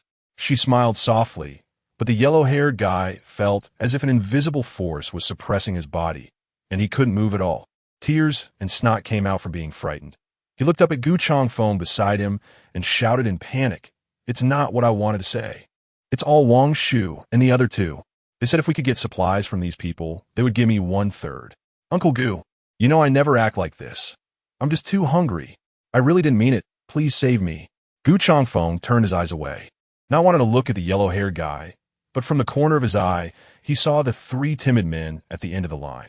They were the instigators mentioned by the yellow-haired guy, and, without their incitement, things probably wouldn't have escalated to this point. Yu Qian sighed and pulled out a pair of pliers from her space. Her slender fingers pointed at the three sneaky individuals at the end of the line who were trying to escape. Cheng Che, bring those three over to me. As soon as she finished speaking, the three men were instantly controlled by mental power and sent to Yu Qian's side. Seeing the brand new pliers in her hand, they all began to mobilize their abilities in an attempt to break free, but under Cheng Che's suppression, it was completely useless. After pondering for a moment, Yu Qian called out a strength enhancer from within the house. She wasn't particularly strong, and it would take quite a bit of effort to pull the teeth of these four people. Professional matters should be left to professionals. Cheng Che used his mental power to pry open their mouths, rendering them unable to cry out for help or scream. They could only whimper in an attempt to gain Gu Changfeng's pity, as he was the only one who could save them now. But who would care about those who betrayed them? Although Gu Changfeng usually took good care of his subordinates, he loathed traitors. The extra money only cost them the teeth of those four, if it were in the hands of someone more ruthless. Gu Changfeng and all his subordinates would likely be slaughtered. The opponent possesses a bizarre and irresistible ability, and with so many capable individuals, they're not someone that the few of them can provoke. Since they have angered Yu Qian by taking action, they naturally have to bear the consequences. My team does not need traitors. From now on, you will no longer be accepted by the team, and we will no longer interfere with each other. Gu Changfeng said this without mercy, then turned directly to leave with the other team members, completely ignoring the wails of those being punished. Chapter 90, which is more important, feelings or the future? Seeing the terrified expressions of those few people, Yu Qian felt a bit nauseous and simply went into the house to quietly listen to their wails, which improved her mood quite a bit. The terrain there was relatively high, making it difficult for heavy rain to turn into the current situation. Moreover, the location of the western base was quite remote, making it a challenge for the survivors within the base to search for supplies, although the market demand was quite high, which seemed very suitable for her. Furthermore, the area around the base was desolate. Although the number of zombies was alarming, it was still much better than the Kyoto base and other official bases. The four people who had all their teeth pulled out had disappeared somewhere. Gu Changfeng was unwilling to accept them again, and it was likely that they would have to find a good place on their own in the future. The sun was still scorching hot, baking the ground covered in sewage, finally evaporating all the moisture from the surface completely. With the extra money, Yu Qian planned to leave, but Sun Jingming and others did not intend to go to the western base. Instead, they wanted to head south to look for an opportunity to establish their own base. Yu Qian knew the ambitions that Sun Jingming harbored in his heart. Such people have always been unwilling to be beneath others. One day, they will establish their own power and protect those they wish to safeguard. In his previous life, Sun Jingming had established a small base that rivaled the official ones, and this life would likely not be any different. On the day of departure, Yu Qian intended to bid farewell to Sun Jingming, but unexpectedly, he and Zhao Yi found an empty room to have a private conversation. Although Yu Qian was somewhat surprised upon discovering the situation, young people who had lived together for so long would naturally have developed feelings for each other. Zhao Yi would surely follow Yu Qian around, but Sun Jingming's ambitions lay beyond the western base and not within Yu Qian's small team. The two would inevitably part ways, and whether there would be a chance to meet again was another question. Yu Qian did not intend to interfere in their matters. Relationships like this should be resolved by themselves, and it wouldn't be right for her, as an outsider, to point fingers. Looking at their figures through the glass, Yu Qian felt a bit sour in her heart. It was only after another 10 minutes that they walked out from another room. Zhao Yi's expression showed no change, and with a determined look, she walked towards Yu Qian without glancing at Sun Jingming again. Yu Qian sensed that the atmosphere between the two was not quite right, but didn't ask any questions. After a hurried farewell, he got into the RV. Zhao Yi's family followed in a small car behind, while the RV led the way in front. Yu Qian sat in the passenger seat of the RV, her gaze fixed on the sedan until it disappeared from view, reluctantly shifting her focus only then. Everyone has their own aspirations and choices, but there are gains and losses, and there's nothing to regret. The RV headed west, towards the western base. Cheng Che was driving, but his eyes often wandered to Qian's face, feeling a bit annoyed by his gaze. Qian simply closed her eyes and shifted her consciousness into her space, starting to harvest and sow crops within. This time, she planted rice and wheat again, aiming to obtain more food that could be sold in the apocalypse, making it easier to earn money. She also planted corn, potatoes, and sweet potatoes, simple and portable foods that had high demand. The seeds for these crops were inexpensive, the yield was high, and the profit from selling them was also better. Cheng Che noticed that Qian seemed to have fallen into a deep sleep, realizing she had likely entered that magical space again. So he chose not to disturb her and continued driving quietly. Zhao Yi and her father both knew how to drive, so they took turns behind the wheel without feeling tired. Lu Yuyin sat quietly in the back seat, looking outside and constantly wiping the sweat from her forehead with a tissue. To save fuel, they didn't turn on the air conditioning in the car. Zhao Yi didn't want to trouble Qian with everything, so she handled their food and gasoline herself, never asking Qian for help. Although they were friends, Zhao Yi didn't want her family to become leeches relying on Qian. Relying on one person for too long could lead to losing the ability to survive independently. And Zhao Yi didn't want to end up as someone who couldn't do anything. Lu Yuyin glanced several times at the RV ahead, wiped her sweat, but said nothing. She had been told many times by her husband and daughter, and although she still envied the quality of life that Qian and Cheng Che had, she no longer dared to make any demands. She knew she couldn't be of much help in this environment, so not adding to her children's troubles was the best she could do. Zhao often traveled for work across the country, so he was somewhat familiar with these roads and could find suitable gas stations for supplies. The five of them usually divided tasks, whether they were resting or on the road, to improve efficiency and reduce manpower waste. However, they still felt uneasy about leaving Qian and Zhao Yi to keep watch alone, so they paired up, Zhao Yi with Qian and Cheng Che with Zhao Wen. This way, they could complement each other and ensure the quality of sleep for those resting, which was very helpful for the next day's journey. Tonight, it happened to be Qian and Zhao Yi's turn to sit on the roof of the RV. Looking out at the sky, filled with stars beside the crescent moon, the beauty of the night sky was extraordinary. Qian took a sip of water, quietly listening to the surrounding sounds and observing the situation. Although the danger here wasn't considered high, it was essential not to let one's guard down during the night watch. One had to carefully observe the surroundings. Cheng Che had chosen a good resting place, surrounded by a large open area, allowing for quick detection of any unusual occurrences. Not to mention, there were also the little ones, Lao Lu and Mai Mai, whose alertness was top-notch. They would promptly jump out to alert Qian if anything happened. The starlit sky was beautiful, and although the weather was hot, Qian still found it enjoyable, feeling a sense of happiness. Before the apocalypse, such a stunning starry sky was rare. Most of the time, one could only see a few scattered stars. Qian, which do you think is more important, love or the future? Zhao Yi glanced at the starry sky with a hint of confusion. This question had clearly been bothering her for a long time. She could roughly guess why she was asking this question, but she didn't know how to explain the difference between the two to her. Chapter 91. I fell in love with you at first sight. After, she tentatively asked, did you and Sun Jingming argue because of his move south? Zhao Yi sighed and nodded helplessly. I was very conflicted.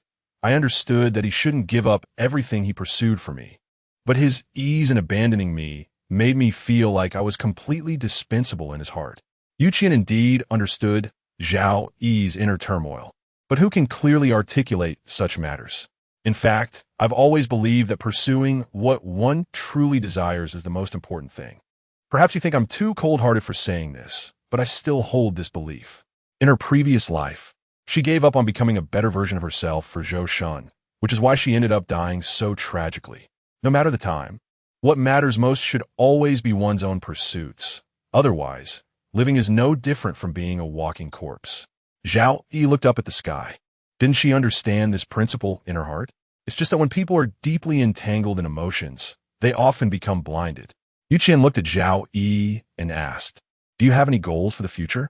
Zhao Yi gazed at the brightest star in the sky and replied, I don't have any major goals. I just hope to protect my parents and friends well, and that everyone can live happily. Suddenly, as if she thought of something, she turned to Qian and asked, "What about you? I've always thought you live quite a laid-back life. You just do whatever comes to mind, and it seems like you live freely." I have to say, Zhao Yi really admires someone like Qian, who is capable of taking responsibility for their actions, does what they think of without hesitation. Qian smiled. "Just like you said, my goal is to live freely and carefree, leaving no regrets." Zhao Yi nodded enviously. Then her eyes shifted as she started to inquire about gossip. "How are things between you and Cheng Che? There must be something going on between you two. His gaze at you definitely doesn't seem innocent. So how about it? Do you want to share your relationship progress with me?" Qian scratched his head awkwardly and said, "There's no progress. We're still getting to know each other. We'll see if we're compatible after some time. If it works out, then we'll be together." Zhao Yi was a bit shocked. "I thought you two had known each other for a long time. Why are you still getting to know each other?" This left Qian feeling confused. "Why do you think that?" Zhao Yi replied, "Because he clearly knows your preferences and understands when to step in to help you and when to let you fight for yourself. I thought you two had been together for a long time to have such chemistry." "I'm really sorry, haha." Qian smiled helplessly. In fact, this is indeed the case. But Cheng Che's understanding of her mostly comes from the previous life. In this life, he always considers things from her perspective, which is why it feels like Cheng Che understands her. The so-called understanding is actually not that deep. It's just that Cheng Che always places Qian first, which gives others the impression that the two are very familiar with each other. The two chatted for a while longer, but then they noticed that zombies were continuously approaching, swaying back and forth, and the stench from their bodies was constantly irritating their nostrils. Qian was just one step away from reaching the third-level high rank, and Zhao Yi had already become a second-level high-rank fire ability user. The two of them could handle these minor thugs with ease. The night passed peacefully, and the five of them set off again towards the western base, but unexpectedly encountered an acquaintance. A flashy Maserati suddenly sped out from behind, directly blocking the front of the RV. Just as it seemed they were about to crash, Qian reacted in time to barely stop. A somewhat familiar man got out of the car, and under the scorching sun, he wore a very flashy leather jacket. As he took off his sunglasses, Qian finally recognized who he was. Zhou Yi waved to Qian inside the RV and greeted him. "Hello, long time no see. Where are you guys headed?" Qian glanced at Zhou Yexing's youthful and handsome face and instantly felt a surge of anger. She clenched her back teeth, then pressed the accelerator and crashed into him, not even considering leaving Zhou Yexing a way out. The other party looked on in terror as the speeding RV approached, hurriedly ran into the car, and drove away in a Maserati, barely saving himself and the car. Qian did not stop to argue with him and simply continued driving forward, only stopping to rest by the roadside when night fell. Zhou Yi had never left. Seeing Qian park, he quickly stopped his car by the roadside and then ran towards Zhao Yi. Qian always felt irritated. Looking at his confusingly deceptive face made her want to punch him. This person's mask was too thick, as if he had never shown his true self, making it impossible to discern his real intentions. Such people were always very frightening, especially when facing a cold-blooded psychopath, which made the situation even more aggravating. Zhou Yexing raised an eyebrow and greeted her, then surrounded Zhao Yi, tried to ingratiate himself, but was directly pushed back a few steps by a palm strike from her, after which the flames ignited the corner of his clothing. Zhao Yi found this inexplicable man very annoying. Clearly, they had no prior connection. So why was he now entangled with her? She really didn't want to deal with such a terrorist, and simply couldn't handle it. Zhou Yexing dusted off non-existent dust from his clothes, smiled at Zhao Yi, his youthful face appearing very deceptive. "I mean no harm. I just fell for you at first sight and wanted to ask if you could do me the honor of being my girlfriend." This rude request made Zhao Yi so angry that she laughed, then swiftly launched fireballs at Zhou Yexing, genuinely leaving some burn marks on him. Zhou Yexing rubbed his injured spot. "I just like you. Why do you have to treat me like this?" Zhao Yi rolled her eyes in anger. And Zhao also picked up an axe, ready to confront this little punk of a man, jumping out of nowhere to tell a stranger he likes them, and rudely asking them to be his girlfriend. Such a person truly deserved a beating to learn a lesson. Chapter 92. What do you have in common with me? Qian did not allow Zhou Yexing to go crazy any longer, She directly threw an electroball at him. Zhou Yexing instinctively tried to metalize his body to resist the attack, but unexpectedly, he was jolted by the electricity. Watching his well-maintained leather jacket get covered in dirt, Qian finally clapped her hands in satisfaction and then instructed Cheng Che to tie him to a tree, planning to deal with him after they finished cleaning up. After finishing dinner, the sun had already set, and the temperature outside the car was still frighteningly high, but it was ultimately better than during the day. After Qian was satisfied, he patted his belly and walked over to Zhou Yexing, sizing him up with a glance before bursting into laughter. "You don't need to be slick with words now," he said. "So, why have you been following us? What is your purpose, or who is directing you?" Zhou Yexing shook his head and replied calmly, "I am not under anyone's instruction. Everything I just said is true. I fell in love with Zhao Yi at first sight, and I want to pursue her." Qian always felt that this person was not honest enough, so he simply threw another lightning ball over, shocking Zhou Yexing, who had just regained his strength, into convulsions once again. Zhao Yi stood by coldly watching, feeling an indescribable satisfaction in her heart. Tonight, it was Cheng Che and Zhao Wenshou's turn to keep watch, two big men, one silent and not fond of talking, the other unwilling to say too much to anyone except Qian, resulting in an oddly calm atmosphere. Cheng Che, feeling a bit bored, approached Zhou Yexing, looked at his familiar yet somewhat immature face, lightly tapped his own hand, and then moved a chair from the space to sit down. The two of them stared at each other, holding their ground, but neither of them spoke first. In the end, it was Zhou Yexing who couldn't hold back any longer. After blinking his sore eyes, he helplessly said, "Brother, do you have some kind of problem? It's late at night, and here you are competing with me to see who can blink less. How childish are you?" Cheng Che smiled slightly. "Compared to me, I think you're the more childish one, running all this way just to tell a girl that you fell for her at first sight. What else could that be if not childish?" Zhou Yexing snorted and looked away. "You wouldn't understand. I liked her the first time I saw her, but I know that the person she likes isn't me, so I didn't confess. Now that Sun Jingming, that old fox, has left her alone. Isn't this giving me the chance to take her away?" Cheng Che couldn't help but laugh, instantly breaking Zhou Yexing's facade of calm. "What are you laughing at? Don't think you can do whatever you want just because you're better than me. I tell you, I'm not someone to mess with." Cheng Che naturally knew that the person in front of him had been the leader of a killer organization in his past life and was indeed someone capable and bold. However, he now seemed somewhat naive and ridiculous, making him appear to be nothing more than a simple-minded boy. "I can believe your ridiculous reason of falling in love at first sight, but your current behavior has already caused trouble for Zhao Yi and made Qian unhappy. Qian, if you're not happy, I'm not happy either. So you decide for yourself. Will you continue to stay and let me torment you, or will you be smart and leave on your own?" Cheng Che was indeed not someone who liked trouble. He had always avoided dealing with people. However, now that Zhou Yexing was making Qian unhappy, he naturally couldn't stand by and do nothing. Zhou Yexing was taken aback by the words. Then a sly smile appeared on his face. "That Qian is your girlfriend?" Cheng Che shook his head. "Not yet, but one day she will be." Zhou Yexing laughed heartily. "So you're saying she hasn't accepted you yet, and you're just narcissistically putting a label on yourself? What is the difference between us then? At least I dare to admit that I fell in love with Zhao Yi at first sight. Look at you, trying to win someone over with love and companionship. That's so outdated." Cheng Che was not affected by his words and waved his hand dismissively. "Love is not just about a passionate confession. It also requires daily companionship. Look at you now. You've scared Zhao Yi so much she wants to kill you. What do you have in common with me?" Now it was Zhou Yexing's turn to feel deflated. After all, Cheng Che's words did make sense, but he stubbornly refused to admit it. Cheng Che could naturally understand Zhou Yexing's true thoughts, then casually said, "They say companionship is the longest confession of love. I think the most important thing for you now is to get Zhao Yi to accept your presence. Do you know what the first step should be?" Zhou Yexing clearly sensed that Cheng Che was not being sincere, but he couldn't help but feel intrigued by his words. After holding back for a while, he finally couldn't resist and asked Cheng Che what he should do. Seeing him take the bait, Cheng Che couldn't help but smile inwardly, though his expression remained unchanged.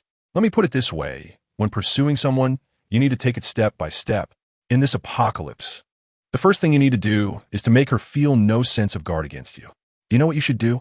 Zhou Yexing was momentarily stunned, shaking his head in confusion. Cheng Che pretended to be disgusted and said, "You need to become her teammate first, become the person who accompanies her day and night, and slowly integrate into her life. Only then can she accept you." Zhou Yexing felt that this made a lot of sense, but it also seemed like he was falling into some trap, leaving him feeling somewhat dazed. "That sounds reasonable, so I should join your team now. I'm already a mid-level level 3 gold-type ability user, and I definitely won't hold you back." Cheng Che shook his head as if regretting. "Our team isn't something you can just join easily. You should know Sun Jingming, right? He wanted to be our temporary member and had to give all his crystals to our captain just to barely get a temporary member status. If you want to be part of our team, you need to be prepared to make sacrifices." Zhou Yexing snorted dismissively. "Although Sun Jingming has a lot of crystals, he can't compare to mine. He has so many brothers to support, but I'm all alone, and I have plenty of crystals saved up." Chapter 93. The big fish is hooked. Cheng Che laughed heartily. The big fish was indeed hooked. Now it depends on your sincerity. If your sincerity is enough, our captain might give you a chance. But if you can't even get that chance, I'm afraid you'll be fated to have nothing to do with Zhao Yi. He knew that Cheng Che had other motives for persuading him for so long, but Cheng Che's words were so reasonable that he couldn't bring himself to refuse. The night quickly passed, and when Qian woke up, she went to check on Zhou Yexing, who was still tied to the tree. It was quite rare. He looked far from the exhaustion she had imagined, instead appearing spirited and full of energy. Qian didn't rush over. Instead, he took his time washing up with water before finally biting into the sandwich in his hand and strolling over, leisurely sipping a mouthful of milk. "How is it? Being tied up all night, how do you feel?" Zhou Yexing's expression was resolute. "I want to join your team, and I hope you can agree to let me be a part of it." Zhao Yi was also drawn over by the sound of their conversation.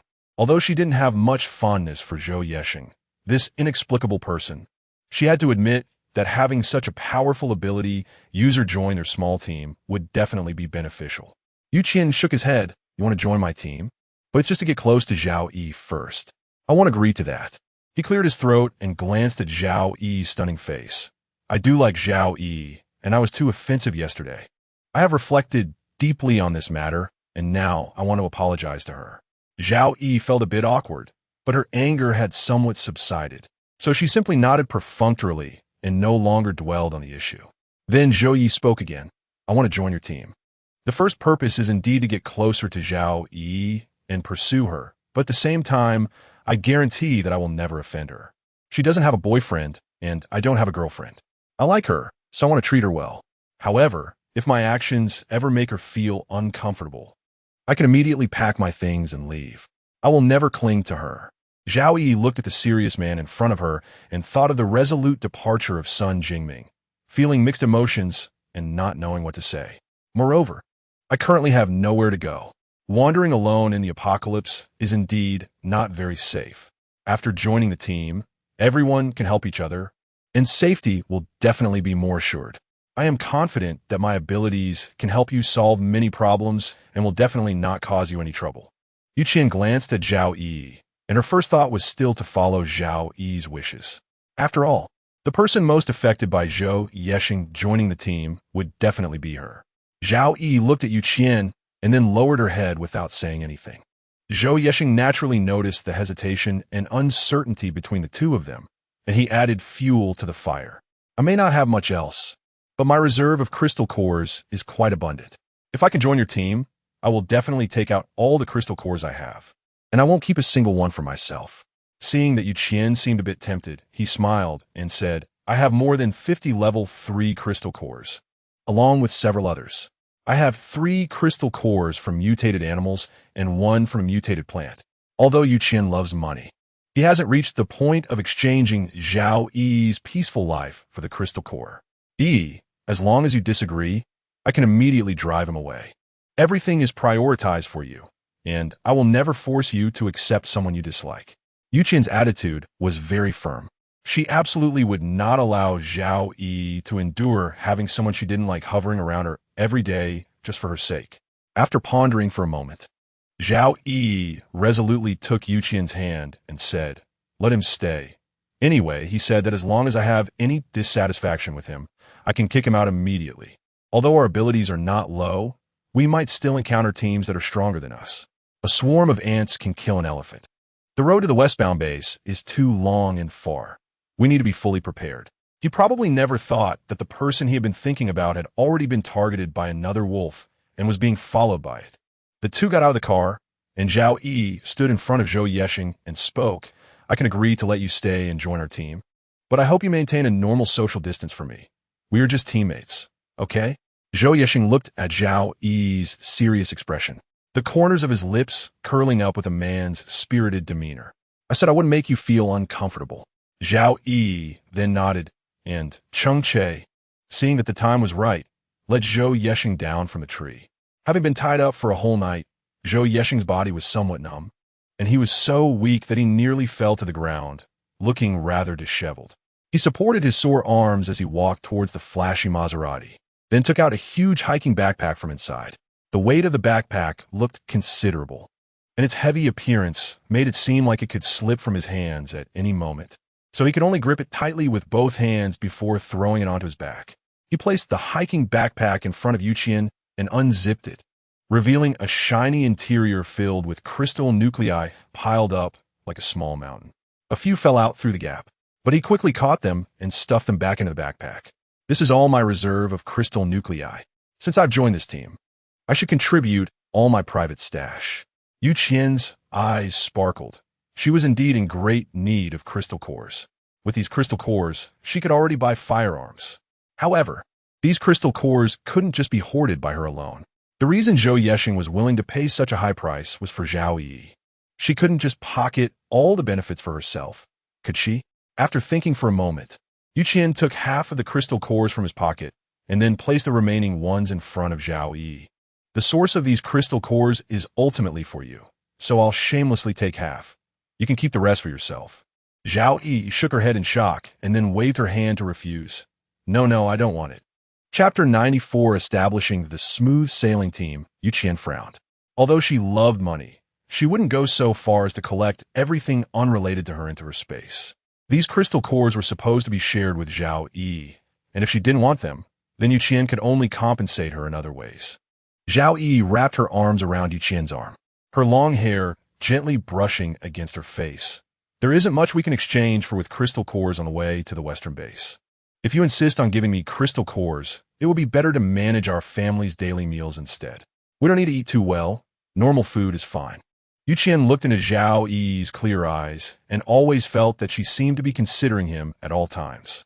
Although Zhao Yi did not understand why Qian always placed such great importance on crystal cores, she knew Qian's needs and would do her best to fulfill his wishes. Even if she didn't have the ability, she still wanted to work hard to make Qian's life a little easier. Qian felt a bit sour in her eyes. How could she not understand Zhao Yi's meaning? She gently held Zhao Yi's hand and said, "Thank you." Zhao Yi shook her head and then held Qian's hand back, saying, "You've always been the one helping me. My kindness to you is not even 1,000th of what you've done for me. Let's not say such distant things between us. I just hope to gradually grow to be able to stand beside you and no longer be the one who drags you down." The two held hands tightly, making Zhou Yexing, who was watching from the side, feel like an outsider. Qian clapped his hands and said, "From today onwards, Zhou Yexing is a member of our team. Let's unite and move forward together, sharing both blessings and challenges." Zhao Yi looked at Qian with some excitement and asked, "Do you want to give our little team a name?" Qian was momentarily taken aback by the question, as she had never considered it before. Thinking that it was enough for everyone to just stay together every day, pressured to come up with a team name, she squatted in place and thought for a moment before saying, "How about Smooth Sailing Team?" Zhao Yi and the others were all stunned for a moment, and after a slightly awkward atmosphere, applause broke out. "Not bad, not bad. Very meaningful. We need to have smooth sailing in this apocalypse." "Exactly, it's really great." Qian felt a bit embarrassed by the compliments, but confidently settled on the team name. For dinner, they had steak purchased by Qian with crystal cores from the store. The flavor of the sauce and the control of the meat's doneness were top-notch. The food from so-called high-end hotels couldn't compare to the steak. Everything sold in the store was of higher quality than that produced in the human world.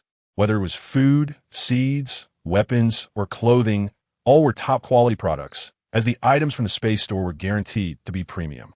The price of the steak was not high. A plate of steak the size of an adult man's palm cost only 10 first-level crystal cores. Although it tasted good, it couldn't fill the stomachs of the ability users, so Qian also bought each person a bowl of beef noodles. Large pieces of beef were placed over rich bone broth, and the noodles were incredibly elastic, with a broth flavor that could tantalize the taste buds. Everyone enjoyed their dinner, especially Zhou Yexing, who had eaten countless days of bread and instant noodles with seasoning. Tonight's dinner felt like a revelation to him. It was so delicious. Joining the Shunfeng team was truly the best decision of his life, at least in terms of food. Zhou Yexing happily swallowed the last bite of soup and wiped his mouth in satisfaction. Cheng Che, reflected on his shortcomings and silently resolved to improve his cooking skills. Zhou Yexing's flashy Maserati was stored in Qian's space, followed by the small car driven by Zhao Yi's family. Previously, Qian could be said to only be acquaintances with them, so he wouldn't take care of them too much. However, now they were teammates in the same team. In the apocalypse, a truly powerful team is often very harmonious, with everyone united like a family. There are indeed many RVs in the spare cache space. After thinking for a moment, Qian decided to let Zhao Yi and her family stay in one RV, while Zhou Yexing would come over to stay with her and Cheng Che. Cheng Che, who was originally smiling, suddenly froze in place. With Qian's decision, there would be a very awkward third wheel between the two of them in the future. This had a significant impact on his plan to gradually encroach on Qian's territory. However, even if he disagreed, Qian's thoughts would not change at all, and in the end, everyone could only follow her arrangement. The Zhao family was certainly more than willing, as they were indeed very tired from resting in the car at night. Now that they had an RV, they had their own exclusive living space, and their quality of life had significantly improved. Although Zhou Yexing would rather stay with Zhao Yi, he obediently got into Qian's RV, chose a bed to lie down in, and planned to settle here in the future. He knew that even if he pursued Zhao Yi fiercely now, she would firmly reject him, so it was better to be patient like the old fox Cheng Che and gradually let Zhao Yi accept him. He had always been very patient with the woman he truly liked and would never let her feel uncomfortable. The night watchmen tonight were Lu Yuyin and Zhou Yexing. Previously, due to personnel distribution, Lu Yuyin had to rest every night. Now, with Zhou Yexing, the two of them would just watch the night together, allowing everyone to take turns every 2 days and have better rest. Lu Yuyin was no longer the timid middle-aged woman she once was. She had developed some muscle from training, and her strength and reflexes had improved. She could easily deal with low-level zombies using the knife Qian had given her. Qian is very satisfied with everyone's efforts and improvement in abilities. In the apocalypse, the most important thing is one's own capabilities. Even ordinary people cannot rely on others to live and then slack off. Zhao Wen and Lu Yuyin are both ordinary people and middle-aged, over 50, yet they still insist on taking time each day to exercise, just to avoid holding back their daughter and to ensure they can survive any difficulties that may arise. Zhou Yexing appears to be a gentle and harmless man, but when he encounters Zhao Yi's mother, he naturally becomes sweet-tongued and cheerful, charming Lu Yuyin within just one night of vigil. Chapter 95. The trap buried in the ground the next day. Zhao Yi woke up groggily, still hearing Lu Yuyin praising Zhou Yexing for being sensible and obedient in her ear, feeling somewhat baffled. This Zhou Yexing really knows how to please elders. In just one night, he managed to make her mother very pleased with him, truly a smooth talker. Zhao Yi's impression of Zhou Yexing still lingered on his frivolous demeanor from their first meeting, and she felt a bit resistant to her mother's praise, choosing to remain silent and go directly to find Qian. Today's breakfast consisted of corn with soy milk, along with stuffed pancakes and buns with eggs, and everyone was very satisfied. Zhao Yi glanced at Zhou Yexing, who was sitting next to Cheng Che and eating seriously, and couldn't hold back her thoughts any longer. So she directly asked, "What did you say to my mom last night? Why has she been praising you all day?" When Zhou Yexing heard Zhao Yi taking the initiative to speak to him, although it was a question, he still felt quite pleased. If he had to say what flattering words he had used, It might have been complimenting Annie for giving birth to a beautiful and sensible daughter. He smiled comfortably, not feeling any shame for what he had said the night before, and even wanted to chat with Zhao Yi a bit more. Now it was Zhao Yi's turn to feel uncomfortable. She could only wave her hand to indicate a pause. Okay, I misjudged you, sorry. Cheng Che, sitting next to Qian, listened to the conversation between Zhao Yi and Zhou Yexing and inexplicably felt as if he were witnessing the two from a past life. In the previous life, Zhou Yexing had lived proudly yet unfazed, repeatedly giving up easily attainable opportunities for Zhao Yi, risking his life countless times to rescue her. Although Cheng Che was merely an observer, he still admired Zhou Yexing's feelings for Zhao Yi. However, he was unaware if the two had truly been together in their past lives. Perhaps it was predestined, as Zhou Yexing fell in love with Zhao Yi at first sight in this life.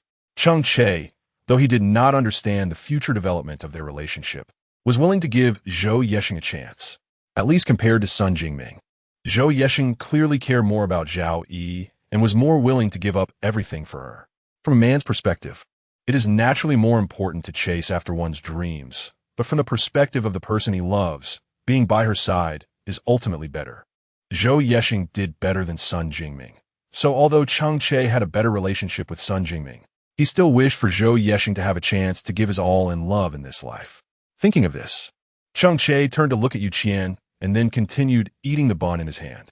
He would rather give up everything to be by Qian's side. He did not need to become a base leader or the head of a faction. He just hoped to accompany Qian well while he was alive and have enough ability to protect her from any harm. In the apocalypse, unexpected calamities can occur at any time. He could strive to build his own power, but if the person he loved was no longer there, what would be the meaning of all his efforts? Cheng Che looked deeply at Qian. Compared to himself, he hoped to become the ladder for her to climb higher, helping her establish her own power in the apocalypse, ensuring she had enough of a fallback. Being strong himself was far less important than making Qian strong. Strong enough to be invincible, strong enough that even a light stomp could make all the bases tremble. The sun was blazing. If it weren't for the air conditioning in the RV, everyone would probably be unable to endure the unbearable heat. Zhou Yexing was still the one driving. This guy remained very calm when Zhao Yi was not around, and his driving skills truly impressed Qian. The driving was very smooth, and Qian sat in the cabin, lost in thought, her eyes calmly fixed on the outside. She didn't know if it was her illusion, but she felt that the daytime now seemed much longer than the night, and dawn was arriving earlier. A sense of unease inexplicably filled her heart, reminding her of the calamity that occurred in the second year of the apocalypse in her past life. The endless day. For a whole year, the sky never turned dark. The scorching sun baked the earth, and 6 months later, it was buried under snow. People were affected by the light, finding it hard to sleep. Their moods grew increasingly irritable, and their mental state deteriorated, leading to frequent conflicts and many deaths. However, disaster also brought opportunities. Many bases relied on that year of endless daylight to grow a lot of crops, sustaining more survivors and improving the lives of the public. With no darkness, human construction and hunting activities became more frequent, and indeed, much was gained during that year. Qian felt uneasy, but didn't dwell too much on matter. When the boat reaches the bridge, it will naturally straighten out. There will always be a way to get through. It's best not to immerse oneself in the fear of the future. The RV was driving on the road when Cheng Che suddenly shouted, "Stop!" Zhou Yi, although not understanding what had happened, obediently stepped on the brakes and then patted his weak heart while looking at Cheng Che. "What do you want to do, bro? You scared me." Qian hurriedly jumped down and indeed found the shiny four-corner nails buried under the yellow earth about 3 meters in front of the RV. This road itself was a dirt road, and these things were completely invisible once covered, making it easy to puncture a tire. She looked up and around, but only saw the desolate land and the scorching sun, with not a single shadow in sight. The moment she got out of the car, she broke into a sweat. Cheng Che quickly moved all the items aside, and then called Qian, who was still looking around, to get back in the car. Cheng Che's ability was indeed useful, but at first, when he detected something on the road, he thought it was garbage. It wasn't until he got closer that he realized something was wrong. Fortunately, he reacted in time, Otherwise, replacing the RV's tire would be troublesome, and Qian might have to abandon it. These items were definitely placed here by humans, but the exact purpose remains unclear. I think it's best for us to stay vigilant. After Qian finished speaking with Cheng Che and Zhou Yesheng, she took out the communicator she had prepared in advance to contact Zhao Yi. Both vehicles became alert and continued to cautiously move forward. At the end of the dirt road was a small town, surrounded by dilapidated shops and two-story buildings that appeared to have been uninhabited for a long time. Chapter 96. Route map to the western base. It was noon, and Qian initially planned to stay in the town for a quick lunch. But it seemed better to leave as soon as possible. She urged Zhou Yesheng to speed up, but unexpectedly, the passage ahead was blocked by various items like wardrobes and sofas, which couldn't be moved without some effort. However, this was not a problem for Cheng Che. With a slight use of his mental power, all the obstacles in the middle of the road were cleared, and the RV began to move forward slowly again. Just as they were about to accelerate, a group of armed individuals suddenly appeared ahead. Qian focused and found that most of them were holding firearms, their expressions fierce. Clearly not good people. Cheng Che quickly set up defensive barriers for both vehicles, then used his powers to knock the group over. Zhou Yi seized the opportunity while they had not yet managed to get back up and rushed forward. The two RVs instantly shot out like arrows, leaving only those who had just gotten up shooting futilely at the back of the vehicles. Although they had successfully made it over, Qian still felt a bit shaken, unable to understand why this group had so many firearms. When they encountered those roadblockers at the bridge, they had far fewer guns. Instead, it was this group of survivors hiding in the small town that had so many weapons. It seemed that the spikes buried in the dirt road were meant to force the survivors to get out of their vehicles and walk, making it much easier and quicker for them to shoot and rob supplies. Even if the vehicles weren't destroyed, the survivors inside would have to get out to move the debris in the middle of the road, which would give this group an opportunity. However, they did not anticipate Cheng Che as an exception. A powerful psychic ability user was almost omnipotent, making it easy to deal with their petty tricks. Although Qian still felt a bit scared, she quickly regained her composure and tossed a few crystal cores to Cheng Che to replenish their abilities. That group of people just now was definitely not to be underestimated. On the way to the western base, we would pass through many small bases, and the chances of encountering humans would only increase. We still need to stay vigilant. Cheng Che nodded in agreement. The situation just now was indeed dangerous. If it weren't for his high ability strength, it was likely that they wouldn't have survived under the threat of guns with so many people.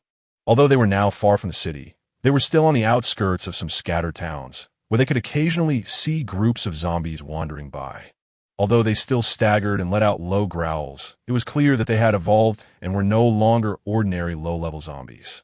Their skin had stopped decaying, and even their pupils had become somewhat larger. They encountered quite a few supermarkets along the way, and Zhao Yi had thought about getting out to search for supplies. But Qian had refused. A long time had passed since the beginning of the apocalypse, and if they really got out to search for supplies, they might not gain much, but would pay a heavy price.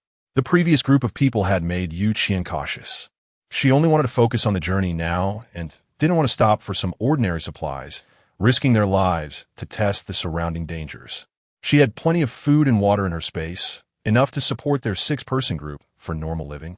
So there was really no need for everyone to get out and take risks. After driving for more than 10 kilometers like this, Zhou Yi glanced at the small cars and vans passing by the RV and then turned to Qian and said, "There should be a small base ahead. The number of survivors we are encountering is increasing." Seeing that there were obviously more humans and vehicles around, Qian naturally understood that they now faced the risk of being targeted by more people. After all, in the apocalypse, those who could still afford an RV sounded like lambs to the slaughter and would certainly attract the greed of many. Qian quickly notified Zhao Yi. The group seized the opportunity to get off the bus, then stored the RV in their space and switched to an old box van. The 6 of them fit perfectly inside the vehicle. Although it was inconvenient to rest, it helped reduce others' attention on them, making it significantly less dangerous. As more and more people appeared, the full view of the small base finally came into sight. It was more accurate to call it a small town. It was surrounded by high walls, blocking the view of what was inside. However, there were no tall buildings in sight. So it was likely similar to the previous small town, but the residents here were more united. After clearing out all the zombies in the town, they established this base. Qian had no intention of stopping at the small bases along the way. The van continued westward, but was suddenly stopped by someone. Many vehicles were parked around, and several survivors were chatting nearby. Cheng Che couldn't simply push the person blocking the car aside, so he rolled down the window to negotiate. Is there something wrong? He looked at the person, a man with a head full of white hair, who was standing outside the car with a serious expression. Did you come all the way along this road? No detours? Cheng Che was confused by the question, but felt there was nothing to hide, so he simply replied. The man frowned.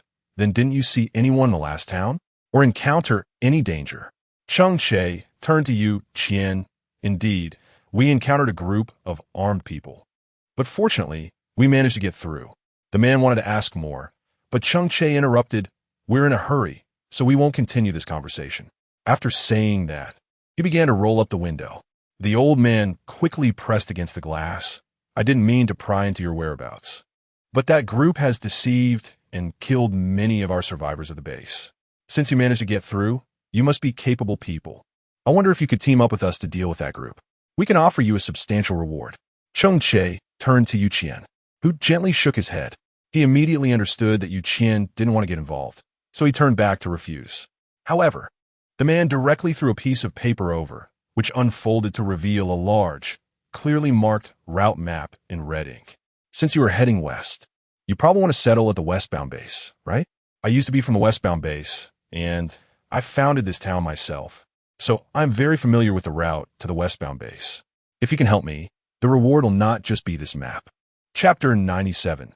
The problematic town. Cheng Che handed the map to Qian. Once unfolded, the route was marked clearly, even indicating where there were more zombies and where supplies had been completely looted, although he didn't know if it was genuine. Qian was indeed somewhat interested in the map. Perhaps seeing a glimmer of hope, the man extended another olive branch. Since you successfully passed through that town, you are definitely not ordinary people. If you are willing, after succeeding, we can give you 30 of the weapons we collect. Qian looked at the man with a sincere expression and thought about the estimated weapon stockpile in the small town, feeling somewhat tempted. After all, while the space shop sold firearms and ammunition, the prices were indeed very high, and buying several would consume a lot of crystal cores. If they could obtain many firearms and ammunition after resolving the issues in the town, it would be equivalent to saving a substantial amount of crystal cores, which could then be saved for purchasing other goods. I want 70. After all, the people in that town will be dealt with, and you will benefit more. Moreover, even if we go to the town to deal with them, we will actually be putting in more effort. In this case, offering me 30 of the weapons is a bit stingy. The man was surprised by Qian's bold demand and swallowed hard, saying, how about we split 50 to 50? Our people are not to be underestimated, and besides, they have already located the lair of that group. They can take you there, you deal with them, and a 50 to 50 split could be a good way for everyone to cooperate and win. Qian directly rolled up the car window. Zhou Yesheng drive, let's go. As the window was about to close, the man felt heartbroken but still obediently agreed. He patted the window, and sweat dripped down his cheeks to the ground. I agree. Isn't that enough?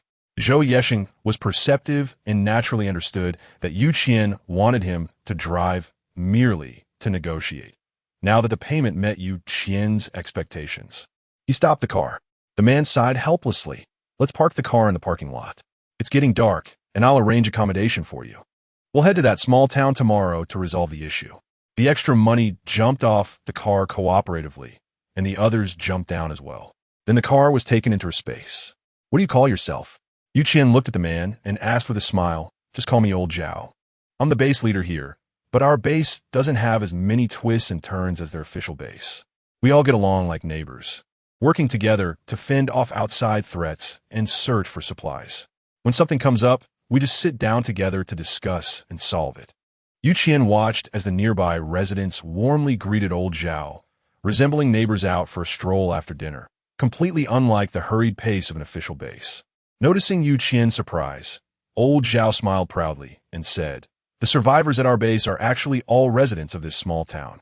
We are all old acquaintances, having lived together before the apocalypse, and after clearing the zombies together, we built the initial form of the base. The extra money followed him forward and soon arrived at the registration office. There is no need for quarantine here. The Western base has developed a test kit that can detect whether one carries the zombie virus in their body, and the efficiency has improved significantly. In the previous life, this kind of test kit did appear, but it was initially said to be developed by the Kyoto base. I never expected that now the Western base would take the lead. Everyone successfully passed the test, and then they were led by Brother Zhao to a two-story villa located near the base gate. This is the only type of two-story building we have in our base.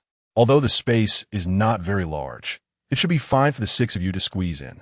Brother Zhao scratched his head awkwardly and said, nowadays, more and more survivors are settling in our base, and the houses are somewhat insufficient. Qian waved his hand. It's okay, we just need to tidy things up. Let's meet at the base gate at 8 o'clock tomorrow morning. Brother Zhao nodded, then turned and left.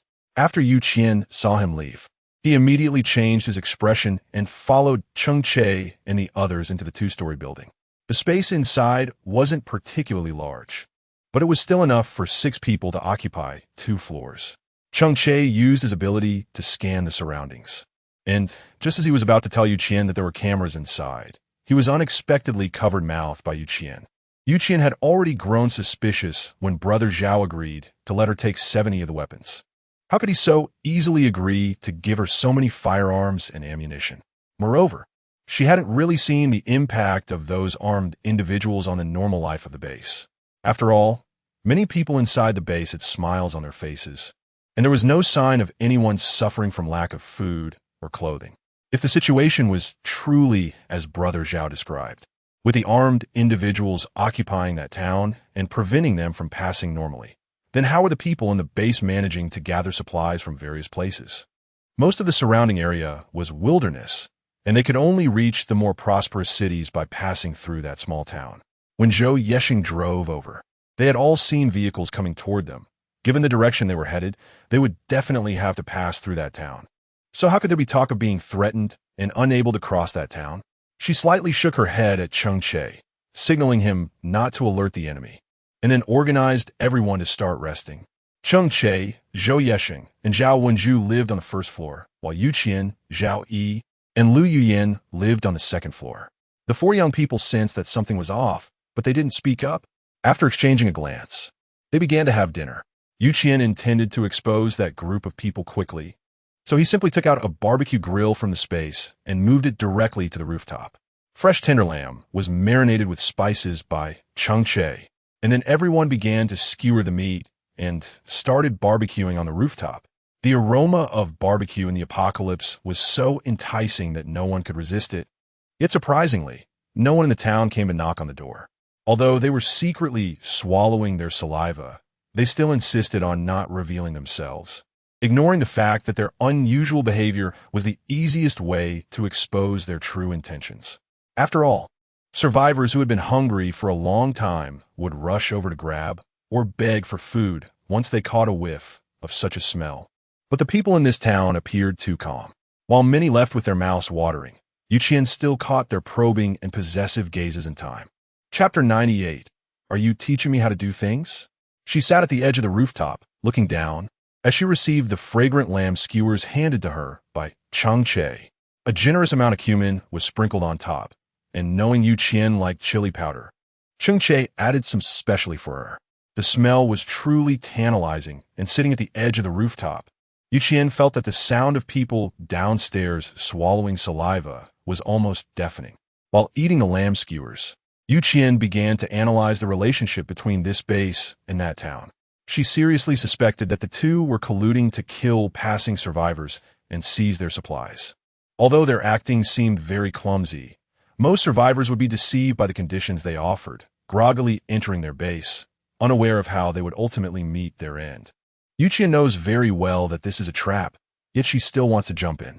The main reason is that she is aware of how many weapons are in that small town and can vaguely guess how much food is stored in this base. In the end, no matter which side it is, as long as she eliminates these people, she will gain a lot of benefits. After all, both sides have their eyes on her, and repeatedly letting them off makes her seem like an easy target.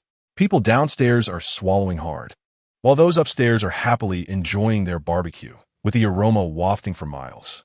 After filling their bellies, the sun has completely set, and they are all sweating after finishing the barbecue. The surplus money did not conceal the fact that she was a space-type ability user. Hidden in the corners were countless surveillance cameras, yet she still boldly reached into her space to take out items.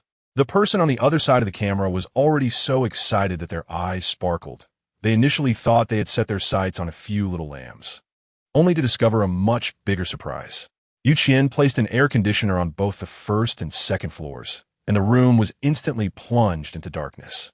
Except for Zhao Wen and Lu Yuyan, no one dared to close their eyes and rest. Accidents always happen when people are least aware, and perhaps while they were all sound asleep in the middle of the night, someone would sneak in. Therefore, everyone was on edge, and no one dared to let their guard down. Time passed by second, but Qian didn't hear any footsteps approaching until dawn. Even while keeping her eyes wide open, she felt a bit frustrated. What were these people waiting for if they didn't launch an attack when they were relaxed? Although she couldn't figure it out, Qian still composed herself and opened the door when Zhao Ge came to knock. The old wooden door creaked as it opened. While it could be called a door, it had little practical use. Zhao Ge looked at Qian, who appeared full of energy, and squinted his eyes, smiling. "So, how'd you sleep last night?" After stretching lazily, Qian nodded and said, "Not bad. The environment in your base is quite relaxing. No wonder you're good neighbors who have lived together for a long time. The atmosphere is great."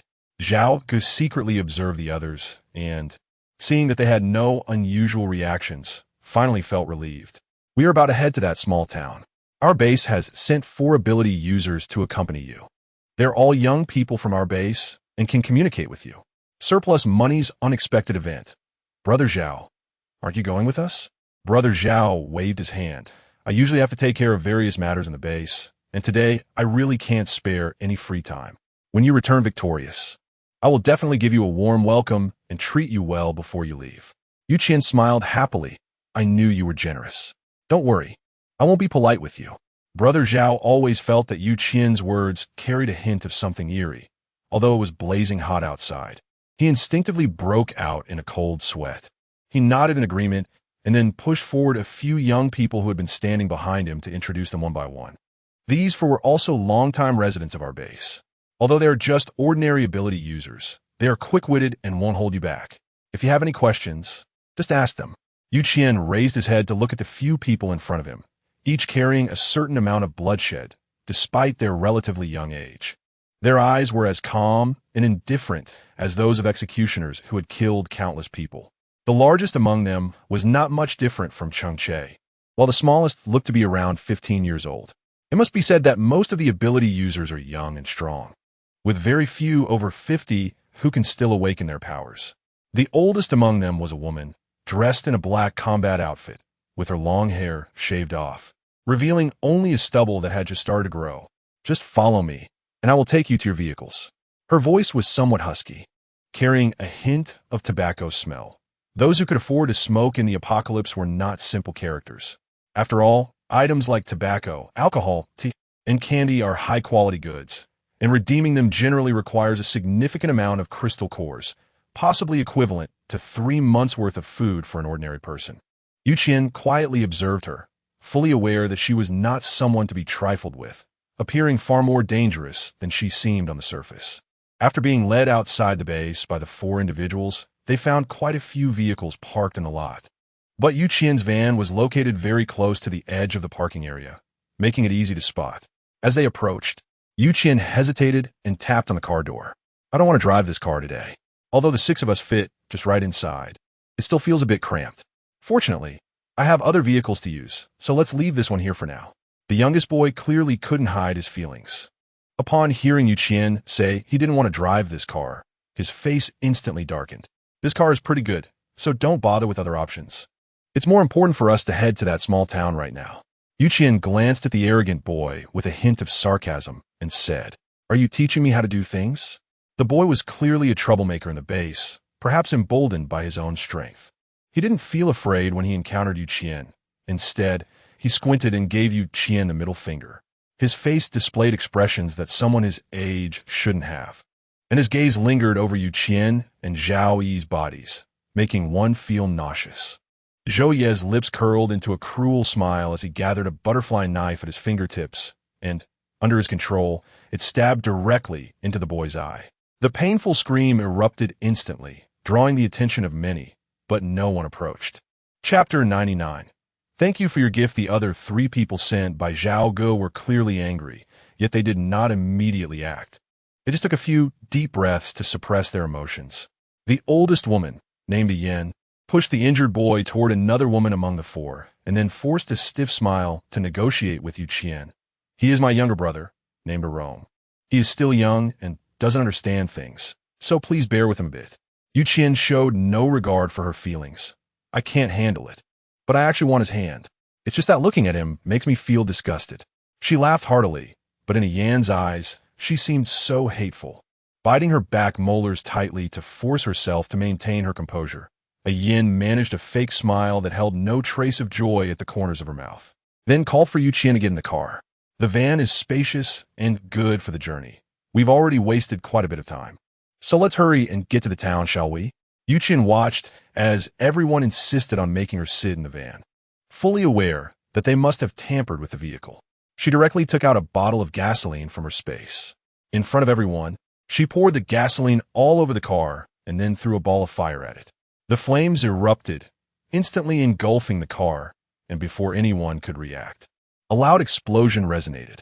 Cheng Che timely protected Qian and the others with a psychic barrier, but the rest were not so lucky, as the soaring flames burned them, leaving their skin scorched and raw. Wails of agony rose up, and Qian observed the car, then smirked. The car exploded just seconds after being ignited. It might have been tampered with by someone, otherwise it wouldn't explode in such a short time, right? Her smile was like that of a demon emerging from hell. And in Ian's eyes, she resembled a Rakshasa come to claim lives. She wanted to escape, but the intense pain in her body rendered her unable to react. She could only endure the pain and look at the only healer in the group. Although Arome's eye wounds had healed, his eyes were completely ruined, and he couldn't see anything at all. Now, after suffering a second wave of impact, he was rolling on the ground in agony. Ian, in pain, struggled to get up, and, enduring the excruciating hurt, held her injured brother in her arms, crying out in distress. It seemed she would definitely not continue with this mission, as Qian and the others had harmed the 2 siblings, and the 4 of them were now severely injured and unable to receive timely treatment. But how could Ian easily let them go? She was also a psychic ability user, secretly gathering her psychic blade, and then she lunged directly at Qian. But how could Cheng Che not sense her psychic energy fluctuations? Before she could make a move, Qian had already absorbed her psychic energy into her body. Not enough. With your ability level, it will take a few more years of practice to compete with me, your grandmother. Qian smiled with his eyes curved, and in the next moment, he threw a lightning ball, turning all 4 people into charred remains, leaving no complete corpses behind. The commotion naturally alerted others in the base. Zhao hurriedly ran out, only to see towering flames and 4 blackened piles that looked like trash. Realizing something, he looked incredulously at Qian and then at the 4 piles of charred remains, before rushing over recklessly. Damn it, you want to play hardball? Then let me show you what I can do. His body instantly broke down, with black-green pus oozing out continuously, hitting the ground and making a hissing, corrosive sound. The leftover money smelled a strong stench, which was comparable to the rotting odor of zombies, even becoming more intense. I haven't seen this kind of ability before, but his clothes were all corroded. I hope I won't get any needle-like eyes later. Qian watched as the clothes gradually turned into black smoke, feeling a strong urge to vomit. Brother Zhao was taken aback, then rushed over in anger, spitting out a mouthful of saliva. But in his current state, what he spat out was certainly not something good. Qian and Cheng Che quickly took 2 steps back, raising their mental barriers to protect themselves. Brother Zhao was stunned to see that his ability had been blocked by someone. You also used this ability to block bullets back in the town, right? If I'm not mistaken, it should be a mental type ability. How did you manage to do something that even Qian, a level 3 beginner mental type ability user, can't? Brother Zhao clearly didn't want to believe that someone could have mastered mental abilities to such an extent that they could easily block his attacks. Why ask so many questions? Do you want to die with a clearer understanding? In the midst of the chaos, Qian surprisingly managed to find a bottle of orange juice and took a swig, then grinned at Brother Wang, baring his teeth. Brothers, I'm not saying anything, but right now you look even more like a toad than a toad itself. I advise you to stay at home and not go out, so you don't dirty other people's eyes. To express his disdain, Qian even pretended to gag, his mockery reaching its peak, causing Brother Zhao's face to turn purple with anger. Don't think that just because you say a couple of harsh words, you're tough. Let me tell you, if you dare to mess with me, Zhao Fugui, I guarantee you'll never leave this town for the rest of your lives. This day next year will be your death anniversary. His body swelled up, and the pus that kept oozing from the wound was gradually absorbed back in his body, after which he disappeared without a trace. Qian naturally knew that he was about to unleash a powerful move, so he directly activated the dark-type abilities within his body in preparation, ready to absorb the abilities of this guy as soon as he made a move. Although it was a bit disgusting, it was indeed a significant amount of ability reserved for an ability user, which would greatly benefit her own abilities. Zhao Fugui, go ahead and throw it. I'm ready. Qian looked at Zhao Fugui with disdain, then called out the dog's name again. Fugui, come here quickly. Come here, Fugui. Zhao Fugui was so angry that he was about to faint, and then he rushed at Qian like crazy, but the venom disappeared into thin air mid-air. Qian felt the abundant, supernatural power within him and couldn't help but give Zhao Fugui a thumbs up. Thank you for your gift. I feel like I'm about to reach level 3.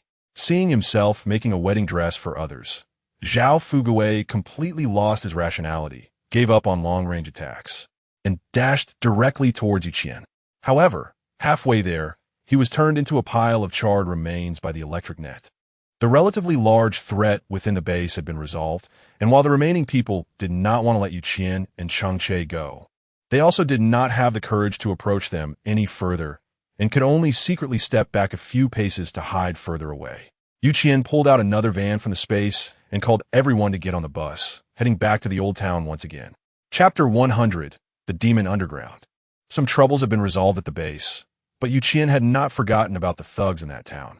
The weapons in their hands were much more appealing to her than rice and flour, since they had already taken a break for a day. She didn't mind getting busy again.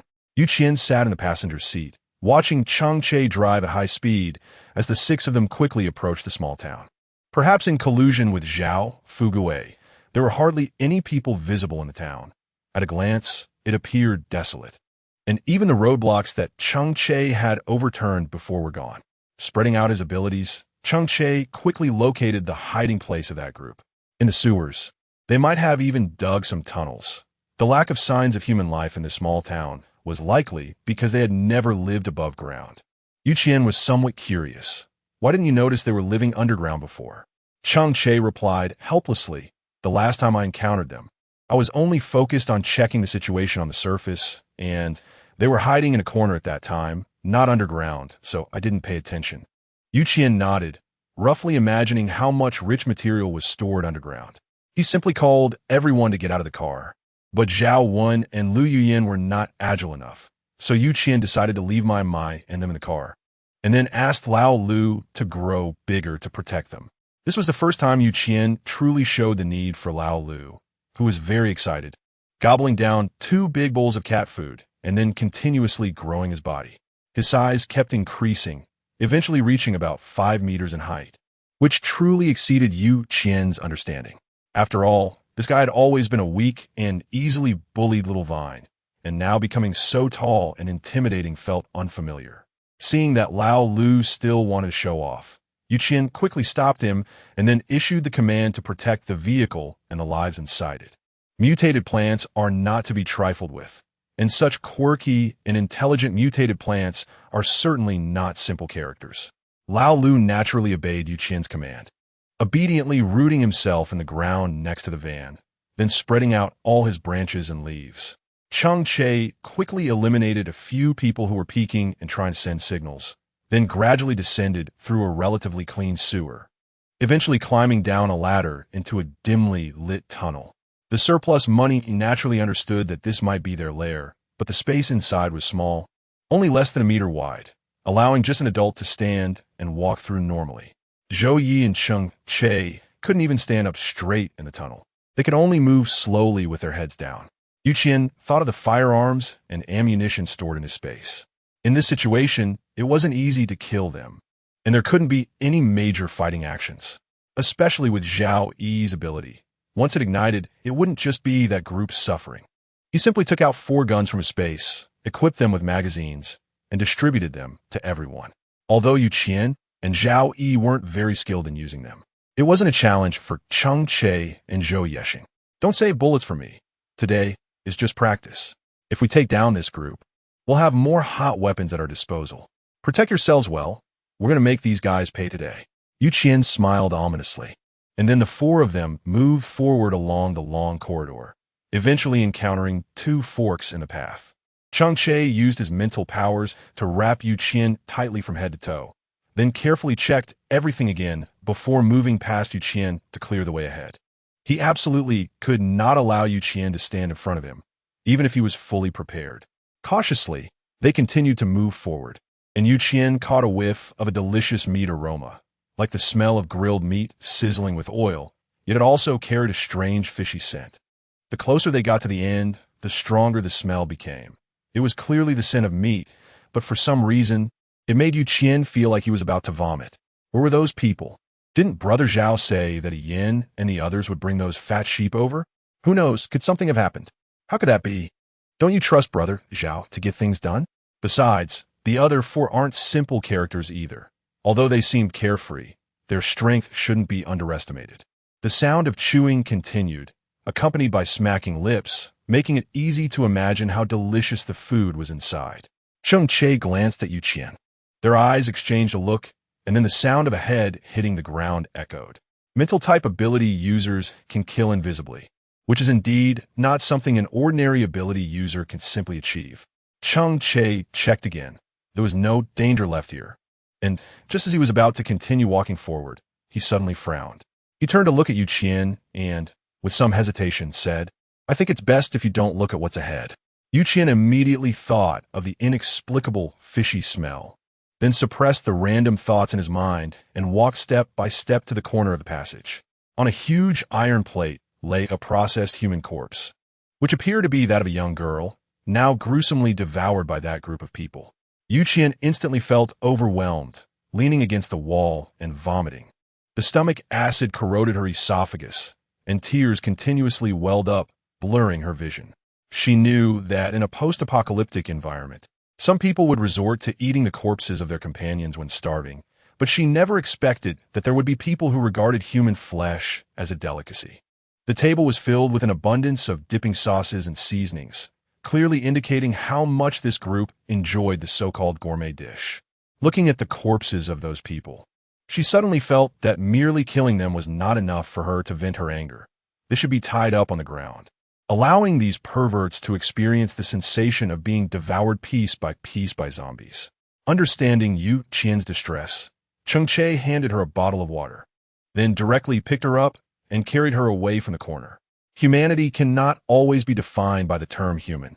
Do not let these things affect your own body. They are unworthy. Once the foul smell completely dissipated from around them, Cheng Che set Qian down, and only when he saw her rinse her mouth and her complexion improve slightly did he finally relax his worried heart. Qian suddenly took a gulp of water. I just hate that scene. I had only heard about it before, but I didn't expect to see it with my own eyes. I still can't stand it. Cheng Che knew that she definitely didn't want to mention the previous topic anymore, so he led her further into the depths. Chapter 101. Zhou Yeshuang's injury from the bullet. As they continued walking inward, a strong stench gradually spread. Qian looked around but found that many naked humans were imprisoned in low, narrow cages. They were tightly trapped by the low-pressure cages, unable even to lift their heads. Upon hearing footsteps, they could only instinctively tremble their bodies, with no space at all to move even an inch. Seeing these people, Qian thought of the girl he had just seen, wondering if they were just the reserved food for these beasts. Each person is a victim, but after enduring unimaginable pain and psychological pressure, they are now being kept in the dark underground. There is no light to be seen, nor any hope of survival felt. Every day is a countdown to death. Yu Qian watched as their backs were forced to bend by the cage, looking at the varying depths of wounds and their swollen, congested cheeks, then turned away, unwilling to look any longer. They seemed to have had their humanity completely erased, remaining obediently in the cage like animals, with even the thought of resistance having completely vanished. Yu Qian followed Cheng Che as they continued deeper inside, discovering countless supplies and various firearms and medicines. It looked like a storage facility, but since it was underground, there were no installable security doors, so the people in front were in charge of guarding it. However, Cheng Che had already taken care of those people, and naturally, Yu Qian had no hesitation in taking these items. She just didn't want to touch food and water, as these items were left behind by the souls of the wronged, and Yu Qian didn't want to become a bearer of their sins.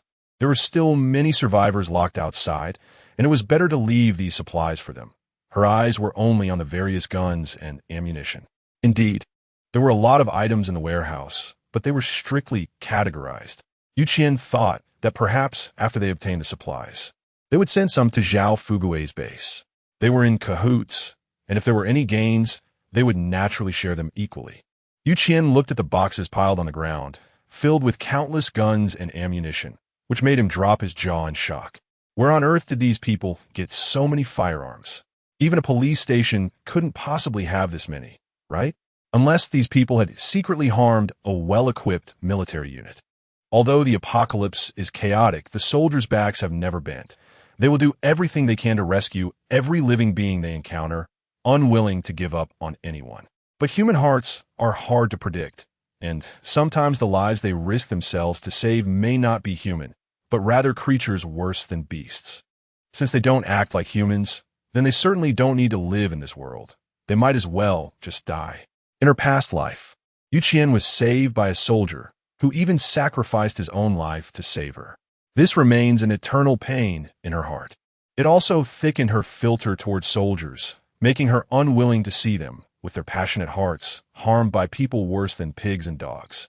They stored all the firearms and ammunition in their space and continued to walk inside, but they didn't expect the lights to become even brighter, illuminating even the small stones mixed in the dirt. It seemed that the place ahead was not a good one, as there were many women bound hand and foot inside.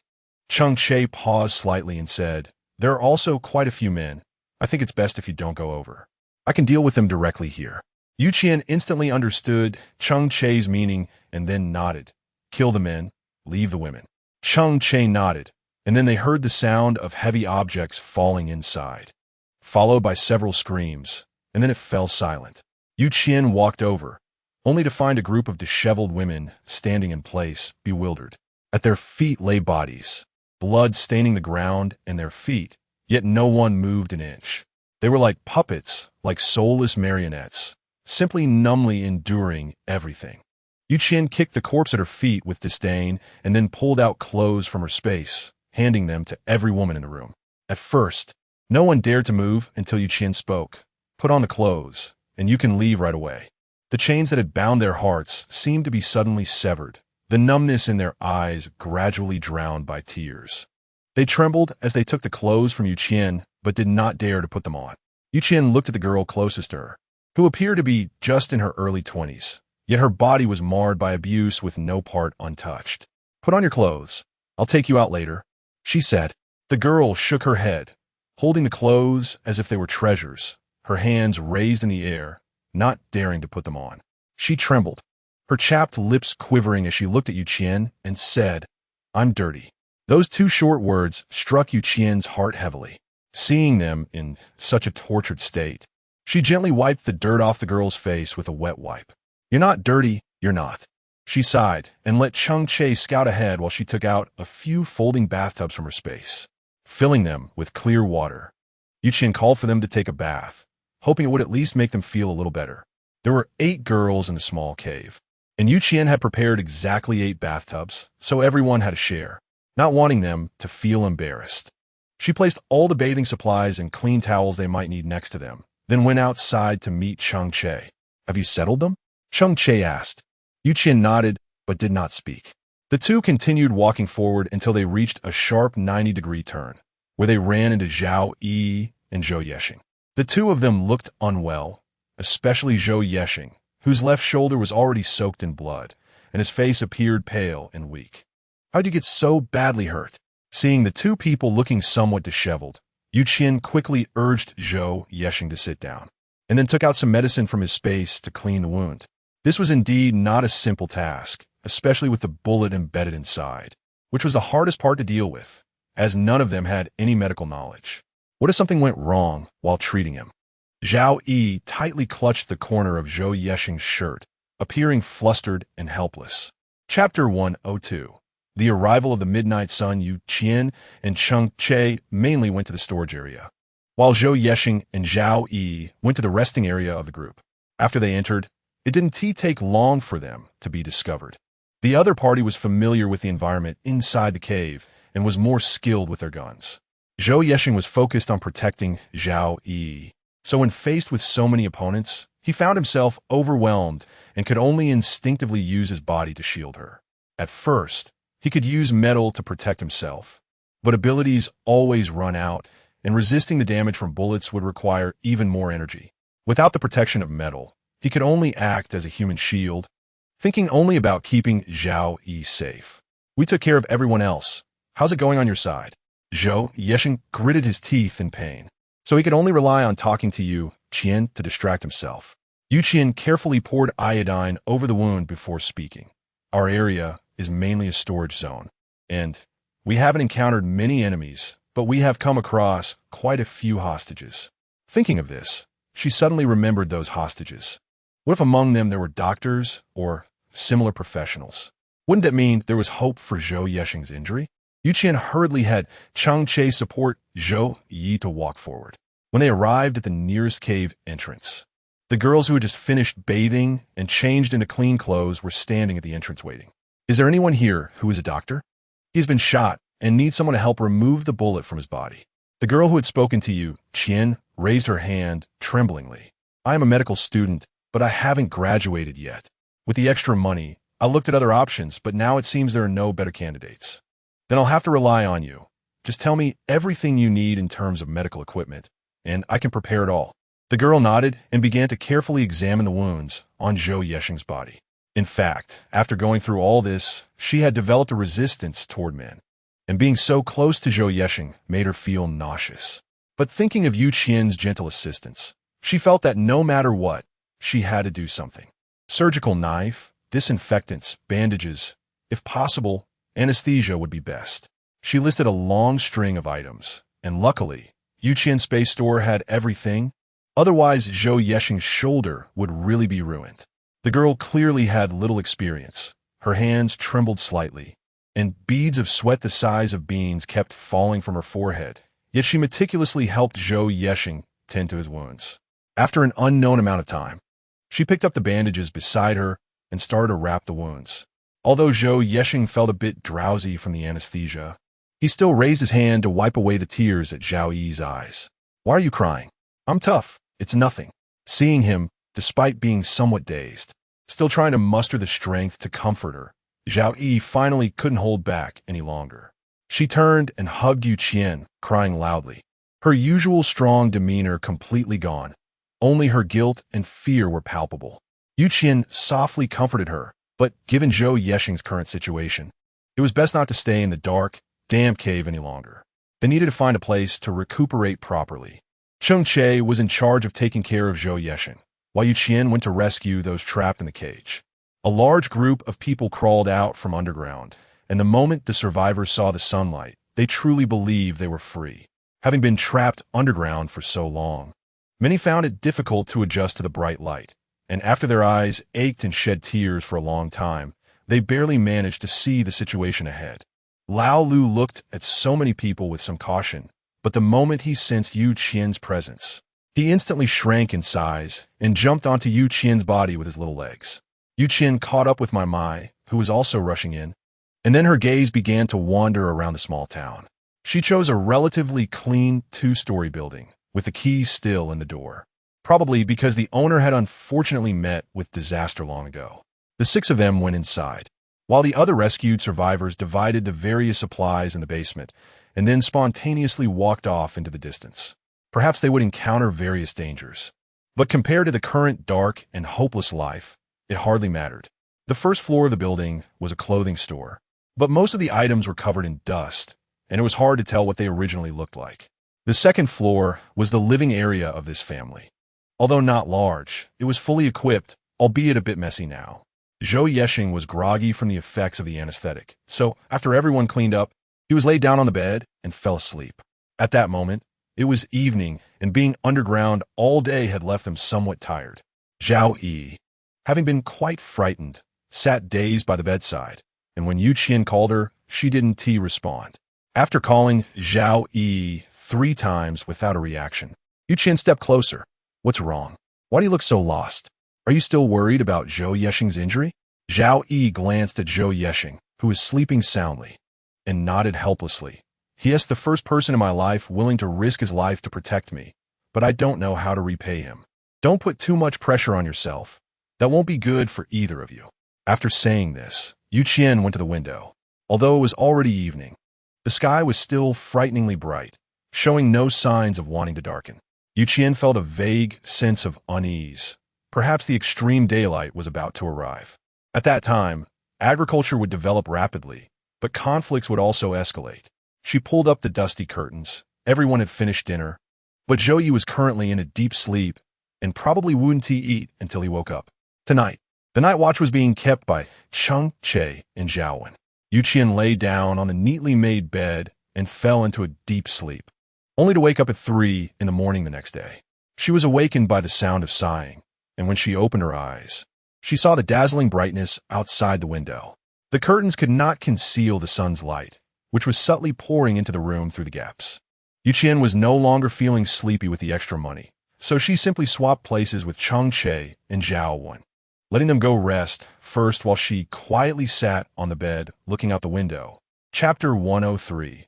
Arriving at the westward base, it should have been a night filled with darkness, but unexpectedly, it was still so hot. The shadows cast by the trees covered a few zombies that were staggering over. Taking out a bottle of orange juice from her space, Qian sipped it slowly, but unexpectedly heard Zhou Ye's cry of pain. She hurried over to check, and although the wound hadn't split open, it was probably impossible for such an injury not to hurt. Qian took out 2 painkillers and handed them to Zhou Yexing to take. Then, he took out a bowl of millet porridge from his space. Although it wasn't very nutritious, he felt that a patient should eat this. Zhou Yexing was injured in his left shoulder. Although he was in pain and grimacing, he could still manage to eat by himself, which saved a lot of trouble. The physical quality of ability users is quite good, and with this injury, you should be able to recover about 70 in a week. By then, we can set off. Qian looked around at the people sleeping nearby, and then lowered his voice.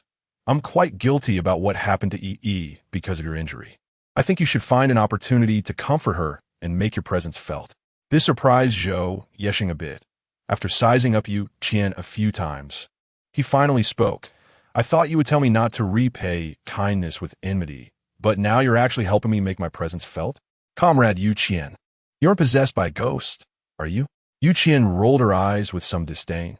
"If it weren't for the fact that you've been good to my Yi, do you think I would give you this opportunity?" Zhou Yi raised his chin. "I've never known how to write the word lose in my life. Besides, no matter how good Sun Jingming is, it can't change the fact that he left Yi behind.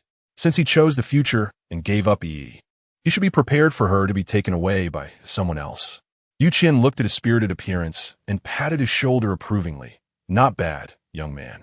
She didn't pay attention to where she was patting, and it just happened to land on Zhou Yexing's left shoulder, causing him to grimace in pain. "You did that on purpose, right, Sister Yu? Are you trying to take revenge on me because you don't like me?" Zhou Yexing gasped in pain, while Qian awkwardly scratched her head and continued to sit by the window on guard. She was wearing a white short-sleeved shirt, but gradually felt that the air conditioning in the room was getting a bit cold. She looked around and found that the temperature was still at 26 degrees, with no change. Suddenly realizing something, Qian hurriedly took out a thermometer from her space and held it out the window. Indeed, the temperature was continuously dropping, now down to 28 degrees Celsius. Her mood improved a bit. The most headache-inducing aspect of the polar day was the scorching sunlight. Now, it seemed not too bad. At least the temperature had dropped, and life wouldn't feel too hot. At this temperature, whether researching crops or living normally would become much easier, as there was no need to worry about heat stroke caused by high temperatures. Nowadays, with no distinction between day and night, Qian would draw the curtains to cover all the windows when it was time to rest, but unfortunately, it still felt very bright inside, which eventually affected her sleep over time. A week passed quickly, and the physical strength of the ability users was truly astonishing. Zhou Yexing's shoulder had nearly healed. As long as he didn't engage in vigorous exercise, it had little impact on the wound. You can simply lead everyone on the road with Qian. In this kind of weather, it's better to head to the westward base earlier. At least they can settle down and secure a safe house sooner, which will allow them to rest peacefully in the future. Although Zhou Yi has mostly recovered, it's still best not to drive. So he spends his days chatting away between Qian and Cheng Che. The young man talks a lot, but he often manages to make Qian laugh heartily, which earns him a note of appreciation from Cheng Che.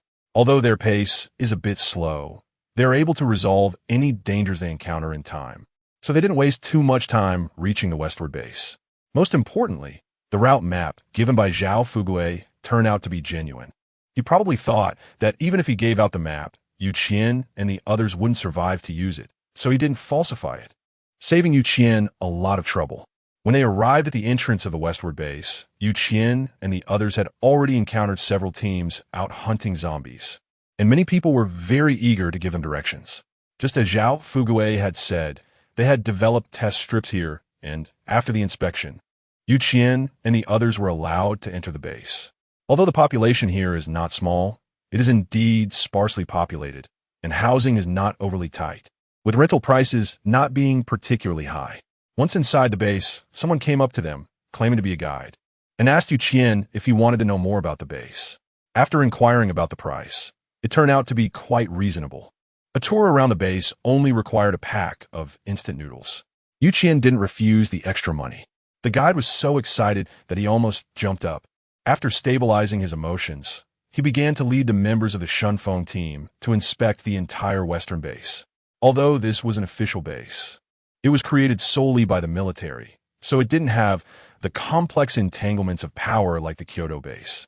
Everyone performed their duties, and the base implemented militarized management with clear rewards and punishments, distinguishing public and private matters.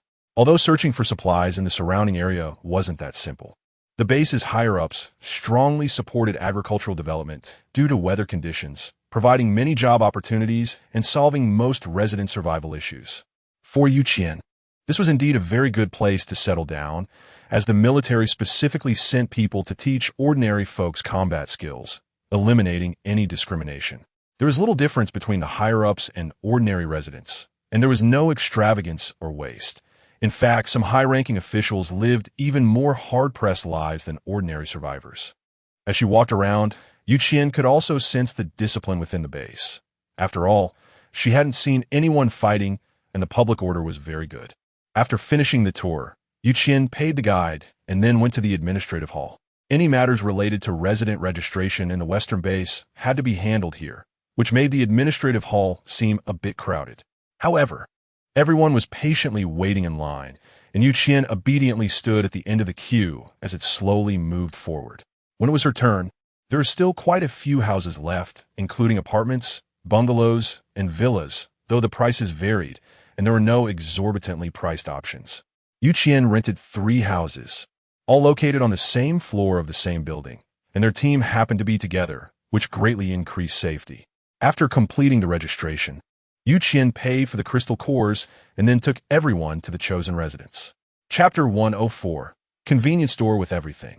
Zhao Yi's family lived together, while Cheng Che and Zhou Yexing, the 2 men, shared one apartment to rest, and Qian had one apartment all to herself. Unless something unexpected happened, Qian did not plan to change her living location in the future, so she took extra care in arranging this house. She meticulously placed the air conditioning and small household appliances. The dust and garbage in a room were cleaned up, and after arranging the furniture and daily necessities, it turned out to be a very nice residence, enough for Qian to indulge herself. However, she came here not only to live in such a good place, but also to sell the supplies within her space. Although the number of zombies around the westbound base was not too high, due to environmental reasons. There were actually more mutated plants and animals, which naturally made the crystal cores in their hands worth more. The surplus money needs precisely this kind of pure energy crystal core, and there will be more and better things to exchange in the space store. The room was quickly tidied up, and Qian entered the space to harvest and replant the crops. Afterward, he took a shower and went to Zhao Yi's house for dinner. Zhao Yi also had quite a few crystal cores and had just visited the trading area. Tonight, her family was treating everyone to dinner. They agreed to have hot pot for dinner, and Qian brought some meat rolls and hot pot balls. Cheng Che brought drinks for after the meal, and Zhou Yesheng brought a few cans of beer, shouting that they must not return until they are drunk tonight. Everyone happily clinked their glasses, and the hot pot bubbled and emitted a delicious aroma, with the abundance of ingredients making everyone drool. Usually, their meals on the road were not very extravagant, so having hot pot occasionally was a great joy in life. Their Windward team has now found a sufficiently satisfactory place to settle down, and in the future, they can go out together to complete tasks or seek better paths individually. However, the one thing they must not forget is the time and feelings they have shared along the way. Everyone will always be the best partners, and no one can be left out. Raise a glass. Today, I'm in an exceptionally good mood, and I've even specially shared canned food and freeze-dried snacks with my Mai and Lao Lu. I wish all of us a smooth life and everything goes well. The glass cups clink against each other, and the beer foam continuously bubbles over. Everyone is immersed in the joy of arriving at the Western base. After being away for so long, no one feels happy. Being homeless is not a pleasant thing for anyone. But now that we have a stable place to call home, our future lives have direction, and everyone can find a job and lifestyle that suits them better. The extra money had long been used to install double-layer curtains. Once pulled shut, the entire room was plunged into darkness, making it very suitable for sleeping. Just like that, I slept soundly until dawn, and everyone had a good sleep, waking up naturally. Qian naturally needed to go to the trading area to secure a stall first. Cheng Che, Zhao Yi, and Zhou Yesheng insisted on following her. And although Qian felt helpless, she agreed and brought these three little tails with her to the trading area. The stalls in the trading area were all outdoors. The base had not built a sufficiently large structure for selling goods, so everyone had to work under the sun regardless of what they were selling. Mainly, since these were all outdoor stalls, and the first few shops had already attracted most of the customers. The remaining stalls could only earn a few crystals that fell through their fingers throughout the day. Qian naturally would not miss out on better opportunities, so she directly chose a stall with decent foot traffic. Although it couldn't compare to the one at the entrance, it was still visible to customers as soon as they entered. After selecting the stall, Qian thought about giving her shop a name. At least she needed to establish her brand so that customers in the base would know about her shop. Only by strengthening memory could she attract more customers to purchase her goods. After a moment of contemplation, Qian took out a huge wooden board from the space, which she had dismantled from an abandoned wardrobe. It was just right for use now. She dipped a brush in ink and handed it to Cheng Che. I know your handwriting is beautiful, so could you write everything is in the convenience store for me? Cheng Che, upon hearing the name, respected it greatly and gave a thumbs up. Not bad, simple, and easy to understand. Qian proudly raised his head. Of course. Zhao Yi and Zhou Yi exchanged a glance, and with perfect tacit understanding, they both remained silent. The sunshade was propped up by Qian, and the sign written by Cheng Che was hung on the sunshade, with 6 large characters standing out prominently from a distance. The nearby vendor watched the group of young people busily working with a smile, and curiously asked, "Is it really true that you have everything?" Qian nodded vigorously. There really is everything, and it's guaranteed to be high quality and not expired. The stall owner, seeing Qian's serious expression, found it even more amusing and thought of teasing her. "Then bring me a bottle of fine wine, so that uncle can taste the flavor, ha ha." Qian looked at the somewhat weathered yet still elegant man in front of him and realized that this person was likely someone of great influence before the apocalypse. He took out a bottle of wine from his space and poured a glass for the gentleman in front of him. "Here, please give this a try. If you like it, I'd appreciate it if you could help me promote this little shop." Qian smiled and poured herself a glass as well. "I'll not take your money. Just try it for free." The stall owner, half believing, brought the wine glass to his nose and sniffed it. Then his eyes suddenly lit up, and he took an incredulous sip. Indeed, the taste was not that of inferior wine, and the aroma was rich and intoxicating. Good wine, really good wine. But to get such good wine in the apocalypse, you're not simple, little girl. The stall owner smiled broadly, showing his teeth, cherishing the small glass of wine and constantly praising Qian. So, do you believe in my brand now? Whatever the customer wants, I can provide guaranteed quality and quantity. I just need you to help me promote it more, so I can quickly open up and sell some things. The stall owner nodded, then pulled out a top-quality jade bracelet from the heaps of jewelry behind him. The emerald green color was stable and elegant, making it hard to look away, and it would have fetched a high price even before the apocalypse. I can't drink your wine for free. Consider this bracelet a token of gratitude. Just wear for fun. As for the customers, I will definitely help. Your shop is indeed good and worth a visit. Chapter 105. Let's make money together. She accepted the extra money without hesitation. After all, a jade bracelet in excellent condition is even less valuable than a pack of cookies these days. And her wine is indeed worth the price. Although the stall owner looked a bit down and out, his demeanor was hard to ignore. He must have been someone important before the apocalypse. It's just a pity that without enough capability after the end of the world, one can still fall to a state unimaginable. Although there are convenience stores with all sorts of names, most survivors still don't believe that she can sell anything. So, she always has to take out some items to prove her worth. Qian simply took out various items from the space, including fresh fruits and vegetables, toilet paper, sanitary napkins, rice, flour, cooking oil, cigarettes, alcohol, instant food, and a whole bunch of other things. Feeling that it was all a bit messy, Qian decided to rent 3 more stalls, making it a total of 4 stalls, which could easily accommodate around 50 items. It was no problem to set up several tall shelves. He neatly arranged the commonly used items on the shelves, so that customers passing by could see the dazzling array of products at a glance. Even if they didn't intend to buy anything, they would surely want to step inside to see what was going on. Cheng Che naturally considered that some people might use their spatial abilities to steal, so he directly wrapped all the shelves with a mental barrier, allowing customers to see but not touch. If someone was interested in a particular item, they could go directly to the cash register to find Qian to purchase it, and he would take out the same goods from the space for sale, which would also help reduce unnecessary losses.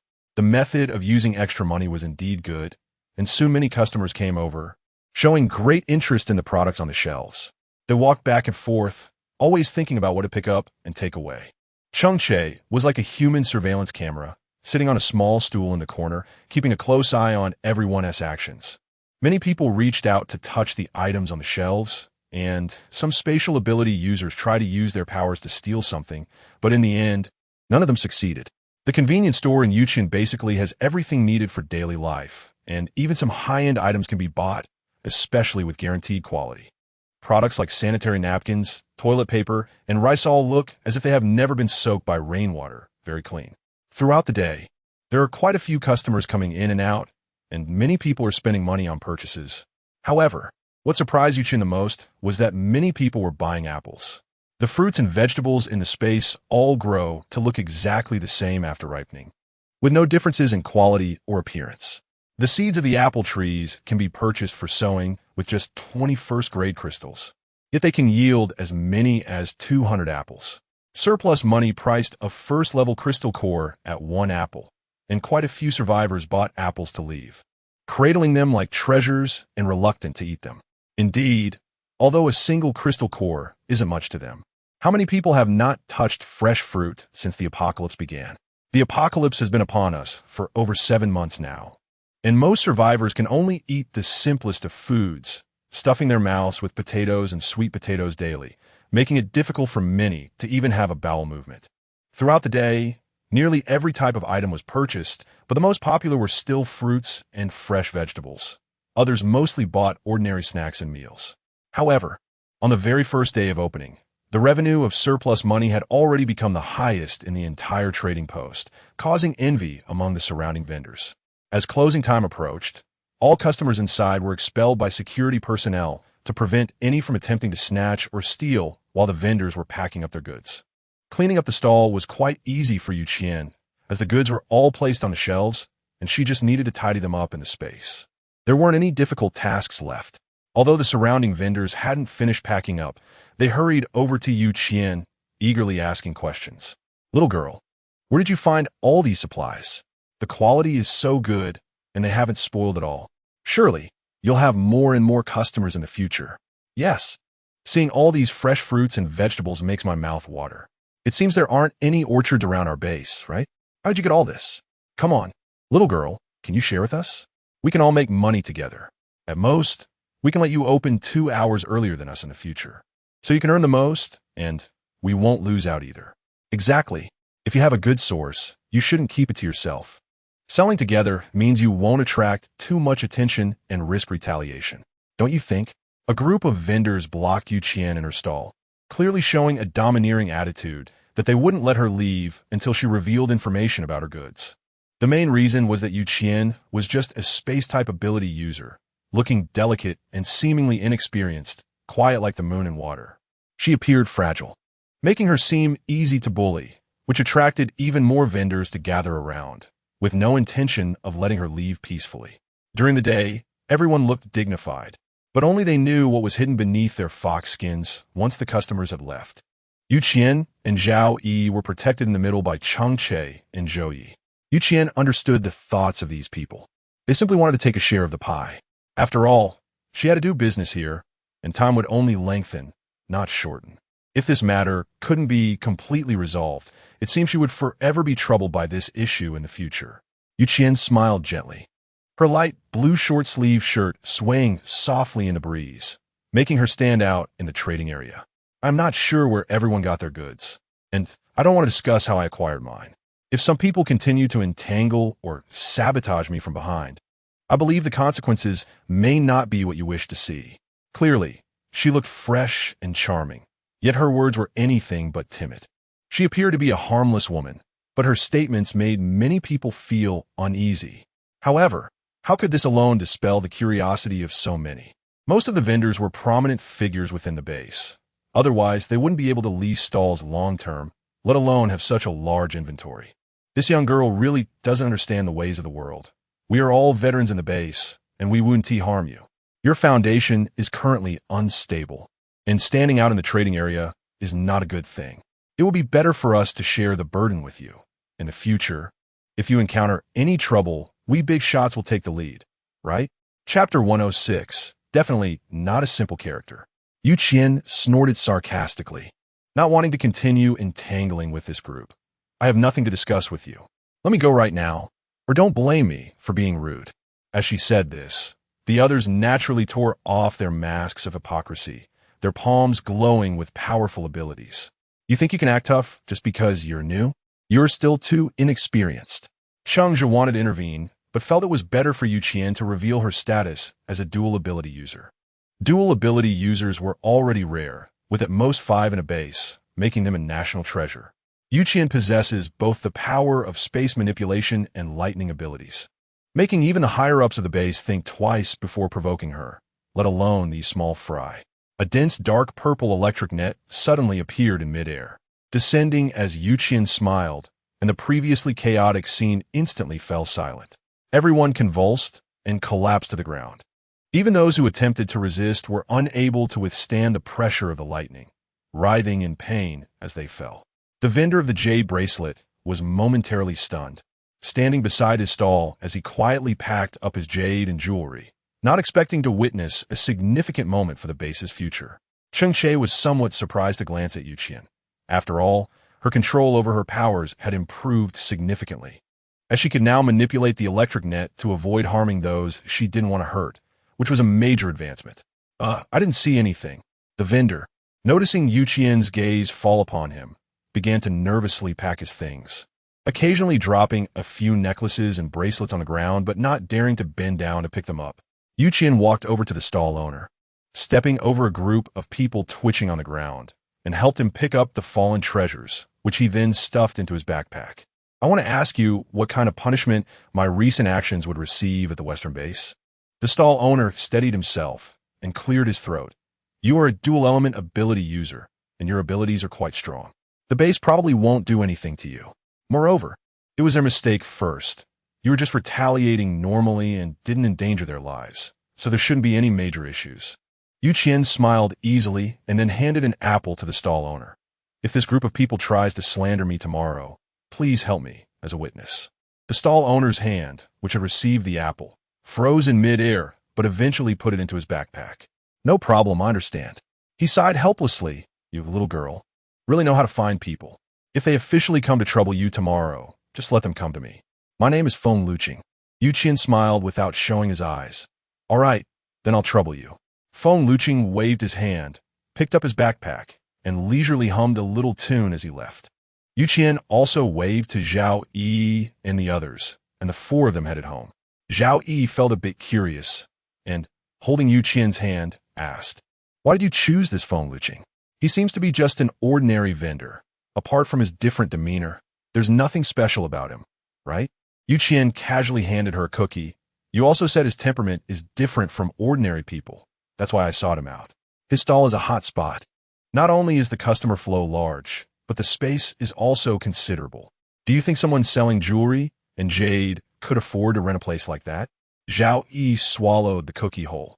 So you just approach him like that? So, casually? Qian smiled helplessly. You've seen those who are causing us trouble. Each one of them is arrogant and unreasonable.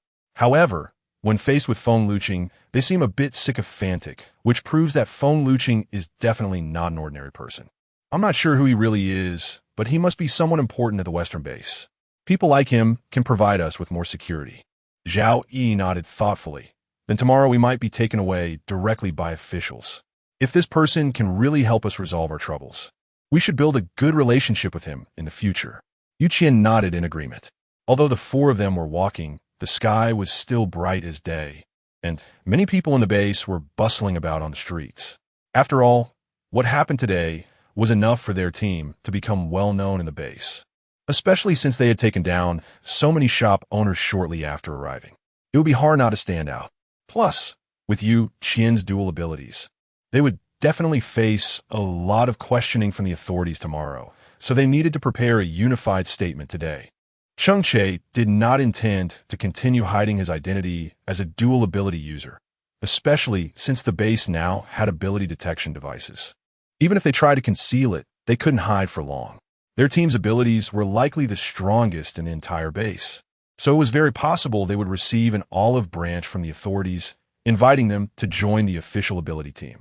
Qian has indeed looked into it, and the official special ability teams do have good benefits, but the missions are also more dangerous, and there are greater restrictions on behavior. Therefore, she does not intend to agree. However, what happened today must have an explanation. After all, it is a military base, and there can be no order without rules. Even high-level ability, users must follow the rules. Although Qian is in the right, being the first to act will always put her at a disadvantage. If that group reports her together, she will probably face some punishment as well. If it's just a fine in terms of supplies as compensation, it would be acceptable, but if it means she has to spend time in a small dark room, that would indeed not be a good thing. Qian rubbed his temples, which were sore from staying up late, and then said, We must be adaptable tomorrow. We can't let the main responsibility for this matter fall on us. With that uncle around, the situation might improve a bit, but most people here are just and upright soldiers, so we need to prepare well.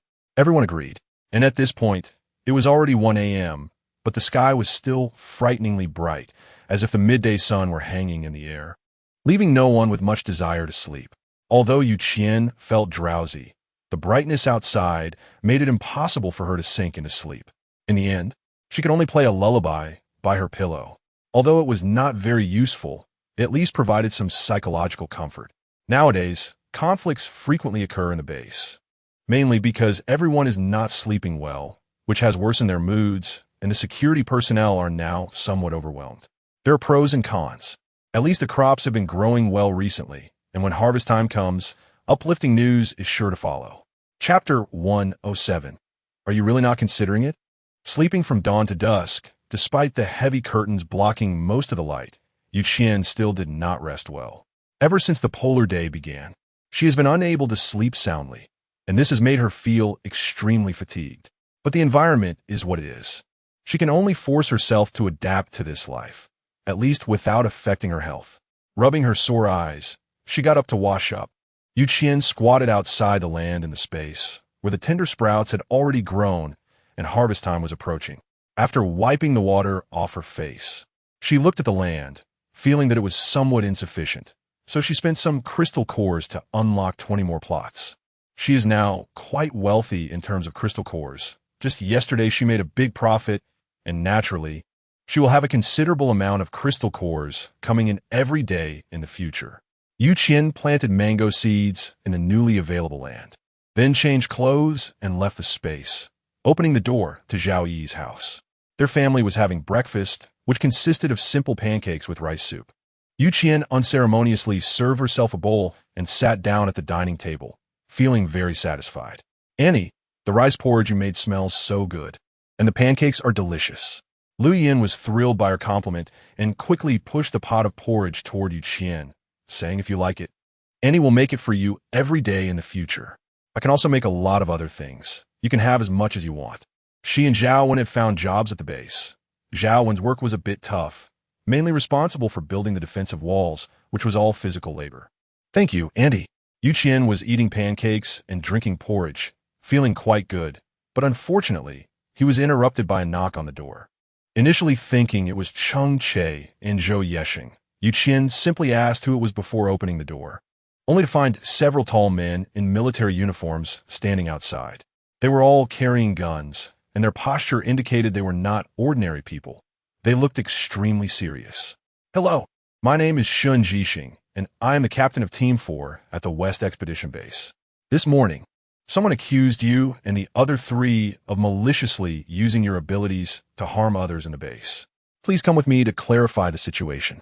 Lu Yin and Zhao Wen approached in a bit of a panic, but Qian and Zhao Yi comforted them and led them into the bedroom. After trying to calm their emotions, Qian finally went out with Zhao Yi, at which point Cheng Che and Zhou Yesheng were already waiting in the hallway. Shun Jixing brought along a few people, not too many, but there were still 4 of them, and a group of people walking through the base certainly drew attention. Following their footsteps, they entered a room that looked relatively tidy, not like an interrogation room, but more like an office. The room was filled with documents and various maps, and even the old sofa was cluttered with plans and maps, making the entire room feel cramped but not exactly chaotic. Shun Jixing gathered all the papers together and then invited Qian and the others to sit down. He sat at his desk, looking at the 4 people in front of him, momentarily unsure of how to start. After awkwardly clearing his throat a couple of times, Shun Jixing first directed his attention to Qian, as the others could only be considered accomplices, but it was Qian who took action. Most importantly, Qian was a rare dual-type ability user, and someone from above had already instructed that if she was a good candidate, they should try to recruit her. If not, they should at least persuade her to be more virtuous. "I heard that you took action yesterday and directly electrocuted a group of shop owners. Is this true?" Qian fearlessly met Shun Jixing's gaze. "Really, they think the things I'm selling are pretty good, and they all blocked me to ask where I got them. Wanted to take a piece of the pie. When I refused, they trapped us and threatened us with their abilities."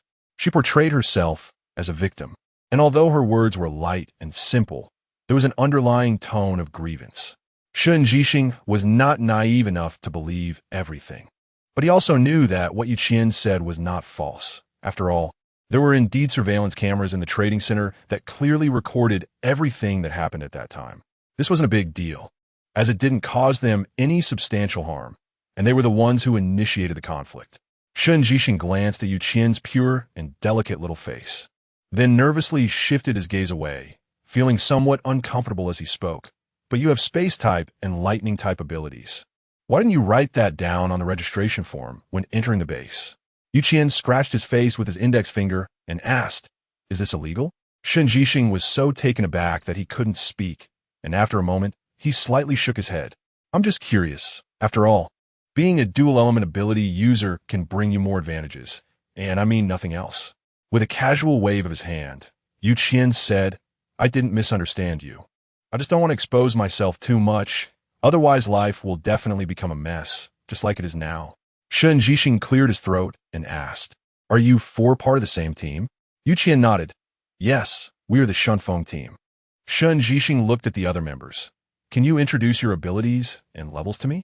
Qian naturally wouldn't refuse and started introducing each of them. Cheng Che, a dual-element ability user, Level 5 beginner in spatial abilities. Level 6 advanced in mental abilities. Zhao Yi, a fire ability user, level 3 advanced. Zhou Yesheng, a metal ability user, level 4 beginner. Shun Jixing focused his gaze on Yu Qian, his tightly pressed lips slightly parted. What about you? Yu Qian thought for a moment and said, My name is Yu Qian. I am a 5th level advanced spatial ability user and a 4th level intermediate lightning ability user. Her voice had already vanished into the air, yet Shun Jixing still hadn't regained his composure. 4th level beginner ability users were already rare, but almost everyone in this team was a master who could take on 2 opponents alone. If such a team could serve the base, more survivors could be saved, and more dangers could be resolved. You are very strong, and I want to ask if you have any thoughts about joining the official ability user team? The benefits are very good. Yu Qian shook his head. I don't have that idea. We are all ordinary people, and living an ordinary life every day is already very happy for us. We have no intention of joining the official team, which offers high pay but is also more dangerous. Shun Jixing still didn't want to give up. Everyone who joins the official team gets free meals and accommodation, and the high-tech weapons developed at the base are used by you first. Family members can also be assigned some light tasks, and the crystal cores you receive each month are at least 4 times that of private teams. Are you really not considering it? Chapter 108. Reaching a cooperation with the vendor. Yu Qian silently rolled her eyes. The reason the treatment was so good was simply because the tasks assigned to the official teams were often the most dangerous. When 10 people went out on a mission, it was even possible for them to suffer total losses. In such cases, how could the rewards and crystal cores be low? She admired these people who stood in front of every survivor with their own bodies, forging the strongest defense with flesh and blood, using their lives to crush all dangers hidden in the darkness. But she was just an ordinary survivor, without such noble pursuits or goals, and without the awareness to sacrifice for others. She respected everyone in the official team, but she did not want to become one of them. She was glad that the senior management of the base was willing to give her this opportunity, but she truly only wanted to be an ordinary survivor. Shun Jixing looked at Yu Qian with a determined expression and sighed helplessly. No problem. I will help you solve the issues with those stall owners. You can leave now. Whether to join the official team of the base was Yu Qian and the others right. He did not want to pressure them, but he was willing to help these people resolve some troubles. Yu Qian was somewhat surprised to hear his words.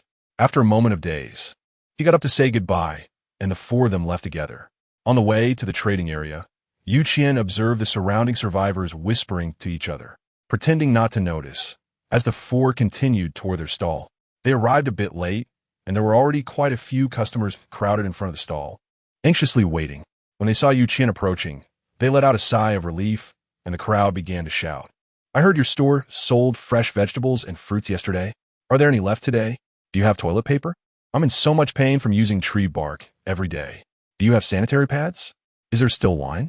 I borrowed quite a few crystal cores to save up for it. What about chips? I want that tomato flavor from last time. A group of people squeezed together, clamoring and making Yu Qian feel the overwhelming pressure of the task, while the other stalls were deserted. The stall owners looked at Yu Qian with envy, but dared not stir up trouble again. Yu Qian looked at the long line of countless people and helplessly prepared her stall, then began to hang up the signs for sale. There was everything available, and mainly, all the products she sold were of good quality and reasonable prices, so people didn't feel too burdened when buying. She was busy all day long, and even when the staff came to drive away the customers, there were still many people unwilling to leave the long line, making it quite a challenge to persuade them to go. The extra money made her roll her eyes in frustration.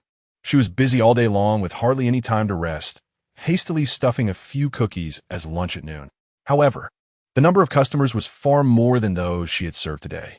If this continued, not only would everyone's needs go unmet, but she would also be exhausted to death. Yu Qian shifted his gaze to the stall owners who were slowly packing up their items.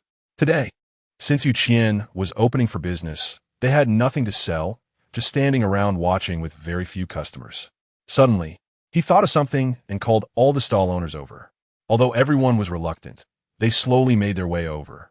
What are you doing? Isn't it enough that you electrocuted a bunch of us yesterday? Do you want to do it again today? A small and thin stall owner expressed some dissatisfaction. muttering under his breath, but not daring to speak too loudly. After all, he was facing a dual-element ability user, even if he wanted to provoke the other party. He didn't have the guts to do so. Qian smiled kindly and said, "I want to ask if anyone has thought about getting goods from me and selling them on their own?" As soon as she finished speaking, the surrounding stall owners exchanged glances, and they were indeed a bit tempted. There is a reason for Qian's approach. Although she can indeed take most of the business in the base by selling alone, there are too many customers for just the 4 of them to handle.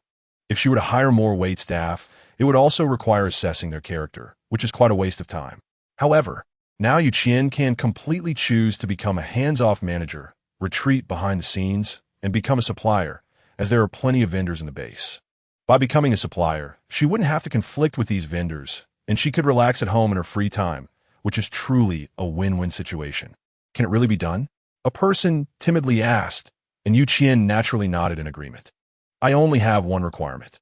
The selling price must not exceed the purchase price by more than 5 first-level crystal nuclei. I focus on reputation and want the survivors in the base to afford things to improve their lives. If you can do that, then you can source from me. But if you can't and try to pass off inferior goods at inflated prices, I will not let that person off the hook. The vendors all nodded frantically, shouting that they could definitely do it, each one excited to the point of jumping up. Although Qian specified that the price should not be too high, it still left them with a profit margin. The profit may not be considered much, but with a large customer base, they will only earn more according to today's numbers, without having to worry about business issues. Seeing that they all agreed, Qian brought this group of people to Shun Zhixing's office to have him witness the agreement. This man exuded integrity and clearly held a significant position within the base, making him the best choice as a witness. Qian sat in front of the stall, as the stall owners lined up one by one to collect their goods. The crystal cores in Qian's pocket were increasing rapidly, far exceeding the cash flow of today by several times. This tactic could be described as a win-win. Everyone could earn crystal cores, and even the customers could enjoy better goods. The crystal cores she earned today had piled up into a small mountain, and there was nothing in the space store that she couldn't afford. Qian was particularly excited about this, and since it was daytime, she felt no sleepiness at all. She even shouted that she wanted to celebrate with everyone by having a big meal. However, Zhao Yi and Zhou Yesheng were feeling a bit dazed and heavy-headed, unable to respond, and they waved their hands to indicate that they didn't want to eat. After earning so many crystal cores today, Qian felt it wasn't satisfying enough not to indulge a little, so she directly started unlocking the map. The fish pond, ranch, and workshop were all unlocked, and she bought a lot of fish fry and animal cubs in the space store to raise. Only then was Qian satisfied as she clapped her hands. Chapter 109. I will be very happy. The space felt more like a game world. Now, all the buildings place could be moved freely, so Qian wasn't worried about any potential building collisions in the future. Qian watched the little chickens leisurely wandering around the ranch, looking soft and almost unreal, occasionally hearing their clucking sounds. The small fish fry in the fish pond were also swimming nonstop, their tails occasionally creating ripples before shyly diving to the bottom. After watching for a while, Qian felt a bit tired and decided to lie down on the bed outside the space. The curtains were drawn tightly, and she had even put on a sleep mask and earplugs. Finally, she hugged the drowsy Mai and took a couple of deep breaths. Outside the window, it was still bright, but the breathing sounds inside the room gradually became calm and regular. There were also people hurrying down the road. Many survivors were tirelessly searching for supplies in the current situation, often managing to sleep only a little over an hour a day. For them, having enough supplies was the capital for living normally in the base and could provide a better life for their families. Zombies were no longer able to hide in the sunlight, making it increasingly easier for survivors to deal with them, and the time they could spend searching for supplies every day was continuously extended. The next day, Qian slept until 3 in the afternoon. Feeling somewhat dazed and unable to distinguish whether it was day or night, morning or afternoon. This was one downside of the polar day, which severely affected one's sense of time and could also influence one's emotions.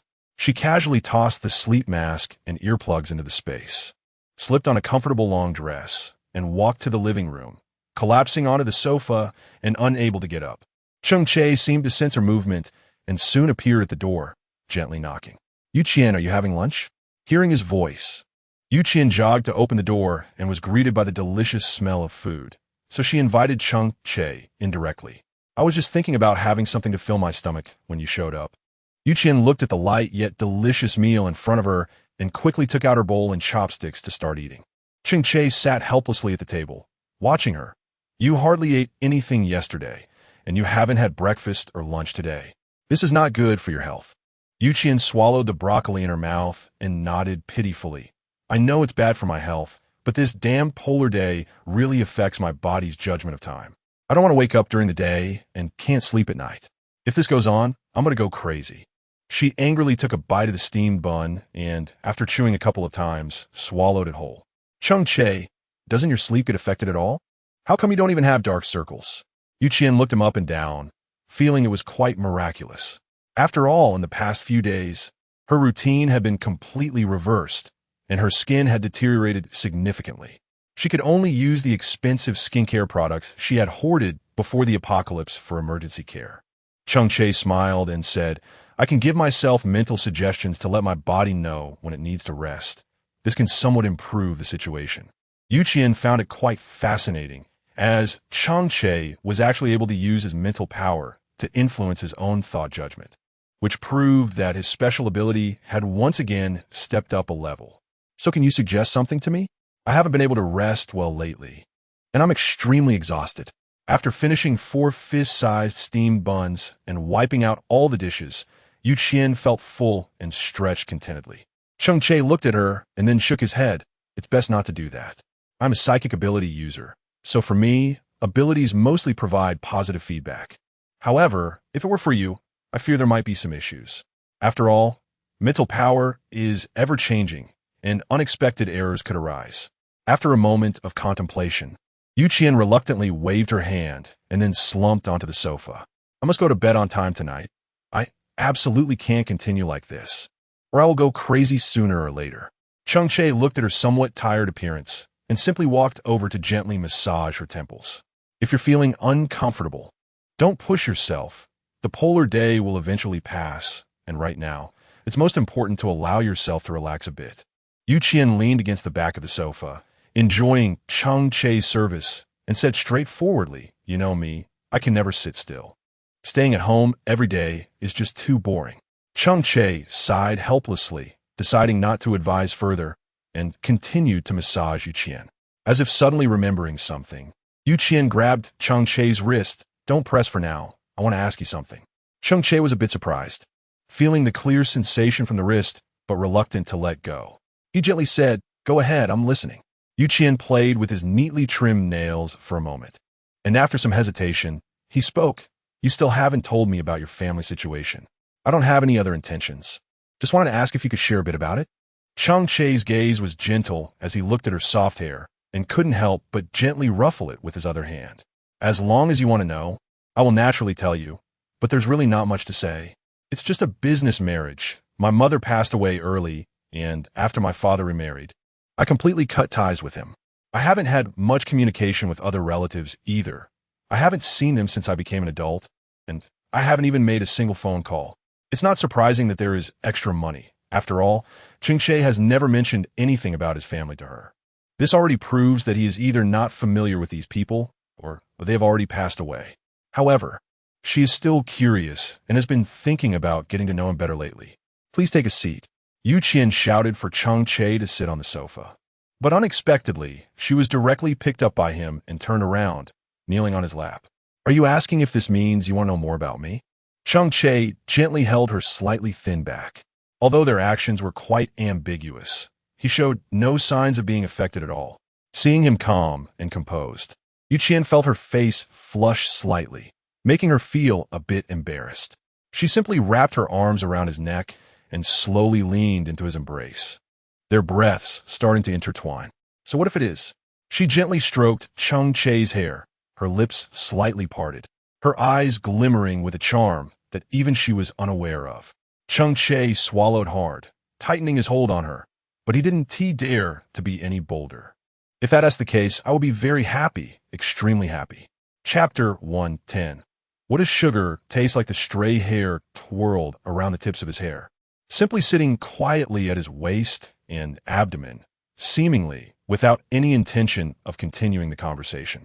Cheng Che felt her movements, but found his throat becoming increasingly dry. His gaze uncontrollably glued to her. Cheng Che, I am a very hypocritical person, very indifferent, and can also be described as ruthless. Qian gently placed her hand, which had been playing with his hair, on his face, softly stroking it. Then she leaned closer to his ear and asked, "Do you like women like this?"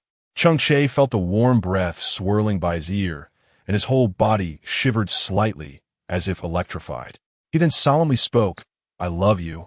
No matter what you are like, I love you." Cheng Che's handsome face instantly flushed with a few shades of crimson, and he instinctively grabbed Qian's wrist, wanting to pull that mischievous little hand away. But before he could make any move, he suddenly felt a warmth on his lips. Though it was fleeting, Cheng Che still caught a glimpse of the cunning in Qian's eyes. "Well, congratulations, you have gained a girlfriend." Qian stuffed a piece of candy into her mouth, smiling like a little fox that had stolen a fish, charming and cute. A hint of danger flashed in Cheng Che's eyes, and Qian instinctively sensed something was off. She wanted to stand up and escape, but was directly picked up in a horizontal hold. Even when she was pressed onto the bed, Qian still couldn't muster any resistance. She felt like crying without tears.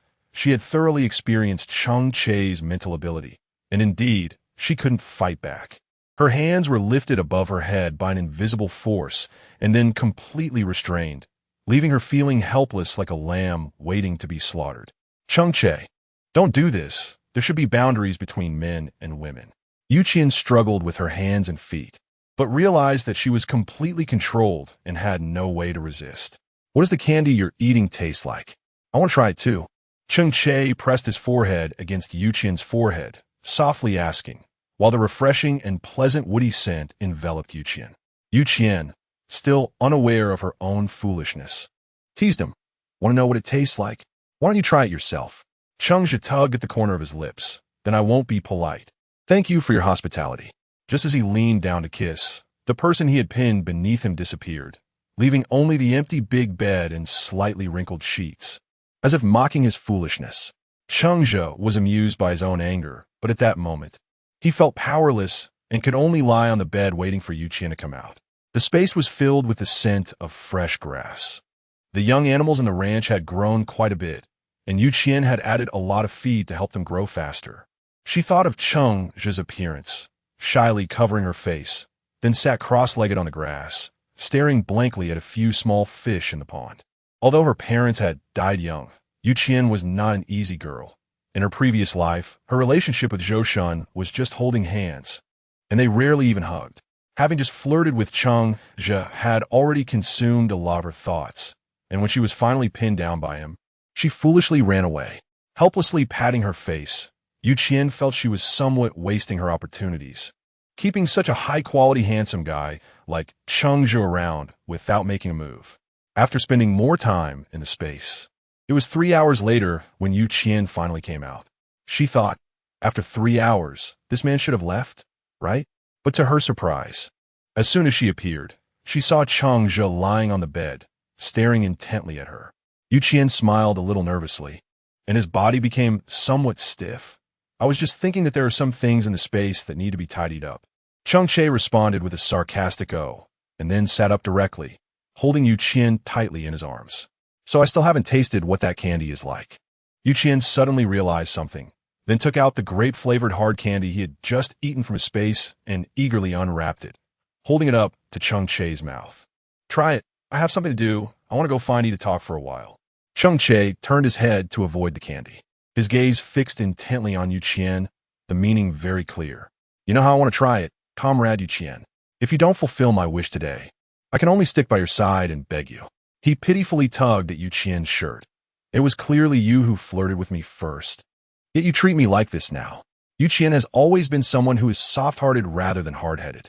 Seeing Cheng Che's pitiful and pleading expression for comfort, she instantly felt a bit soft-hearted.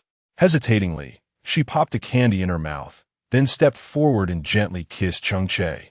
"Is that better? Be good. Can you let me go?"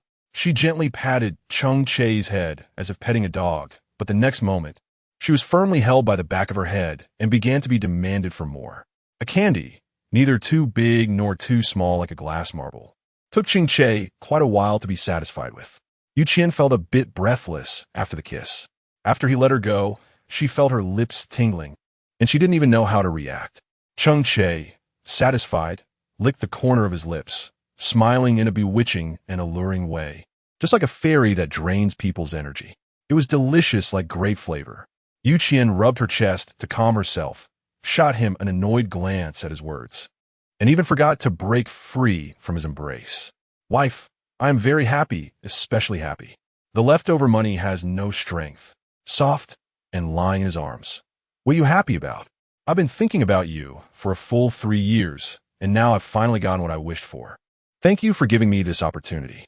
After hearing this, Qian's feelings became somewhat complicated. She had never thought that she would be someone else's treasure, something that others long for day and night. The attention she couldn't feel from others. Cheng Che had already returned to her doubled.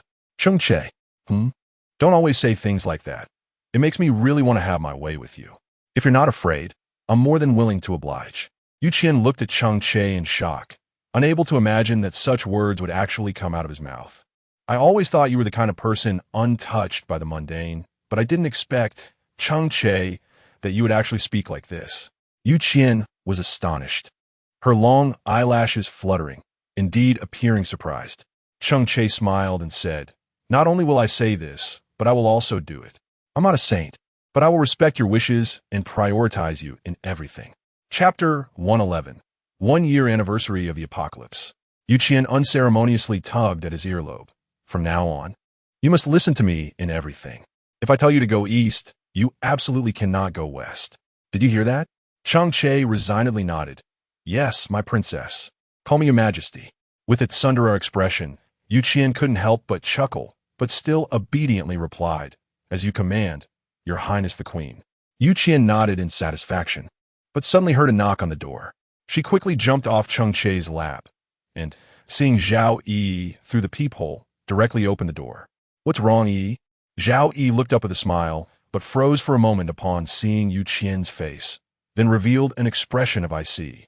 She shoved the piece of pork belly in her hand into Qian's hand and glanced inside the house. Is Cheng Che at your place? Now it was Qian's turn to be puzzled. Yeah, why? Zhao Yi smirked lewdly. No wonder. Tell him to be gentler. It's all swollen. If he doesn't pay attention, you won't be able to go out and meet people. Qian was holding the meat in a daze, and then suddenly realized something. She hurried to the mirror. Sure enough, her entire lip was a bit swollen, and even the color was an abnormal red, as if she had applied bright lip gloss. Cheng Che walked out of the room in a daze. What did Zhao Yi just say?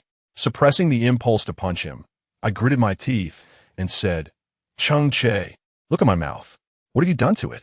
How am I supposed to go out and face people like this? Qian angrily chased after him, saying, What did you say? Don't think I didn't hear you.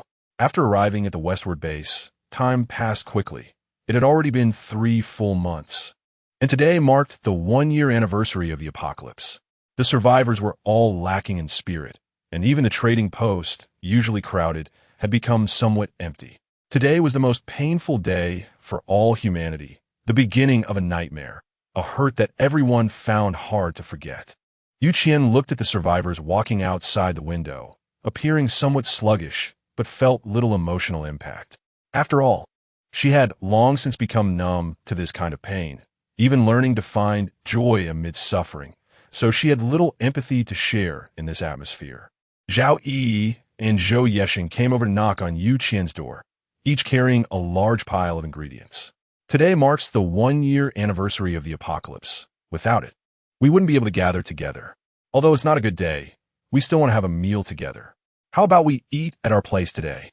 She readily nodded, saying, No problem. But why did you buy so much? Are we having hot pot or barbecue? Zhao Yi shook a finger in front of her, saying, Neither. Tonight, everyone plans to make their signature dishes. Cheng Che has already started preparing at home, just waiting for the rest of us to arrive. Qian smiled a bit shyly and said, I can't cook. I can only manage to heat things up. Zhao Yi, however, didn't mind at all. No problem. Your boyfriend will naturally help you with your share. You can just wait to eat. Hurry up and get ready. We need to go to Zhou Yexing's house first. My parents have already gone. Yu Qian nodded quickly. No problem. I'll prepare dinner for my Mai and Lao Lu, and then I'll come over. Zhao Yi made an okay gesture and then left with Zhou Yisheng.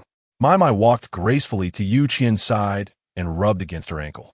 Her originally slender figure now appeared somewhat clumsy and overweight, yet her movements remained incredibly agile. After preparing food and clean water for the leftover money and the old six wrapped around its neck, she left wearing flip-flops. Nowadays, the 6 members of the Shunfeng team are like a family, not caring about their outward appearance when they are together. And they wear comfortable flip-flops to visit others for meals all day long. She lives in 502. Zhao Yi's family lives in 501. And Cheng Che and Zhou Yexing live in 503. Tonight's gathering place is exactly 503. As soon as Yu Qian entered, she was fed a piece of garlic-flavored sausage by Zhao Yi, and then she unceremoniously walked over to the sofa to sit down. She couldn't really help much, so she took out a still-flopping car from her space and headed to the kitchen. Zhao Yi, a seafood enthusiast, was naturally very excited and shouted that she wanted to eat, and Yu Qian didn't hesitate to take out a few more lively ingredients. This is all I can contribute. I'll leave the cooking to you guys. This kind of life was very happy for her. When bored, she could go to the task hall to find a resource-gathering task, and usually she would lazily lounge at home and take long naps, then deliver goods to the vendors every 3 days. Although she wasn't exactly busy every day, she was making a lot of money from the crystal cores, and the land in her space had been directly expanded to 100 plots with a wave of her hand. She would go to different places for breakfast, lunch, and dinner, enjoying a variety of meals. But in just 3 months, she had already gained over 10 pounds, although her figure had become much more proportionate. Zhao Yi called it healthy beauty, as Yu Qian had originally been as thin as a skeleton, and with those 10 pounds of support, she looked much better. The various dishes came out quickly. Although most of the dishes were contributed by Cheng Che and Lu Yuyin, overall, everyone participated, making it a very nice gathering. With the extra money, they simply took out a whole box of beer to share with everyone, aiming for a night of not leaving until drunk. Zhao Yi and Zhou Yexing have developed a good relationship lately, often going in and out together, sticking to each other no matter what they do, and Zhao Yi has shown some signs of wavering. Zhao Wan and Lu Yuyin have been increasingly satisfied with Zhou Yexing for a long time. After all, it is indeed quite rare to meet someone in the apocalypse who is willing to wholeheartedly care for and love their daughter. Not to mention that Zhou Yexing is good-looking and highly capable. Yu Qian sat in her original position, but the food in her bowl kept increasing, soon piling up into a small mountain. Cheng Che was still diligently helping her peel shrimp. You don't have to take care of me all the time. You should eat too. Chapter 112. Why don't you cry for me? Cheng Che helped her tuck the hair that had fallen by her ear behind her ear, then placed the shrimp meat into her bowl. Don't worry, I won't let myself go hungry. Yu Qian had grown accustomed to Cheng Che's care, and simply began to raise a glass with everyone to celebrate. As beers went down one by one, the scene before him gradually became blurry. Everyone was a bit drunk. Although Cheng Che usually abstained from alcohol, he was swept up by the atmosphere and had a couple of drinks, but overall it didn't affect him much. In the apocalypse, food was precious. Although there were many types of dishes, the portions were small, and everything had already been consumed, leaving only empty beer bottles from the 2 cases brought out. Zhao Yi was even worse off, completely passed out, sprawled on the table, and impossible to wake no matter how much she was called. Zhou Yexing and Cheng Che had decent alcohol tolerance, and by the end, they didn't show much reaction. They could only exchange a helpless glance and start moving the 2 little drunks left. Zhou Yexing called Zhao Yi a few times, but she didn't respond, so he could only pick her up horizontally and then knocked on room 501's door. However, the elderly couple had already gone to bed after drinking, showing no reaction to Zhou Yexing's knocking, while Zhao Wen's snoring was loud enough to shake the walls. Zhou Yexing, helplessly holding Zhao Yi, walked inside, but she groggily opened her eyes, reached out, and tugged at Zhou Yexing's face. Zhou Yexing, why do you have 1, 2, 3? Why do you have 7 heads? Zhao Yi exclaimed in shock, moving restlessly in his arms, refusing to calm down, insisting on helping Zhou Yexing pull off the extra heads while laughing. Cheng Che watched the 2 of them, feeling somewhat helpless, and carefully supported Qian to the door of 502, took out the key, and opened the door. As Qian's official boyfriend, he had the right to come and go freely in her home. So there was no need to worry about the little drunk Qian being unable to get the key out to open the door. After helping Qian inside and closing the door, Zhao Yi stood pitifully at the entrance, tugging at Zhou Yexing's head and crying out, insisting that Qian would be eaten by the big bad wolf and that she had to go in to rescue her. One moment she wanted water, the next she wanted to hear a story, and then she wanted to pull off Zhou Yexing's head. Sun Jingming, the three words echoed in the room, and Zhou Yexing froze in place as if hit by a spell, sitting helplessly on the ground with a bitter smile. Sun Jingming, I will never like you again in this lifetime. Zhao Yi choked on these words, tears streaming down her face, which left Zhou Yexing at a loss. Don't cry. If you don't like him, then you don't like him. Why are you crying? Although he felt uncomfortable inside, Zhou Yexing still forced a smile to comfort Zhao Yi, gently wiping away the tears at the corners of her eyes. You little ungrateful one, crying for him after drinking. Why don't you cry for me? Zhou Yexing gently tapped Zhao Yi's head, then patted his own mouth. I will never let you cry for me in this lifetime. Zhao Yi was distracted by his actions and softly dove into his embrace. Zhou Yexing, you're a fool, the biggest fool in the world. Though Zhou Yexing cherished her warmth, he could only reach out to push her away. I'm a fool who thought I had some place in your heart, but never expected. He didn't continue, only pressed Zhao Yi down onto the pillow and tucked her in, forcing her to sleep well. Zhao Yi, with tear-filled eyes, suddenly leaned up and pecked him on the face just before he left, then immediately fell back asleep. Tonight was destined to be a sleepless night. But it was only Zhou Yexing's sleepless night. The others were sleeping soundly, leaving him alone in chaos. His mind was filled with many questions, but the person he wanted to ask was already dead to the world, impossible to wake. The painful night felt even longer as Zhou Yexing sat on the edge of the bed, contemplating the issues between him and Zhao Yi, his emotions fluctuating. Looking at her serene, sleeping face, he didn't know whether to be angry or to smile.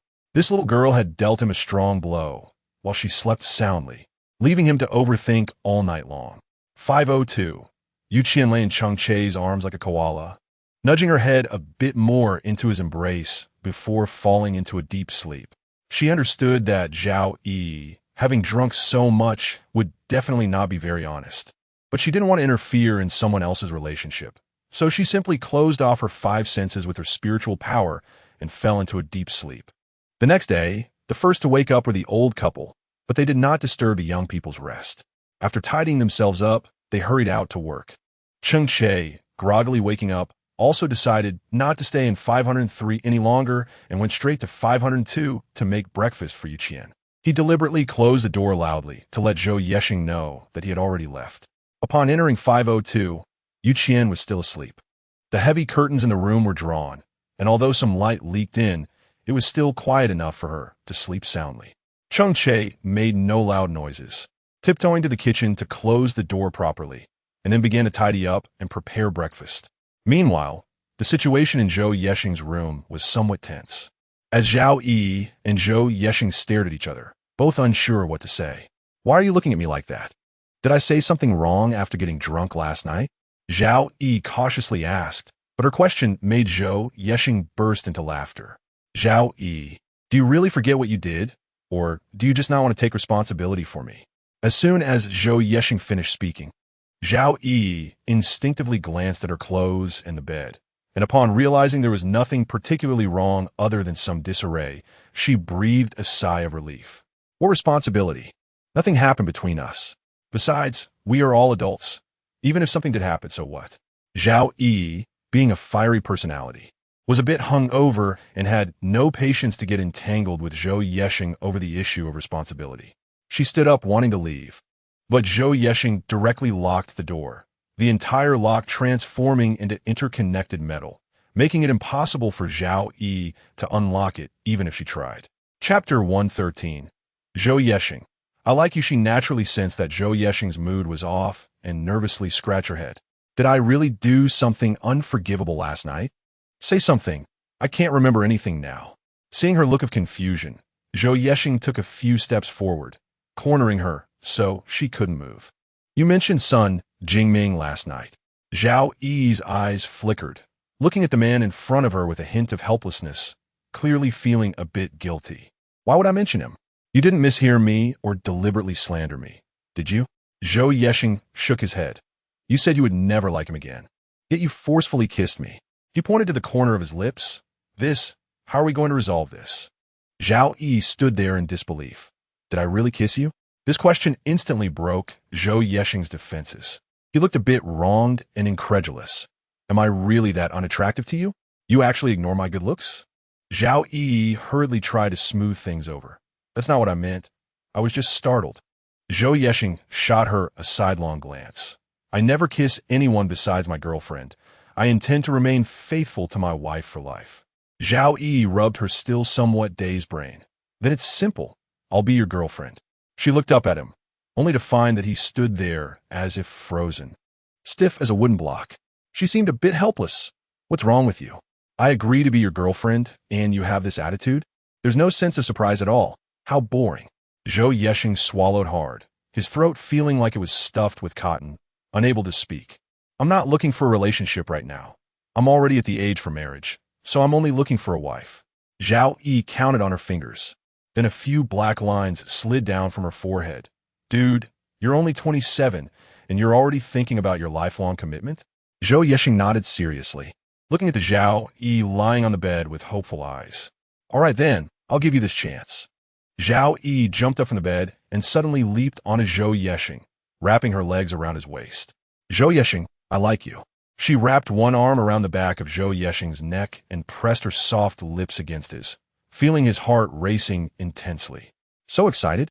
She nestled her face against his shoulder, the sleepiness from her hangover making her unable to resist closing her eyes. Very excited. I feel like my life has been worthwhile. Zhou Yexing gently laid her down on the bed, and they embraced each other to sleep, the noisy sounds outside seeming particularly pleasant at that moment. Zhao Yi buried her face in Zhou Yexing's arms, breathing steadily. At first, she was deeply mired in self-doubt, pondering every day why she was abandoned by Sun Jingming. But with Zhou Yexing's arrival, she clearly felt that she deserved to be loved, that she deserved someone better, and that she deserved all the beautiful things. Perhaps time flows like water, washing away many sorrows, but Zhou Yexing's love would always be fervent. 5:02. Qian woke up at 9 a.m. after a good sleep, and the delicious aroma of food drifting in from the living room chased away the last remnants of her drowsiness. She went to the bathroom to freshen up, changed out of her alcohol-scented clothes, and took a shower before leaving the bedroom. Cheng Che brought out breakfast and poured a glass of milk for Qian. Does your head still hurt? You drank so much yesterday, it would be terrible if you feel bad today. He held Qian in his arms, observing her, and felt slightly relieved when he saw she didn't seem to be uncomfortable. Chewing on a fragrant red date steamed bun, Qian waved her hand, signaling him not to worry. I'm fine now. I was thinking of going out for a walk with Yi later. I've been really bored lately. Cheng Che smiled slightly and said, I think Zhao Yi might not be able to accompany you today. Why? She's resting in Zhou Yexing's room, and she drank more than you did yesterday. She probably won't feel good today and will definitely be lying at home. Qian was a bit shocked and took a big gulp of milk. What's going on? Why is she in Zhou Yexing's room? Zhou Yexing wouldn't take advantage of someone in trouble, right? Cheng Che helplessly tapped her little head, which was filled with wild thoughts. Don't worry. Zhou Yexing is not that kind of person. Qian boldly patted her own small chest. Don't worry, sis will take care of you. I will definitely not let you be homeless.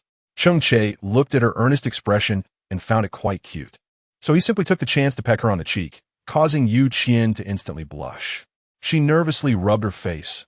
Don't do that, Cheng Che. I feel like you're always flirting with me unintentionally. Seeing Cheng Che chuckle lightly, she pretended to be serious and bit her lip. Be careful. One day, I might just consume you completely, and then you'll have to avoid me when you see me. Cheng Che quietly looked at her, a hint of danger flashing in his eyes, but it vanished quickly. Oh really? Then I'll be waiting for that day to come. At this moment, Qian was still smugly making bold statements, not realizing that in the future she would avoid Cheng Che whenever she saw him, suffering day by day. The two were snuggled on the sofa, watching a tablet, which had movies and TV shows that Qian had specifically downloaded, just right for passing the time. She nestled in Cheng Che's arms, seriously selecting what to watch today on the tablet, and then decided on a horror movie. The cover looked particularly terrifying, perfectly suited for such a sunny day, simply unbeatable. Qian was a bit excited, turning on the air conditioner in the living room, then covering herself with an air conditioning blanket, nervously watching the beginning of the movie. Cheng Che was amused by her tense demeanor and helplessly pulled her into his arms to comfort her. The two quietly leaned against each other, watching the movie. Cheng Che, is the ghost out yet? Just as they reached a scary part, the eerie music made Qian's heart race. She wanted to open her eyes to look, but didn't have the courage, even though she wasn't afraid of any terrifying zombies or mutated plants and animals. The strange music combined with the distorted faces always gave her the creeps. Cheng Che watched as the ghostly woman suddenly jumped out on screen and softly reassured her. Once the ghost face disappeared, he gently patted her shoulder. It's okay, it's gone now. Don't be afraid. Chapter 114. Have you successfully risen to power? Qian finally felt at ease and poked his head out, then lazily leaned into Cheng Che's arms. I don't know how and Joey are doing. I'm not insisting that be with anyone in particular. I just hope she can choose someone she loves more. Living this life isn't about being particular. If the person you're with isn't the one you love the most, then I think it loses its meaning. Cheng Che immediately grasped the key point from this statement. You mean I'm the one you love the most in your heart? Qian rolled her eyes helplessly when she heard him say that. Otherwise, do you think that's why I'm with you?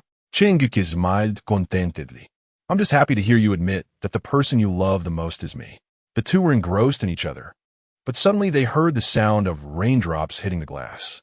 It sounded like the rain was quite heavy, and soon a dense curtain of rain formed outside, making everything appear somewhat unreal, which instinctively reminded Qian of that overwhelming downpour that submerged everything. However, since the westbound base is situated on high ground, there was basically no risk of flooding even in heavy rain. After pondering for a moment, Qian let out a sigh of relief. However, the temperature, which had originally been comfortably warm with a hint of heat, began to drop suddenly. Even after turning off the air conditioning, she still felt a bit cold. She walked over and opened the window. The sound of the rain falling created a rushing noise, but most people had forgotten to bring umbrellas, making them look somewhat awkward. Qian suddenly thought of Zhao Wen and Lu Yuyan, both of whom are ordinary people. If they catch a cold from getting caught in the rain, they would likely have to spend a lot of effort to treat it. The most terrible thing is injuring their health. Qian quickly put on her rain boots, raincoat, and jacket, arming herself before heading out to knock on the door of room 503. Zhao Yi opened the door.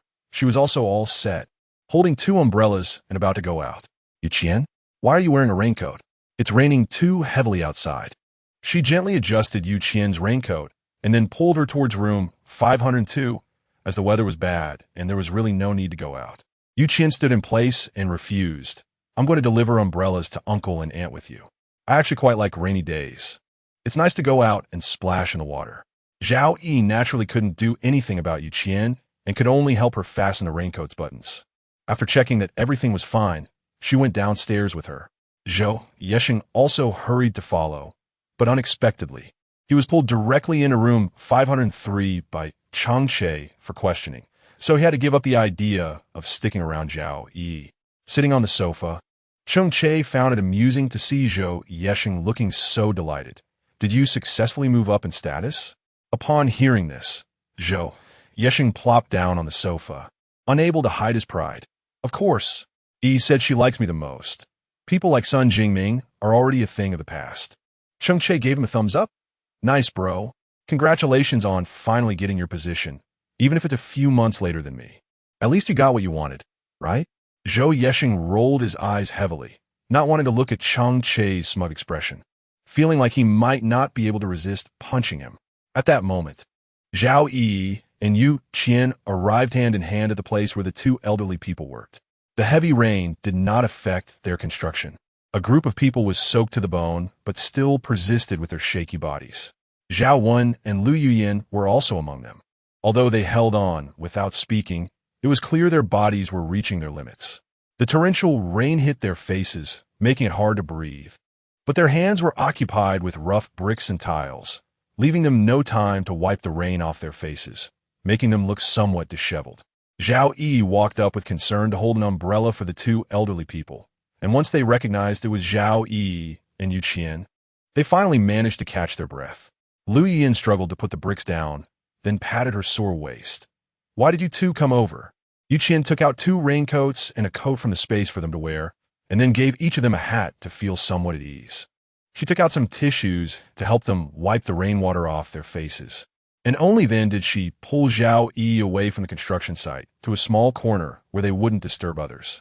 Yu Qian took out a rain canopy from the space and set it up, then pulled out a table and benches before sitting down with Zhao Yi. He watched the 2 elderly people working busily in the rain with a bittersweet feeling in his heart. "I told you I could support my parents," he said, "but it seems like they are compelled to work as if letting me support them would break some heavenly rule." Zhao Yi sighed helplessly, her gaze fixed on her parents, filled with worry. They both knew that as their parents grew older, they began to feel like a burden to their children. Therefore, no matter how difficult or exhausting it was, they insisted on working, unwilling to take even a moment to rest. Especially in the apocalypse, as ordinary people, their parents found it increasingly inconvenient due to their age. If they encountered zombies, they would only become a burden to their daughter, which naturally added pressure to their hearts. Yu Qian watched their busy figures in the rain and felt a bit worried. This work was just physical labor, which would only harm the bodies of the 2 elderly people and wouldn't earn them anything of equal value. Closing her eyes to rest, Yu Qian suddenly thought of a solution. If it really doesn't work, why not set up a small stall for her uncle and aunt? They could sell breakfast or snacks, which would make things easier for them and earn more than they currently do. Zhao Yi's eyes brightened, clearly considering the feasibility of this idea. In the space, a bowl of beef noodles sells for 8 first-level crystal cores, and Yu Qian planned to price it at 20 first-level crystal cores in the base. This way, the profit wouldn't be low, and it would also be worth it for a bowl of beef noodles full of meat. Chapter 115. Drink up for a reward. She didn't want to spend all day shouting to run a shop in the base. Too many people knowing her would make her feel uncomfortable. It would be better to hire Zhao Yi's parents to work and pay them a salary every month, which would be mutually beneficial. "Qianer, I guess this matter will have to be entrusted to you.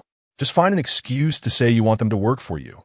As for the salary and such, I'll take full responsibility and make sure you won't suffer any losses." Zhao Yi rubbed Yu Qian's face and said, "I love you so much, darling. Let me give you a kiss." Yu Qian pushed her away somewhat disdainfully. "Who do you look down on? I truly want to open a store, and it's just right that my uncle and aunt can help me work in the store. If they work, I naturally have to pay them." Zhao Yi scratched her head. "It's my parents who are troubling you. Even though they are working for you, you should be thankful for giving them the opportunity. I know you're doing this for my sake, but if it really doesn't work, how about we each bear half of their wages in the future? Otherwise, I really feel guilty." Zhao Yi insisted, and Yu Qian, unable to argue with her, had to agree. The two then began to plan where to rent a stall for them. In fact, there are quite a few good places in the base, but most stalls have already been rented out as shops, and there aren't many available for selling food. If the beef noodle shop can really open, it would probably be the only one in the base, and no one could surpass it. The sales figures are estimated to be more, not less. But there are also concerns about whether someone might deliberately cause trouble. The base has a dedicated trading area, but there is no specific food court. So perhaps it would be worth considering renting a stall at the entrance of the base or other high-traffic areas. Selling at set times and quantities each day can not only whet everyone's appetite, but also reduce manpower waste, allowing the two elderly people to have some rest time. However, such a sudden beef noodle shop might also attract envy from others. Even if a stall is rented, it could eventually be shut down by someone using the excuse of improper vending, rendering all efforts futile. The best idea Yu Qian can think of now is to rent a shop from the higher-ups of the base, sign a good agreement with them, confirm the location of the stall, and have them cover the extra expenses. But how could signing an agreement with these old foxes be a simple matter? To deal with them, one must give them what they want. However, Yu Qian does not wish to join the official team and be under their control. So this presents a significant challenge in front of her, which is quite headache-inducing. While she is deep in thought, a person in military uniform strides towards Yu Qian, his thin lips pressed together, and the black pistol at his waist makes him appear even more solemn and dignified. Upon closer inspection, Qian realized it was that guy Cheng Che. Handsome people always seem to carry an aura that makes them look like they're walking with the wind. She thought he was headed somewhere, but to her surprise, he walked into the rain shelter with a black umbrella, then closed the umbrella and greeted Qian. "Hello. Miss you, we meet again." He wore a cold expression, although Cheng Che also gave off an aloof and unapproachable vibe.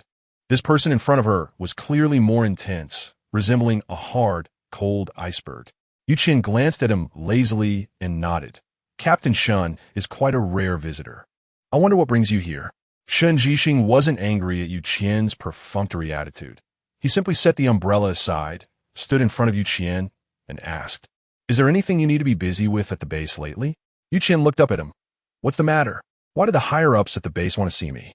Cheng Che nodded without hesitation.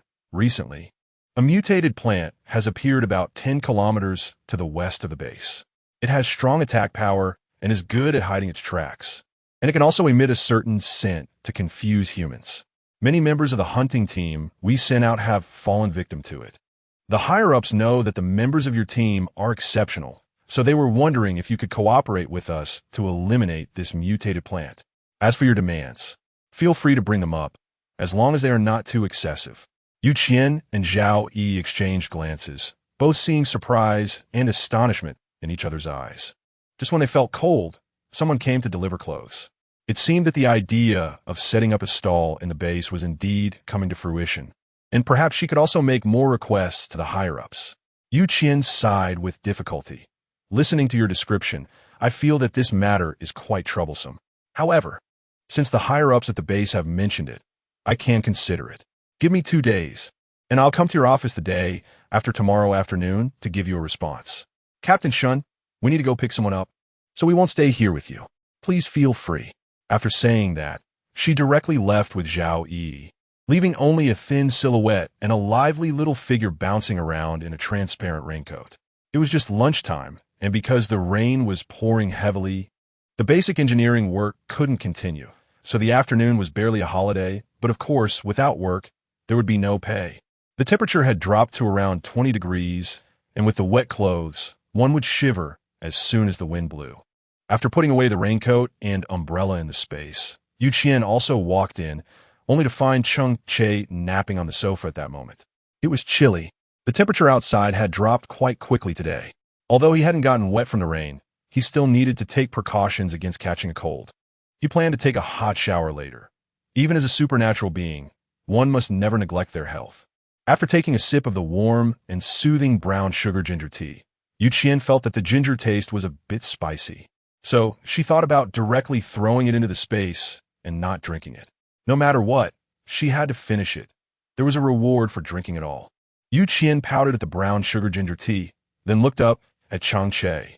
In the end, she pinched her nose and downed a bowl of steaming ginger tea. After placing the empty bowl on the dining table, she jumped directly into Cheng Che's arms. "You just mentioned a reward. What reward?" "Is it the spicy hot pot I said I wanted to eat this morning? I'm telling you, eating a spicy hot pot on such a cold day is the best." Chapter 116. The big man Cheng Che looked at Qian's little hands causing mischief on him, and directly carried her to the bedroom, pinning her down and silencing her incessant chatter with a kiss. The spare money was instantly enveloped by the wooden fragrance pouch on him, breath being stolen away, her little mouth gradually turning a vivid red, and a pair of crystal-clear eyes seemed to be shrouded in a layer of mist. It was unclear how much time had passed before Cheng Che reluctantly let go of her, rubbing her fluffy little head into his embrace. "What scent is it?" Qian's face instantly turned red, and feeling a bit embarrassed, she coughed twice. She slid her hands under Cheng Che's shirt, gently touching his well-defined abs. Cheng Che pulled her hands away from his body, saying, "What scent is that? If you don't tell me, I won't let you touch." Qian lightly bit his earlobe and then quickly slipped her small hand into his clothes, swiftly saying 3 words, "Lychee flavor." Cheng Che was finally satisfied and lay on the bed like a doll, allowing Qian to do whatever she wanted without resisting. After playing with the extra money, Qian felt tired and lazily leaned against Cheng Che's embrace. "Do you have to eat candy every time you kiss in the future?" Cheng Che chuckled softly, his entire chest vibrating slightly. If they ate candy, it would provide an excuse to kiss a little longer. Qian rolled her eyes helplessly, then pushed him away and rolled to the other side of the bed to sleep. Cheng Che was unwilling to let her go, and quickly rolled over to pull her back into his arms. Where are you running to? Clearly, it was you who was all over me. I'm just collecting a bit of interest, and you can't accept it? His voice was low, as if he was holding something back, yet he still tried hard to calm himself down. The two were pressed closely together, and Qian could naturally feel the changes in his body. Although Qian hadn't done anything with Zhou Shan in her previous life, after experiencing so many years of the apocalypse, she had become quite understanding of many things. She was clear about Cheng Che's respect for her and understood his importance and affection for her. Cheng Che, did you have a girlfriend before? In this life, or the last one, you can't lie to me. Qian turned to face him. The two of them so close that she could even feel Cheng Che's slightly warm breath. No, you're my first love. Qian suddenly smiled upon hearing this, which made Cheng Che feel a bit shy as he held her tightly in his arms and wouldn't let go. What are you laughing at? I'm just keeping myself clean and proper. Qian was amused again by his serious demeanor and gently bit his earlobe. Okay, this is called keeping oneself clean. Very good. She said this, but her mind was filled with some inappropriate thoughts. Cheng Che, you will listen to everything I say, right? Cheng Che felt a bit puzzled and nodded seriously. Yeah, why do you ask this? The sound of rain outside grew louder. It was already dinner time, and Zhao Yi just wanted to talk to Qian about the beef noodles. After taking care of her parents' rest, she knocked on the door of room 502. Cheng Che answered the door, but Qian was nowhere to be seen. I'm looking for Qian. What is she doing? Cheng Che smirked. She fell asleep. Let's talk about it tomorrow. Zhao Yi looked Cheng Che up and down. The man had a satisfied expression, with fresh scratches on his arms, making it obvious what had happened between them. Zhao Yi was silent for a moment. Qian's health isn't good. Take it easy. Cheng Che awkwardly cleared his throat, nodded in a fluster, and then directly closed and locked the door. In a daze, Qian woke up to the sound of knocking on the door. Seeing Cheng Che tiptoe in, she instantly felt anger surge within her. Indeed, a man's words in bed are not to be trusted. This guy clearly promised to listen to her about everything, but thinking about what had just happened made Qian's face turn red with embarrassment and anger. And she didn't want to talk to Cheng Che at all. Wife, I made you some red date porridge. It's good for replenishing energy and blood. How about you get up and try a bowl? Cheng Che gently lifted Qian and carefully tucked a pillow behind her waist. But before she could react, she was suddenly hit by a pillow that had been thrown aside, accompanied by Qian's hoarse and unrecognizable voice. Get lost, I won't drink it. Cheng Che was not angry at all. He patiently brought over the steaming porridge, gently blowing on each spoonful before feeding it to Qian. After finishing a bowl of porridge, Qian insisted on getting out of bed, but she fell directly onto the carpet. Thankfully, the carpet was soft, so she wasn't hurt. Cheng Che, you bastard, get out of my house. Qian couldn't muster any strength at all, being carried like a useless person by Cheng Che from the bedroom to the sofa in the living room, completely reliant on him. Although Cheng Che was being scolded, he still felt happy inside, smiling contentedly as he sensed his wife's overwhelming love for him, with a grin that never left his lips. Qian lay on the sofa, wanting to cry without tears. Seeing Cheng Che made her roll her eyes in annoyance, her eyes nearly twitching. Indeed, she had underestimated Cheng Che's abnormal stamina. What started as her controlling the situation ended with her crying until her voice was hoarse, even ruining one of her nails in the process. I'm telling you, Cheng Che, today I'll pretend I was bitten by a dog and one T hold it against you. Now, get out of my house and don't step foot in here for a month. Thank you for your cooperation. At that moment, Cheng Che's gaze on her was like a wolf spotting a sheep, making her feel alarmed, so she could only let Cheng Che leave first, at least not wanting to feel like a fish on a chopping board. Cheng Che, grinning, ignored her words, holding her in his arms and gently massaging her sore back. You took away my innocence. From now on, I'm definitely going to sleep with you. If you don't want me, how are you any different from those scummy men who run away after getting what they want? Cheng Che said without a hint of shame. But the more Qian listened, the more she felt something was off. What do you mean I took away your innocence? I'm a woman. If anything, You took mine, okay? Don't push me to curse you. Cheng Che. I'm not feeling well right now. I'm like a bomb, ready to explode at any moment. Cheng Che looked hurt and incredulous as he stared at her. What do you mean? You got me and don't cherish me? A good man like me is just going to be forgotten by you, right? Qian rolled her eyes in frustration, almost getting so angry at this thick-skinned man that she lost her breath, painfully pinching her philtrum. Cheng Che gently patted her back to help her relax. I am now a married man too. What would it look like if I kept living with Zhou Yexing? Besides, Zhao Yi usually goes to find Zhou Yexing. Wouldn't I just be a third wheel there? Chapter 117. What do I need face for? I just want a wife. Hearing this, Qian calmed down a bit. After all, Zhao Yi and Zhou Yexing had just started dating not long ago, and it was the perfect time for them to be close. Cheng Che staying in 503 would inevitably disturb their relationship. However, having such a ticking time bomb by her side still made Qian uneasy. This guy could walk through walls. Even if she locked the door, it wouldn't stop him. With a sense of melancholy, she rubbed her head and popped a chocolate bean into her mouth. Living in my house is not a problem, but you absolutely cannot step into my room without my permission. If you do, you have to move out of 502 immediately and don't even think about moving back in. Do you understand? Cheng Che's expression remained calm, but his heart was already in turmoil, and he nodded with great restraint. It sounds like you're saying I'm not a good person. Trust me, I will definitely not enter your room without permission. He winked at Qian and then cheerfully went to tidy up his bedroom. Qian was lying on the sofa, feeling sore and exhausted in her body. She had barely been awake for long before she fell into a deep sleep. After Cheng Che finished tidying up his room, he noticed Qian sleeping on the sofa. He gently picked her up, intending to take her to the bedroom, but suddenly recalled what she had just said. This little girl held grudges. Although she wouldn't say anything now if he put her in the bedroom, it would surely become an excuse to drive him away in the future. Cheng Che naturally wouldn't give Qian such a handle. He thought for a moment and decided to take her directly to his room. Although he had only just tidied it up and there was just a bed and some chairs, over time it would feel more like a home. Cheng Che gently placed Qian on the bed, affectionately kissed her forehead, and then pulled her into his arms.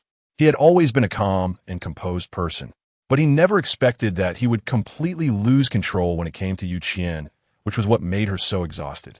Cheng Che thought to himself, he could endure everything, but he couldn't endure or change this. While pondering this, Cheng Che began planning Qian's future training schedule in his mind. This little girl had previously clamored to work out with him, but she had given up after a short time. That was why her physical condition was so poor that she fainted after just one afternoon. Cheng Che mentally mapped out the duration and various exercises for Qian's training, and he lay awake for a while, excited, until the early morning, when he finally fell into a deep sleep, inhaling the fragrance of Qian's hair. At that moment, Zhao Yi was straddling Zhou Yexing's waist, firmly pinching his chin to make him look at her. What did you just say? Repeat it for me. Zhou Yexing clearly felt guilty, his gaze darting away a few times before Zhao Yi forced him to make eye contact. Speak. Zhou Yexing had completely given up resisting and directly said, I want you to move in with me. Zhao Yi snorted coldly. Who gave you the courage? Do you think just because Cheng Che moved out, this house is yours? Besides, we are boyfriend and girlfriend. If this were a normal society, we would probably have gotten our marriage certificate by now. Why should I still be alone in an empty house? She added, look at that guy Cheng Che. He can sleep holding his wife at night. Why can't I? The more she spoke, the more aggrieved she felt. She cautiously glanced at Zhao Yi, then turned her face away in dissatisfaction, but still secretly observed Zhao Yi's expression from the corner of her eye. Zhao Yi helplessly rubbed his head. What are you comparing yourself to Cheng Che for? Just because he has no shame, does that mean you should be the same? Zhou Yexing lightly huffed and buried his head in her embrace. What do I care about shame? I just want a wife. Seeing his pitiful look, Zhao Yi found him both cute and ridiculous, but there was nothing she could do about it. I still have to take care of my parents. They're getting older and their legs aren't good. If something happens while I'm away, I won't be able to handle it in time. Zhou Yexing, you need to understand me, okay? They would definitely oppose us living together, even though we've reached the right age. My parents still can't bear to be away from their daughter. She held Zhou Yexing's face and gave him a kiss. Don't be angry, okay? I usually come over to keep you company whenever I have free time. It's just one night. How can you not live without me? Zhou Yexing buried himself in her arms, not responding no matter how Zhao Yi coaxed him, looking like a bullied little wife. You should go to sleep quickly. Tomorrow I'll make breakfast and wake you up to eat. Be good. After saying that, she hurried to open the door, only to find Zhao Wen and Lu Yuyin supporting each other as they came out of 501. At our age, what does it look like not living with your husband, but always living with us?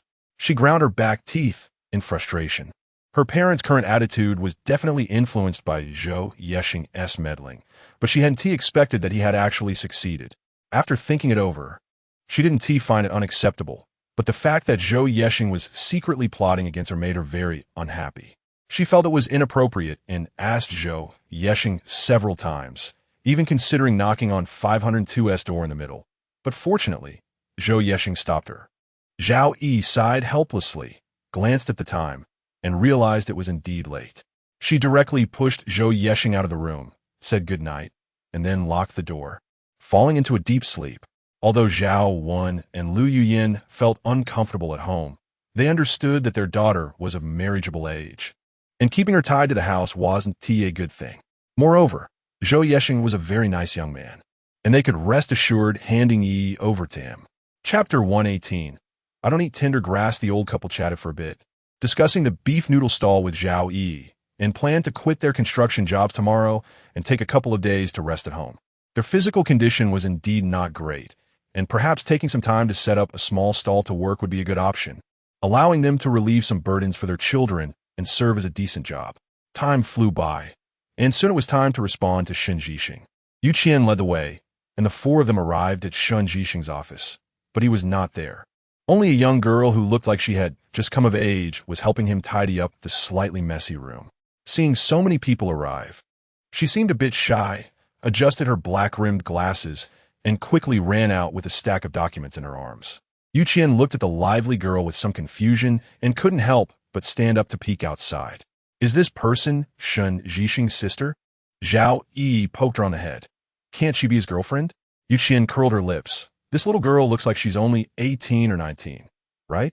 Shen Zhixing is already 28. Is he really going for that old cow eating young grass thing? The wooden door creaked open. I don't eat young grass. The voice came from Shen Zhixing, and Qian, who had just been talking behind his back, was caught red-handed. She awkwardly sat down and scratched her head. However, Shen Zhixing didn't seem to mind. After sitting down at his own seat, he looked at Qian and her teammates. Have the four of you made up your minds? Do you want to participate in this operation? Qian and Shen Zhixing naturally understood that if they wanted them to take action, they had to pay a price. He had already discussed this with his superiors in advance and could meet their demands within a normal range. Please go ahead. Qian rubbed his nose and said, I want to set up a small stall selling beef noodles in a vacant area close to the base gate. And I need the person in charge of the base to pay extra attention to this stall. If someone tries to cause trouble, I hope they can help me resolve it. Shen Zhixing thought for a moment and realized there wasn't really any problem. It was just setting a precedent within the base. Although it was a bit tricky, it wasn't too big of a challenge. They could handle it. It was acceptable. Qian remained expressionless and then spoke again. I hope that in the future, if there are any new inventions in the Research Institute, you can inform me immediately. Regarding the research on zombies or mutated plants and animals, I also hope to receive first-hand information. Qian's request was indeed made after deep consideration. Although she is exceptionally capable, she still cannot obtain first-hand information about the apocalypse and often feels constrained when encountering unknown events. If a collaboration with the Research Institute at the base can be established, it would naturally be a very good thing, as it would allow for a head start in many aspects, preventing others from overtaking and providing more time to respond. Shen Zhixing pondered for a moment. I cannot make this decision entirely on my own. I need to consult with my superiors. If you are willing, you can wait for a moment while I contact them to inquire. Qian naturally had no objections and extended his hand, saying, Please go ahead. Shen Zhixing nodded slightly and then left the room, perhaps to find communication equipment and discuss this matter with his superiors. About 15 minutes later, Shen Zhixing hurried back and said to Qian, they agreed, but they hope we can have a long-term cooperation. In the future, if we encounter any trouble, We hope that you and your teammates can also offer your assistance. Qian pondered for a moment. But the more tasks I participate in, the more demands I might have. Perhaps by then my appetite will grow to the point where you won't be able to meet my requests. Cheng Che smiled slightly and said, that won't happen. Many abilities users who join the official team have made requests far more outrageous than yours. We focus on democracy, and if there's room for negotiation, we will definitely discuss it with you. Qian thought for a moment before nodding. No problem. When do you plan to set off? Cheng Che looked out the window at the sky. We'll set off at 4 o'clock tomorrow morning, and we'll resolve them as quickly as we can within our capabilities. Where's the gathering point? Right at the gate of the base. There will be military trucks parked there, and you'll see them as soon as you come out. Qian nodded. Okay, I understand. We will definitely arrive on time tomorrow. Cheng Che nodded and quietly watched Qian leave with his teammates. His hands clenched into a tight fist with nervousness.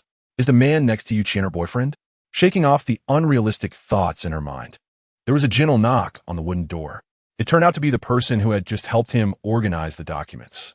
Cheng Che waved his hand and said, no need to trouble yourself. Your internship position has nothing to do with me, so you don't need to take time out to help me with the materials. But thank you anyway. You don't have to do it in the future. Jiang Lianyan swayed slightly, forcing a smile. I'm sorry for troubling Captain Shun. She left with her slender figure, watching his upright back through the window, her heart still racing. She understood that there was quite an age gap between them, but feelings are so inexplicable. She couldn't control her heart, nor her actions. After taking a deep look, she silently sighed and then quietly left. As a powerful ability user, Cheng Che naturally sensed Jiang Lianyan's hesitation, but he didn't express much concern. He was a soldier, always prepared to sacrifice himself for the people. In these times of crisis everywhere, he shouldn't develop any attachments to anyone, nor should he become anyone's attachment.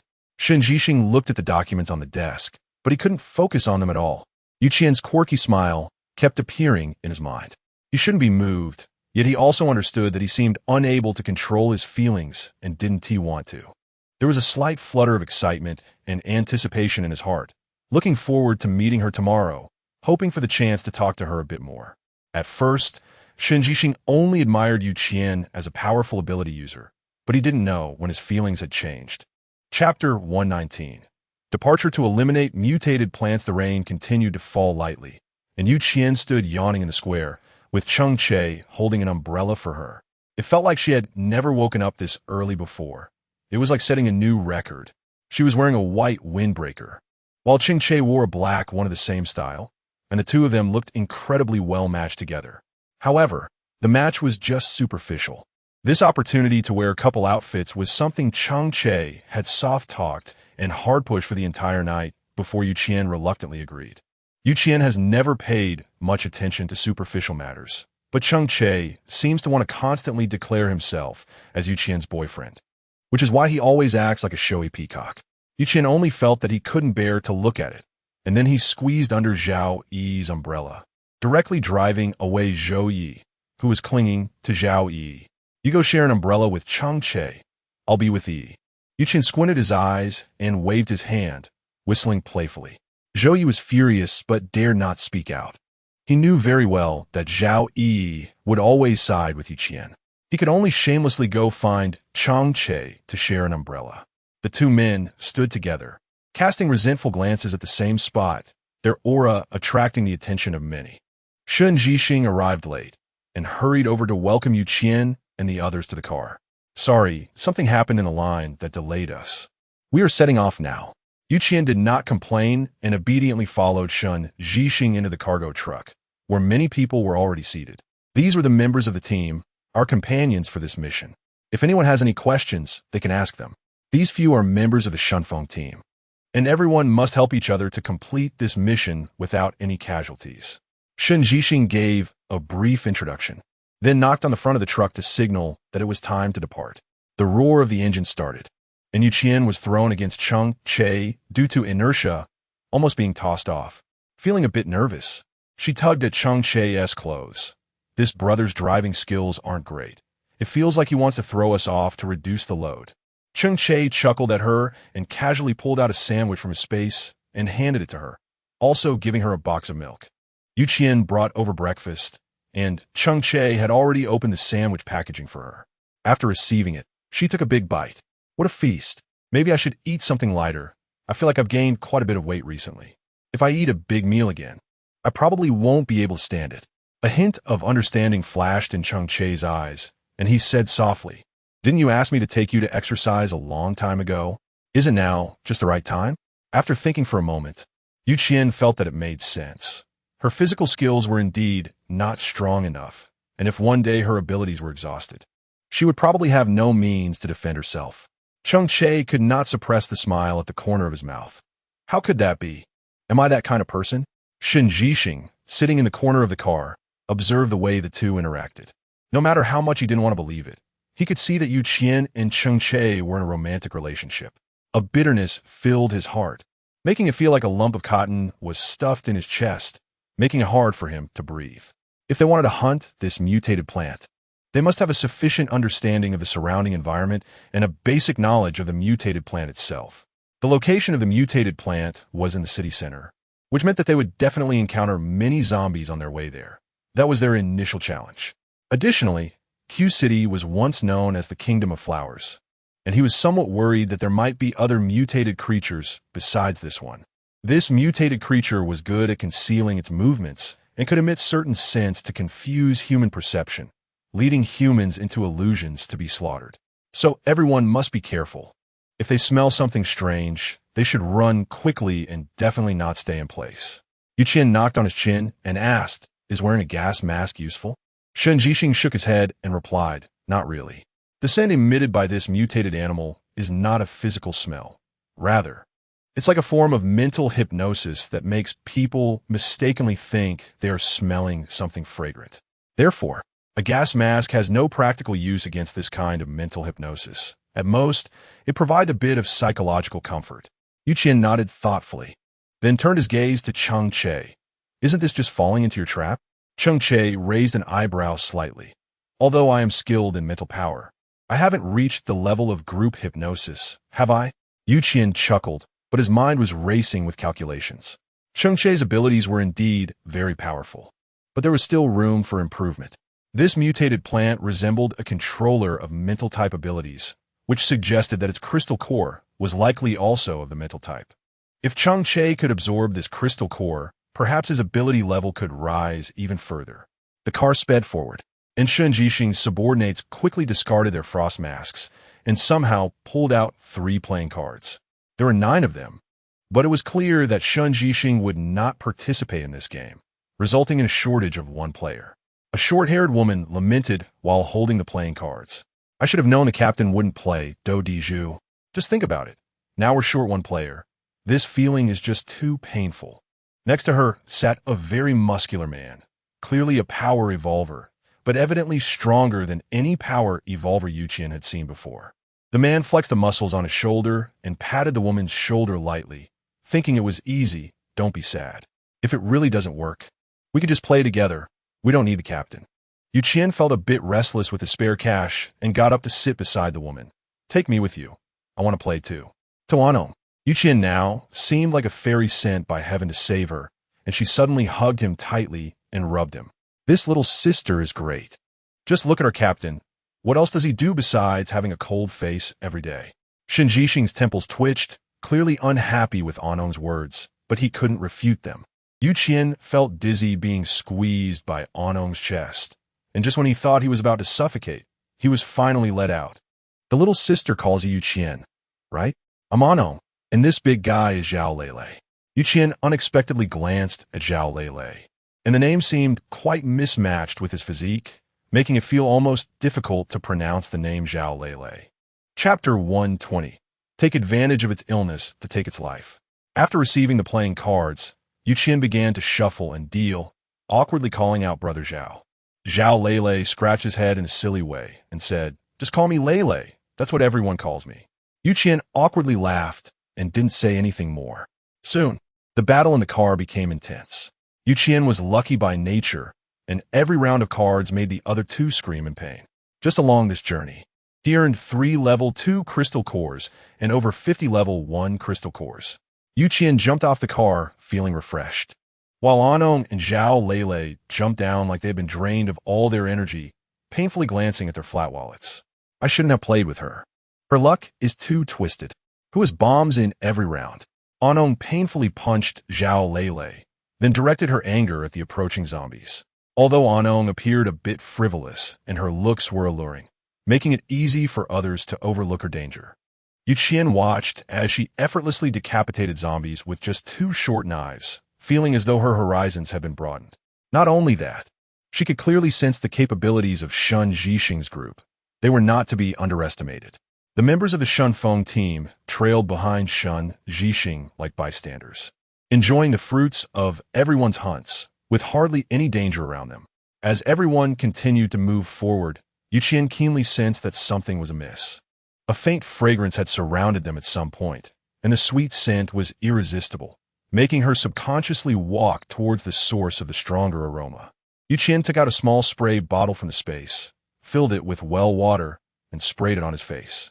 After a cool breeze passed, he felt more awake.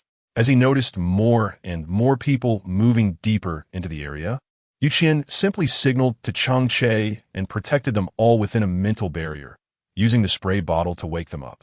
The ability of this mutated plant was indeed hard to deal with. If it were a direct attack, it would be easier to handle. However, its subtle temptation was the most difficult to guard against. Perhaps by the time the people woke up, they would have already been devoured by the mutated plants. With no chance to react, the surplus money awakens everyone's rationality, and everyone feels a bit scared. Looking at the empty buildings around, it seems like the faces of monsters with claws and teeth. What should we do next? I don't think we can kill this mutated plant while staying clear-headed. Qian sprayed some water on his face a few more times, and the cool breeze made him feel even more awake. Shun Zhixing poked a little boy who looked somewhat dazed. He seemed to be around 15 years old, and his eyes appeared to be covered with a thin layer of mist, which seemed to be swirling continuously upon closer inspection. They were on the rooftop. Cheng Che raised his eyebrows in surprise. This little guy, despite his young age, had reached an astonishing level 4 in psychic abilities. The official team was indeed filled with hidden talents. No one should be underestimated. Since they had identified the location of the mutated plants, they had to find a way to approach the mutated animals while still alert, and then successfully hunt them. However, if they continued on their current path, they might end up being controlled by psychic forces before they could even reach the rooftop, automatically walking into the bodies of the mutated animals and becoming nourishment. Qian rubbed her head, trying to think of a good solution, but she couldn't come up with anything. Nowadays, unless she found someone to directly sever the mental influence of the mutated plants, there seemed to be no other possibility. The old six that had been coiled around her wrist waved its small tentacles to attract Qian's attention. It transformed from a bracelet form into an upright form, standing in the palm of Qian's hand and gesturing with its small tentacles as if drawing something. You can roughly understand, you have to go up and compete with it, then attract its attention, so we can take the opportunity to go up. The little vine is patting and hitting, clearly happy to make sure you understand its meaning. Qian shook her head anxiously. How can you take risks on your own? Look at your thin arms and legs. What if you can't attract attention and end up being swallowed by it? Don't be too impulsive. We will find other ways. Little vine, seeing that Qian didn't believe in its strength, unhappily patted her hand. Then its body suddenly grew larger, and Qian was directly pushed onto its head. As she noticed that she was getting farther from the ground, Qian instinctively wrapped her arms around Lao Lu's tentacle to prevent herself from falling. The next moment, she was sent next to the mutated plant on the top floor. Lao Lu's body became enormous, towering like a floor. And compared to the lewd, mutated plant lurking on the roof, it seemed quite imposing. Without any hesitation, it directly swung its vines and charged forward, engaging in a fierce battle with the mutated plant, showing no signs of losing ground. The people downstairs naturally noticed that the mental influence of the mutated plant was continuously diminishing, pulling themselves out of the shock of seeing Lao Lu. And then they rushed up the stairs nonstop. They were indeed surprised that there was someone who could tame mutated animals for their own use. It turned out that Qian was not just a dual-element ability user. She had an even more powerful trump card. As Lao Lu fought fiercely with the mutated plant, Qian stood aside, gathering an electric net, cautiously approached the mutated plant, and then shouted, "Lao Lu, Get away. Qian took advantage of its weakness to deliver a fatal blow, gathering another ball of electricity and throwing it over, completely blasting away the layers of leaves that protected the mutated plant. Only then did she see the true form of this mutated creature, which turned out to be a fiery red rose, though it was now completely devoid of its beautiful and alluring appearance, looking like a tattered rag after being electrocuted by Qian. Chapter 121. Resolving the mutated plant. At this moment, Cheng Che and Shen Zhixing quickly approached, and seeing that Qian was safe, everyone let out a sigh of relief. However, the mutated plant was not so easily defeated. The charred leaves on its body were growing back at an astonishing speed, soon wrapping it up once again. That nauseating sweet fragrance was released once more, and even Lao Lu, who rushed in to attract its attention, couldn't stop the influence of the mental energy on Qian and the others. Being too close, the impact of the mental energy was too profound, and Qian instantly lost consciousness and fell, only catching a glimpse of Cheng Che rushing towards her in a panic. When she opened her eyes again, she was lying on her sofa at home, with the sound of light rain outside, accompanied by a whiff of earthy smell. Cheng Che came over holding a bowl of ginger tea with brown sugar, gently feeding her with a spoon. "You're awake?" Qian took a sip from Cheng Che's hand, and the sweet and spicy taste made her feel a bit more alert. She sat up and glanced at the wall clock. It was already 6 p.m. Do we really take so long to resolve it? How are Yi and Zhou doing? Are they okay? Cheng Che shook his head. They're both fine, don't worry. The most important thing right now is to take care of yourself.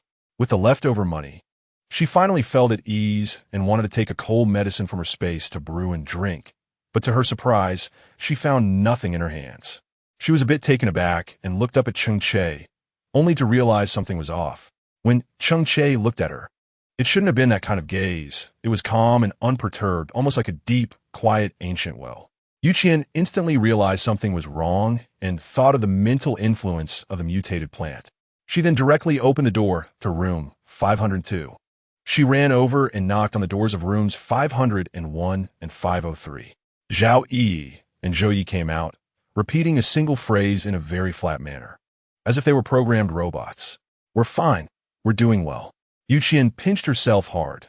The pain was so obvious, yet everything in front of her seemed so illusory. Was she in a dream or in reality?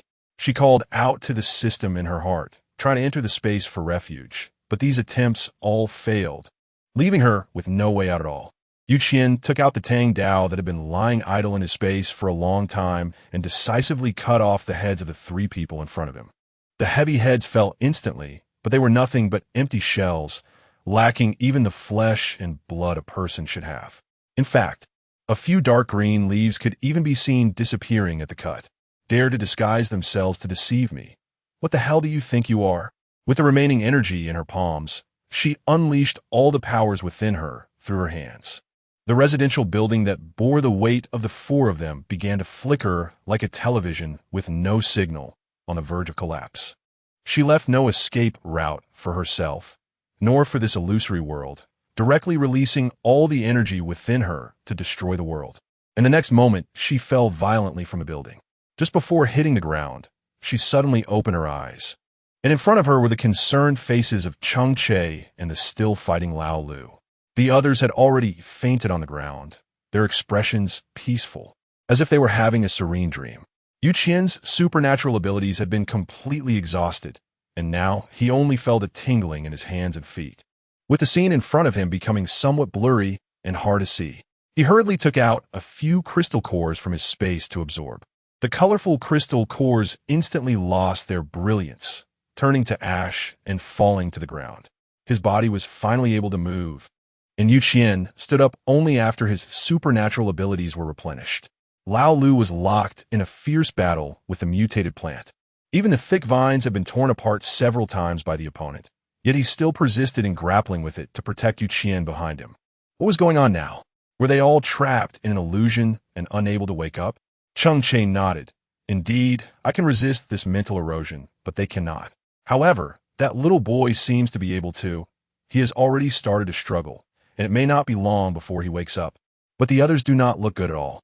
Qian didn't have time to wake everyone up one by one. He just rushed towards a mutated plant with Cheng Che, thinking they could help Lao Lu alleviate some pressure. Both Cheng Che and the mutated plant were experts in psychic abilities, and the two powerful forces were unable to determine a victor, which also proved the strength of the mutated plant. However, for powerful lightning ability users, all abilities appeared equal and weak in their eyes. Especially for this kind of mutated plant, what they feared most were fire and lightning ability users. Not to mention Qian, whose abilities had been comprehensively enhanced by the system, posed an even greater threat. As Qian charged forward, the plant instinctively pulled its roots from the rooftop to escape, only to be stopped in place by Cheng Che's psychic barrier. The ability sphere in Qian's palm had already condensed to the size of a basketball, and the surrounding air began to distort. The struggling movements of the mutated plants became more intense, but all the struggles were in vain. Lightning would equally take away every creature that resisted her, no matter who it was. The giant creature instantly turned into a cloud of ashes, and the dust suddenly fell to the ground, causing Qian to instinctively cover her mouth and nose. With the suppression of mental power, everyone woke up, but the feeling of being forcefully pulled from the mental illusion was far from pleasant. At this moment, Qian was squatting on the ground, starting to search for the crystal core. Finally, he found a crystal core the size of an egg from among the thickest ash. It emanated a rich, milky white color, and on rainy days, one could even see its surface shimmering with colors, which was simply beautiful to behold. Qian unhesitatingly took the crystal core into her space. She was never one to be polite. If it weren't for her, the members of the official team would probably have all been dead by now. She had killed the mutated plants, so the crystal core naturally belonged to her, and she wouldn't let it go to anyone else. Everyone groaned as they got up from the ground, and Lao Lu had transformed back into Qian's bracelet, now happily absorbing energy from a green crystal core. Contentedly hanging on Qian, Qian held Zhao Yi in his arms and slowly walked down the stairs, while the others consciously supported themselves and followed along.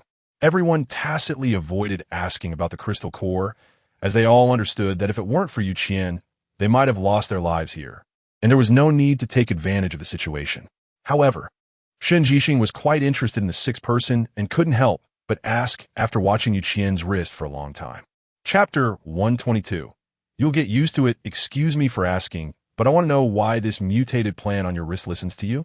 Aren't mutated plants usually bloodthirsty and fierce? Why does it seem like a well-behaved baby hanging on you? Qian glanced at the old Lu on her wrist, gently touched it, and then looked up at Shen Jixing and said, I tamed it with my fists. I just thought it was fun, so I didn't take its life. Shen Jixing paused, thinking of the old Lu's extraordinary combat power and Qian's powerful abilities, then abandoned the idea of raising one himself. It was indeed too difficult to tame a mutated plant with Qian's unfathomable abilities. It was better to focus on enhancing his own powers, which was the right path. The one driving was Cheng Che, as the only ones capable of normal movement were him and Qian. The others were at most conscious but still somewhat sluggish in their reactions. When the car arrived at the base entrance, many people who knew the situation gathered around, looking worriedly at the vehicle. Everyone understood that encountering such terrifying mutated plants could lead to total annihilation, so they had to be prepared for casualties. One by one, people jumped down from the back of the vehicle, and everyone was surprised to find that no one was missing, and apart from looking a little weak. There were no signs of injury on anyone. Although less than a day had passed, everyone felt extremely fatigued, and their greatest wish was to lie in bed and rest for a while, not wanting to listen to the boasting of other survivors. Upon returning home, Qian forced herself to enter the space to take a shower, and then collapsed onto the bed to rest. She was truly exhausted today, having drained her powers twice in a row. Although she refilled them with crystal cores, she still felt utterly fatigued, and her body couldn't bear the pressure. They arrived home at 7:30 p.m., and Qian didn't wake up until 4 p.m. the next day, her mind still a bit hazy from sleep. After washing up, she opened the door and stepped out, only to find the living room eerily quiet, with a covered lunch on the table, presumably prepared by Cheng Che after he woke up midway. She stretched, then quietly opened Cheng Che's bedroom door. The second bedroom was slightly smaller than her master bedroom, but Cheng Che had kept it very tidy. The bed was neatly made with clean sheets, and he lay quietly on it, resembling a sleeping beauty. Against the wall stood a not-so-large wardrobe, along with a desk and chair, which were all the furnishings in the room. It looked excessively clean and lacked a sense of warmth and happiness of home. Not intending to wake him, Qian quietly walked out, but was suddenly pulled onto the bed by an unseen force, and then tightly embraced by the man. Qian nudged him. "So you weren't asleep after all? You lying still in bed scared me." Cheng Che was completely unfazed by her strength, only burying his head in her neck and rubbing against it. "Do you know which idiom you can use to describe this situation now?" His voice was a bit hoarse, tinged with the fatigue of just waking up, making Qian's heart flutter slightly. She curiously asked what idiom. Cheng Che chuckled softly and demonstrated to her what the idiom was. As the pajamas he had originally worn properly had somehow ended up who knows where. Qian let out a light sigh, weakly pushing away the man in front of her, but her body felt completely soft. "Cheng Che, I told you, don't touch me for a month." Cheng Che licked his lips, lightly biting her smooth shoulder, controlling her constantly pushing hands above her head. "What you meant was that I couldn't enter your room for a month, but now you've actively entered mine. This is like a sheep entering a tiger's den." Qian trembled as her mind raced, and in the next moment, she swiftly entered the space. To have a better bathing experience, she had also purchased a well-decorated house within the space. Now, she was lying in bed, but unexpectedly, the man who should have disappeared inexplicably followed her in. Qian was lost in thought when the mechanical voice of the system, which hadn't appeared for a long time, suddenly emerged again. The system has successfully identified the relationship between the host and Cheng Che and has granted him privileges. Once the host enters the space, he can choose whether or not to enter the space, and the host cannot expel him. "System, what the hell? Are you trying to trick me?" Cheng Che surveyed his surroundings and could guess that he had entered the space. He chuckled softly, gently nibbling on Qian's delicate collarbone. "Not bad. I don't have to worry about soundproofing issues here." The extra money curled his lips, and at the moment when the man was most distracted and infatuated, he suddenly pushed the person away, hastily grabbing the quilt on the bed and trying to run, but his ankle was gently held. "Little fox," I said, "why were you so well-behaved just now? You'll get used to it." The rain had unknowingly stopped, and sunlight continuously streamed through the clouds, faintly revealing a rainbow spanning across the sky. Qian lay on the bed, holding a bowl of beef noodles and slurping away, completely unwilling to spare Cheng Che even a glance. God knows how annoying this guy is. She didn't want to see him anymore. Cheng Che, with a satisfied look on his face, was serving her, holding her in his arms and gently massaging her, in an unusually good mood. After finishing the last sip of soup from the beef noodles, Qian completely ignored Cheng Che and lay down on the bed to rest, only to feel a warm hand gently pressing on her waist. "Beast, I've barely rested for half a day." Surplus money instinctively wanted to run away, and Cheng Che hurriedly comforted her. "I'm just helping you with a massage. Haven't you been complaining about back pain?" She really regretted starting this. If she had known he was a wolf that could never be satisfied, she definitely wouldn't have so proactively put herself into his mouth. Chapter 123. Heroes struggling with beauty's barrier, she lay on the bed, drowsy, and directly kicked Cheng Che out of her room, then intended to fall asleep right away. But unexpectedly, she was awakened again by a knock on the door. Knowing that Cheng Che would handle any matters that arose, Qian simply covered her ears with a blanket and closed her eyes, then sank into a dream. The one knocking was Shen Jixing. When he saw Cheng Che open the door, a hint of loneliness crossed his heart. Cheng Che wasn't T-blind and naturally understood this man as feelings for Qian, so his tone was somewhat off. "Is there something?" Shen Jixing nodded. "Regarding this operation and the promised rewards for you. The higher-ups hope that your captain can go talk to them." Cheng Che picked up his coat from the rack and put it on. "I can go instead. Our captain needs to rest. I can handle everything regarding her." Shen Jixing paused, but didn't refuse and went downstairs with Cheng Che. The two godlike men walked one after the other, attracting many curious glances and whispers. Captain Shen is already handsome enough, but the guy behind him is even more handsome. My God, what kind of celestial looks are these? Who is this handsome guy in black? Which team is he from? I've never seen him before. The attention of everyone on the street, regardless of age or gender, was drawn to the two of them, adding a bit of fun to their otherwise dull lives. They entered the administrative building, where most of the offices of the base's higher-ups were located. Anyone pulled out from here would be a person of great importance to the Western Expedition Base. Cheng Che didn't feel intimidated at all and confidently followed Shun Zhixing to the top floor of the administrative building. He gently knocked on the heavy wooden door, and a deep, somewhat aged voice came from inside. "Come in." Shun Zhixing brought Cheng Che in and stood at attention in front of the elder, base chief. This is the vice captain of the Shunfeng team. The captain is unwell and resting at home, so he will handle this conversation on her behalf. Cheng Che slightly nodded at the elder and, upon looking up, felt that the elder's gaze towards him was somewhat off. "Your father is the base chief of the southern base, right?" The elder adjusted his glasses, his tone showing a hint of helplessness. "You two really look alike. Your abilities are quite impressive, truly, like father, like son." Cheng Che chuckled lightly. "It's just a matter of blood relation. Feel free to speak your mind." A glint flashed in the elder's eyes, but he didn't continue the topic of blood relation. "Thanks to your Shunfeng team willing to assist otherwise, the ability users going on this mission would likely have perished completely. I still need to thank your captain through you." Cheng Che naturally waved his hand. "I don't deserve it. As a part of the base, we naturally need to contribute to its safety. Moreover, the base agreed to our proposed conditions. Everyone is just fulfilling their own needs, so there's no need for thanks." The elder's subsequent words were blocked, and he naturally understood the meaning behind Cheng Che's words. "You give me benefits, and I'll do your bidding. Aside from this matter, don't think about troubling me with anything else." He shook his head helplessly. Nowadays, young people were indeed hard to deceive. "I heard from Zhixing that your captain has a mutated plant that possesses intelligence and can submit to humans, which is quite rare. I would like to ask if you could hand over the mutated plant to us for in-depth research. Perhaps it could bring better news for humanity." Seeing Cheng Che's expression not looking good, he quickly added, "Of course, we will provide you with compensation or other conveniences.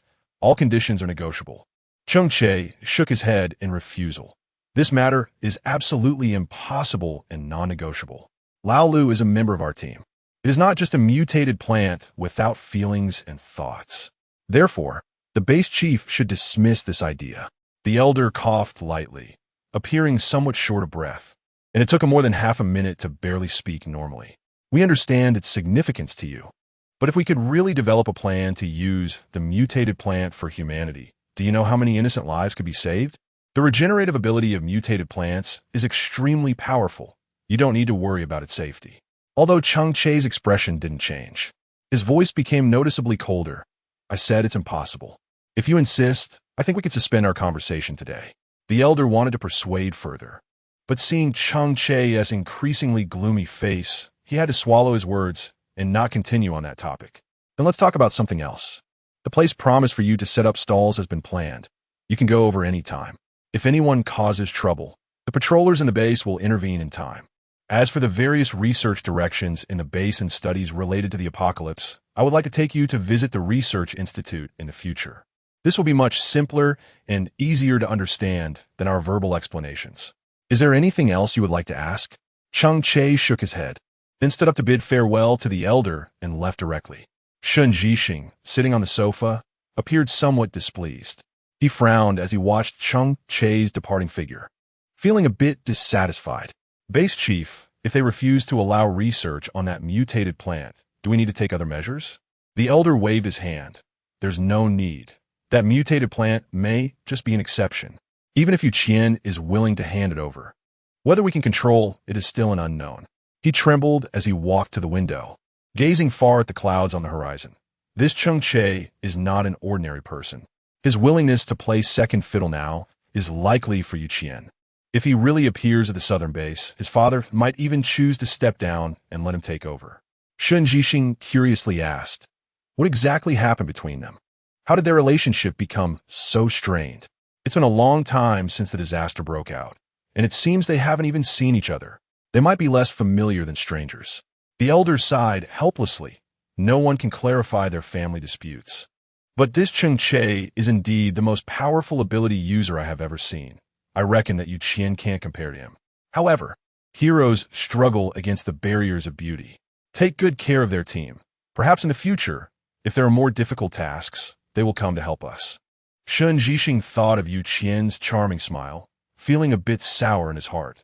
But he also understood that it was all just his foolish longing. He simply bid farewell to the elder and left the administrative building in a somewhat dazed state. Chapter 124.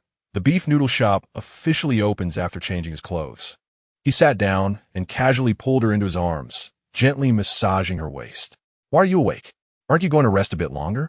Yu Qian shook her head and relaxed in his arms. "What did you talk about with the higher-ups at the base?" Cheng Che held her little hand in his palm and spoke softly. "It's just the things we talked about before. But they have their eye on Lao Lu and want to take him to the Research Institute for study, asking if I agree." Yu Qian was not very shocked and asked lightly, "Do you agree?" Cheng Che gently kissed her forehead and replied, "I didn't agree. I know what the sixth one means to you.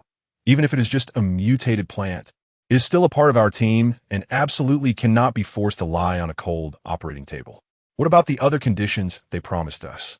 The booth has already been selected, and we can go anytime. However, the research progress regarding the base still needs to be investigated on-site at the Research Institute. I think seeing it with my own eyes is more real, so I agreed." Yu Qian nodded. "No problem. When we have time, we'll go take a look.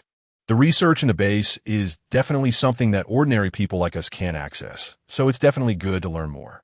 Cheng Che naturally had no objections. The two of them quietly leaned against each other watching a show, and the atmosphere felt very pleasant and reassuring. Time passed quickly, and in the blink of an eye, 3 days had gone by. Yu Qian finally felt no more soreness in her waist or legs, and after getting dressed, she went to the prepared stall. She bought special tables and chairs from her space. Although they were just simple, small wooden tables and stools, they could accommodate quite a few people. To prevent rain and snow, Yu Qian simply purchased bricks and concrete from her space and then posted a recruitment ad in the task hall.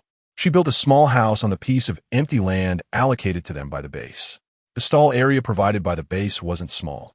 After all, it was a large piece of unused land, and they directly allocated 100 square meters to Yu Qian.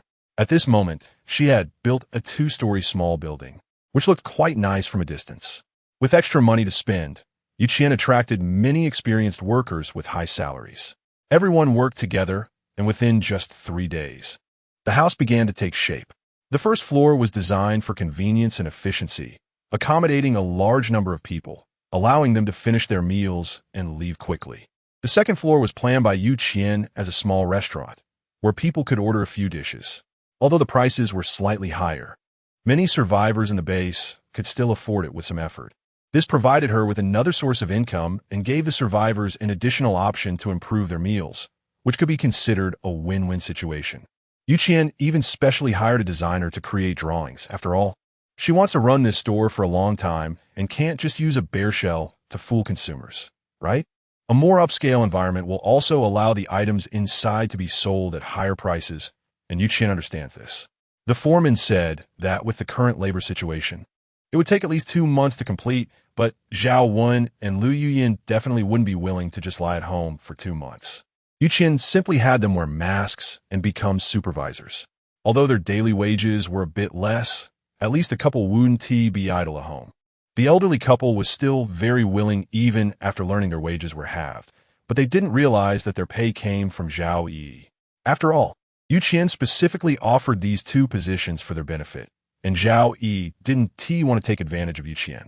Since her parents weren't really putting in any effort, she wouldn't let Yu Qian pay them for nothing. Thus, 2.5 months passed. During this time, the Shunfeng team would occasionally go out to take on some simple tasks and relax, while the 2-story building gradually took shape. The brand new Chinese-style building looked quite charming. The leftover money was used to arrange all the tables and chairs properly, anticipating that many people would come to dine.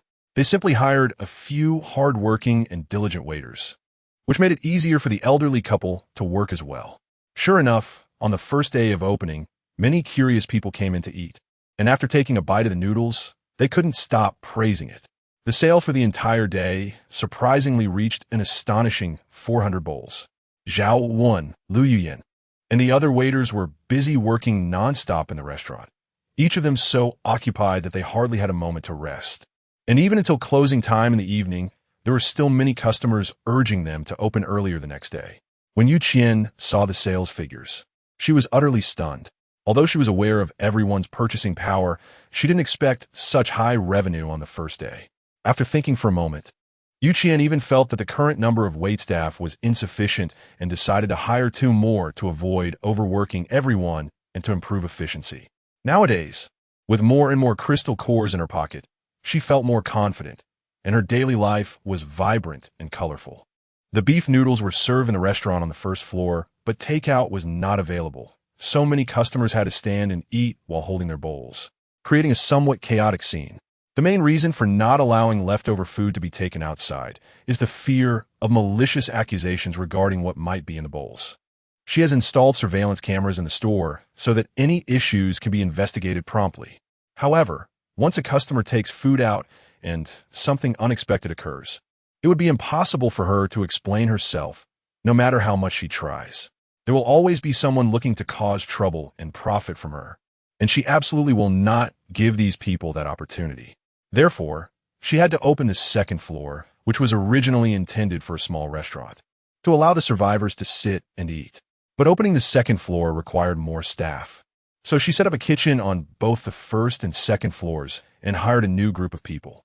This not only doubled the revenue, but also greatly enhanced the store's reputation. Chapter 125. Who among you made biological weapons? Qian happily lay on the sofa, looking at the long string of numbers behind the crystal core on the space panel, and her mood improved significantly. For her, nothing was more important than earning crystal cores. The more crystal cores she had, the more she could get whatever she wanted. At that moment, Zhao Yi was lying next to Qian with a bag of potato chips, and on a coffee table in front of them was a tablet playing a TV drama. The 2 of them and the cat were all engrossed in it. Qian grabbed a handful of chips from her bag, chewed a couple of times, and swallowed. Only then did she notice the countless chip bags lying in the trash next to Zhao Yi's feet. "You've eaten so many bags? Didn't you have breakfast?" Zhao Yi lamented, anxiously grabbing and then releasing Qian's hand, finally letting out a helpless sigh. "Zhou Yes, this guy sees Cheng Che cooking for you every day, and he says he can't fall behind, so he also started working on his cooking skills." She pretended to wipe non-existent tears from the corners of her eyes, sniffling pitifully. "If it really doesn't work out, you have to take me in for a night. He insists on making me eat those strange things. And I'm really afraid I won't see the sun tomorrow." Qian looked at her helplessly. "Is it really that exaggerated? It's fine to take you in, but I'm really afraid your boyfriend will come knocking on the door at night to look for you, and that will definitely affect my sleep." Zhao Yi was on the verge of tears. If you're used to the big meals made by Cheng Che, you definitely can't imagine how bad other people's cooking can be. If it really doesn't work, you could try the dishes made by Zhou Yesheng. It will definitely open your eyes. Qian hesitated a bit. Her hand reaching for the chips slowed down. "Really?" Zhao Yi nodded solemnly, a look of someone ready to face death, and took Qian's hand. The 2 of them walked side by side to the door of room 503. A thick smoke in the corridor was quite choking, almost making Qian think there was a fire somewhere, and she casually pulled out a fire extinguisher from her space. Zhao Yi gave her a figured-out expression, and then bravely opened the door to 503. Zhou Yi stood at the door holding a plate of something black and messy, his apron covered in soot. When he looked up and saw Qian behind Zhao Yi, he said, "Sister Yu, come in and try my cooking. Don't be polite with me." Zhao Yi leaned close to Qian's ear and whispered, "Seeing him cook for me makes me feel quite touched, and I'm afraid to say it's not good to avoid hurting his confidence." Qian gave Zhao Yi an okay gesture, and then the 2 of them walked in together. The sweet potato, resembling charred cotton candy, was placed on the dining table, and when poked with chopsticks, it barely revealed its original form. The white sugar was burnt and covered the sweet potato, and just licking the chopsticks brought a bitter taste. No wonder Zhao Yi ran to room 502 for refuge. Seeing Zhou Yesheng's excited expression as he stood by, eager for praise, Qian couldn't help but feel a bit soft-hearted, thinking maybe she should let him try again. After all, it's a good thing for a child to have this kind of heart. It's better than being unwilling to do anything, right? Zhou Yesheng noticed that neither of them was picking up their chopsticks and pushed the candied sweet potato closer to them again. "It may not look great, but I really put a lot of effort into making it. Something made with love won't taste bad. Have you tried it yourself?" Zhou Yesheng shook his head. "I made it for my Yi." She has to be the first to taste it. What would it matter if I ate it? Qian looked at Zhao Yi with a speechless expression, then gave her a signal. Pretend to take a bite. Zhao Yi helplessly picked up a piece of sweet potato and held it in front of her mouth, mustering the courage to bite into the air. Zhou Yexing was so excited that he almost jumped up, quickly running to Zhao Yi's side. How is it? Is it delicious? Zhao Yi forced a smile. You should try it yourself. Zhou Yexing hurriedly picked up a piece and put it in his mouth, but before he could even chew, he spat out. The taste was even more bitter than traditional Chinese medicine, with a strong burnt flavor that shot straight to the top of his head, making it truly hard to accept such a terrifying taste. Seeing his dejected expression, Zhao Yi simply stated the truth. Zhou Yexing, actually, you're better off not cooking. Why don't you just give up on making food for me and stop wasting ingredients? In the past 2 days, Zhou Yexing had wasted countless precious seasonings and ingredients while cooking, and Zhao Yi felt like her heart was bleeding, yet she didn't know how to advise him gently. Now that he knew how bad his cooking was, perhaps he wouldn't dare to try again in the future. As he walked in, he asked, "Who made biological weapons?" Zhou Yexing's face changed from black to red, and then back to black again, as he directly took the burnt sweet potato from the table and dumped it into the trash can. Qian glanced helplessly at Cheng Che, who was completely unaware of what was happening and was in a state of confusion. Cheng Che sat next to Qian and said, "Are you free this afternoon? We can go to the research institute. I just got the pass from Shun Jixing, and there are exactly 4 of them." Qian excitedly took the pass and then handed one to Zhao Yi and Zhou Yexing each. "If we have time, let's go to the research institute together this afternoon. I'm sure we can gain a lot." Everyone nodded in agreement, and then suggested going after lunch. Qian took out 2 roast chickens and a few garlic sausages from his space, and then pulled out a large pot of rice. "Let's have a simple meal. No need to cook, and after eating, we can head to the research institute," she said. Zhao Yi sighed as she picked up a chicken leg and took a bite. "Qian, you're spoiling my appetite. You're the only one in the entire base who can call eating roast chicken a simple meal, right? It's too luxurious, woo-woo." She happily took another bite of the roast chicken and then stuffed a big mouthful of rice in her mouth, closing her eyes in satisfaction. Zhou Yi also nodded in agreement. "I won't cook anymore. It seems I really don't have the talent for it. It's better for me to just be a cooking pot."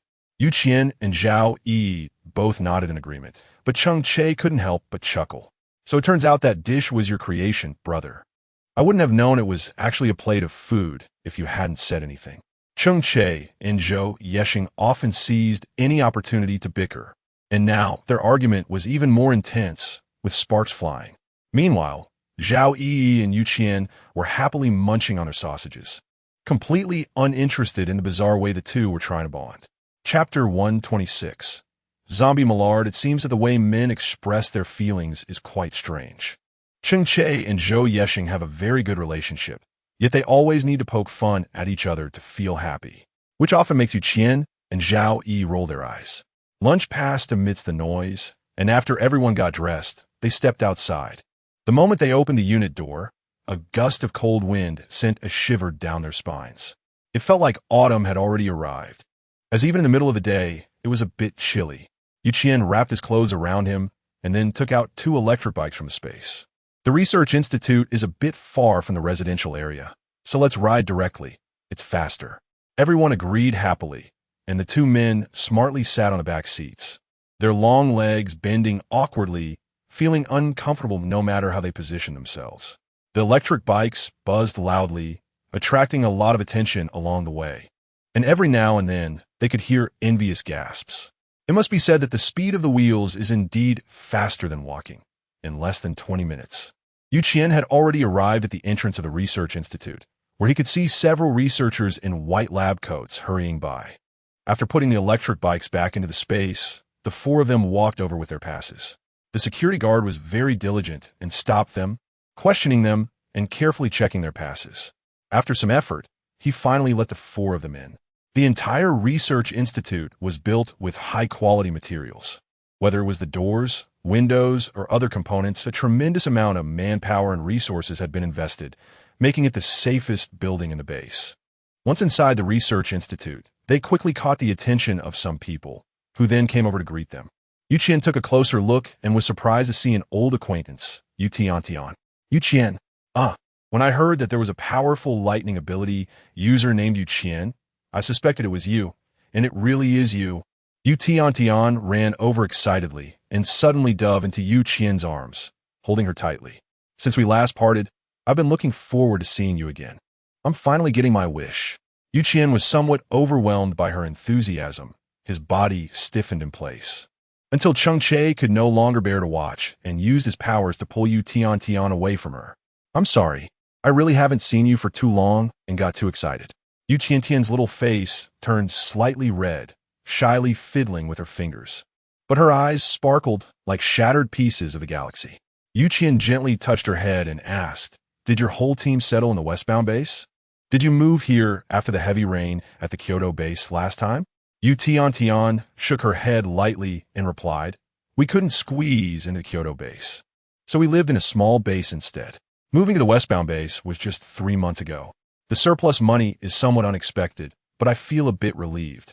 After all, if they had ever entered the Kyoto base, there might have been some casualties among the team members. The Xixiang base is much better than the Kyoto base, and I currently plan to settle here for the long term. If you're willing, you can come and visit me often in the future." Yu Qian patted Yu Tian's shoulder, then looked around and asked, "Are we free to explore today, or are we being guided?" Yu Tian finally calmed down from the excitement of their reunion and quickly took Yu Qian to the office to find the person in charge. Walking through the long corridor, Yu Qian was astonished by the scene in front of her, rubbing her eyes in disbelief. High-end and precise instruments were placed on the ground, and countless researchers stood by observing data. Yu Qian looked at the constantly flashing numbers on the screen, feeling a bit dizzy. Just as he was surprised, a woman approached from the side. She was wearing protective clothing, looking as if she had just come out of a laboratory, with a few drops of still wet blood on her goggles. "You're the visitors here today, right? Please wait a moment. I'll come out after changing my clothes." She walked into the changing room, discarded her protective suit, and quickly put on a new one before hastily coming back to Yu Qian. "Everyone, please follow me." After saying goodbye to Yu Tian, Yu Qian followed the woman and took the elevator down to the underground level 2. The base had been researching mutated plants and animals, as well as zombies. Although there hadn't been significant breakthroughs, they had developed several potions that could harm them. The members of the Wind team followed her to a transparent glass wall. The tentacle did not show any significant signs of attack, but from previous encounters with mutated plants and animals, the severed body parts would lose their vitality immediately. Therefore, this tentacle was an anomaly.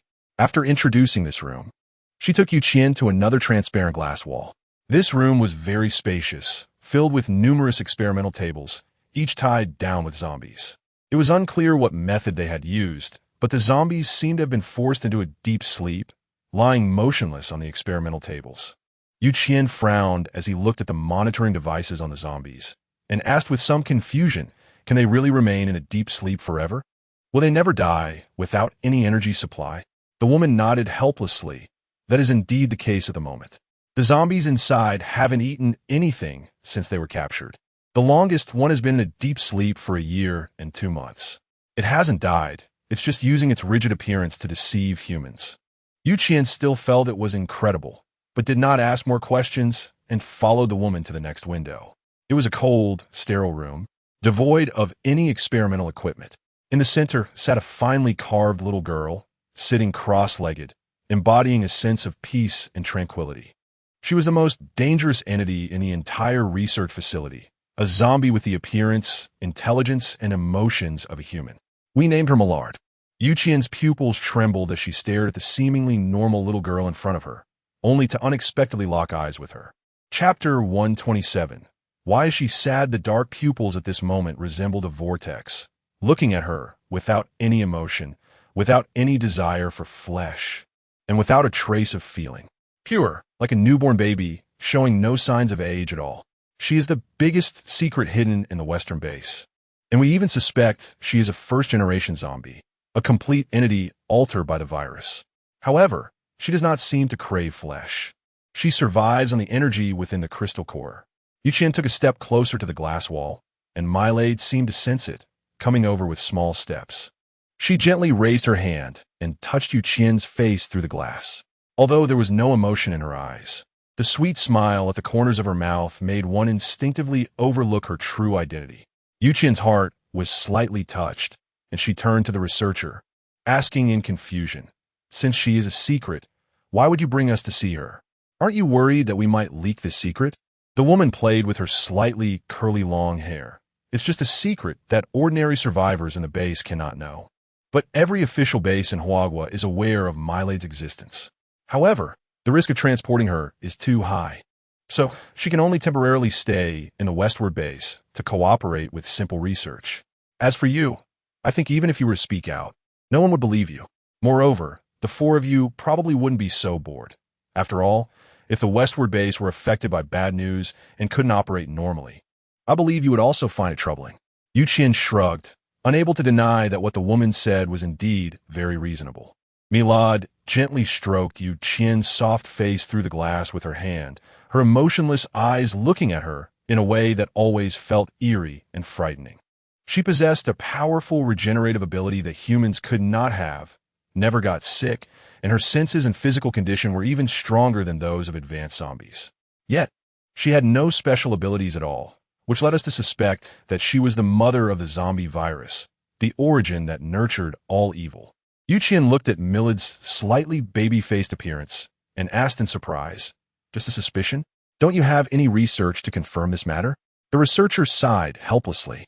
"Human weapons can't even cut her skin, nor can they cause her any harm. However, we have conducted experiments, and any plants, animals, or humans that were scratched by her would quickly transform into advanced zombies, exhibiting basic intelligence even in the early stages of transformation. This is very frightening. So we dare not let her out, nor do we dare to conduct more in-depth research on her."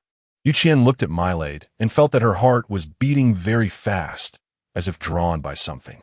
She had an indescribable affection for this little zombie with a human appearance in front of her. Qian shook her head, as if something inside was rampaging, trying to break through some kind of confinement. Suddenly, a clear child's voice emerged, calming her chaotic thoughts and instantly bringing Qian back to normal from her moment of distraction. At first, we all thought Mylade wouldn't speak, but she sings every day, which proves she has basic communication skills. She just doesn't want to talk to humans. The researcher's face was filled with regret as he continued to lead Qian and the others forward. What followed were merely some zombies or mutated animals being studied, as well as seed research areas, weapon research areas, and various equipment research areas. The base was accelerating at an incredible pace, creating things that could improve human life with the simplest materials. The research facility was not large, yet it could be said to encompass everything. After the WIN team members came out of the space, they still felt a bit disoriented. What Qian couldn't forget the most was the zombie Mylade. She was clearly a carrier of the virus, yet she showed no desire for blood at all. Those eyes, like those of a newborn baby, couldn't hide any malice or bloodthirst. Did she seem a bit sad? Was she feeling sad? Why was she sad? Qian was lost in thought, and Zhao Yi called her several times without getting a response. It wasn't until her shoulder was tapped that she suddenly jolted awake. "Why did you tap me? You scared me." She patted her chest, still feeling a bit shaken, then looked at Zhao Yi, who was staring at her with a puzzled expression. "What were you thinking just now that had you so engrossed?" Qian smiled faintly and said, "It's nothing, just a bit distracted. By the way, what did you want to say to me?" The topic was immediately shifted by Qian, and Zhao Yi began to speak rapidly, like pouring out beans. She couldn't help but express her amazement at the advanced weapons, the wonders of the potions, the cruelty of the experiments, and the mystery of Mylade. Leaning close to Qian's ear, she asked, "Do you really think this Mylade is a zombie? I always feel like she seems more human." Qian shook her head. "I'm not sure, but she is indeed full of secrets, always making people want to delve deeper, yet there's simply no way to start." Zhao Yi looked at Qian in a daze and gently tapped her on the head. "Hey, what are you talking about? For us, isn't it enough to just live well? Everything about this Mylade is something the base leaders need to care about, and what we should focus on right now is what to eat for dinner." She smiled, took Qian's hand, and ran towards home. Qian also cleared her mind of all the distractions and hurried to keep up with her. After some discussion, they tentatively decided on sour fish for dinner. But Zhao Wen and Lu Yuyin had not finished work yet, so they would wait until both elders were home before starting to cook. They couldn't let them eat the leftover food from others. The extra money was taken out in advance from the space, along with 3 big fish that were still flopping around. Meanwhile, he settled on the sofa with a tablet to binge-watch a show. Although Zhou Yisheng couldn't cook, he could help clean the fish scales or assist with other tasks. He and Cheng Che helped each other, and soon the fish was being marinated, with a sour and spicy aroma wafting into their nostrils, leaving a lasting impression. Zhao Yi also went to the elderly couple's bedroom to help with the cleaning. The 4 of them were busy with their own tasks, and despite the chaos, there was an underlying order. Time passed quickly, and the watch on his wrist showed it was already 9 in the evening. At this moment, Zhao Wen and Lu Yuyin finally arrived, both sweating but in good spirits, their faces full of smiles. Seeing the 4 kids at home preparing dinner, they hurriedly changed into clean clothes and wiped their bodies with water before coming out of the bedroom. Looking at the bubbling sauerkraut fish on the table, they couldn't help but smile, their eyes crinkling with joy. Lu Yuyin sat next to Qian and, with a mysterious look, asked, "Can you guess how many bowls of beef noodles we sold today?" Chapter 128. Everything will get better. Qian also looked very surprised. "How many bowls, Annie?" 600 bowls? Lu Yuyin smiled widely. "Wrong guess. Today, we sold a total of 1,238 bowls." Qian was truly shocked this time. Although she had equipped her parents with a lot of staff and also provided plenty of raw materials, she really didn't expect that so many bowls would sell. This was still a small number. Many people wanted takeout, and if takeout was available, our sales would definitely multiply several times. Since the shop opened, the queue has been reaching the entrance of the base, and when it closed, there was still a long line outside. Many customers who wanted to eat couldn't get in at all. Lu Yuyin straightened her back proudly. "The second floor I manage has sold over 100 more bowls than the first floor your uncle manages. This old man still can't compete with me in the end." Qian smiled as she watched the 2 elderly men bicker. The smiles at the corners of their mouths naturally reflected their current mood. It seems that doing things that make one feel valuable can indeed improve a person's spirits. Don't rush so hard to meet the quota. If you have time, sell a few bowls, and if not, just stay home and rest. She didn't need those crystal cores and didn't actually want the 2 elderly men to become her subordinates. She just wanted to give them a chance to work in a relaxed and free manner. Selling 50 bowls of noodles in a day would still yield enough profit. She didn't care about the quantity, just hoped that the 2 elderly men wouldn't be so tired and could have enough time to relax. Lu Yuyin and Zhao would surely know what Qian is thinking, as their eyes are filled with love and gratitude when they look at her. "The 2 of us know your intentions, but we are only in our 50s and don't plan to just lie at home every day for you to take care of us. I understand what you mean. You just want us to have some honorary positions and get some crystal cores. But where in the world is there such a good deal? Your good life is your own achievement, and we don't want to rely on you young people for our entire lives. While we are still capable, we want to work hard and help you with some things. We would be happy to do so." Lu Yuyin gently patted Qian's hand. There were some things Annie did wrong before, and now this is a way to make up for her past mistakes. If you refuse, it would be too hurtful for both of us. Qian looked at the 2 people with some hesitation, and then heard Zhao Wen speak. "Xiao Yu, you can rest assured. We won't overexert ourselves. Everything will be based on our own physical condition, and we'll act according to our abilities. As for you 4, don't worry about us. We have hands and feet, so how could we just stay home and do nothing?" Qian and Zhao Yi exchanged a glance, feeling somewhat helpless. But they had no choice but to compromise. "I'm not only considering your health, but I'm also afraid that if we sell too many noodles every day, everyone will lose interest." Qian playfully shook Lu Yuyin's arm and said, "Auntie, you can't refuse me. I'm still waiting for you to treat me to a big meal with your first month's salary." Lu Yuyin fondly rubbed Qian's little face and replied, all right. Among the 4 of you, you're the smartest little fox."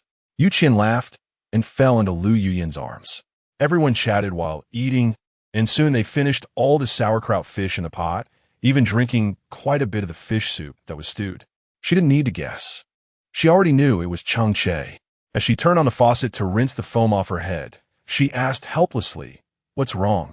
Cheng Che stood at the door without any shyness. wearing a pair of black knee-length shorts and leaning against the bathroom door, a towel draped over his shoulder. Nothing much. Just wanted you to know of my existence. Qian rolled her eyes and didn't want to pay attention to him.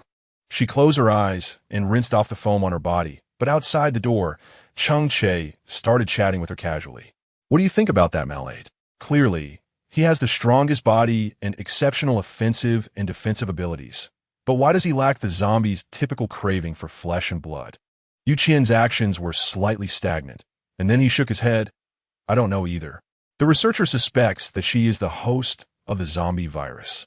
But it's just a suspicion without any real evidence to support this view.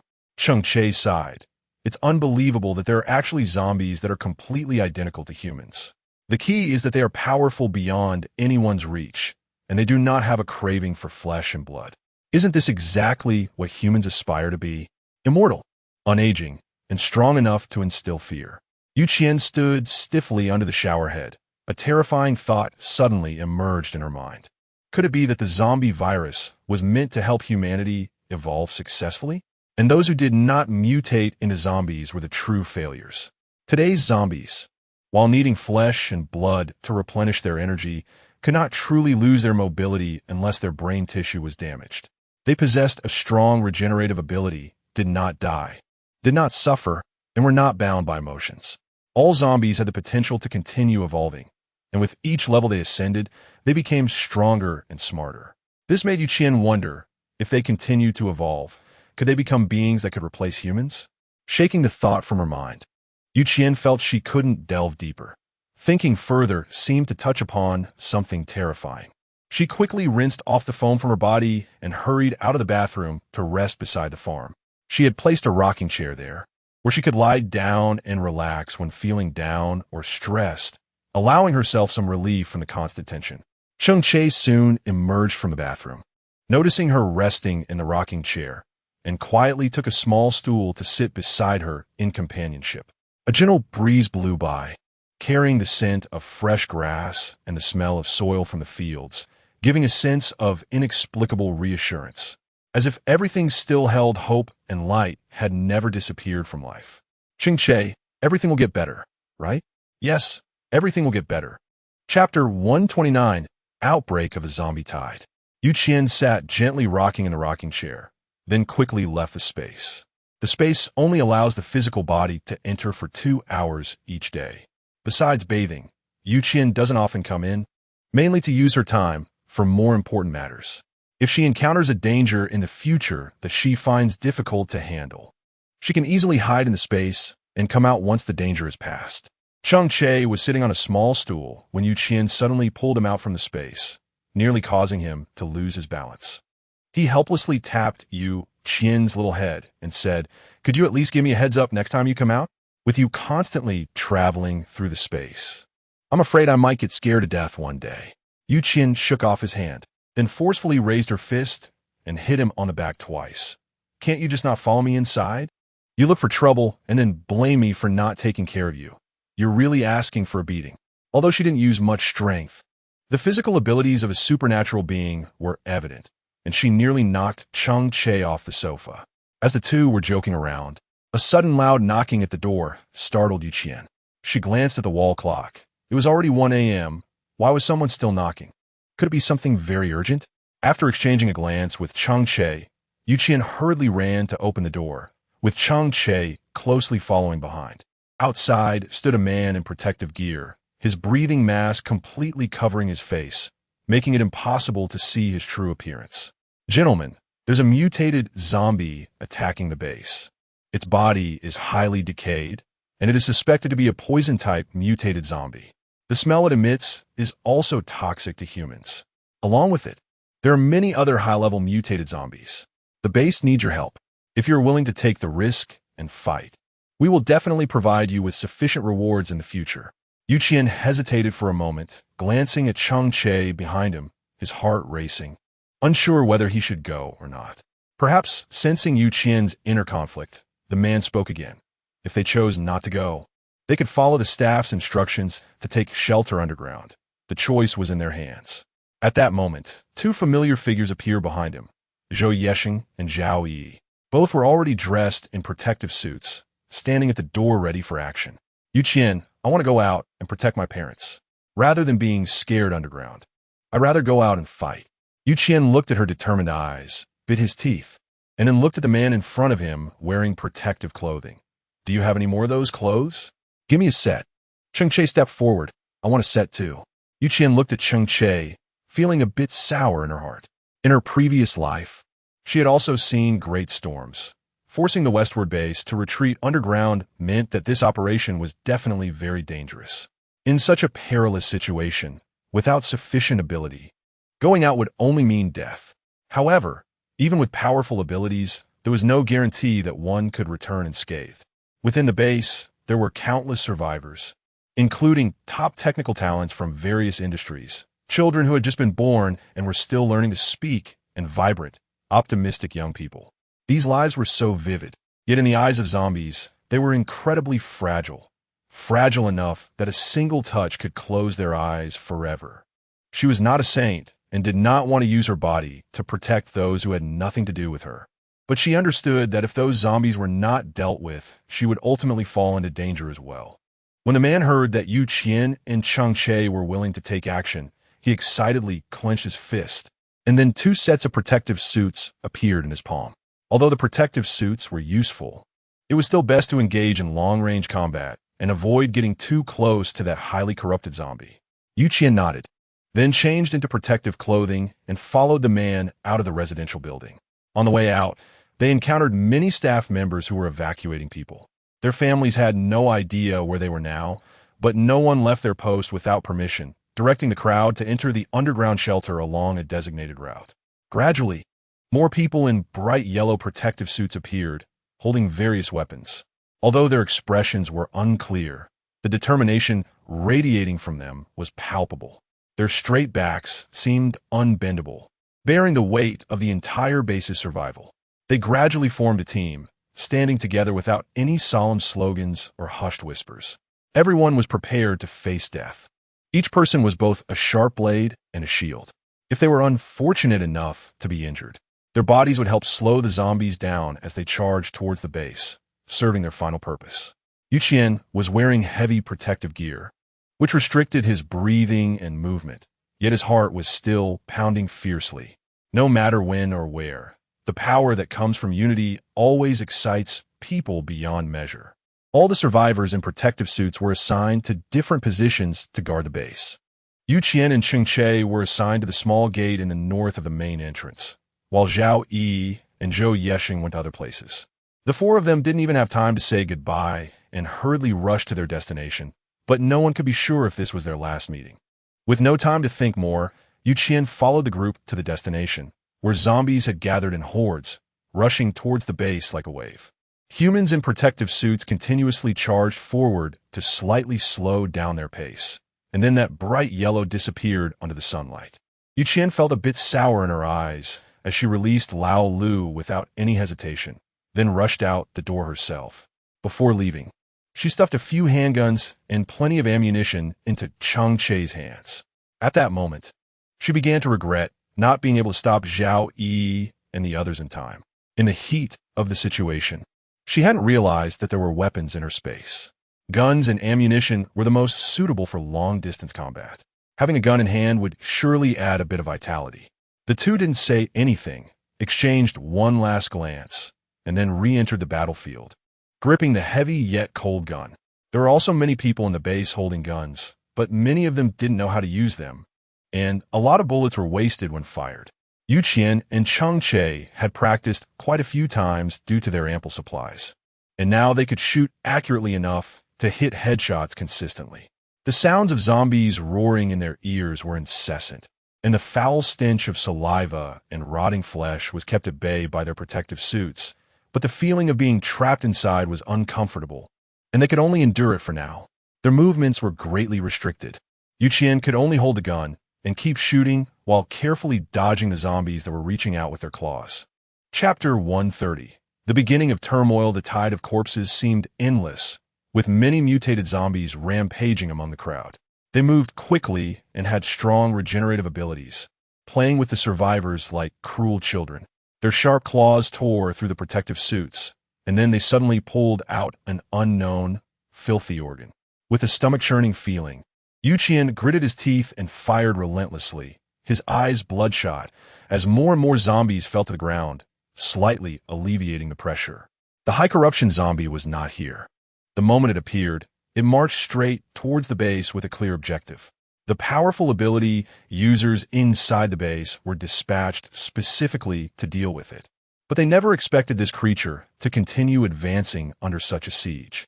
The flesh on the high-corruption zombie was barely hanging on, its body resembling nothing more than a skeleton. And although it looked extremely fragile, it still overwhelmed the ability users. The decaying body emitted a stench that continuously corroded the protective suits worn by the ability users, with many holes of various sizes eaten away by the acidic gas, quickly losing their protective capability. Some survivors simply stripped off their protective suits and threw them aside, then charged at the high-corruption zombie, but their skin began to rot gradually, and the pain made it almost impossible for them to breathe. Qian cannot see the situation over here, but he knows that this high-level zombie is the main threat of this zombie tide. If he can be dealt with successfully, the remaining zombies will be nothing more than small fry. After pondering for a long time, Qian instructed Lao Lu to continue guarding this door, and then he turned and rushed towards the main entrance of the base. The battle was brutal, and many ability users had already decayed and were missing limbs, emitting a strong stench. When Qian rushed over, there were already many people lying on the ground, moaning in pain but not dead, completely unable to stand up and continue fighting. She gritted her teeth, and the lightning in her palm kept accumulating, then surged directly towards the high level. This zombie was over 4 meters tall, and most ability users could only chip away a few pieces of rotten flesh from its body. So it didn't take Qian's attack seriously. However, the lightning ball exploded instantly, like a firework that vanished in an instant, causing its massive body to lose balance and fall to the ground. The crowd did not remain frozen. All the ability users aimed their attacks at the high level's head, and Qian simply bought a mortar in the space. Under the continuous bombardment of shells and abilities, the zombie's head was blown to pieces, giving the ability users at the front door some much-needed breathing room. Qian did not let her guard down. She transformed her abilities into a large net that fell from the sky, directly turning the corpse of the high-level zombie into ashes. The greatest crisis was finally lifted. Qian took off her protective suit and decided not to use her abilities anymore. She carried the mortar to a relatively safe open area and then launched a long-range attack on the zombies. The previous battle had already consumed a lot of her abilities, and given the urgent situation, it wasn't feasible to take out a crystal core to replenish her powers, so she could only rely on firearms for attacks.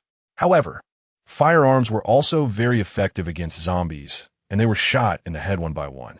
But soon, more zombies would surround her. Qian understood that only he and those with abilities who were about to be exhausted could not clear away the remaining zombies, and even more people would sacrifice themselves. "Anyone who can use a gun, come here. I have weapons," she shouted, decisively taking out all the guns and ammunition from the space, allowing those capable of using firearms to play a greater role in resolving the crisis. The surplus money rekindled hope in those whose abilities were about to be exhausted. As more gunshots rang out, the number of zombies was finally nearly eradicated, and everyone was just holding on with their last bit of strength without fainting. The survivors inside the base also saw the situation outside through the monitors. The greatest danger had been resolved, and those who could only attack at close range rushed out of the base in groups. They wielded weapons, helping the ability users to clear the remaining zombies while also cleaning up the battlefield. Cheers erupted within the base, deafening and enough to bring tears to one's eyes. Qian tiredly closed her eyes and walked unsteadily towards the place where Zhao Yi was. Seeing that both she and Zhou Yi were unharmed, she smiled happily, then turned to look for Cheng Che. Before she could say anything, she was pulled into someone's embrace, their hearts beating together, bodies pressed closely together. "You scared me to death. I couldn't see you, but now I can finally relax." Cheng Che held her tightly, the panic in his heart dissipating the moment he saw her figure, finally able to let go and relax. Qian gently patted his back, I am capable. I can't just stay in one corner waiting for the fire to reach me. Although all the guns and ammunition I had stored for this battle have been used up, at least we are still alive, and we still have a home. She hoped to have a safe place to survive, and she was very satisfied with everything at the westward base, so she didn't want everything she had worked so hard to build to collapse overnight. Zhao Yi and Zhou Yeshing supported each other and stood up. All right. No need to get sentimental. Qian opened his tired and sore eyes, feeling an extreme sense of confusion in his heart. Logically speaking, any base could suddenly encounter a zombie tide. But the probability of a zombie outbreak at the western base is definitely the lowest in all of China. It is located in a remote area where there were hardly any residents even before the apocalypse, let alone after the zombie outbreak. Although there are often survivors coming to live here, each person attracts only a few zombies, and any zombies approaching the base are directly dealt with by the security team. Qian rubbed her eyes, her body no longer able to support her continued thinking, her eyelids gradually becoming heavy, and then she lost consciousness. This day marked a day of heavy casualties for the western base, as well as the beginning of turmoil. Outside the base, corpses lay everywhere, with human and zombie bodies piled together, creating an exceptionally bleak scene. Survivors silently transported the bodies to designated locations for cremation, the bloody flames licking at the blood-soaked ground as if trying to burn away all the disasters. Chapter 131. A feast a day when she woke up again. It was already 5 a.m. the next day. Qian felt that her muscles ached all over. She hadn't paid attention to her body during the battle yesterday, and now she had many bruises. She rubbed her sore knee and didn't want to get out of bed to do anything, so she simply lay on the bed and took out a bag of chips from her space to eat. Cheng Che might have noticed the noise in the room. After opening the door, he handed Qian a sandwich. Just made. Don't always treat snacks as meals. It's not good for your body. He looked at the various injuries on Qian's body with concern, gently massaging her, being careful with the pressure of his hands. I know the situation is urgent, but you can't treat yourself like iron. You need to take care of your body. If the zombies don't get you, you'll end up with all these bruises yourself. Cheng Che sighed with concern, then picked her up and placed her on the sofa. Watch a show here. Lying in bed while eating can easily dirty the sheets. I'll tidy up the house, and if you need anything, just call me. Qian nodded, took a big bite of the sandwich, and the salad dressing almost spilled out. The base had suffered quite a bit of damage yesterday, and now is a time for rebuilding. Qian didn't need to go to the trading area to restock the vendors. However, the outside was still bright, and she didn't know when the polar day would end, allowing her to get a good night's sleep. She sighed helplessly, took a blanket from her space to cover herself, and then looked up at the thermometer. The indoor temperature had reached 16 degrees Celsius, and even in her thin pajamas, she felt a bit cold, to the point that she needed a blanket for warmth. Qian let out a helpless sigh, but was thinking about buying a batch of quilts from her space to sell. She figured that when winter came, it would yield quite a profit. She adjusted the quilt around her, took another bite of her sandwich, and pulled out a box of milk from her space. Cheng Che was busy in the kitchen, presumably preparing lunch, while Qian lay half reclined on the sofa, occasionally laughing at the notebook in her hands. As time passed slowly, Qian finished watching a series of shore dramas, but Cheng Che was still busy in the kitchen, not sure what he was making. She put on her slippers, stood up, and carefully moved to the door to take a peek inside. At that moment, Cheng Che was handling some ingredients, and there were quite a few prepped items on the cutting board, making it clear that a grand meal was on the menu for lunch. Qian excitedly grabbed the door frame. What delicious food are you making? Cheng Che raised his hand to indicate the small crayfish in his hand, which Qian had raised in the space. They were quite large, and the meat was very plump. For lunch today, there would be spicy crayfish, braised lion's head, sweet and sour pork tenderloin, and pig's trotter stewed with yellow beans. By the way, didn't you say you wanted to eat cheese corn? I'll make you a portion later. It wouldn't be bad to have it as a snack. After saying that, Cheng Che lowered his head and continued to busy himself, while Qian looked at him in surprise. Why are you making such a lavish meal today? Cheng Che didn't stop his hands, still looking down as he replied, Aren't you injured? Eating something good to nourish your body is also nice. Besides, you stuffed quite a few ingredients into my space, and it can't keep them fresh, so if we don't eat them soon, they'll spoil. He was organizing the crayfish in his hands and looked up to urge Qian to go out. The kitchen smells strong.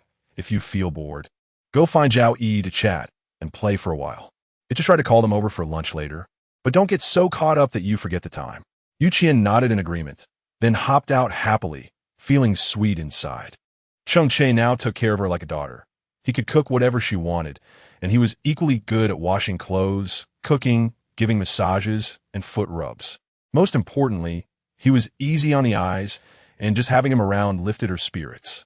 She gently knocked on the door of 503.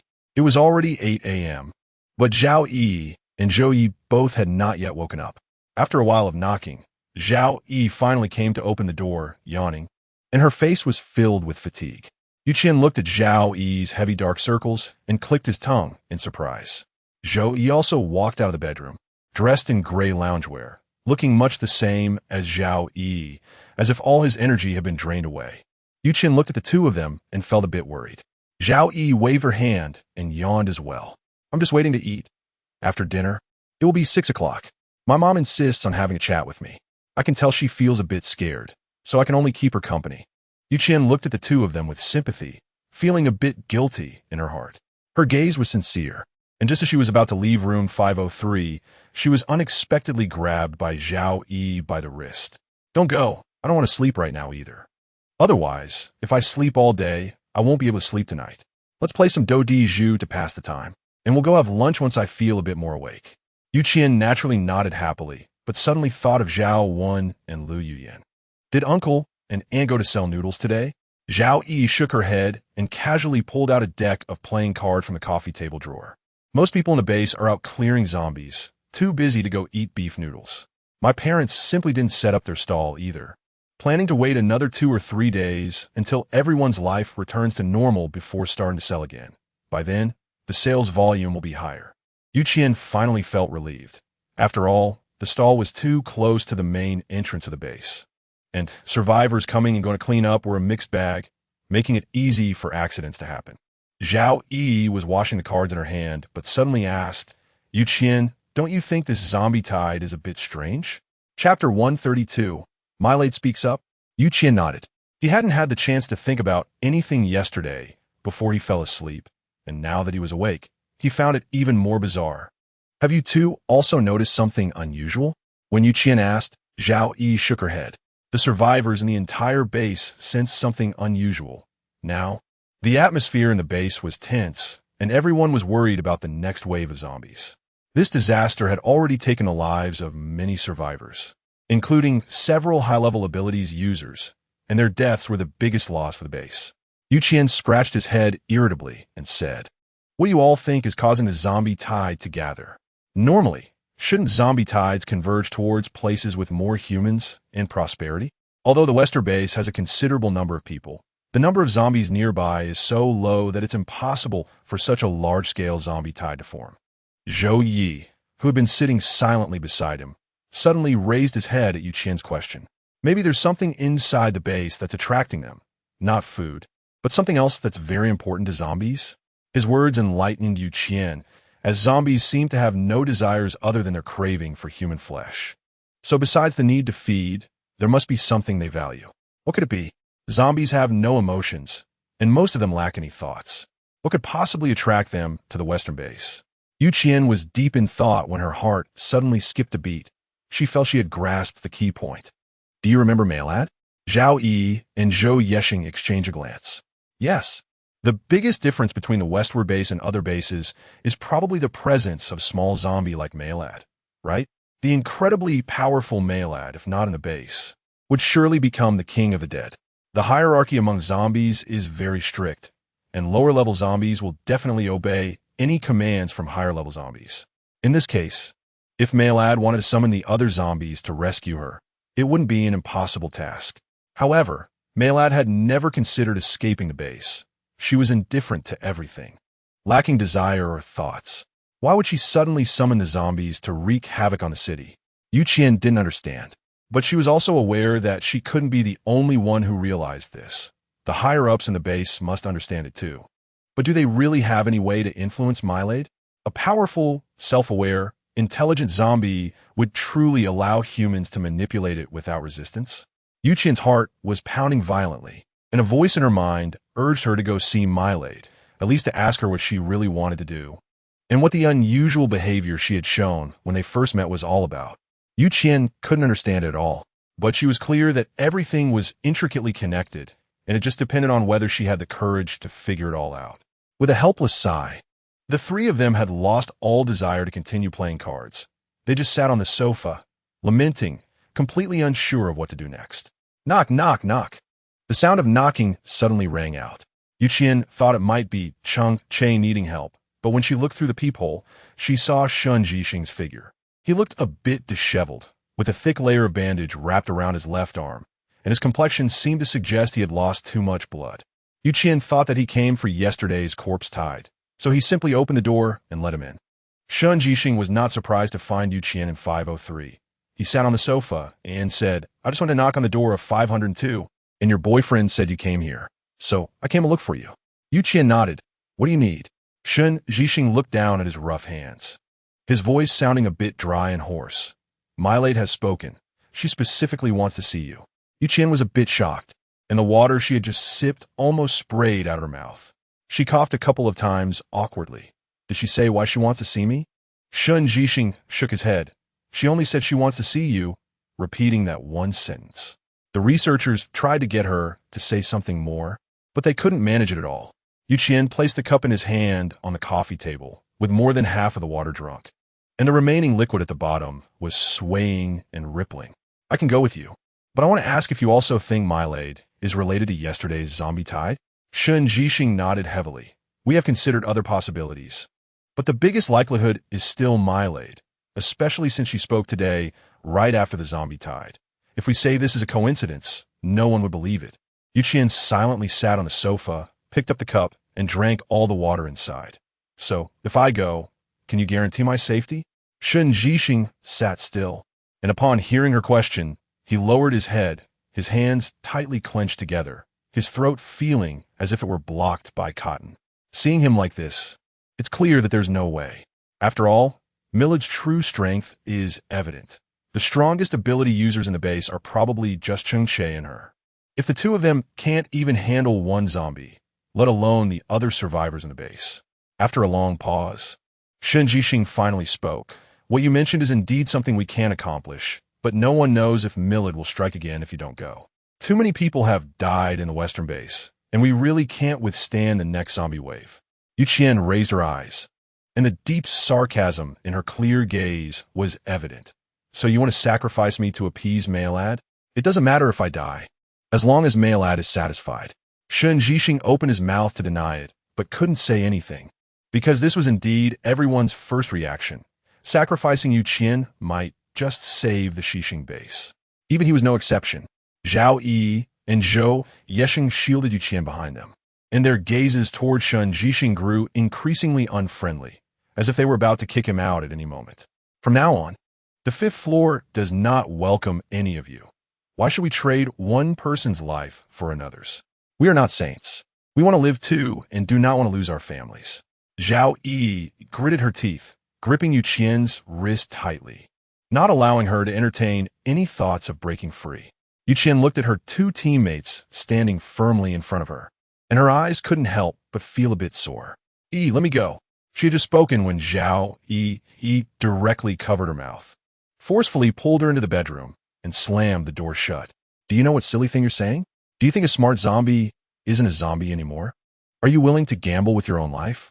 Chapter 133. A long time ago, Zhao Yi was obviously a bit anxious, afraid that Qian would risk her life to make a mistake. "Qianer, listen to me. We can definitely leave the westbound base and live elsewhere. Even if we don't go to another base, we can live in the deep mountains or in caves. That's also an option. You really can't go.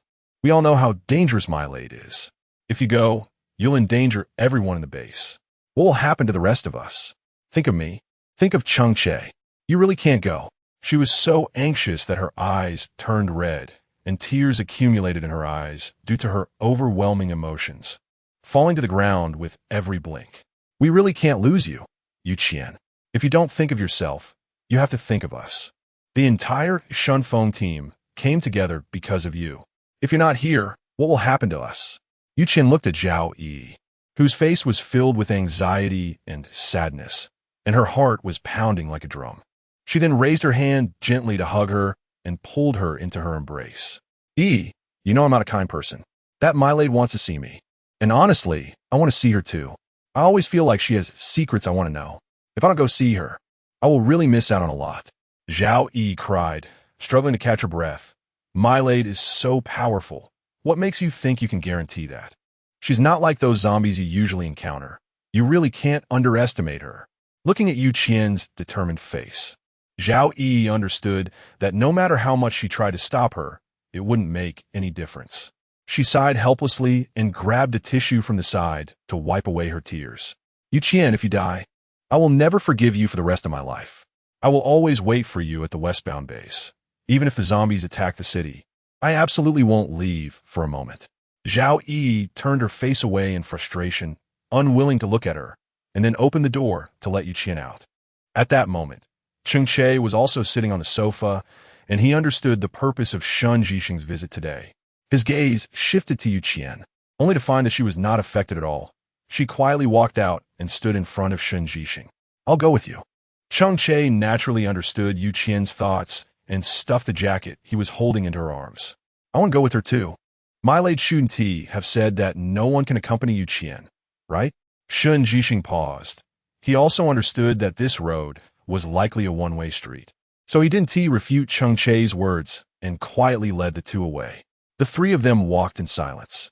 Yu Qian glanced at Cheng Che out of the corner of her eye, thinking he would resist her meeting Mylade like Zhao Yi did. But she didn't expect Cheng Che to agree and even actively request to accompany her. Cheng Che could naturally sense Yu Qian's gaze, and he gently placed his large hand on her head. Don't overthink it. I'm also very curious about this Mylade. Since you want to go, I'll accompany you. If it really comes to it, we can just run away together. Yu Qian exchanged a smile with him, understanding the natural way of the other party.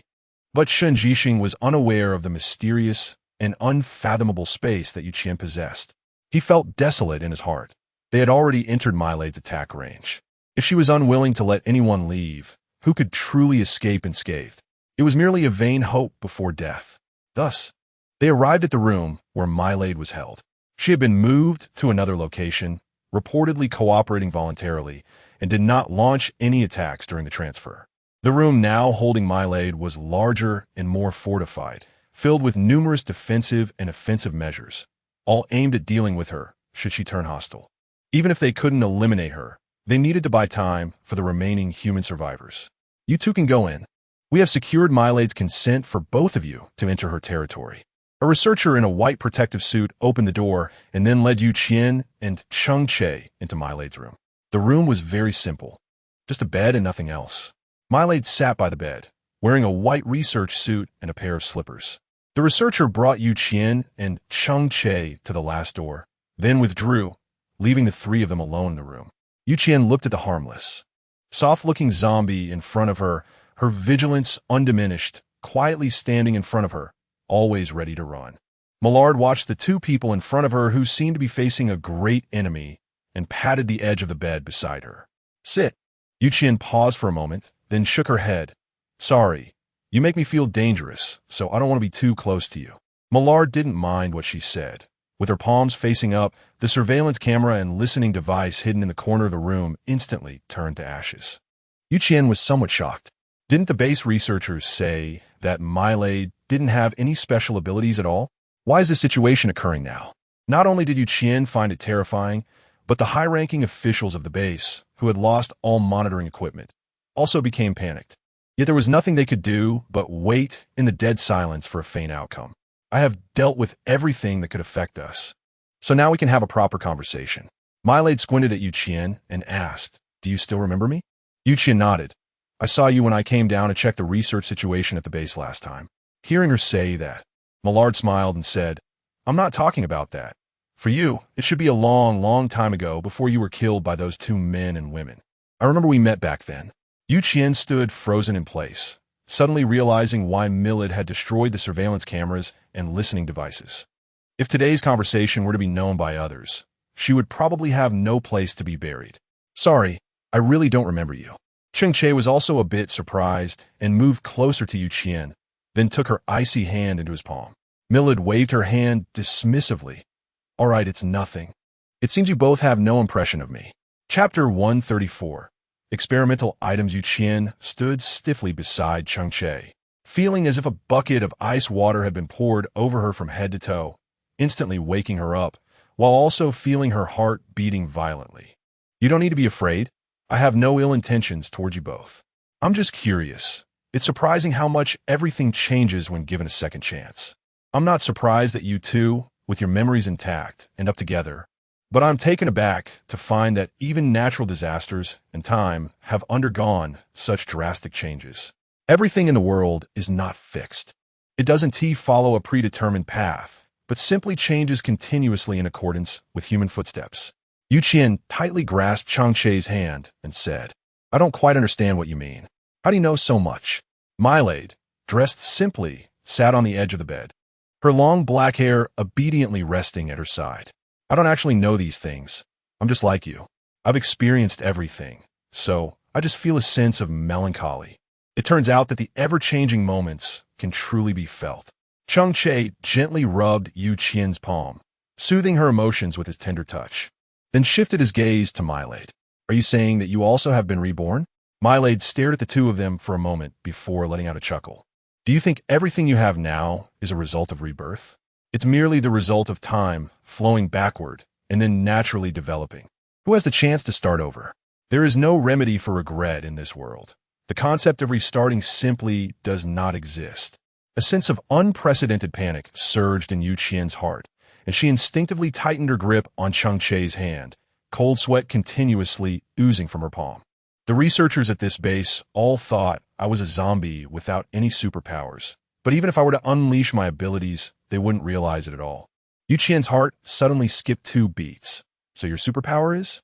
She had some guesses in her mind, but still found it hard to believe, feeling an unprecedented fear enveloping her. Mylade smiled, her eyes curving in a way that looked pure and adorable, almost like an ordinary child. She parted her lips slightly, but her voice struck like a heavy hammer in Cheng Che and Qian's hearts. Time, my superpower is time. Surplus money feels like falling into an ice cave. Time. How can it possess such a terrifying power? Why can time be altered by extraordinary abilities? Is this really a capability that can exist in this world? Millard naturally noticed the incredulous expressions on the two people's faces and slightly raised the corners of his lips. Hard to believe, right? In fact, it's more accurate to say that you are unwilling to believe, unwilling to accept that time can be changed, and that human memory and life trajectories can also be modified by this strange force. However, I don't often use this power, as the last time I did. The energy within my core was almost completely depleted, and even now it hasn't fully recovered. Qian's gaze fixed firmly on Mylade as she spoke. What was the last time you used your abilities for? She pointed to the surveillance camera that had turned to ashes. For me, time flows for everything, and I am the 0 point. Therefore, I can use myself as the origin point to arbitrarily alter the time of any other object or life. Relying on this power, I reversed the overall time of Blue Star to before the apocalypse occurred. She paused slightly as she looked at Qian, gently stroking her long hair. However, I deliberately altered the time for both of you, and I didn't let your memories flow with time. That's why you two are the pioneers of Blue Star and have the opportunity to be together. Qian looked at Mylade incredulously. Why us two? Why specifically choose us two? Mylade smiled slightly. If you're asking me that, I can't give you a definite answer either. Perhaps it's because you two are among the best of humanity. Both in terms of ability and wisdom, you're top-notch. But while you possess strong abilities, you also have your own regrets and missed opportunities. So I'm willing to give you both a chance to become my test subjects and, at the same time, have the opportunity to choose a different path. Qian swallowed hard and shook his head in a daze. You're crazy. You're absolutely crazy. Time can actually become your tool for enjoyment, and human emotions and regrets are your experimental subjects. Just to see your impractical questions? Millard shook her head disapprovingly, looking at Qian with a hint of blame. How can you say that? Don't you like this opportunity I'm giving you? Look at your past life. Pitiful and ridiculous, like a brainless fool. being toyed with by two people you thought you could trust. And what about this life? You have foresight, storing so many supplies in advance, and even unexpectedly awakened spatial and dark abilities. Isn't this a gift from time? Don't you wish for this life to exist? Don't you want to fill the gaps in your life? She smiled sarcastically and then looked at Cheng Che, who was standing aside. What about you? You couldn't even protect the one you love the most, and until you died, she never loved you. In her memories, there isn't even a trace of you. Don't you like this second chance I'm giving you? Don't you want the sweetness of embracing your lover? Qian and Cheng Che remained silent in place. Indeed, who wouldn't want someone in the world to sell regret medicine? Knowing that they were reborn and feeling ecstatic. They never expected to be lab rats in someone else's eyes, mere objects of an experiment. Every action they took, every choice made differently from their past life, was the outcome that Miley desired. They didn't seem like humans. They resembled puppets controlled by Miley, fully aware with their own thoughts, yet unable to break free from this absurd cycle. Seeing the two in silence, Miley couldn't help but curl the corners of his lips. I'm not just observing you two. I'm also watching the other humans, and they surprise me as well. It's merely a second chance, yet many people's choices have changed. The weather and various natural disasters have shifted in timing, and even the degree of zombie mutations has altered. Chapter 135. The location of the research institute. Qian rubbed her completely stiff face and spoke awkwardly. So do you think your questions have answers now? Seeing how your abilities have caused such a big change in the world, do you feel happy? I'm just an imitator, learning everything about human behavior, and I want to mimic your emotions. But I find that I still can't do it. She pointed to her brain. The people who held me captive taught me everything, but they never taught me how to survive outside the lab, nor did they explain what emotions are. I once wanted to desperately seek the source of emotions, but by the time I realized it, it was already too late. I am a zombie. My heart doesn't beat, and my brain is merely housed in my crystal core. Learning these things doesn't help me at all. Qian took a step back with Cheng Che. So what is the reason for letting us both in? Do you think your tricks should be known to us? Or do you find it amusing that humans keep moving forward under your expectations, making you feel bored? Millard shook her head. Neither. I can feel it. I am about to disappear. She shrugged helplessly. So I want to take this last moment of my life to talk to you. At least it makes me feel that I'm not always lonely. At least there are others like me who have experienced new times and felt the wonders of time. Qian frowned and asked, what do you mean? Why do you say you're going to disappear? Millard shrugged it off. Although I am powerful, changing the entire blue star comes with a significant cost. My core has shattered due to forcibly altering a large-scale timeline, and the cracks are getting bigger. I can no longer use my abilities to repair it. However, I don't feel regret because I've lived for so long, and I've done everything I wanted to try after leaving the control of the laboratory. I've even turned the tide in some significant ways. It seems I've gotten everything I desired. She paused slightly and looked up at Qian and Cheng Che. But I still don't understand the two of you.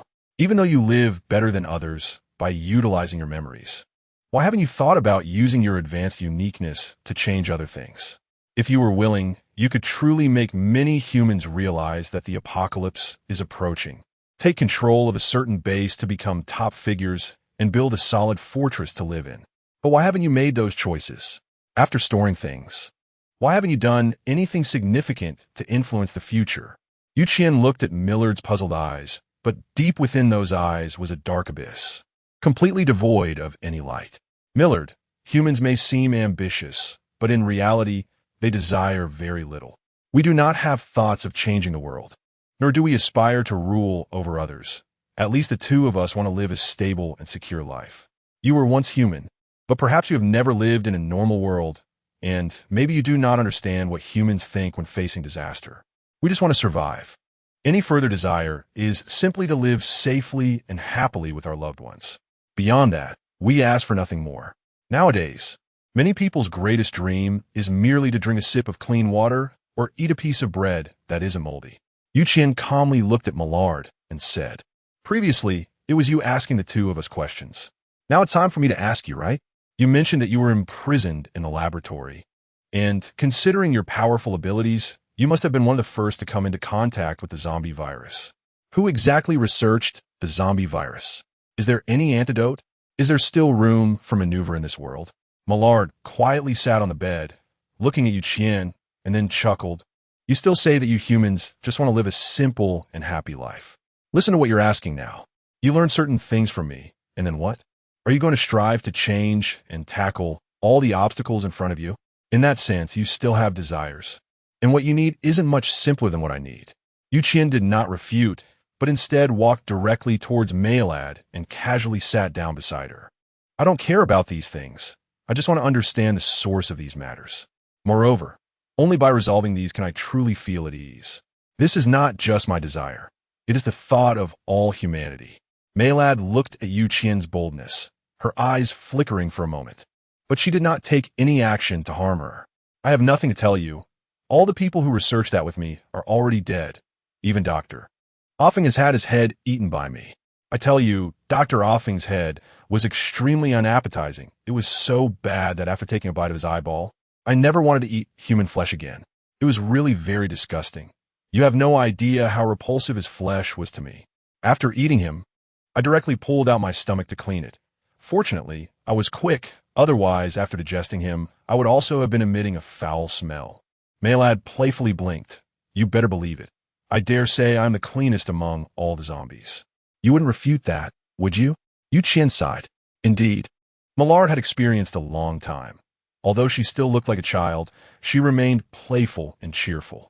Despite being a zombie, she still made an effort to move closer to humanity. Qian resignedly nodded. You are indeed the cleanest zombie. So, where exactly is the research institute you are in? She then added, this is really important to me. Can you tell me? Millard laughed so hard he bent over. I don't know. I've been locked in that place since I can remember. All I know is that there's never any sunlight, no windows, just cold walls and beeping machines. By the time I woke up and impulsively bit the first person, I had already been sent out of that place and never saw anything else again. My understanding of it might not be much more than yours. Chapter 136. The Death of Millard.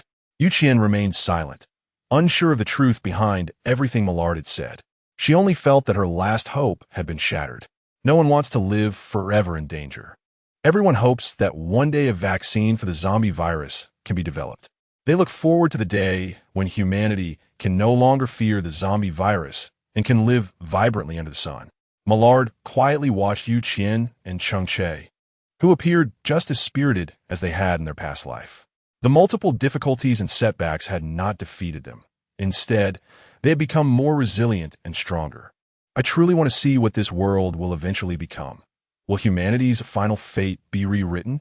Unfortunately, I really can't hold on any longer. You'll have to find the answer for me after you both are gone. Millard rubbed her head, looking somewhat tired. You two can go now. I'm tired and need a rest. Qian and Cheng Che exchanged a glance, naturally understanding Mylade's meaning. They also knew that even if they continued to stay, they wouldn't uncover any secrets. So they simply gave up the idea of asking and turned to leave the room where Mylade was held. Through layers of glass walls, all they saw were the empty room and Mylade's slightly emaciated figure. Nothing else was visible. As soon as they stepped out of the area where Mylade was held, many people surrounded them. They checked Qian and Cheng Che's bodies up and down, and only after confirming that neither of them was injured did they feel relieved. The surveillance system had somehow malfunctioned. What did Mylade say to you inside? A respected professor among the researchers asked, as everyone wanted to know Mylade's secrets but dared not approach, relying instead on Qian and Cheng Che as intermediaries. However, Qian was also quite cunning. She would definitely not reveal the content of her conversation with Mylade. But no matter how she fabricated the details, there would surely be inconsistencies to trace. She said nothing. The three of us just sat facing each other, doing nothing else. We have also sacrificed for the safety of the base. Surely, there will be some reward for us, right? Qian smiled with her eyes curving, looking as if she was already waiting for them to give her something. The professor naturally understood that she was someone who was not willing to suffer losses, and he sighed helplessly before waving to his assistant. The assistant respectfully handed over a metal box, which the professor placed on the table and opened. Inside were two finely crafted handguns. Unlike the common black ones, the gun bodies were silver white and had an unusual metallic luster, exuding a mysterious aura under the laboratory lights. The professor carefully took one gun out of the box and displayed it in front of Qian. This is my latest invention. Its bullets are not comparable to those of ordinary handguns. Both the metal used for manufacturing and the energy for the bullets are vastly different from regular handguns. Its bullets are not physical bullets, but utilize the energy stored within the gun's core to fire energy projectiles. For us, it is also a very powerful long-range attack weapon. Next time we encounter high-level corrupted zombies attacking the city, we might not be defenseless. Qian smiled at the corners of her eyes, gently took the gun from the professor's hand, observed it for a moment, and then put it back into the box. Listening to your explanation was quite nice. Our task is already completed, so we won't disturb your work any further. After saying that, she placed the box into her space and swaggered out of the research institute with Cheng Che. As soon as they exited the institute, Qian saw the four anxious people waiting outside. Zhao Yi was the first to notice her, and she rushed into her arms, causing Qian to take 2 steps back. Thank goodness you're okay. Thank God. Qian gently patted Zhao Yi's back, even feeling her body trembling, her breathing and heartbeat very rapid. Lu Yuyin also hurried over, looking up and down at Qian. Seeing that she indeed had no injuries and did not appear to be threatened, she finally felt relieved. You were taken away without even telling Annie and Uncle. They both rushed over to find you as soon as they heard the news, just like Yi, anxiously pacing back and forth. Zhou Yesheng laughed heartily. Although he did not seem overly excited, the fear and worry in his eyes could not hide his concern for Qian and the others. She did not know that the research institute had already descended into chaos. Originally sitting well on the bed, Millard now showed no signs of life. Although zombies do not breathe or have a heartbeat, their crystal cores had always been functioning normally, supporting their movements. But Millard's crystal core had completely lost its efficacy, and even its once strong body could be easily cut open with a scalpel. All of this confirmed one thing: Millard was dead, and the crystal core had been damaged beyond use. The professor stood beside Millard with a cold expression, letting out a helpless sigh, knowing in his heart that Millard's death was a good thing for all humanity. Such a powerful zombie should not exist in this world. It was too strong and could easily mobilize all zombies to attack the westbound base. Nevertheless, a seed of doubt had been planted in everyone's minds. What had Millard said to Qian before dying? Was it really as Qian said, just staring at each other in the same room? That seemed too absurd. After all, if that were the case, they could have chosen someone else. Why did they have to choose Qian and Cheng Che? If Millard had indeed said something, why would Qian and Cheng Che hide it? What could the content of their hidden conversation be? Everyone had doubts in their hearts, but did not know how to inquire of Qian. After all, they were not facing an ordinary ability user, but someone who controlled 70 of the goods in the base and possessed incredibly powerful abilities. Chapter 137. We all need to be healthy. Qian had a fully tamed, mutated plant under her name, which was like adding wings to a tiger for her. Even if the base wanted to adopt a tough stance to make her spill some truths, it would likely be impossible. Although Cheng Che didn't often take action, he managed to handle the zombie-tide battle with ease last time, which showed that his strength was unfathomable, and he was certainly not someone to provoke. The professor wore a worried expression but said nothing. He simply waved his hand to indicate that everyone should disperse, then shook his head and left the laboratory. Qian couldn't refuse and had to obediently agree. After that, she changed into home clothes and went to room 501. Today, Lu Yuyin and Zhao were cooking. Having worked hard for most of their lives, their cooking skills were naturally top-notch, and the meals they prepared were all home-cooked dishes that Qian found very tasty. Seeing Cheng Che sitting at the dining table, eager to show off his skills, Qian quickly stopped him and then looked up to signal him. Uncle and Aunt are busy celebrating for us. If we insist on cooking, it might make them feel uncomfortable. Today, Chef Cheng Che will take a day off. If I want to eat something tomorrow, I'll ask you to help me order. Cheng Che glanced at Qian with a helpless smile and said, "Are you really thinking that I want to show off my cooking skills? I'm just feeling a bit guilty watching the 2 elders busy in the kitchen.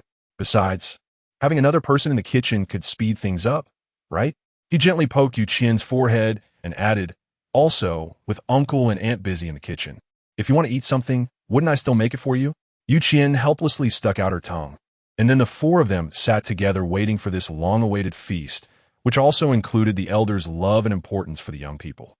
Lu Yuyan naturally knew what Yu Qian liked to eat the most, and specially prepared a lot of dishes that Yu Qian loved, bringing them to the table one by one, placing the delicious food right in front of Yu Qian, even neglecting Zhao Yi, who was waiting nearby. With some helplessness, Zhao Yi pouted and deliberately made a jealous expression, acting like a spoiled child towards Lu Yuyan. Mom, look at you only caring about Yu Qian and not looking at me. I feel like my status in your heart is not even as good as Yu Qian's now. If you keep being so biased, I might just run away from home, and then you and Dad shouldn't come looking for me, hum. She smiled playfully, her crescent-shaped eyes looking very lovable, which successfully made Lu Yuyan laugh. Lu Yuyan helplessly tugged at Zhao Yi's ear.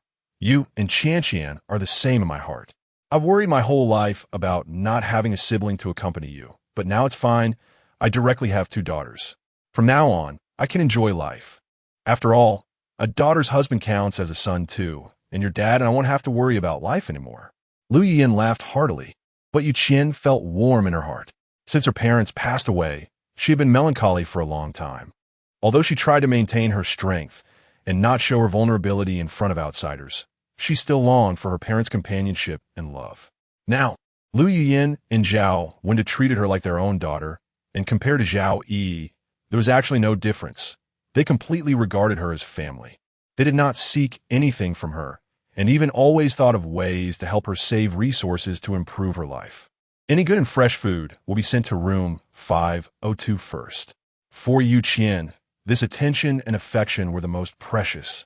In this apocalyptic world, too many people were displaced, too many were sad and lost, and too many left this world with hearts full of regrets.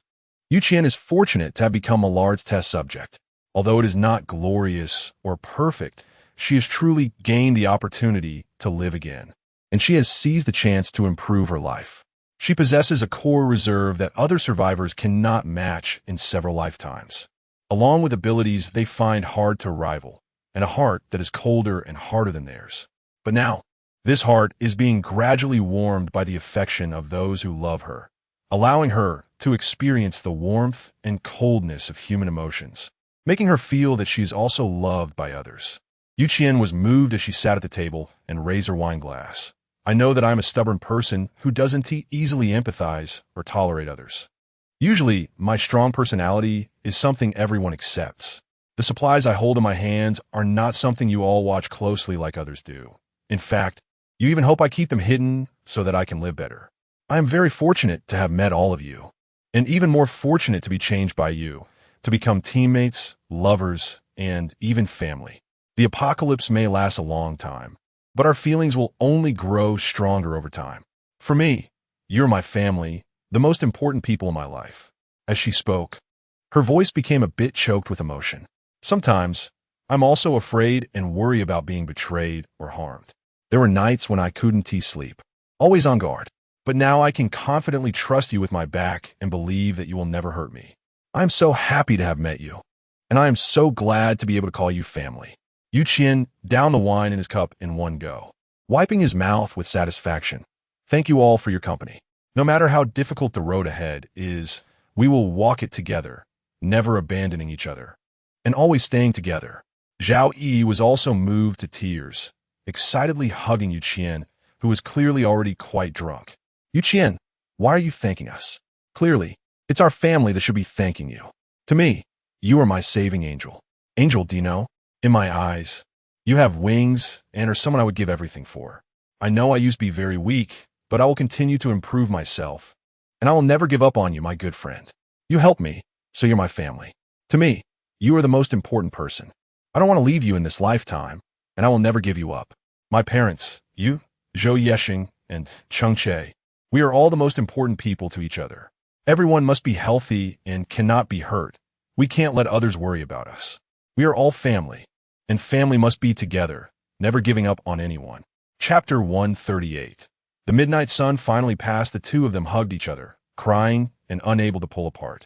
Cheng Che, on the side, did not intervene, just quietly watching as Yu Qian vented his emotions while intoxicated. She hadn't said much today, but he could clearly sense that her emotions were somewhat repressed. He thought he had been given a second chance. But little did he know he was just a pawn in someone else's game, which truly made Qian feel a bit scared and very panicked. Milade could reverse time, but is she really the most powerful zombie? Are there other beings in the world with abilities as exceptional as hers? There are even more terrifying things for Qian. Could it be that her memories have been tampered with by some force? Is it possible that every day she experiences is a repetition of her previous pain without her realizing it? No one knows, after all. In the apocalypse, there's no strongest, only stronger. Although Millard's abilities have grown to a level incomparable to humans. Could there be other zombies or mutated plants and animals that are even more terrifying than her abilities? Cheng Che understands the concerns in Qian's heart and simply chooses not to say much, quietly watching her and Zhao Yi excitedly embrace each other, drinking up the wine in their cups. He cannot eliminate Qian's fears, but he can choose to protect her, using his life to do so, at least to make her feel that this world is not entirely false. Cheng Che picked up the wine glass on the table and casually clinked it with Zhou Yexing's next to him, then downed it in one go. Zhou Yexing looked at him with some surprise. Although he sensed something unusual about Qian and Cheng Che, he consciously chose not to ask. Whatever had caused both of them to be so suppressed was probably not good news, and he didn't want to live in a hopeless situation so soon. He still wanted to be filled with hope for life. Cheng Che, our relationship has progressed, and after living together for so long, we can be considered brothers. I don't want to worry about what will happen in the future, but I want to tell you that brothers will always stand by your side. We are a harmonious family, and no matter what difficulties we encounter, we will face them together, and no one will back down. He seemed a bit embarrassed and directly took a big gulp from the bottle beside him. Let us put it this way. The Shunfeng team doesn't need to use you two as shields. If anything happens, don't bear it alone. Cheng Che has always been indifferent, having never cared much for anyone or anything in his life, but everything changed after he met Qian. It must be said that the apocalypse has allowed him to gain a lot, and while acquiring these things, he has also become more mature and more human. He gently patted Zhou Yexing's shoulder. Don't worry, our Shunfeng team will always be a family, and we won't do anything foolish. Cheng Che raised his glass and lightly clinked it with Zhou Yexing's. Trust us, and trust yourselves. The two exchanged smiles, and everything was understood without words. Qian didn't sleep well that night. In her dreams, she felt like a puppet, easily manipulated by others, her memories, age, and thoughts all guided by someone else. She was like a drowning person, desperately trying to climb out of the abyss, but it was all in vain. Having had too much to drink, Qian felt nauseous in the middle of the night. When she woke up, she found a room completely dark, without a single ray of light. Groggy, she fumbled around in her space and managed to find a flashlight, only to discover that the clock on the wall showed it was only 3 in the morning. The leftover money had numbed her brain with alcohol, making her somewhat dazed. After standing in place for a while, she suddenly snapped back to reality. The polar day was over. She screamed and rushed to the window, and sure enough, it had already darkened outside. The heavy blackout curtains were now useless, and the bright moonlight gently spilled onto the ground. The sound of Qian woke up Cheng Che. The two locked eyes, and Qian excitedly jumped into Cheng Che's arms. The polar day is finally over. From now on, I can get a good night's sleep, and I won't have to worry about the curtains letting in light at night anymore. She bounced in Cheng Che's embrace, saying, I'm going to replace all these curtains. After such a long polar day, we can finally return to normal rest. Cheng Che looked at Qian's excited expression with indulgence, his heart racing with her smile. Everything felt so wonderful. He didn't want to know if he had stepped into another powerful person's game, or if he was an unaware fool being controlled. All he understood was that if he hadn't been chosen by Milade, he wouldn't have had the chance to be with Qian. And that was the most painful thing for him. All right, stop jumping now. Cheng Che gently placed Qian on the sofa, tidied her messy hair, and then walked towards the kitchen. After a while, he returned with a hangover soup.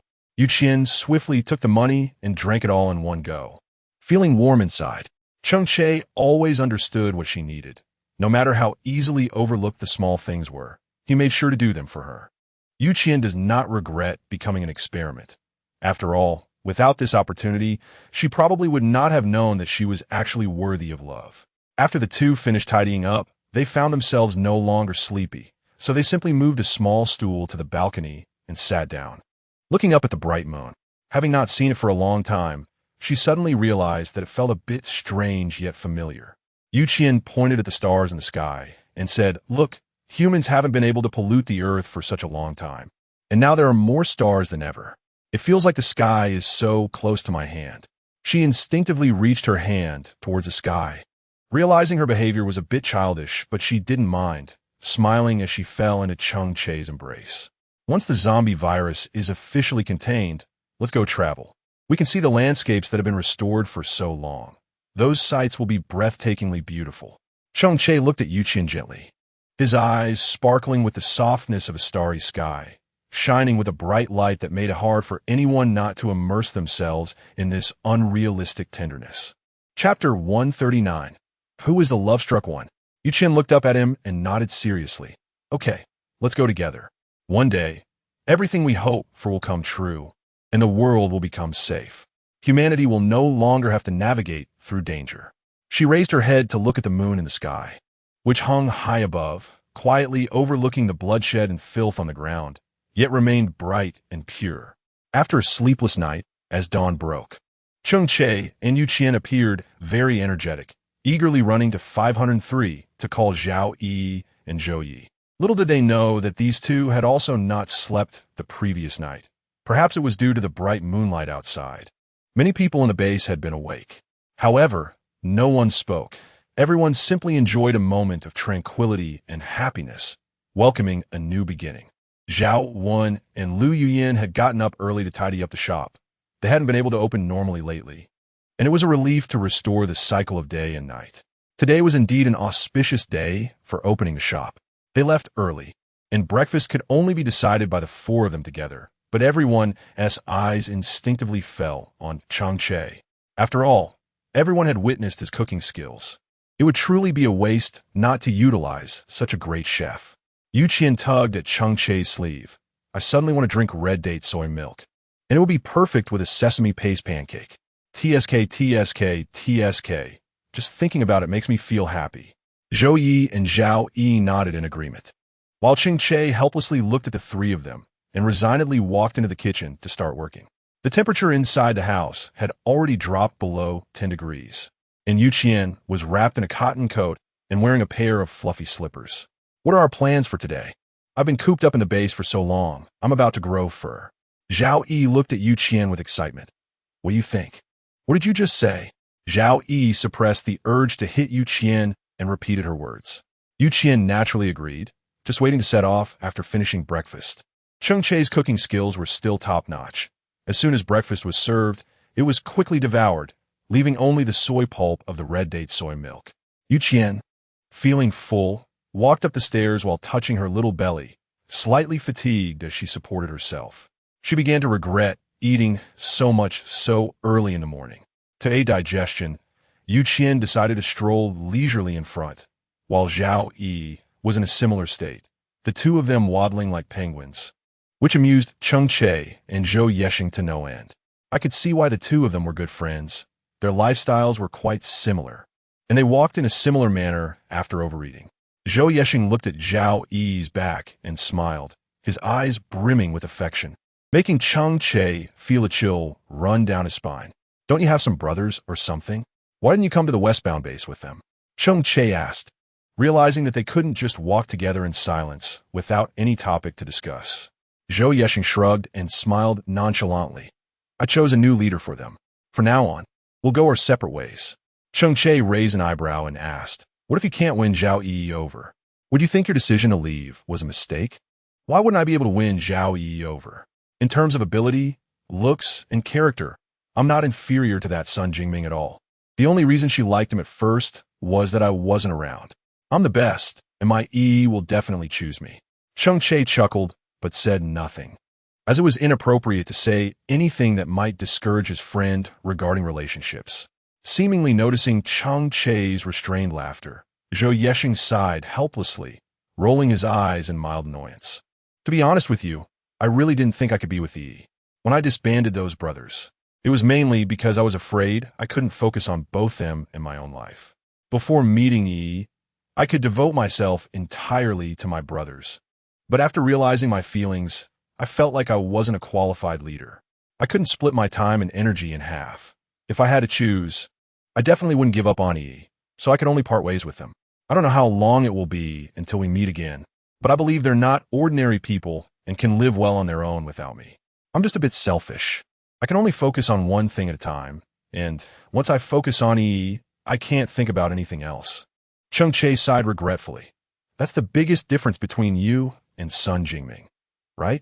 You chose Zhao Yi. He chose his brothers, and that's what led to the current situation. I don't know if he will regret it, but it's certainly a lesson for him. I'm actually looking forward to seeing the drama between you two. Zhou Yexing punched him helplessly. Enough already. I don't want to see that Sun Jingming. I'm not afraid of him and his brothers. I just worry that Yi will feel awkward and uncomfortable seeing both of us together. For me, nothing is more important than valuing Yi's feelings in life. That's what I want to focus on now. Cheng Che clicked his tongue in admiration. That's great. You're acting like a love-struck fool now. You don't have that cold and ruthless vibe you used to have. Maybe your brothers Wu Ti even recognize you now, since your face is practically shouting I am in love. Zhou Yexing scoffed and pushed Cheng Che playfully. Don't tease me now. You're even more of a love-struck fool than I am. You managed to care for Qian from every angle. I have to admire that.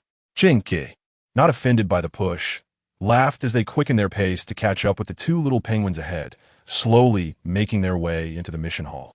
The tasks inside were not particularly difficult. If one wanted a more challenging job, it usually required teaming up with official squads. However, most four-member teams were reluctant to join such groups as the tasks were difficult, but the final rewards mostly went to the official squad members, leaving little for the private team members. Chapter 140. You don't have abilities? Qian casually strolled around with Zhao Yi, feeling that the various external missions were rather meaningless. The supplies around the western base had basically been scavenged clean, and now, going out to look for resources and equipment required a lot of effort. Rather than wasting time on such pointless tasks, Qian would rather lie at home and do nothing. Zhao Yi was also a bit conflicted. The two of them walked hand in hand in the hall, stopping to look around, but they still couldn't find a task that satisfied them. However, their exceptional abilities and sufficient living supplies allowed them the luxury to be selective. For others, they could only rush to take on missions. Even if the rewards barely covered their needs, they had no choice but to swallow their pride. It had been over a year since the apocalypse began, and most supplies had been cleaned out by survivors. Resources had become extremely scarce. Some usable supplies were not so easily obtainable, as there were always cities filled with large numbers of zombies, making it difficult to go in and search for resources, let alone escape from those dead cities with supplies. The spare money aimlessly wandered until it finally stopped in front of a job advertisement. The task was somewhat challenging, but the location wasn't far.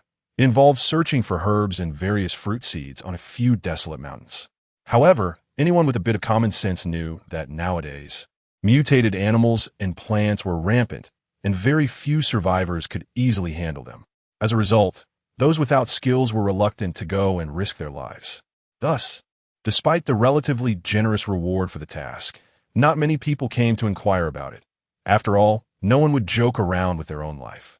Qian stood in front of the task board, staring intently, while the person in charge approached enthusiastically. Nowadays, Qian's face is a brand. Ordinary people at the base may not recognize her well, but anyone who has dealt with a few matters knows who she is. A powerful dual ability user with lightning and space powers. Her teammates are all exceptionally strong, with not a single ordinary person among them. If a task can be entrusted to them, it is tantamount to guaranteeing its completion with absolutely no errors. The key is that this task is extremely urgent, as the Research Institute has begun developing a new traditional Chinese medicine formulation to address the difficulties of medical treatment and medication within the base. Although the surplus funds will supply a certain amount of medicine, the number of survivors in the base is simply too high, and the number of people falling ill in the harsh environment is countless. The surplus money daily focuses mainly on supplies like food, and the prices of medicines in the space store are not low, so naturally, there won't be too much exported. After all, for the survivors, food is the primary necessity, and some people do not have the ability to purchase medicines. so sales have somewhat been put on hold. Miss you, it's a pleasure to meet you today. Are you still interested in this task? The surplus money did not attract the attention of the person in charge. Instead, it quietly studied the rewards of the task. One could gain priority access to the latest potions and also receive a certain amount of herbal seedlings from the Research Institute. For an ordinary person, this is undoubtedly a very generous reward, as obtaining herbal seedlings allows for planting and selling, providing a strong guarantee in case of illness for oneself or loved ones. Qian slowly nodded, but what she wanted was not this. She was not clear about the usage of these Chinese medicinal herbs. Nowadays, the production of Western medicine is generally limited, while the cultivation of traditional Chinese medicine has begun to flourish. Although there are herb seeds for sale in the spare chain shop, she is not aware of the relationships between different herbs, and she needs someone to teach her. The talented individuals in the Research Institute are her best choice. She blinked and nodded to the person in charge, indicating, I am indeed a bit interested in this task. But I don't need the rewards. I wonder if you could decide to give me a different task reward? The person in charge hesitated and nodded. That is not a problem, as I happen to be the head of the potion research as well, so I do have a say in this regard. I just don't know what kind of reward you're looking for. He instinctively broke into a cold sweat, as someone like Qian, who could significantly profit from the Research Institute every time she participated in a task, made him unsure if he could provide what she requested. However, this task might be too much for other teams besides the favorable Wind Squad. Qian smiled gently, her curved eyes softening the sharp aura surrounding her. What I want isn't too much, just an opportunity to learn.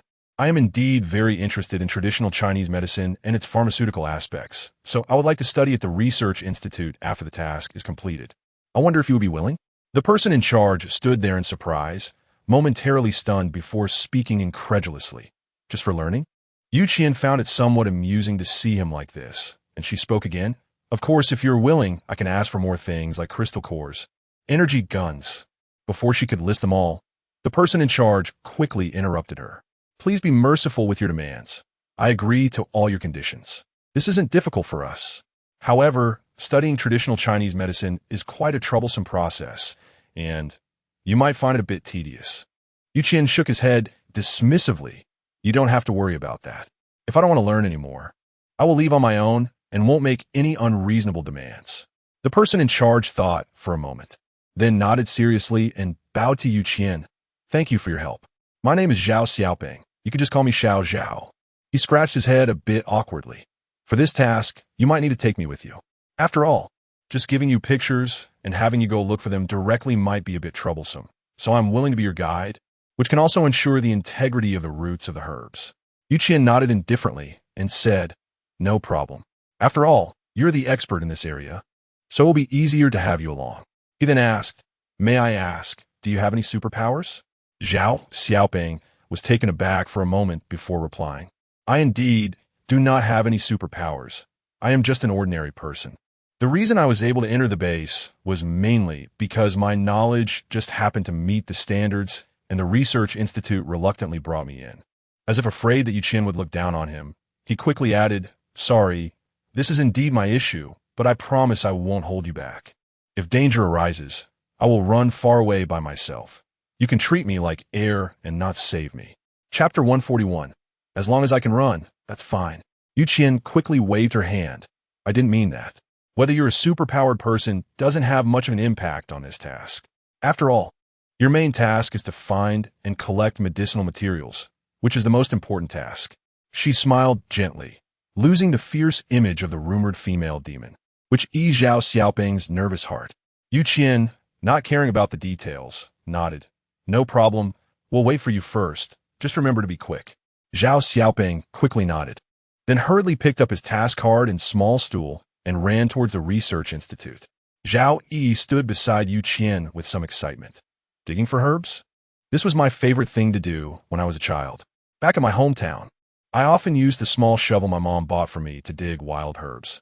I could fill a whole basket most of the time. She proudly puffed out her chest, looking as if she was waiting for Qian's praise, her nose almost pointing to the sky. Qian gently poked her little head. Yes, our Zhao Yi is the best. Later, you will definitely work faster and more efficiently than this researcher Zhao.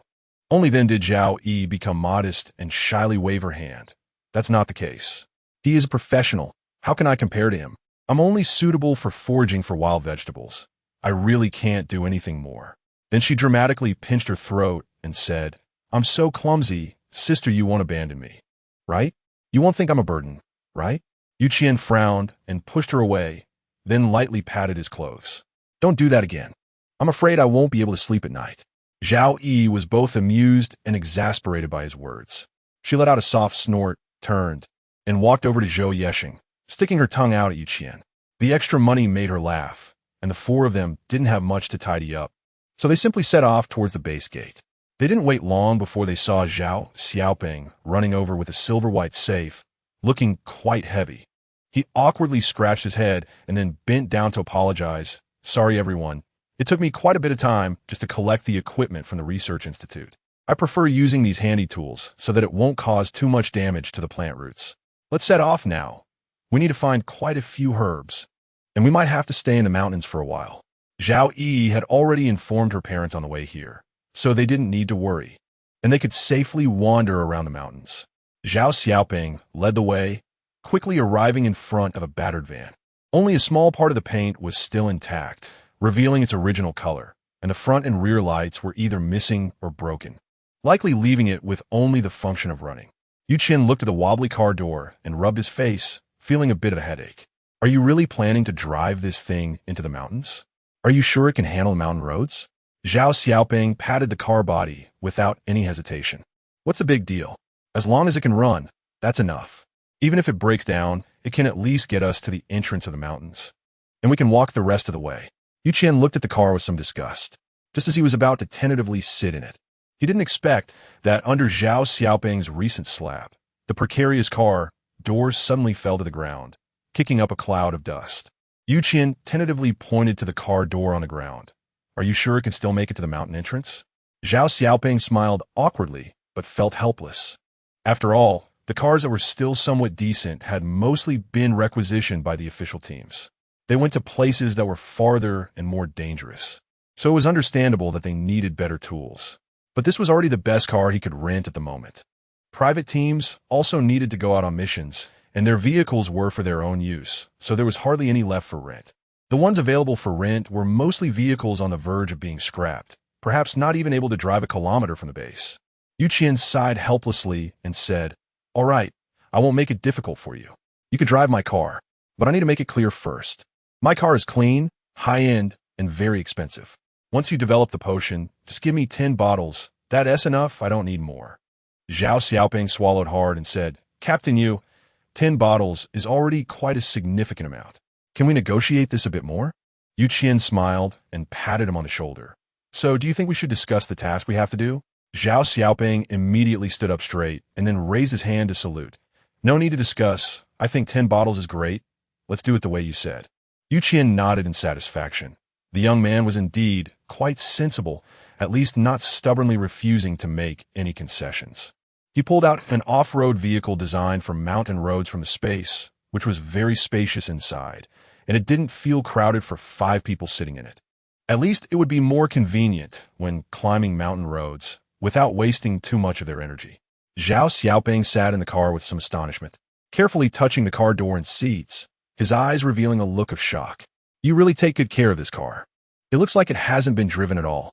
You must cherish this vehicle very much. Qian sat in the passenger seat and gave a perfunctory smile. She had never been particularly fond of cars, mainly because there were many replaceable cars in the space, and switching between different types didn't make her feel heartbroken. However, this brand new car was quite a shock for Zhao Xiaoping, who kept murmuring along the way, even being much gentler when touching the seats. Cheng Che was responsible for driving, and the car sped along the bumpy road, quickly revealing the shape of the mountain in the distance. Qian nodded in agreement. As long as you're assured, we'll definitely make sure you go in standing and come out standing, and we won't let you lose any arms or legs. Zhao Xiaoping felt that there was something wrong with this statement, but he still happily thanked him. Thank you, Captain, for taking care of me. I will definitely follow orders and not hold the team back. Chapter 142. The mountain in the light rain. The mountain road was somewhat difficult to navigate, with bumps and hollows making it hard to find any properly passable flat ground. The four of them switched seats, with Cheng Che driving and Zhou Yesheng sitting in the passenger seat. One person was scouting the terrain, while the other cleared away the obstructing weeds and branches, which turned out to be quite efficient, eliminating the need for everyone to get out and struggle to climb up. Zhao Xiaoping held his toolbox carefully in his arms, gazing out the window with his mouth agape in surprise, wide enough to fit a duck egg. He had already prepared himself to carry the box up the hill, but he never expected these people to effortlessly clear the obstacles in front of the car while sitting inside, saving both time and effort and significantly reducing wasted time. Qian looked out the window. Today's weather was not particularly good, foggy and a bit chilly in the mountains, giving off a somewhat eerie and frightening feeling. She took out a thick cotton jacket from her space and put it on, then extended the thermometer out of the car window. It was not surprising that the temperature in the mountains had already dropped to 3 degrees. The current cold was beyond what an ordinary cotton jacket could withstand. Zhao Xiaoping looked enviously at the thick cotton jacket Qian was wearing. Although he was a researcher and earned a decent income from crystal cores, he also had a heavy burden at home. With elderly parents and young children, it was unrealistic to easily support a whole family. His parents were already old and had health issues, bedridden and struggling even to walk. The child was only a year and a half old, at an age where they could not be separated from their mother, and to grow properly, they could not just eat potatoes and sweet potatoes with the adults every day. To improve his family's living conditions, he had to cut back on his own expenses, so he was now wearing only a thin, tattered short-sleeve shirt with a denim jacket over it. For an ordinary person, wearing so little in such temperatures, it was only a matter of time before he got sick. Qian distributed the cotton jackets she had to the members of the Shunfeng team. Seeing Zhao Xiaoping shivering, she simply handed him one as well. These clothes were casually collected from stores after the apocalypse, so they weren't much to her. However, Zhao Xiaoping was a key figure in completing the mission. If he fell ill and developed a fever halfway, it would waste Qian's time and be counterproductive. Excitedly looking at the heavy cotton jacket in front of him, Zhao Xiaoping couldn't believe it and sniffled. He pointed to himself with a finger and gently asked, "Is this for me to wear?" Qian nodded and then directly threw the cotton jacket into his arms. "If you get sick and fall down, it will delay us a lot." Zhao Xiaoping felt the weight of the cotton jacket and nodded appreciatively. "Captain, you are truly a good person." She just wanted the mission to proceed normally. All her choices were made after weighing the pros and cons, and giving Zhao Xiaoping this cotton jacket was just for this mission. They were all seeds that had been improved after the apocalypse, capable of adapting to extreme weather, with high yields and requiring little effort to care for. The car continued to drive deeper into the mountains, and the further they went, the lower the temperature felt. Before long, a light drizzle began to fall, gradually obscuring the scenery in the forest. Cheng Che slowly pressed the brake, observed the surrounding situation, and then opened the car door. "Let's get out. The road ahead is no longer something we can easily clear. From here on, we'll take a shortcut up the mountain to look for medicinal herbs." Qian cooperatively jumped down from the vehicle, but without the protection of the carriage, she instantly shivered. The light rain was drizzling. Although it wasn't heavy, it was enough to dampen their clothes. Qian simply took out a raincoat and put it on, adding an extra layer of warmth. Cheng Che and Zhou Yi were leading the way with their knives, while Zhao Yi and Qian brought up the rear, with Zhao Xiaoping protected in the middle. He was carefully searching for various plants along the muddy path up the mountain, but the haul was minimal. He only collected a few common herbs that cleared heat and detoxified, while more effective herbs were still nowhere to be seen. There was no rush for the extra money, but the scent in the mountains was quite pleasant. The smell of the soil after it met the rain, combined with the freshness of the grass, made her feel very awake, and her steps became a bit lighter. Zhao Xiaoping was indeed very professional. He treated each herb with great care, afraid of damaging the roots and affecting their future growth. The four of them continued deeper into the mountains.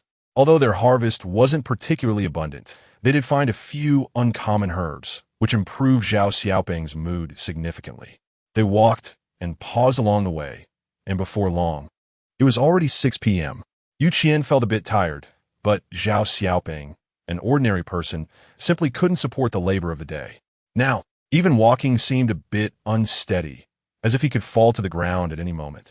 Zhao Yi glanced at the time and then gently tugged at Yu Qian's sleeve. It's getting late. Why don't we find a higher place to set up camp and continue searching for herbs tomorrow morning?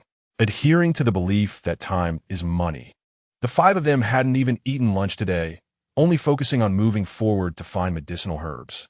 Now, everyone was already famished. Yu Qian nodded in agreement.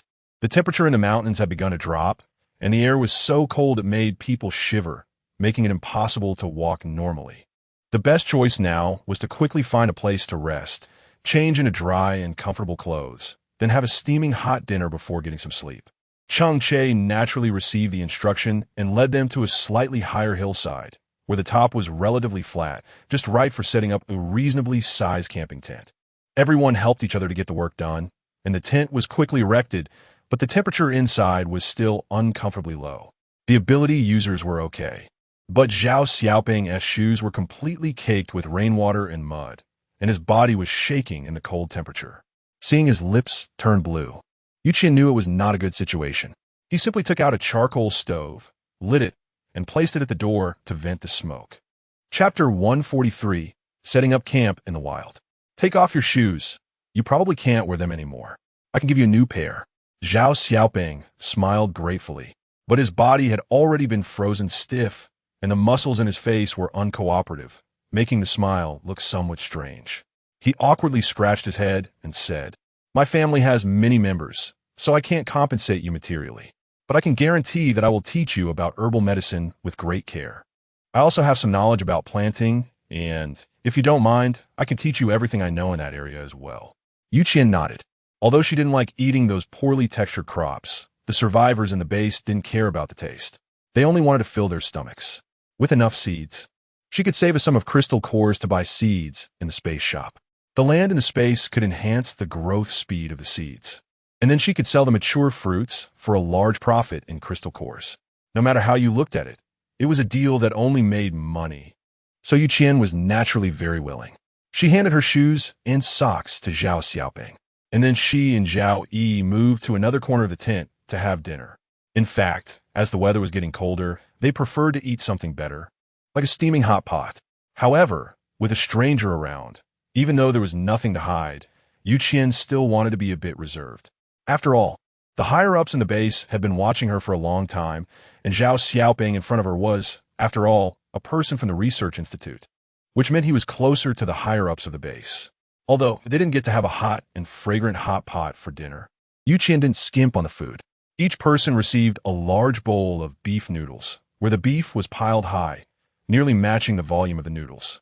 The soup was made from rich broth, steaming and tempting, making Zhao Xiaoping, who was squatting nearby gnawing on a potato, drool quite a bit. Beef noodles were sold in the base, but due to family reasons, he had never eaten them and could only stand a short distance from the door to smell the aroma from time to time. But now, with 4 bowls of beef noodles right beside him, it was truly hard for him to stay calm, and he couldn't help but swallow. Having extra money would not benefit him in this regard. Physical condition is the basic requirement for completing tasks, but good meals are not. Zhao Xiaoping is not related to her, and her willingness to give him clothes and shoes is already generous enough. After dinner, it was time to rest, as they had to continue their journey the next day. Therefore, they could only take turns to ensure everyone could get some sleep. Zhao Xiaoping's senses had not been enhanced by any powers, so in the dangerous depths of the mountains, he could not fulfill any night watch duties and might even miss important warning signals. The group discussed and decided that Zhao Yi and Zhou Yi would take the first half of the night watch, while Yu Qian and Cheng Che would take the second half, allowing for some rest and sleep in between. The extra money was taken out to buy thick sleeping bags, and special thick quilts were prepared for Zhao Yi and Zhou Yi, so they could stay warm while keeping watch. The temperature has dropped significantly, and it is now below 0, so make sure you two don't freeze. Yu Qian helped Zhao Yi wrap up the quilt, then lay down in his sleeping bag and close his eyes to rest. Lao Lu had already been arranged outside the tent, no matter what danger arose. Even if Zhao Yi and Zhou Yi couldn't react in time, Lao Lu would be able to block the first attack. The rain, which had originally been minor, was now increasing in intensity, with raindrops pattering on the tent, yet it didn't disturb the rest of Yu Qian and Cheng Che. The four of them took turns keeping watch and sleeping, and the first day passed without incident. The nights in the mountains were quiet, with no birds, beasts, or insects, as if only the sound of raindrops falling and the wind passing through remained. Zhao Yi woke up the earliest. It was only 5 a.m., and the sky was still dark. Cheng Che was quietly sitting guard, while Qian had already leaned on his shoulder and fallen into a deep sleep, wrapped in a heavy quilt. Seeing Zhao Yi get up, he made a shushing gesture and then pointed to the sleeping Qian. Zhao Yi understood immediately, nodded lightly, and didn't bother to pack anything. Instead, she lay back down in her sleeping bag to rest. She had originally planned to go out early to gather herbs, but listening to the rain outside and the sun that had yet to rise, it seemed her plans would have to be postponed. Suddenly thinking of something, Zhao Yi looked toward Zhao Xiaoping's direction, only to find him sleeping soundly in his sleeping bag, drool trickling down the corner of his mouth. She rolled her eyes in resignation. Since the initiator of the task wasn't in a hurry, why should she be? At worst, they would just stay in the mountains a few more days. After all, the scenery was nice, so she might as well consider it camping. The tent fell silent again, and it was until 3 hours later that the sound of rustling clothes broke the quiet. Qian was suddenly awakened and struggled to sit up from Cheng Che's arms, only to find that it was Zhao Xiaoping who was putting on a quilted jacket. Qian waved his hand, then woke up Zhao Yi and Zhou Yesheng. Everyone tidied up their outfits and set off after a simple breakfast. Qian walked behind Zhao Xiaoping, munching on a sandwich. It's best if what happened this morning doesn't happen again.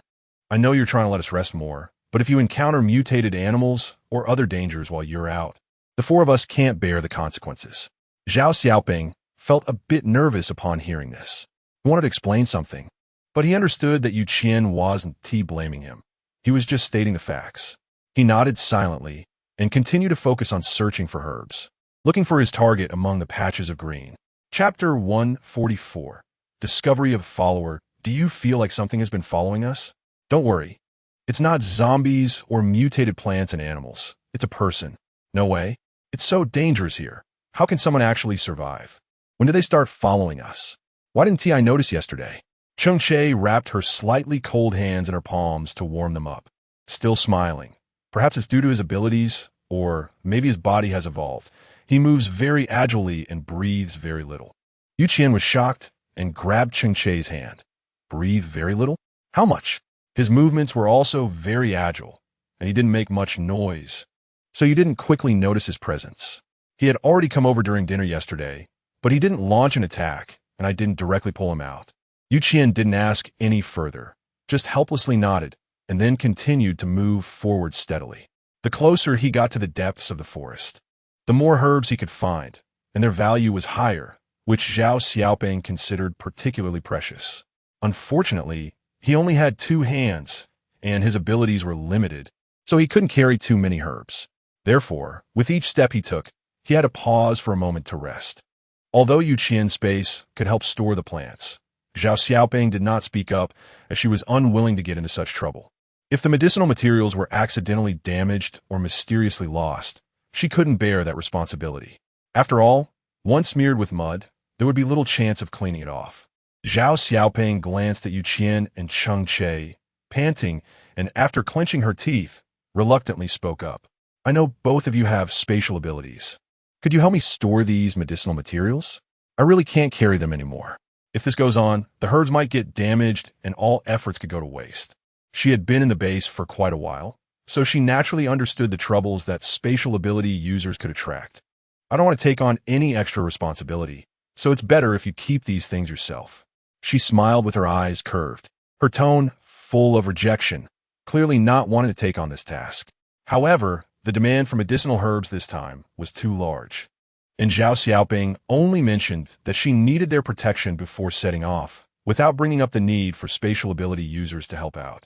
He scratched his head, feeling a bit conflicted, and then said, I will count the quantity of the medicinal materials, and if there is any damage in the space, I will take full responsibility. I absolutely won't let you suffer any burden. Qian seemed to ponder for a moment, then awkwardly took the herbs off Zhao Xiaoping's shoulder. Well, there's no choice. After all, I'm generally a kind person, he said. Let's count these herbs together. I guarantee that the quality will be fine when we leave, but we can't assure that every single herb is good. So, any quality issues will have to be your responsibility. I won't take on any liability." Zhao Xiaoping thanked him repeatedly. After they counted the herbs and packed them into their storage, they continued on their journey. The person who had been following them did not leave. Instead, he continued to trail behind like a shadow, neither too close nor too far, making it difficult to sense his presence without a careful look. Qian looked at Cheng Che beside her, feeling quite reassured as she patted her small chest. Fortunately, Cheng Che's psychic ability was equivalent to a large monitoring device.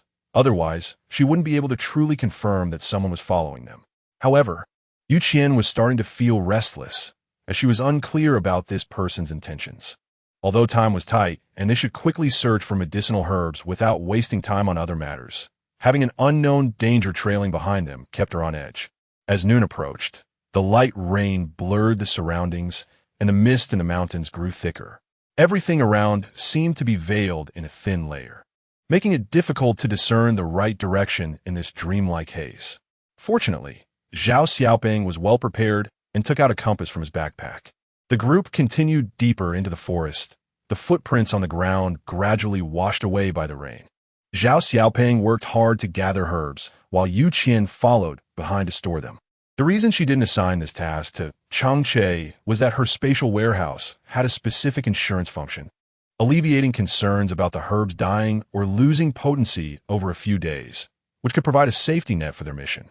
Moreover, she was also waiting for the potions that Zhao Xiaoping would provide. The efficacy of the potions was definitely linked to the raw materials, so she naturally needed to pay more attention to it.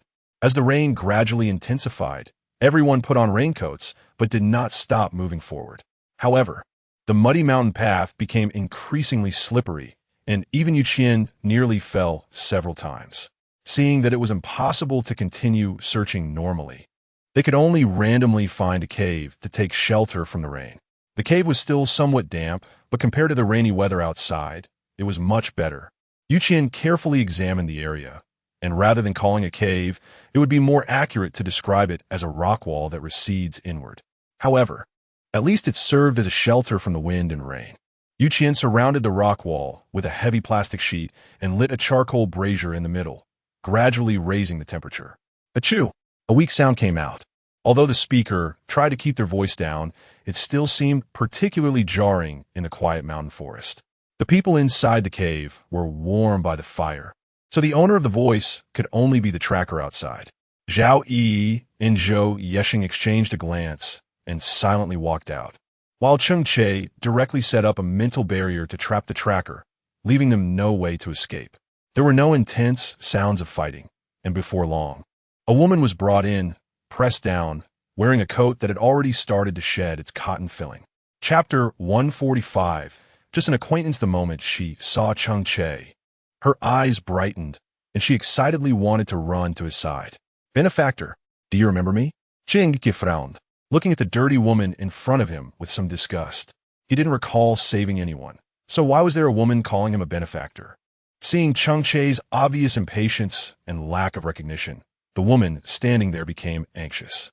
She rubbed her sleeves on her face, managing to remove some of the dirt and revealing a rough yet still attractive face. "I am Zhou Ruo, the daughter of the trading district chief of the Kyoto base. That night, bad people were chasing me, and you dealt with them and saved me. Don't you remember it all? That night was hot, and Cheng Che had been in a bad mood, unable to sleep, so he went out for a stroll and happened to encounter Zhou Ruo being chased by several men. However, he didn't kill that group of people for Zhou Ruo. It was because of their insulting words towards Qian that he decided to intervene." Cheng Che nodded lightly. "I have a vague impression, but that doesn't explain why you're following us, does it?" Zhou Ruo stood by the charcoal brazier. Her frozen hands and feet had warmed up enough for her to move somewhat freely. Standing under the scrutinizing gazes of the others, tears streamed down her purplish, frost-bitten cheeks. "I just wanted to see if you could get out of here. I was trapped here a week ago, but the fog in the mountains has gotten thicker, and my compass is malfunctioning, so I can't find a way out. I also can't be sure if you are good people, so I dared only to follow from a distance, hoping to see if I could leave with you." Zhao Xiaoping let out a puzzled "ah." then looked down in disbelief at the compass in his hand. The needle still pointed steadily in one direction, but when he shook it slightly, it started to spin wildly, making it impossible to determine the true direction. He helplessly slid off the bench, painfully sitting on the ground.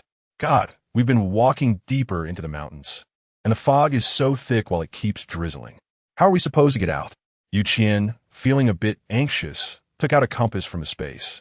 But as expected, it was unusable. This proved that they were completely trapped in the mountains, losing their way in the thick fog, and had no way to get out. Without the compass and the correct direction, they couldn't live normally in the low temperature and damp drizzle. Although she had food from the space as supplies, Lu Yuyin and Zhao, one at the western base, were still waiting for them, and if they didn't get out soon, the two elders would definitely worry. Qian let out a helpless sigh, scratching her head with a hint of melancholy. As if suddenly thinking of something, she turned to look at Zhou Ruo. You definitely didn't go into the mountains alone. Where are your teammates? What happened to them? Zhou Ruo's gaze flickered, and she instinctively clasped her fingers together, her eyes darting around without finding anything to focus on. My teammates had an accident. Now, I'm the only one left. Qian squinted at her, knowing that this person had no intention of speaking the truth, so he simply shut his mouth and stopped asking further. Zhou Ruo obviously had an unusual enthusiasm for Cheng Che, and seeing that Qian was not going to continue questioning him, she cautiously moved closer to Cheng Che. Benefactor, I still don't know your name? Cheng Che averted his gaze, not wanting to look at her, but Zhou Ruo persisted like an unkillable cockroach. I'm just asking. I've been alone for too long, and I'm really scared. You're the only one I'm somewhat familiar with. She cried pitifully, her frail body seeming like it would collapse at any moment. Cheng Che moved a little closer to Qian, his face showing an unmistakable indifference. We've only met once. It doesn't count as being familiar. Zhou Ruo seemed to have some sense and could tell that Cheng Che didn't want to engage with her. So she simply went to the charcoal brazier to warm her hands, occasionally glancing at Cheng Che out of the corner of her eye. Qian saw it, but was not angry. She wasn't narcissistic enough to think everyone liked her boyfriend. Moreover, even if Zhou Ruo really did have feelings for Cheng Che, it wouldn't cause her any sense of crisis. The temperature outside the cave was dropping as the rain intensified, reaching as low as -4 degrees. The plastic sheet used to block the wind and rain was also rising with some mist due to the temperature difference. Zhou Ruo had no gear to shield her from the wind and rain, and her coat was completely soaked by the cold rain, clinging to her and making her shiver uncontrollably. Watching the others in their matching military coats, she felt a bit envious and rubbed her cold arms, trying to warm herself up a little. She thought someone would come over to ask if she was too cold and needed a jacket, but the other 5 either had their eyes closed in a light sleep, were reading something, or were playing rock, paper, scissors out of boredom. No one was paying attention to her at all. Zhou Ruo moved her stiff fingers due to the low temperature, shivering as she looked at Cheng Che, her eyes pleading like a frightened little deer. Can I borrow your coat? My clothes are already wet, and it's just too cold now. She shivered again and looked at Cheng Che with a pitiful expression, then gently sneezed. Cheng Che didn't even open his eyes. He just sat quietly in place, serving as a backrest for Qian, showing no reaction whatsoever. Zhao Xiaoping, on the other hand, seemed much more honest. He looked at the military coat he was wearing, which belonged to Qian, and felt he had no right to dispose of it. So he took off the coat he was wearing underneath. While it wasn't particularly thick, it would suffice in the cave warmed by the charcoal stove, at least enough to prevent him from shivering. You can wear this, he said earnestly, handing his very worn jacket to Zhou Ruo. Qian was disturbed by the noise and looked up, coincidentally making eye contact with Zhou Ruo, who was secretly watching her. Seeing that Qian had no intention of shifting her gaze, Zhou Ruo nervously swallowed. You and your boyfriend have such a good relationship. Chapter 146, The Hero Saving the Beauty. Qian glanced at Cheng Che, then moved her head away from his shoulder, gently rubbing her sore neck and shoulders. She responded lightly, not wanting to engage too much with this mysterious person in front of her. After being brushed off, Zhou Ruo wrapped her coat around herself a bit more tightly, but still wanted to sneak a glance at Cheng Che. However, since Qian was sitting right next to him, she was well aware of all of Zhou Ruo's little movements. When she saw Zhou Ruo glance over for the 3rd time, she finally spoke up, After looking so many times, don't you think it's bothersome? Zhou felt Qian's cold gaze fixed on her and instinctively shivered, then waved her hand to explain. Qian made a shushing gesture, but his expression became increasingly cold. There was no need to say any useless nonsense. I don't understand what you have been following us for all this time. However, allowing you to come in for warmth is already my limit of kindness, so you better not have any wrong thoughts.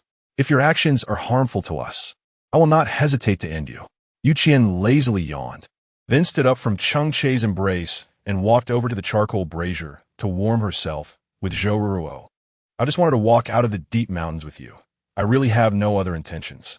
Zhou cautiously moved a bit away from Qian, then bit her lip on the verge of tears. I eat wild fruits and leaves every day, and I thought I would never get out of here in my lifetime. But luckily I met you. I don't know whether meeting us was intentional or accidental. I already refrained from asking where your previous teammates are, and I hope you don't have any ulterior motives. For example, leading us somewhere or bringing other people over. Zhou felt a chill at the back of her neck, as if a sharp knife was hanging directly above her head. Instinctively, she wrapped herself more tightly in her clothes and weakly said, I wouldn't dare. Given that the rain doesn't seem to be letting up and the fog outside is getting thicker, let's tidy up and prepare to spend the night here. Cheng Che nodded in agreement, but still pulled her closer and patiently massaged her shoulders. It's my fault for not helping you adjust your posture while you were resting. Now you're feeling so uncomfortable. Qian chuckled lightly. I also think it's your problem. So tonight you'll be punished to make a pot of ginger soup to help us ward off the cold. Cheng Che's grip was comfortable and gentle, as you command. Zhou sat by the charcoal basin, feeling a sense of bitterness and desolation in her heart. It turned out that the so-called hero, saving the beauty in her mind, had not received any attention from anyone. The princess encountered her own prince, but the prince had his beloved girl. So what did her long-standing feelings for Cheng Che amount to? Perhaps in the eyes of others, it was just a joke. Zhou stubbornly rubbed her sore eyes and then brought her hand closer to the charcoal basin, feeling the heat scorching her palms. At least this could bury all her one-sided affection deep in her heart, preventing it from being revealed in front of others and becoming a laughingstock. Outside the window, the sky gradually darkened, and the sound of howling wind occasionally passed by, causing the plastic film to flutter incessantly. If it weren't for Qian placing bricks below to weigh it down, it might have flown away directly. Feeling the temperature drop, the charcoal basin, though flickering, still emitted a glow, but ultimately had little use. Qian simply took out a tent and set it up. Under the double protection, at least he wouldn't feel the cold wind cutting across his face like a knife. Zhao Xiaoping sympathized with Zhou, a girl who had been living alone for a long time, but his sympathy was just that. He didn't really consider her as his teammate. Although he was inherently kind-hearted, he had suffered quite a few losses because of it, often being taken advantage of and losing many things. So he wasn't completely without sense. After learning from his mistakes, he wouldn't carelessly pity others anymore. The coat he had given Zhou was already his greatest kindness. If she expected him to help her move into the tent, that would probably be impossible. As he watched the people around him one by one enter the tent, and the charcoal basin in the cave gradually lost its warmth, Zhou felt a bit panicked.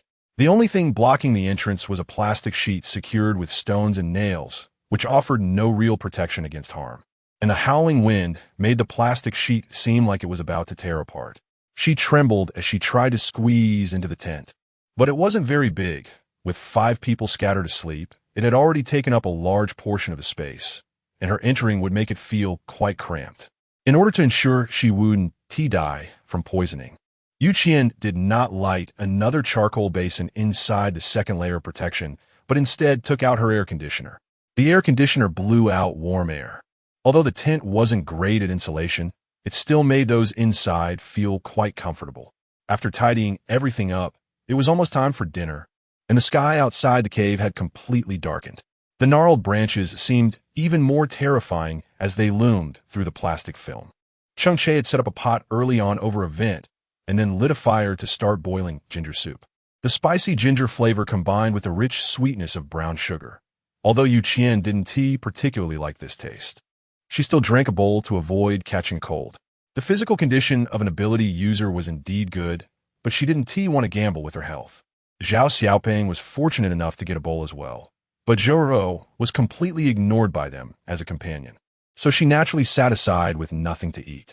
She was already soaked by the rain, and while she was almost dry now, the charcoal basin was about to go out. The temperature inside the cave had dropped significantly, and she was now feeling stiff, shivering all over from the cold. Coupled with the hunger in her stomach, it felt like her soul had been drawn away by that steaming bowl of ginger soup. Her gaze fixated on the pot beside Cheng Che. She could see that there was still quite a bit of ginger soup left in the pot, and those people couldn't possibly finish it all. Since that was the case, maybe it wouldn't hurt to drink a bowl herself? Perhaps they would turn a blind eye and give her a chance to live. Chapter 147. Drained of vitality, Zhou Ruo cautiously rubbed her stomach and walked over to Qian. After all, she was the daughter of the head of the trading area in the Kyoto base, and she still understood the basics of dealing with people and things. Qian is clearly the backbone of this team. If she wants to break the ice and join them, she can only start with Qian. However, ever since she was captured and brought into the cave, she has only revealed her name, Zhou Ruo, while she knows nothing about the names and identities of the others. Cautiously taking 2 steps forward, Zhou Ruo Qian sighed, instinctively lowering her body a bit. Can I ask what your name is? What do you want to ask that for? Zhou Ruo swallowed hard. I was thinking that I would be following your team for a while, and it would be easier to communicate if I knew your names. Qian glanced at Zhou Ruo's face filled with fear and desire, and did not continue to make things difficult for her. My surname is Yu. Zhou Ruo looked at Qian and finally breathed a sigh of relief in her heart. Captain Yu. Then I'll just address you like that. Qian nodded in agreement, but his attention was still on the ginger soup in his hands. Although it was spicy, it indeed helped to drive away the cold. However, after only half a bowl, he already felt a bit sweaty, and the temperature in the cave seemed to have risen a bit as well. Zhou Ruo was too close to Qian, and the smell and warmth of the ginger soup seemed to grip her heart like a pair of hands. I would like to ask, could you let me have a bowl of ginger soup too? I'm really too cold, and if this continues, I might catch a cold. I really need this bowl of ginger soup. I usually can't eat enough or keep warm, and I'm really afraid I might completely die in this dark, unending forest. Qian did not feel soft-hearted because of her pitiful plea. She simply handed the empty bowl to Cheng Che and then looked down at Zhou Ruo, who was squatting beside her. Since you need it, I can let you drink, but you have to give me a satisfactory answer, right? At least make me feel that this bowl of ginger soup was not wasted, right? Zhou Ruo always felt that something bad was about to happen. Yet she couldn't bear to part with this bowl of ginger soup, so she sobbed and spoke up. Yes, go ahead and ask whatever you want. I will certainly answer without holding anything back. Qian nodded with satisfaction and then directly asked, where exactly did your teammate go? Zhou Ruo's gaze became erratic again, and Qian could naturally tell that she didn't want to tell the truth. So he shifted his focus to outside the cave. I really hate being lied to. If what you say is false, then I think you might not be able to stay in this cave, which offers shelter from the wind and rain. She smiled amiably, pulling the corners of her lips, and turned to Zhou Ruo with a grin. You should think carefully about whether to tell the truth or lie. If you lie and I find out, I believe the consequences are something you wouldn't want to know. Zhou Ruo swallowed hard. I'm telling the truth. I'm telling the truth. Qian nodded in satisfaction and said, go ahead. I'm listening. Zhou Ruo fell silent for a few seconds, then spoke as if facing death without fear. I have drained all their life force. They are completely dead. Qian, feeling a bit confused, asked, what is vitality? Zhou Ruo, with a pained expression, spoke up, her emotions clearly mixed with an undeniable sense of guilt and sadness. We are both trapped here. My ability seems to make me more agile on the surface, but in reality, it's just a reaction from absorbing someone else's vitality. Vitality can be simply understood as life. When I haven't absorbed anyone's vitality, I'm just an ordinary person, but after absorbing it, I can heal my injuries and enhance my physical strength. At that time, my teammates were all on the brink of death, and I was about to give in too, but I still wanted to live. Seeing Qian's somewhat subtle expression, Zhou Ruo quickly explained, I used to absorb vitality from my dad. As long as I don't drain someone completely, they can recover to their original state. She spoke with some guilt, but those teammates can no longer survive. Even if I don't absorb their vitality, they won't make it. It's better to use their last bit of life to help me. At least I might have a chance to live. Qian raised an eyebrow, her eyes showing a hint of interest. So what will happen if I don't absorb vitality for a long time? Zhou Ruo swallowed hard. I will die. Vitality gives me stronger abilities, but it also imposes many restrictions on me. Qian touched her chin and looked at her pale little face, saying, so? You haven't absorbed the life force of others for a long time, right? I suppose your next target is us, isn't it? Zhou Ruo swallowed hard. Just as she was about to deny it, she resignedly nodded. I thought so at first, but after really getting to know you, I don't dare anymore. I know that even if I put all my effort into it, I can't kill you. Instead, I would end up dead myself. I've let go of the matter of life force. If you don't agree, I won't hold it against you. I just hope that when I die, it's in this cave. At least I won't have to be soaked by the rain. That would be too ugly. As she spoke, she began to sob, clearly sensing her impending death. The life force she had absorbed was almost depleted, and no matter how sparingly she used it, it would eventually run out. What awaited her next was simply death. Zhao Xiaoping squatted nearby, listening, feeling a bit melancholic, then glanced at his slightly thin body. Although he couldn't do anything too strenuous, he thought it unlikely that he would die just from being drained of a bit of life force. Chapter 148. Luring someone to 3. Someone is here to help. Qian touched his chin. Literally understood, this Zhou Ruo's ability is actually quite easy to comprehend. It's merely extending one's own life using someone else's life. However, the person whose life is borrowed will soon return to their original state. Qian glanced at the seemingly delicate Zhou Ruo, then raised an eyebrow at Cheng Che. Give her a bowl of ginger soup, a big one. Putting aside whether Zhou Ruo was hiding something, it seemed that what she was saying now was mostly the truth. However, even if everything Zhou Ruo said was true, Qian would never agree to her borrowing life from anyone in her team. For what Zhou Ruo implied, she could directly cause death with her powers, which proved that her abilities could indeed harm others. Whether there was harm depended only on her willingness. According to her, draining the life force of her teammates was indeed a desperate move, but a person's appetite can gradually grow. Who could guarantee that she would always be able to maintain her humanity? She didn't want to gamble with her spare money, nor did she wish to, and she certainly didn't want such a ticking time bomb to stay by her side. She exchanged glances with each member of the Shunfeng team. They had all been on countless missions together, and a simple exchange of looks was enough to understand each other's intentions. The warning from Qian has also been received by others, and naturally, it wouldn't give Zhou Ruo any convenience. A steaming cup of ginger soup was handed to the pitiful person squatting on the ground, who took it with a look of surprise and delight. Zhao Xiaoping, unable to watch any longer, shared one of the potatoes he had brought with him. The cooked potato could indeed stave off hunger, but in the current weather, it had become quite hard, and biting into it could even cause tooth pain. However, Zhou Ruo showed no signs of disgust. She glanced gratefully at Zhao Xiaoping and then devoured it hungrily, as if she hadn't eaten in 800 lifetimes.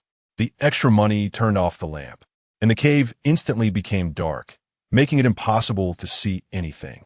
Zhou Ruo squatted outside the tent, her previous weakness and fear now transformed into indifference.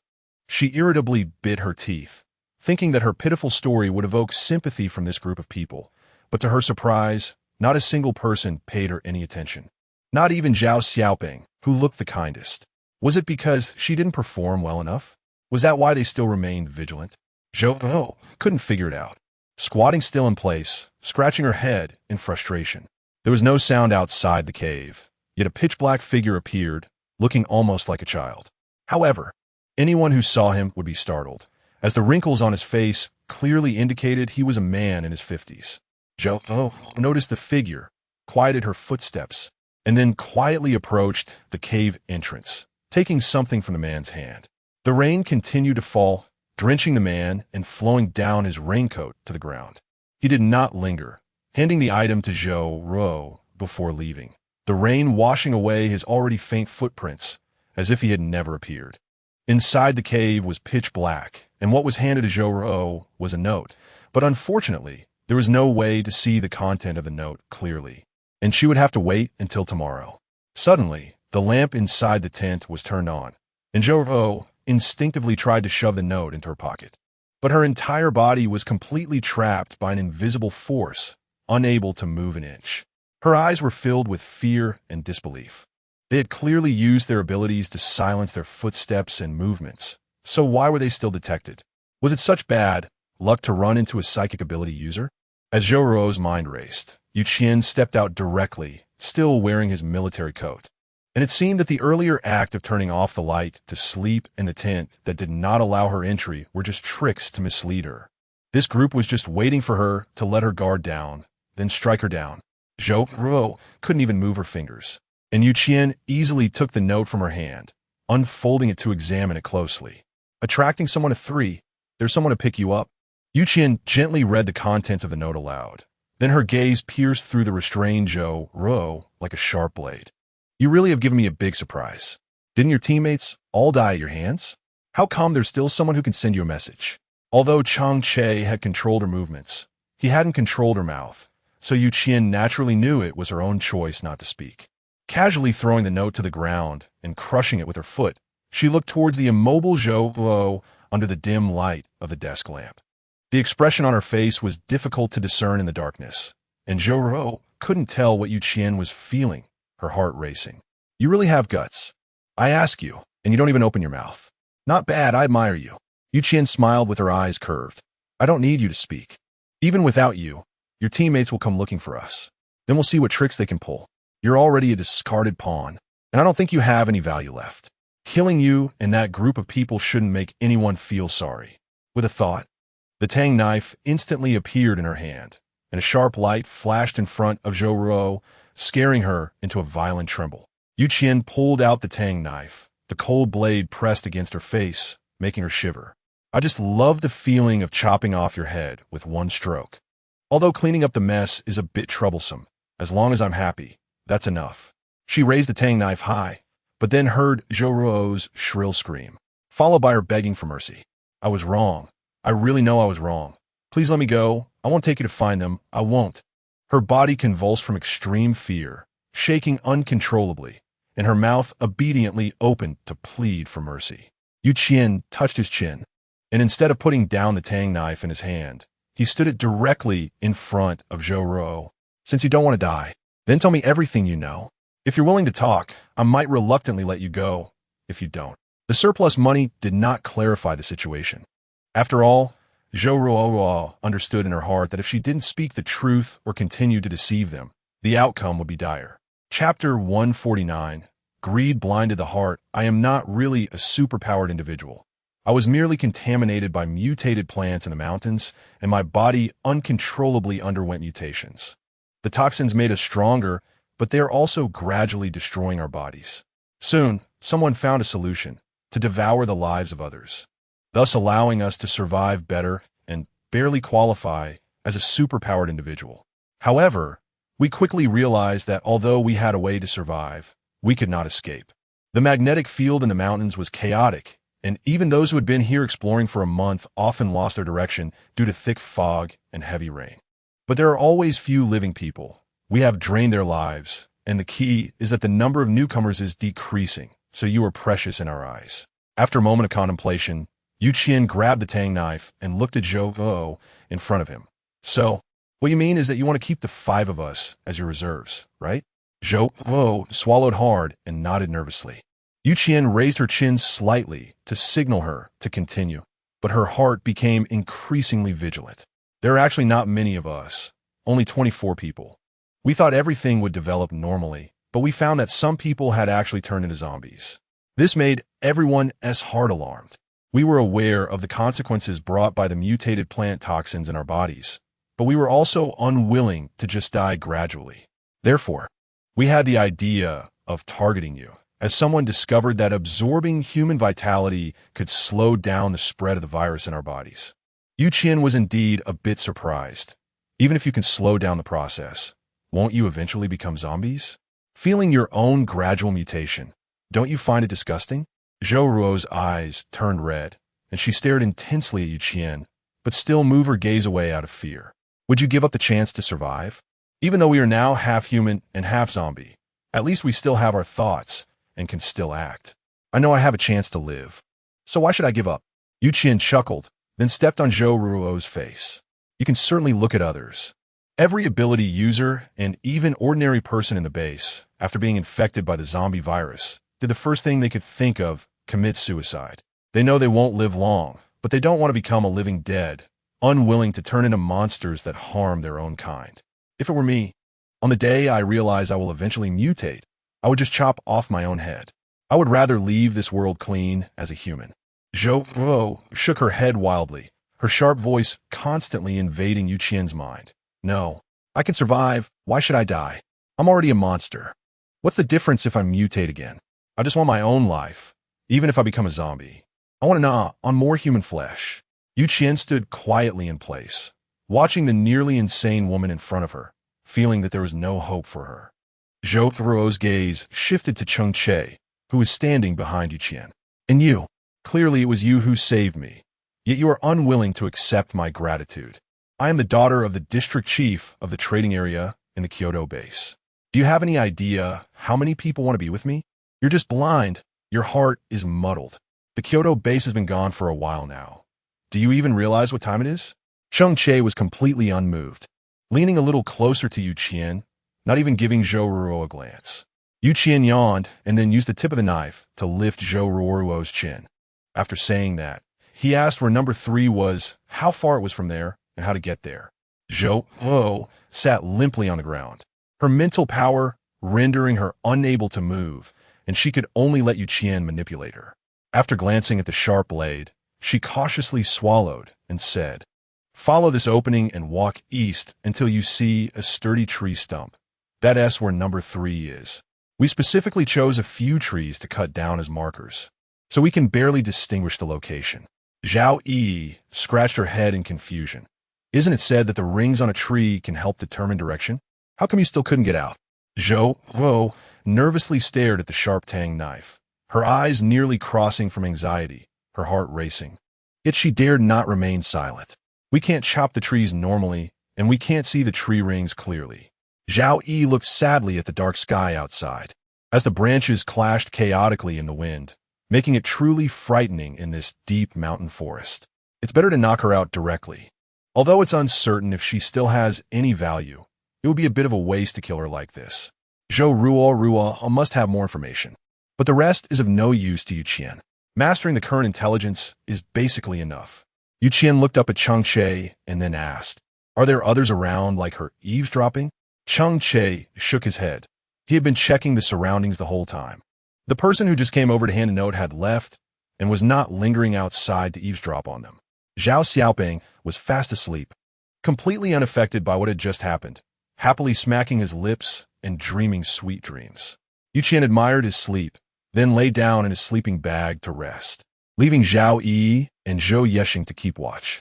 The night was chilly, but the inside of the tent was still warm enough.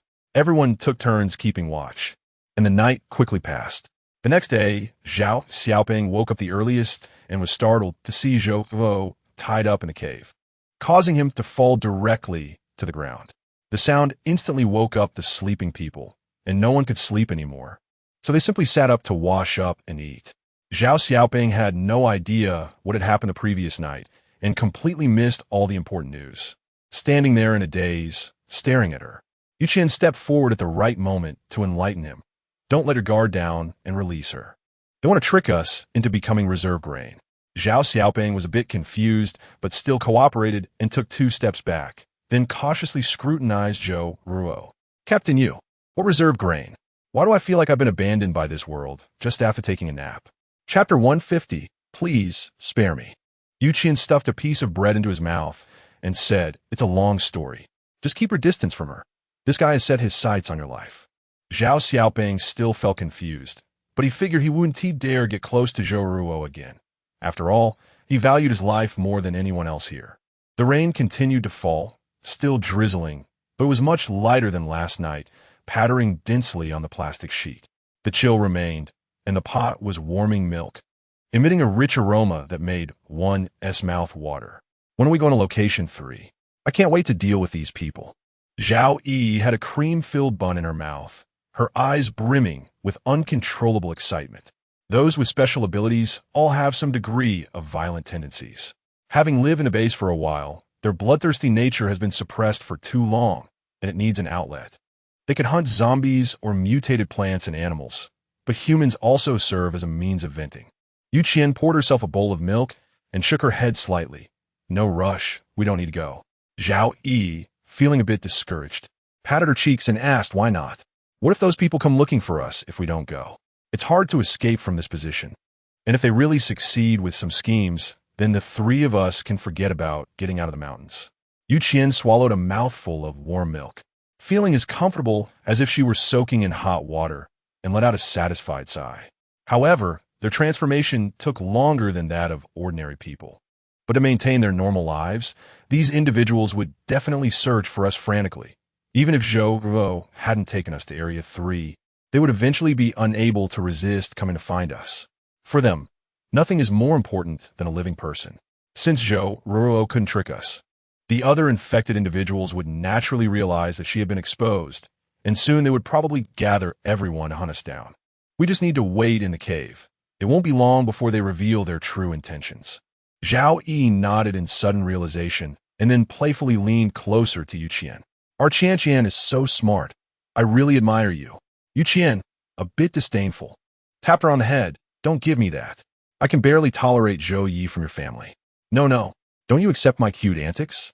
Zhao Yi said, blinking her watery eyes at Qian. The corners of her eyes raised like a tempting fox, exuding a strong allure. Why would I be attracted to a woman? Do you think Cheng Che has no appeal to me? Zhao Yi rubbed her face in frustration. All right, I admit I'm not as charming as Cheng Che, but you can't deny my beautiful appearance. Qian nodded naturally. I admit you are a foolish beauty. All right, let's eat quickly. The milk is still warm. It's best to drink it now. Zhao Yi also managed to find some comfort, waved her hand, and ran to sit next to Zhou Yeshen, obediently eating. During breakfast, no one spoke again. Inside the cave, only the barely audible sounds of chewing remained, while the rest was just the sound of rain hitting the plastic sheet. Outside the cave was a white blur.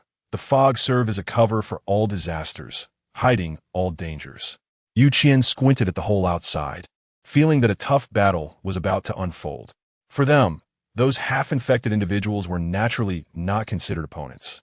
But the things that infected these guys were likely no simple characters.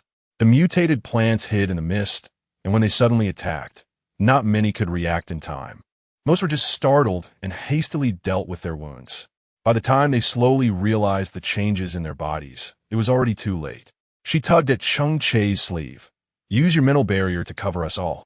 I still feel it's a bit dangerous.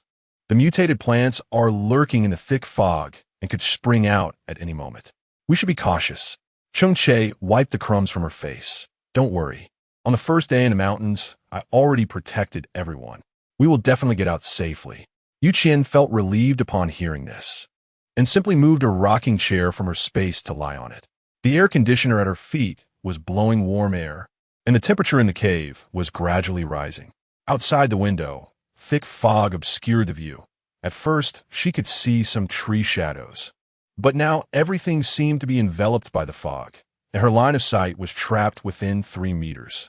As time passed by second, that group of people could no longer contain their anxious emotions and quietly approached the cave. Cheng Che could naturally sense their presence and nodded his chin towards Qian, indicating the situation outside the cave. Their movements were indeed hard to grasp. If it weren't for Cheng Che's reminder, Qian wouldn't have realized that they were already lying in ambush outside. She suddenly sat up from the rocking chair and then gave Cheng Che a look, after which people were continuously controlled by her mental power and brought into the cave. Some attempted to escape, but were still unable to outpace Cheng Che's mental power. And everyone was brought in without exception. The extra money was counted one by one, a total of 23 people, plus Zhou Ruo, making exactly 24. She smiled helplessly and kicked the person closest to her, knocking him to the ground. You guys are something, huh? Are we that important to you 5? Worthy of you all coming over to surround us? The man who was kicked to the ground was the one who had come to deliver a note to Zhou Ruo. His body had already started to rot, indistinguishable from a newly mutated low-level zombie. Yet he still had consciousness and thought at this moment. You all know, right? Yu Qian nodded, palm facing him, and instantly activated her dark ability. Although he had already become a half-infected, the energy within him was still substantial, making it a good opportunity for her to enhance her abilities. Feeling the little strength he had left about to be drained, he fearfully wriggled, wanting to run towards the cave entrance. But his whole body was completely controlled by her mental power, leaving him with no ability to resist. Please, spare me. I didn't intend to kill you. I just want to survive, to help everyone survive. The man's wrinkled, decaying flesh had started to rot more rapidly, and his pupils began to dilate, realizing he wouldn't have much time left before turning into a zombie. The excess energy drained his supernatural powers, and then a lightning ball was thrown down, sending the person straight to the afterlife. Looking at the dark pile of ashes on the ground, the others who were still cursing stopped immediately, and the cave instantly fell into silence. Chapter 151. Pain is correct. The ability of the surplus money has risen quite a bit again, and she's in a pretty good mood now, letting out a satisfied sigh. Hey, why aren't you all calling out anymore? The half-infected individuals fell silent, and not a single person dared to speak. Surplus money can naturally understand the thoughts of this group of people, who merely feel that they are borrowing someone else's life, without actually intending to let that person die, which is why they become so reckless. However, this group has never considered whether the person whose life they are robbing is willing or not. The dark ability of the surplus money can absorb all forms of energy.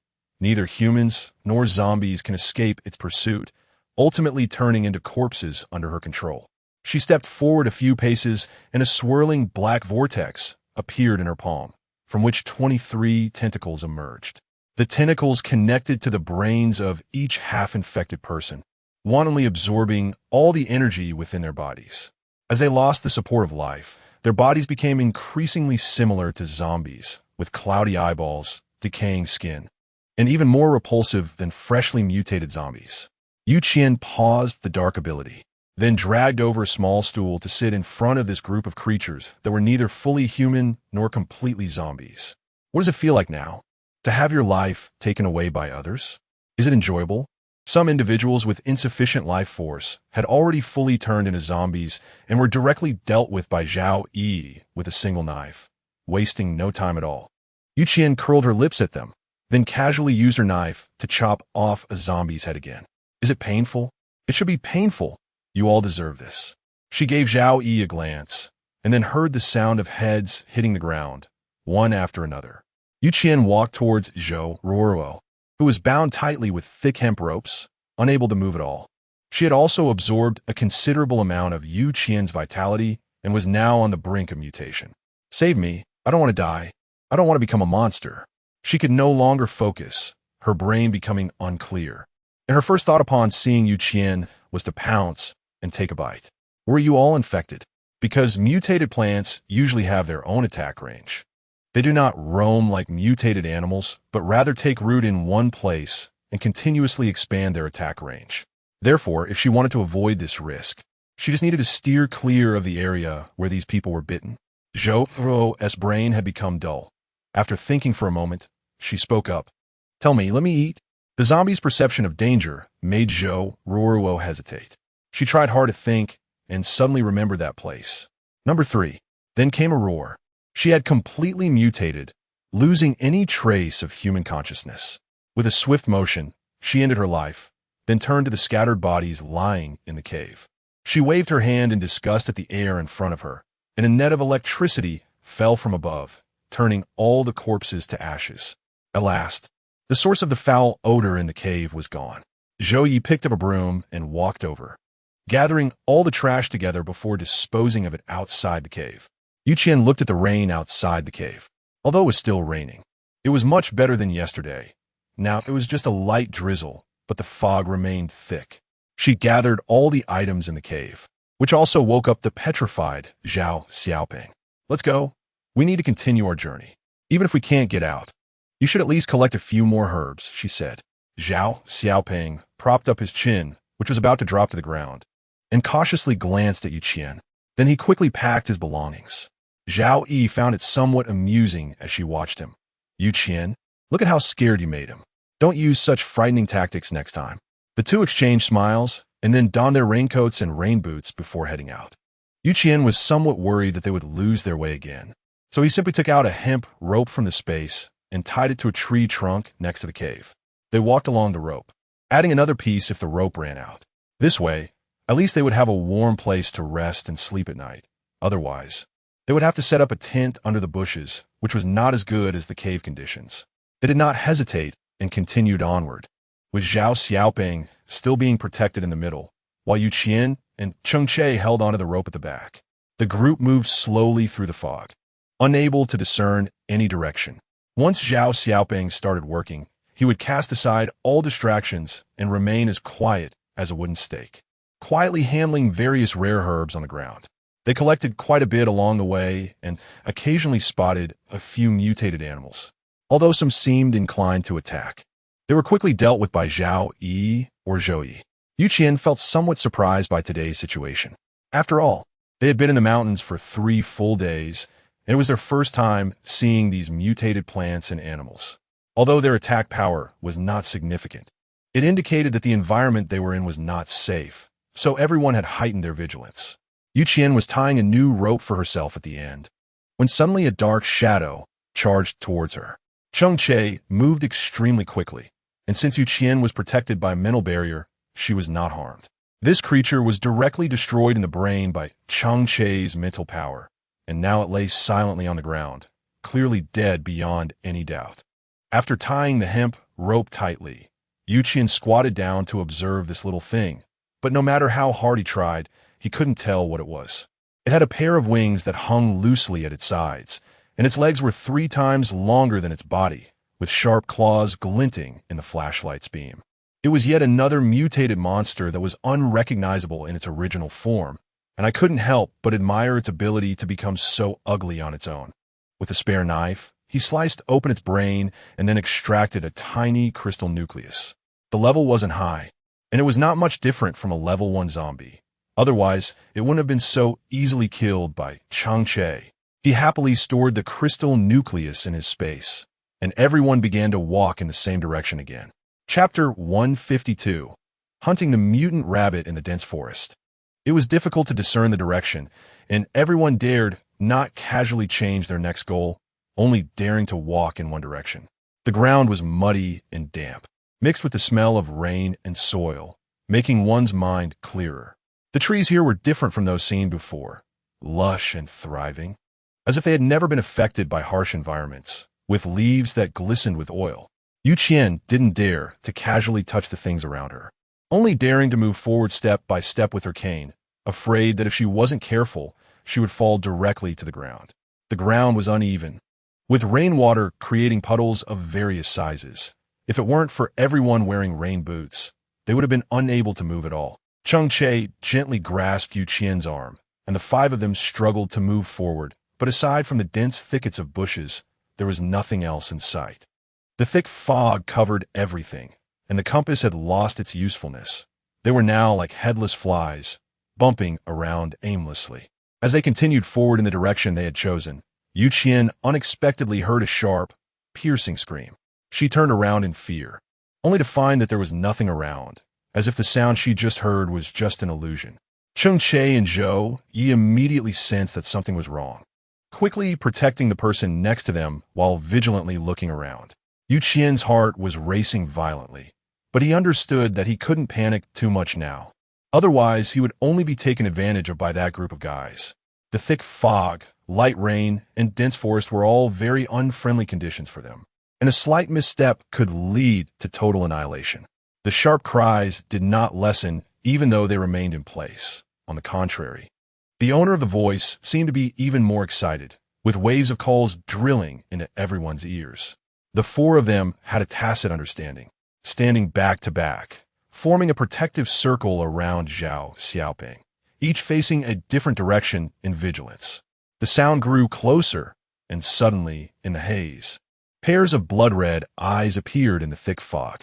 Like exquisite rubies, they sparkled, and the desire for blood in their eyes was clearly seen by everyone. They approached step by step, finally revealing their true forms to everyone's sight. Qian took a sharp breath. The lightning in his palm had already begun to condense, and his body instinctively took a step back. Mutated rabbits? Surrounding him were mutated rabbits, their fur dry and decayed, yet a few tufts still hung on, looking like tattered dolls. In their blood-red eyes flowed what seemed to be the brightest red blood, now fixated on them, with sharp fangs appearing in their mouths. Gone was their cute appearance from before the apocalypse. These creatures' sharp fangs and claws clearly indicated their diet. They were all out to eat people. Qian naturally understood that these creatures wouldn't give up until they were torn to shreds. However, in the dense fog, her line of sight only extended 3 meters, and she had no idea how many more were hidden within it. But no matter how many there were, she wouldn't let them off the hook. After all, as the one being hunted, she certainly wouldn't allow this group of creatures that crave her flesh to have it easy. Show no mercy. Kill them all, leave none behind. Qian charged ahead first, with light rain falling. These guys were all somewhat soaked, and when Qian's electricity struck them, it instantly began to surge everywhere, quickly taking out a large group. However, aside from these creatures, there were still many rushing forward, and the gaps created by the ones just killed were immediately filled by those behind. The ground was densely covered with red eyeballs, sending chills down people's spines. Zhao Xiaoping was surrounded by 4 people for protection. Although he was scared, he did not scream or shout. He just covered his mouth and trembled in the middle, trying to avoid causing them any trouble. This battle lasted a full half-hour, although one ability ball could destroy a large number of mutated rabbits. The sheer quantity of these creatures meant they had to engage in a prolonged battle, dragging the time on considerably. Finally, after taking down the last mutated rabbit, Qian let out a sigh of relief and began to ask about his teammates' conditions. Is anyone injured? Qian gently patted his shoulder and asked, "How are you? Are you hurt?" She was still somewhat worried that something might take advantage of their inattention and bite Zhao Xiaoping again. So she definitely needed to ask thoroughly to feel at ease. Apart from being frightened, Qian was really not injured, which made him feel relieved as he nodded to indicate that he was fine too. After checking each other for injuries, they finally shifted their gaze to the mutated rabbits. Qian touched his chin, then swiftly cut open the head of one of the mutated rabbits. Inside, the crystal core was about the same size as a level 1 zombie crystal core. If he could collect the crystal cores from so many of them, he would make a huge profit. Qian waved his hand. Let's dig out the crystal cores from these things first. Once we've cleaned everything up, we can continue on our way. After all, it would be foolish not to take the readily available crystal cores. Zhao Yi also needs these crystal cores to give her parents a better life, so no one would have any objections to this decision. Of course, Zhao Xiaoping stood still and did not touch the mutated rabbits on the ground. None of the rabbits were killed by him, so naturally, the crystal cores had nothing to do with him. He was a very understanding person and wouldn't create unpleasantness with Qian over these crystal cores. There were many rabbits, and cleaning them up was indeed somewhat troublesome, but the overall speed of the Shunfeng team was very fast, and the pile of mutated rabbits was quickly cleared away, with all the crystal cores dug out. Zhao Yi weighed the bag of crystal cores in her hand and smiled with satisfaction. She knew her parents worked hard and were often tired, so she would set aside a good number of crystal cores to support them, and she usually went out to do tasks. The crystal cores from these mutated rabbits were enough for her to last a long time, allowing her to take a long break without worrying about not having rice to cook at home. Zhou Yexing and Cheng Che, on the other hand, handed in all their crystal cores and had empty pockets, usually going to their wives for meals and water, yet their lives were still enjoyable. Chapter 153. A drastic change as lunchtime approached. Little Rain was still at home and couldn't just eat lunch with the rainwater. With the remaining money, he simply found a relatively spacious open area and casually set up a rain shelter. Although it couldn't block the wind, it would at least allow them to have a simple lunch.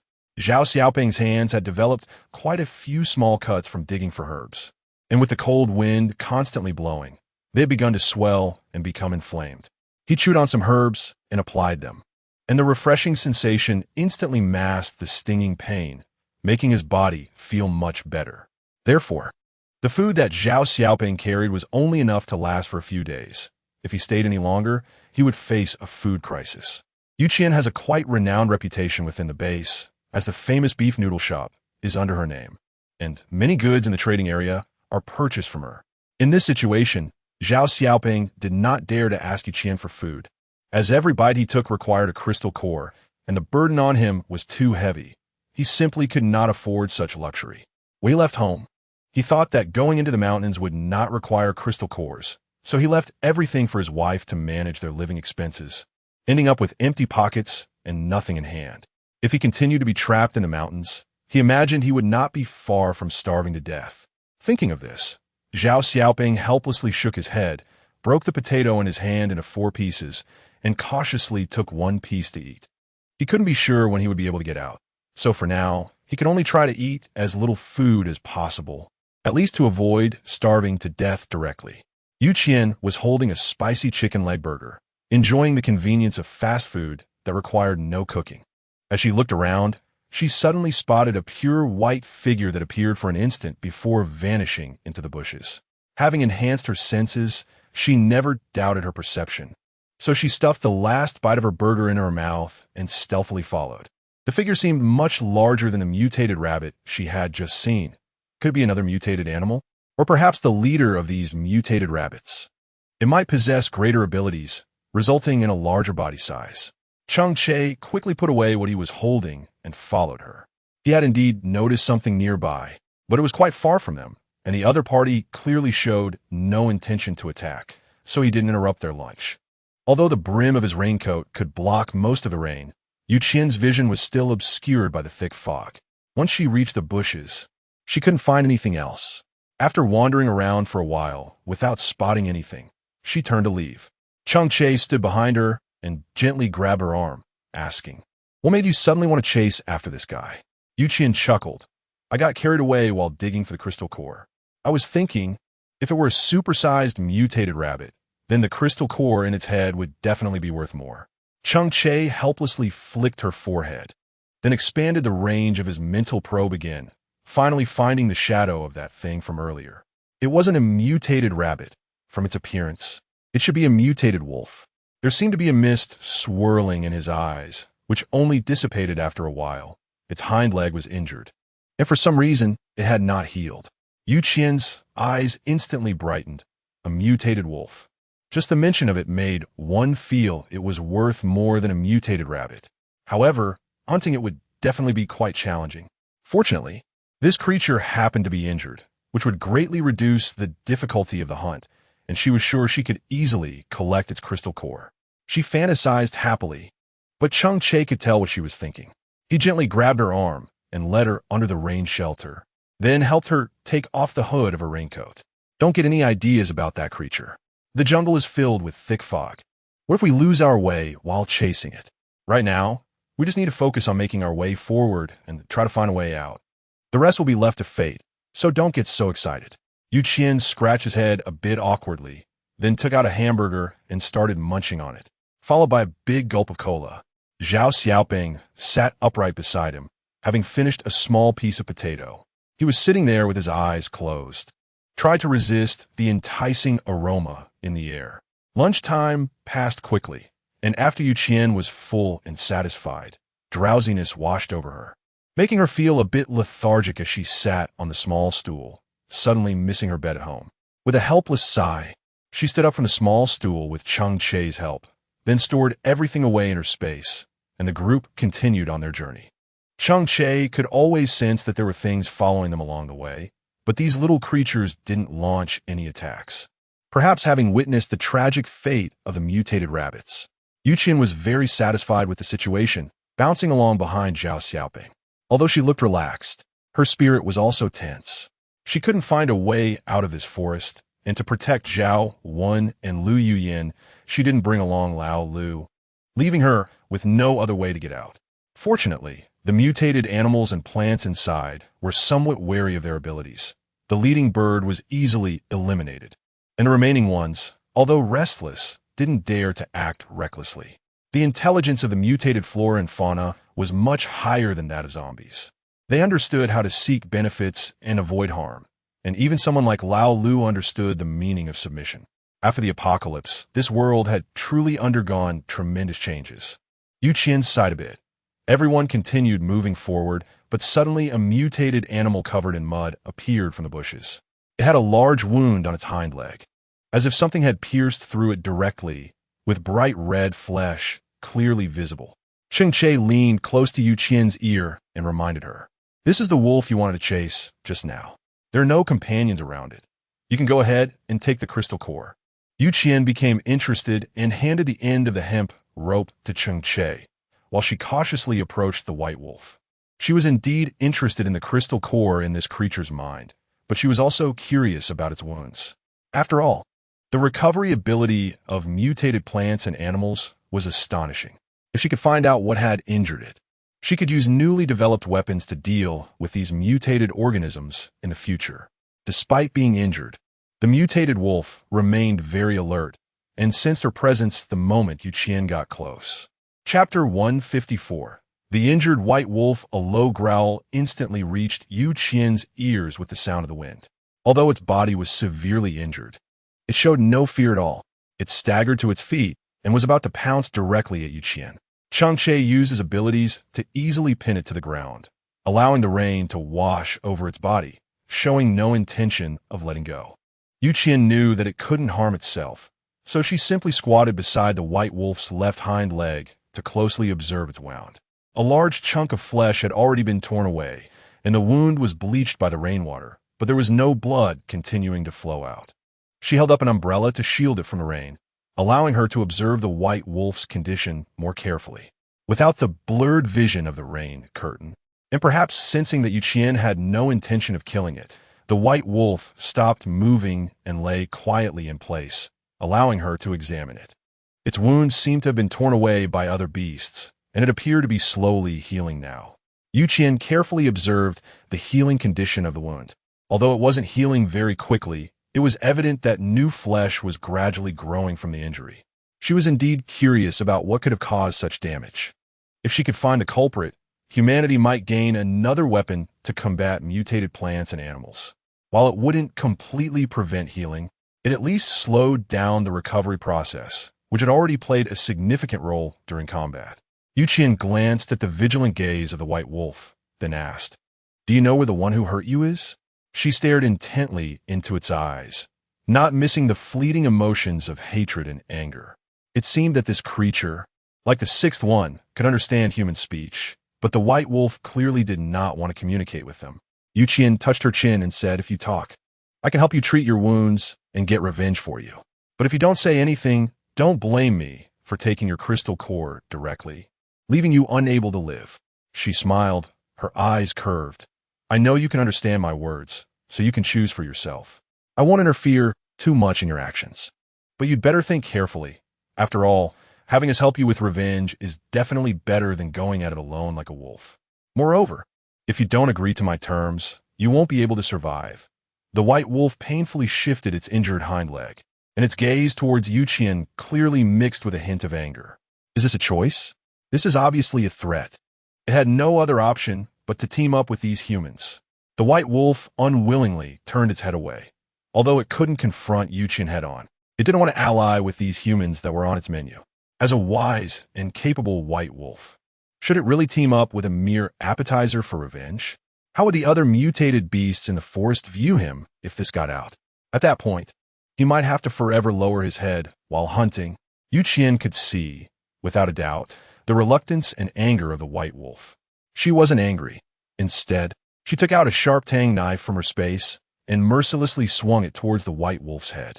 The sound of the wind whooshed past, and the sharp howl of the wolf instantly interrupted her movement.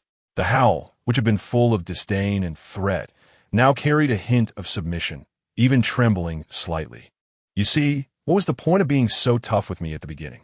In the end, you still had to obediently surrender. You insisted that I threaten you with a knife before you were willing to comply. Isn't that a bit of masochist?" The white wolf rolled its eyes without hesitation, then felt the heavy pressure on its body disappear. It immediately scrambled to its feet and cautiously backed away 2 steps from Qian. Qian didn't mind its grand demeanor. She lightly rubbed her shoulder and then pulled out a bottle of Yunbei Baiyao from her space. She had stored quite a lot in there and now generously poured it onto the white wolf's wounds, then draped a raincoat over it. It's best not to let the wounds get wet. Although she didn't know if human medicine would work on mutated animals, Qian always believed in the power of psychology. Anyway, the deed was done, and she wouldn't care if it was effective or not. The white wolf was enormous, measuring about 3 meters long. The raincoat she put on it looked somewhat ridiculous, but it didn't shake it off, merely giving a dismissive shake of its head. This attitude made Qian a bit impatient, and she walked forward to snatch the raincoat away, only to be lightly evaded by the white wolf. Qian scoffed. "You're still hurt too lightly. You should have had a leg torn off instead of just a piece of flesh. You're quite the little proud one." The white wolf pretended not to understand what she was saying, swaying as it led the way, but its eyes were darting around, always looking for a suitable place to run away quickly. You can guess what this guy is thinking just by using your toes. So I stepped forward and lightly kicked it. The white wolf shivered, shook its head in dissatisfaction, and splashed the rainwater on YQ. The excess money wasn't a bother. I directly retaliated with an electric ball. The white wolf, drenched in rainwater and hit by a high-voltage current, instantly collapsed to the ground, convulsing. Its tongue had fallen out at some point, making it look quite comical and ridiculous. Qian waited beside it for a while, only speaking up when the guy stood up in a daze. "So what? Do you still want to go against me?" The white wolf cautiously took a couple of steps back, but understood that Qian was not something it could handle. Among these humans, there were stronger individuals, and it was clear that it couldn't escape just because it wanted to. The little flame of hope in its heart was completely extinguished this time. Its tail drooped low behind it, and with a limp, it slowly led the way, no longer looking around in an attempt to escape. Qian is very satisfied with the current situation. He took out a cup of freshly brewed milk tea from the space and held it in his hand, sipping it, then casually handed a cup to Zhao Yi. The sweet aroma of the milk tea, indeed, lifted one's spirits quite a bit. Zhao Yi took a satisfying sip, and then leaned closer to Qian's ear and asked, "Are you planning to keep this wolf for yourself, just like Lao Lu?" Chapter 155, How to Deal with This Guy. Qian paused for a moment upon hearing this, then gently shook his head. This wolf was too unruly. Unlike the docile mutated plants like Lao Lu, if I really raised it, I would have to take responsibility for its behavior. If this guy escaped out of the house and harmed someone while I wasn't paying attention, I would probably regret it immensely. Qian thought about that scene and felt it was really not worth it, then waved his hand dismissively. I just wanted to follow this wolf to find what harmed it. If I could get a potion that could delay the recovery speed of mutated animals, I would have an extra trump card in the future. Zhao Yi naturally understood the stakes, and after taking a sip of milk tea, she nodded in satisfaction. "Actually, that sounds pretty good. But can you ask this wolf if it knows how to get out of the forest? We've been trapped here for so long, and if we don't get out soon, I feel like I'm going to get rheumatism." Zhao Yi bent down and lightly pounded her knee with lingering fear. "I can tell you, it's been raining in the mountains, and it's so damp that it's not suitable for living at all." Qian naturally understood and gave her a reassuring look. "It's a small problem. Even if this wolf is unwilling to lead us, there are other intelligent mutated animals, right?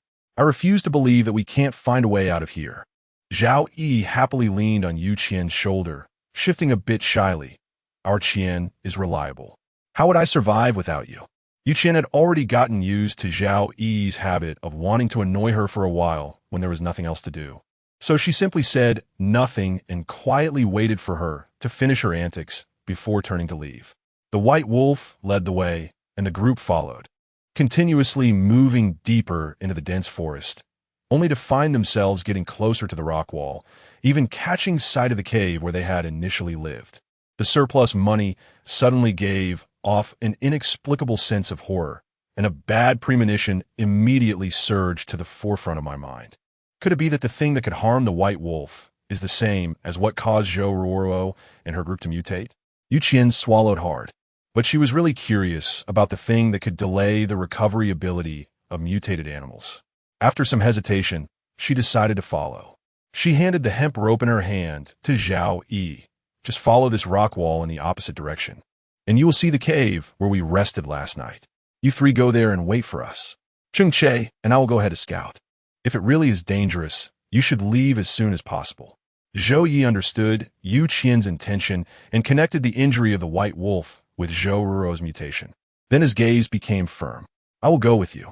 I'm a metal-type ability user, so my defense is relatively high. If there is really any danger, it shouldn't affect me. As a member of the team, he naturally wouldn't agree to let Cheng Che and Qian take the risk alone. Zhao Yi also quickly stepped forward to express her support. You know that fire overcomes wood. Although it's raining now, my ability still poses a threat to mutated plants. Don't always think about leaving me behind. Qian looked at the two of them with some helplessness, while Zhao Xiaoping, who was at the end of the line, raised his hand. How about this? You guys go ahead.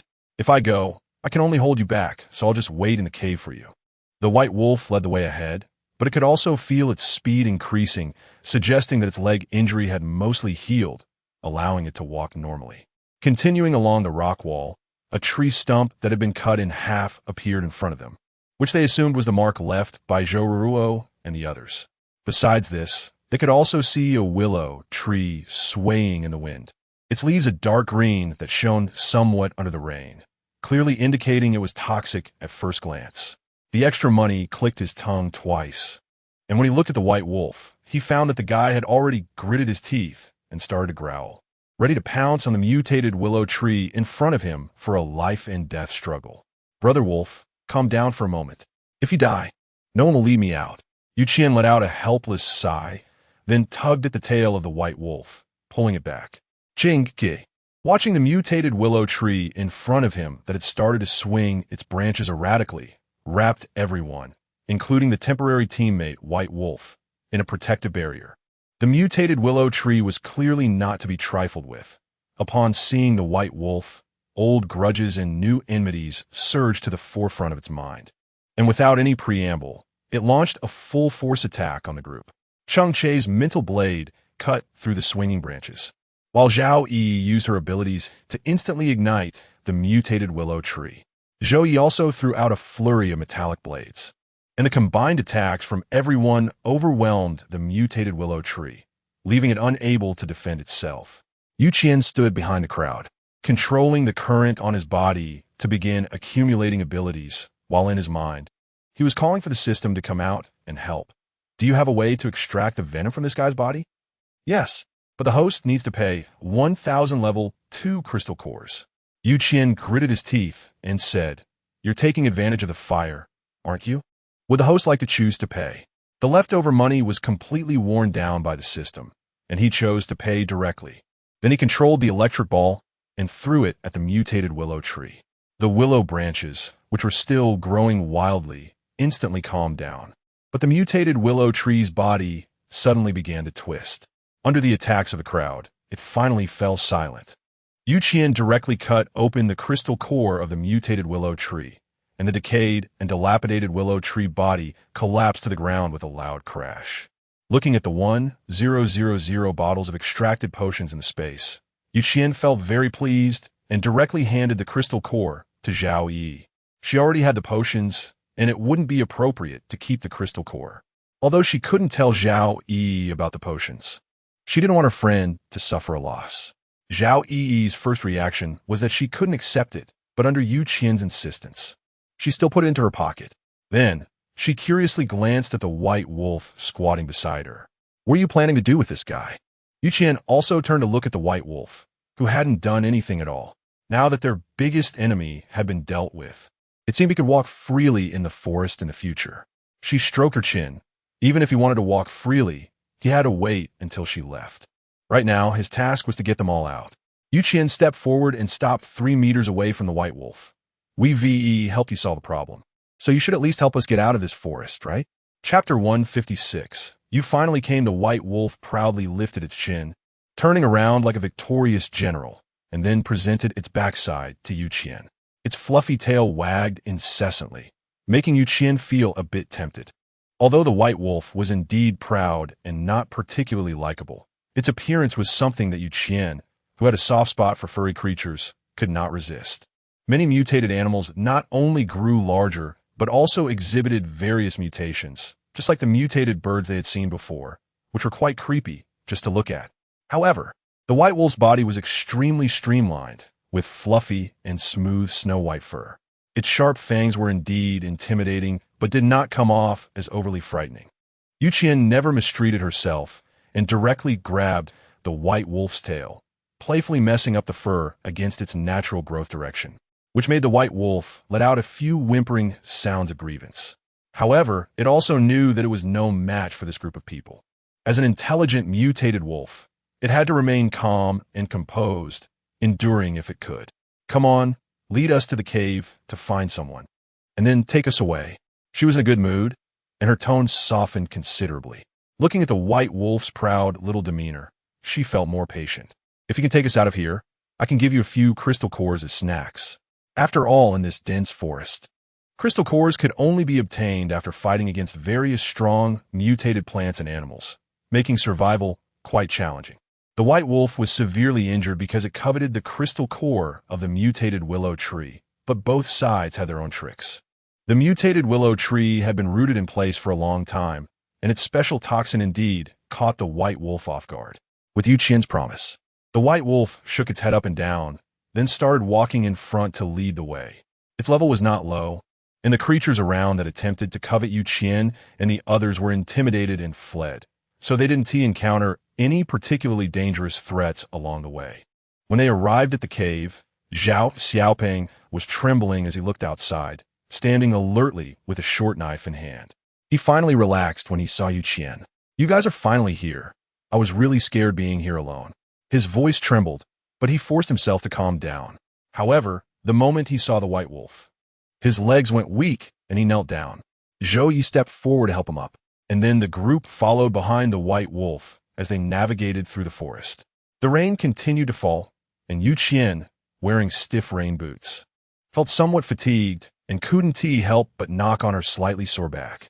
With the leftover money being like this, not to mention Zhao Xiaoping at the back of the line, who was cradling his toolbox like a treasure. He was already so exhausted he was about to roll his eyes. But the journey had to continue. So Cheng Che simply carried the leftover money on his back and carefully moved forward step by step. Qian leaned softly against Cheng Che's shoulder, her voice filled with a deep, inescapable fatigue. "Cheng Che, if you're tired, just put me down. Don't force yourself." Cheng Che chuckled softly at her words, shook his head slightly, but did not speak. Zhao Yi also climbed onto Zhou Yexing's back, and the pace of the two couples did not slow down at all, only making it difficult for Zhao Xiaoping behind them, who was desperately trying to catch up, his legs nearly giving out from running so hard. The white wolf walked leisurely. The group was not moving slowly, yet it took them over half a day to follow the white wolf out of the forest. Looking at the dilapidated road hidden in the darkness, Qian jumped down from Cheng Che's back, full of energy as she ran to the white wolf's side.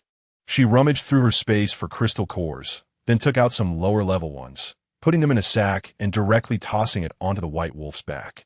"I really have to thank you this time. May we meet again by fate." She gently patted its large head, then pulled out an off-road vehicle from her space. Although it was now night, they were eager to head home and had no intention of lingering. The high beams suddenly turned on, and Qian waved at the white wolf before starting the car and leaving. Zhao Yi was indeed tired, lying in Zhou Yexing's arms and falling into a deep sleep, while Cheng Che also nestled in the passenger seat, pretending to doze off. Having been trapped for so long, Qian understood that everyone was somewhat fatigued, both physically and mentally, so she naturally accelerated the car towards the west base. The journey was not particularly long, but for safety's sake, she still drove slowly, observing the situation, and only arrived at the base gate around midnight. The guards on duty were patrolling and, upon noticing their presence, conducted a blood test. After finding no issues with the results, they promptly let them through. Zhao Yi sniffed at her clothes with some disdain and then cried out in agony. "I haven't been able to take a shower for so many days. I'm starting to dislike myself." Qian also touched his somewhat greasy hair. There was no way around it. The mountains couldn't compare to home. Wanting to enter the space to take a shower or something would always be discovered, and once exposed, the consequences would naturally be unimaginable. Zhao Yi then became interested, and everyone chatted and laughed as they headed home.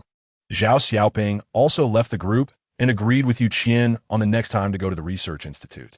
Qian was indeed tired, so she decided to go to the research institute to find him 3 days later. Zhao Xiaoping naturally agreed with pleasure and walked home with his toolbox. Cheng Che also wanted to take a bath with Qian, but he was ruthlessly rejected and was sent to another bathroom to wash up. After so many exhausting days. Although he didn't feel much, Qian felt that all her strength had been drained, and she just wanted to have a good sleep. Everything else could wait until she woke up. Chapter 157. Today, I am the boss after washing up. It was already 3 a.m. when Qian went to bed. She didn't fully wake up until 9 p.m., feeling a bit dazed as she got out of bed, her stomach growling with hunger.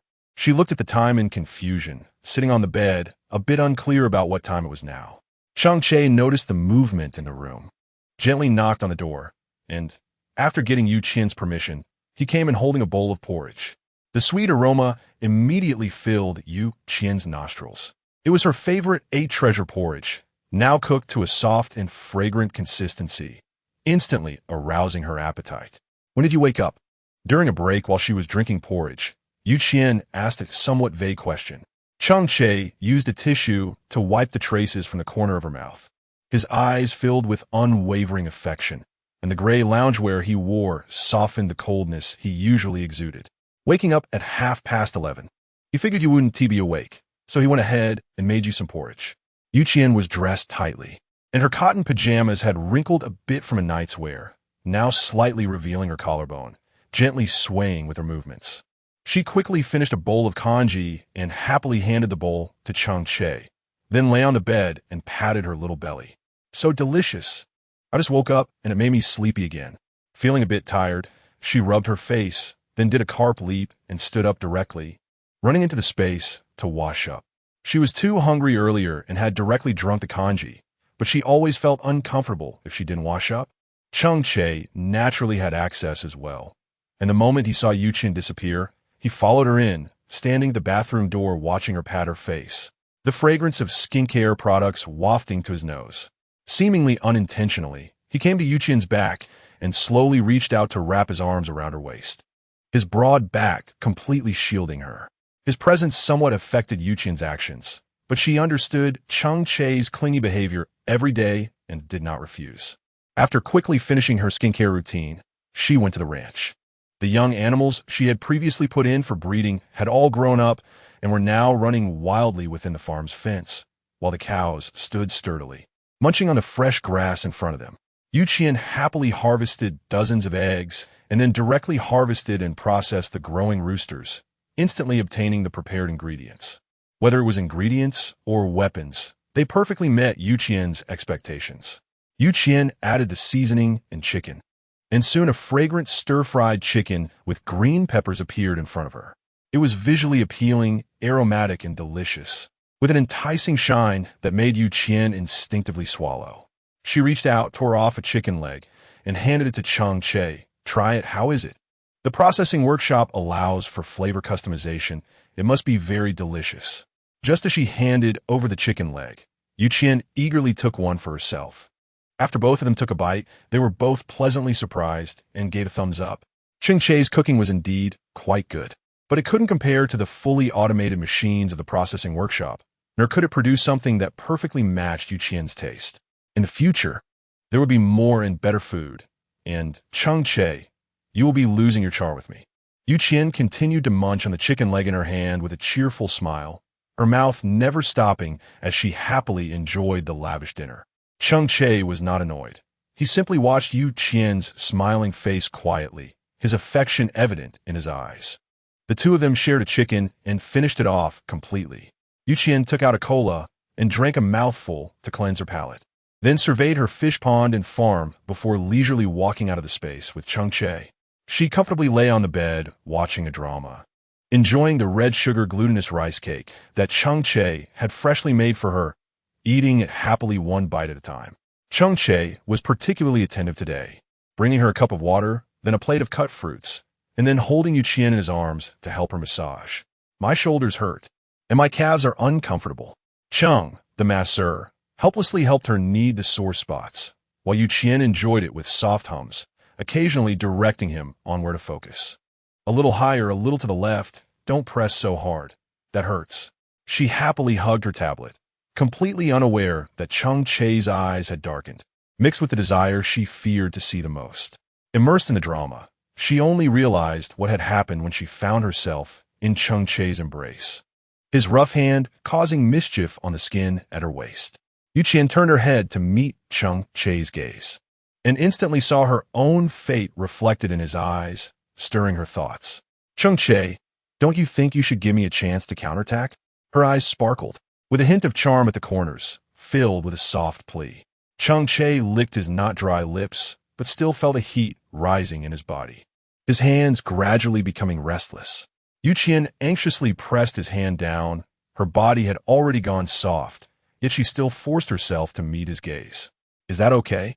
Cheng Che looked at the plea in her eyes, suppressing his impulses fiercely, and then helplessly laid down on the bed. You know, I've never been able to refuse you.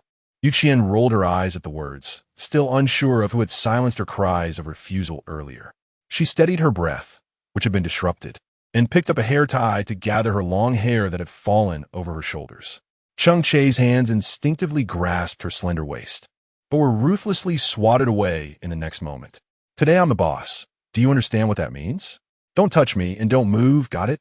Cheng Che had always indulged her, and even when his hands were pushed away, he showed no annoyance, obediently placing his hands down, though his gaze remained glued to her. Unable to look away, outside the window, it had started to rain at some point, and the window shook slightly, but the wind and rain were kept at bay, leaving the air inside to gradually become warm and ambiguous. Qian also personally felt what it meant that a man's words cannot be trusted. Cheng Che indeed did not move, but his mental power ruthlessly manipulated her. The person who should be in control at this moment was crying and shaking his head in refusal. The voice was intermittent, as Cheng Che tenderly kissed her crimson lips, and his hand gently lifted to wipe away the powerless tears sliding down her face. The extra money was pulled and driven by him, feeling everything that he could not bear, until he lost consciousness in a daze. Chapter 158. From today on, the weather had rapidly dropped, and a thin layer of ice had formed faintly on the window, with the incessantly pouring rain lingering and hanging on it. Qian opened her slightly sore eyes in confusion. The man beside her surprisingly did not wake up too early today and was lying quietly next to her. Struggling a bit, she moved her limbs and sat up in bed, showing her teeth in discomfort as she looked incredulously at the small red marks on her body. Unable to hold back any longer, she lifted her leg and kicked Cheng Che, but her body seemed uncontrollable and nearly fell off the bed. In the chaos, someone steadied her body, but there was no good expression on Qian's face. In a hoarse voice, she spoke, "Cheng Che, are you a dog?" Cheng Che gently rubbed her collarbone with affection and placed a soft kiss on her tender skin, which he cherished infinitely. "It's my fault for not controlling my strength. I want to do it again next time." He caressed Qian's shoulder blades with his hands, his fingertips lingering on her smooth back, while his head buried in her slender neck, lightly biting her. "Is that okay?" Qian narrowed her eyes, instinctively turning her hands behind her back to resist, but unexpectedly, he easily controlled her again. "No, Cheng Che, I'm getting angry." Qian's voice was hoarse to the point where she could barely speak, her tone light, yet filled with an uncontainable anger. "I'm so tired." Cheng Che helped her smooth the stray hair at her temples, a slight smile playing on his thin lips, his large hands effortlessly wrapping around her slender waist. "I'm not tired, why are you?" Cheng Che paused for a moment, letting out a helpless chuckle before walking into the bathroom. The sound of water began to trickle, and only then did Qian let out a sigh of relief, hurriedly entering the space to take a bath, hoping to ease her physical discomfort. Although she could enjoy some of it, it was still too much for her to handle. While that guy Cheng Che seemed to have endless energy, Qian sighed helplessly, gently rubbing the red mark on her neck. Finally, she reluctantly put on a turtleneck sweater before going out. Cheng Che had already prepared breakfast, and the moment Qian took the plate, she felt his hands were icy cold, instantly realizing what the sound of water in the bathroom was for. She cleared her throat a bit awkwardly and said, "The water heater I installed for you isn't meant for cold showers. Aren't you afraid of catching a cold in the middle of winter?" Cheng Che raised his eyes gently to look at her, his clear gaze swirling around her tightly wrapped neck. "If you had a bit more stamina, I might not need it." The awkwardness of the extra money was made worse by what he said, so she simply lowered her head to eat. Not wanting to continue this topic with Cheng Che. There was a loud knock on the door, and Zhao Yi stood outside yawning, wearing a military coat and wrapped in a scarf for warmth. Qian looked at her yawning repeatedly. Her dark circles under her eyes were quite noticeable, and he felt a bit heartbroken. Zhao Yi glanced at Qian's turtleneck sweater, then looked at Cheng Che, who was sitting at the dining table with a very good mood and helplessly tugged at the corner of her lips. The way you say that makes it sound like you had a good rest last night. Qian glanced at her tightly wrapped neck, then thought of her own turtleneck sweater, feeling a bit embarrassed and smiling awkwardly. She then brought the person inside and had them sit down. Where's Zhou Yesen? Why didn't he come and play with you? Qian brought her a cup of hot water. The air conditioning was on in the room, and he casually took off her military coat, but he didn't touch the scarf. Zhao Yi spoke with a slightly hoarse voice, full of dissatisfaction. I'm doing laundry at home. I didn't ask him to come along. He should be here soon. Qian didn't ask too many questions and leaned his head on her shoulder, pulling out a small cake from his space. It was adorned with fruits of various sizes, looking very exquisite overall, and the sweet smell of cream immediately filled the air. Zhao Yi's slightly tired eyes brightened. This cake looks so delicious. She rubbed her hands together, took the small fork from Qian's hand, and happily cut herself a piece. Qian was beaming with pride. This was a cake specially made for her at the workshop, perfectly tailored to her taste in terms of both appearance and sweetness. The two sat on the sofa chatting about everything, while Cheng Che tidied up the bed, hanging out the sheets he had washed that morning, and then gathering the trash to be sold by Qian in the space. Once everything was in order, there was a knock at the door, and standing outside was the energetic Zhou Yesen. He looked in a good mood, cheerfully greeting Cheng Che, and then stuck to Zhao Yi like a piece of chewing gum, resembling an unshakable koala. It wasn't that she was being overly sensitive. Nowadays, with her back aching and legs cramping, even as a supernatural being, she was struggling to regain her energy. Naturally, Cheng Che, the instigator, had to take responsibility for her daily activities. Qian clicked his tongue twice and lay on Cheng Che's back, but after being gently placed on the bed by him, the door was closed, and this person showed no intention of leaving at all. Qian wrapped herself up in the quilt, yawned, and laid down feeling a bit tired, showing no intention of paying attention to Cheng Che. However, the other party gradually moved closer and then lay down beside her. You always said you wanted to exercise. Why not start from today? Qian glanced at Cheng Che and thought for a moment before speaking. No problem. She did feel a bit lazy, and the living environment would only become harsher in the future. She needed to improve herself. Seeing Qian agree, Cheng Che pulled her out of the blanket and then wrapped her in his arms, a hint of calculation in his eyes. After all, Qian's improved physical condition would also bring him many benefits. The two of them watched a movie together in bed for a while, and soon it was time for lunch. Qian was once again carried out and placed on the sofa.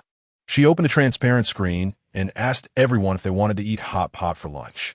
Zhao Yi pushed away the overly clingy Zhou Yi and excitedly jumped to Qian's side, hugging her. Give me another plate of baby cabbage. Surplus money naturally should be spent, and soon all the delicious food was taken out like flowing water in the space. Chapter 159. Can you not overthink it? At the dining table, everyone was discussing future plans. After all, people must look forward, and just hanging around the base every day is not a long-term solution. Cheng Che acted as Qian's bodyguard and follower, naturally agreeing to whatever Qian said, focusing on serving her dishes while constantly nodding in agreement. Zhao Yi thought about helping her parents at the beef noodle shop, using the scattered time spent on missions with Qian to do some trivial work. And the days would pass quickly. Zhou Yesheng had similar thoughts to Cheng Che, so his ideas were naturally similar to Zhao Yi's, and thus could be set aside for the moment. She had been away for a while, and some businesses that were doing well had already run out of stock. So when they saw her coming, they all excitedly welcomed her. Qian hurriedly took out goods from her space, and by the time she finished, it was already evening. She then went to a beef noodle restaurant. There were quite a few people inside, and the waiters were busy bustling about, with the aroma wafting throughout the restaurant, which made her a bit hungry. She brought a bowl of noodles out from her space, but there were no seats left on the first floor, so she had to carry her bowl upstairs and chose a spot to sit down. People around her glanced over, After all, Qian was considered a very formidable survivor within the base, somewhat of a well-known figure, and her every move was watched like that of a giant panda. Not long after she arrived, Zhaowen came over, looked at the bowl in front of her, and then let out a sigh of relief. "What made you think of coming to eat today? Cheng Che is here too. What about that girlie? She is not still at home sleeping in, is she?" Qian quickly waved her hand. She had already gotten up and tidied up. "I came over only after having lunch with her." Cheng Che glanced at the somewhat greasy table and somewhat reluctantly took out a cloth from his bag to gently wipe the surface. The business in the shop was indeed good. "You can now be considered the richest person in the base. How about considering keeping me?" He smiled casually, but there was a hint of attachment and affection in his eyes. Qian slipped a piece of beef to him and said, "Haven't I been supporting you for a long time?" Cheng Che smiled and replied, "What if you get tired of me halfway and don't want me anymore? Then you should find a way to please me and make me feel a sense of novelty." Qian smiled happily. "For example, the crystal core. Every single crystal core makes me feel very fresh. As long as you give me the crystal core, I can support you for the rest of my life." Cheng Che narrowed his eyes slightly. "Is that all you pursue?" Qian casually took a sip of soup, and why not? Nowadays, the crystal nucleus is naturally the most important. What else should I pursue if not the crystal nucleus? Cheng Che nodded. "Indeed, that's true. But don't you find me more charming than the crystal nucleus? In public, please don't talk to me about this. It really makes me feel awkward." Qian directly stood up and covered his mouth, helplessly getting up, and then pulled Cheng Che to walk outside. The other party was not angry, smiling and following her, allowing his clothes to be reshaped by her strength. Cheng Che nodded at Qian's neck, which was wrapped in a turtleneck sweater, and said, "If you are unwilling, it might hurt even more tomorrow." Qian glanced at him warily and said, "No need. I will be going to the research institute to study in a day. I plan to read some books and look up some basic knowledge to build a solid foundation." Cheng Che smiled helplessly and gently reached over to hold her icy little hand in his palm. "I'm not a bad person. If I say I will give you a massage, I will definitely give you a massage. Although I will charge a fee, overall the service attitude is very good." Qian changed into a plush pajama set and lay gracefully on the sofa, propping up a small table to binge-watch a series. "Cheng Che, do you want to have roast duck for dinner?" She swallowed hard as a plate of perfectly sliced roast duck appeared on the screen, accompanied by spring pancakes that looked tender and glossy, with an aroma that seemed to waft through the screen. "Let's eat." Cheng Che naturally saw what was on Qian's screen and was more than willing to go along with her suggestion. However, ever since Qian's space shop opened, it seemed he hardly needed to cook anymore. Cheng Che felt a bit conflicted. After all, he was not of much use to Qian. In terms of combat power, Qian's talent was much stronger than his, but she had started a little later due to her reawakening of abilities. In terms of wealth, the crystal cores in Qian's space had already piled up like a small mountain, and the items in the shop were abundant, making it very convenient for her to buy whatever she wanted. She was brave, resourceful, and capable, while he seemed to provide her with little help. Would there come a day when Qian would no longer need him? The hands of time kept moving. He would eventually grow old, and this exterior would one day become aged and unattractive. How could he keep Qian's heart at that time? A strong sense of unease rose in Cheng Che's heart. He walked over to Qian and hugged her tightly, as if trying to merge her into his very being. "Cheng Che, what's wrong?" Qian noticed his slightly curled hair and keenly sensed his unease. However, he pretended that nothing was wrong, shook his head, and helplessly sighed in her ear. "I'm just afraid that you'll no longer find me attractive when I grow old and lose my looks." Qian's eyes were fixed on the screen as he absent-mindedly patted his head. "What nonsense is this? Even if you get old, you'll still be a handsome old man. Besides, you're not that much older than me. When your hair turns white, I won't be in a much better situation either. At that time, let's not dislike each other." Cheng Che felt Qian's heartbeat and held him close, their heartbeats gradually resonating together. "Will you really never abandon me? Even if I'm of no use to you and my appearance can't attract you?" Qian leaned down and lightly kissed him. "I won't abandon you. As if I'm some kind of heartless woman. I've already taken your innocence, so of course I will be responsible for you. Don't overthink it, okay?" Chapter 160. The love-struck brain loses completely. Qian gently patted Cheng Che's head and said, Actually, I should thank you too. After all, we've been together for so long. And it seems like you've never had any demands on me. You always unconditionally tolerate me. I'm really grateful for your unwavering support. And since we are a couple, I certainly wouldn't dislike you for any other reasons. She raised her hand to lift Cheng Che's chin, studied him closely, and then gently kissed his lips. Besides, even if you are older, you're still a handsome old man. Cheng Che stared intently at Qian's rosy lips, then suddenly picked her up from the sofa and tossed her onto the big bed in the bedroom. Qian looked at the man in front of her who was unbuttoning his shirt with a mix of fear and fascination, swallowing hard as she took in his strong muscles and defined abs. I just comforted you nicely, and now you're pulling this on me. Cheng Che, she said helplessly, wanting to persuade him. But before she could say much, she had already turned into a puppet in the man's hands. Cheng Che gently bit her earlobe, his warm breath cascading down her neck, making her vision blur. I'm just too excited and want to prove that this is all real.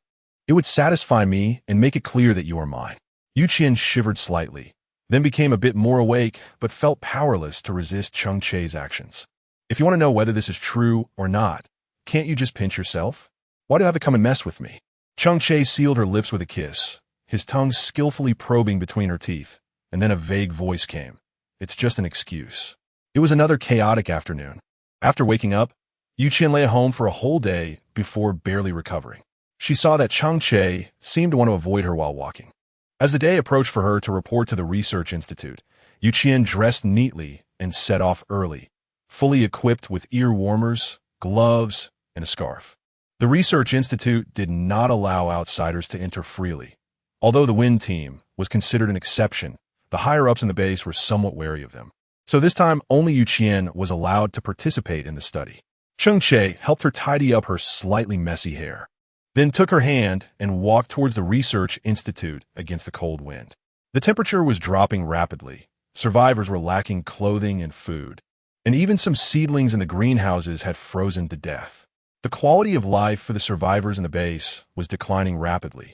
Although Cheng Che felt somewhat lost in his heart, he did not express it, only tightening his grip on her hand a little more.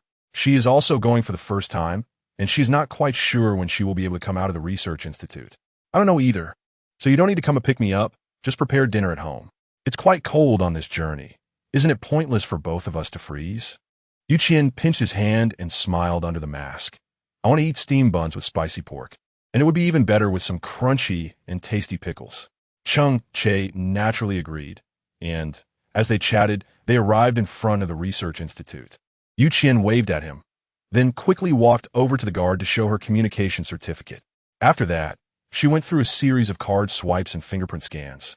And Cheng Che couldn't help much. He waited outside until he could no longer see even a trace of Qian before he stepped away. He had to admit that his dependence on Qian was clearly much greater than her dependence on him. The person who fell in love first is a loser in every aspect. His romantic mindset could be said to be a complete failure. After time reversed, the two of them had basically been glued to each other, so suddenly not seeing Qian all day made Cheng Che feel somewhat uncomfortable. Qian's taste is very clear to him. Now, there are quite a few premium ingredients in the refrigerator at home, and with Qian not being there, he has ample time to prepare. Cheng Che is busy at home, while Qian is quite interested in following Zhao Xiaoping around the research institute, observing those precise instruments. In the research institute, Zhao Xiaoping seems to have found his stage, in stark contrast to his timidness and fearfulness in the mountains. He confidently cultivates many plants that are difficult to survive and is well-versed in every piece of equipment. Qian prepared a notebook, which didn't have too much impact on Zhao Xiaoping's work. She silently followed behind. She went to the medicinal fields and the laboratory, watching the seedlings grow strong and then become part of the medicine. Zhao Xiaoping was quite loyal, taking the opportunity during lunch to give Qian a somewhat yellowed notebook. The notebook was thick, containing many torn scraps of paper, as well as quite a few photos and sticky notes, clearly indicating the note-taker's seriousness about this task. Zhao Xiaoping proudly patted the cover of the notebook. This is the compilation of my knowledge over the years. I've been using this notebook since I first started, and now it's already full. Qian opened the notebook in astonishment. The neat and tidy handwriting inside was nothing like what one would expect from someone as disheveled as Zhao Xiaoping. Zhao Xiaoping could naturally see Yu Qian's meaning, and he awkwardly scratched his head. I've been praised for my handwriting since I was a child, even though it doesn't resemble my appearance at all. Yu Qian, holding the notebook, didn't have the mood to joke with him and simply thanked him directly. Thank you for being willing to give me such a precious notebook. Zhao Xiaoping was a bit stunned, clearly not expecting Yu Qian to say thank you to him, and it took him 2 seconds to react. He waved his hands repeatedly. What's this? If it weren't for you, I probably would have been stuck in the deep mountains and forests. You saved my life and helped me preserve the medicinal materials so well. A mere notebook is nothing. Chapter 161. The numb quagmire. He then composed his expression, seriously pointing at the notebook and saying, these things are very important. If you really want to learn, it's best to study everything inside thoroughly. Furthermore, due to the current bad weather, many herbs have mutated somewhat to adapt to the environment. We need to understand their conditions well before using them. Then make judgments and observe how to use them properly. Yu Qian nodded solemnly. She naturally understood this matter. The reason she followed Zhao Xiaoping to learn was also for this. Although there were herbal seeds sold in the space shop, the yield and the medicinal properties were significantly different from those in real life. The medicinal materials grown in the space had much higher medicinal properties and utility value than those in reality, which made it difficult for Yu Qian to grasp their worth. Although knowledge of traditional Chinese medicine cannot be acquired overnight, learning some basics was already enough for Yu Qian to use. Yu Qian had been following Zhao Xiaoping all day, hastily eating a piece of bread for lunch before being called away again. She spent the entire day moving between the planning shed and the laboratory, flipping through her notebook continuously. With no time to rest, she only managed to stop around 8 p.m., putting on her scarf and gloves before leaving the research institute. Many researchers were still busy, while ordinary survivors could only envy the high salaries and comfortable, clean working environment of the institute. Completely unaware of the anxiety and worries faced by the researchers. As she stepped out of the institute, Yu Qian breathed out gently, and a white mist appeared. A cold wind suddenly blew past, causing her to choke briefly, followed by a soft cough. It was a bit late to come out. Are you tired today? A familiar voice came from behind, and Yu Qian turned in surprise to find Cheng Che standing nearby, his eyes full of longing and tenderness. Like a lively little bird, she suddenly rushed into Cheng Che's embrace, burying her face in his chest. Why did you come to pick me up? Didn't you say you would just wait for me at home? She took off her gloves and gently held Cheng Che's hand, which was icy cold, clearly having waited for her in the cold wind for a long time.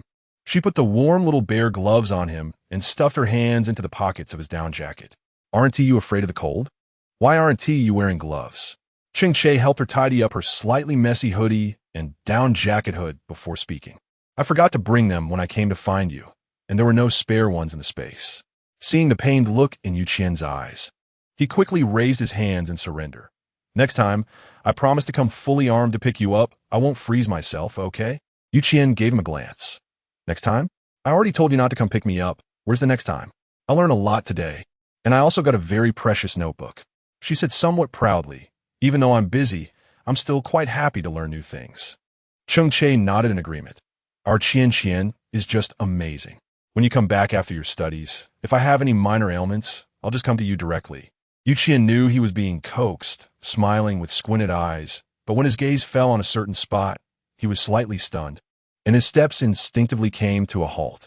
A woman was kneeling by the street, her voice already hoarse, yet she continued to cry in pain, helplessly blaming the unfairness and punishment of fate while holding her child. Lying on the ground was a man, dressed only in a thin coat, now lying on the cold ground with a stiff body, clearly lifeless. The child in the woman's arms looked only 3 years old. It was inaccurate to describe him as merely thin and haggard. A closer look revealed he resembled a skeletal frame, the kind that could fall apart with little force. The woman was not dressed much either, just in a tattered, drafty cotton coat, while a long down jacket was tightly wrapped around the child beside her. Seeing Yu Qian's footsteps pause, Cheng Che followed her gaze but ultimately said nothing. Both had experienced many years of the apocalypse, and such situations were not uncommon. In harsh environments, those who could survive for a long time were either purely evil people living by robbing others of their resources or powerful abilities beyond comparison, relying on their skills to improve their quality of life. Yet this mother and child clearly belonged to neither category, with the man of the house dead.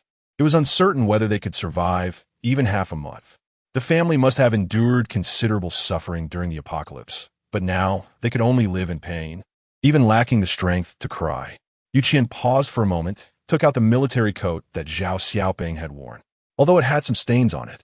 Its warmth was still intact. She gently draped the coat over the woman and then handed her a bag of bread. After that, she and Cheng Che turned around and left.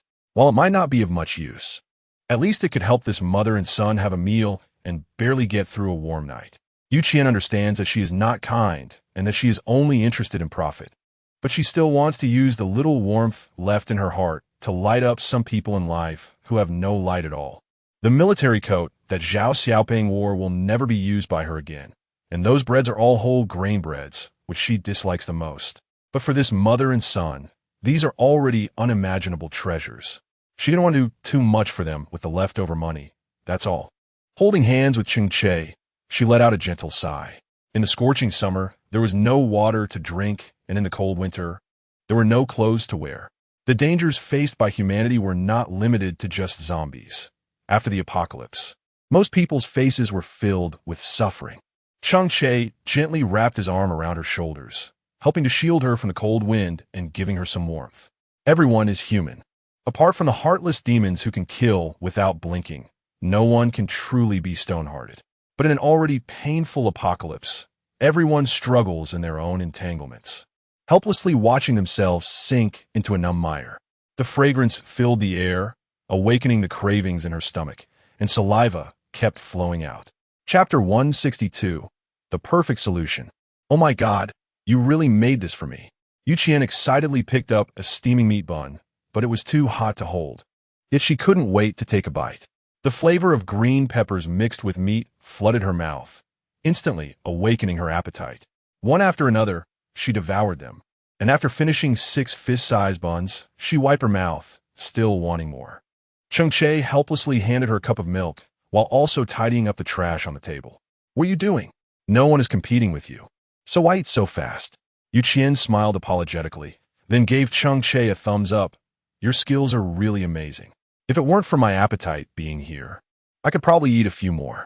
She contentedly lay back on the sofa and patted her belly, then suddenly sat up. Have you told an uncle and aunt where I went? Although Zhao knew about it, it was still better to inform her. After all, Zhao Wen and Lu Yuyan were not clear about what she had actually done. Cheng Che had already cleaned up everything, and after wiping the water droplets off his hands, he replied, I told them. We also distributed quite a few of the buns we made today to each family, so you don't need to worry. Qian finally feels at ease. She is very satisfied with her current stable life, which at least makes her feel very happy, with the companionship of her loved one and the care of her elders. Every day feels like being immersed in a honeypot, compared to the things she experienced before. Her current life is like being in heaven, sitting directly on the sofa. Cheng Che holds Qian in his arms and gently rubs her slightly protruding belly to help her digest. What time are we going to the Research Institute tomorrow? After thinking for a moment, Qian said, It's 6:30. The researchers inside are much more diligent than I am. Many of them have already started working by around 5. It's already late for me to go in at 6:30. Cheng Che, though heartbroken for her tiring journey, understood that this was what Qian looked forward to and was willing to support all her actions. So, get some rest early tonight. You have to wake up early tomorrow, and you'll definitely be busy all day. You should really get a good night's sleep to recharge. Qian yawned in a very cooperative manner, walked into the washroom to freshen up, and then lay down on the bed to cultivate her sleepiness. Cheng Che understood that she was tired, so he didn't insist on sleeping with her tonight. She lay alone on the empty bed, staring at the ceiling, but couldn't fall asleep no matter what. The weather was getting colder, and the food reserves in the base were dwindling, while the number of residents dying from the cold was increasing. If this continued, would the Western base become a second Kyoto base? If a riot really broke out, the Shunfeng team would be unable to protect themselves. She tossed and turned in bed, feeling a bit restless. The harsh weather made life unbearable in the base. The external supplies had been completely scavenged, yet the productivity within the base couldn't improve, failing to meet the public's needs. With extra money and a desire to change the current situation, she found that there was no perfect solution. Naturally, she was reluctant to directly send the food from her space out, as doing good deeds for a long time would only enlarge many people's appetites. Eventually, the resources in her space would surely be eyed covetously by many. She wondered whether she should discuss with the higher-ups at the base to develop a project, which would also provide more survivors with work opportunities. This way, they could earn crystal cores and improve their quality of life. Over time, there would be no need to worry about residents rioting or the loss of military strength within the base. Qian's mind was racing, but then he heard a gentle knock on the bedroom door. Cheng Che's voice came from outside. "I heard you tossing and turning. Can't sleep. Do you need me to keep you company?" Qian sat up, a bit helplessly saying, "Come in." With a click, the doorknob was turned, and Cheng Che walked in wearing pajamas, holding his pillow and blanket in his arms. Qian helplessly said, "You've clearly already prepared to sleep with me. So why do you still have to ask?" Cheng Che chuckled, wrapped himself tightly in the quilt, and then faced Qian, saying, "You have to put in enough effort for appearances." He somehow produced a cup of hot milk and handed it to Qian, saying, "Drink some milk. It might help you sleep." Qian's expression was dull as he took it over and took a perfunctory sip. "Cheng Che, what do you think I can do to boost the morale of the survivors in the base? I need a win-win task where I won't suffer losses and they can benefit from it as well. This way, perhaps the tragic events that occurred in the Kyoto base won't happen again, and we won't have to worry all day about potential riots in the base." The question about extra money indeed stumped Cheng Che. He went from lying down to sitting up, and before he knew it, he had burrowed into the blanket of extra money. After pulling the person into his arms, he finally spoke. "You can check if there is anything in the space that they can do. Something that can help you save crystal cores and also improve their lives, like processing crops, handling meat, or dealing with seafood. These are all tasks they can assist with, and it can also help lighten your burden." Qian was also thinking about this matter while nestled in Cheng Che's arms. However, while it sounded easy to say, it was not a simple task to accomplish. First, there was the processing of crops.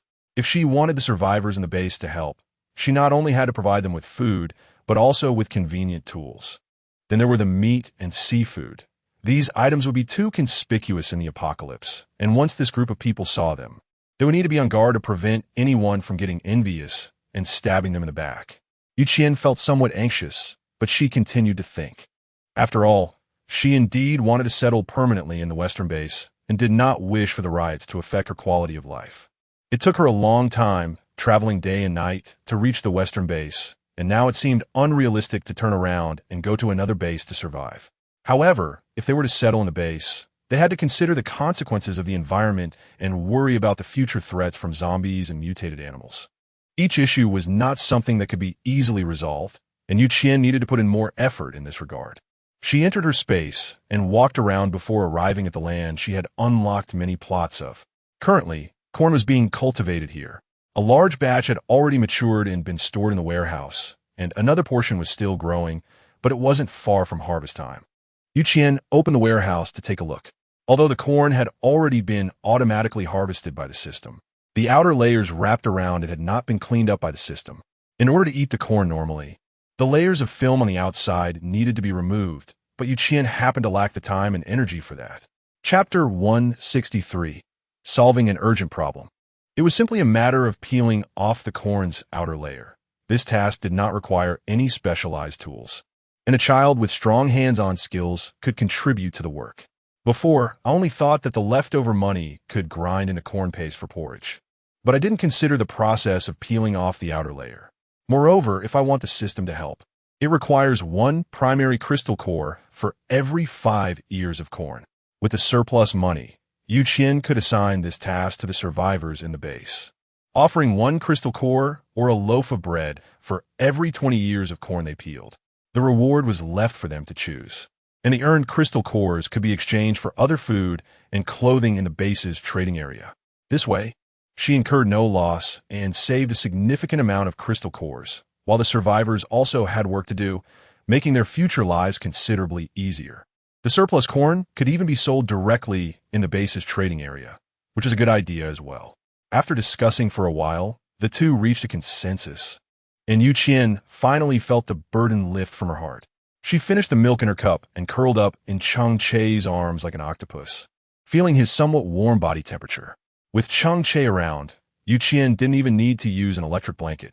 She felt warm enough in the bed, and soon fell into a deep sleep, leaving Cheng Che stiffly awake, who struggled for a long time before finally managing to close his eyes.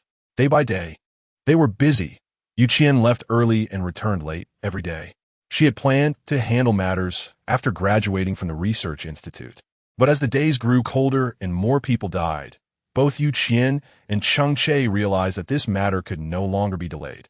Due to the inability to leave the research institute for studying, Qian relied on Cheng Che, Zhao Yi, and Zhou Yexing to handle the recruitment of workers and the posting of task notices. They busied themselves every day, and as they saw more and more people coming to sign up, they finally felt relieved. Zhao Xiaoping worked quickly, soon producing the potions and reliably distributing the required amounts to Qian. He then began large-scale development, striving to ensure that every survivor in the base would have access to the potions. Every additional person who drank it could save another life, and, at the very least, it could serve as a preventive measure, which was ultimately beneficial. However, Zhao Xiaoping did not gain any profit from this work. In fact, he even invested a considerable amount of time into it, and despite being extremely busy, he barely managed to produce so many potions. At this point, it had been a full 23 days since Qian entered the research institute to study. After nearly a month, Qian felt that she had gained a lot, but also deeply realized her shortcomings. She needed to attend to other matters, so she simply handed Zhao Xiaoping a small bag of crystal cores as payment before leaving. Qian understood that Zhao Xiaoping's family was going through a tough time, and in order to help her, he spent a lot of time and effort, even giving her his precious notes. As expected, the other three were busy inside the house, with various plans and papers scattered all over the floor, looking very messy, making anyone who looked at it feel overwhelmed. Qian walked in somewhat helplessly, trying to avoid the papers on the ground, and finally chose a relatively clean spot on the sofa to sit down. How did you manage to make this place so messy? Even if we're pressed for time and have heavy tasks, we can't just rush through it, right? She began to tidy up the things on the floor, sorting and arranging them based on their contents, before starting to discuss the progress with Zhao Yi and the others. Cheng Che sighed as he looked at the small mountain of documents in front of him. These are all the applicants' lists, including people of all ages and genders. But some of their qualifications and experiences are just not up to par. I still think it's better to eliminate these people and not hire them.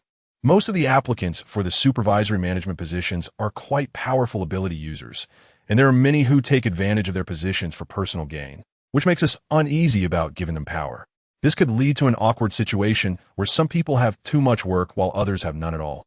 It's one thing to have young children or elderly people applying, but the key issue is that some even filled in the names of their deceased relatives, with the same goal as others, to grab more jobs and earn more crystal cores. The number of applicants is very large, and screening them one by one would be too much work. It's unrealistic for just the members of the WIN team to handle it. Qian helplessly sighed, threw the documents in his hand onto the table, and then said, "We still need to team up with the base. They have all the information on everyone. Whether it's age or whether they're deceased, they know it all very well. If we can get their support, we can definitely make progress with this matter more efficiently." Cheng Che indeed agreed with this viewpoint, but still voiced his concerns. What if the base wants to take a cut? After all, those high-ranking officials at the base are not to be underestimated. The base has clearly been struggling lately, and they know you have a lot of resources and crystal cores in your hands. What if they demand a large share from you? Qian waved his hand dismissively. I don't think they will, after all. This matter will benefit all the survivors in the base and can alleviate their urgent needs. If it can really be accomplished, they will only be happier than us. I will discuss this with them. Whether it's manpower or other forms of support, I will strive to get it. Cheng Che nodded in reassurance. Qian truly deserved his reputation, considering everything clearly from all angles. He remained calm and composed when dealing with the higher-ups in the base, never allowing himself to be led by the nose. Qian has her own considerations, after all. The peeled corn can also be sold to the system at a higher price than unpeeled corn, so she not only won't lose money, but will earn more. It's a good deal that benefits both herself and all the members of the base, so why not do it? She waved her hand to collect the somewhat messy registration forms into her space, and then went to the administrative building of the base with Cheng Che. The higher-ups are basically all working inside, and if she wants to cooperate, she can only find this group of seasoned veterans to discuss it. Chapter 164, Breaking Psychological Suggestions. The roadside is full of people shivering from the cold, but due to the pressures of life, they can't settle in warm houses for the winter and can only venture out in thin clothing to try their luck. For the survivors, finding a job that can fill their stomachs is already considered very lucky. Qian wrapped herself in her heavy down jacket, while envious and jealous glances occasionally fell upon her from those around. These gazes seemed to cling to her, and even when she walked far away, she still felt them shadowing her. A child wearing only a short-sleeved shirt ran over. She had no coat to shield her from the cold wind, and her exposed arms and calves had already turned a dark purple. If she didn't receive help soon, she would likely lose her ability to move. When she reached Qian, the girl collapsed to the ground as if her strength had given out, her upper body crashing down at Qian's feet, startling the latter into taking a step back. "Sister, I'm so cold and hungry. Please help me." She had no tears left to shed, her eyes vacant and lifeless, and she spoke her plea in a hoarse voice, as if she were a machine being controlled. Qian glanced around and noticed that although there weren't many people just a moment ago, the area was now crowded.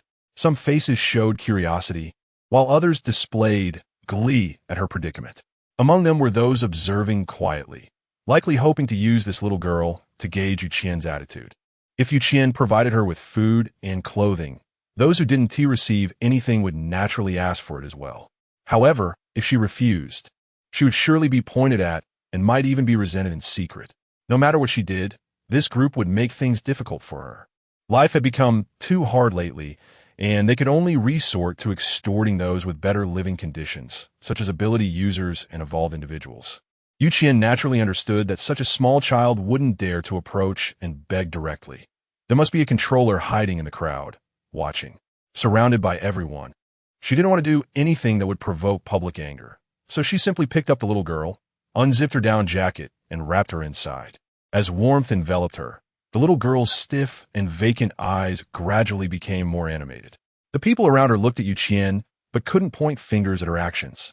However, some people were not willing to let it go so easily. They wanted Qian to help them unconditionally through their difficulties. Thus, even though Qian held the little girl and warmed her with her body heat, many would nitpick. "Why don't you give her a piece of clothing? We all know you have a lot of supplies. You clearly can save us. Why treat us, who are struggling to survive in this apocalypse, like this?" "Exactly. You can't hold her forever like this. You might as well give her a warm piece of clothing and some food. You have it. We all know you have it. You are the one with the most supplies in the base. You can save us." Some people were almost frantic, feeling their lives slipping away in the cold wind, desperately seeking even the slightest chance to survive. Qian wrapped the girl tightly in a down jacket, then stopped and looked at the people around her.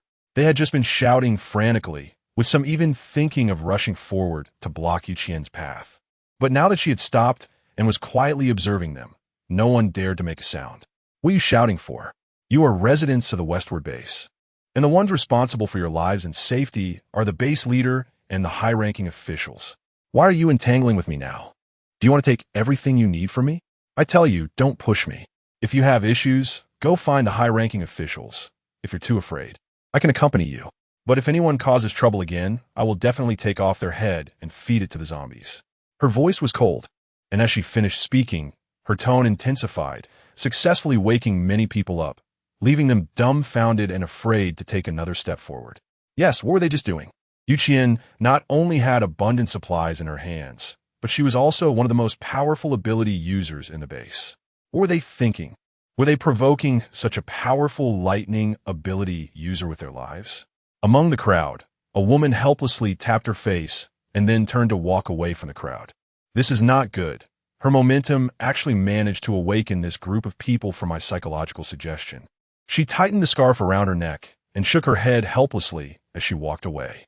Qian did not realize that the people just now had been subtly influenced by the woman, as she had already entered the administrative building.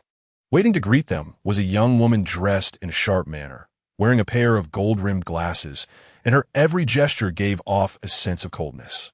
The base leader, the captain of the Shunfeng team, and the vice captain have arrived. After a moment of silence inside, an aged voice finally spoke. "Let them in." The woman then gently turned the doorknob and led the two inside, glancing at the girl in Qian's arms but saying nothing further. The base leader, named Mo Zhihao, was nearly 70 years old but still appeared to be in good spirits. Unfortunately, he would occasionally cough lightly while sitting, which surprised Qian somewhat. "Please take a seat. Last time, the vice captain came to talk to me, and now I finally get to meet the captain of the Shunfeng team." Mo Zhihao raised his hand to gesture for the two to sit on the sofa, but his gaze lingered on the girl in Qian's arms for a few seconds. "Who is this child?" The extra money unzipped the down jacket and then carefully pulled the girl out of his arms. Although she had been kept warm, many parts of the little girl's body were already frostbitten, showing a grayish-purple hue that was somewhat shocking to behold, coupled with the frostbite on her hands. The tiny figure evoked a sense of pity. I didn't know her, but she was definitely a part of the Western Expedition base. It was just that her living conditions were quite harsh. Seeing the girl shivering after being removed from the protection of the down jacket, he took out a set of appropriately sized cotton clothes, pants, and shoes and handed them to her, indicating that she should find a place to change. The girl was also quite sensible. Although her movements were not very convenient, she insisted on opening the door and going outside, not wanting to interrupt the conversation among the three adults. Chapter 165. The real culprit. Only the three of them remained in the room, but no one spoke for a long time. Eventually, it was Mo Zhihao who broke the silence first. "I understand what you mean, but currently, the food reserves and winter clothing in the base are indeed lacking. We have done our best to rescue, and we are also sending people out to search, but it is still impossible for everyone in the base to enjoy these resources." Qian naturally understood. After all, the population of the westward base was indeed astonishingly large. But with so many people, the demand for supplies was also high, and the base was unable to provide them normally. The supply could not meet the demand, which would inevitably cause quite a bit of trouble.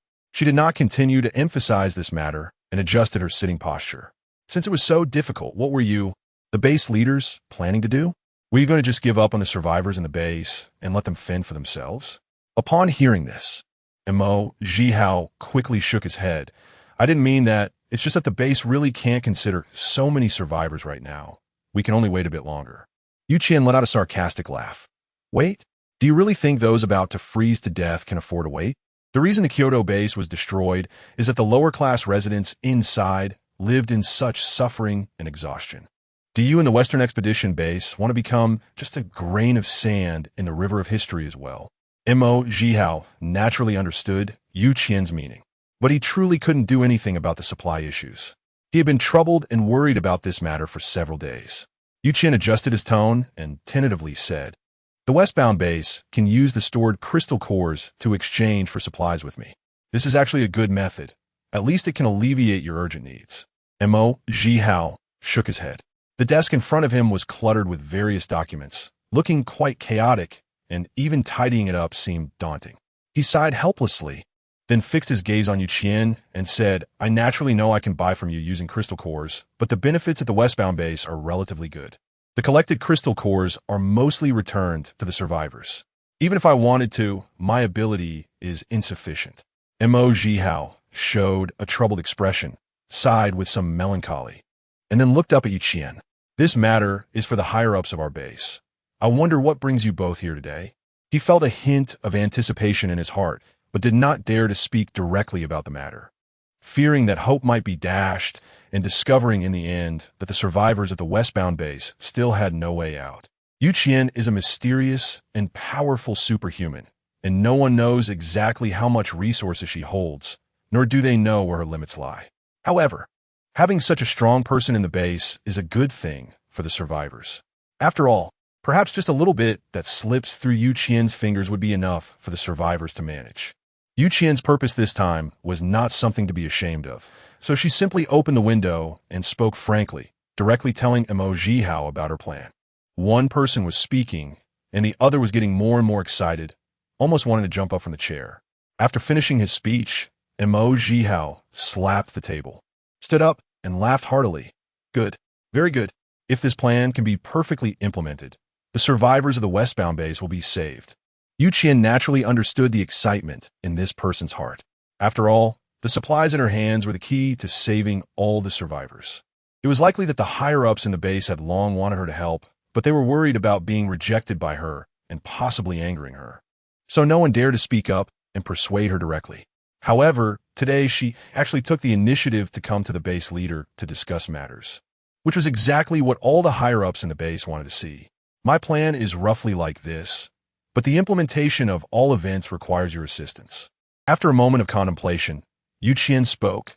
I need you to send enough manpower to assist me. This group must be capable, disciplined, and unbiased. At the same time, retrieve the internal population records of the base to determine the current number of survivors. We cannot allow some people to exploit the deceased relatives for chaos. It sounds quite simple when said, but in reality, it is a major project. Mo Zhihao nodded seriously. Don't worry, we will fully cooperate with your plan. If you need our help in other areas, we will also lend a hand. Thank you for being willing to help the westward base through this difficult time. Thank you. He hunched over and bowed to Yu Qian, his eyes filled with sincere gratitude.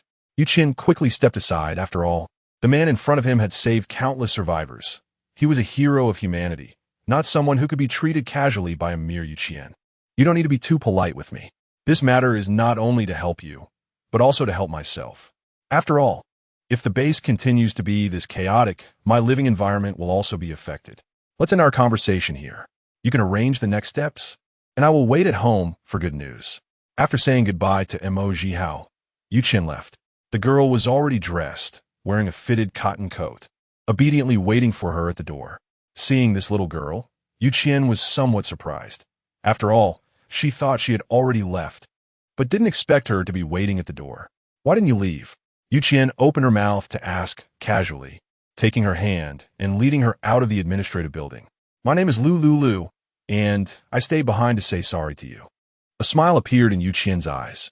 Why are you saying sorry to me? Lu tightened her small hand that was holding onto Yu Qian's fingers, then spoke somewhat awkwardly. I didn't mean to fall in front of you. I didn't want to say that at the time, but you still saved me. So I want to say thank you.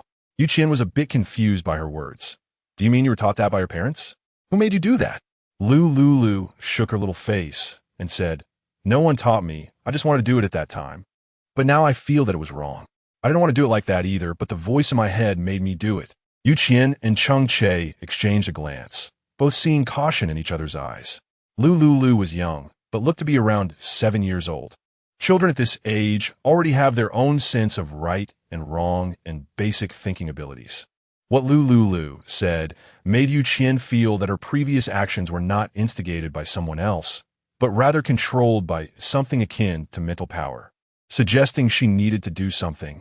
Since Lu's thoughts were controlled, it seemed that the other people who caused trouble at that time were in a similar situation, and the real culprit was hiding among the crowd. Chapter 166.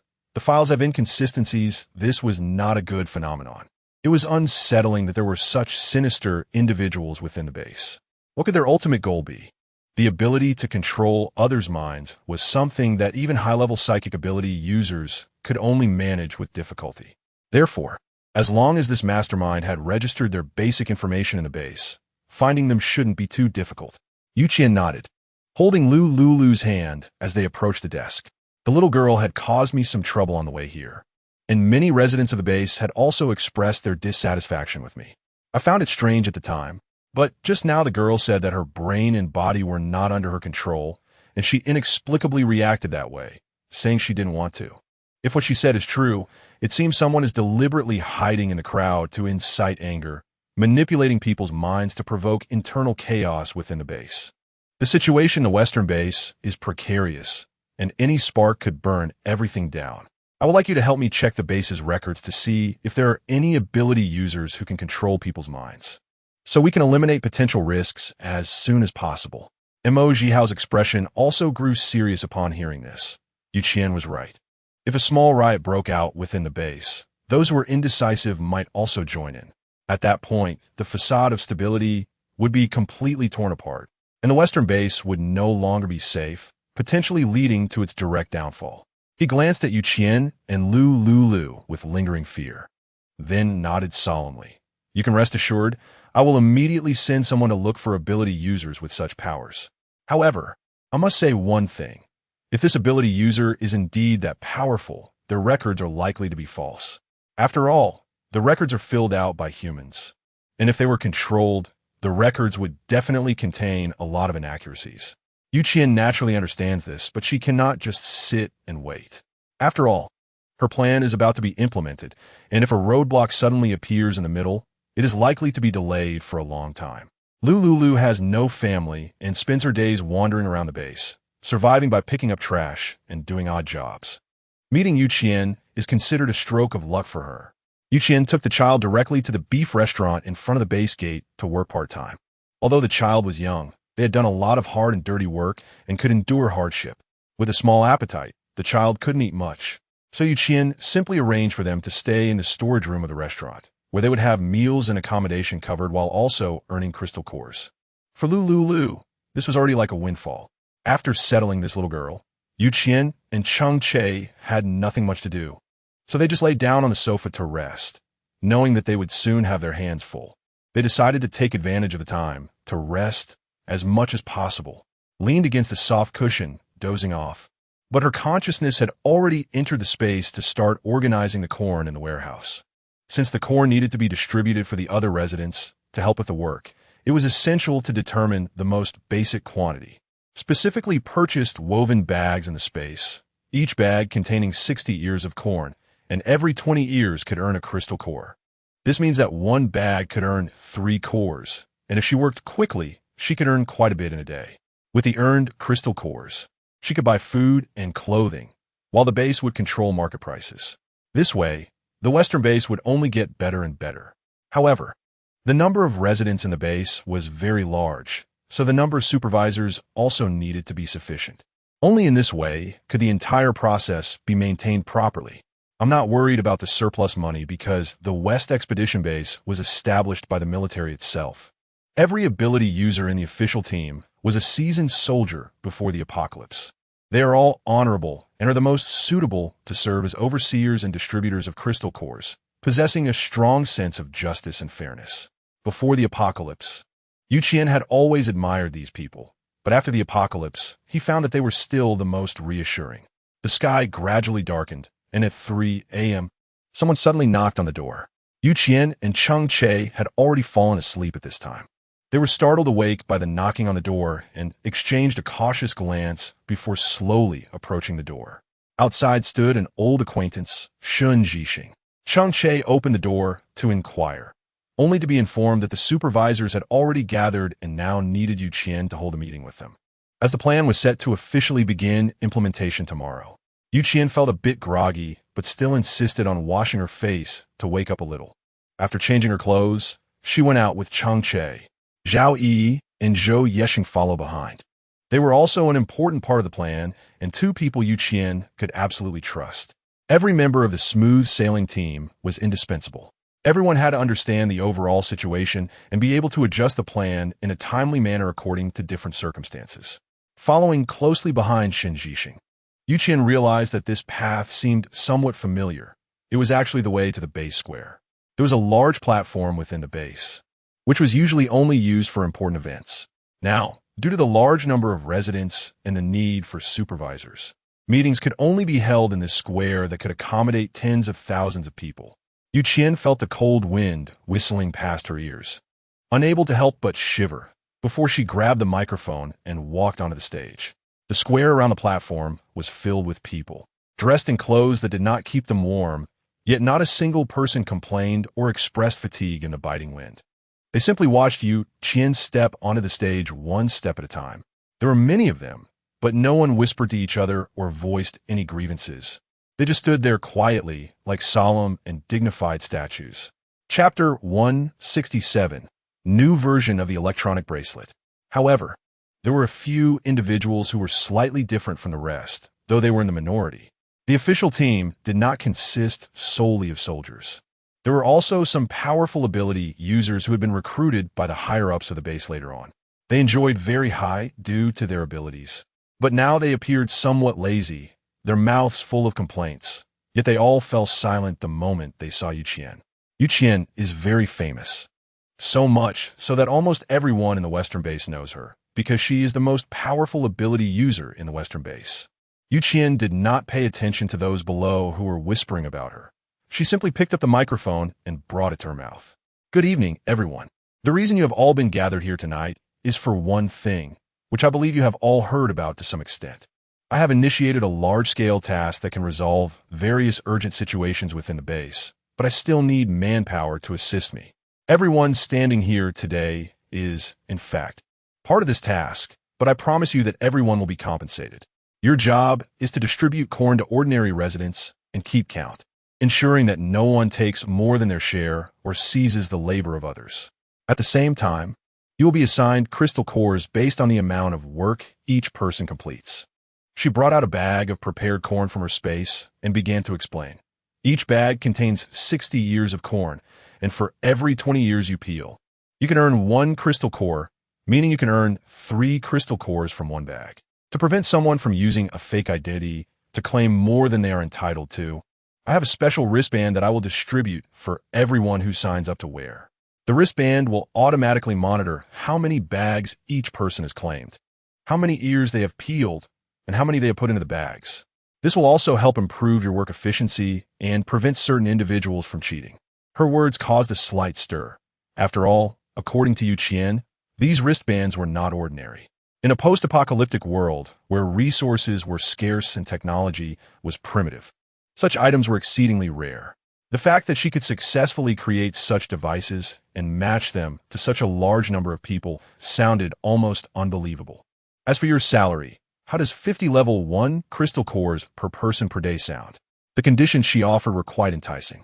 Although the time was tight and the task heavy, earning 50 level 1 crystal cores in just one day meant 500 crystal cores in a month. If they were to go out normally to complete tasks, they wouldn't be able to earn that many cores in a month. The exchange area was set up in the square, centered around a high platform, with the rest of the people spreading out radially. Setting up small tables and the electronic scanning boxes provided by Qian, waiting for other residents to come and collect corn. The electronic scanning boxes paired with electronic watches and connected directly to Qian's space. Both crystal cores and corn could be taken directly from the box, but only those wearing the monitoring wristbands could use them. Just these instruments had cost Qian a considerable number of crystal cores, all aimed at speeding up efficiency, reducing mistakes, and preventing some people from cheating. Although expensive, they were effective, so Qian was very satisfied. Initially, it was somewhat chaotic, with people cutting in line and arguing, making the square seem disorderly and giving everyone a headache. However, as more monitors joined in, the scene quickly became orderly. No one dared to cause trouble in front of such powerful ability users, and everyone was quiet as a chicken. Anyone coming to collect corn was required to wear a wristband, which served as a marker to distinguish each person. This single step thwarted many people's plans to cheat, and once they discovered how powerful the wristband's functions were, no one dared to stir up trouble anymore. After all, no matter what they did, they would be caught. Attempting to steal a few ears of corn would result in the wristband directly marking the task as incomplete. Pretending to be someone else to collect corn was impossible. After a few failed attempts, everyone simply gave up and no longer had the idea of challenging technological authority. Qian stood on the high platform, overlooking the crowd in the square, and at that moment, she truly realized just how many people were at the Western Expedition Base. On ordinary days, some people went out while others stayed at home, although there were already many people in the trading area and the government hall. It was nothing compared to the overwhelming sight before her now. She grasped the railing with both hands in a daze, while Cheng Che quietly stood behind her, filled with mixed emotions. Surplus funds always bring him surprises. Whether it's execution or overall awareness, Qian has considered everything very well. Basically, all possible unexpected events have been anticipated by Qian in advance, along with solutions.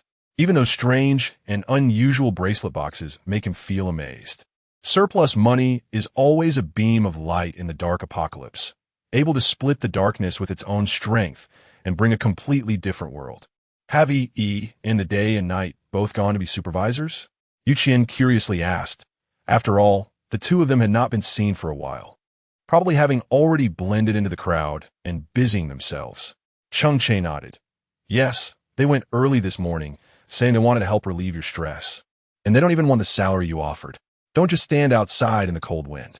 I know you're worried about the situation outside, but everything seems to be in order right now. No matter how you look at it, there shouldn't be any major issues.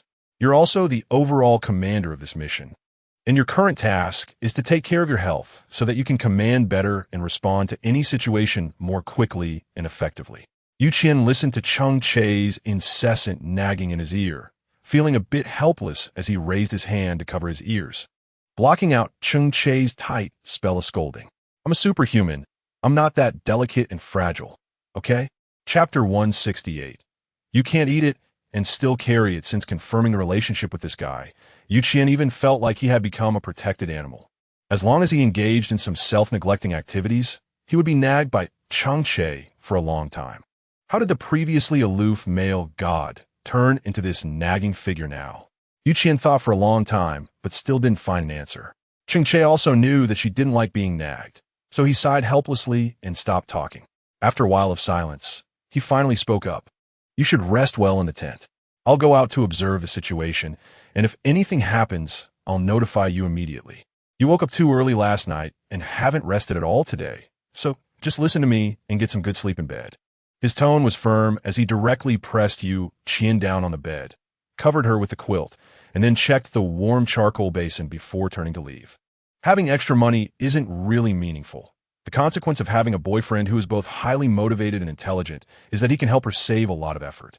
She happily wrapped herself up in a heavy comforter. She did wake up too early this morning and has been busy until now. Even someone as tough as she is would feel tired, especially since she is an ability user who doesn't often practice physical techniques. She feels even more useless when faced with energy-consuming tasks. Qian was lying under the blanket, drowsy and with a heavy head, thinking about the situation outside, and soon fell asleep. At this time, Cheng Che walked down from the high platform, weaving through the crowd to check on the progress of the plan. The overseers were not only responsible for distributing crystal cores and corn, but also for maintaining order in the area. They wore standardized uniforms, with a red ribbon on their left arm to signify their identity, which also served to deter those with ill intentions and avoid many troubles. Cheng Che understood Qian's concerns, which were mainly about the fear of some overseers blatantly helping others cheat. After all, not everyone in the official team was a soldier. Many were high-level ability users who had been recruited because of their exceptional strength.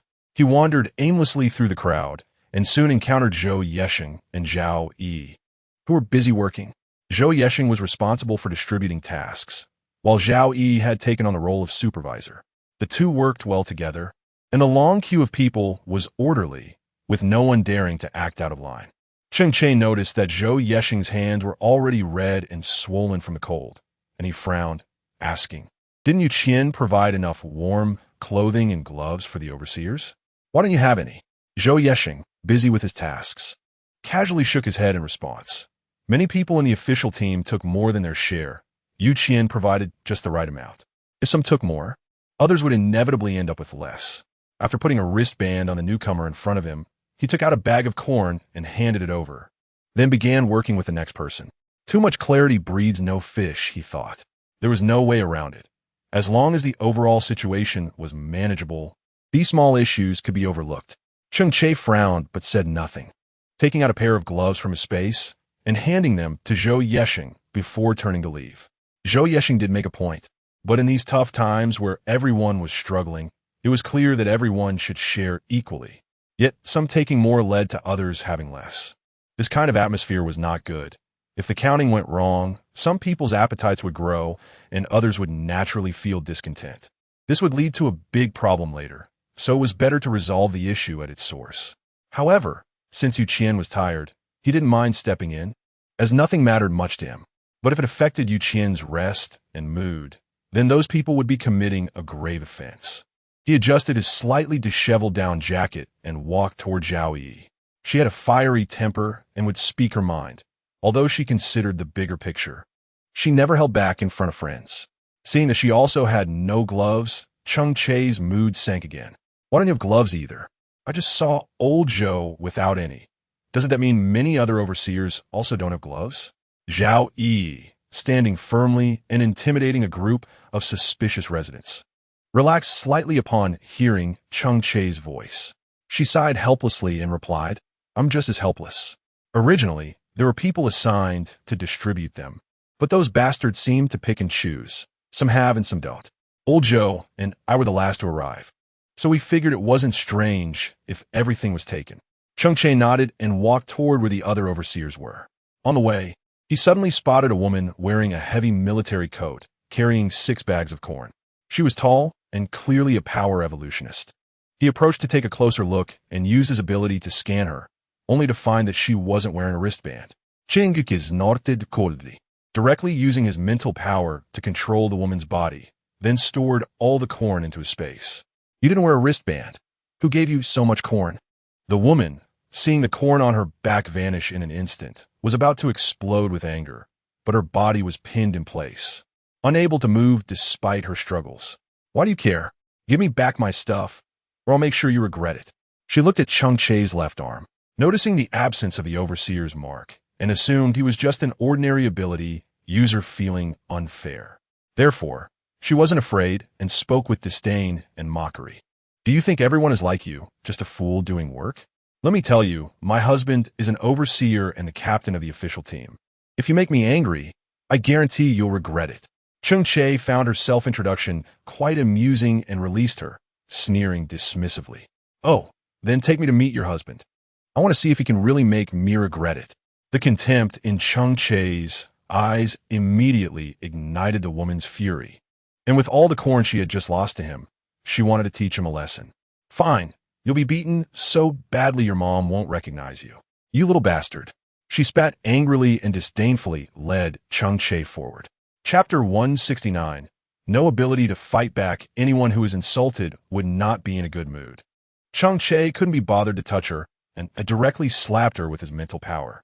It should be noted that she was a power evolutionist. Both her weight and physical strength were far beyond ordinary people. Cheng Che's slap sent her flying 5 meters away, crashing into the nearest tent, where a pot of hot coals was overturned by the impact, spilling all over her. Her scream was deafening, and as she struggled to get up, Cheng Che used his ability to keep her pinned in place, forcing her to watch as the hot coals burned through her outer clothing and finally reached her rough skin. The screams became increasingly piercing, and the overseers in the tent, along with the residents in line, were stunned, unsure of whom to help. Cheng Che looked up at the dazed overseers and said, "Continue working. I'll have someone come to fix the tent later." He had been standing with you, Qian, almost 24 hours a day, while some ordinary residents might not recognize him. None of the overseers who had attended the meeting yesterday were unaware of his identity. He was the beloved husband of the strongest person in the base, protected by others, and they dared not provoke him. Cheng Che stood there, allowing the coals to burn the woman's flesh until he smelled a hint of charred meat before letting her go. He pulled her up from the ground. "Let's go. Take me to see your husband so I can understand his power and see if your mouth is still as foul as before." The woman looked up at him, her eyes bloodshot with anger, but under Cheng Che's threatening gaze, she dared not act. She was very afraid and could imagine the consequences of continuing to insult him. Perhaps he would directly shove the hot coals into her mouth, at which point even a healing ability user wouldn't be able to save her. The hatred in her eyes gradually climbed, and trembling, she stood up, leading Cheng Che toward the tent where her husband was. She was a powerful strength ability user, and her husband had been invited to join the official team because of his outstanding abilities. She had always walked sideways in the base, but she never expected to run into a tough opponent today. Snow had started to fall outside at some point, and the woman's flesh was charred and bloody from the burns, with her clothes full of holes, rendering them useless for warmth. She stubbornly brought Cheng Che to the tent, but he didn't go in immediately. Instead, he stood at the entrance and listened. The conversations inside the tent were not those of normal supervisors and residents, but rather sounded like friends chatting together. The people in line were shivering from the cold, but seeing that it would soon be their turn, they were unwilling to give up and rejoin another line, so they continued to stand in the cold wind waiting. Cheng Che looked at the person at the front of the line. How long have you been waiting? I've always been first. As for how long, you can figure out yourself. Cheng Che was amused by his anger. It was one thing for the people inside not to work, but they even made it convenient for their family members while making the other survivors wait outside the tent. The woman, her lips trembling from the cold, looked at Cheng Che standing at the entrance and smiled. Are you going in? Are you scared? I tell you, you'll definitely pay for your actions today. Cheng Che sneered and directly kicked the woman into the tent, accurately landing her on the coal basin, but this time she fell face down, burning her back. The supervisor inside, named Zheng Mingfu, was startled by the sudden entry and, upon recognizing his wife, quickly stood up and rushed over to help her up. Xue, what happened to you? Who did this to you? At this moment, Zhang Xiao had already fainted, completely unable to hear her husband's voice. Lying on the ground like a dead pig, Zheng Mingfu looked up in a panic, wanting someone to help find a healing ability user, but unexpectedly spotted Cheng Che standing outside the tent. His expression tightened, glancing back at his wife and then at Cheng Che. He instantly understood what had happened. All the supervisors recognized Cheng Che, but they felt a bit disdainful. In the eyes of some uninformed people, Cheng Che seemed like a pretty boy living off a woman, without any real skills, merely a man who benefited from others. But everyone understood Cheng Che's position in Qian's heart, so they didn't dare to directly shove him around and could only suppress their disdain. Zheng Mingfu was about to explode with anger, yet he forced a smile that couldn't even be called a smile, gritting his teeth and speaking. Cheng Che, you beat my wife like this. Shouldn't you give me an explanation? Cheng Che met his fierce gaze without fear. You occupy the supervisor's position, but do nothing. And you even give your family members a backdoor. Who do you think should give an explanation to whom? Zheng Mingfu sneered, and then had someone help Zhang Xiao to find a doctor. He stepped forward to confront Cheng Che face to face. You're just a pretty boy. What qualifications do you have to demand an explanation from me? I'm a captain of the official team. What are you trying to do here? Cheng Che looked at him with disdain and then kicked him away without any hesitation. The man flew 5 meters away and fell heavily to the ground. His followers were dumbfounded. Zheng Mingfu had joined the local team because of his powerful wind ability. Wind ability users are known for their incredible speed and reaction time. Someone like Zheng Mingfu, a level 4 high-tier user on the verge of upgrading, was exceedingly rare. They could play a significant role in battles and sense enemies through the wind speed around them, making them undeniably powerful. Yet, such a strong ability user was kicked away by a man they thought was a pretty boy, unable to fight back at all. Not only were the onlookers shocked, but even Zheng Mingfu himself was dazed. The immense impact nearly dislocated his organs, but he had no time to think of anything else, filled only with fear.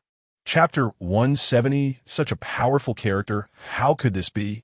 He was supposed to be a powerful figure who was on the verge of becoming a level 5 wind ability user. Why couldn't he withstand even one move against this man? Zheng Mingfu completely lost his wits, lying on the ground, unable to move again, only able to clutch his chest painfully and gasp for breath. Cheng Che's kick seemed to penetrate his soul directly. It hurt not only his body, but also his brain, feeling as though it would split open. Bright red blood flowed from his eyes, nose, ears, and mouth. Anyone with eyes could see that Zheng Mingfu was finished. Just having angered a man associated with Qian was enough to get him into trouble, let alone provoking such a powerful figure. The little brothers who had been drinking and celebrating with Zheng Mingfu now retreated, with no thought of avenging their boss. After the apocalypse, teams had polarized. Some team members were incredibly united, sharing life and death together, willing to risk their lives to buy time for their teammates. Others were scattered, merely gathering for profit, only knowing how to drink and divide spoils. And when faced with a major incident, the entire team would collapse with the slightest push. Zheng Mingfu lay on the ground, on the verge of fainting, the scenery around him starting to blur. He struggled to open his eyes wider, but could only see a sea of blood, his mouth filled with the heavy taste of blood. He tried to cry out for help, but all he felt was hot blood pouring from his mouth, dripping onto the ground and gradually being cleared away by the cold, losing the last bit of warmth. He didn't even have the strength to struggle and directly fainted. Cheng Che stood in place, looking at the surrounding survivors, while many supervisors were also attracted by the commotion and rushed over to check. This person, at the most critical moment, disregarded his duties and took advantage of his position to give his family members a backdoor. He was merely the first negative example. If anyone else followed in his footsteps and tried to be clever, their fate would be 100 times worse than his. The current environment was harsh, and everyone had worked hard to secure a stable job to survive. Hopefully, Yuan-Ti give up this hard-won opportunity and definitely don't take the wrong path. His voice was cold, and his dark eyes swept over each face around him. Anyone who made eye contact with him shivered. "Thank you for your cooperation." Cheng Che added 4 words, then called for a new supervisor to come and replace him, and continued to stroll through the crowd. The news of Zheng Mingfu's downfall quickly spread throughout the square, naturally reaching the ears of the higher-ups in the base.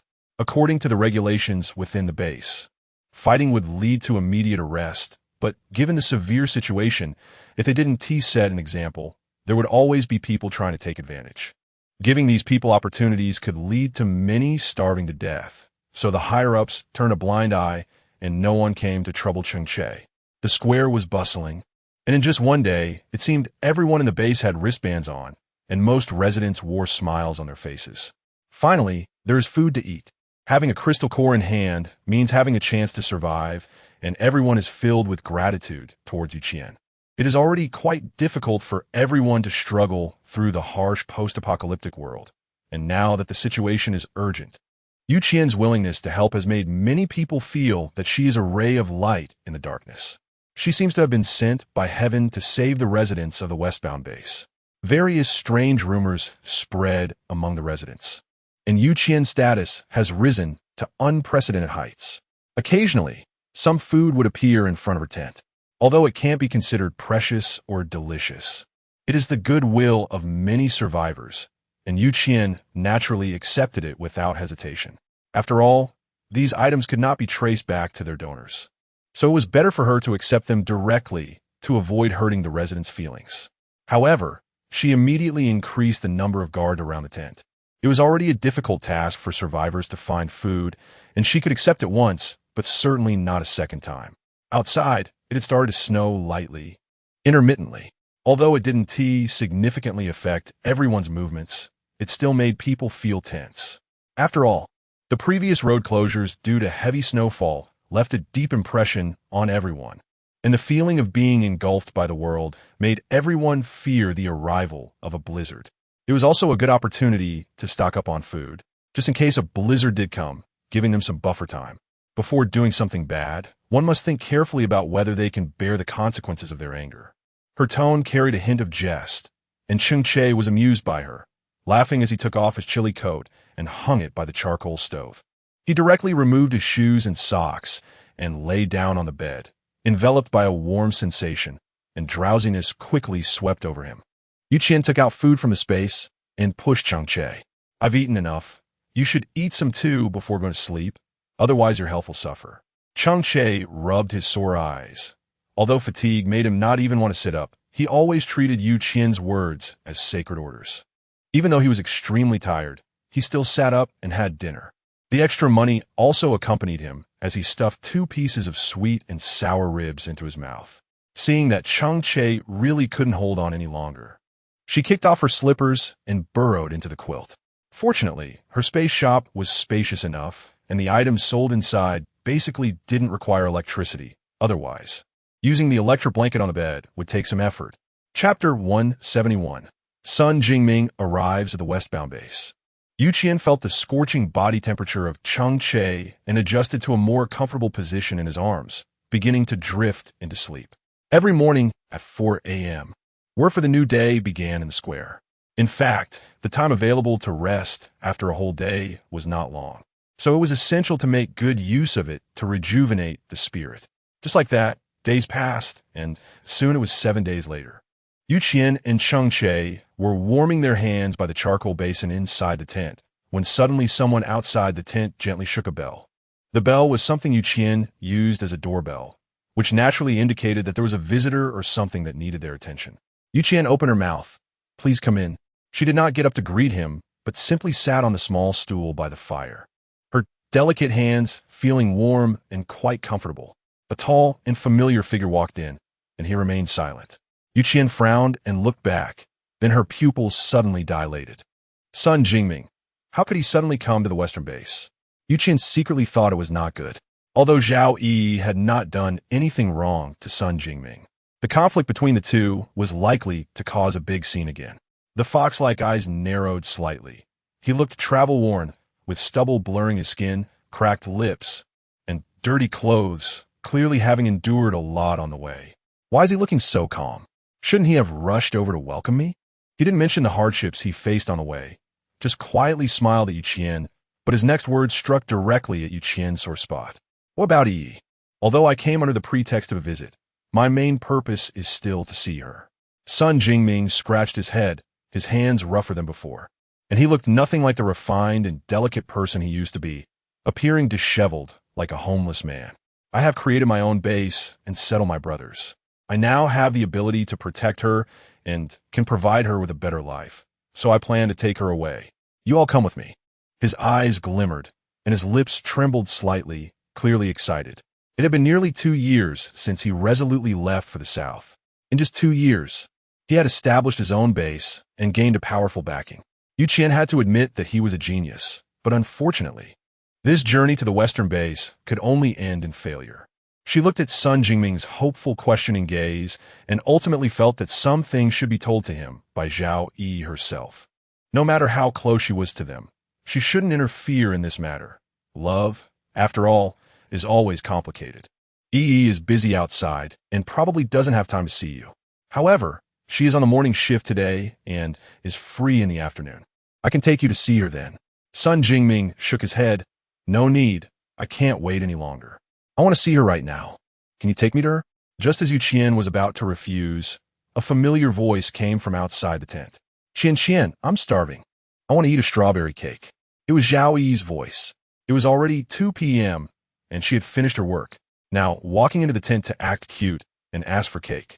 Zhou Yexing followed behind her, holding hands, looking sweet together. But their smiles faded the moment they saw Sun Jingming. Sun Jingming turned around with a smile when he heard the familiar voice.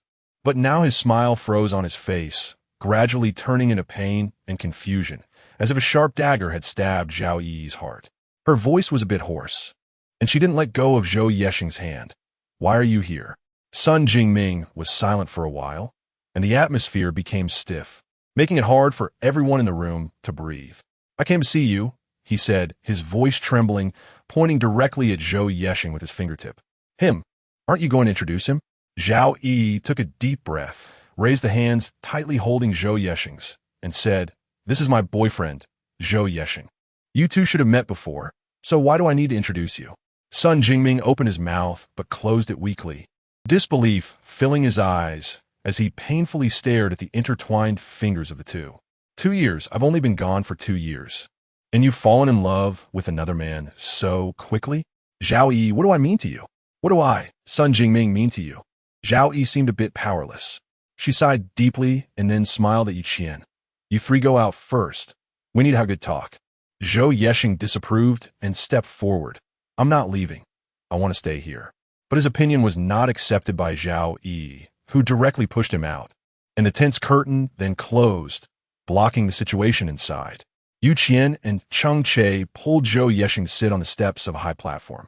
Snowflakes danced and fell continuously, playfully swaying from side to side, gradually forming a thin layer on the ground. However, as people walked back and forth on the ground, it quickly disappeared. At this moment, the two inside the tent sat silently by the charcoal basin, but the warmth from the bamboo charcoal could not warm Sun Jingming's heart, which felt like it had fallen into an ice cellar. Sun Jingming, don't you feel very unwilling?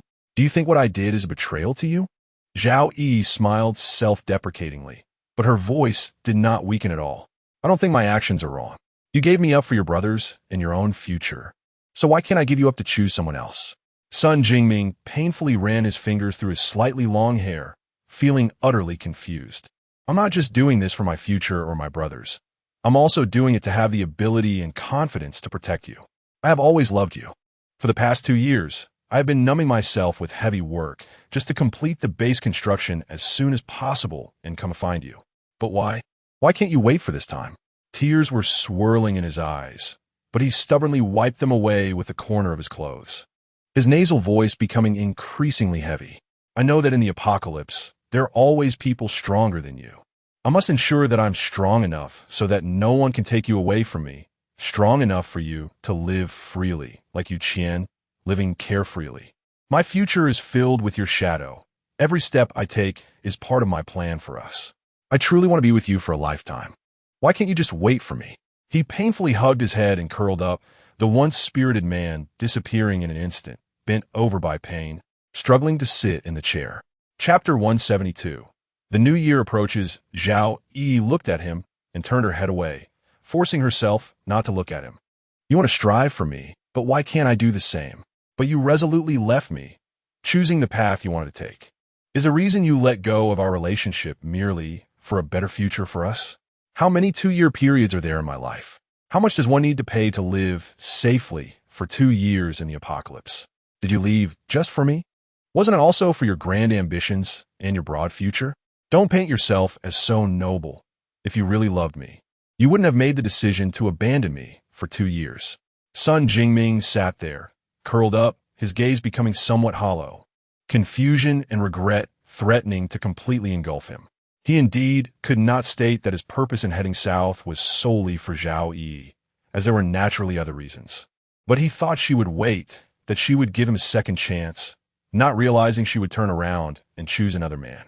Zhao Yi smiled with red eyes. I wanted a simple life, and just being with you Qian and Zhou Yeshing for dinner has made me very happy. There is nothing happier for me than this. I don't want to be the wife of a base leader. I just want my lover to be by my side every day without making me worry for him. Zhou Yeshing's abilities are not inferior to yours. He also has great ambitions and desires for his own future, and he has brothers to take care of. But he arranged everything well and resolutely followed my lead, without using the pretext of doing it for my own good to do things that would hurt me. Sun Jingming wiped away the tears from the corner of his eyes, but it was of no use. The bitter tears had long flowed into his mouth.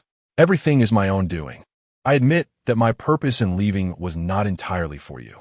I lost, and I accept that. So be it. I wish you happiness, a long life together, and a heart united forever. There was nothing left here for him. The person he cared about had already embraced another, and now he felt like a clown, simultaneously a joke. Yu Qian watched Sun Jingming's departing figure without saying anything to keep him back, nor did she utter any meaningless words. She understood that Sun Jingming was already a thing of the past for Zhao Yi and did not want to let their relationship become entangled any further. It was better this way, cutting ties completely, so they would no longer have any intersection in the future. Zhou Yeshing looked anxiously at the tent, but still hesitated to step inside, which made Yu Qian a bit anxious. What are you looking at? This is your golden opportunity to completely crush Sun Jingming. Why are you just standing outside in the cold wind? She gently pushed Zhou Yeshing. Yi chose you, and that won't change. Don't overthink it. Zhou Yeshing turned and smiled, showing his bright white teeth.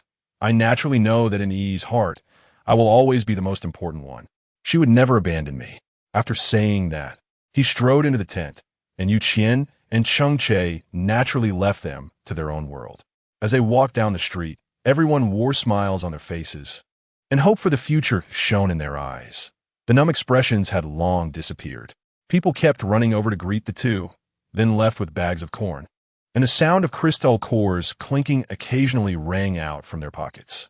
A smile appeared on Yu Qian's face. Great, the westward base has overcome another hurdle.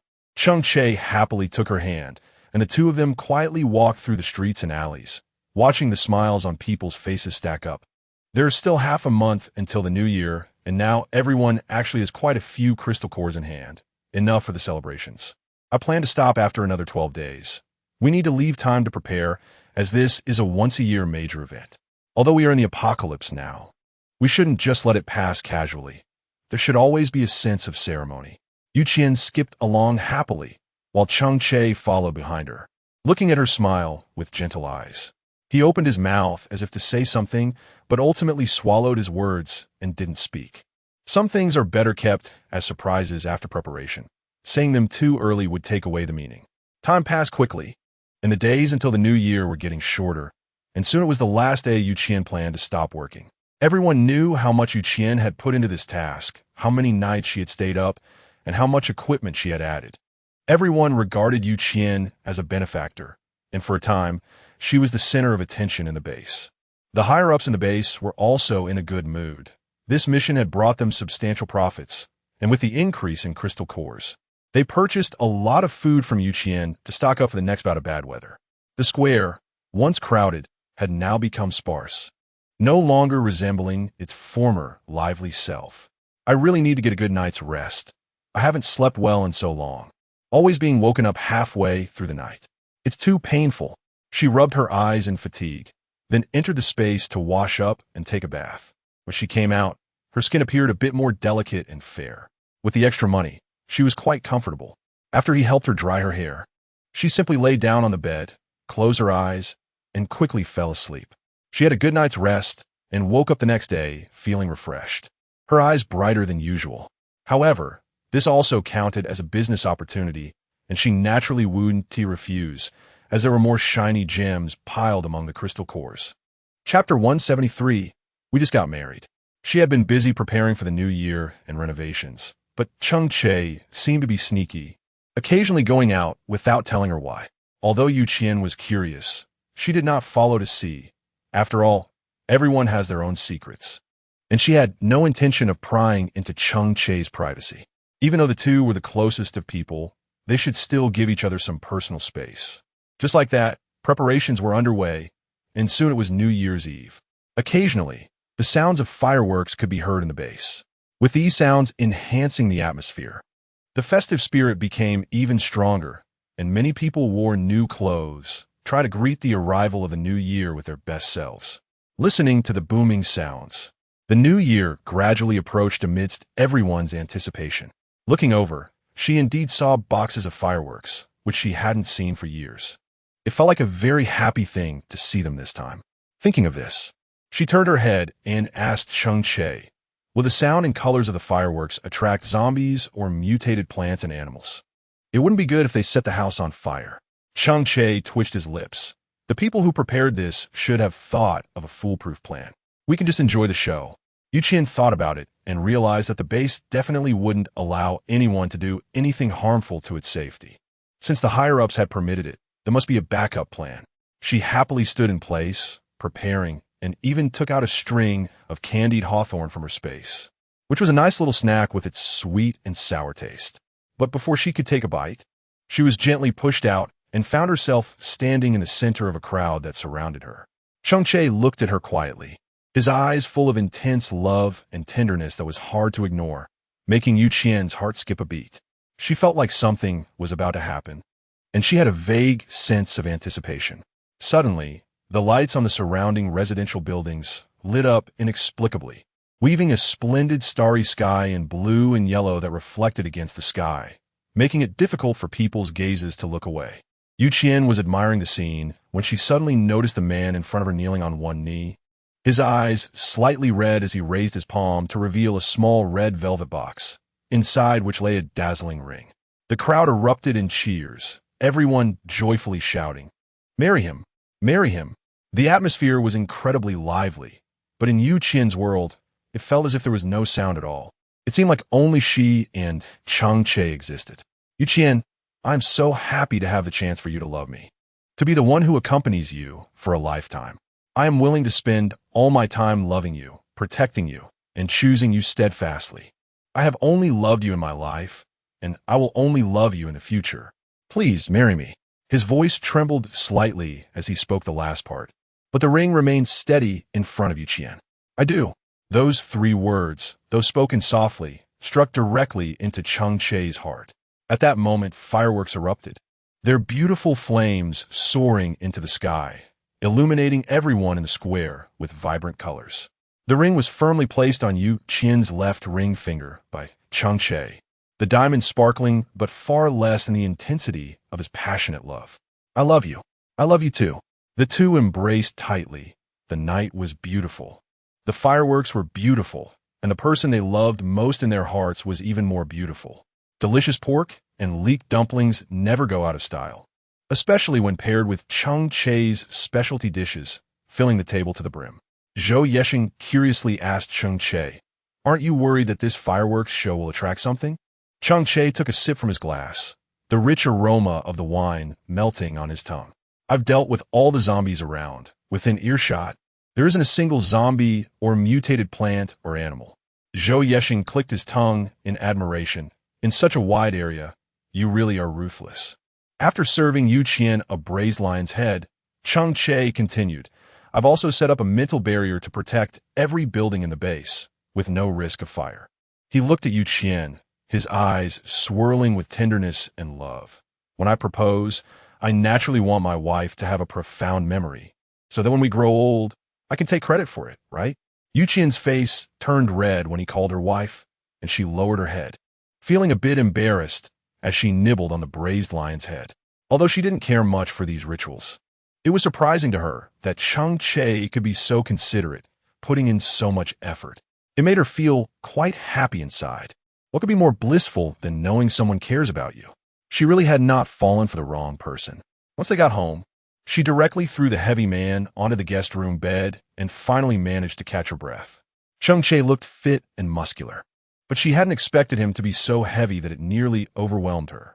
She thought he would act drunk at home, but instead he sat up straight, with his hands neatly placed on his knees, sitting upright on the sofa. Qian found it a bit funny and gently poked his face, but was seriously rejected by the man. "We just got married. How can you touch me like that?" It's a bit surprising to see extra money. After all, this person is usually not very serious, but after getting married, they suddenly become so upright. She couldn't help but feel a teasing thought. "Cheng Che, who am I?" The other party leaned over to take a closer look for a while and said, "Wife, it's wife." Chapter 174. Someone from a southern base has come. She smiled gently. "Yes, you didn't fail to recognize me." She raised her left hand and looked closely at the sparkling ring on her finger. It fit perfectly, and it seemed that Cheng Che must have searched for a long time to find a diamond ring that she particularly liked. Qian quietly sat beside Cheng Che, gently tilting her head to rest against him. "Sometimes I feel grateful that Millard allowed time to rewind, giving me a chance to get to know you and fall in love with you again. Otherwise, I would never have imagined that there was someone in this world who loved me so deeply, with all his heart and eyes focused on me." Cheng Che's gaze was a bit hazy, yet he still raised his hand to gently wrap it around Qian's shoulder. "I am very lucky to have you." The night was long, and on New Year's Eve, fireworks lit up everywhere, illuminating everyone's happy smiles. With the new year comes new hopes, and everyone just wishes for life to get better and better. On a deserted road, the weeds by the roadside had grown over a person's height, now spreading across the ground, causing great inconvenience for those passing by. The convoy stopped here, led by a tall Hummer with a luxurious RV parked in the middle, followed by a weather-beaten off-road vehicle at the end. Due to poor road conditions, they could only stop to clear the obstructing weeds. But the people inside the RV were starting to get a bit impatient. The window was rolled down, and a pretty woman poked her head out, wearing a simple white down jacket that was spotless. Her face was perfectly made up, with round pearls adorning her ears and a dazzling sapphire necklace around her neck. Her skin was fair and tender, her eyes round and expressive, making her look stunning. Someone got out of the Hummer ahead, standing by the window and bowing slightly to her. "Miss, the road ahead is blocked by weeds, and we are clearing it. Please wait in the car." The woman referred to as Miss gently raised her hand to smooth her curly long hair, clearly well-maintained, as it curled elegantly. The man nodded slightly in response, then turned to direct the others to speed up, leaving 3 people standing around the RV to protect the exquisite woman inside. He had long severed ties with the base leader. What did a sister he had no feelings for count for? Inside the car lay a man with an enchanting face, so beautiful it was hard to tell his gender, exquisite like a piece of art displayed in a cabinet. Though beautiful, there was a hint of malice in the corners of his eyes and eyebrows, clearly not a good person. Lu Yingwe tidied her hair in front of the mirror and took out a handkerchief from her pocket to wipe her exquisite white high-heeled boots, sneering. "Although my relationship with brother Cheng Che isn't deep, I've liked him since I was young and have eaten his mother's home-cooked meals. This is enough to make me a special case in his life. Besides, in the apocalypse, Nothing is more important than a refined lifestyle and a strong background. Who could resist these things? The man snorted coldly. The Cheng family was the richest family in the capital before the apocalypse. With a light stomp, the whole of Huaguo would tremble. Lu Yingwei became a bit exasperated by the man's words and picked up a wine glass from the table to throw it at him. But the crimson liquid froze in midair and shattered on the ground.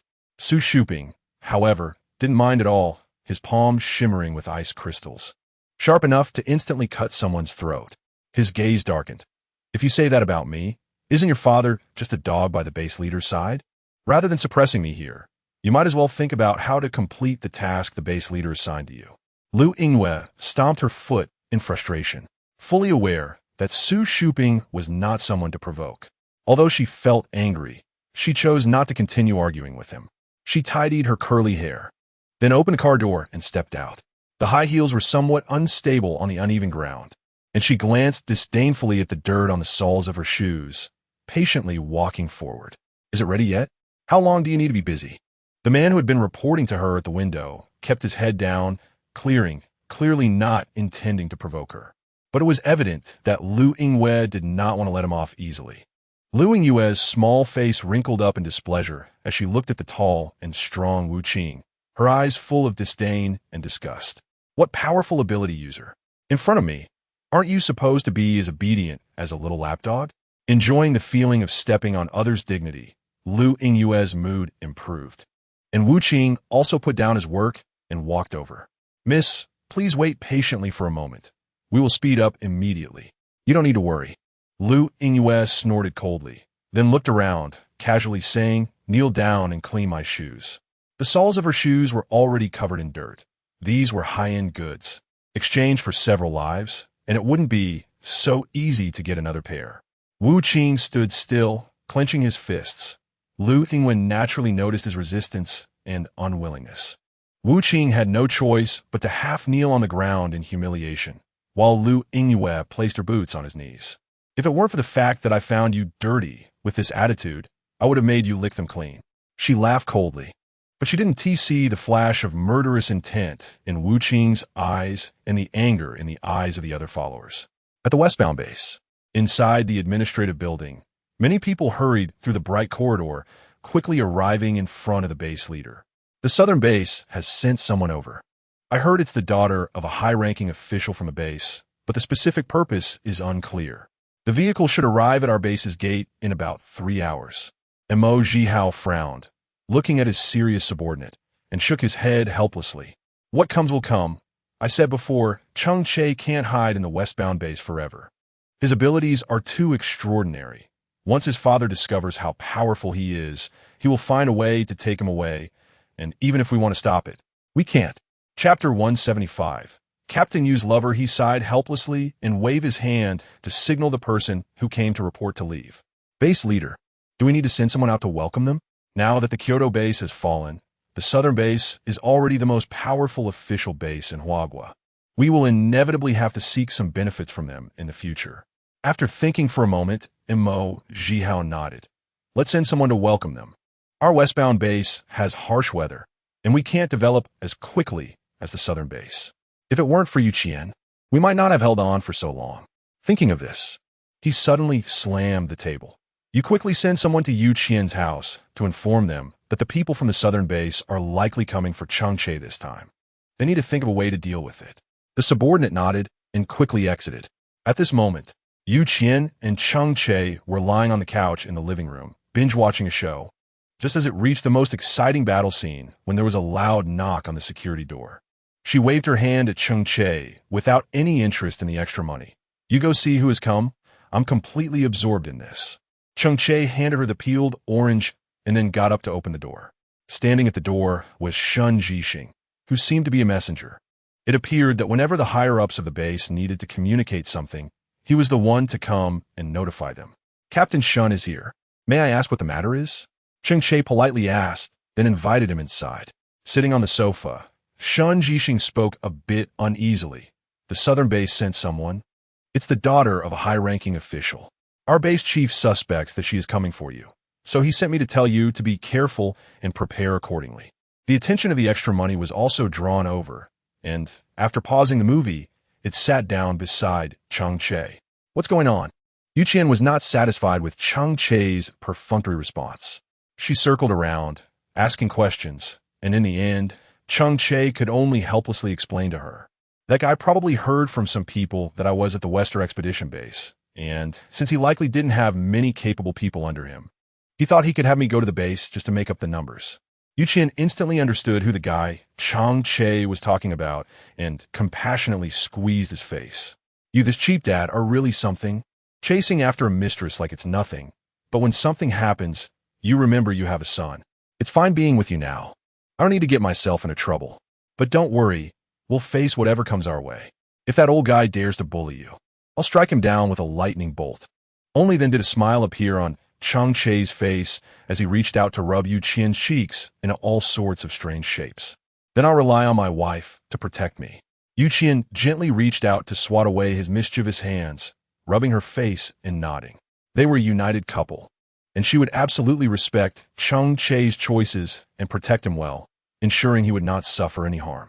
Even if the other party was the leader of the southern base, so what? Her thunder could sweep away anyone who dared to resist. The result that left Cheng Che deeply moved was that Qian was thrown onto the bed and thoroughly consumed until she fainted from sobbing. Cheng Che propped himself up and pulled her into his arms, wrapping her soft hair around his fingers. The meaning of his life now was Qian. Nothing could make him give her up. His eyes radiated coldness, yet he still gently helped Qian adjust the blanket and pulled her closer into his embrace. At this moment, 3 cars had stopped at the main gate of the western base. From the protected RV in the middle came a stunning woman and a man with an alluring appearance. Both were dressed neatly and elegantly, clearly high-ranking family members being protected. Definitely some people with lofty airs. And Mo Jihao himself didn't like socializing. And as the leader of the Western base, he wouldn't go out of his way to welcome a high-ranking woman from another base. Especially since Lu Yingwei didn't deserve such high-level treatment. Su Shuping, standing behind Lu Yingwei, was even more stunning than the delicately dressed woman in front, instantly attracting a lot of attention. The person here to receive them was the captain of an official team named Yu Sha, with a neat short haircut, looking quite dashing. She had 2 tang swords at her waist, and as she stepped forward, the breeze she created gently lifted a few strands of Lu Yingwei's hair. "Miss Lu, it's a pleasure to have someone from the southern base visit our western base. Please, this way." She gestured for them to enter the base and led the group to a dedicated high-end reception room, which had been specially transformed from a hotel before the apocalypse, meant only for receiving very high-status guests. Each room was cleaned by dedicated staff, but as soon as Lu Yingwei entered, she covered her nose in disgust. "What's that musty smell? It's suffocating." Yu Sha maintained her smile. "We have had staff clean the rooms before your arrival. If you're dissatisfied, I can have someone come and clean again." Lu Yingwei arrogantly lifted her chin. "No need. I don't plan to stay here long anyway. I can barely accept it as it is." Yu Sha did not respond further. After settling the 11 people from the southern base, she turned to leave, her expression darkening instantly. Lu Yingwei's clothes and shoes were taken care of by someone specifically assigned to her, while she simply familiarized herself with the room before heading downstairs with Wu Qing to find the staff. "Take me to Cheng Che from your base." The staff, having been prepped beforehand, hesitated to respond. "Miss Lu, which Cheng Che are you referring to? There are quite a few with the same name in the base. If you could clarify, I can assist you better." Lu Yingwei, losing her patience, replied, "The powerful dual ability user Cheng Che, incredibly handsome. You should be quite famous in your base." The staff finally spoke. "Now that you mention it, I understand. You mean Captain Yu's partner, right?" Lu Yingwei's eyes instantly turned dangerous, her gaze towards the staff hardening. "What did you say? Partner?" Chapter 176. Make him behave. The staff maintained their smile. "Yes. Who doesn't know that Captain Yu and Cheng Che are a couple? Just last night, they got married." The proposal made quite a stir across the western base. Lu Yingwei gritted her teeth and then asked the staff for Cheng Che's address, leading her remaining subordinates directly to his door. Su Shuping, however, did not follow. Although he was sent by the base leadership to protect Lu Yingwei, he was already dissatisfied with this arrogant woman. To him, as long as Lu Yingwei was alive, he wouldn't need to intervene. In fact, it wouldn't be bad if Lu Yingwei died. though he would be punished. It wouldn't be a bad thing to rid the world of such a disgusting person. After Lu Yingwe left with her entourage, the staff's expressions changed slightly, but they said nothing. It was clear that this group from the southern base did not regard them highly, but no matter what schemes they had, they would likely be easily dealt with by Captain Yu. With so many of them coming towards the residents of the western base, they were not to be taken lightly. If the southern base insisted on forcibly taking someone, they would not go down without a fight. Meanwhile, Qian and Cheng Che had already received the news. The staff had revealed their address to Lu Yingwe at Qian's behest. Otherwise, according to the thoughts of the other residents in the base, they would never consider allowing this seemingly arrogant woman to recklessly search for people. Qian sat cross-legged on the sofa, holding a tablet, dressed in soft, fitted loungewear. On the coffee table beside her lay the fruits, peeled by Cheng Che. Watching the man handle the large shrimp he planned to use as ingredients for dinner, Qian became somewhat interested and sat up.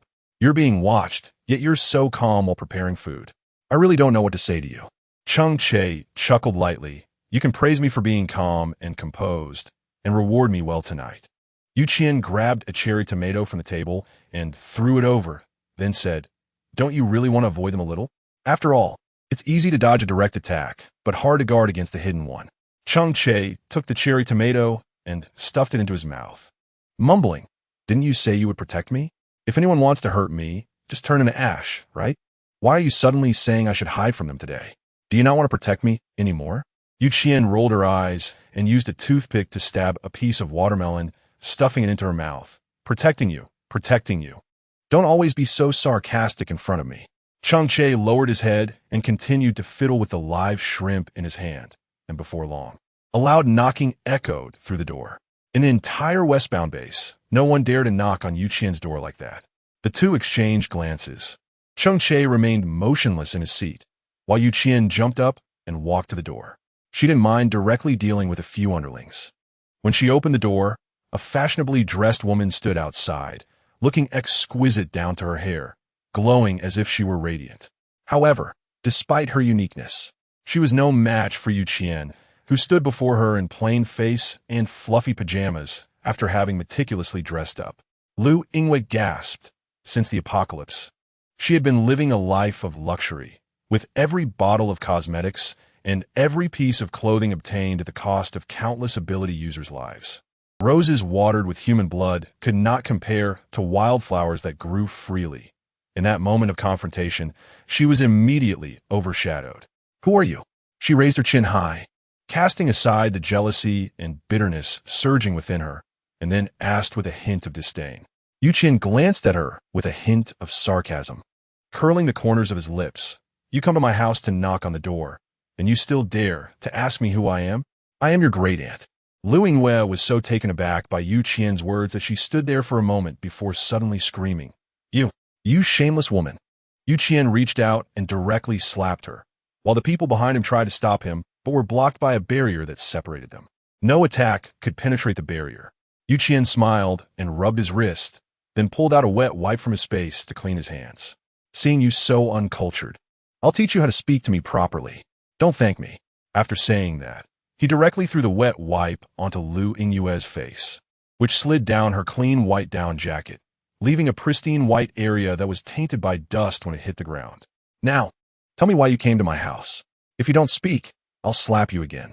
Qian smiled brightly, but in Lu Yingwe's eyes, this person seemed as terrifying as a devil, scaring her into instinctively wanting to turn and leave.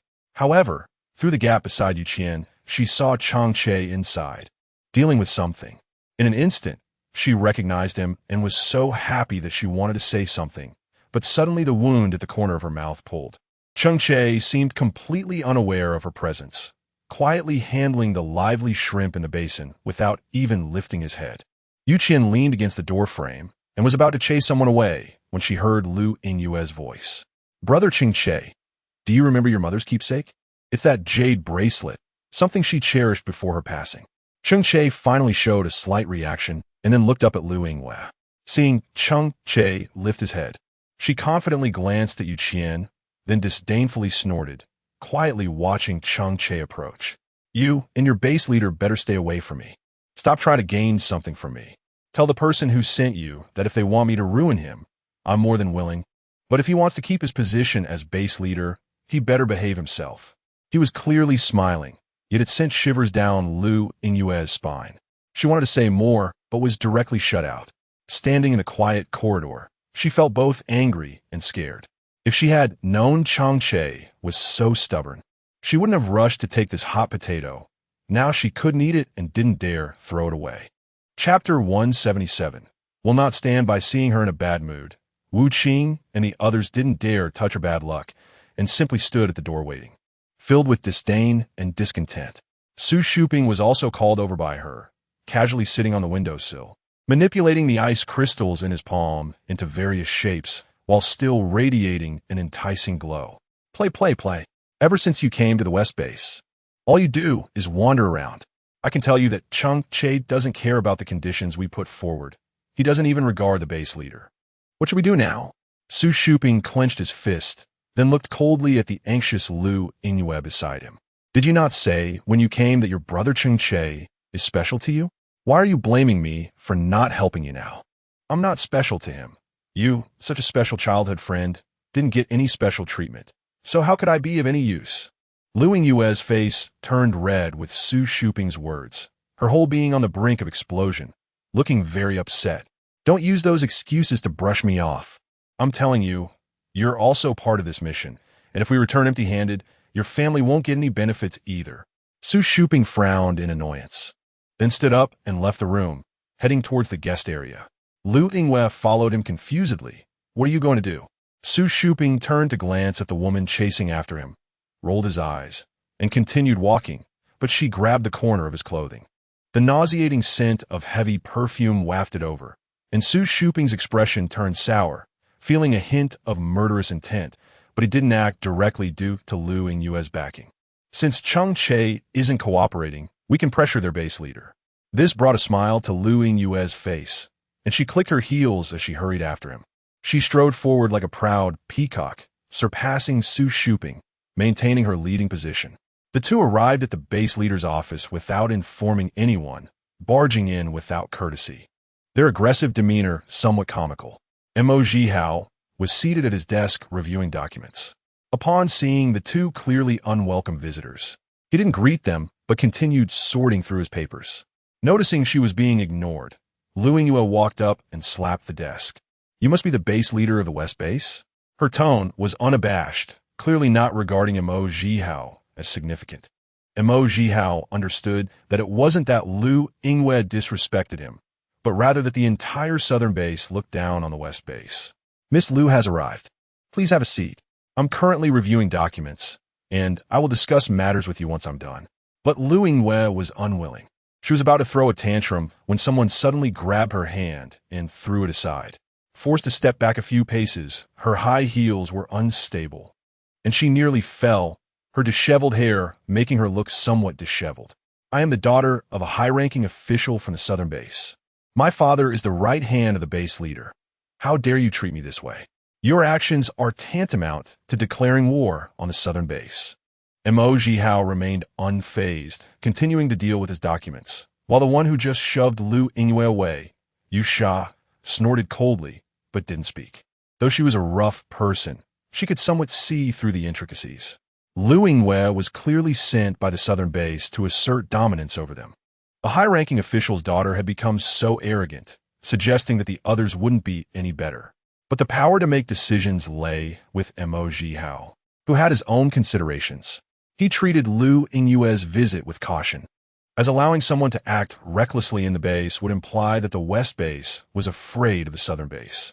He indeed did not want to conflict with the Southern Base, but understood that in these tense times, the West Base must not appear weak. So what if the Southern Base was rich? So what if they had advanced technology? Did they have Qian, that powerful asset? Mo Jihao had thought all night and concluded that whoever has Qian has the world. The West Base survived the recent cold crisis thanks to Qian, and the residents had a good year. What Southern Base? Go to hell. He didn't want to be inferior in everything. Therefore, Lu Yingyue wanting to take Cheng Che away was absolutely impossible, and trampling on the West Base's dignity was even more so. Even if the Southern Base was displeased, So what? Try to provoke them. Cheng Che and Qian were not easy targets. Thus, both sides stood off against each other. Lu Yingwei exchanged glances with Su Shuping several times, but was ignored, sitting on the sofa, fuming. It took a full 2 hours for Mo Zhihao to finish the last document, raising his head to look at Lu Yingwei. "Miss Lu, what is it? You may speak now." His head was white, but he looked quite spirited, sitting at the desk, making Lu Yingwei hesitate to speak. After a moment of hesitation, Su Shuping actually spoke first. The West Base is in a poor geographical position, surrounded by zombies and lacking supplies. The survivors in the base must be struggling, and their technology likely lags behind the overall development of Huagua. If the base leader is willing to lend a helping hand, I'm sure our base leader will remember your kindness. When the West Base encounters difficulties, we in the Southern Base will naturally not stand by. Mo Zhihao smiled. He understood that Lu Yingwei was merely a paper tiger manipulated by others, and the young man before him was the real power holder. I cannot interfere in matters between fathers and sons. As an outsider, I probably cannot help either of you. Su Shuping smiled, his eyes narrowing into slits, exuding some pressure from a high-level ability user. You can expel Cheng Che from the West Base, and we will naturally have ways to make him know where to go, at which point you will naturally benefit. Chapter 178. Searching for a needle in a haystack. Mo Zhihao's expression turned cold. Our Western Base is open to all talents, and even ordinary people are welcome. Cheng Che is a good candidate and a powerful ability user. How could I possibly turn him away? You two need not waste your efforts on me. Captain Yu, see them out. Although Yu Sha is a woman, how could someone who became the captain of an official team be a simple person? She stepped forward, gestured for them to leave, and then shooed the two from the Southern Base out of the administrative building like ducks. As they walked, Lu Yingwei and Su Shuping's expressions were not good. Anyone would feel upset being dismissed so abruptly. Lu Yingwei gritted her teeth and asked. The slap she received from Qian in the morning still throbbed painfully. She was also an ability user, albeit a water type with little offensive power. Although her level was not low, she still couldn't contend with a powerful lightning-type ability user. So she had to endure that slap. She had thought about asking Wu Qing and the others for revenge, but after considering, now was not the time to cause trouble. They had to wait for an opportunity. Back in the reception room, Lu Yingwei and Su Shuping entered, intending to discuss matters with others, but found everyone lying on the ground. Although they were breathing, it was clear they had fainted. These were all high-level ability users from the Southern Base. How could they be so easily taken down? Both of them gasped, instinctively wanting to scream, but suddenly their minds lost the will to resist, though their fear did not dissipate. On the windowsill sat a woman. It was winter, yet she wore a bright red dress and red-soled high heels. She looked stunning, but when she turned her head, her face resembled that of a zombie. A zombie? Why was a zombie appearing inside the Western Base? Did no one notice? Lu Yingwei and Su Shuping wanted to scream, but for some reason their thoughts shifted again, and they quietly approached and knelt before the woman. Good, Southern Base people. You arrived just in time. She chuckled, her voice grating like metal scraping against porcelain, making one's teeth ache. The Southern Base deliberately lured zombies to besiege the city. The Western Base suffers heavy casualties, and eventually they will retaliate. What a beautiful play, but just thinking about it excites me. Lu Yingwei and Su Shuping's pupils trembled, shaking their heads incessantly, yet unable to muster any thoughts of calling for help, until finally a hint of blood red appeared in their eyes. As if influenced by the zombie's crimson skirt, they immediately stood up, completely ignoring the woman's presence. That old man, Mo Zhihao, is ungrateful, since he won't help us. We'll let the zombies destroy this base, and see if Cheng Che still has a chance to stay here. Yes, without a place to live, he will definitely leave with us. What does it matter how many die? They're not from our Southern Base. Their thoughts were completely influenced, and without hesitation, they turned and walked out. Cheng Che's mental power had already covered the entire Western Base. Upon sensing the powerful ability fluctuations that did not belong to humans, he immediately rushed over with Qian. However, upon arriving at the reception room, they found everyone sprawled on the ground. But Lu Yingwei and Su Shuping were nowhere to be seen. Qian looked down at the person lying on the ground. There were no bite marks from zombies on their bodies, Instead, they were covered in scars from human fight, which looked rather tragic. They'd been beaten unconscious by their own companions. But why did it turn out like this? They were clearly comrades, supporting each other on the way here. Why did they suddenly fight like enemies? Qian suddenly recalled a riot that day and the unusual energy fluctuations detected by Cheng Che just now. Could it be that those controlling the situation at that time were not human? This thought sent chills down her spine, and the hairs all over her body stood on end as she looked around in horror. Just how powerful could a zombie that could live freely within the base and had not been detected by any survivors be? Qian looked at Cheng Che and saw shock and unease in the other's eyes. After all, the previous riot was caused by the survivors being manipulated psychologically. It seems that the suddenly missing Lu Yingwei and Su Shutong were also under some control. But what kind of accusations had they received? Although the specific details were unclear, one could easily guess that it wasn't anything good. No one knew what humans whose thoughts were controlled by zombies would end up doing. Qian calmed down and turned with Cheng Che towards the administrative building. This matter was indeed too dangerous. They had to inform the base leader so he could direct everyone to take shelter. Although it might be impossible to avoid it altogether, they had to be fully prepared and not be caught off guard by the enemy. Upon arriving at the administrative building, Mo Jihao was more informed than the two of them, having already known about the fainting and disappearance incidents of the southern base. However, when he saw the heavy expressions on Qian and Cheng Che's faces, he realized that it couldn't be anything good. After listening to Qian's account, Mo Jihao stood frozen in place, his heart racing, almost unable to breathe. The fact that a zombie had been lurking in a human-inhabited base for so long without being discovered was terrifying. The hidden danger was powerful and unpredictable. Even if they wanted to take action to deal with it, they had no idea how to start. How could they possibly find that zombie among the thousands of people in the base? It was like searching for a needle in a haystack, an impossible task. Since it had been able to conceal itself among the crowd for so long, it must have its own methods to avoid detection. Even if they wanted to pull someone out, it would likely lead to even more unpredictable consequences. No one knew when that creature would strike. It could be tonight, or it might remain hidden for months. It could attack at any moment, which is why Qian and Cheng Che's attention turned to the missing Lu Yingwei and Su Shuping. According to the surveillance and eyewitness accounts, they had walked out of the base by themselves, with no wounds on their bodies, so it was highly likely that they had been controlled by that zombie. Chapter 179, An Impossible Task. But what was the zombie's purpose in getting them out of the base? Qian was perplexed, feeling a hint of unease in her heart, and her gaze towards Cheng Che was mixed with a touch of irritation. Although she possessed space and powerful supernatural abilities, they were of little use in the face of extremely formidable zombies. Even if she could turn back time with her golden finger, what difference would it make? It would merely mean experiencing a terrifying apocalypse once more and fighting those disgusting monsters for a few more years. Both Cheng Che and Qian felt anxious, but they quickly calmed down and began to think about the next course of action together with Mo Jihao. Qian's expression darkened. I believe this is a huge conspiracy specifically targeting the western base, and it might even escalate to a national level in Huagua. The zombie specifically chose people from the southern base, and I seriously suspect she wants to incite internal conflict among the bases in Huagua. Once her scheme succeeds, the base will never find peace. The fangs of zombies and mutated plants and animals will directly tear apart the crumbling walls of the base. Mo Jihao had already calmed himself and spoke solemnly. From today onwards, except for the ability users who need to go out to gather information, no one else is allowed to leave the city. We must reinforce the defenses inside and outside the base to resist unknown dangers.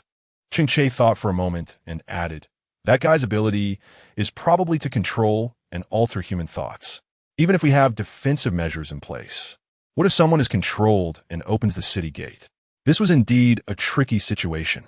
After all, the opponent's ability was not an ordinary one, but an elusive psychological control ability that was invisible and untouchable.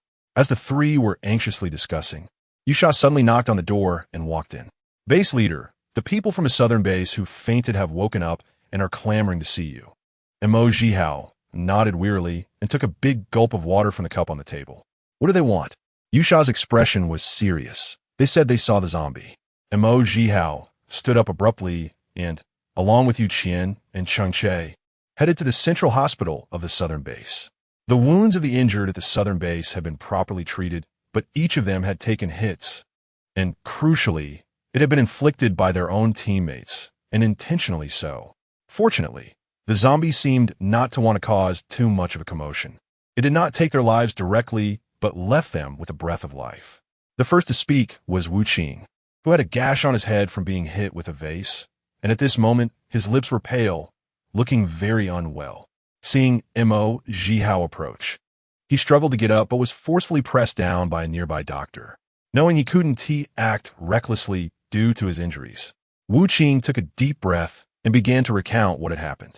It turned out that after Lu Yingwei and Su Shetong left, they did not follow them, as everyone had some degree of dissatisfaction with the two and did not want to seek trouble when their mood was already bad. However, they did not leave. They were just discussing something inside the room. But just as the conversation was getting lively, a person suddenly appeared on the windowsill. It was a woman, dressed in a dress, appearing very out of place in the reception room. Although her body was fair and delicate like a human, looking up at her face told them that she was a zombie. Everyone's first thought was to kill the enemy. They had no time to think about where the zombie had come from, but the zombie had to die. They absolutely could not give her a chance to live and harm humanity. However, before they could act, a sudden surge of anger towards their own teammates arose in their hearts. Clearly, they were brothers who had gone through life and death together, and they trusted each other enough to turn their backs on one another. Yet at that moment, they all wanted to kill each other. Now, thinking back, Wu Qing felt a chill. It was so close, just a moment away from twisting off his brother's head. How powerful must that zombie be to control so many strong ability users at once? They were all level 4 advanced ability users, and some were even level 5 advanced ability users, but in the eyes of that zombie, they seemed insignificant. Hearing Wu Qing's words, Mo Zhihao appeared even more anxious, sitting on a chair and scratching his head full of white hair. They still had a fighting chance against normal aggressive zombie abilities, but once controlled by this guy, they could only kill each other, with no possibility of waking up. What should they do? The lives of so many people in the western base might be ended overnight. And at that time, the entire Huagua would gradually be consumed by that shadow. Qian comfortingly patted his shoulder. Everything will be fine when the time comes. We'll find a way. It's not a good thing to be in such a panic right now.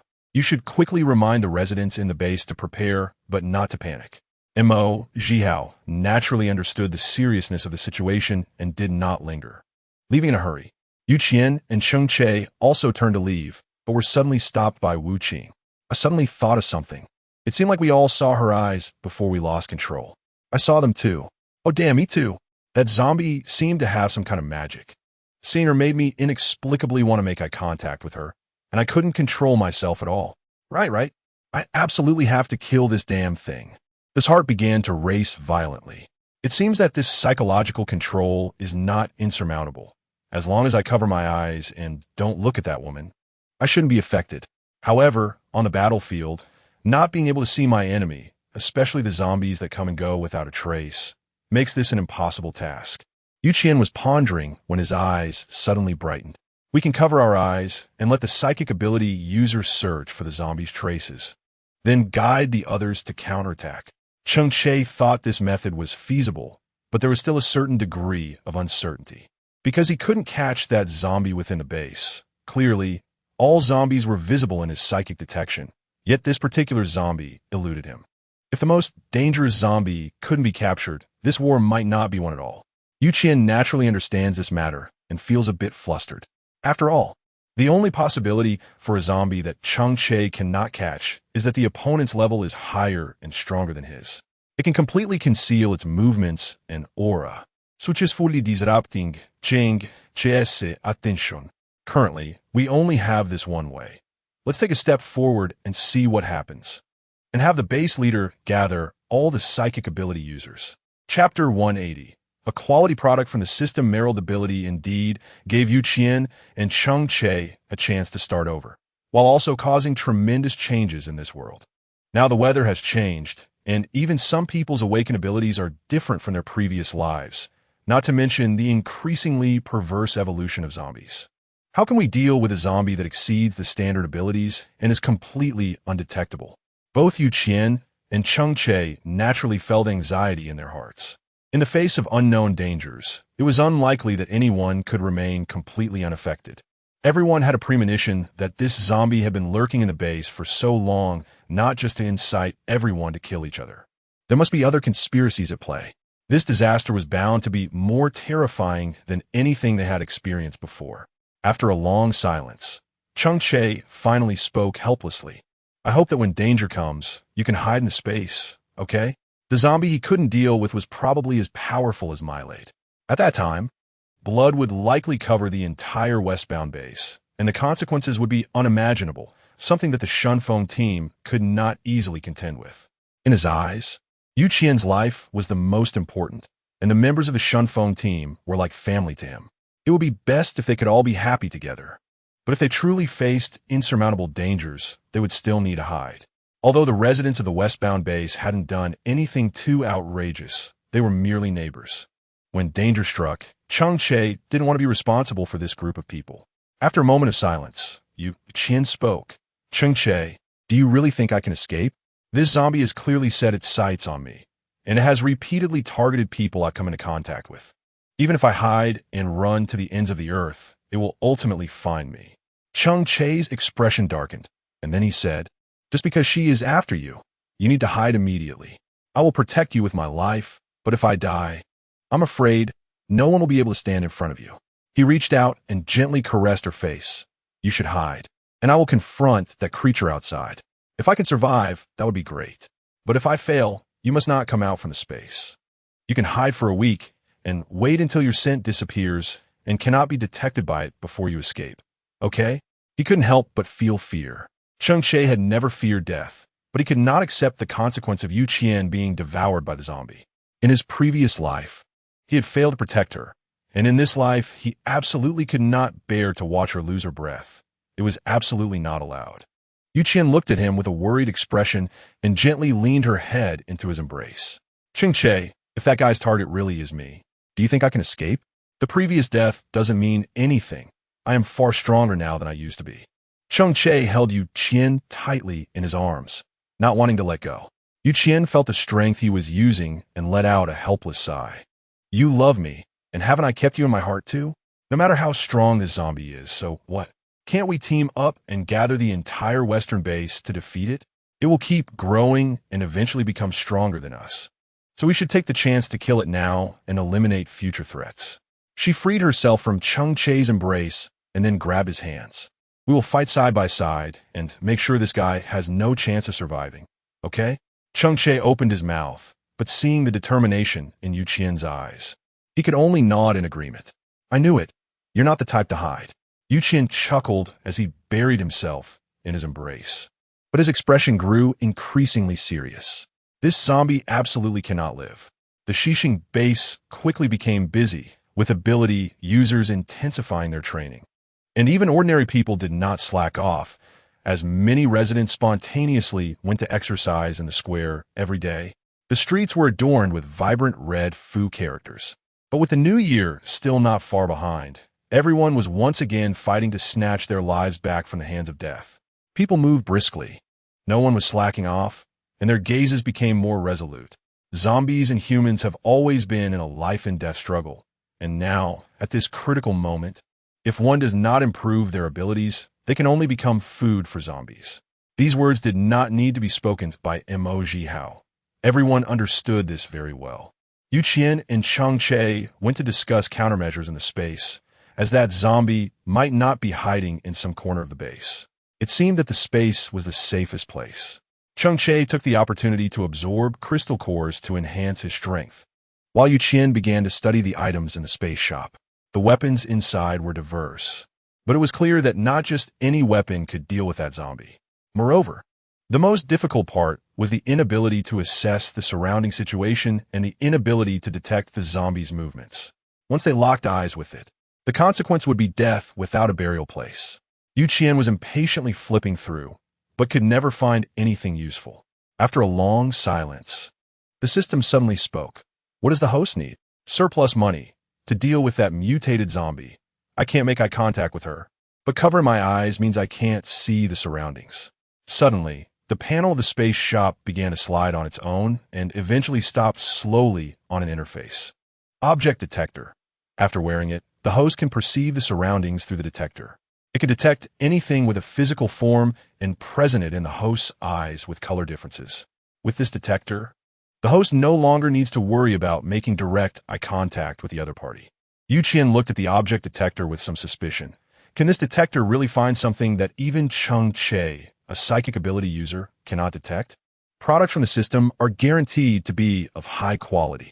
Qian was amazed and then saw the price of the detector. She gasped and jumped up from the grass, startling the nearby cow that was quietly grazing, almost causing it to run away. A detector costs 10,000 first-level crystal cores. It's a great value. Host, you won't regret buying it. Qian's mouth twitched slightly as she obediently paid for the crystal cores, buying a total of 50. Fortunately, the crystal cores she had earned from doing business over the years were already quite abundant. Otherwise, anyone else would not even be able to afford one. Chapter 181. Just a little snack. She felt a bit pained as she stored all the detectors in her space and then suddenly jumped up. There were quite a few items in the warehouse, and there were especially many good ones. Qian suddenly discovered the liquid she had extracted from a mutated tree long ago, now quietly placed in the corner of the warehouse. She excitedly picked up a bottle and shook it. These potions would definitely give her an edge, as long as she could severely injure the zombie. It wouldn't be difficult to cut off its head. System, can you help me coat these liquids onto the bullets? It would be more convenient to use that way. Naturally, there was nothing the system couldn't do, but Qian had to painfully spend a large amount of crystal cores once again. Fortunately, her crystal cores had piled up like a small mountain. Otherwise, she would probably be kneeling on the ground, wailing in distress right now. Cheng Che naturally noticed Qian's gaze moving down from the light screen, and then he watched her laughing heartily in front of the warehouse door. He approached curiously and saw the bullets in Qian's hand glowing with a slight green light, feeling somewhat puzzled. What's going on? Did you enhance those bullets? The color looks a bit strange. He thoughtfully stroked his chin, and then Qian easily led him out of the space. She helped him wear the detector in front of his eyes. It was just a small gadget similar to sunglasses, compact and not cumbersome, with an obvious use. Cheng Che immediately understood the source of the detector and clicked his tongue in amazement. This system is really useful. While he was looking around, he unexpectedly spotted a strange figure on the sofa. In the detector's view, Qian appeared as a human, in normal blue. But what was the humanoid creature sitting at the end of the sofa? The detector showed a color of red, blood red, tightly enveloping it. Cheng Che broke out in a cold sweat and quickly put the detector on Qian. Neither of them realized that the most dangerous one was actually right beside them. They had already fallen into a trap. Their thoughts were controlled by the zombie, erasing their memories of having seen it before, while suddenly they felt an unfamiliar sense of retreat and fear. Both of them were extraordinarily powerful and had faced countless dangers. How could they feel fear so easily? It turned out their minds had long been controlled by the zombie, intentionally pushing them towards the edge of cliff. Qian and Cheng Che moved at the same time, their mental powers and lightning bolts simultaneously attacking that guy. The opponent seemed not to expect that the two of them would discover it, but also underestimated their attacks, only to be knocked back 2 steps. The feeling of its arm being scorched by the lightning made the zombie unable to help but reveal its fangs, only to realize that its abilities had completely failed, posing no threat to the two of them. It randomly scraped off the charred flesh from its arm and then grabbed the window to jump down. This was the 5th floor, and no matter how powerful Qian and Cheng Che were, they were ultimately just mortal bodies and had no intention of seeking death. Therefore, they could only go down the stairs, but by this time, the zombie had already disappeared. Qian was feeling anxious when he noticed a small red dot flashing on the detector, which was rapidly moving towards the square and eventually came to a stop at a certain location. Without any hesitation, the two immediately chased after the red dot. That zombie absolutely could not be allowed to live, and this time they had the chance to eliminate it completely. Upon arriving at the square, everyone was exercising diligently in preparation for the impending danger, and the area was densely packed with people. Like a game of cat and mouse, the red dot weaved through the crowd of blue figures, maintaining a consistent distance from the two. Qian steadied his emotions while weaving through the crowd. Chasing after the mutated zombie, his body always tense and never relaxed. That guy was using all the humans in the square as hostages, because as long as it infected even one person, the entire westbound base would be thrown into chaos. Qian quietly watched her, observing her every move, and suddenly noticed that she stopped next to someone only about 5 meters away from her, and Cheng Che. A familiar voice came from nearby. It was Zhao Yi. Qian, how did you and Cheng Che get here? What are you two wearing? A mutated zombie stood next to Zhao Yi, its fangs slightly bared, narrowing its eyes as if to demonstrate its power. Qian took a deep breath, and Cheng Che immediately dropped a barrier, wrapping the mutated zombies and the two of them together. The barrier then expanded close to the ground, driving away the remaining humans and leaving an open space. Those who were close were affected by the zombies' abilities, only watching as Qian and Cheng Che faced off against the air. Those further away saw Qian and Cheng Che standing on an open space with a woman in a red dress and long hair. Feeling that the scene was somewhat strange. How long have you been at the westbound base? Qian looked at the red humanoid in front of him and asked. Being too close to this mutated zombie would block its visual perception, so Qian had to obediently wear the detector, not daring to relax for a moment. However, the voice of the other party was not hoarse like an ordinary zombie. Instead, it was clear and pleasant, making one unconsciously imagine a pure and enticing face. I was already here before you came. I've forgotten exactly how long it's been. It smiled easily, but there was anger and madness swirling in its eyes. Why? Why had the proud ability suddenly failed? Why could these two people suddenly find its whereabouts accurately? Qian and Cheng Che couldn't help but break into a cold sweat. It had been so long, and this zombie had been living right under people's noses without ever being discovered. Even the two of them had never sensed its presence, let alone been on high alert. No one would have expected that a zombie could live so openly within an official base. Most survivors had their perceptions blocked. Some viewed it as human, while others simply did not realize its existence at all. After all this time, did it not have any desire for human flesh? How could a zombie suppress its craving for blood and flesh? Millard was indeed one, but she was the highest level zombie, so it was normal for her to manage that. However, this zombie in front of Qian and Cheng Che, which could be harmed by them, clearly was not anything special without the aid of its powers. Yet, it was surprising that she could resist the urge to devour humans. The mutated zombie scoffed, and then took a couple of steps forward. The higher the level of the zombie, the more pure energy it required. Humans were of little use to me, merely a small snack at best. What I truly need are the cores of high-level zombies or mutated plants and animals. Only those can satisfy my body's demand for energy. Qian looked at her through the detector, always feeling that this guy's body was gradually changing. Chapter 182. The Burning Crystal Core as the Cost. Originally appearing to be an adult woman, that body was now continuously expanding, like a balloon being inflated, but it was not on the verge of bursting. Cheng Che and Qian could not see its true form through the detector, only that its size was constantly swelling, clearly preparing for some big move. Qian hurriedly took out his tang knife from the space, following her right hand, the blade wrapped in lightning, sizzling and crackling, exuding a terrifying pressure. Cheng Che appeared to be empty-handed, but countless spiritual blades had already targeted the zombie in front of him, striking swiftly and fiercely. The sound of clashing metal suddenly rang out, yet there wasn't even a scratch on the zombie's skin. Cheng Che's ability seemed to be merely tickling it. Qian instinctively tightened his grip on the knife handle, not understanding why this guy had evolved so quickly and was so difficult to deal with. Just moments ago, he could still be injured by her and Cheng Che, so why was that no longer the case?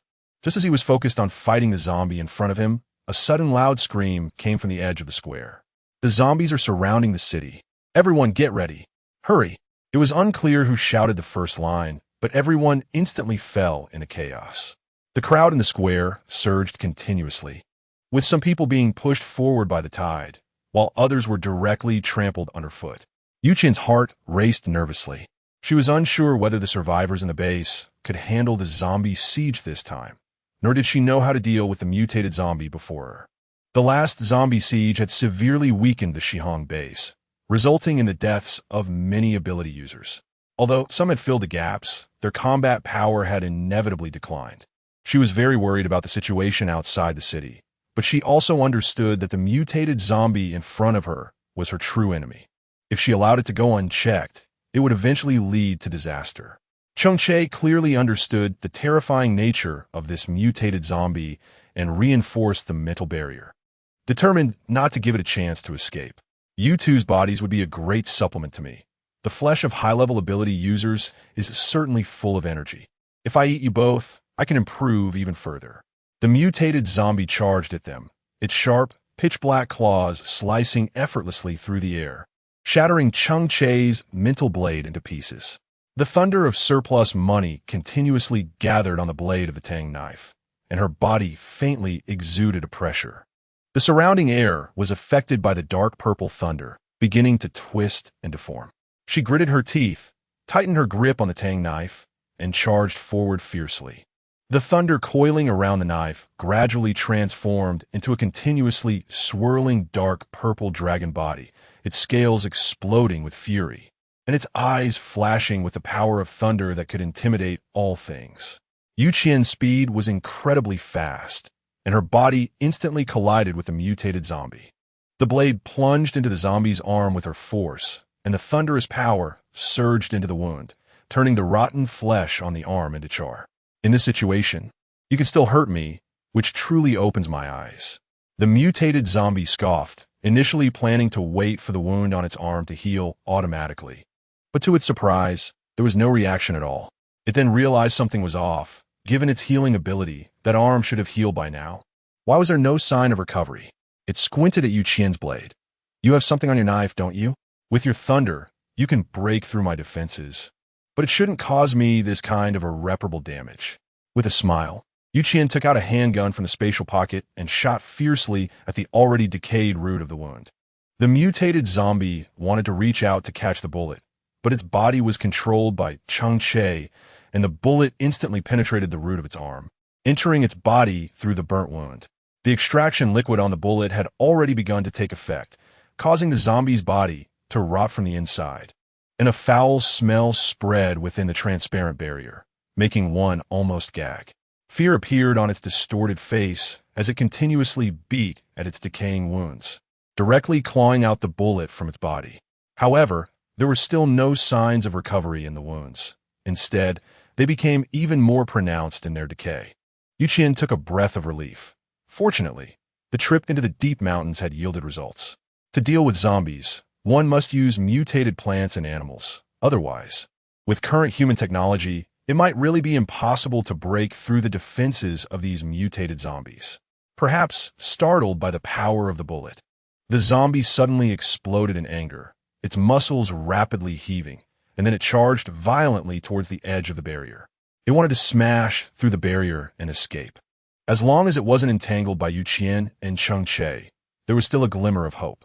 But if it could think of this logic, how could Qian and Cheng Che not know? Cheng Che's defensive barrier was not so easy to shatter, but the enemy was too powerful. So he could only put all his abilities into reinforcing it, while Qian had to deliver the killing blow. Raising her fist, she struck hard against the transparent barrier. Although it trembled twice, there was no sign of imminent collapse. The mutated zombie instantly became anxious, pounding and smashing, using its psychic control ability recklessly. Yet it had no effect on Cheng Che and Qian. The pressure of the thunder power was something no one could resist. The Tang knife in Qian's hand began to hum, and a dark purple dragon emerged behind her, coiling around her. How on earth are you two doing this? Why? The mutated zombie began to panic.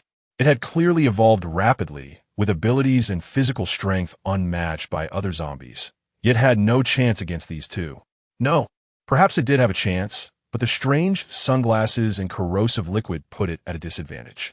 The abilities it prided itself on were easily neutralized by Qian, leading to the current situation. Gritting its teeth, the mutated zombie set aside the thought of fleeing and charged recklessly towards Qian. Its body shimmered, blood vessels began to surge, and then, breaking free from its restraints, it unleashed a dark, corrosive pus, using the energy from burning its internal crystal core as a price. It could not afford to lose this battle against these two humans. All its efforts over the years would turn to dust. It had knelt under Millard for so long, treated as a subordinate. Just when it finally had a chance to shine after that guy's death, it never expected to be suppressed again by these two humans. It could not die. It still wanted to eradicate all humans in the world and build its own zombie kingdom. Chapter 183. On the verge of death, the extra money instantly sensed that the energy fluctuations from the mutated zombie were becoming more frantic. Its body had swollen even larger than before, and a foul smell occasionally wafted through the air, accompanied by a surge of frenzied energy. What on earth did this guy do? Why has its strength increased so much? Although Qian felt confused, she knew that now was not the time to be dazed. She had to fend off every attack from the mutated zombie to protect her habitat. Having lived in the westward base for 2 full years, she had developed a sense of belonging to this place and absolutely could not allow this creature before her to destroy her home. Zombies never consider the consequences. Their eyes are filled only with the thirst for blood and the pursuit of profit and intensity. If she fails, then all of humanity will likely face a wave of zombies rejoicing in their frenzy. The westward base will not be the first base destroyed by this mutated zombie, nor will it be the last. Once the westward base falls, it is likely that more bases across Blue Star will be devoured, and humanity will be completely reduced to livestock, with no ability to turn the tide. Qian charged forward with the howling purple dragon behind her, her tang knife clashing against the dark claws of the mutated zombie. However, she was forcefully thrown back by that power, unable to stabilize herself in midair, and fell heavily to the ground. The mutated zombie seized the opportunity to attack, but Cheng Che delayed its movements. The creature that could have been easily crushed by her was instantly shifted to another location by an invisible force. It naturally knew that it was Cheng Che's trick. The couple was practically the nemesis of zombies, as any of their abilities would cause significant disruption to its actions. Cheng Che carefully helped Qian up, wrapping them both in a mental barrier. But unexpectedly, with just one strike from the mutated zombie, a crack appeared on the barrier. Both of them knew they couldn't hold on for long, but as long as they didn't back down, their former friends, neighbors, and relatives would be slaughtered by zombies. They had no way out and did not want to retreat. Qian swallowed the rusty taste in her mouth, using her tang knife to prop herself up and stand again. This mutated zombie had suddenly become so powerful through some unknown means, and Qian painfully rubbed her back before charging forward again with her tang knife raised. The biggest gap between her and the zombie was her physical strength. She couldn't match the mutated zombie in terms of body strength, power, or speed. However, despite this, Qian did not back down. She quietly activated her dark-type supernatural ability, continuously absorbing the supernatural energy emanating from the zombie. Although the mutated zombie had a strong physique, its greatest strength lay in its supernatural energy. Otherwise, it wouldn't have been able to easily affect so many survivors. Qian's dark-type ability is strongest in its ability to absorb others' powers and transform them into her own strength, launching direct attacks on enemies while they are unaware. The abilities of mutated zombies are everywhere. As Qian just absorbed one space, she was instantly enveloped by a thick energy. The energy gathering on the blade became increasingly heavy, making the tang knife feel as though it had grown heavier, requiring more effort to wield. The zombie mustered all its strength for a final strike against Qian, but unexpectedly, as soon as its hands touched the tang knife, it was blown to pieces. The power of the thunder was too strong and too pure. The explosion's shockwave even forced her to take a few steps back, leaving her somewhat disheveled as she regained her balance. However, Qian's situation was not good. She was thrown into the air by the shockwave, but was caught in time by Cheng Che. Taking advantage of this moment, she pulled out an energy gun from the space, which was also infused with extraction fluid, aimed directly at the zombie, and pulled the trigger. With a gunshot, a hole was shot through the zombie's chest, and amidst the bloody mess, one could even see the scene behind the mutated zombie. A significant amount of extraction fluid was used, beginning to corrode the surrounding flesh through the wound, and even the mutated zombie's strong body could not withstand such pain. The The surplus money did not pause or take a break, once again charging forward with the power of thunder, this time aiming for the head of the mutated zombie. Although it had specially protected its brain, it ultimately couldn't withstand the impact and was blown to pieces, with black-purple blood and flesh splattering onto the mental barrier, emitting a hissing sound of corrosion.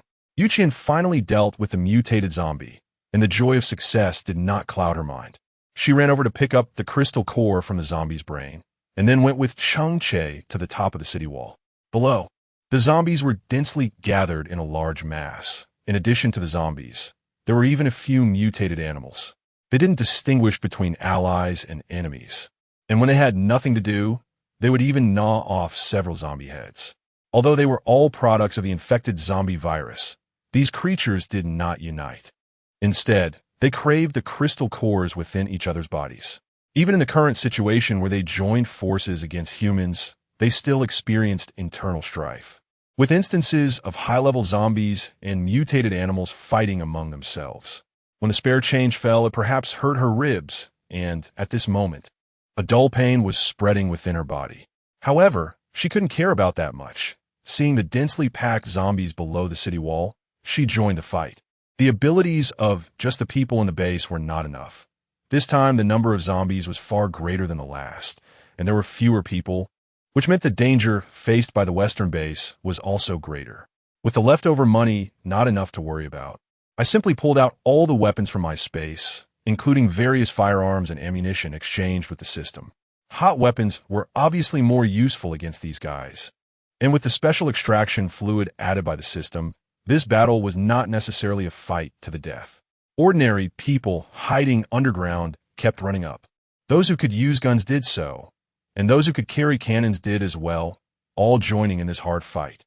The number of crystal nuclei in the surplus space keeps decreasing, but the number of zombies does not seem to have visibly decreased by much.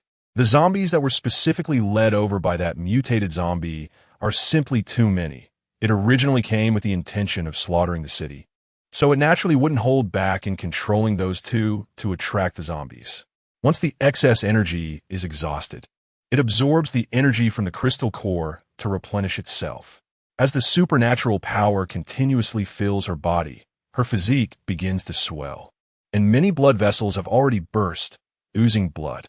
The scene before her is a sea of red, but she understands that she is not yet at the point of collapse. She can only grit her teeth and continue to tirelessly absorb the energy from the crystal core. Superpowered individuals indeed enhance their ability strength through the energy within the crystal core, but her absorption is too fast and too much, completely surpassing the limits her body can bear. It is recommended that the host stop the current suicidal behavior. Your body is on the brink of death. Chapter 184. Lightning at her command at this moment, Qian's consciousness has become somewhat unclear. It is not just her, but all the superpowered individuals around her are the same, using their lives to fend off the zombie attacks. Even the powerful ability user Qian had to rely on the consumption of her abilities to combat this wave of zombies, while the other ability users and evolvers were suffering even more. Gradually, more and more people fell. The gunfire and cannon fire continued to sound chaotically, but the number of zombies did not decrease significantly, still surging forward like a tide. There were a lot of zombies this time, including some high-intelligence mutated zombies that knew how to use tools and understood the principle of seeking benefits and avoiding harm. The bodies of the fallen zombies were piled up into small mountains by them, and then more and more zombies climbed up the small mountains, threatening to overwhelm the edge of the city wall. Cheng Che spat out a mouthful of blood, exhausting all her abilities to envelop the entire westbound base, preventing the zombies from penetrating the barrier. However, although the coverage of the barrier was large, its strength was insufficient due to the limitations of her abilities. The mutated zombies worked together to attack a specific point on the barrier, and soon a crack appeared in that area, followed by a sharp claw reaching in. Blood and cries of despair were everywhere. The ground was filled with bodies and unconscious people, as if proclaiming the imminent destruction of the westbound base. The system's alarm kept ringing in Qian's ears. Her mind was already unclear, and the pain from her broken ribs made it hard for her to breathe. Yet she still forced herself to stand at the edge of the city wall, launching attacks on the zombies that were continuously climbing up. Host behavior detected as uncontrolled. Forcibly extracting 10,000 level 3 crystal nuclei to heal the host body.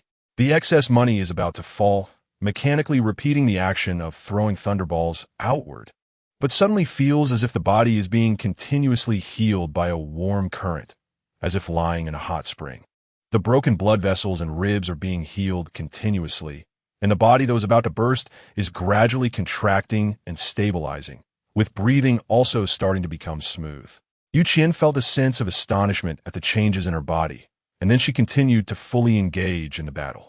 But she had the help of her special abilities, while the others did not. Cheng Che had already collapsed at her feet without her noticing. The dirty ground staining his cheeks, the blood at the corner of his mouth had dried up, and he was unconscious. It started to rain, with raindrops falling one by one, as dark clouds in the sky rolled in with fierce winds, pounding violently against the western base, as if playing a battle song for the zombies. The rumbling thunder traveled through the clouds, as if gathering some kind of power, pressing the clouds lower and lower. Qian collected her spare money and helped Cheng Che up from the cold ground, casually throwing a lightning ball that knocked over a pile of zombies. Taking advantage of this moment, she quickly asked the system for the bottle of medicine that had just healed her, and then poured it into Cheng Che's mouth. Watching the person in her arms recover at a visibly rapid pace, Qian finally relaxed, tears unable to be held back as they fell to the ground. She was grateful that she had gone mad trying to earn crystal cores before. Otherwise, this battle could have cost the lives of all the members of the Shunfeng team, with no one able to escape unharmed. The members of the Shunfeng team were strong, but they were no match for the physically robust zombies. They simply couldn't sustain a prolonged tug of war. There were very few people left standing by the city wall, and after Cheng Che fainted, the mental barrier instantly shattered. Countless zombies pouring in through the gap, biting anyone they saw, turning the western base into a hell on earth. Qian couldn't deal with the zombies gradually surrounding her, so she set out to search for Zhao Yi and Zhou Yesheng. The two of them had already disappeared, and she had no idea where they were resisting the zombies. She feared that their situation wasn't much better. Cheng Che once again activated his abilities to isolate the zombies outside, and then he began to search for the other two with Qian. It must be said that Qian was very anxious now. She didn't know whether she would find a complete person or just a skeleton. At that moment, she finally understood the pain Cheng Che felt after her death in her previous life. The person she cared about the most was devoured by zombies, and no one could endure such pain. She searched frantically among the mountains of corpses, but to no avail, feeling increasingly exhausted. Why, after time had flowed back once, could she still not have a good ending? Would her friends ultimately drift away from her, and would she not survive until the end? When would the darkness be overthrown? Suddenly, the detector on her eye began to beep, and the system's voice rang out. Zhao Yi and Zhou Yesheng's location detected, marking for the host. Sure enough, two small red dots began to flicker in Qian's view, and to her delight, they were both moving. As long as they were still moving, it at least proved they were not dead, they were still alive. Qian and Cheng Che rushed towards the place where their companions were, only to find that their situation was not good. Zhou Ye's right arm had been violently torn off, and it was only hastily bandaged. Blood had already soaked the cloth around the wound. Dark blood was continuously dripping down from one corner of the cloth. Qian quickly took out the potion from the space and poured it into him. This guy's face had already turned pale, clearly having lost too much blood and was about to faint. Looking at Zhao Yi, she was well protected, with no visible injuries. But it was evident that her abilities had been overexerted, and her body was starting to show signs of strain. The extra money was used to give her another bottle, and then they took the two of them away from the city wall to rest for a while. They had been fighting continuously for too long, and even the potions produced by the system couldn't nourish their exhausted spirits. The four of them reached the inner wall of the city, collapsing directly onto the ground to rest, looking up at the zombies outside, which were blocked by Cheng Che's barrier, baring their teeth at the humans inside.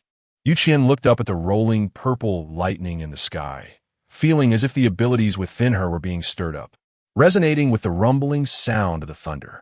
Sensing the tumult of her powers, Qian walked up the steps to the watchtower above the city wall. Standing at the highest point, she could even see the lightning striking beside her, but it was drawn to the electromagnetic field of lightning around her, as if in harmony. Qian's heart suddenly raced, and the flow of blood in her veins quickened. A dangerous yet intriguing idea emerged in her mind. The ability user themselves do not possess supernatural powers. They merely harness various forces from nature, using their own energy. So, could this lightning also be utilized by her? Qian's heart was pounding violently, and the lightning swirling around him kept exploding, scattering everywhere before disappearing without a trace. Chapter 185. The potion is well water. The zombies below the city wall were still gathering incessantly, and the survivors in the base had mostly fainted. At this moment, the situation relied solely on Cheng Che's endurance. Qian clenched her fists. This time she had to give it a try, or else the Wind Team would perish in this great battle. She gathered all the lightning around her body, and the surge of electric energy grew stronger, attracting the lightning and roaring thunder from the clouds above. Dark purple lightning seemed to have a purpose as it entered her body, one bolt after another, causing her previously tied-up hair to completely unravel and dance wildly in the air. Feeling her body gradually filled with energy, Qian tightened her fists and then hurled a net of electricity towards the zombie army in front of her. The net was enormous, so vast that it seemed boundless. Like magic, instantly turning all the zombies and mutated plants and animals enveloped by the electric net into ashes. This was the power of nature. Whether human or mutated plants and animals, they could not resist. Lightning continued to strike Qian, while the fainted survivors could only watch as a figure stood high above, continuously drawing lightning, and then, like a war god, harvested the crystal cores of the zombies. Qian's control over her abilities has obviously become much more proficient. She avoided old Lu and some survivors among the horde, but none of the other zombies were left out. All were enveloped in electric light.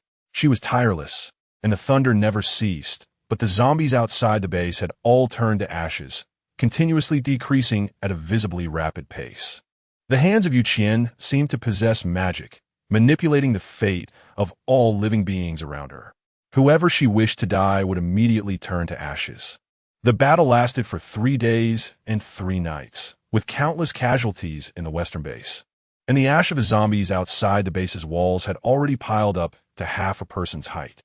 This clearly indicated their overwhelming number, as the densely packed scene during the siege was still etched in the minds of many. The lightning power within Qian remained extremely violent, but she could feel that her abilities had significantly strengthened, reaching a qualitative leap.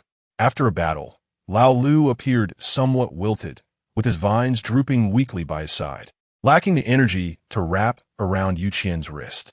She took out a pile of high-level crystal cores from her space and handed them to him, then exited the base and began to scoop up crystal cores with a slotted spoon. The potions used by the 4 of them, combined with the firearms and ammunition purchased at the beginning of the battle, had drastically reduced Qian's supply of crystal cores, which now seemed insufficient. No one would interfere with what the 4 of them did. The elderly, weak, and sick hiding underground all came out, continuously treating the surrounding survivors under the higher-ups' instructions. Seriously injured and unconscious individuals were being rescued with all their might, while the deceased survivors were uniformly placed on the flat ground of the square. These individuals were the great contributors of the western base. The atmosphere within the base felt somewhat heavy. The feeling of having survived did not bring joy to this group of people, but rather a profound silence. They all understood that their lives had been exchanged for the lives of others. Who were the deceased children, and who were their parents?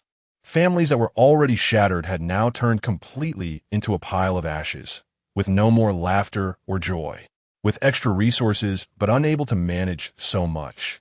This battle made her increasingly aware of the importance of crystal cores. Therefore, she didn't want to miss a single crystal core around the base. She kept sifting through them, and in the end, simply absorbed all the ashes into her space. After all, the system would automatically dispose of the ashes, which saved her a lot of effort. However, it wasn't a solution to let such a large amount of ashes pile up in front of the western base. Qian decided to take them all into her space and found a remote mountainous area to scatter them. Although every survivor was affected, no one complained or expressed fatigue. Everyone voluntarily organized to participate in the work, cleaning up the messy streets inside the base. Following the flow of people, they arrived at the square, where countless heroes' bodies had piled up like a small mountain. A glance revealed just how fierce this battle had been. There were also survivors from the battlefield, but they had fallen into a deep coma and didn't know when they would wake up. Qian watched the pain and numbness within the base. Feeling a mix of emotions he couldn't quite identify. Mo Zhihao sat quietly on the high platform in the square, surrounded by corpses. He looked at the incomplete remains before him, some people reduced to just a few tattered pieces of clothing. Humanity was suffering too much. The living environment was constantly being compressed. Although zombies did not reproduce, they were becoming stronger, and a single siege could instantly take many lives. Qian quietly looked at the bodies and then slightly bowed to them. All those who died in battle deserve respect. She knew that she could do little in this logistical work, so she directly went to the hospital, where people were constantly being carried in and out. But the medicine was extremely scarce. The extra money was not worth arguing with them over the crystal core, so I purchased all the necessary medicines they might need from the space and placed them at the entrance of the hospital. The shabby-dressed doctors quickly approached. Their white coats were stained with blood and dirt, but they couldn't be too meticulous given that they were racing against death. Zhao Yi's parents were settled at home. Since both of them had mobility issues, going out to help would only cause more trouble, so it was better for them to stay at home. Qian wearily entered the space, her body so exhausted that she could barely lift herself up, and she lay flat on the grass. She forced herself to click open the system shop, starting to look for the potion that the system had originally sold to her. The price was indeed quite high, but the effect was very good. If she could buy a few more bottles, she could save more people. However, after searching and searching, she still couldn't find that potion. After all, it had been handed directly to her by the system at that time, not something she had purchased from a space shop. So it was normal not to find it now. System, what is the name of the potion you gave me today? I want to buy a few more bottles. The potion is the well water in the host space. In an instant, Qian was stunned by these words, then widened his eyes in disbelief. Well water? The well water in my space has this effect? Why didn't you tell me before? The host never inquired. And the well water was indeed just ordinary water in the early stages, but with the host's continuous use and upgrades, it has now developed healing properties. Chapter 186. Burn everything to ashes. Qian bit down on his molars and said, Why are you selling the well water to me at such a high price? Can't you just pour it directly into my mouth without any fuss? The system appeared innocent and continued in a mechanical voice. The host was unaware of the effects of the well water, and at that moment was on the brink of death, so I naturally had to choose the fastest method. Qian struggled to pull the corners of her mouth as she thought about the crystal core she had spent, feeling her heart bleed. However, the matter of the well water gave her some inspiration. Since the well water's effects had been upgraded, did that mean that other buildings and such had also been upgraded?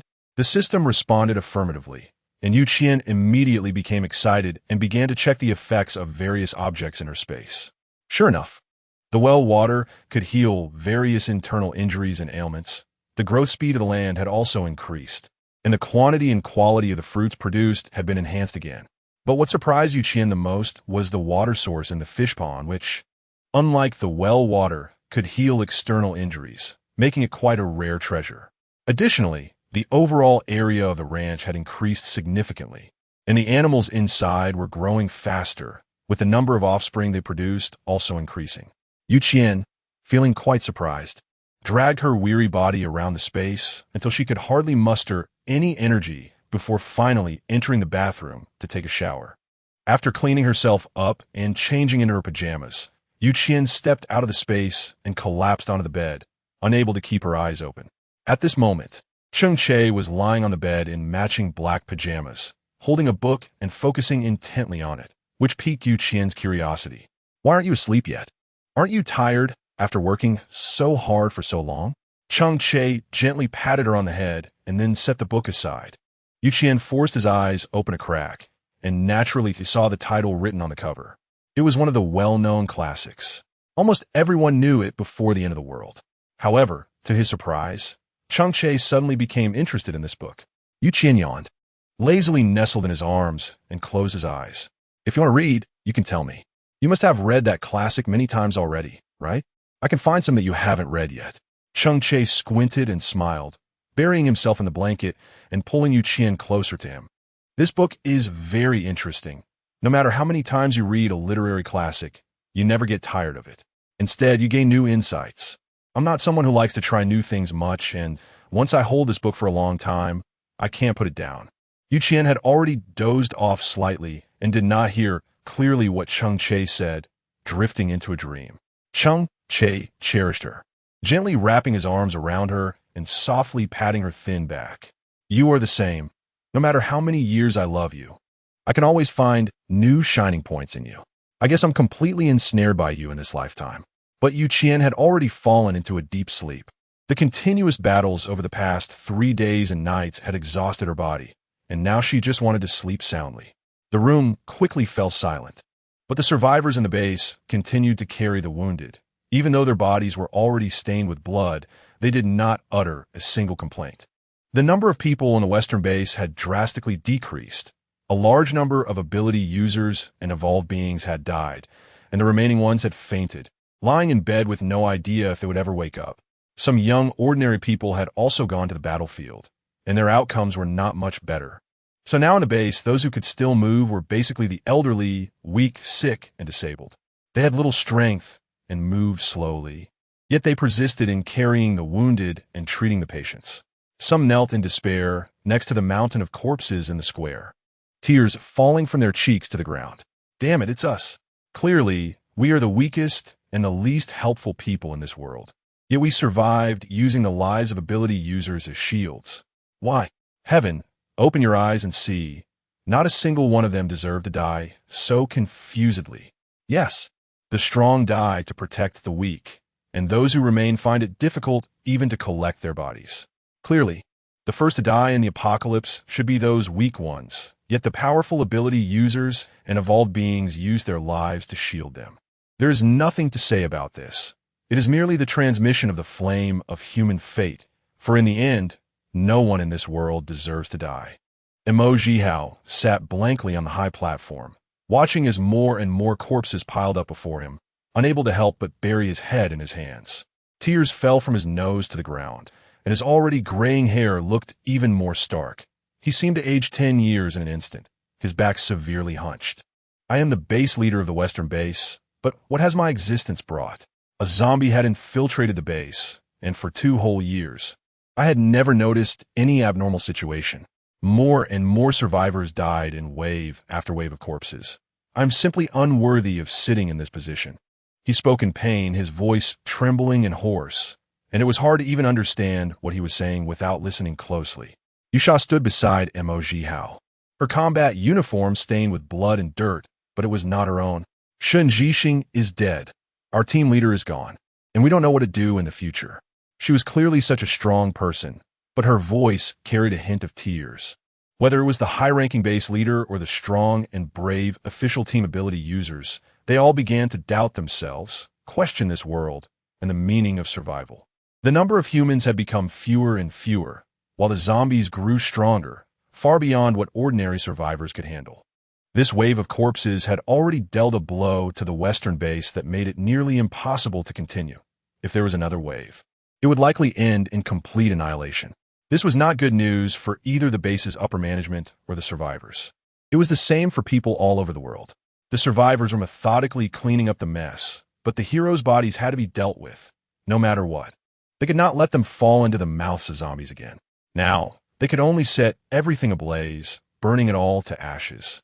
With the remaining sins and the determination of the survivors to live on, the raging fire ignited the mountain of corpses, taking away people's wishes and memories.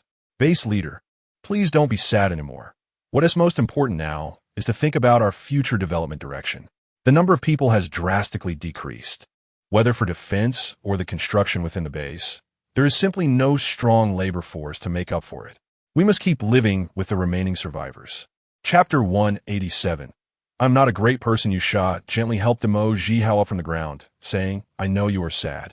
But the base cannot be without someone to take charge now. You still need to stand up. Everyone is still waiting for your orders. Yes, no matter how bad the situation is, he is still the base leader, the reliance of the survivors to continue living. No matter how dire the circumstances, he cannot fall. He must straighten his back and lead everyone to survive and thrive. I know, Yusha. From now on, you will take Shun Jixing's position, leading the remaining ability users and evolved beings to patrol outside to prevent zombies from counterattacking. After the corpses were burned, the ashes were buried in the empty ground of the base, using their free time to bid farewell to the heroes. Qian rested for too long and was already unsteady on his feet, nearly falling to the ground, but fortunately, he managed to grab the railing beside him in time. You go, I can manage on my own. Yusha nodded with tears in her eyes, then turned to leave, calling the able members of the team to patrol outside. The base must continue to operate. Although many gears have been broken, it could not stop moving forward. The logistics work continued for a full half-month, and the damaged walls and gates were only slightly repaired, but they could not withstand the next wave of zombie attacks. After experiencing this disaster, the surviving ability users and evolved beings were seriously injured and would not be able to fight for a while.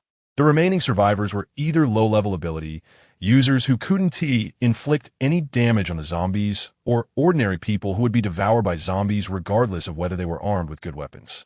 Mo Jihao was anxiously pacing, and suddenly a figure flashed through his mind.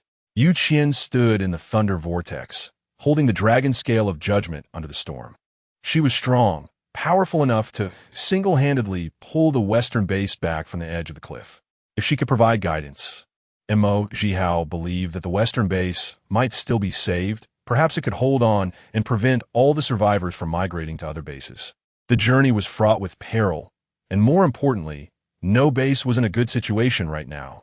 With so many refugees suddenly flooding in, it was unlikely that many bases would dare to take them in.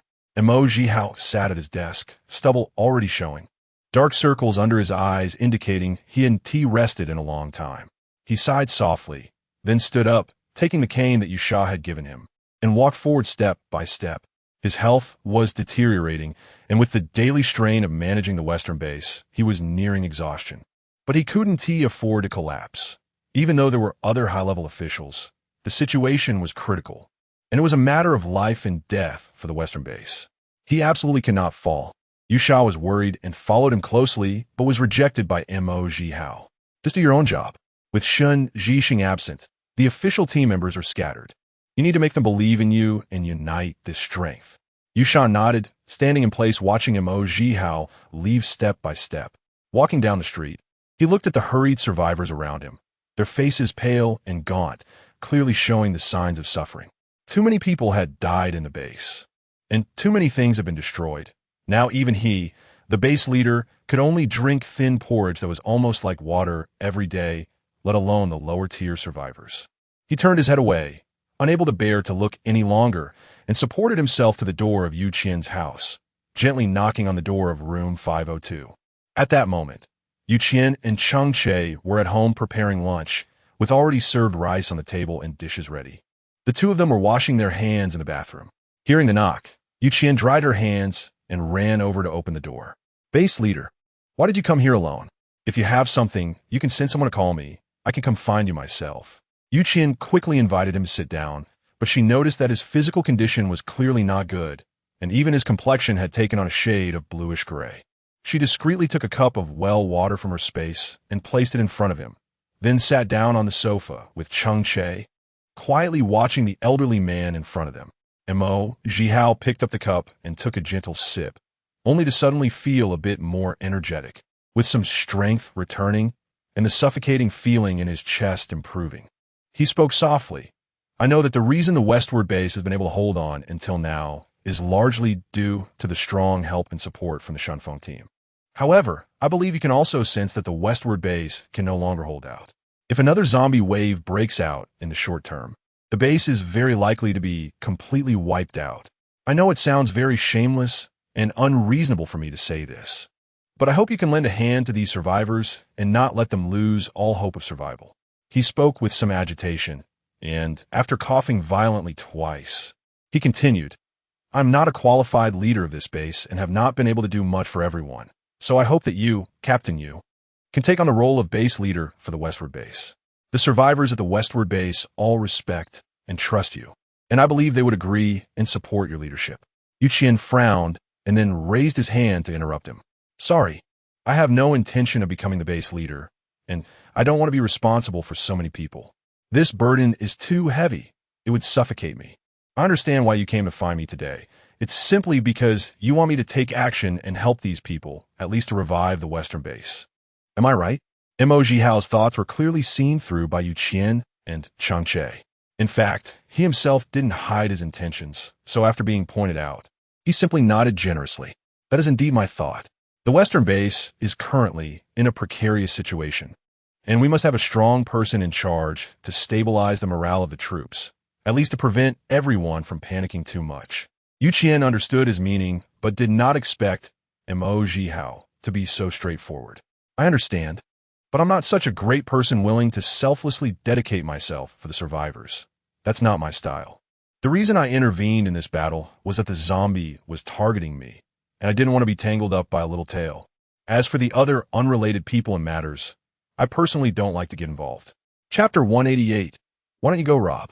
Jihao's eyes flickered, and his already hunched back seemed even more bent. If even Qian was unwilling to intervene, then the westbound base was likely not far from destruction. In fact, he knew deep down that Qian was not obligated to help the westbound base through its crisis. Her actions also carried some suspicion of being overly self-sacrificial. No one is required to help another person, not even Qian. She had already helped enough, nearly risking her own life. She couldn't be expected to step in every time. Jihao helplessly raised the corners of his mouth, revealing a smile that was more unsightly than crying. "Sorry to disturb you, and on behalf of all the survivors of the westbound base, I thank you both for your selfless dedication in the battle. Today's events were indeed thoughtless on my part. I apologize. As the leader of the base, you should not always rely on more powerful abilities. This mindset itself was flawed and undesirable. It is understandable for the surplus funds to be refused, but unfortunately, it is highly likely that the westward base has only one last option left. That is for all residents to leave the westward base and seek refuge in other large bases. Unfortunately, the journey is long and perilous, shrouded in fog, making the future developments completely unclear." Qian quietly watched his departing figure, not saying anything, simply sitting on the sofa and tiredly burying her head in the pillow. The westward base, where she had lived for 2 years, felt like a place of belonging to her, but she had never wanted too many things to bind her, let alone the lives of so many survivors. The base leader spoke beautifully, but how many burdens and lives were on his shoulders? The most important thing was to be responsible for the survivors within the base. She had done a lot of hard work and labor, yet some residents were not appreciative. She was an ordinary ability user. The survivors in the base would be grateful for her help, but if it were the higher-ups in the base, they would not have the same attitude. Residents might even complain about the base's policies and poor welfare attitude. Being in different positions meant that the same actions could lead to different consequences. Qian doesn't want to feel so exhausted in the future. Although she hopes that the westward base can get better, she doesn't want to take on such a mess. For her, and for the entire Shunfeng team, protecting themselves is the most important thing right now. She sighed helplessly, then pulled out a dragon fruit from her space and took a big bite after peeling it. Cheng Che watched her little face turn into a flower cat, but said nothing, just quietly handed her a piece of paper. It's unfortunate that the base she fought so hard to protect, and the residents supported by crystal cores, are now facing the prospect of leaving. The walls of the westward base are already on the verge of collapse, unable to withstand any large-scale attacks, so the residents living here can only move away. The laughter and joy of the past have turned into bubbles, and from now on, they will no longer feel the warmth of what once was. If you are willing, there is actually a way to keep them here. I know you are reluctant to leave this place and don't want to wander outside. Cheng Che, sitting beside her, handed her a bag of chips, her favorite flavor. After being together for so long, I know you wish for a place where you can live for a long time. Although the westward base is on the brink of collapse, as long as the residents can regain hope and live well, it's not really that difficult. It would just take a lot of time and effort. Qian does not like to wander outside and hopes to have a warm, free, and happy home. The western base is a military-established base, and its order is unmatched by other bases. The higher-ups prioritize the lives and happiness of the survivors, making it a livable base. However, there are many difficult problems to solve, as relying on her for too long may eventually turn a hero into a sinner. No one wants to see that kind of situation. Cheng Che feels the same way. After all, Qian is the most important person to him, and no one can surpass her. Now, all the choices are in your hands. If you like this base, we can rise again with it. If you want to change your living environment, we will naturally leave with you. The favorable win team will always be a group. The three of us respect all your choices. Cheng Che gently rubbed Qian's head. Think it over carefully. The food is getting a bit cold. I'll go heat it up again.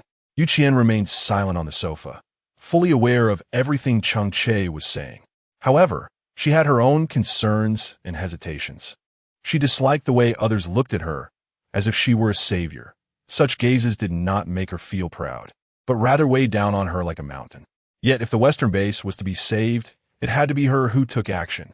At that time, she would be revered by the residents as a myth, elevated to the highest point of the base. The higher she stood, the harder she would fall. Qian did not want to gamble with humanity. She couldn't afford to, nor did she want to. But could she really just watch the base be destroyed? Would the sacrifices of those supernatural beings who died, protecting others, become meaningless? Would the blood-stained city walls always be eroded by the wind? Must the tall buildings within the base be covered by rain, snow, and frost? Qian sat there, feeling conflicted, but gradually came to her own decision. The Western base absolutely could not be easily abandoned. She owed it to those who had died for the safety of the survivors and to herself for the efforts and hard work she had put into this base. She had supplies in hand. What harm was there in saving these people? And as for those with ulterior motives who opposed her, couldn't she just kill them directly? The residents were not heartless. They were well aware of Qian's contributions and understood the great they had received from her. Those who rejected Qian would be suppressed by the residents, and even if it became a slight trend, it would one day be easily uprooted. Qian let out a breath, and his gaze became much more determined. System, I still have one opportunity for house reinforcement that I haven't used. I want to expand it to cover the entire westbound base. Is that possible? The system was silent for a while, as if calculating something. The host needs to pay 4/5 of all your crystal cores. Would you like to proceed with the payment? Qian suddenly jumped up from the sofa. How much? 4/5? Why don't you just go and rob it? Chapter 189. The Western base welcomes light.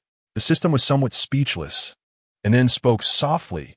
This has already been discounted for the host. If you don't agree, then forget it. I don't lack these crystal nuclei. The system's words were clearly a provocation, but Qian easily took the bait and then felt the sky suddenly brighten a bit, as the gloom surrounding the base was instantly dispelled. The final house reinforcement has been completed, and an extra super luxurious benefit has been granted to the host. The host can use the crystal nuclei to upgrade the reinforcement, and after the upgrade, the protection range will expand to a certain area. Qian looked at the crystal cores needed for the upgrade and felt a bit choked. I don't think I can earn enough money for the upgrade in my lifetime. But the system let out a laugh that sounded very much like a human. Who knows the result if you don't give it a try? Qian was momentarily stunned, then sat in place murmuring to himself. Yes, how would anyone know the result without trying? Suddenly, exclamations could be heard from outside the building. Qian curiously looked out and was unexpectedly greeted by a world completely different from the previous base. The sky was a deep blue, and the haze that often shrouded Blue Star seemed to have been dispelled, revealing the colors the sky was meant to have. A long river ran through the base, automatically avoiding some buildings, with no visible source or end. The water in the river was clear and sweet, and from time to time, a few little fish could be seen jumping around. Meanwhile, every room in the base seemed to have returned to its pre-apocalyptic state, with water, electricity, and gas restored, and the floor heating inexplicably began to warm up. The surplus money is astonishing. Indeed, this is the benefit brought by the reinforcement of the buildings. However, I never expected that this buff placed on the base would appear so peculiar. Today's westward base is no longer an abandoned site. It is clearly a base filled with new life, moving towards a better future. The parched, desertified land has become fertile, the withered seedlings have turned vibrant, and even the flower beds by the roadside, long neglected, have blossomed with brilliant flowers. This will be the last pure land of Blue Star, the birthplace of a new power. Qian tugged at the corners of her lips and stretched her body as she sat down on the sofa. The survivors in the base could receive seeds from her to plant. They could keep a small portion of the crops they grew, while the remainder had to be handed over to her. The mature crops could be sold in the space shop, and the profits were not low, which meant that Qian's once flat pockets would gradually become plump. I know your choice. Cheng Che walked out of the room. He also saw the unusual scene outside and naturally understood who the source was. The extra money snuggled into his arms and rubbed against him. Cheng Che, I don't want to escape anymore. I want to live well and sleep well. Cheng Che nodded. I understand what you mean. We won't escape anymore. We'll live here, day after day, year after year. One day, we'll be able to wipe out all the zombies and stand on a brand new, clean land. Qian nodded solemnly. We definitely will. At this moment, the residents outside had already begun to scream in joy, holding flowers, tender seedlings, and slightly icy river water, excitedly looking up at the sky. Heaven had given the Western base a chance to survive. They could live on. Joy filled the hearts of every resident in the Western base, and Qian smiled, watching everything around her developing in a better direction. Before long, she took Cheng Che to the administrative building, where Mo Zhihao stood by the window in a daze, gazing at the long river flowing behind the administrative building. Lost in thought, as the leader of the base, the Western base no longer needed to fear external enemies. We could develop ourselves and build our strength. Qian took out a bag of seeds from the space and placed it on the desk. Distribute it to the residents for planting. The yield will be very high. They can keep 10 and return the rest to me. I have my own use for it. Nowadays, the westbound base is not at risk of being harmed by any mutated plants or animals or zombies. But the survivors absolutely cannot be lazy. They must fully improve themselves. A good environment is not meant for these people to live a pastoral life, but to provide them with the opportunity to recuperate and enhance themselves. And Mo Zhihao stared at Qian, then smiled. I knew it was you, I knew it. Qian helplessly said, What is I am not me? What matters most now is to treat the injured and stockpile food. Mo Zhihao did not confront the issue directly. He merely walked forward, trembling, and bowed deeply to Qian. Thank you for being willing to lend a helping hand. Thank you for giving us a paradise where we can grow freely. Although you don't say it, the residents in the base are all aware that everything is because of you. The spare money paused in place and did not explain anything. Even if she spoke, it wouldn't be of much use, as she was the only one in the westbound base who could create such extravagant things. Everyone understood this in their hearts, but did not state it outright. Don't worry, we will definitely live up to your expectations and absolutely won't indulge ourselves in a life of ease. Mo Zhihao took the seeds and solemnly walked out of the administrative building. The residents excitedly knelt halfway on the ground, expressing their gratitude. Everyone knew who to thank, but they did not say it aloud. They silently held that person in their hearts. She was the savior of the westbound base, and all the residents were her most loyal followers, never to betray her. When the one who helped them became a deity, no one would harbor rebellious thoughts, let alone feelings of resentment or jealousy. Qian also walked out of the administrative building with Cheng Che and came to the riverside. She bought a lot of fish fry and put them in, watching them swim around wagging their tails, which made her feel much happier. The fish fry would grow, could fill their stomachs, and could provide nutrition. The western base would definitely get better and better, and my home would also get better and better. The extra money had bright eyes, as if something was flickering inside, like a guiding light leading others forward. A large batch of chicken ducklings had also been released by her, and Mo Zhihao specifically sent someone to enclose an area for feeding, as their growth rate was unexpectedly fast. The bag of seeds given by Qian is the same. They grow quickly and yield an astonishing amount, leaving many people in awe. The westward base is getting better and better. Although most survivors are elderly, weak, sick, or disabled, new lives are still being born. They are the hope for the future of Blue Star and the future of the westward base, the reason everyone persists. Darkness will eventually pass, and the westward base has already welcomed the light. How far can the other bases be? Chapter 190. Do you want to go to school? The once lifeless westward base has now come to life. The residents are not lost in the joy of the environmental changes, but are wholeheartedly focused on production. The injured ability users and evolved beings from the Great Battle have recovered under medication and are stunned to see the new base. They never imagined they could see such a blue sky, such white clouds, and smell such fresh air in the apocalypse. Everything feels like a dream, and they pinch themselves multiple times to recognize the reality around them. Admiration flows one after another, and everyone is engaged in the construction of the base. The damaged city walls are being rebuilt step by step. The seeds brought out by Qian are growing rapidly in the fertile soil. The fish fry in a river are growing day by day, and the sounds of chickens, ducks, cattle, and sheep make the base feel even more vibrant, thriving and full of life. The base is now in a virtuous cycle. The more everyone does, the more they earn, and Qian's profits are even higher. A true win-win situation. The system's house reinforcement buff prevents zombies from detecting the presence of humans within the base. Although they still wander around, they do not gather at the base's entrance. Qian did not tell the survivors that the base was now as solid as a fortress and could not possibly be breached. After all, this is the apocalypse, and the residents of the Western base must not be without a sense of crisis. The outside world will only become more dangerous. They need to do more than just develop their own strength. They must also continually expand their influence and clear out the gradually growing zombies around them. It is absolutely unacceptable to simply settle in one place. The spark of humanity cannot be confined to the Western base alone. Emoji Hao and Qian both understood this. As the food supplies within the base increased, the higher-ups would also consciously support other bases, regardless of the number of people. This should ensure that at least some can survive the harsh winter. The fish in the river were becoming fatter, and more people in the base were engaged in fishing, which opened up a new line of business. Of course, Qian would also profit from it. She stood by the riverbank in a down jacket, watching the fish swim joyfully in the water, and glanced thoughtfully at the curious children around her. Not only should the base develop, but these children also need to receive adequate education. Previously, life was difficult, and there was no way to provide them with proper care. Adults generally held the belief that as long as they didn't starve, it was enough. As a result, many children today do not even recognize a single word.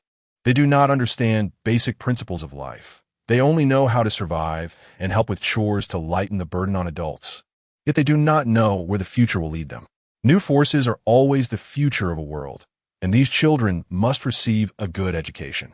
Although the focus of education will certainly differ greatly from before the apocalypse, at least it will not allow the long-standing culture to be lost in their generation. The spark of humanity must be passed on, and these children bear a very important task. Many curious children stood around Qian, observing her. In their hearts, Qian seemed like someone from a completely different world, yet they all held a deep fondness for her. The older kids usually meant no harm. Some of the bolder ones would run over and try to stuff a piece of roasted sweet potato or some long-stored candy into Qian's hands. Those items were their treasures, yet they could easily give them to her. Qian turned around and gently grabbed the hand of a little girl who looked to be about 5 years old. Her front teeth grew a bit awkwardly, but she looked very cute. "Do you want to go to school?" she softly asked. The little girl scratched her head in confusion, her pigtails looking a bit playful. "What is school? Can you earn crystal cores there?" Qian looked at the little bunny hairpin on the girl's head. The bunny was missing an ear, and the hairpin was tattered and could fall off at any moment. Yet it was the little girl's treasure. She took out a more exquisite and beautiful bunny hairpin from her space and clipped it into the girl's messy hair, helping her tidy up her pigtails. School is a place where you can learn many new things and play with friends, but you can't earn crystal cores. However, as long as you learn a lot and understand more, you will definitely be able to earn more crystal cores in the future. Qian winked at her. "Do you want to go to school?" The little girl excitedly touched the new hairpin on her head, carefully not daring to use too much force, and sweetly replied, "Yes, I want to go to school." Qian gently touched her hair and said, "Okay, I will let you go to school." As if feeling a bond, the little girl stared at Qian's smiling face, and her chubby little face suddenly turned red. "Sister, if I go to school, can I be as strong as you? My mom and dad said you protected everyone in the base all by yourself, and you also protected my mom and dad and me. So if I study hard, can I be like you?" Qian made a gesture with her lips, and gently rubbed the little girl's face. If you study hard, you will excel in other areas more than I do. Besides, it's not just me who protected the westward base. There are countless uncles, aunts, brothers, and sisters who sacrificed themselves in that battle. The happy life we have now is not solely due to me, but also because all the survivors in the base work together. You may not understand what I mean now, but once you gain knowledge and understand the principles, you'll be able to think clearly. The little girl giggled and ran off. Then it's settled. I will go to school. Cheng Che looked in the direction she was gazing at with some confusion. The child carrying goods had already walked far away, leaving only hurried passersby. What was so mesmerizing to look at? Holding a hot water bottle to warm her hands. Qian walked towards the administrative building with Cheng Che. As she looked at the hope of Blue Star, she planned to establish a school within the base, allowing the children to attend classes and learn the knowledge and principles they should understand. Of course, learning about zombies and combat was the most important, but she also didn't want them to grow up in a daze. Their lives should be filled with knowledge of different colors, not just manual labor. Cheng Che helped her tidy up the loose strands of hair at her temples and held her hand as they walked forward. No problem. These children indeed should go to school. After discussing the location with the base leader, we can start recruiting teachers and so on. Qian glanced at the Cheng Che, grinning as he matched his pace, and the two quickly arrived at Mo Jihao's office. Chapter 191. What is this? Pregnant. The two of them were already regulars in the base director's office. Sometimes, if they didn't come, Mo Jihao would send someone to invite them, and on bad weather days, he would visit them himself. The staff in the administrative building greeted the two warmly, their eyes filled with gratitude. Upon entering the office, Mo Jihao was sitting at his desk, looking a bit melancholic and sighing. When he saw Qian and Cheng Che, he quickly stood up to welcome them. I just had something I wanted to discuss with you. And here you are. Please take a seat. Qian strangely sat on the sofa with Cheng Che, while Mo Jihao quickly took a seat as well. I want to promote education within the base. Regardless of whether they are young children or adults, everyone should be able to choose to learn a skill. Young children will naturally learn basic knowledge, but adults can choose to learn a craft. Skills like first aid, woodworking, electrical work, planting, and medicine can help pass down knowledge, and in case of emergencies, we can promptly assign someone to handle it. Mo Jihao looked at Qian with some hesitation, clenched his fists, and said, I know this is a big project, and it will definitely delay our usual work and task progress. However, seeing the children grow day by day, we can't let them be illiterate. That would be too pitiful and not beneficial for the future development of the westbound base. Qian smiled a little and said, We came here for this matter. However, we didn't think as comprehensively as you did. We only considered getting the children enrolled in school and didn't think about letting adults learn a new skill. Your idea is great, so go ahead and do it boldly. I will fully support you. Mo Jihao excitedly stood up from his seat, his silver hair swaying with his movements, and his joy was evident. Thank you both. It's fortunate to have your support. Our base in the West can develop better. Qian saw him about to say something official again and quickly made a shushing gesture. Saying these things was pointless. I'm not only doing this for you, but also for my own better living environment. Also, you're a very good base leader. Sitting on the sofa, Qian fiddled with his tablet out of boredom, then stood up and went to knock on the door of room 503.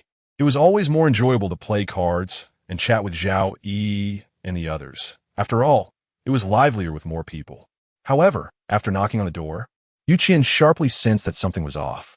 Zhou Ye's mood was not very high, but Zhao Yi looked as if she were basking in spring sunshine, as if something joyful had happened.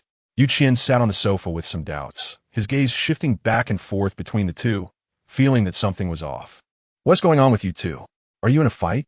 Zhou Yi shook his head, feeling a bit frustrated as he plopped down on the sofa. Meanwhile, Zhao Yi gently placed something on the coffee table. Qian focused her eyes on the two lines. In an instant, it seemed like she understood something, and she looked at Zhao Yi in shock. Are you pregnant? Zhao Yi excitedly grabbed Qian's hand and shook it back and forth. Yes. Although it's a surprise, I'm really happy. I usually get tired of being with Zhou Yesheng, so it's just right to have a baby for you to be the little aunt. I can also pass the time.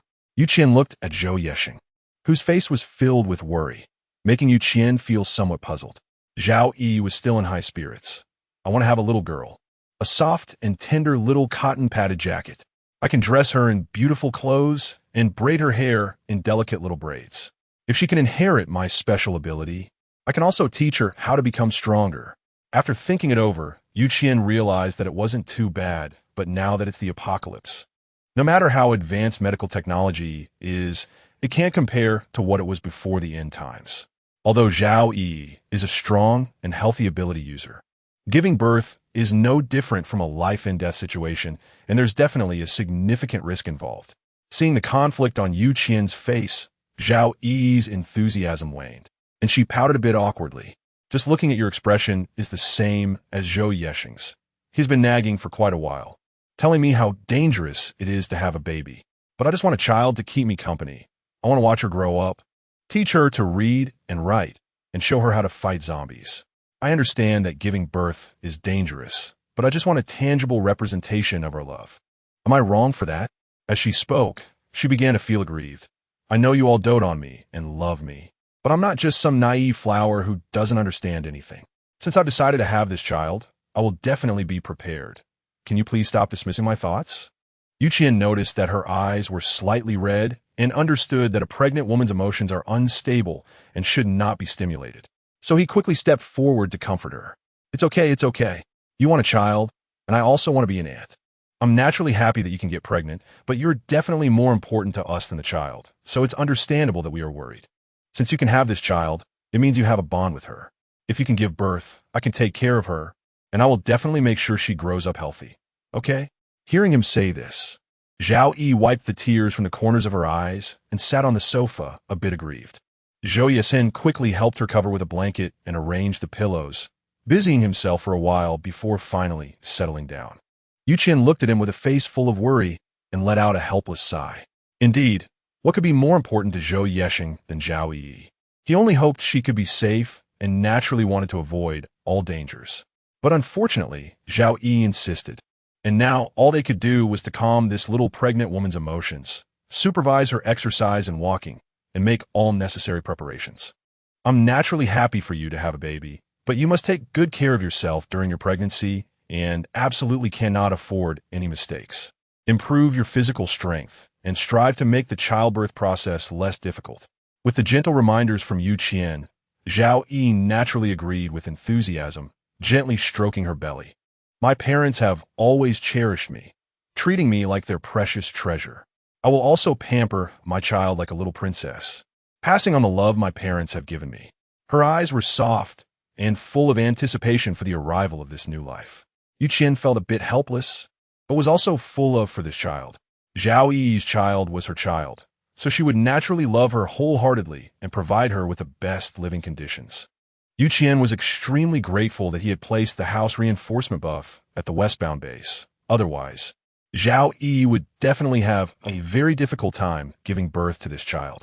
If the westbound base couldn't hold up, both hospitalization and learning about childbirth would be very challenging, not to mention the danger of not having a doctor by her side during childbirth. Chapter 192. It seems like something big happened after hearing the news. Cheng Che was also surprised and came to take a look. He had high hopes for this unborn child. The members of the Shunfeng team were few, but after so many years together, they felt like real siblings, all wishing for each other to do better. Cheng Che was naturally happy to be the future uncle, but he was also aware of the dangers of childbirth. The three of them brought Zhao Yi to the central hospital of the base with a sense of urgency. The few patients inside had already recovered, and seeing the serious faces of the Shunfeng team members walking in, they were somewhat puzzled. What was going on? It seemed like something big had happened. However, everyone dared not ask too much and quickly left after whispering among themselves. Upon arriving at the gynecology department, there weren't many doctors on duty. After all, in the apocalypse, everyone was consciously practicing contraception, and even if they had children, no one was willing to take the risk of giving birth. But today, these four important figures were actually there to inquire about key precautions for pregnancy, which caught the attention of many doctors. The westbound base was not without newborns, but there were only a few dozen throughout the year, and not many could be raised successfully, so pregnant women willing to give birth were naturally scarce. The hospital did have simple equipment, and Zhao Yi experienced each one. The checkup showed that both she and the baby were in good condition, which finally eased the worries of Zhou Yesheng and the others. The doctor sitting at the desk adjusted his glasses and said, "This is a special period, and you must pay attention to nutritional intake and various substance supplements. You must be careful with your diet. Absolutely do not eat recklessly, as it would not be good for the fetus." He was writing something down quickly, while the Shunfeng team members sat quietly waiting, and in the end, they received a full handwritten note. The key points on it must be thoroughly understood and memorized. One must not be careless in the early stages of pregnancy. If there is any discomfort, you must come to the hospital for a checkup quickly. Do not think that, because you're an ability user and strong, you can ignore everything. Zhou Yesheng began to learn how to make meals for pregnant women, striving to make them flavorful and nutritious.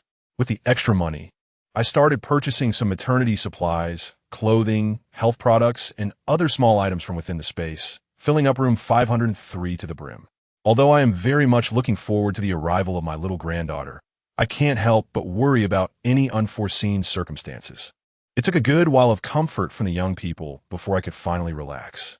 Qian looked at Zhao Yi's happy expression, sitting on the sofa and watching the busy Cheng Che. She then asked, "Do you want children?" Cheng Che, who was wiping the table, paused slightly at Qian's question, then walked into the bathroom to wash his hands. After coming out and sitting beside Qian, he took a deep breath and said, "I don't have an obsession with children. In my heart, you are the most important. So for me, I don't want a child to disturb our two-person world. And I don't want you to suffer the hardships of a 10-month pregnancy. If you really want a child, that's fine too. I respect your choice. But I still hope you can prioritize your own feelings. Our relationship doesn't need a child to be solidified." He spoke very seriously, looking intently into Qian's eyes, clearly placing great importance on this conversation. Qian quietly looked at him and then smiled with squinted eyes. "I understand what you mean. I think having a little darling in our team is enough. I still prefer to enjoy our two-person world. Hee." Cheng Che felt a stir in his heart and picked her up horizontally, carrying her into the bedroom. Qian helplessly clutched her clothing, unwilling to let go. Speechless and choked up. "Cheng Che, if you're excited, you can hug me and kiss me. You don't have to do these things." Cheng Che was very serious about what he was doing, methodically peeling a sticky rice dumpling like it was a jujube, making it impossible for Qian to refuse. "I want to do this even if I'm not excited." The remaining money was influenced by his emotions, and her mind began to feel fuzzy and unable to think, ultimately leaving her powerless to collapse into his embrace. The number of humans is decreasing, which means less food for the zombies, resulting in more frequent zombie-tide attacks on the bases. The westbound base is relatively fine, but the other bases seem like the last feast in the eyes of the zombies, who rush madly towards the towering city walls, desperately trying to break through this barrier. Since the westbound base developed, it has been helping other bases. Whether it's crop seedlings or various advanced weapons, they are donated for a price, allowing many bases to survive through repeated zombie tides. Zombies remain rampant, and the attack of mutated plants and animals has never ceased. But the flame of humanity continues to grow stronger. The Research Institute has developed a serum that allows ordinary people to evolve. Although it cannot compare to those with powers or evolved beings, anyone who injects the serum can be enhanced in many aspects, showing significant changes in strength and speed.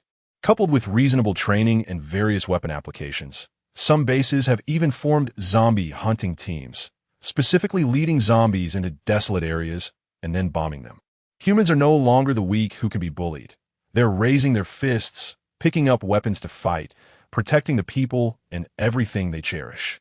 Research on the zombie virus has never stopped in each base, striving to find the simplest solution to the zombie problem.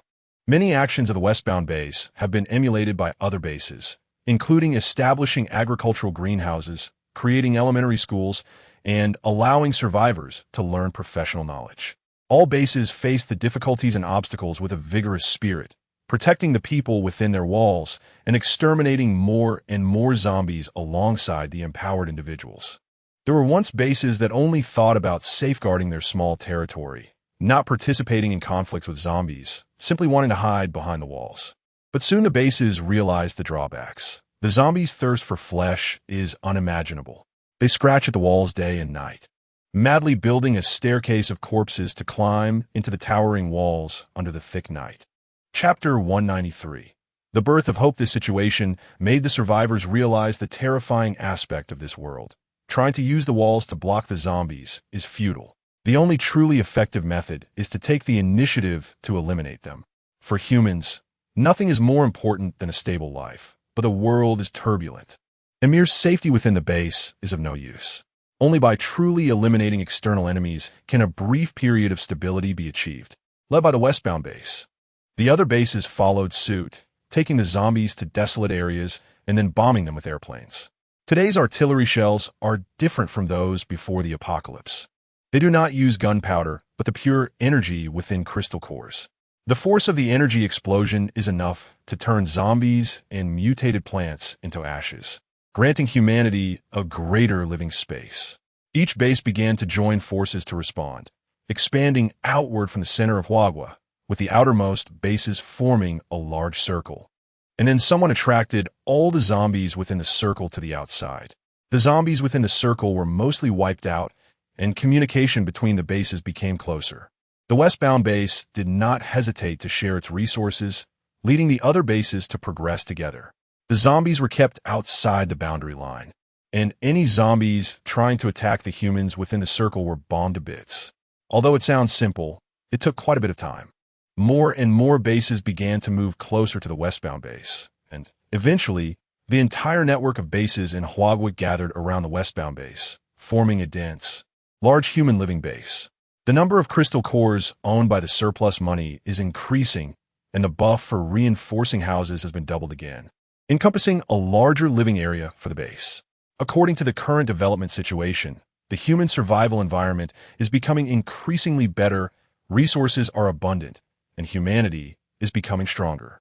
The threat of zombies seems insignificant against the backdrop of rifles and cannons. The name Qian has resonated throughout Huagua and even the world. As the environment gradually improves, people are beginning to pay attention to the birth rate of newborns. The flame of humanity must be passed down, and it cannot be submerged in the long river of history. The brilliance that belongs to humanity must eventually be inherited by its descendants. One day, we will be able to build a blue planet free of zombies, and humanity will once again develop to its peak, or even better. As time passes day by day, Zhao Yi's due date has finally arrived. She moved into the hospital early, with many experienced doctors on standby, and all necessary medical equipment and medications were provided by Yu Qian to ensure there was no danger. As the operating room door closed, the others anxiously paced outside. Although only a few hours had passed, it felt like an entire century to them. Finally, the sign indicating the surgery had dimmed, and a doctor emerged from the operating room, cradling a baby with a loud cry. Zhao Yi's wish for a daughter was fulfilled. She had given birth to a lovely little princess. Zhou Yexing rushed to the operating room in 3 steps, his eyes red. "Where's my wife? Is she okay? How is she?" Yu Qian took the baby from the doctor's arms. The little one, small and not very attractive, was crying softly while clenching its tiny fists. The doctor spoke with some difficulty. "The mother is doing well, and both mother and daughter are safe. She'll be out soon, so try not to get too excited." Zhou Ye's emotions finally calmed down a bit as he hurriedly glanced at the baby in Yu Qian's arms, then stood in front of the operating room, anxiously waiting. Yu Qian was playing with the child in her arms, her heart feeling as if it were filled with something, gently grasped by the baby's tiny fingers. The unique cries of the infant were born alongside the dawn's sunlight, heralding a brighter future for the blue planet. Zhao Yi was truly remarkable as an ability user. After a natural birth, she was able to walk again in no time. After her confinement period, she hurriedly finished her bath and went downstairs to bask in the sun. By this time, winter had passed, and the warm sunlight made one feel a bit drowsy. This was the bloodline inheritance of her best friend.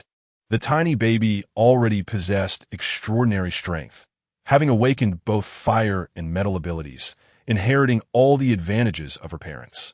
However, she was still too young to control her powers, which could only manifest according to her emotions and actions. There was one occasion when she nearly caused a fire. This made the 4 adults a bit melancholic. While it was good that the child was powerful, it seemed that she needed careful supervision. Time quickly passed.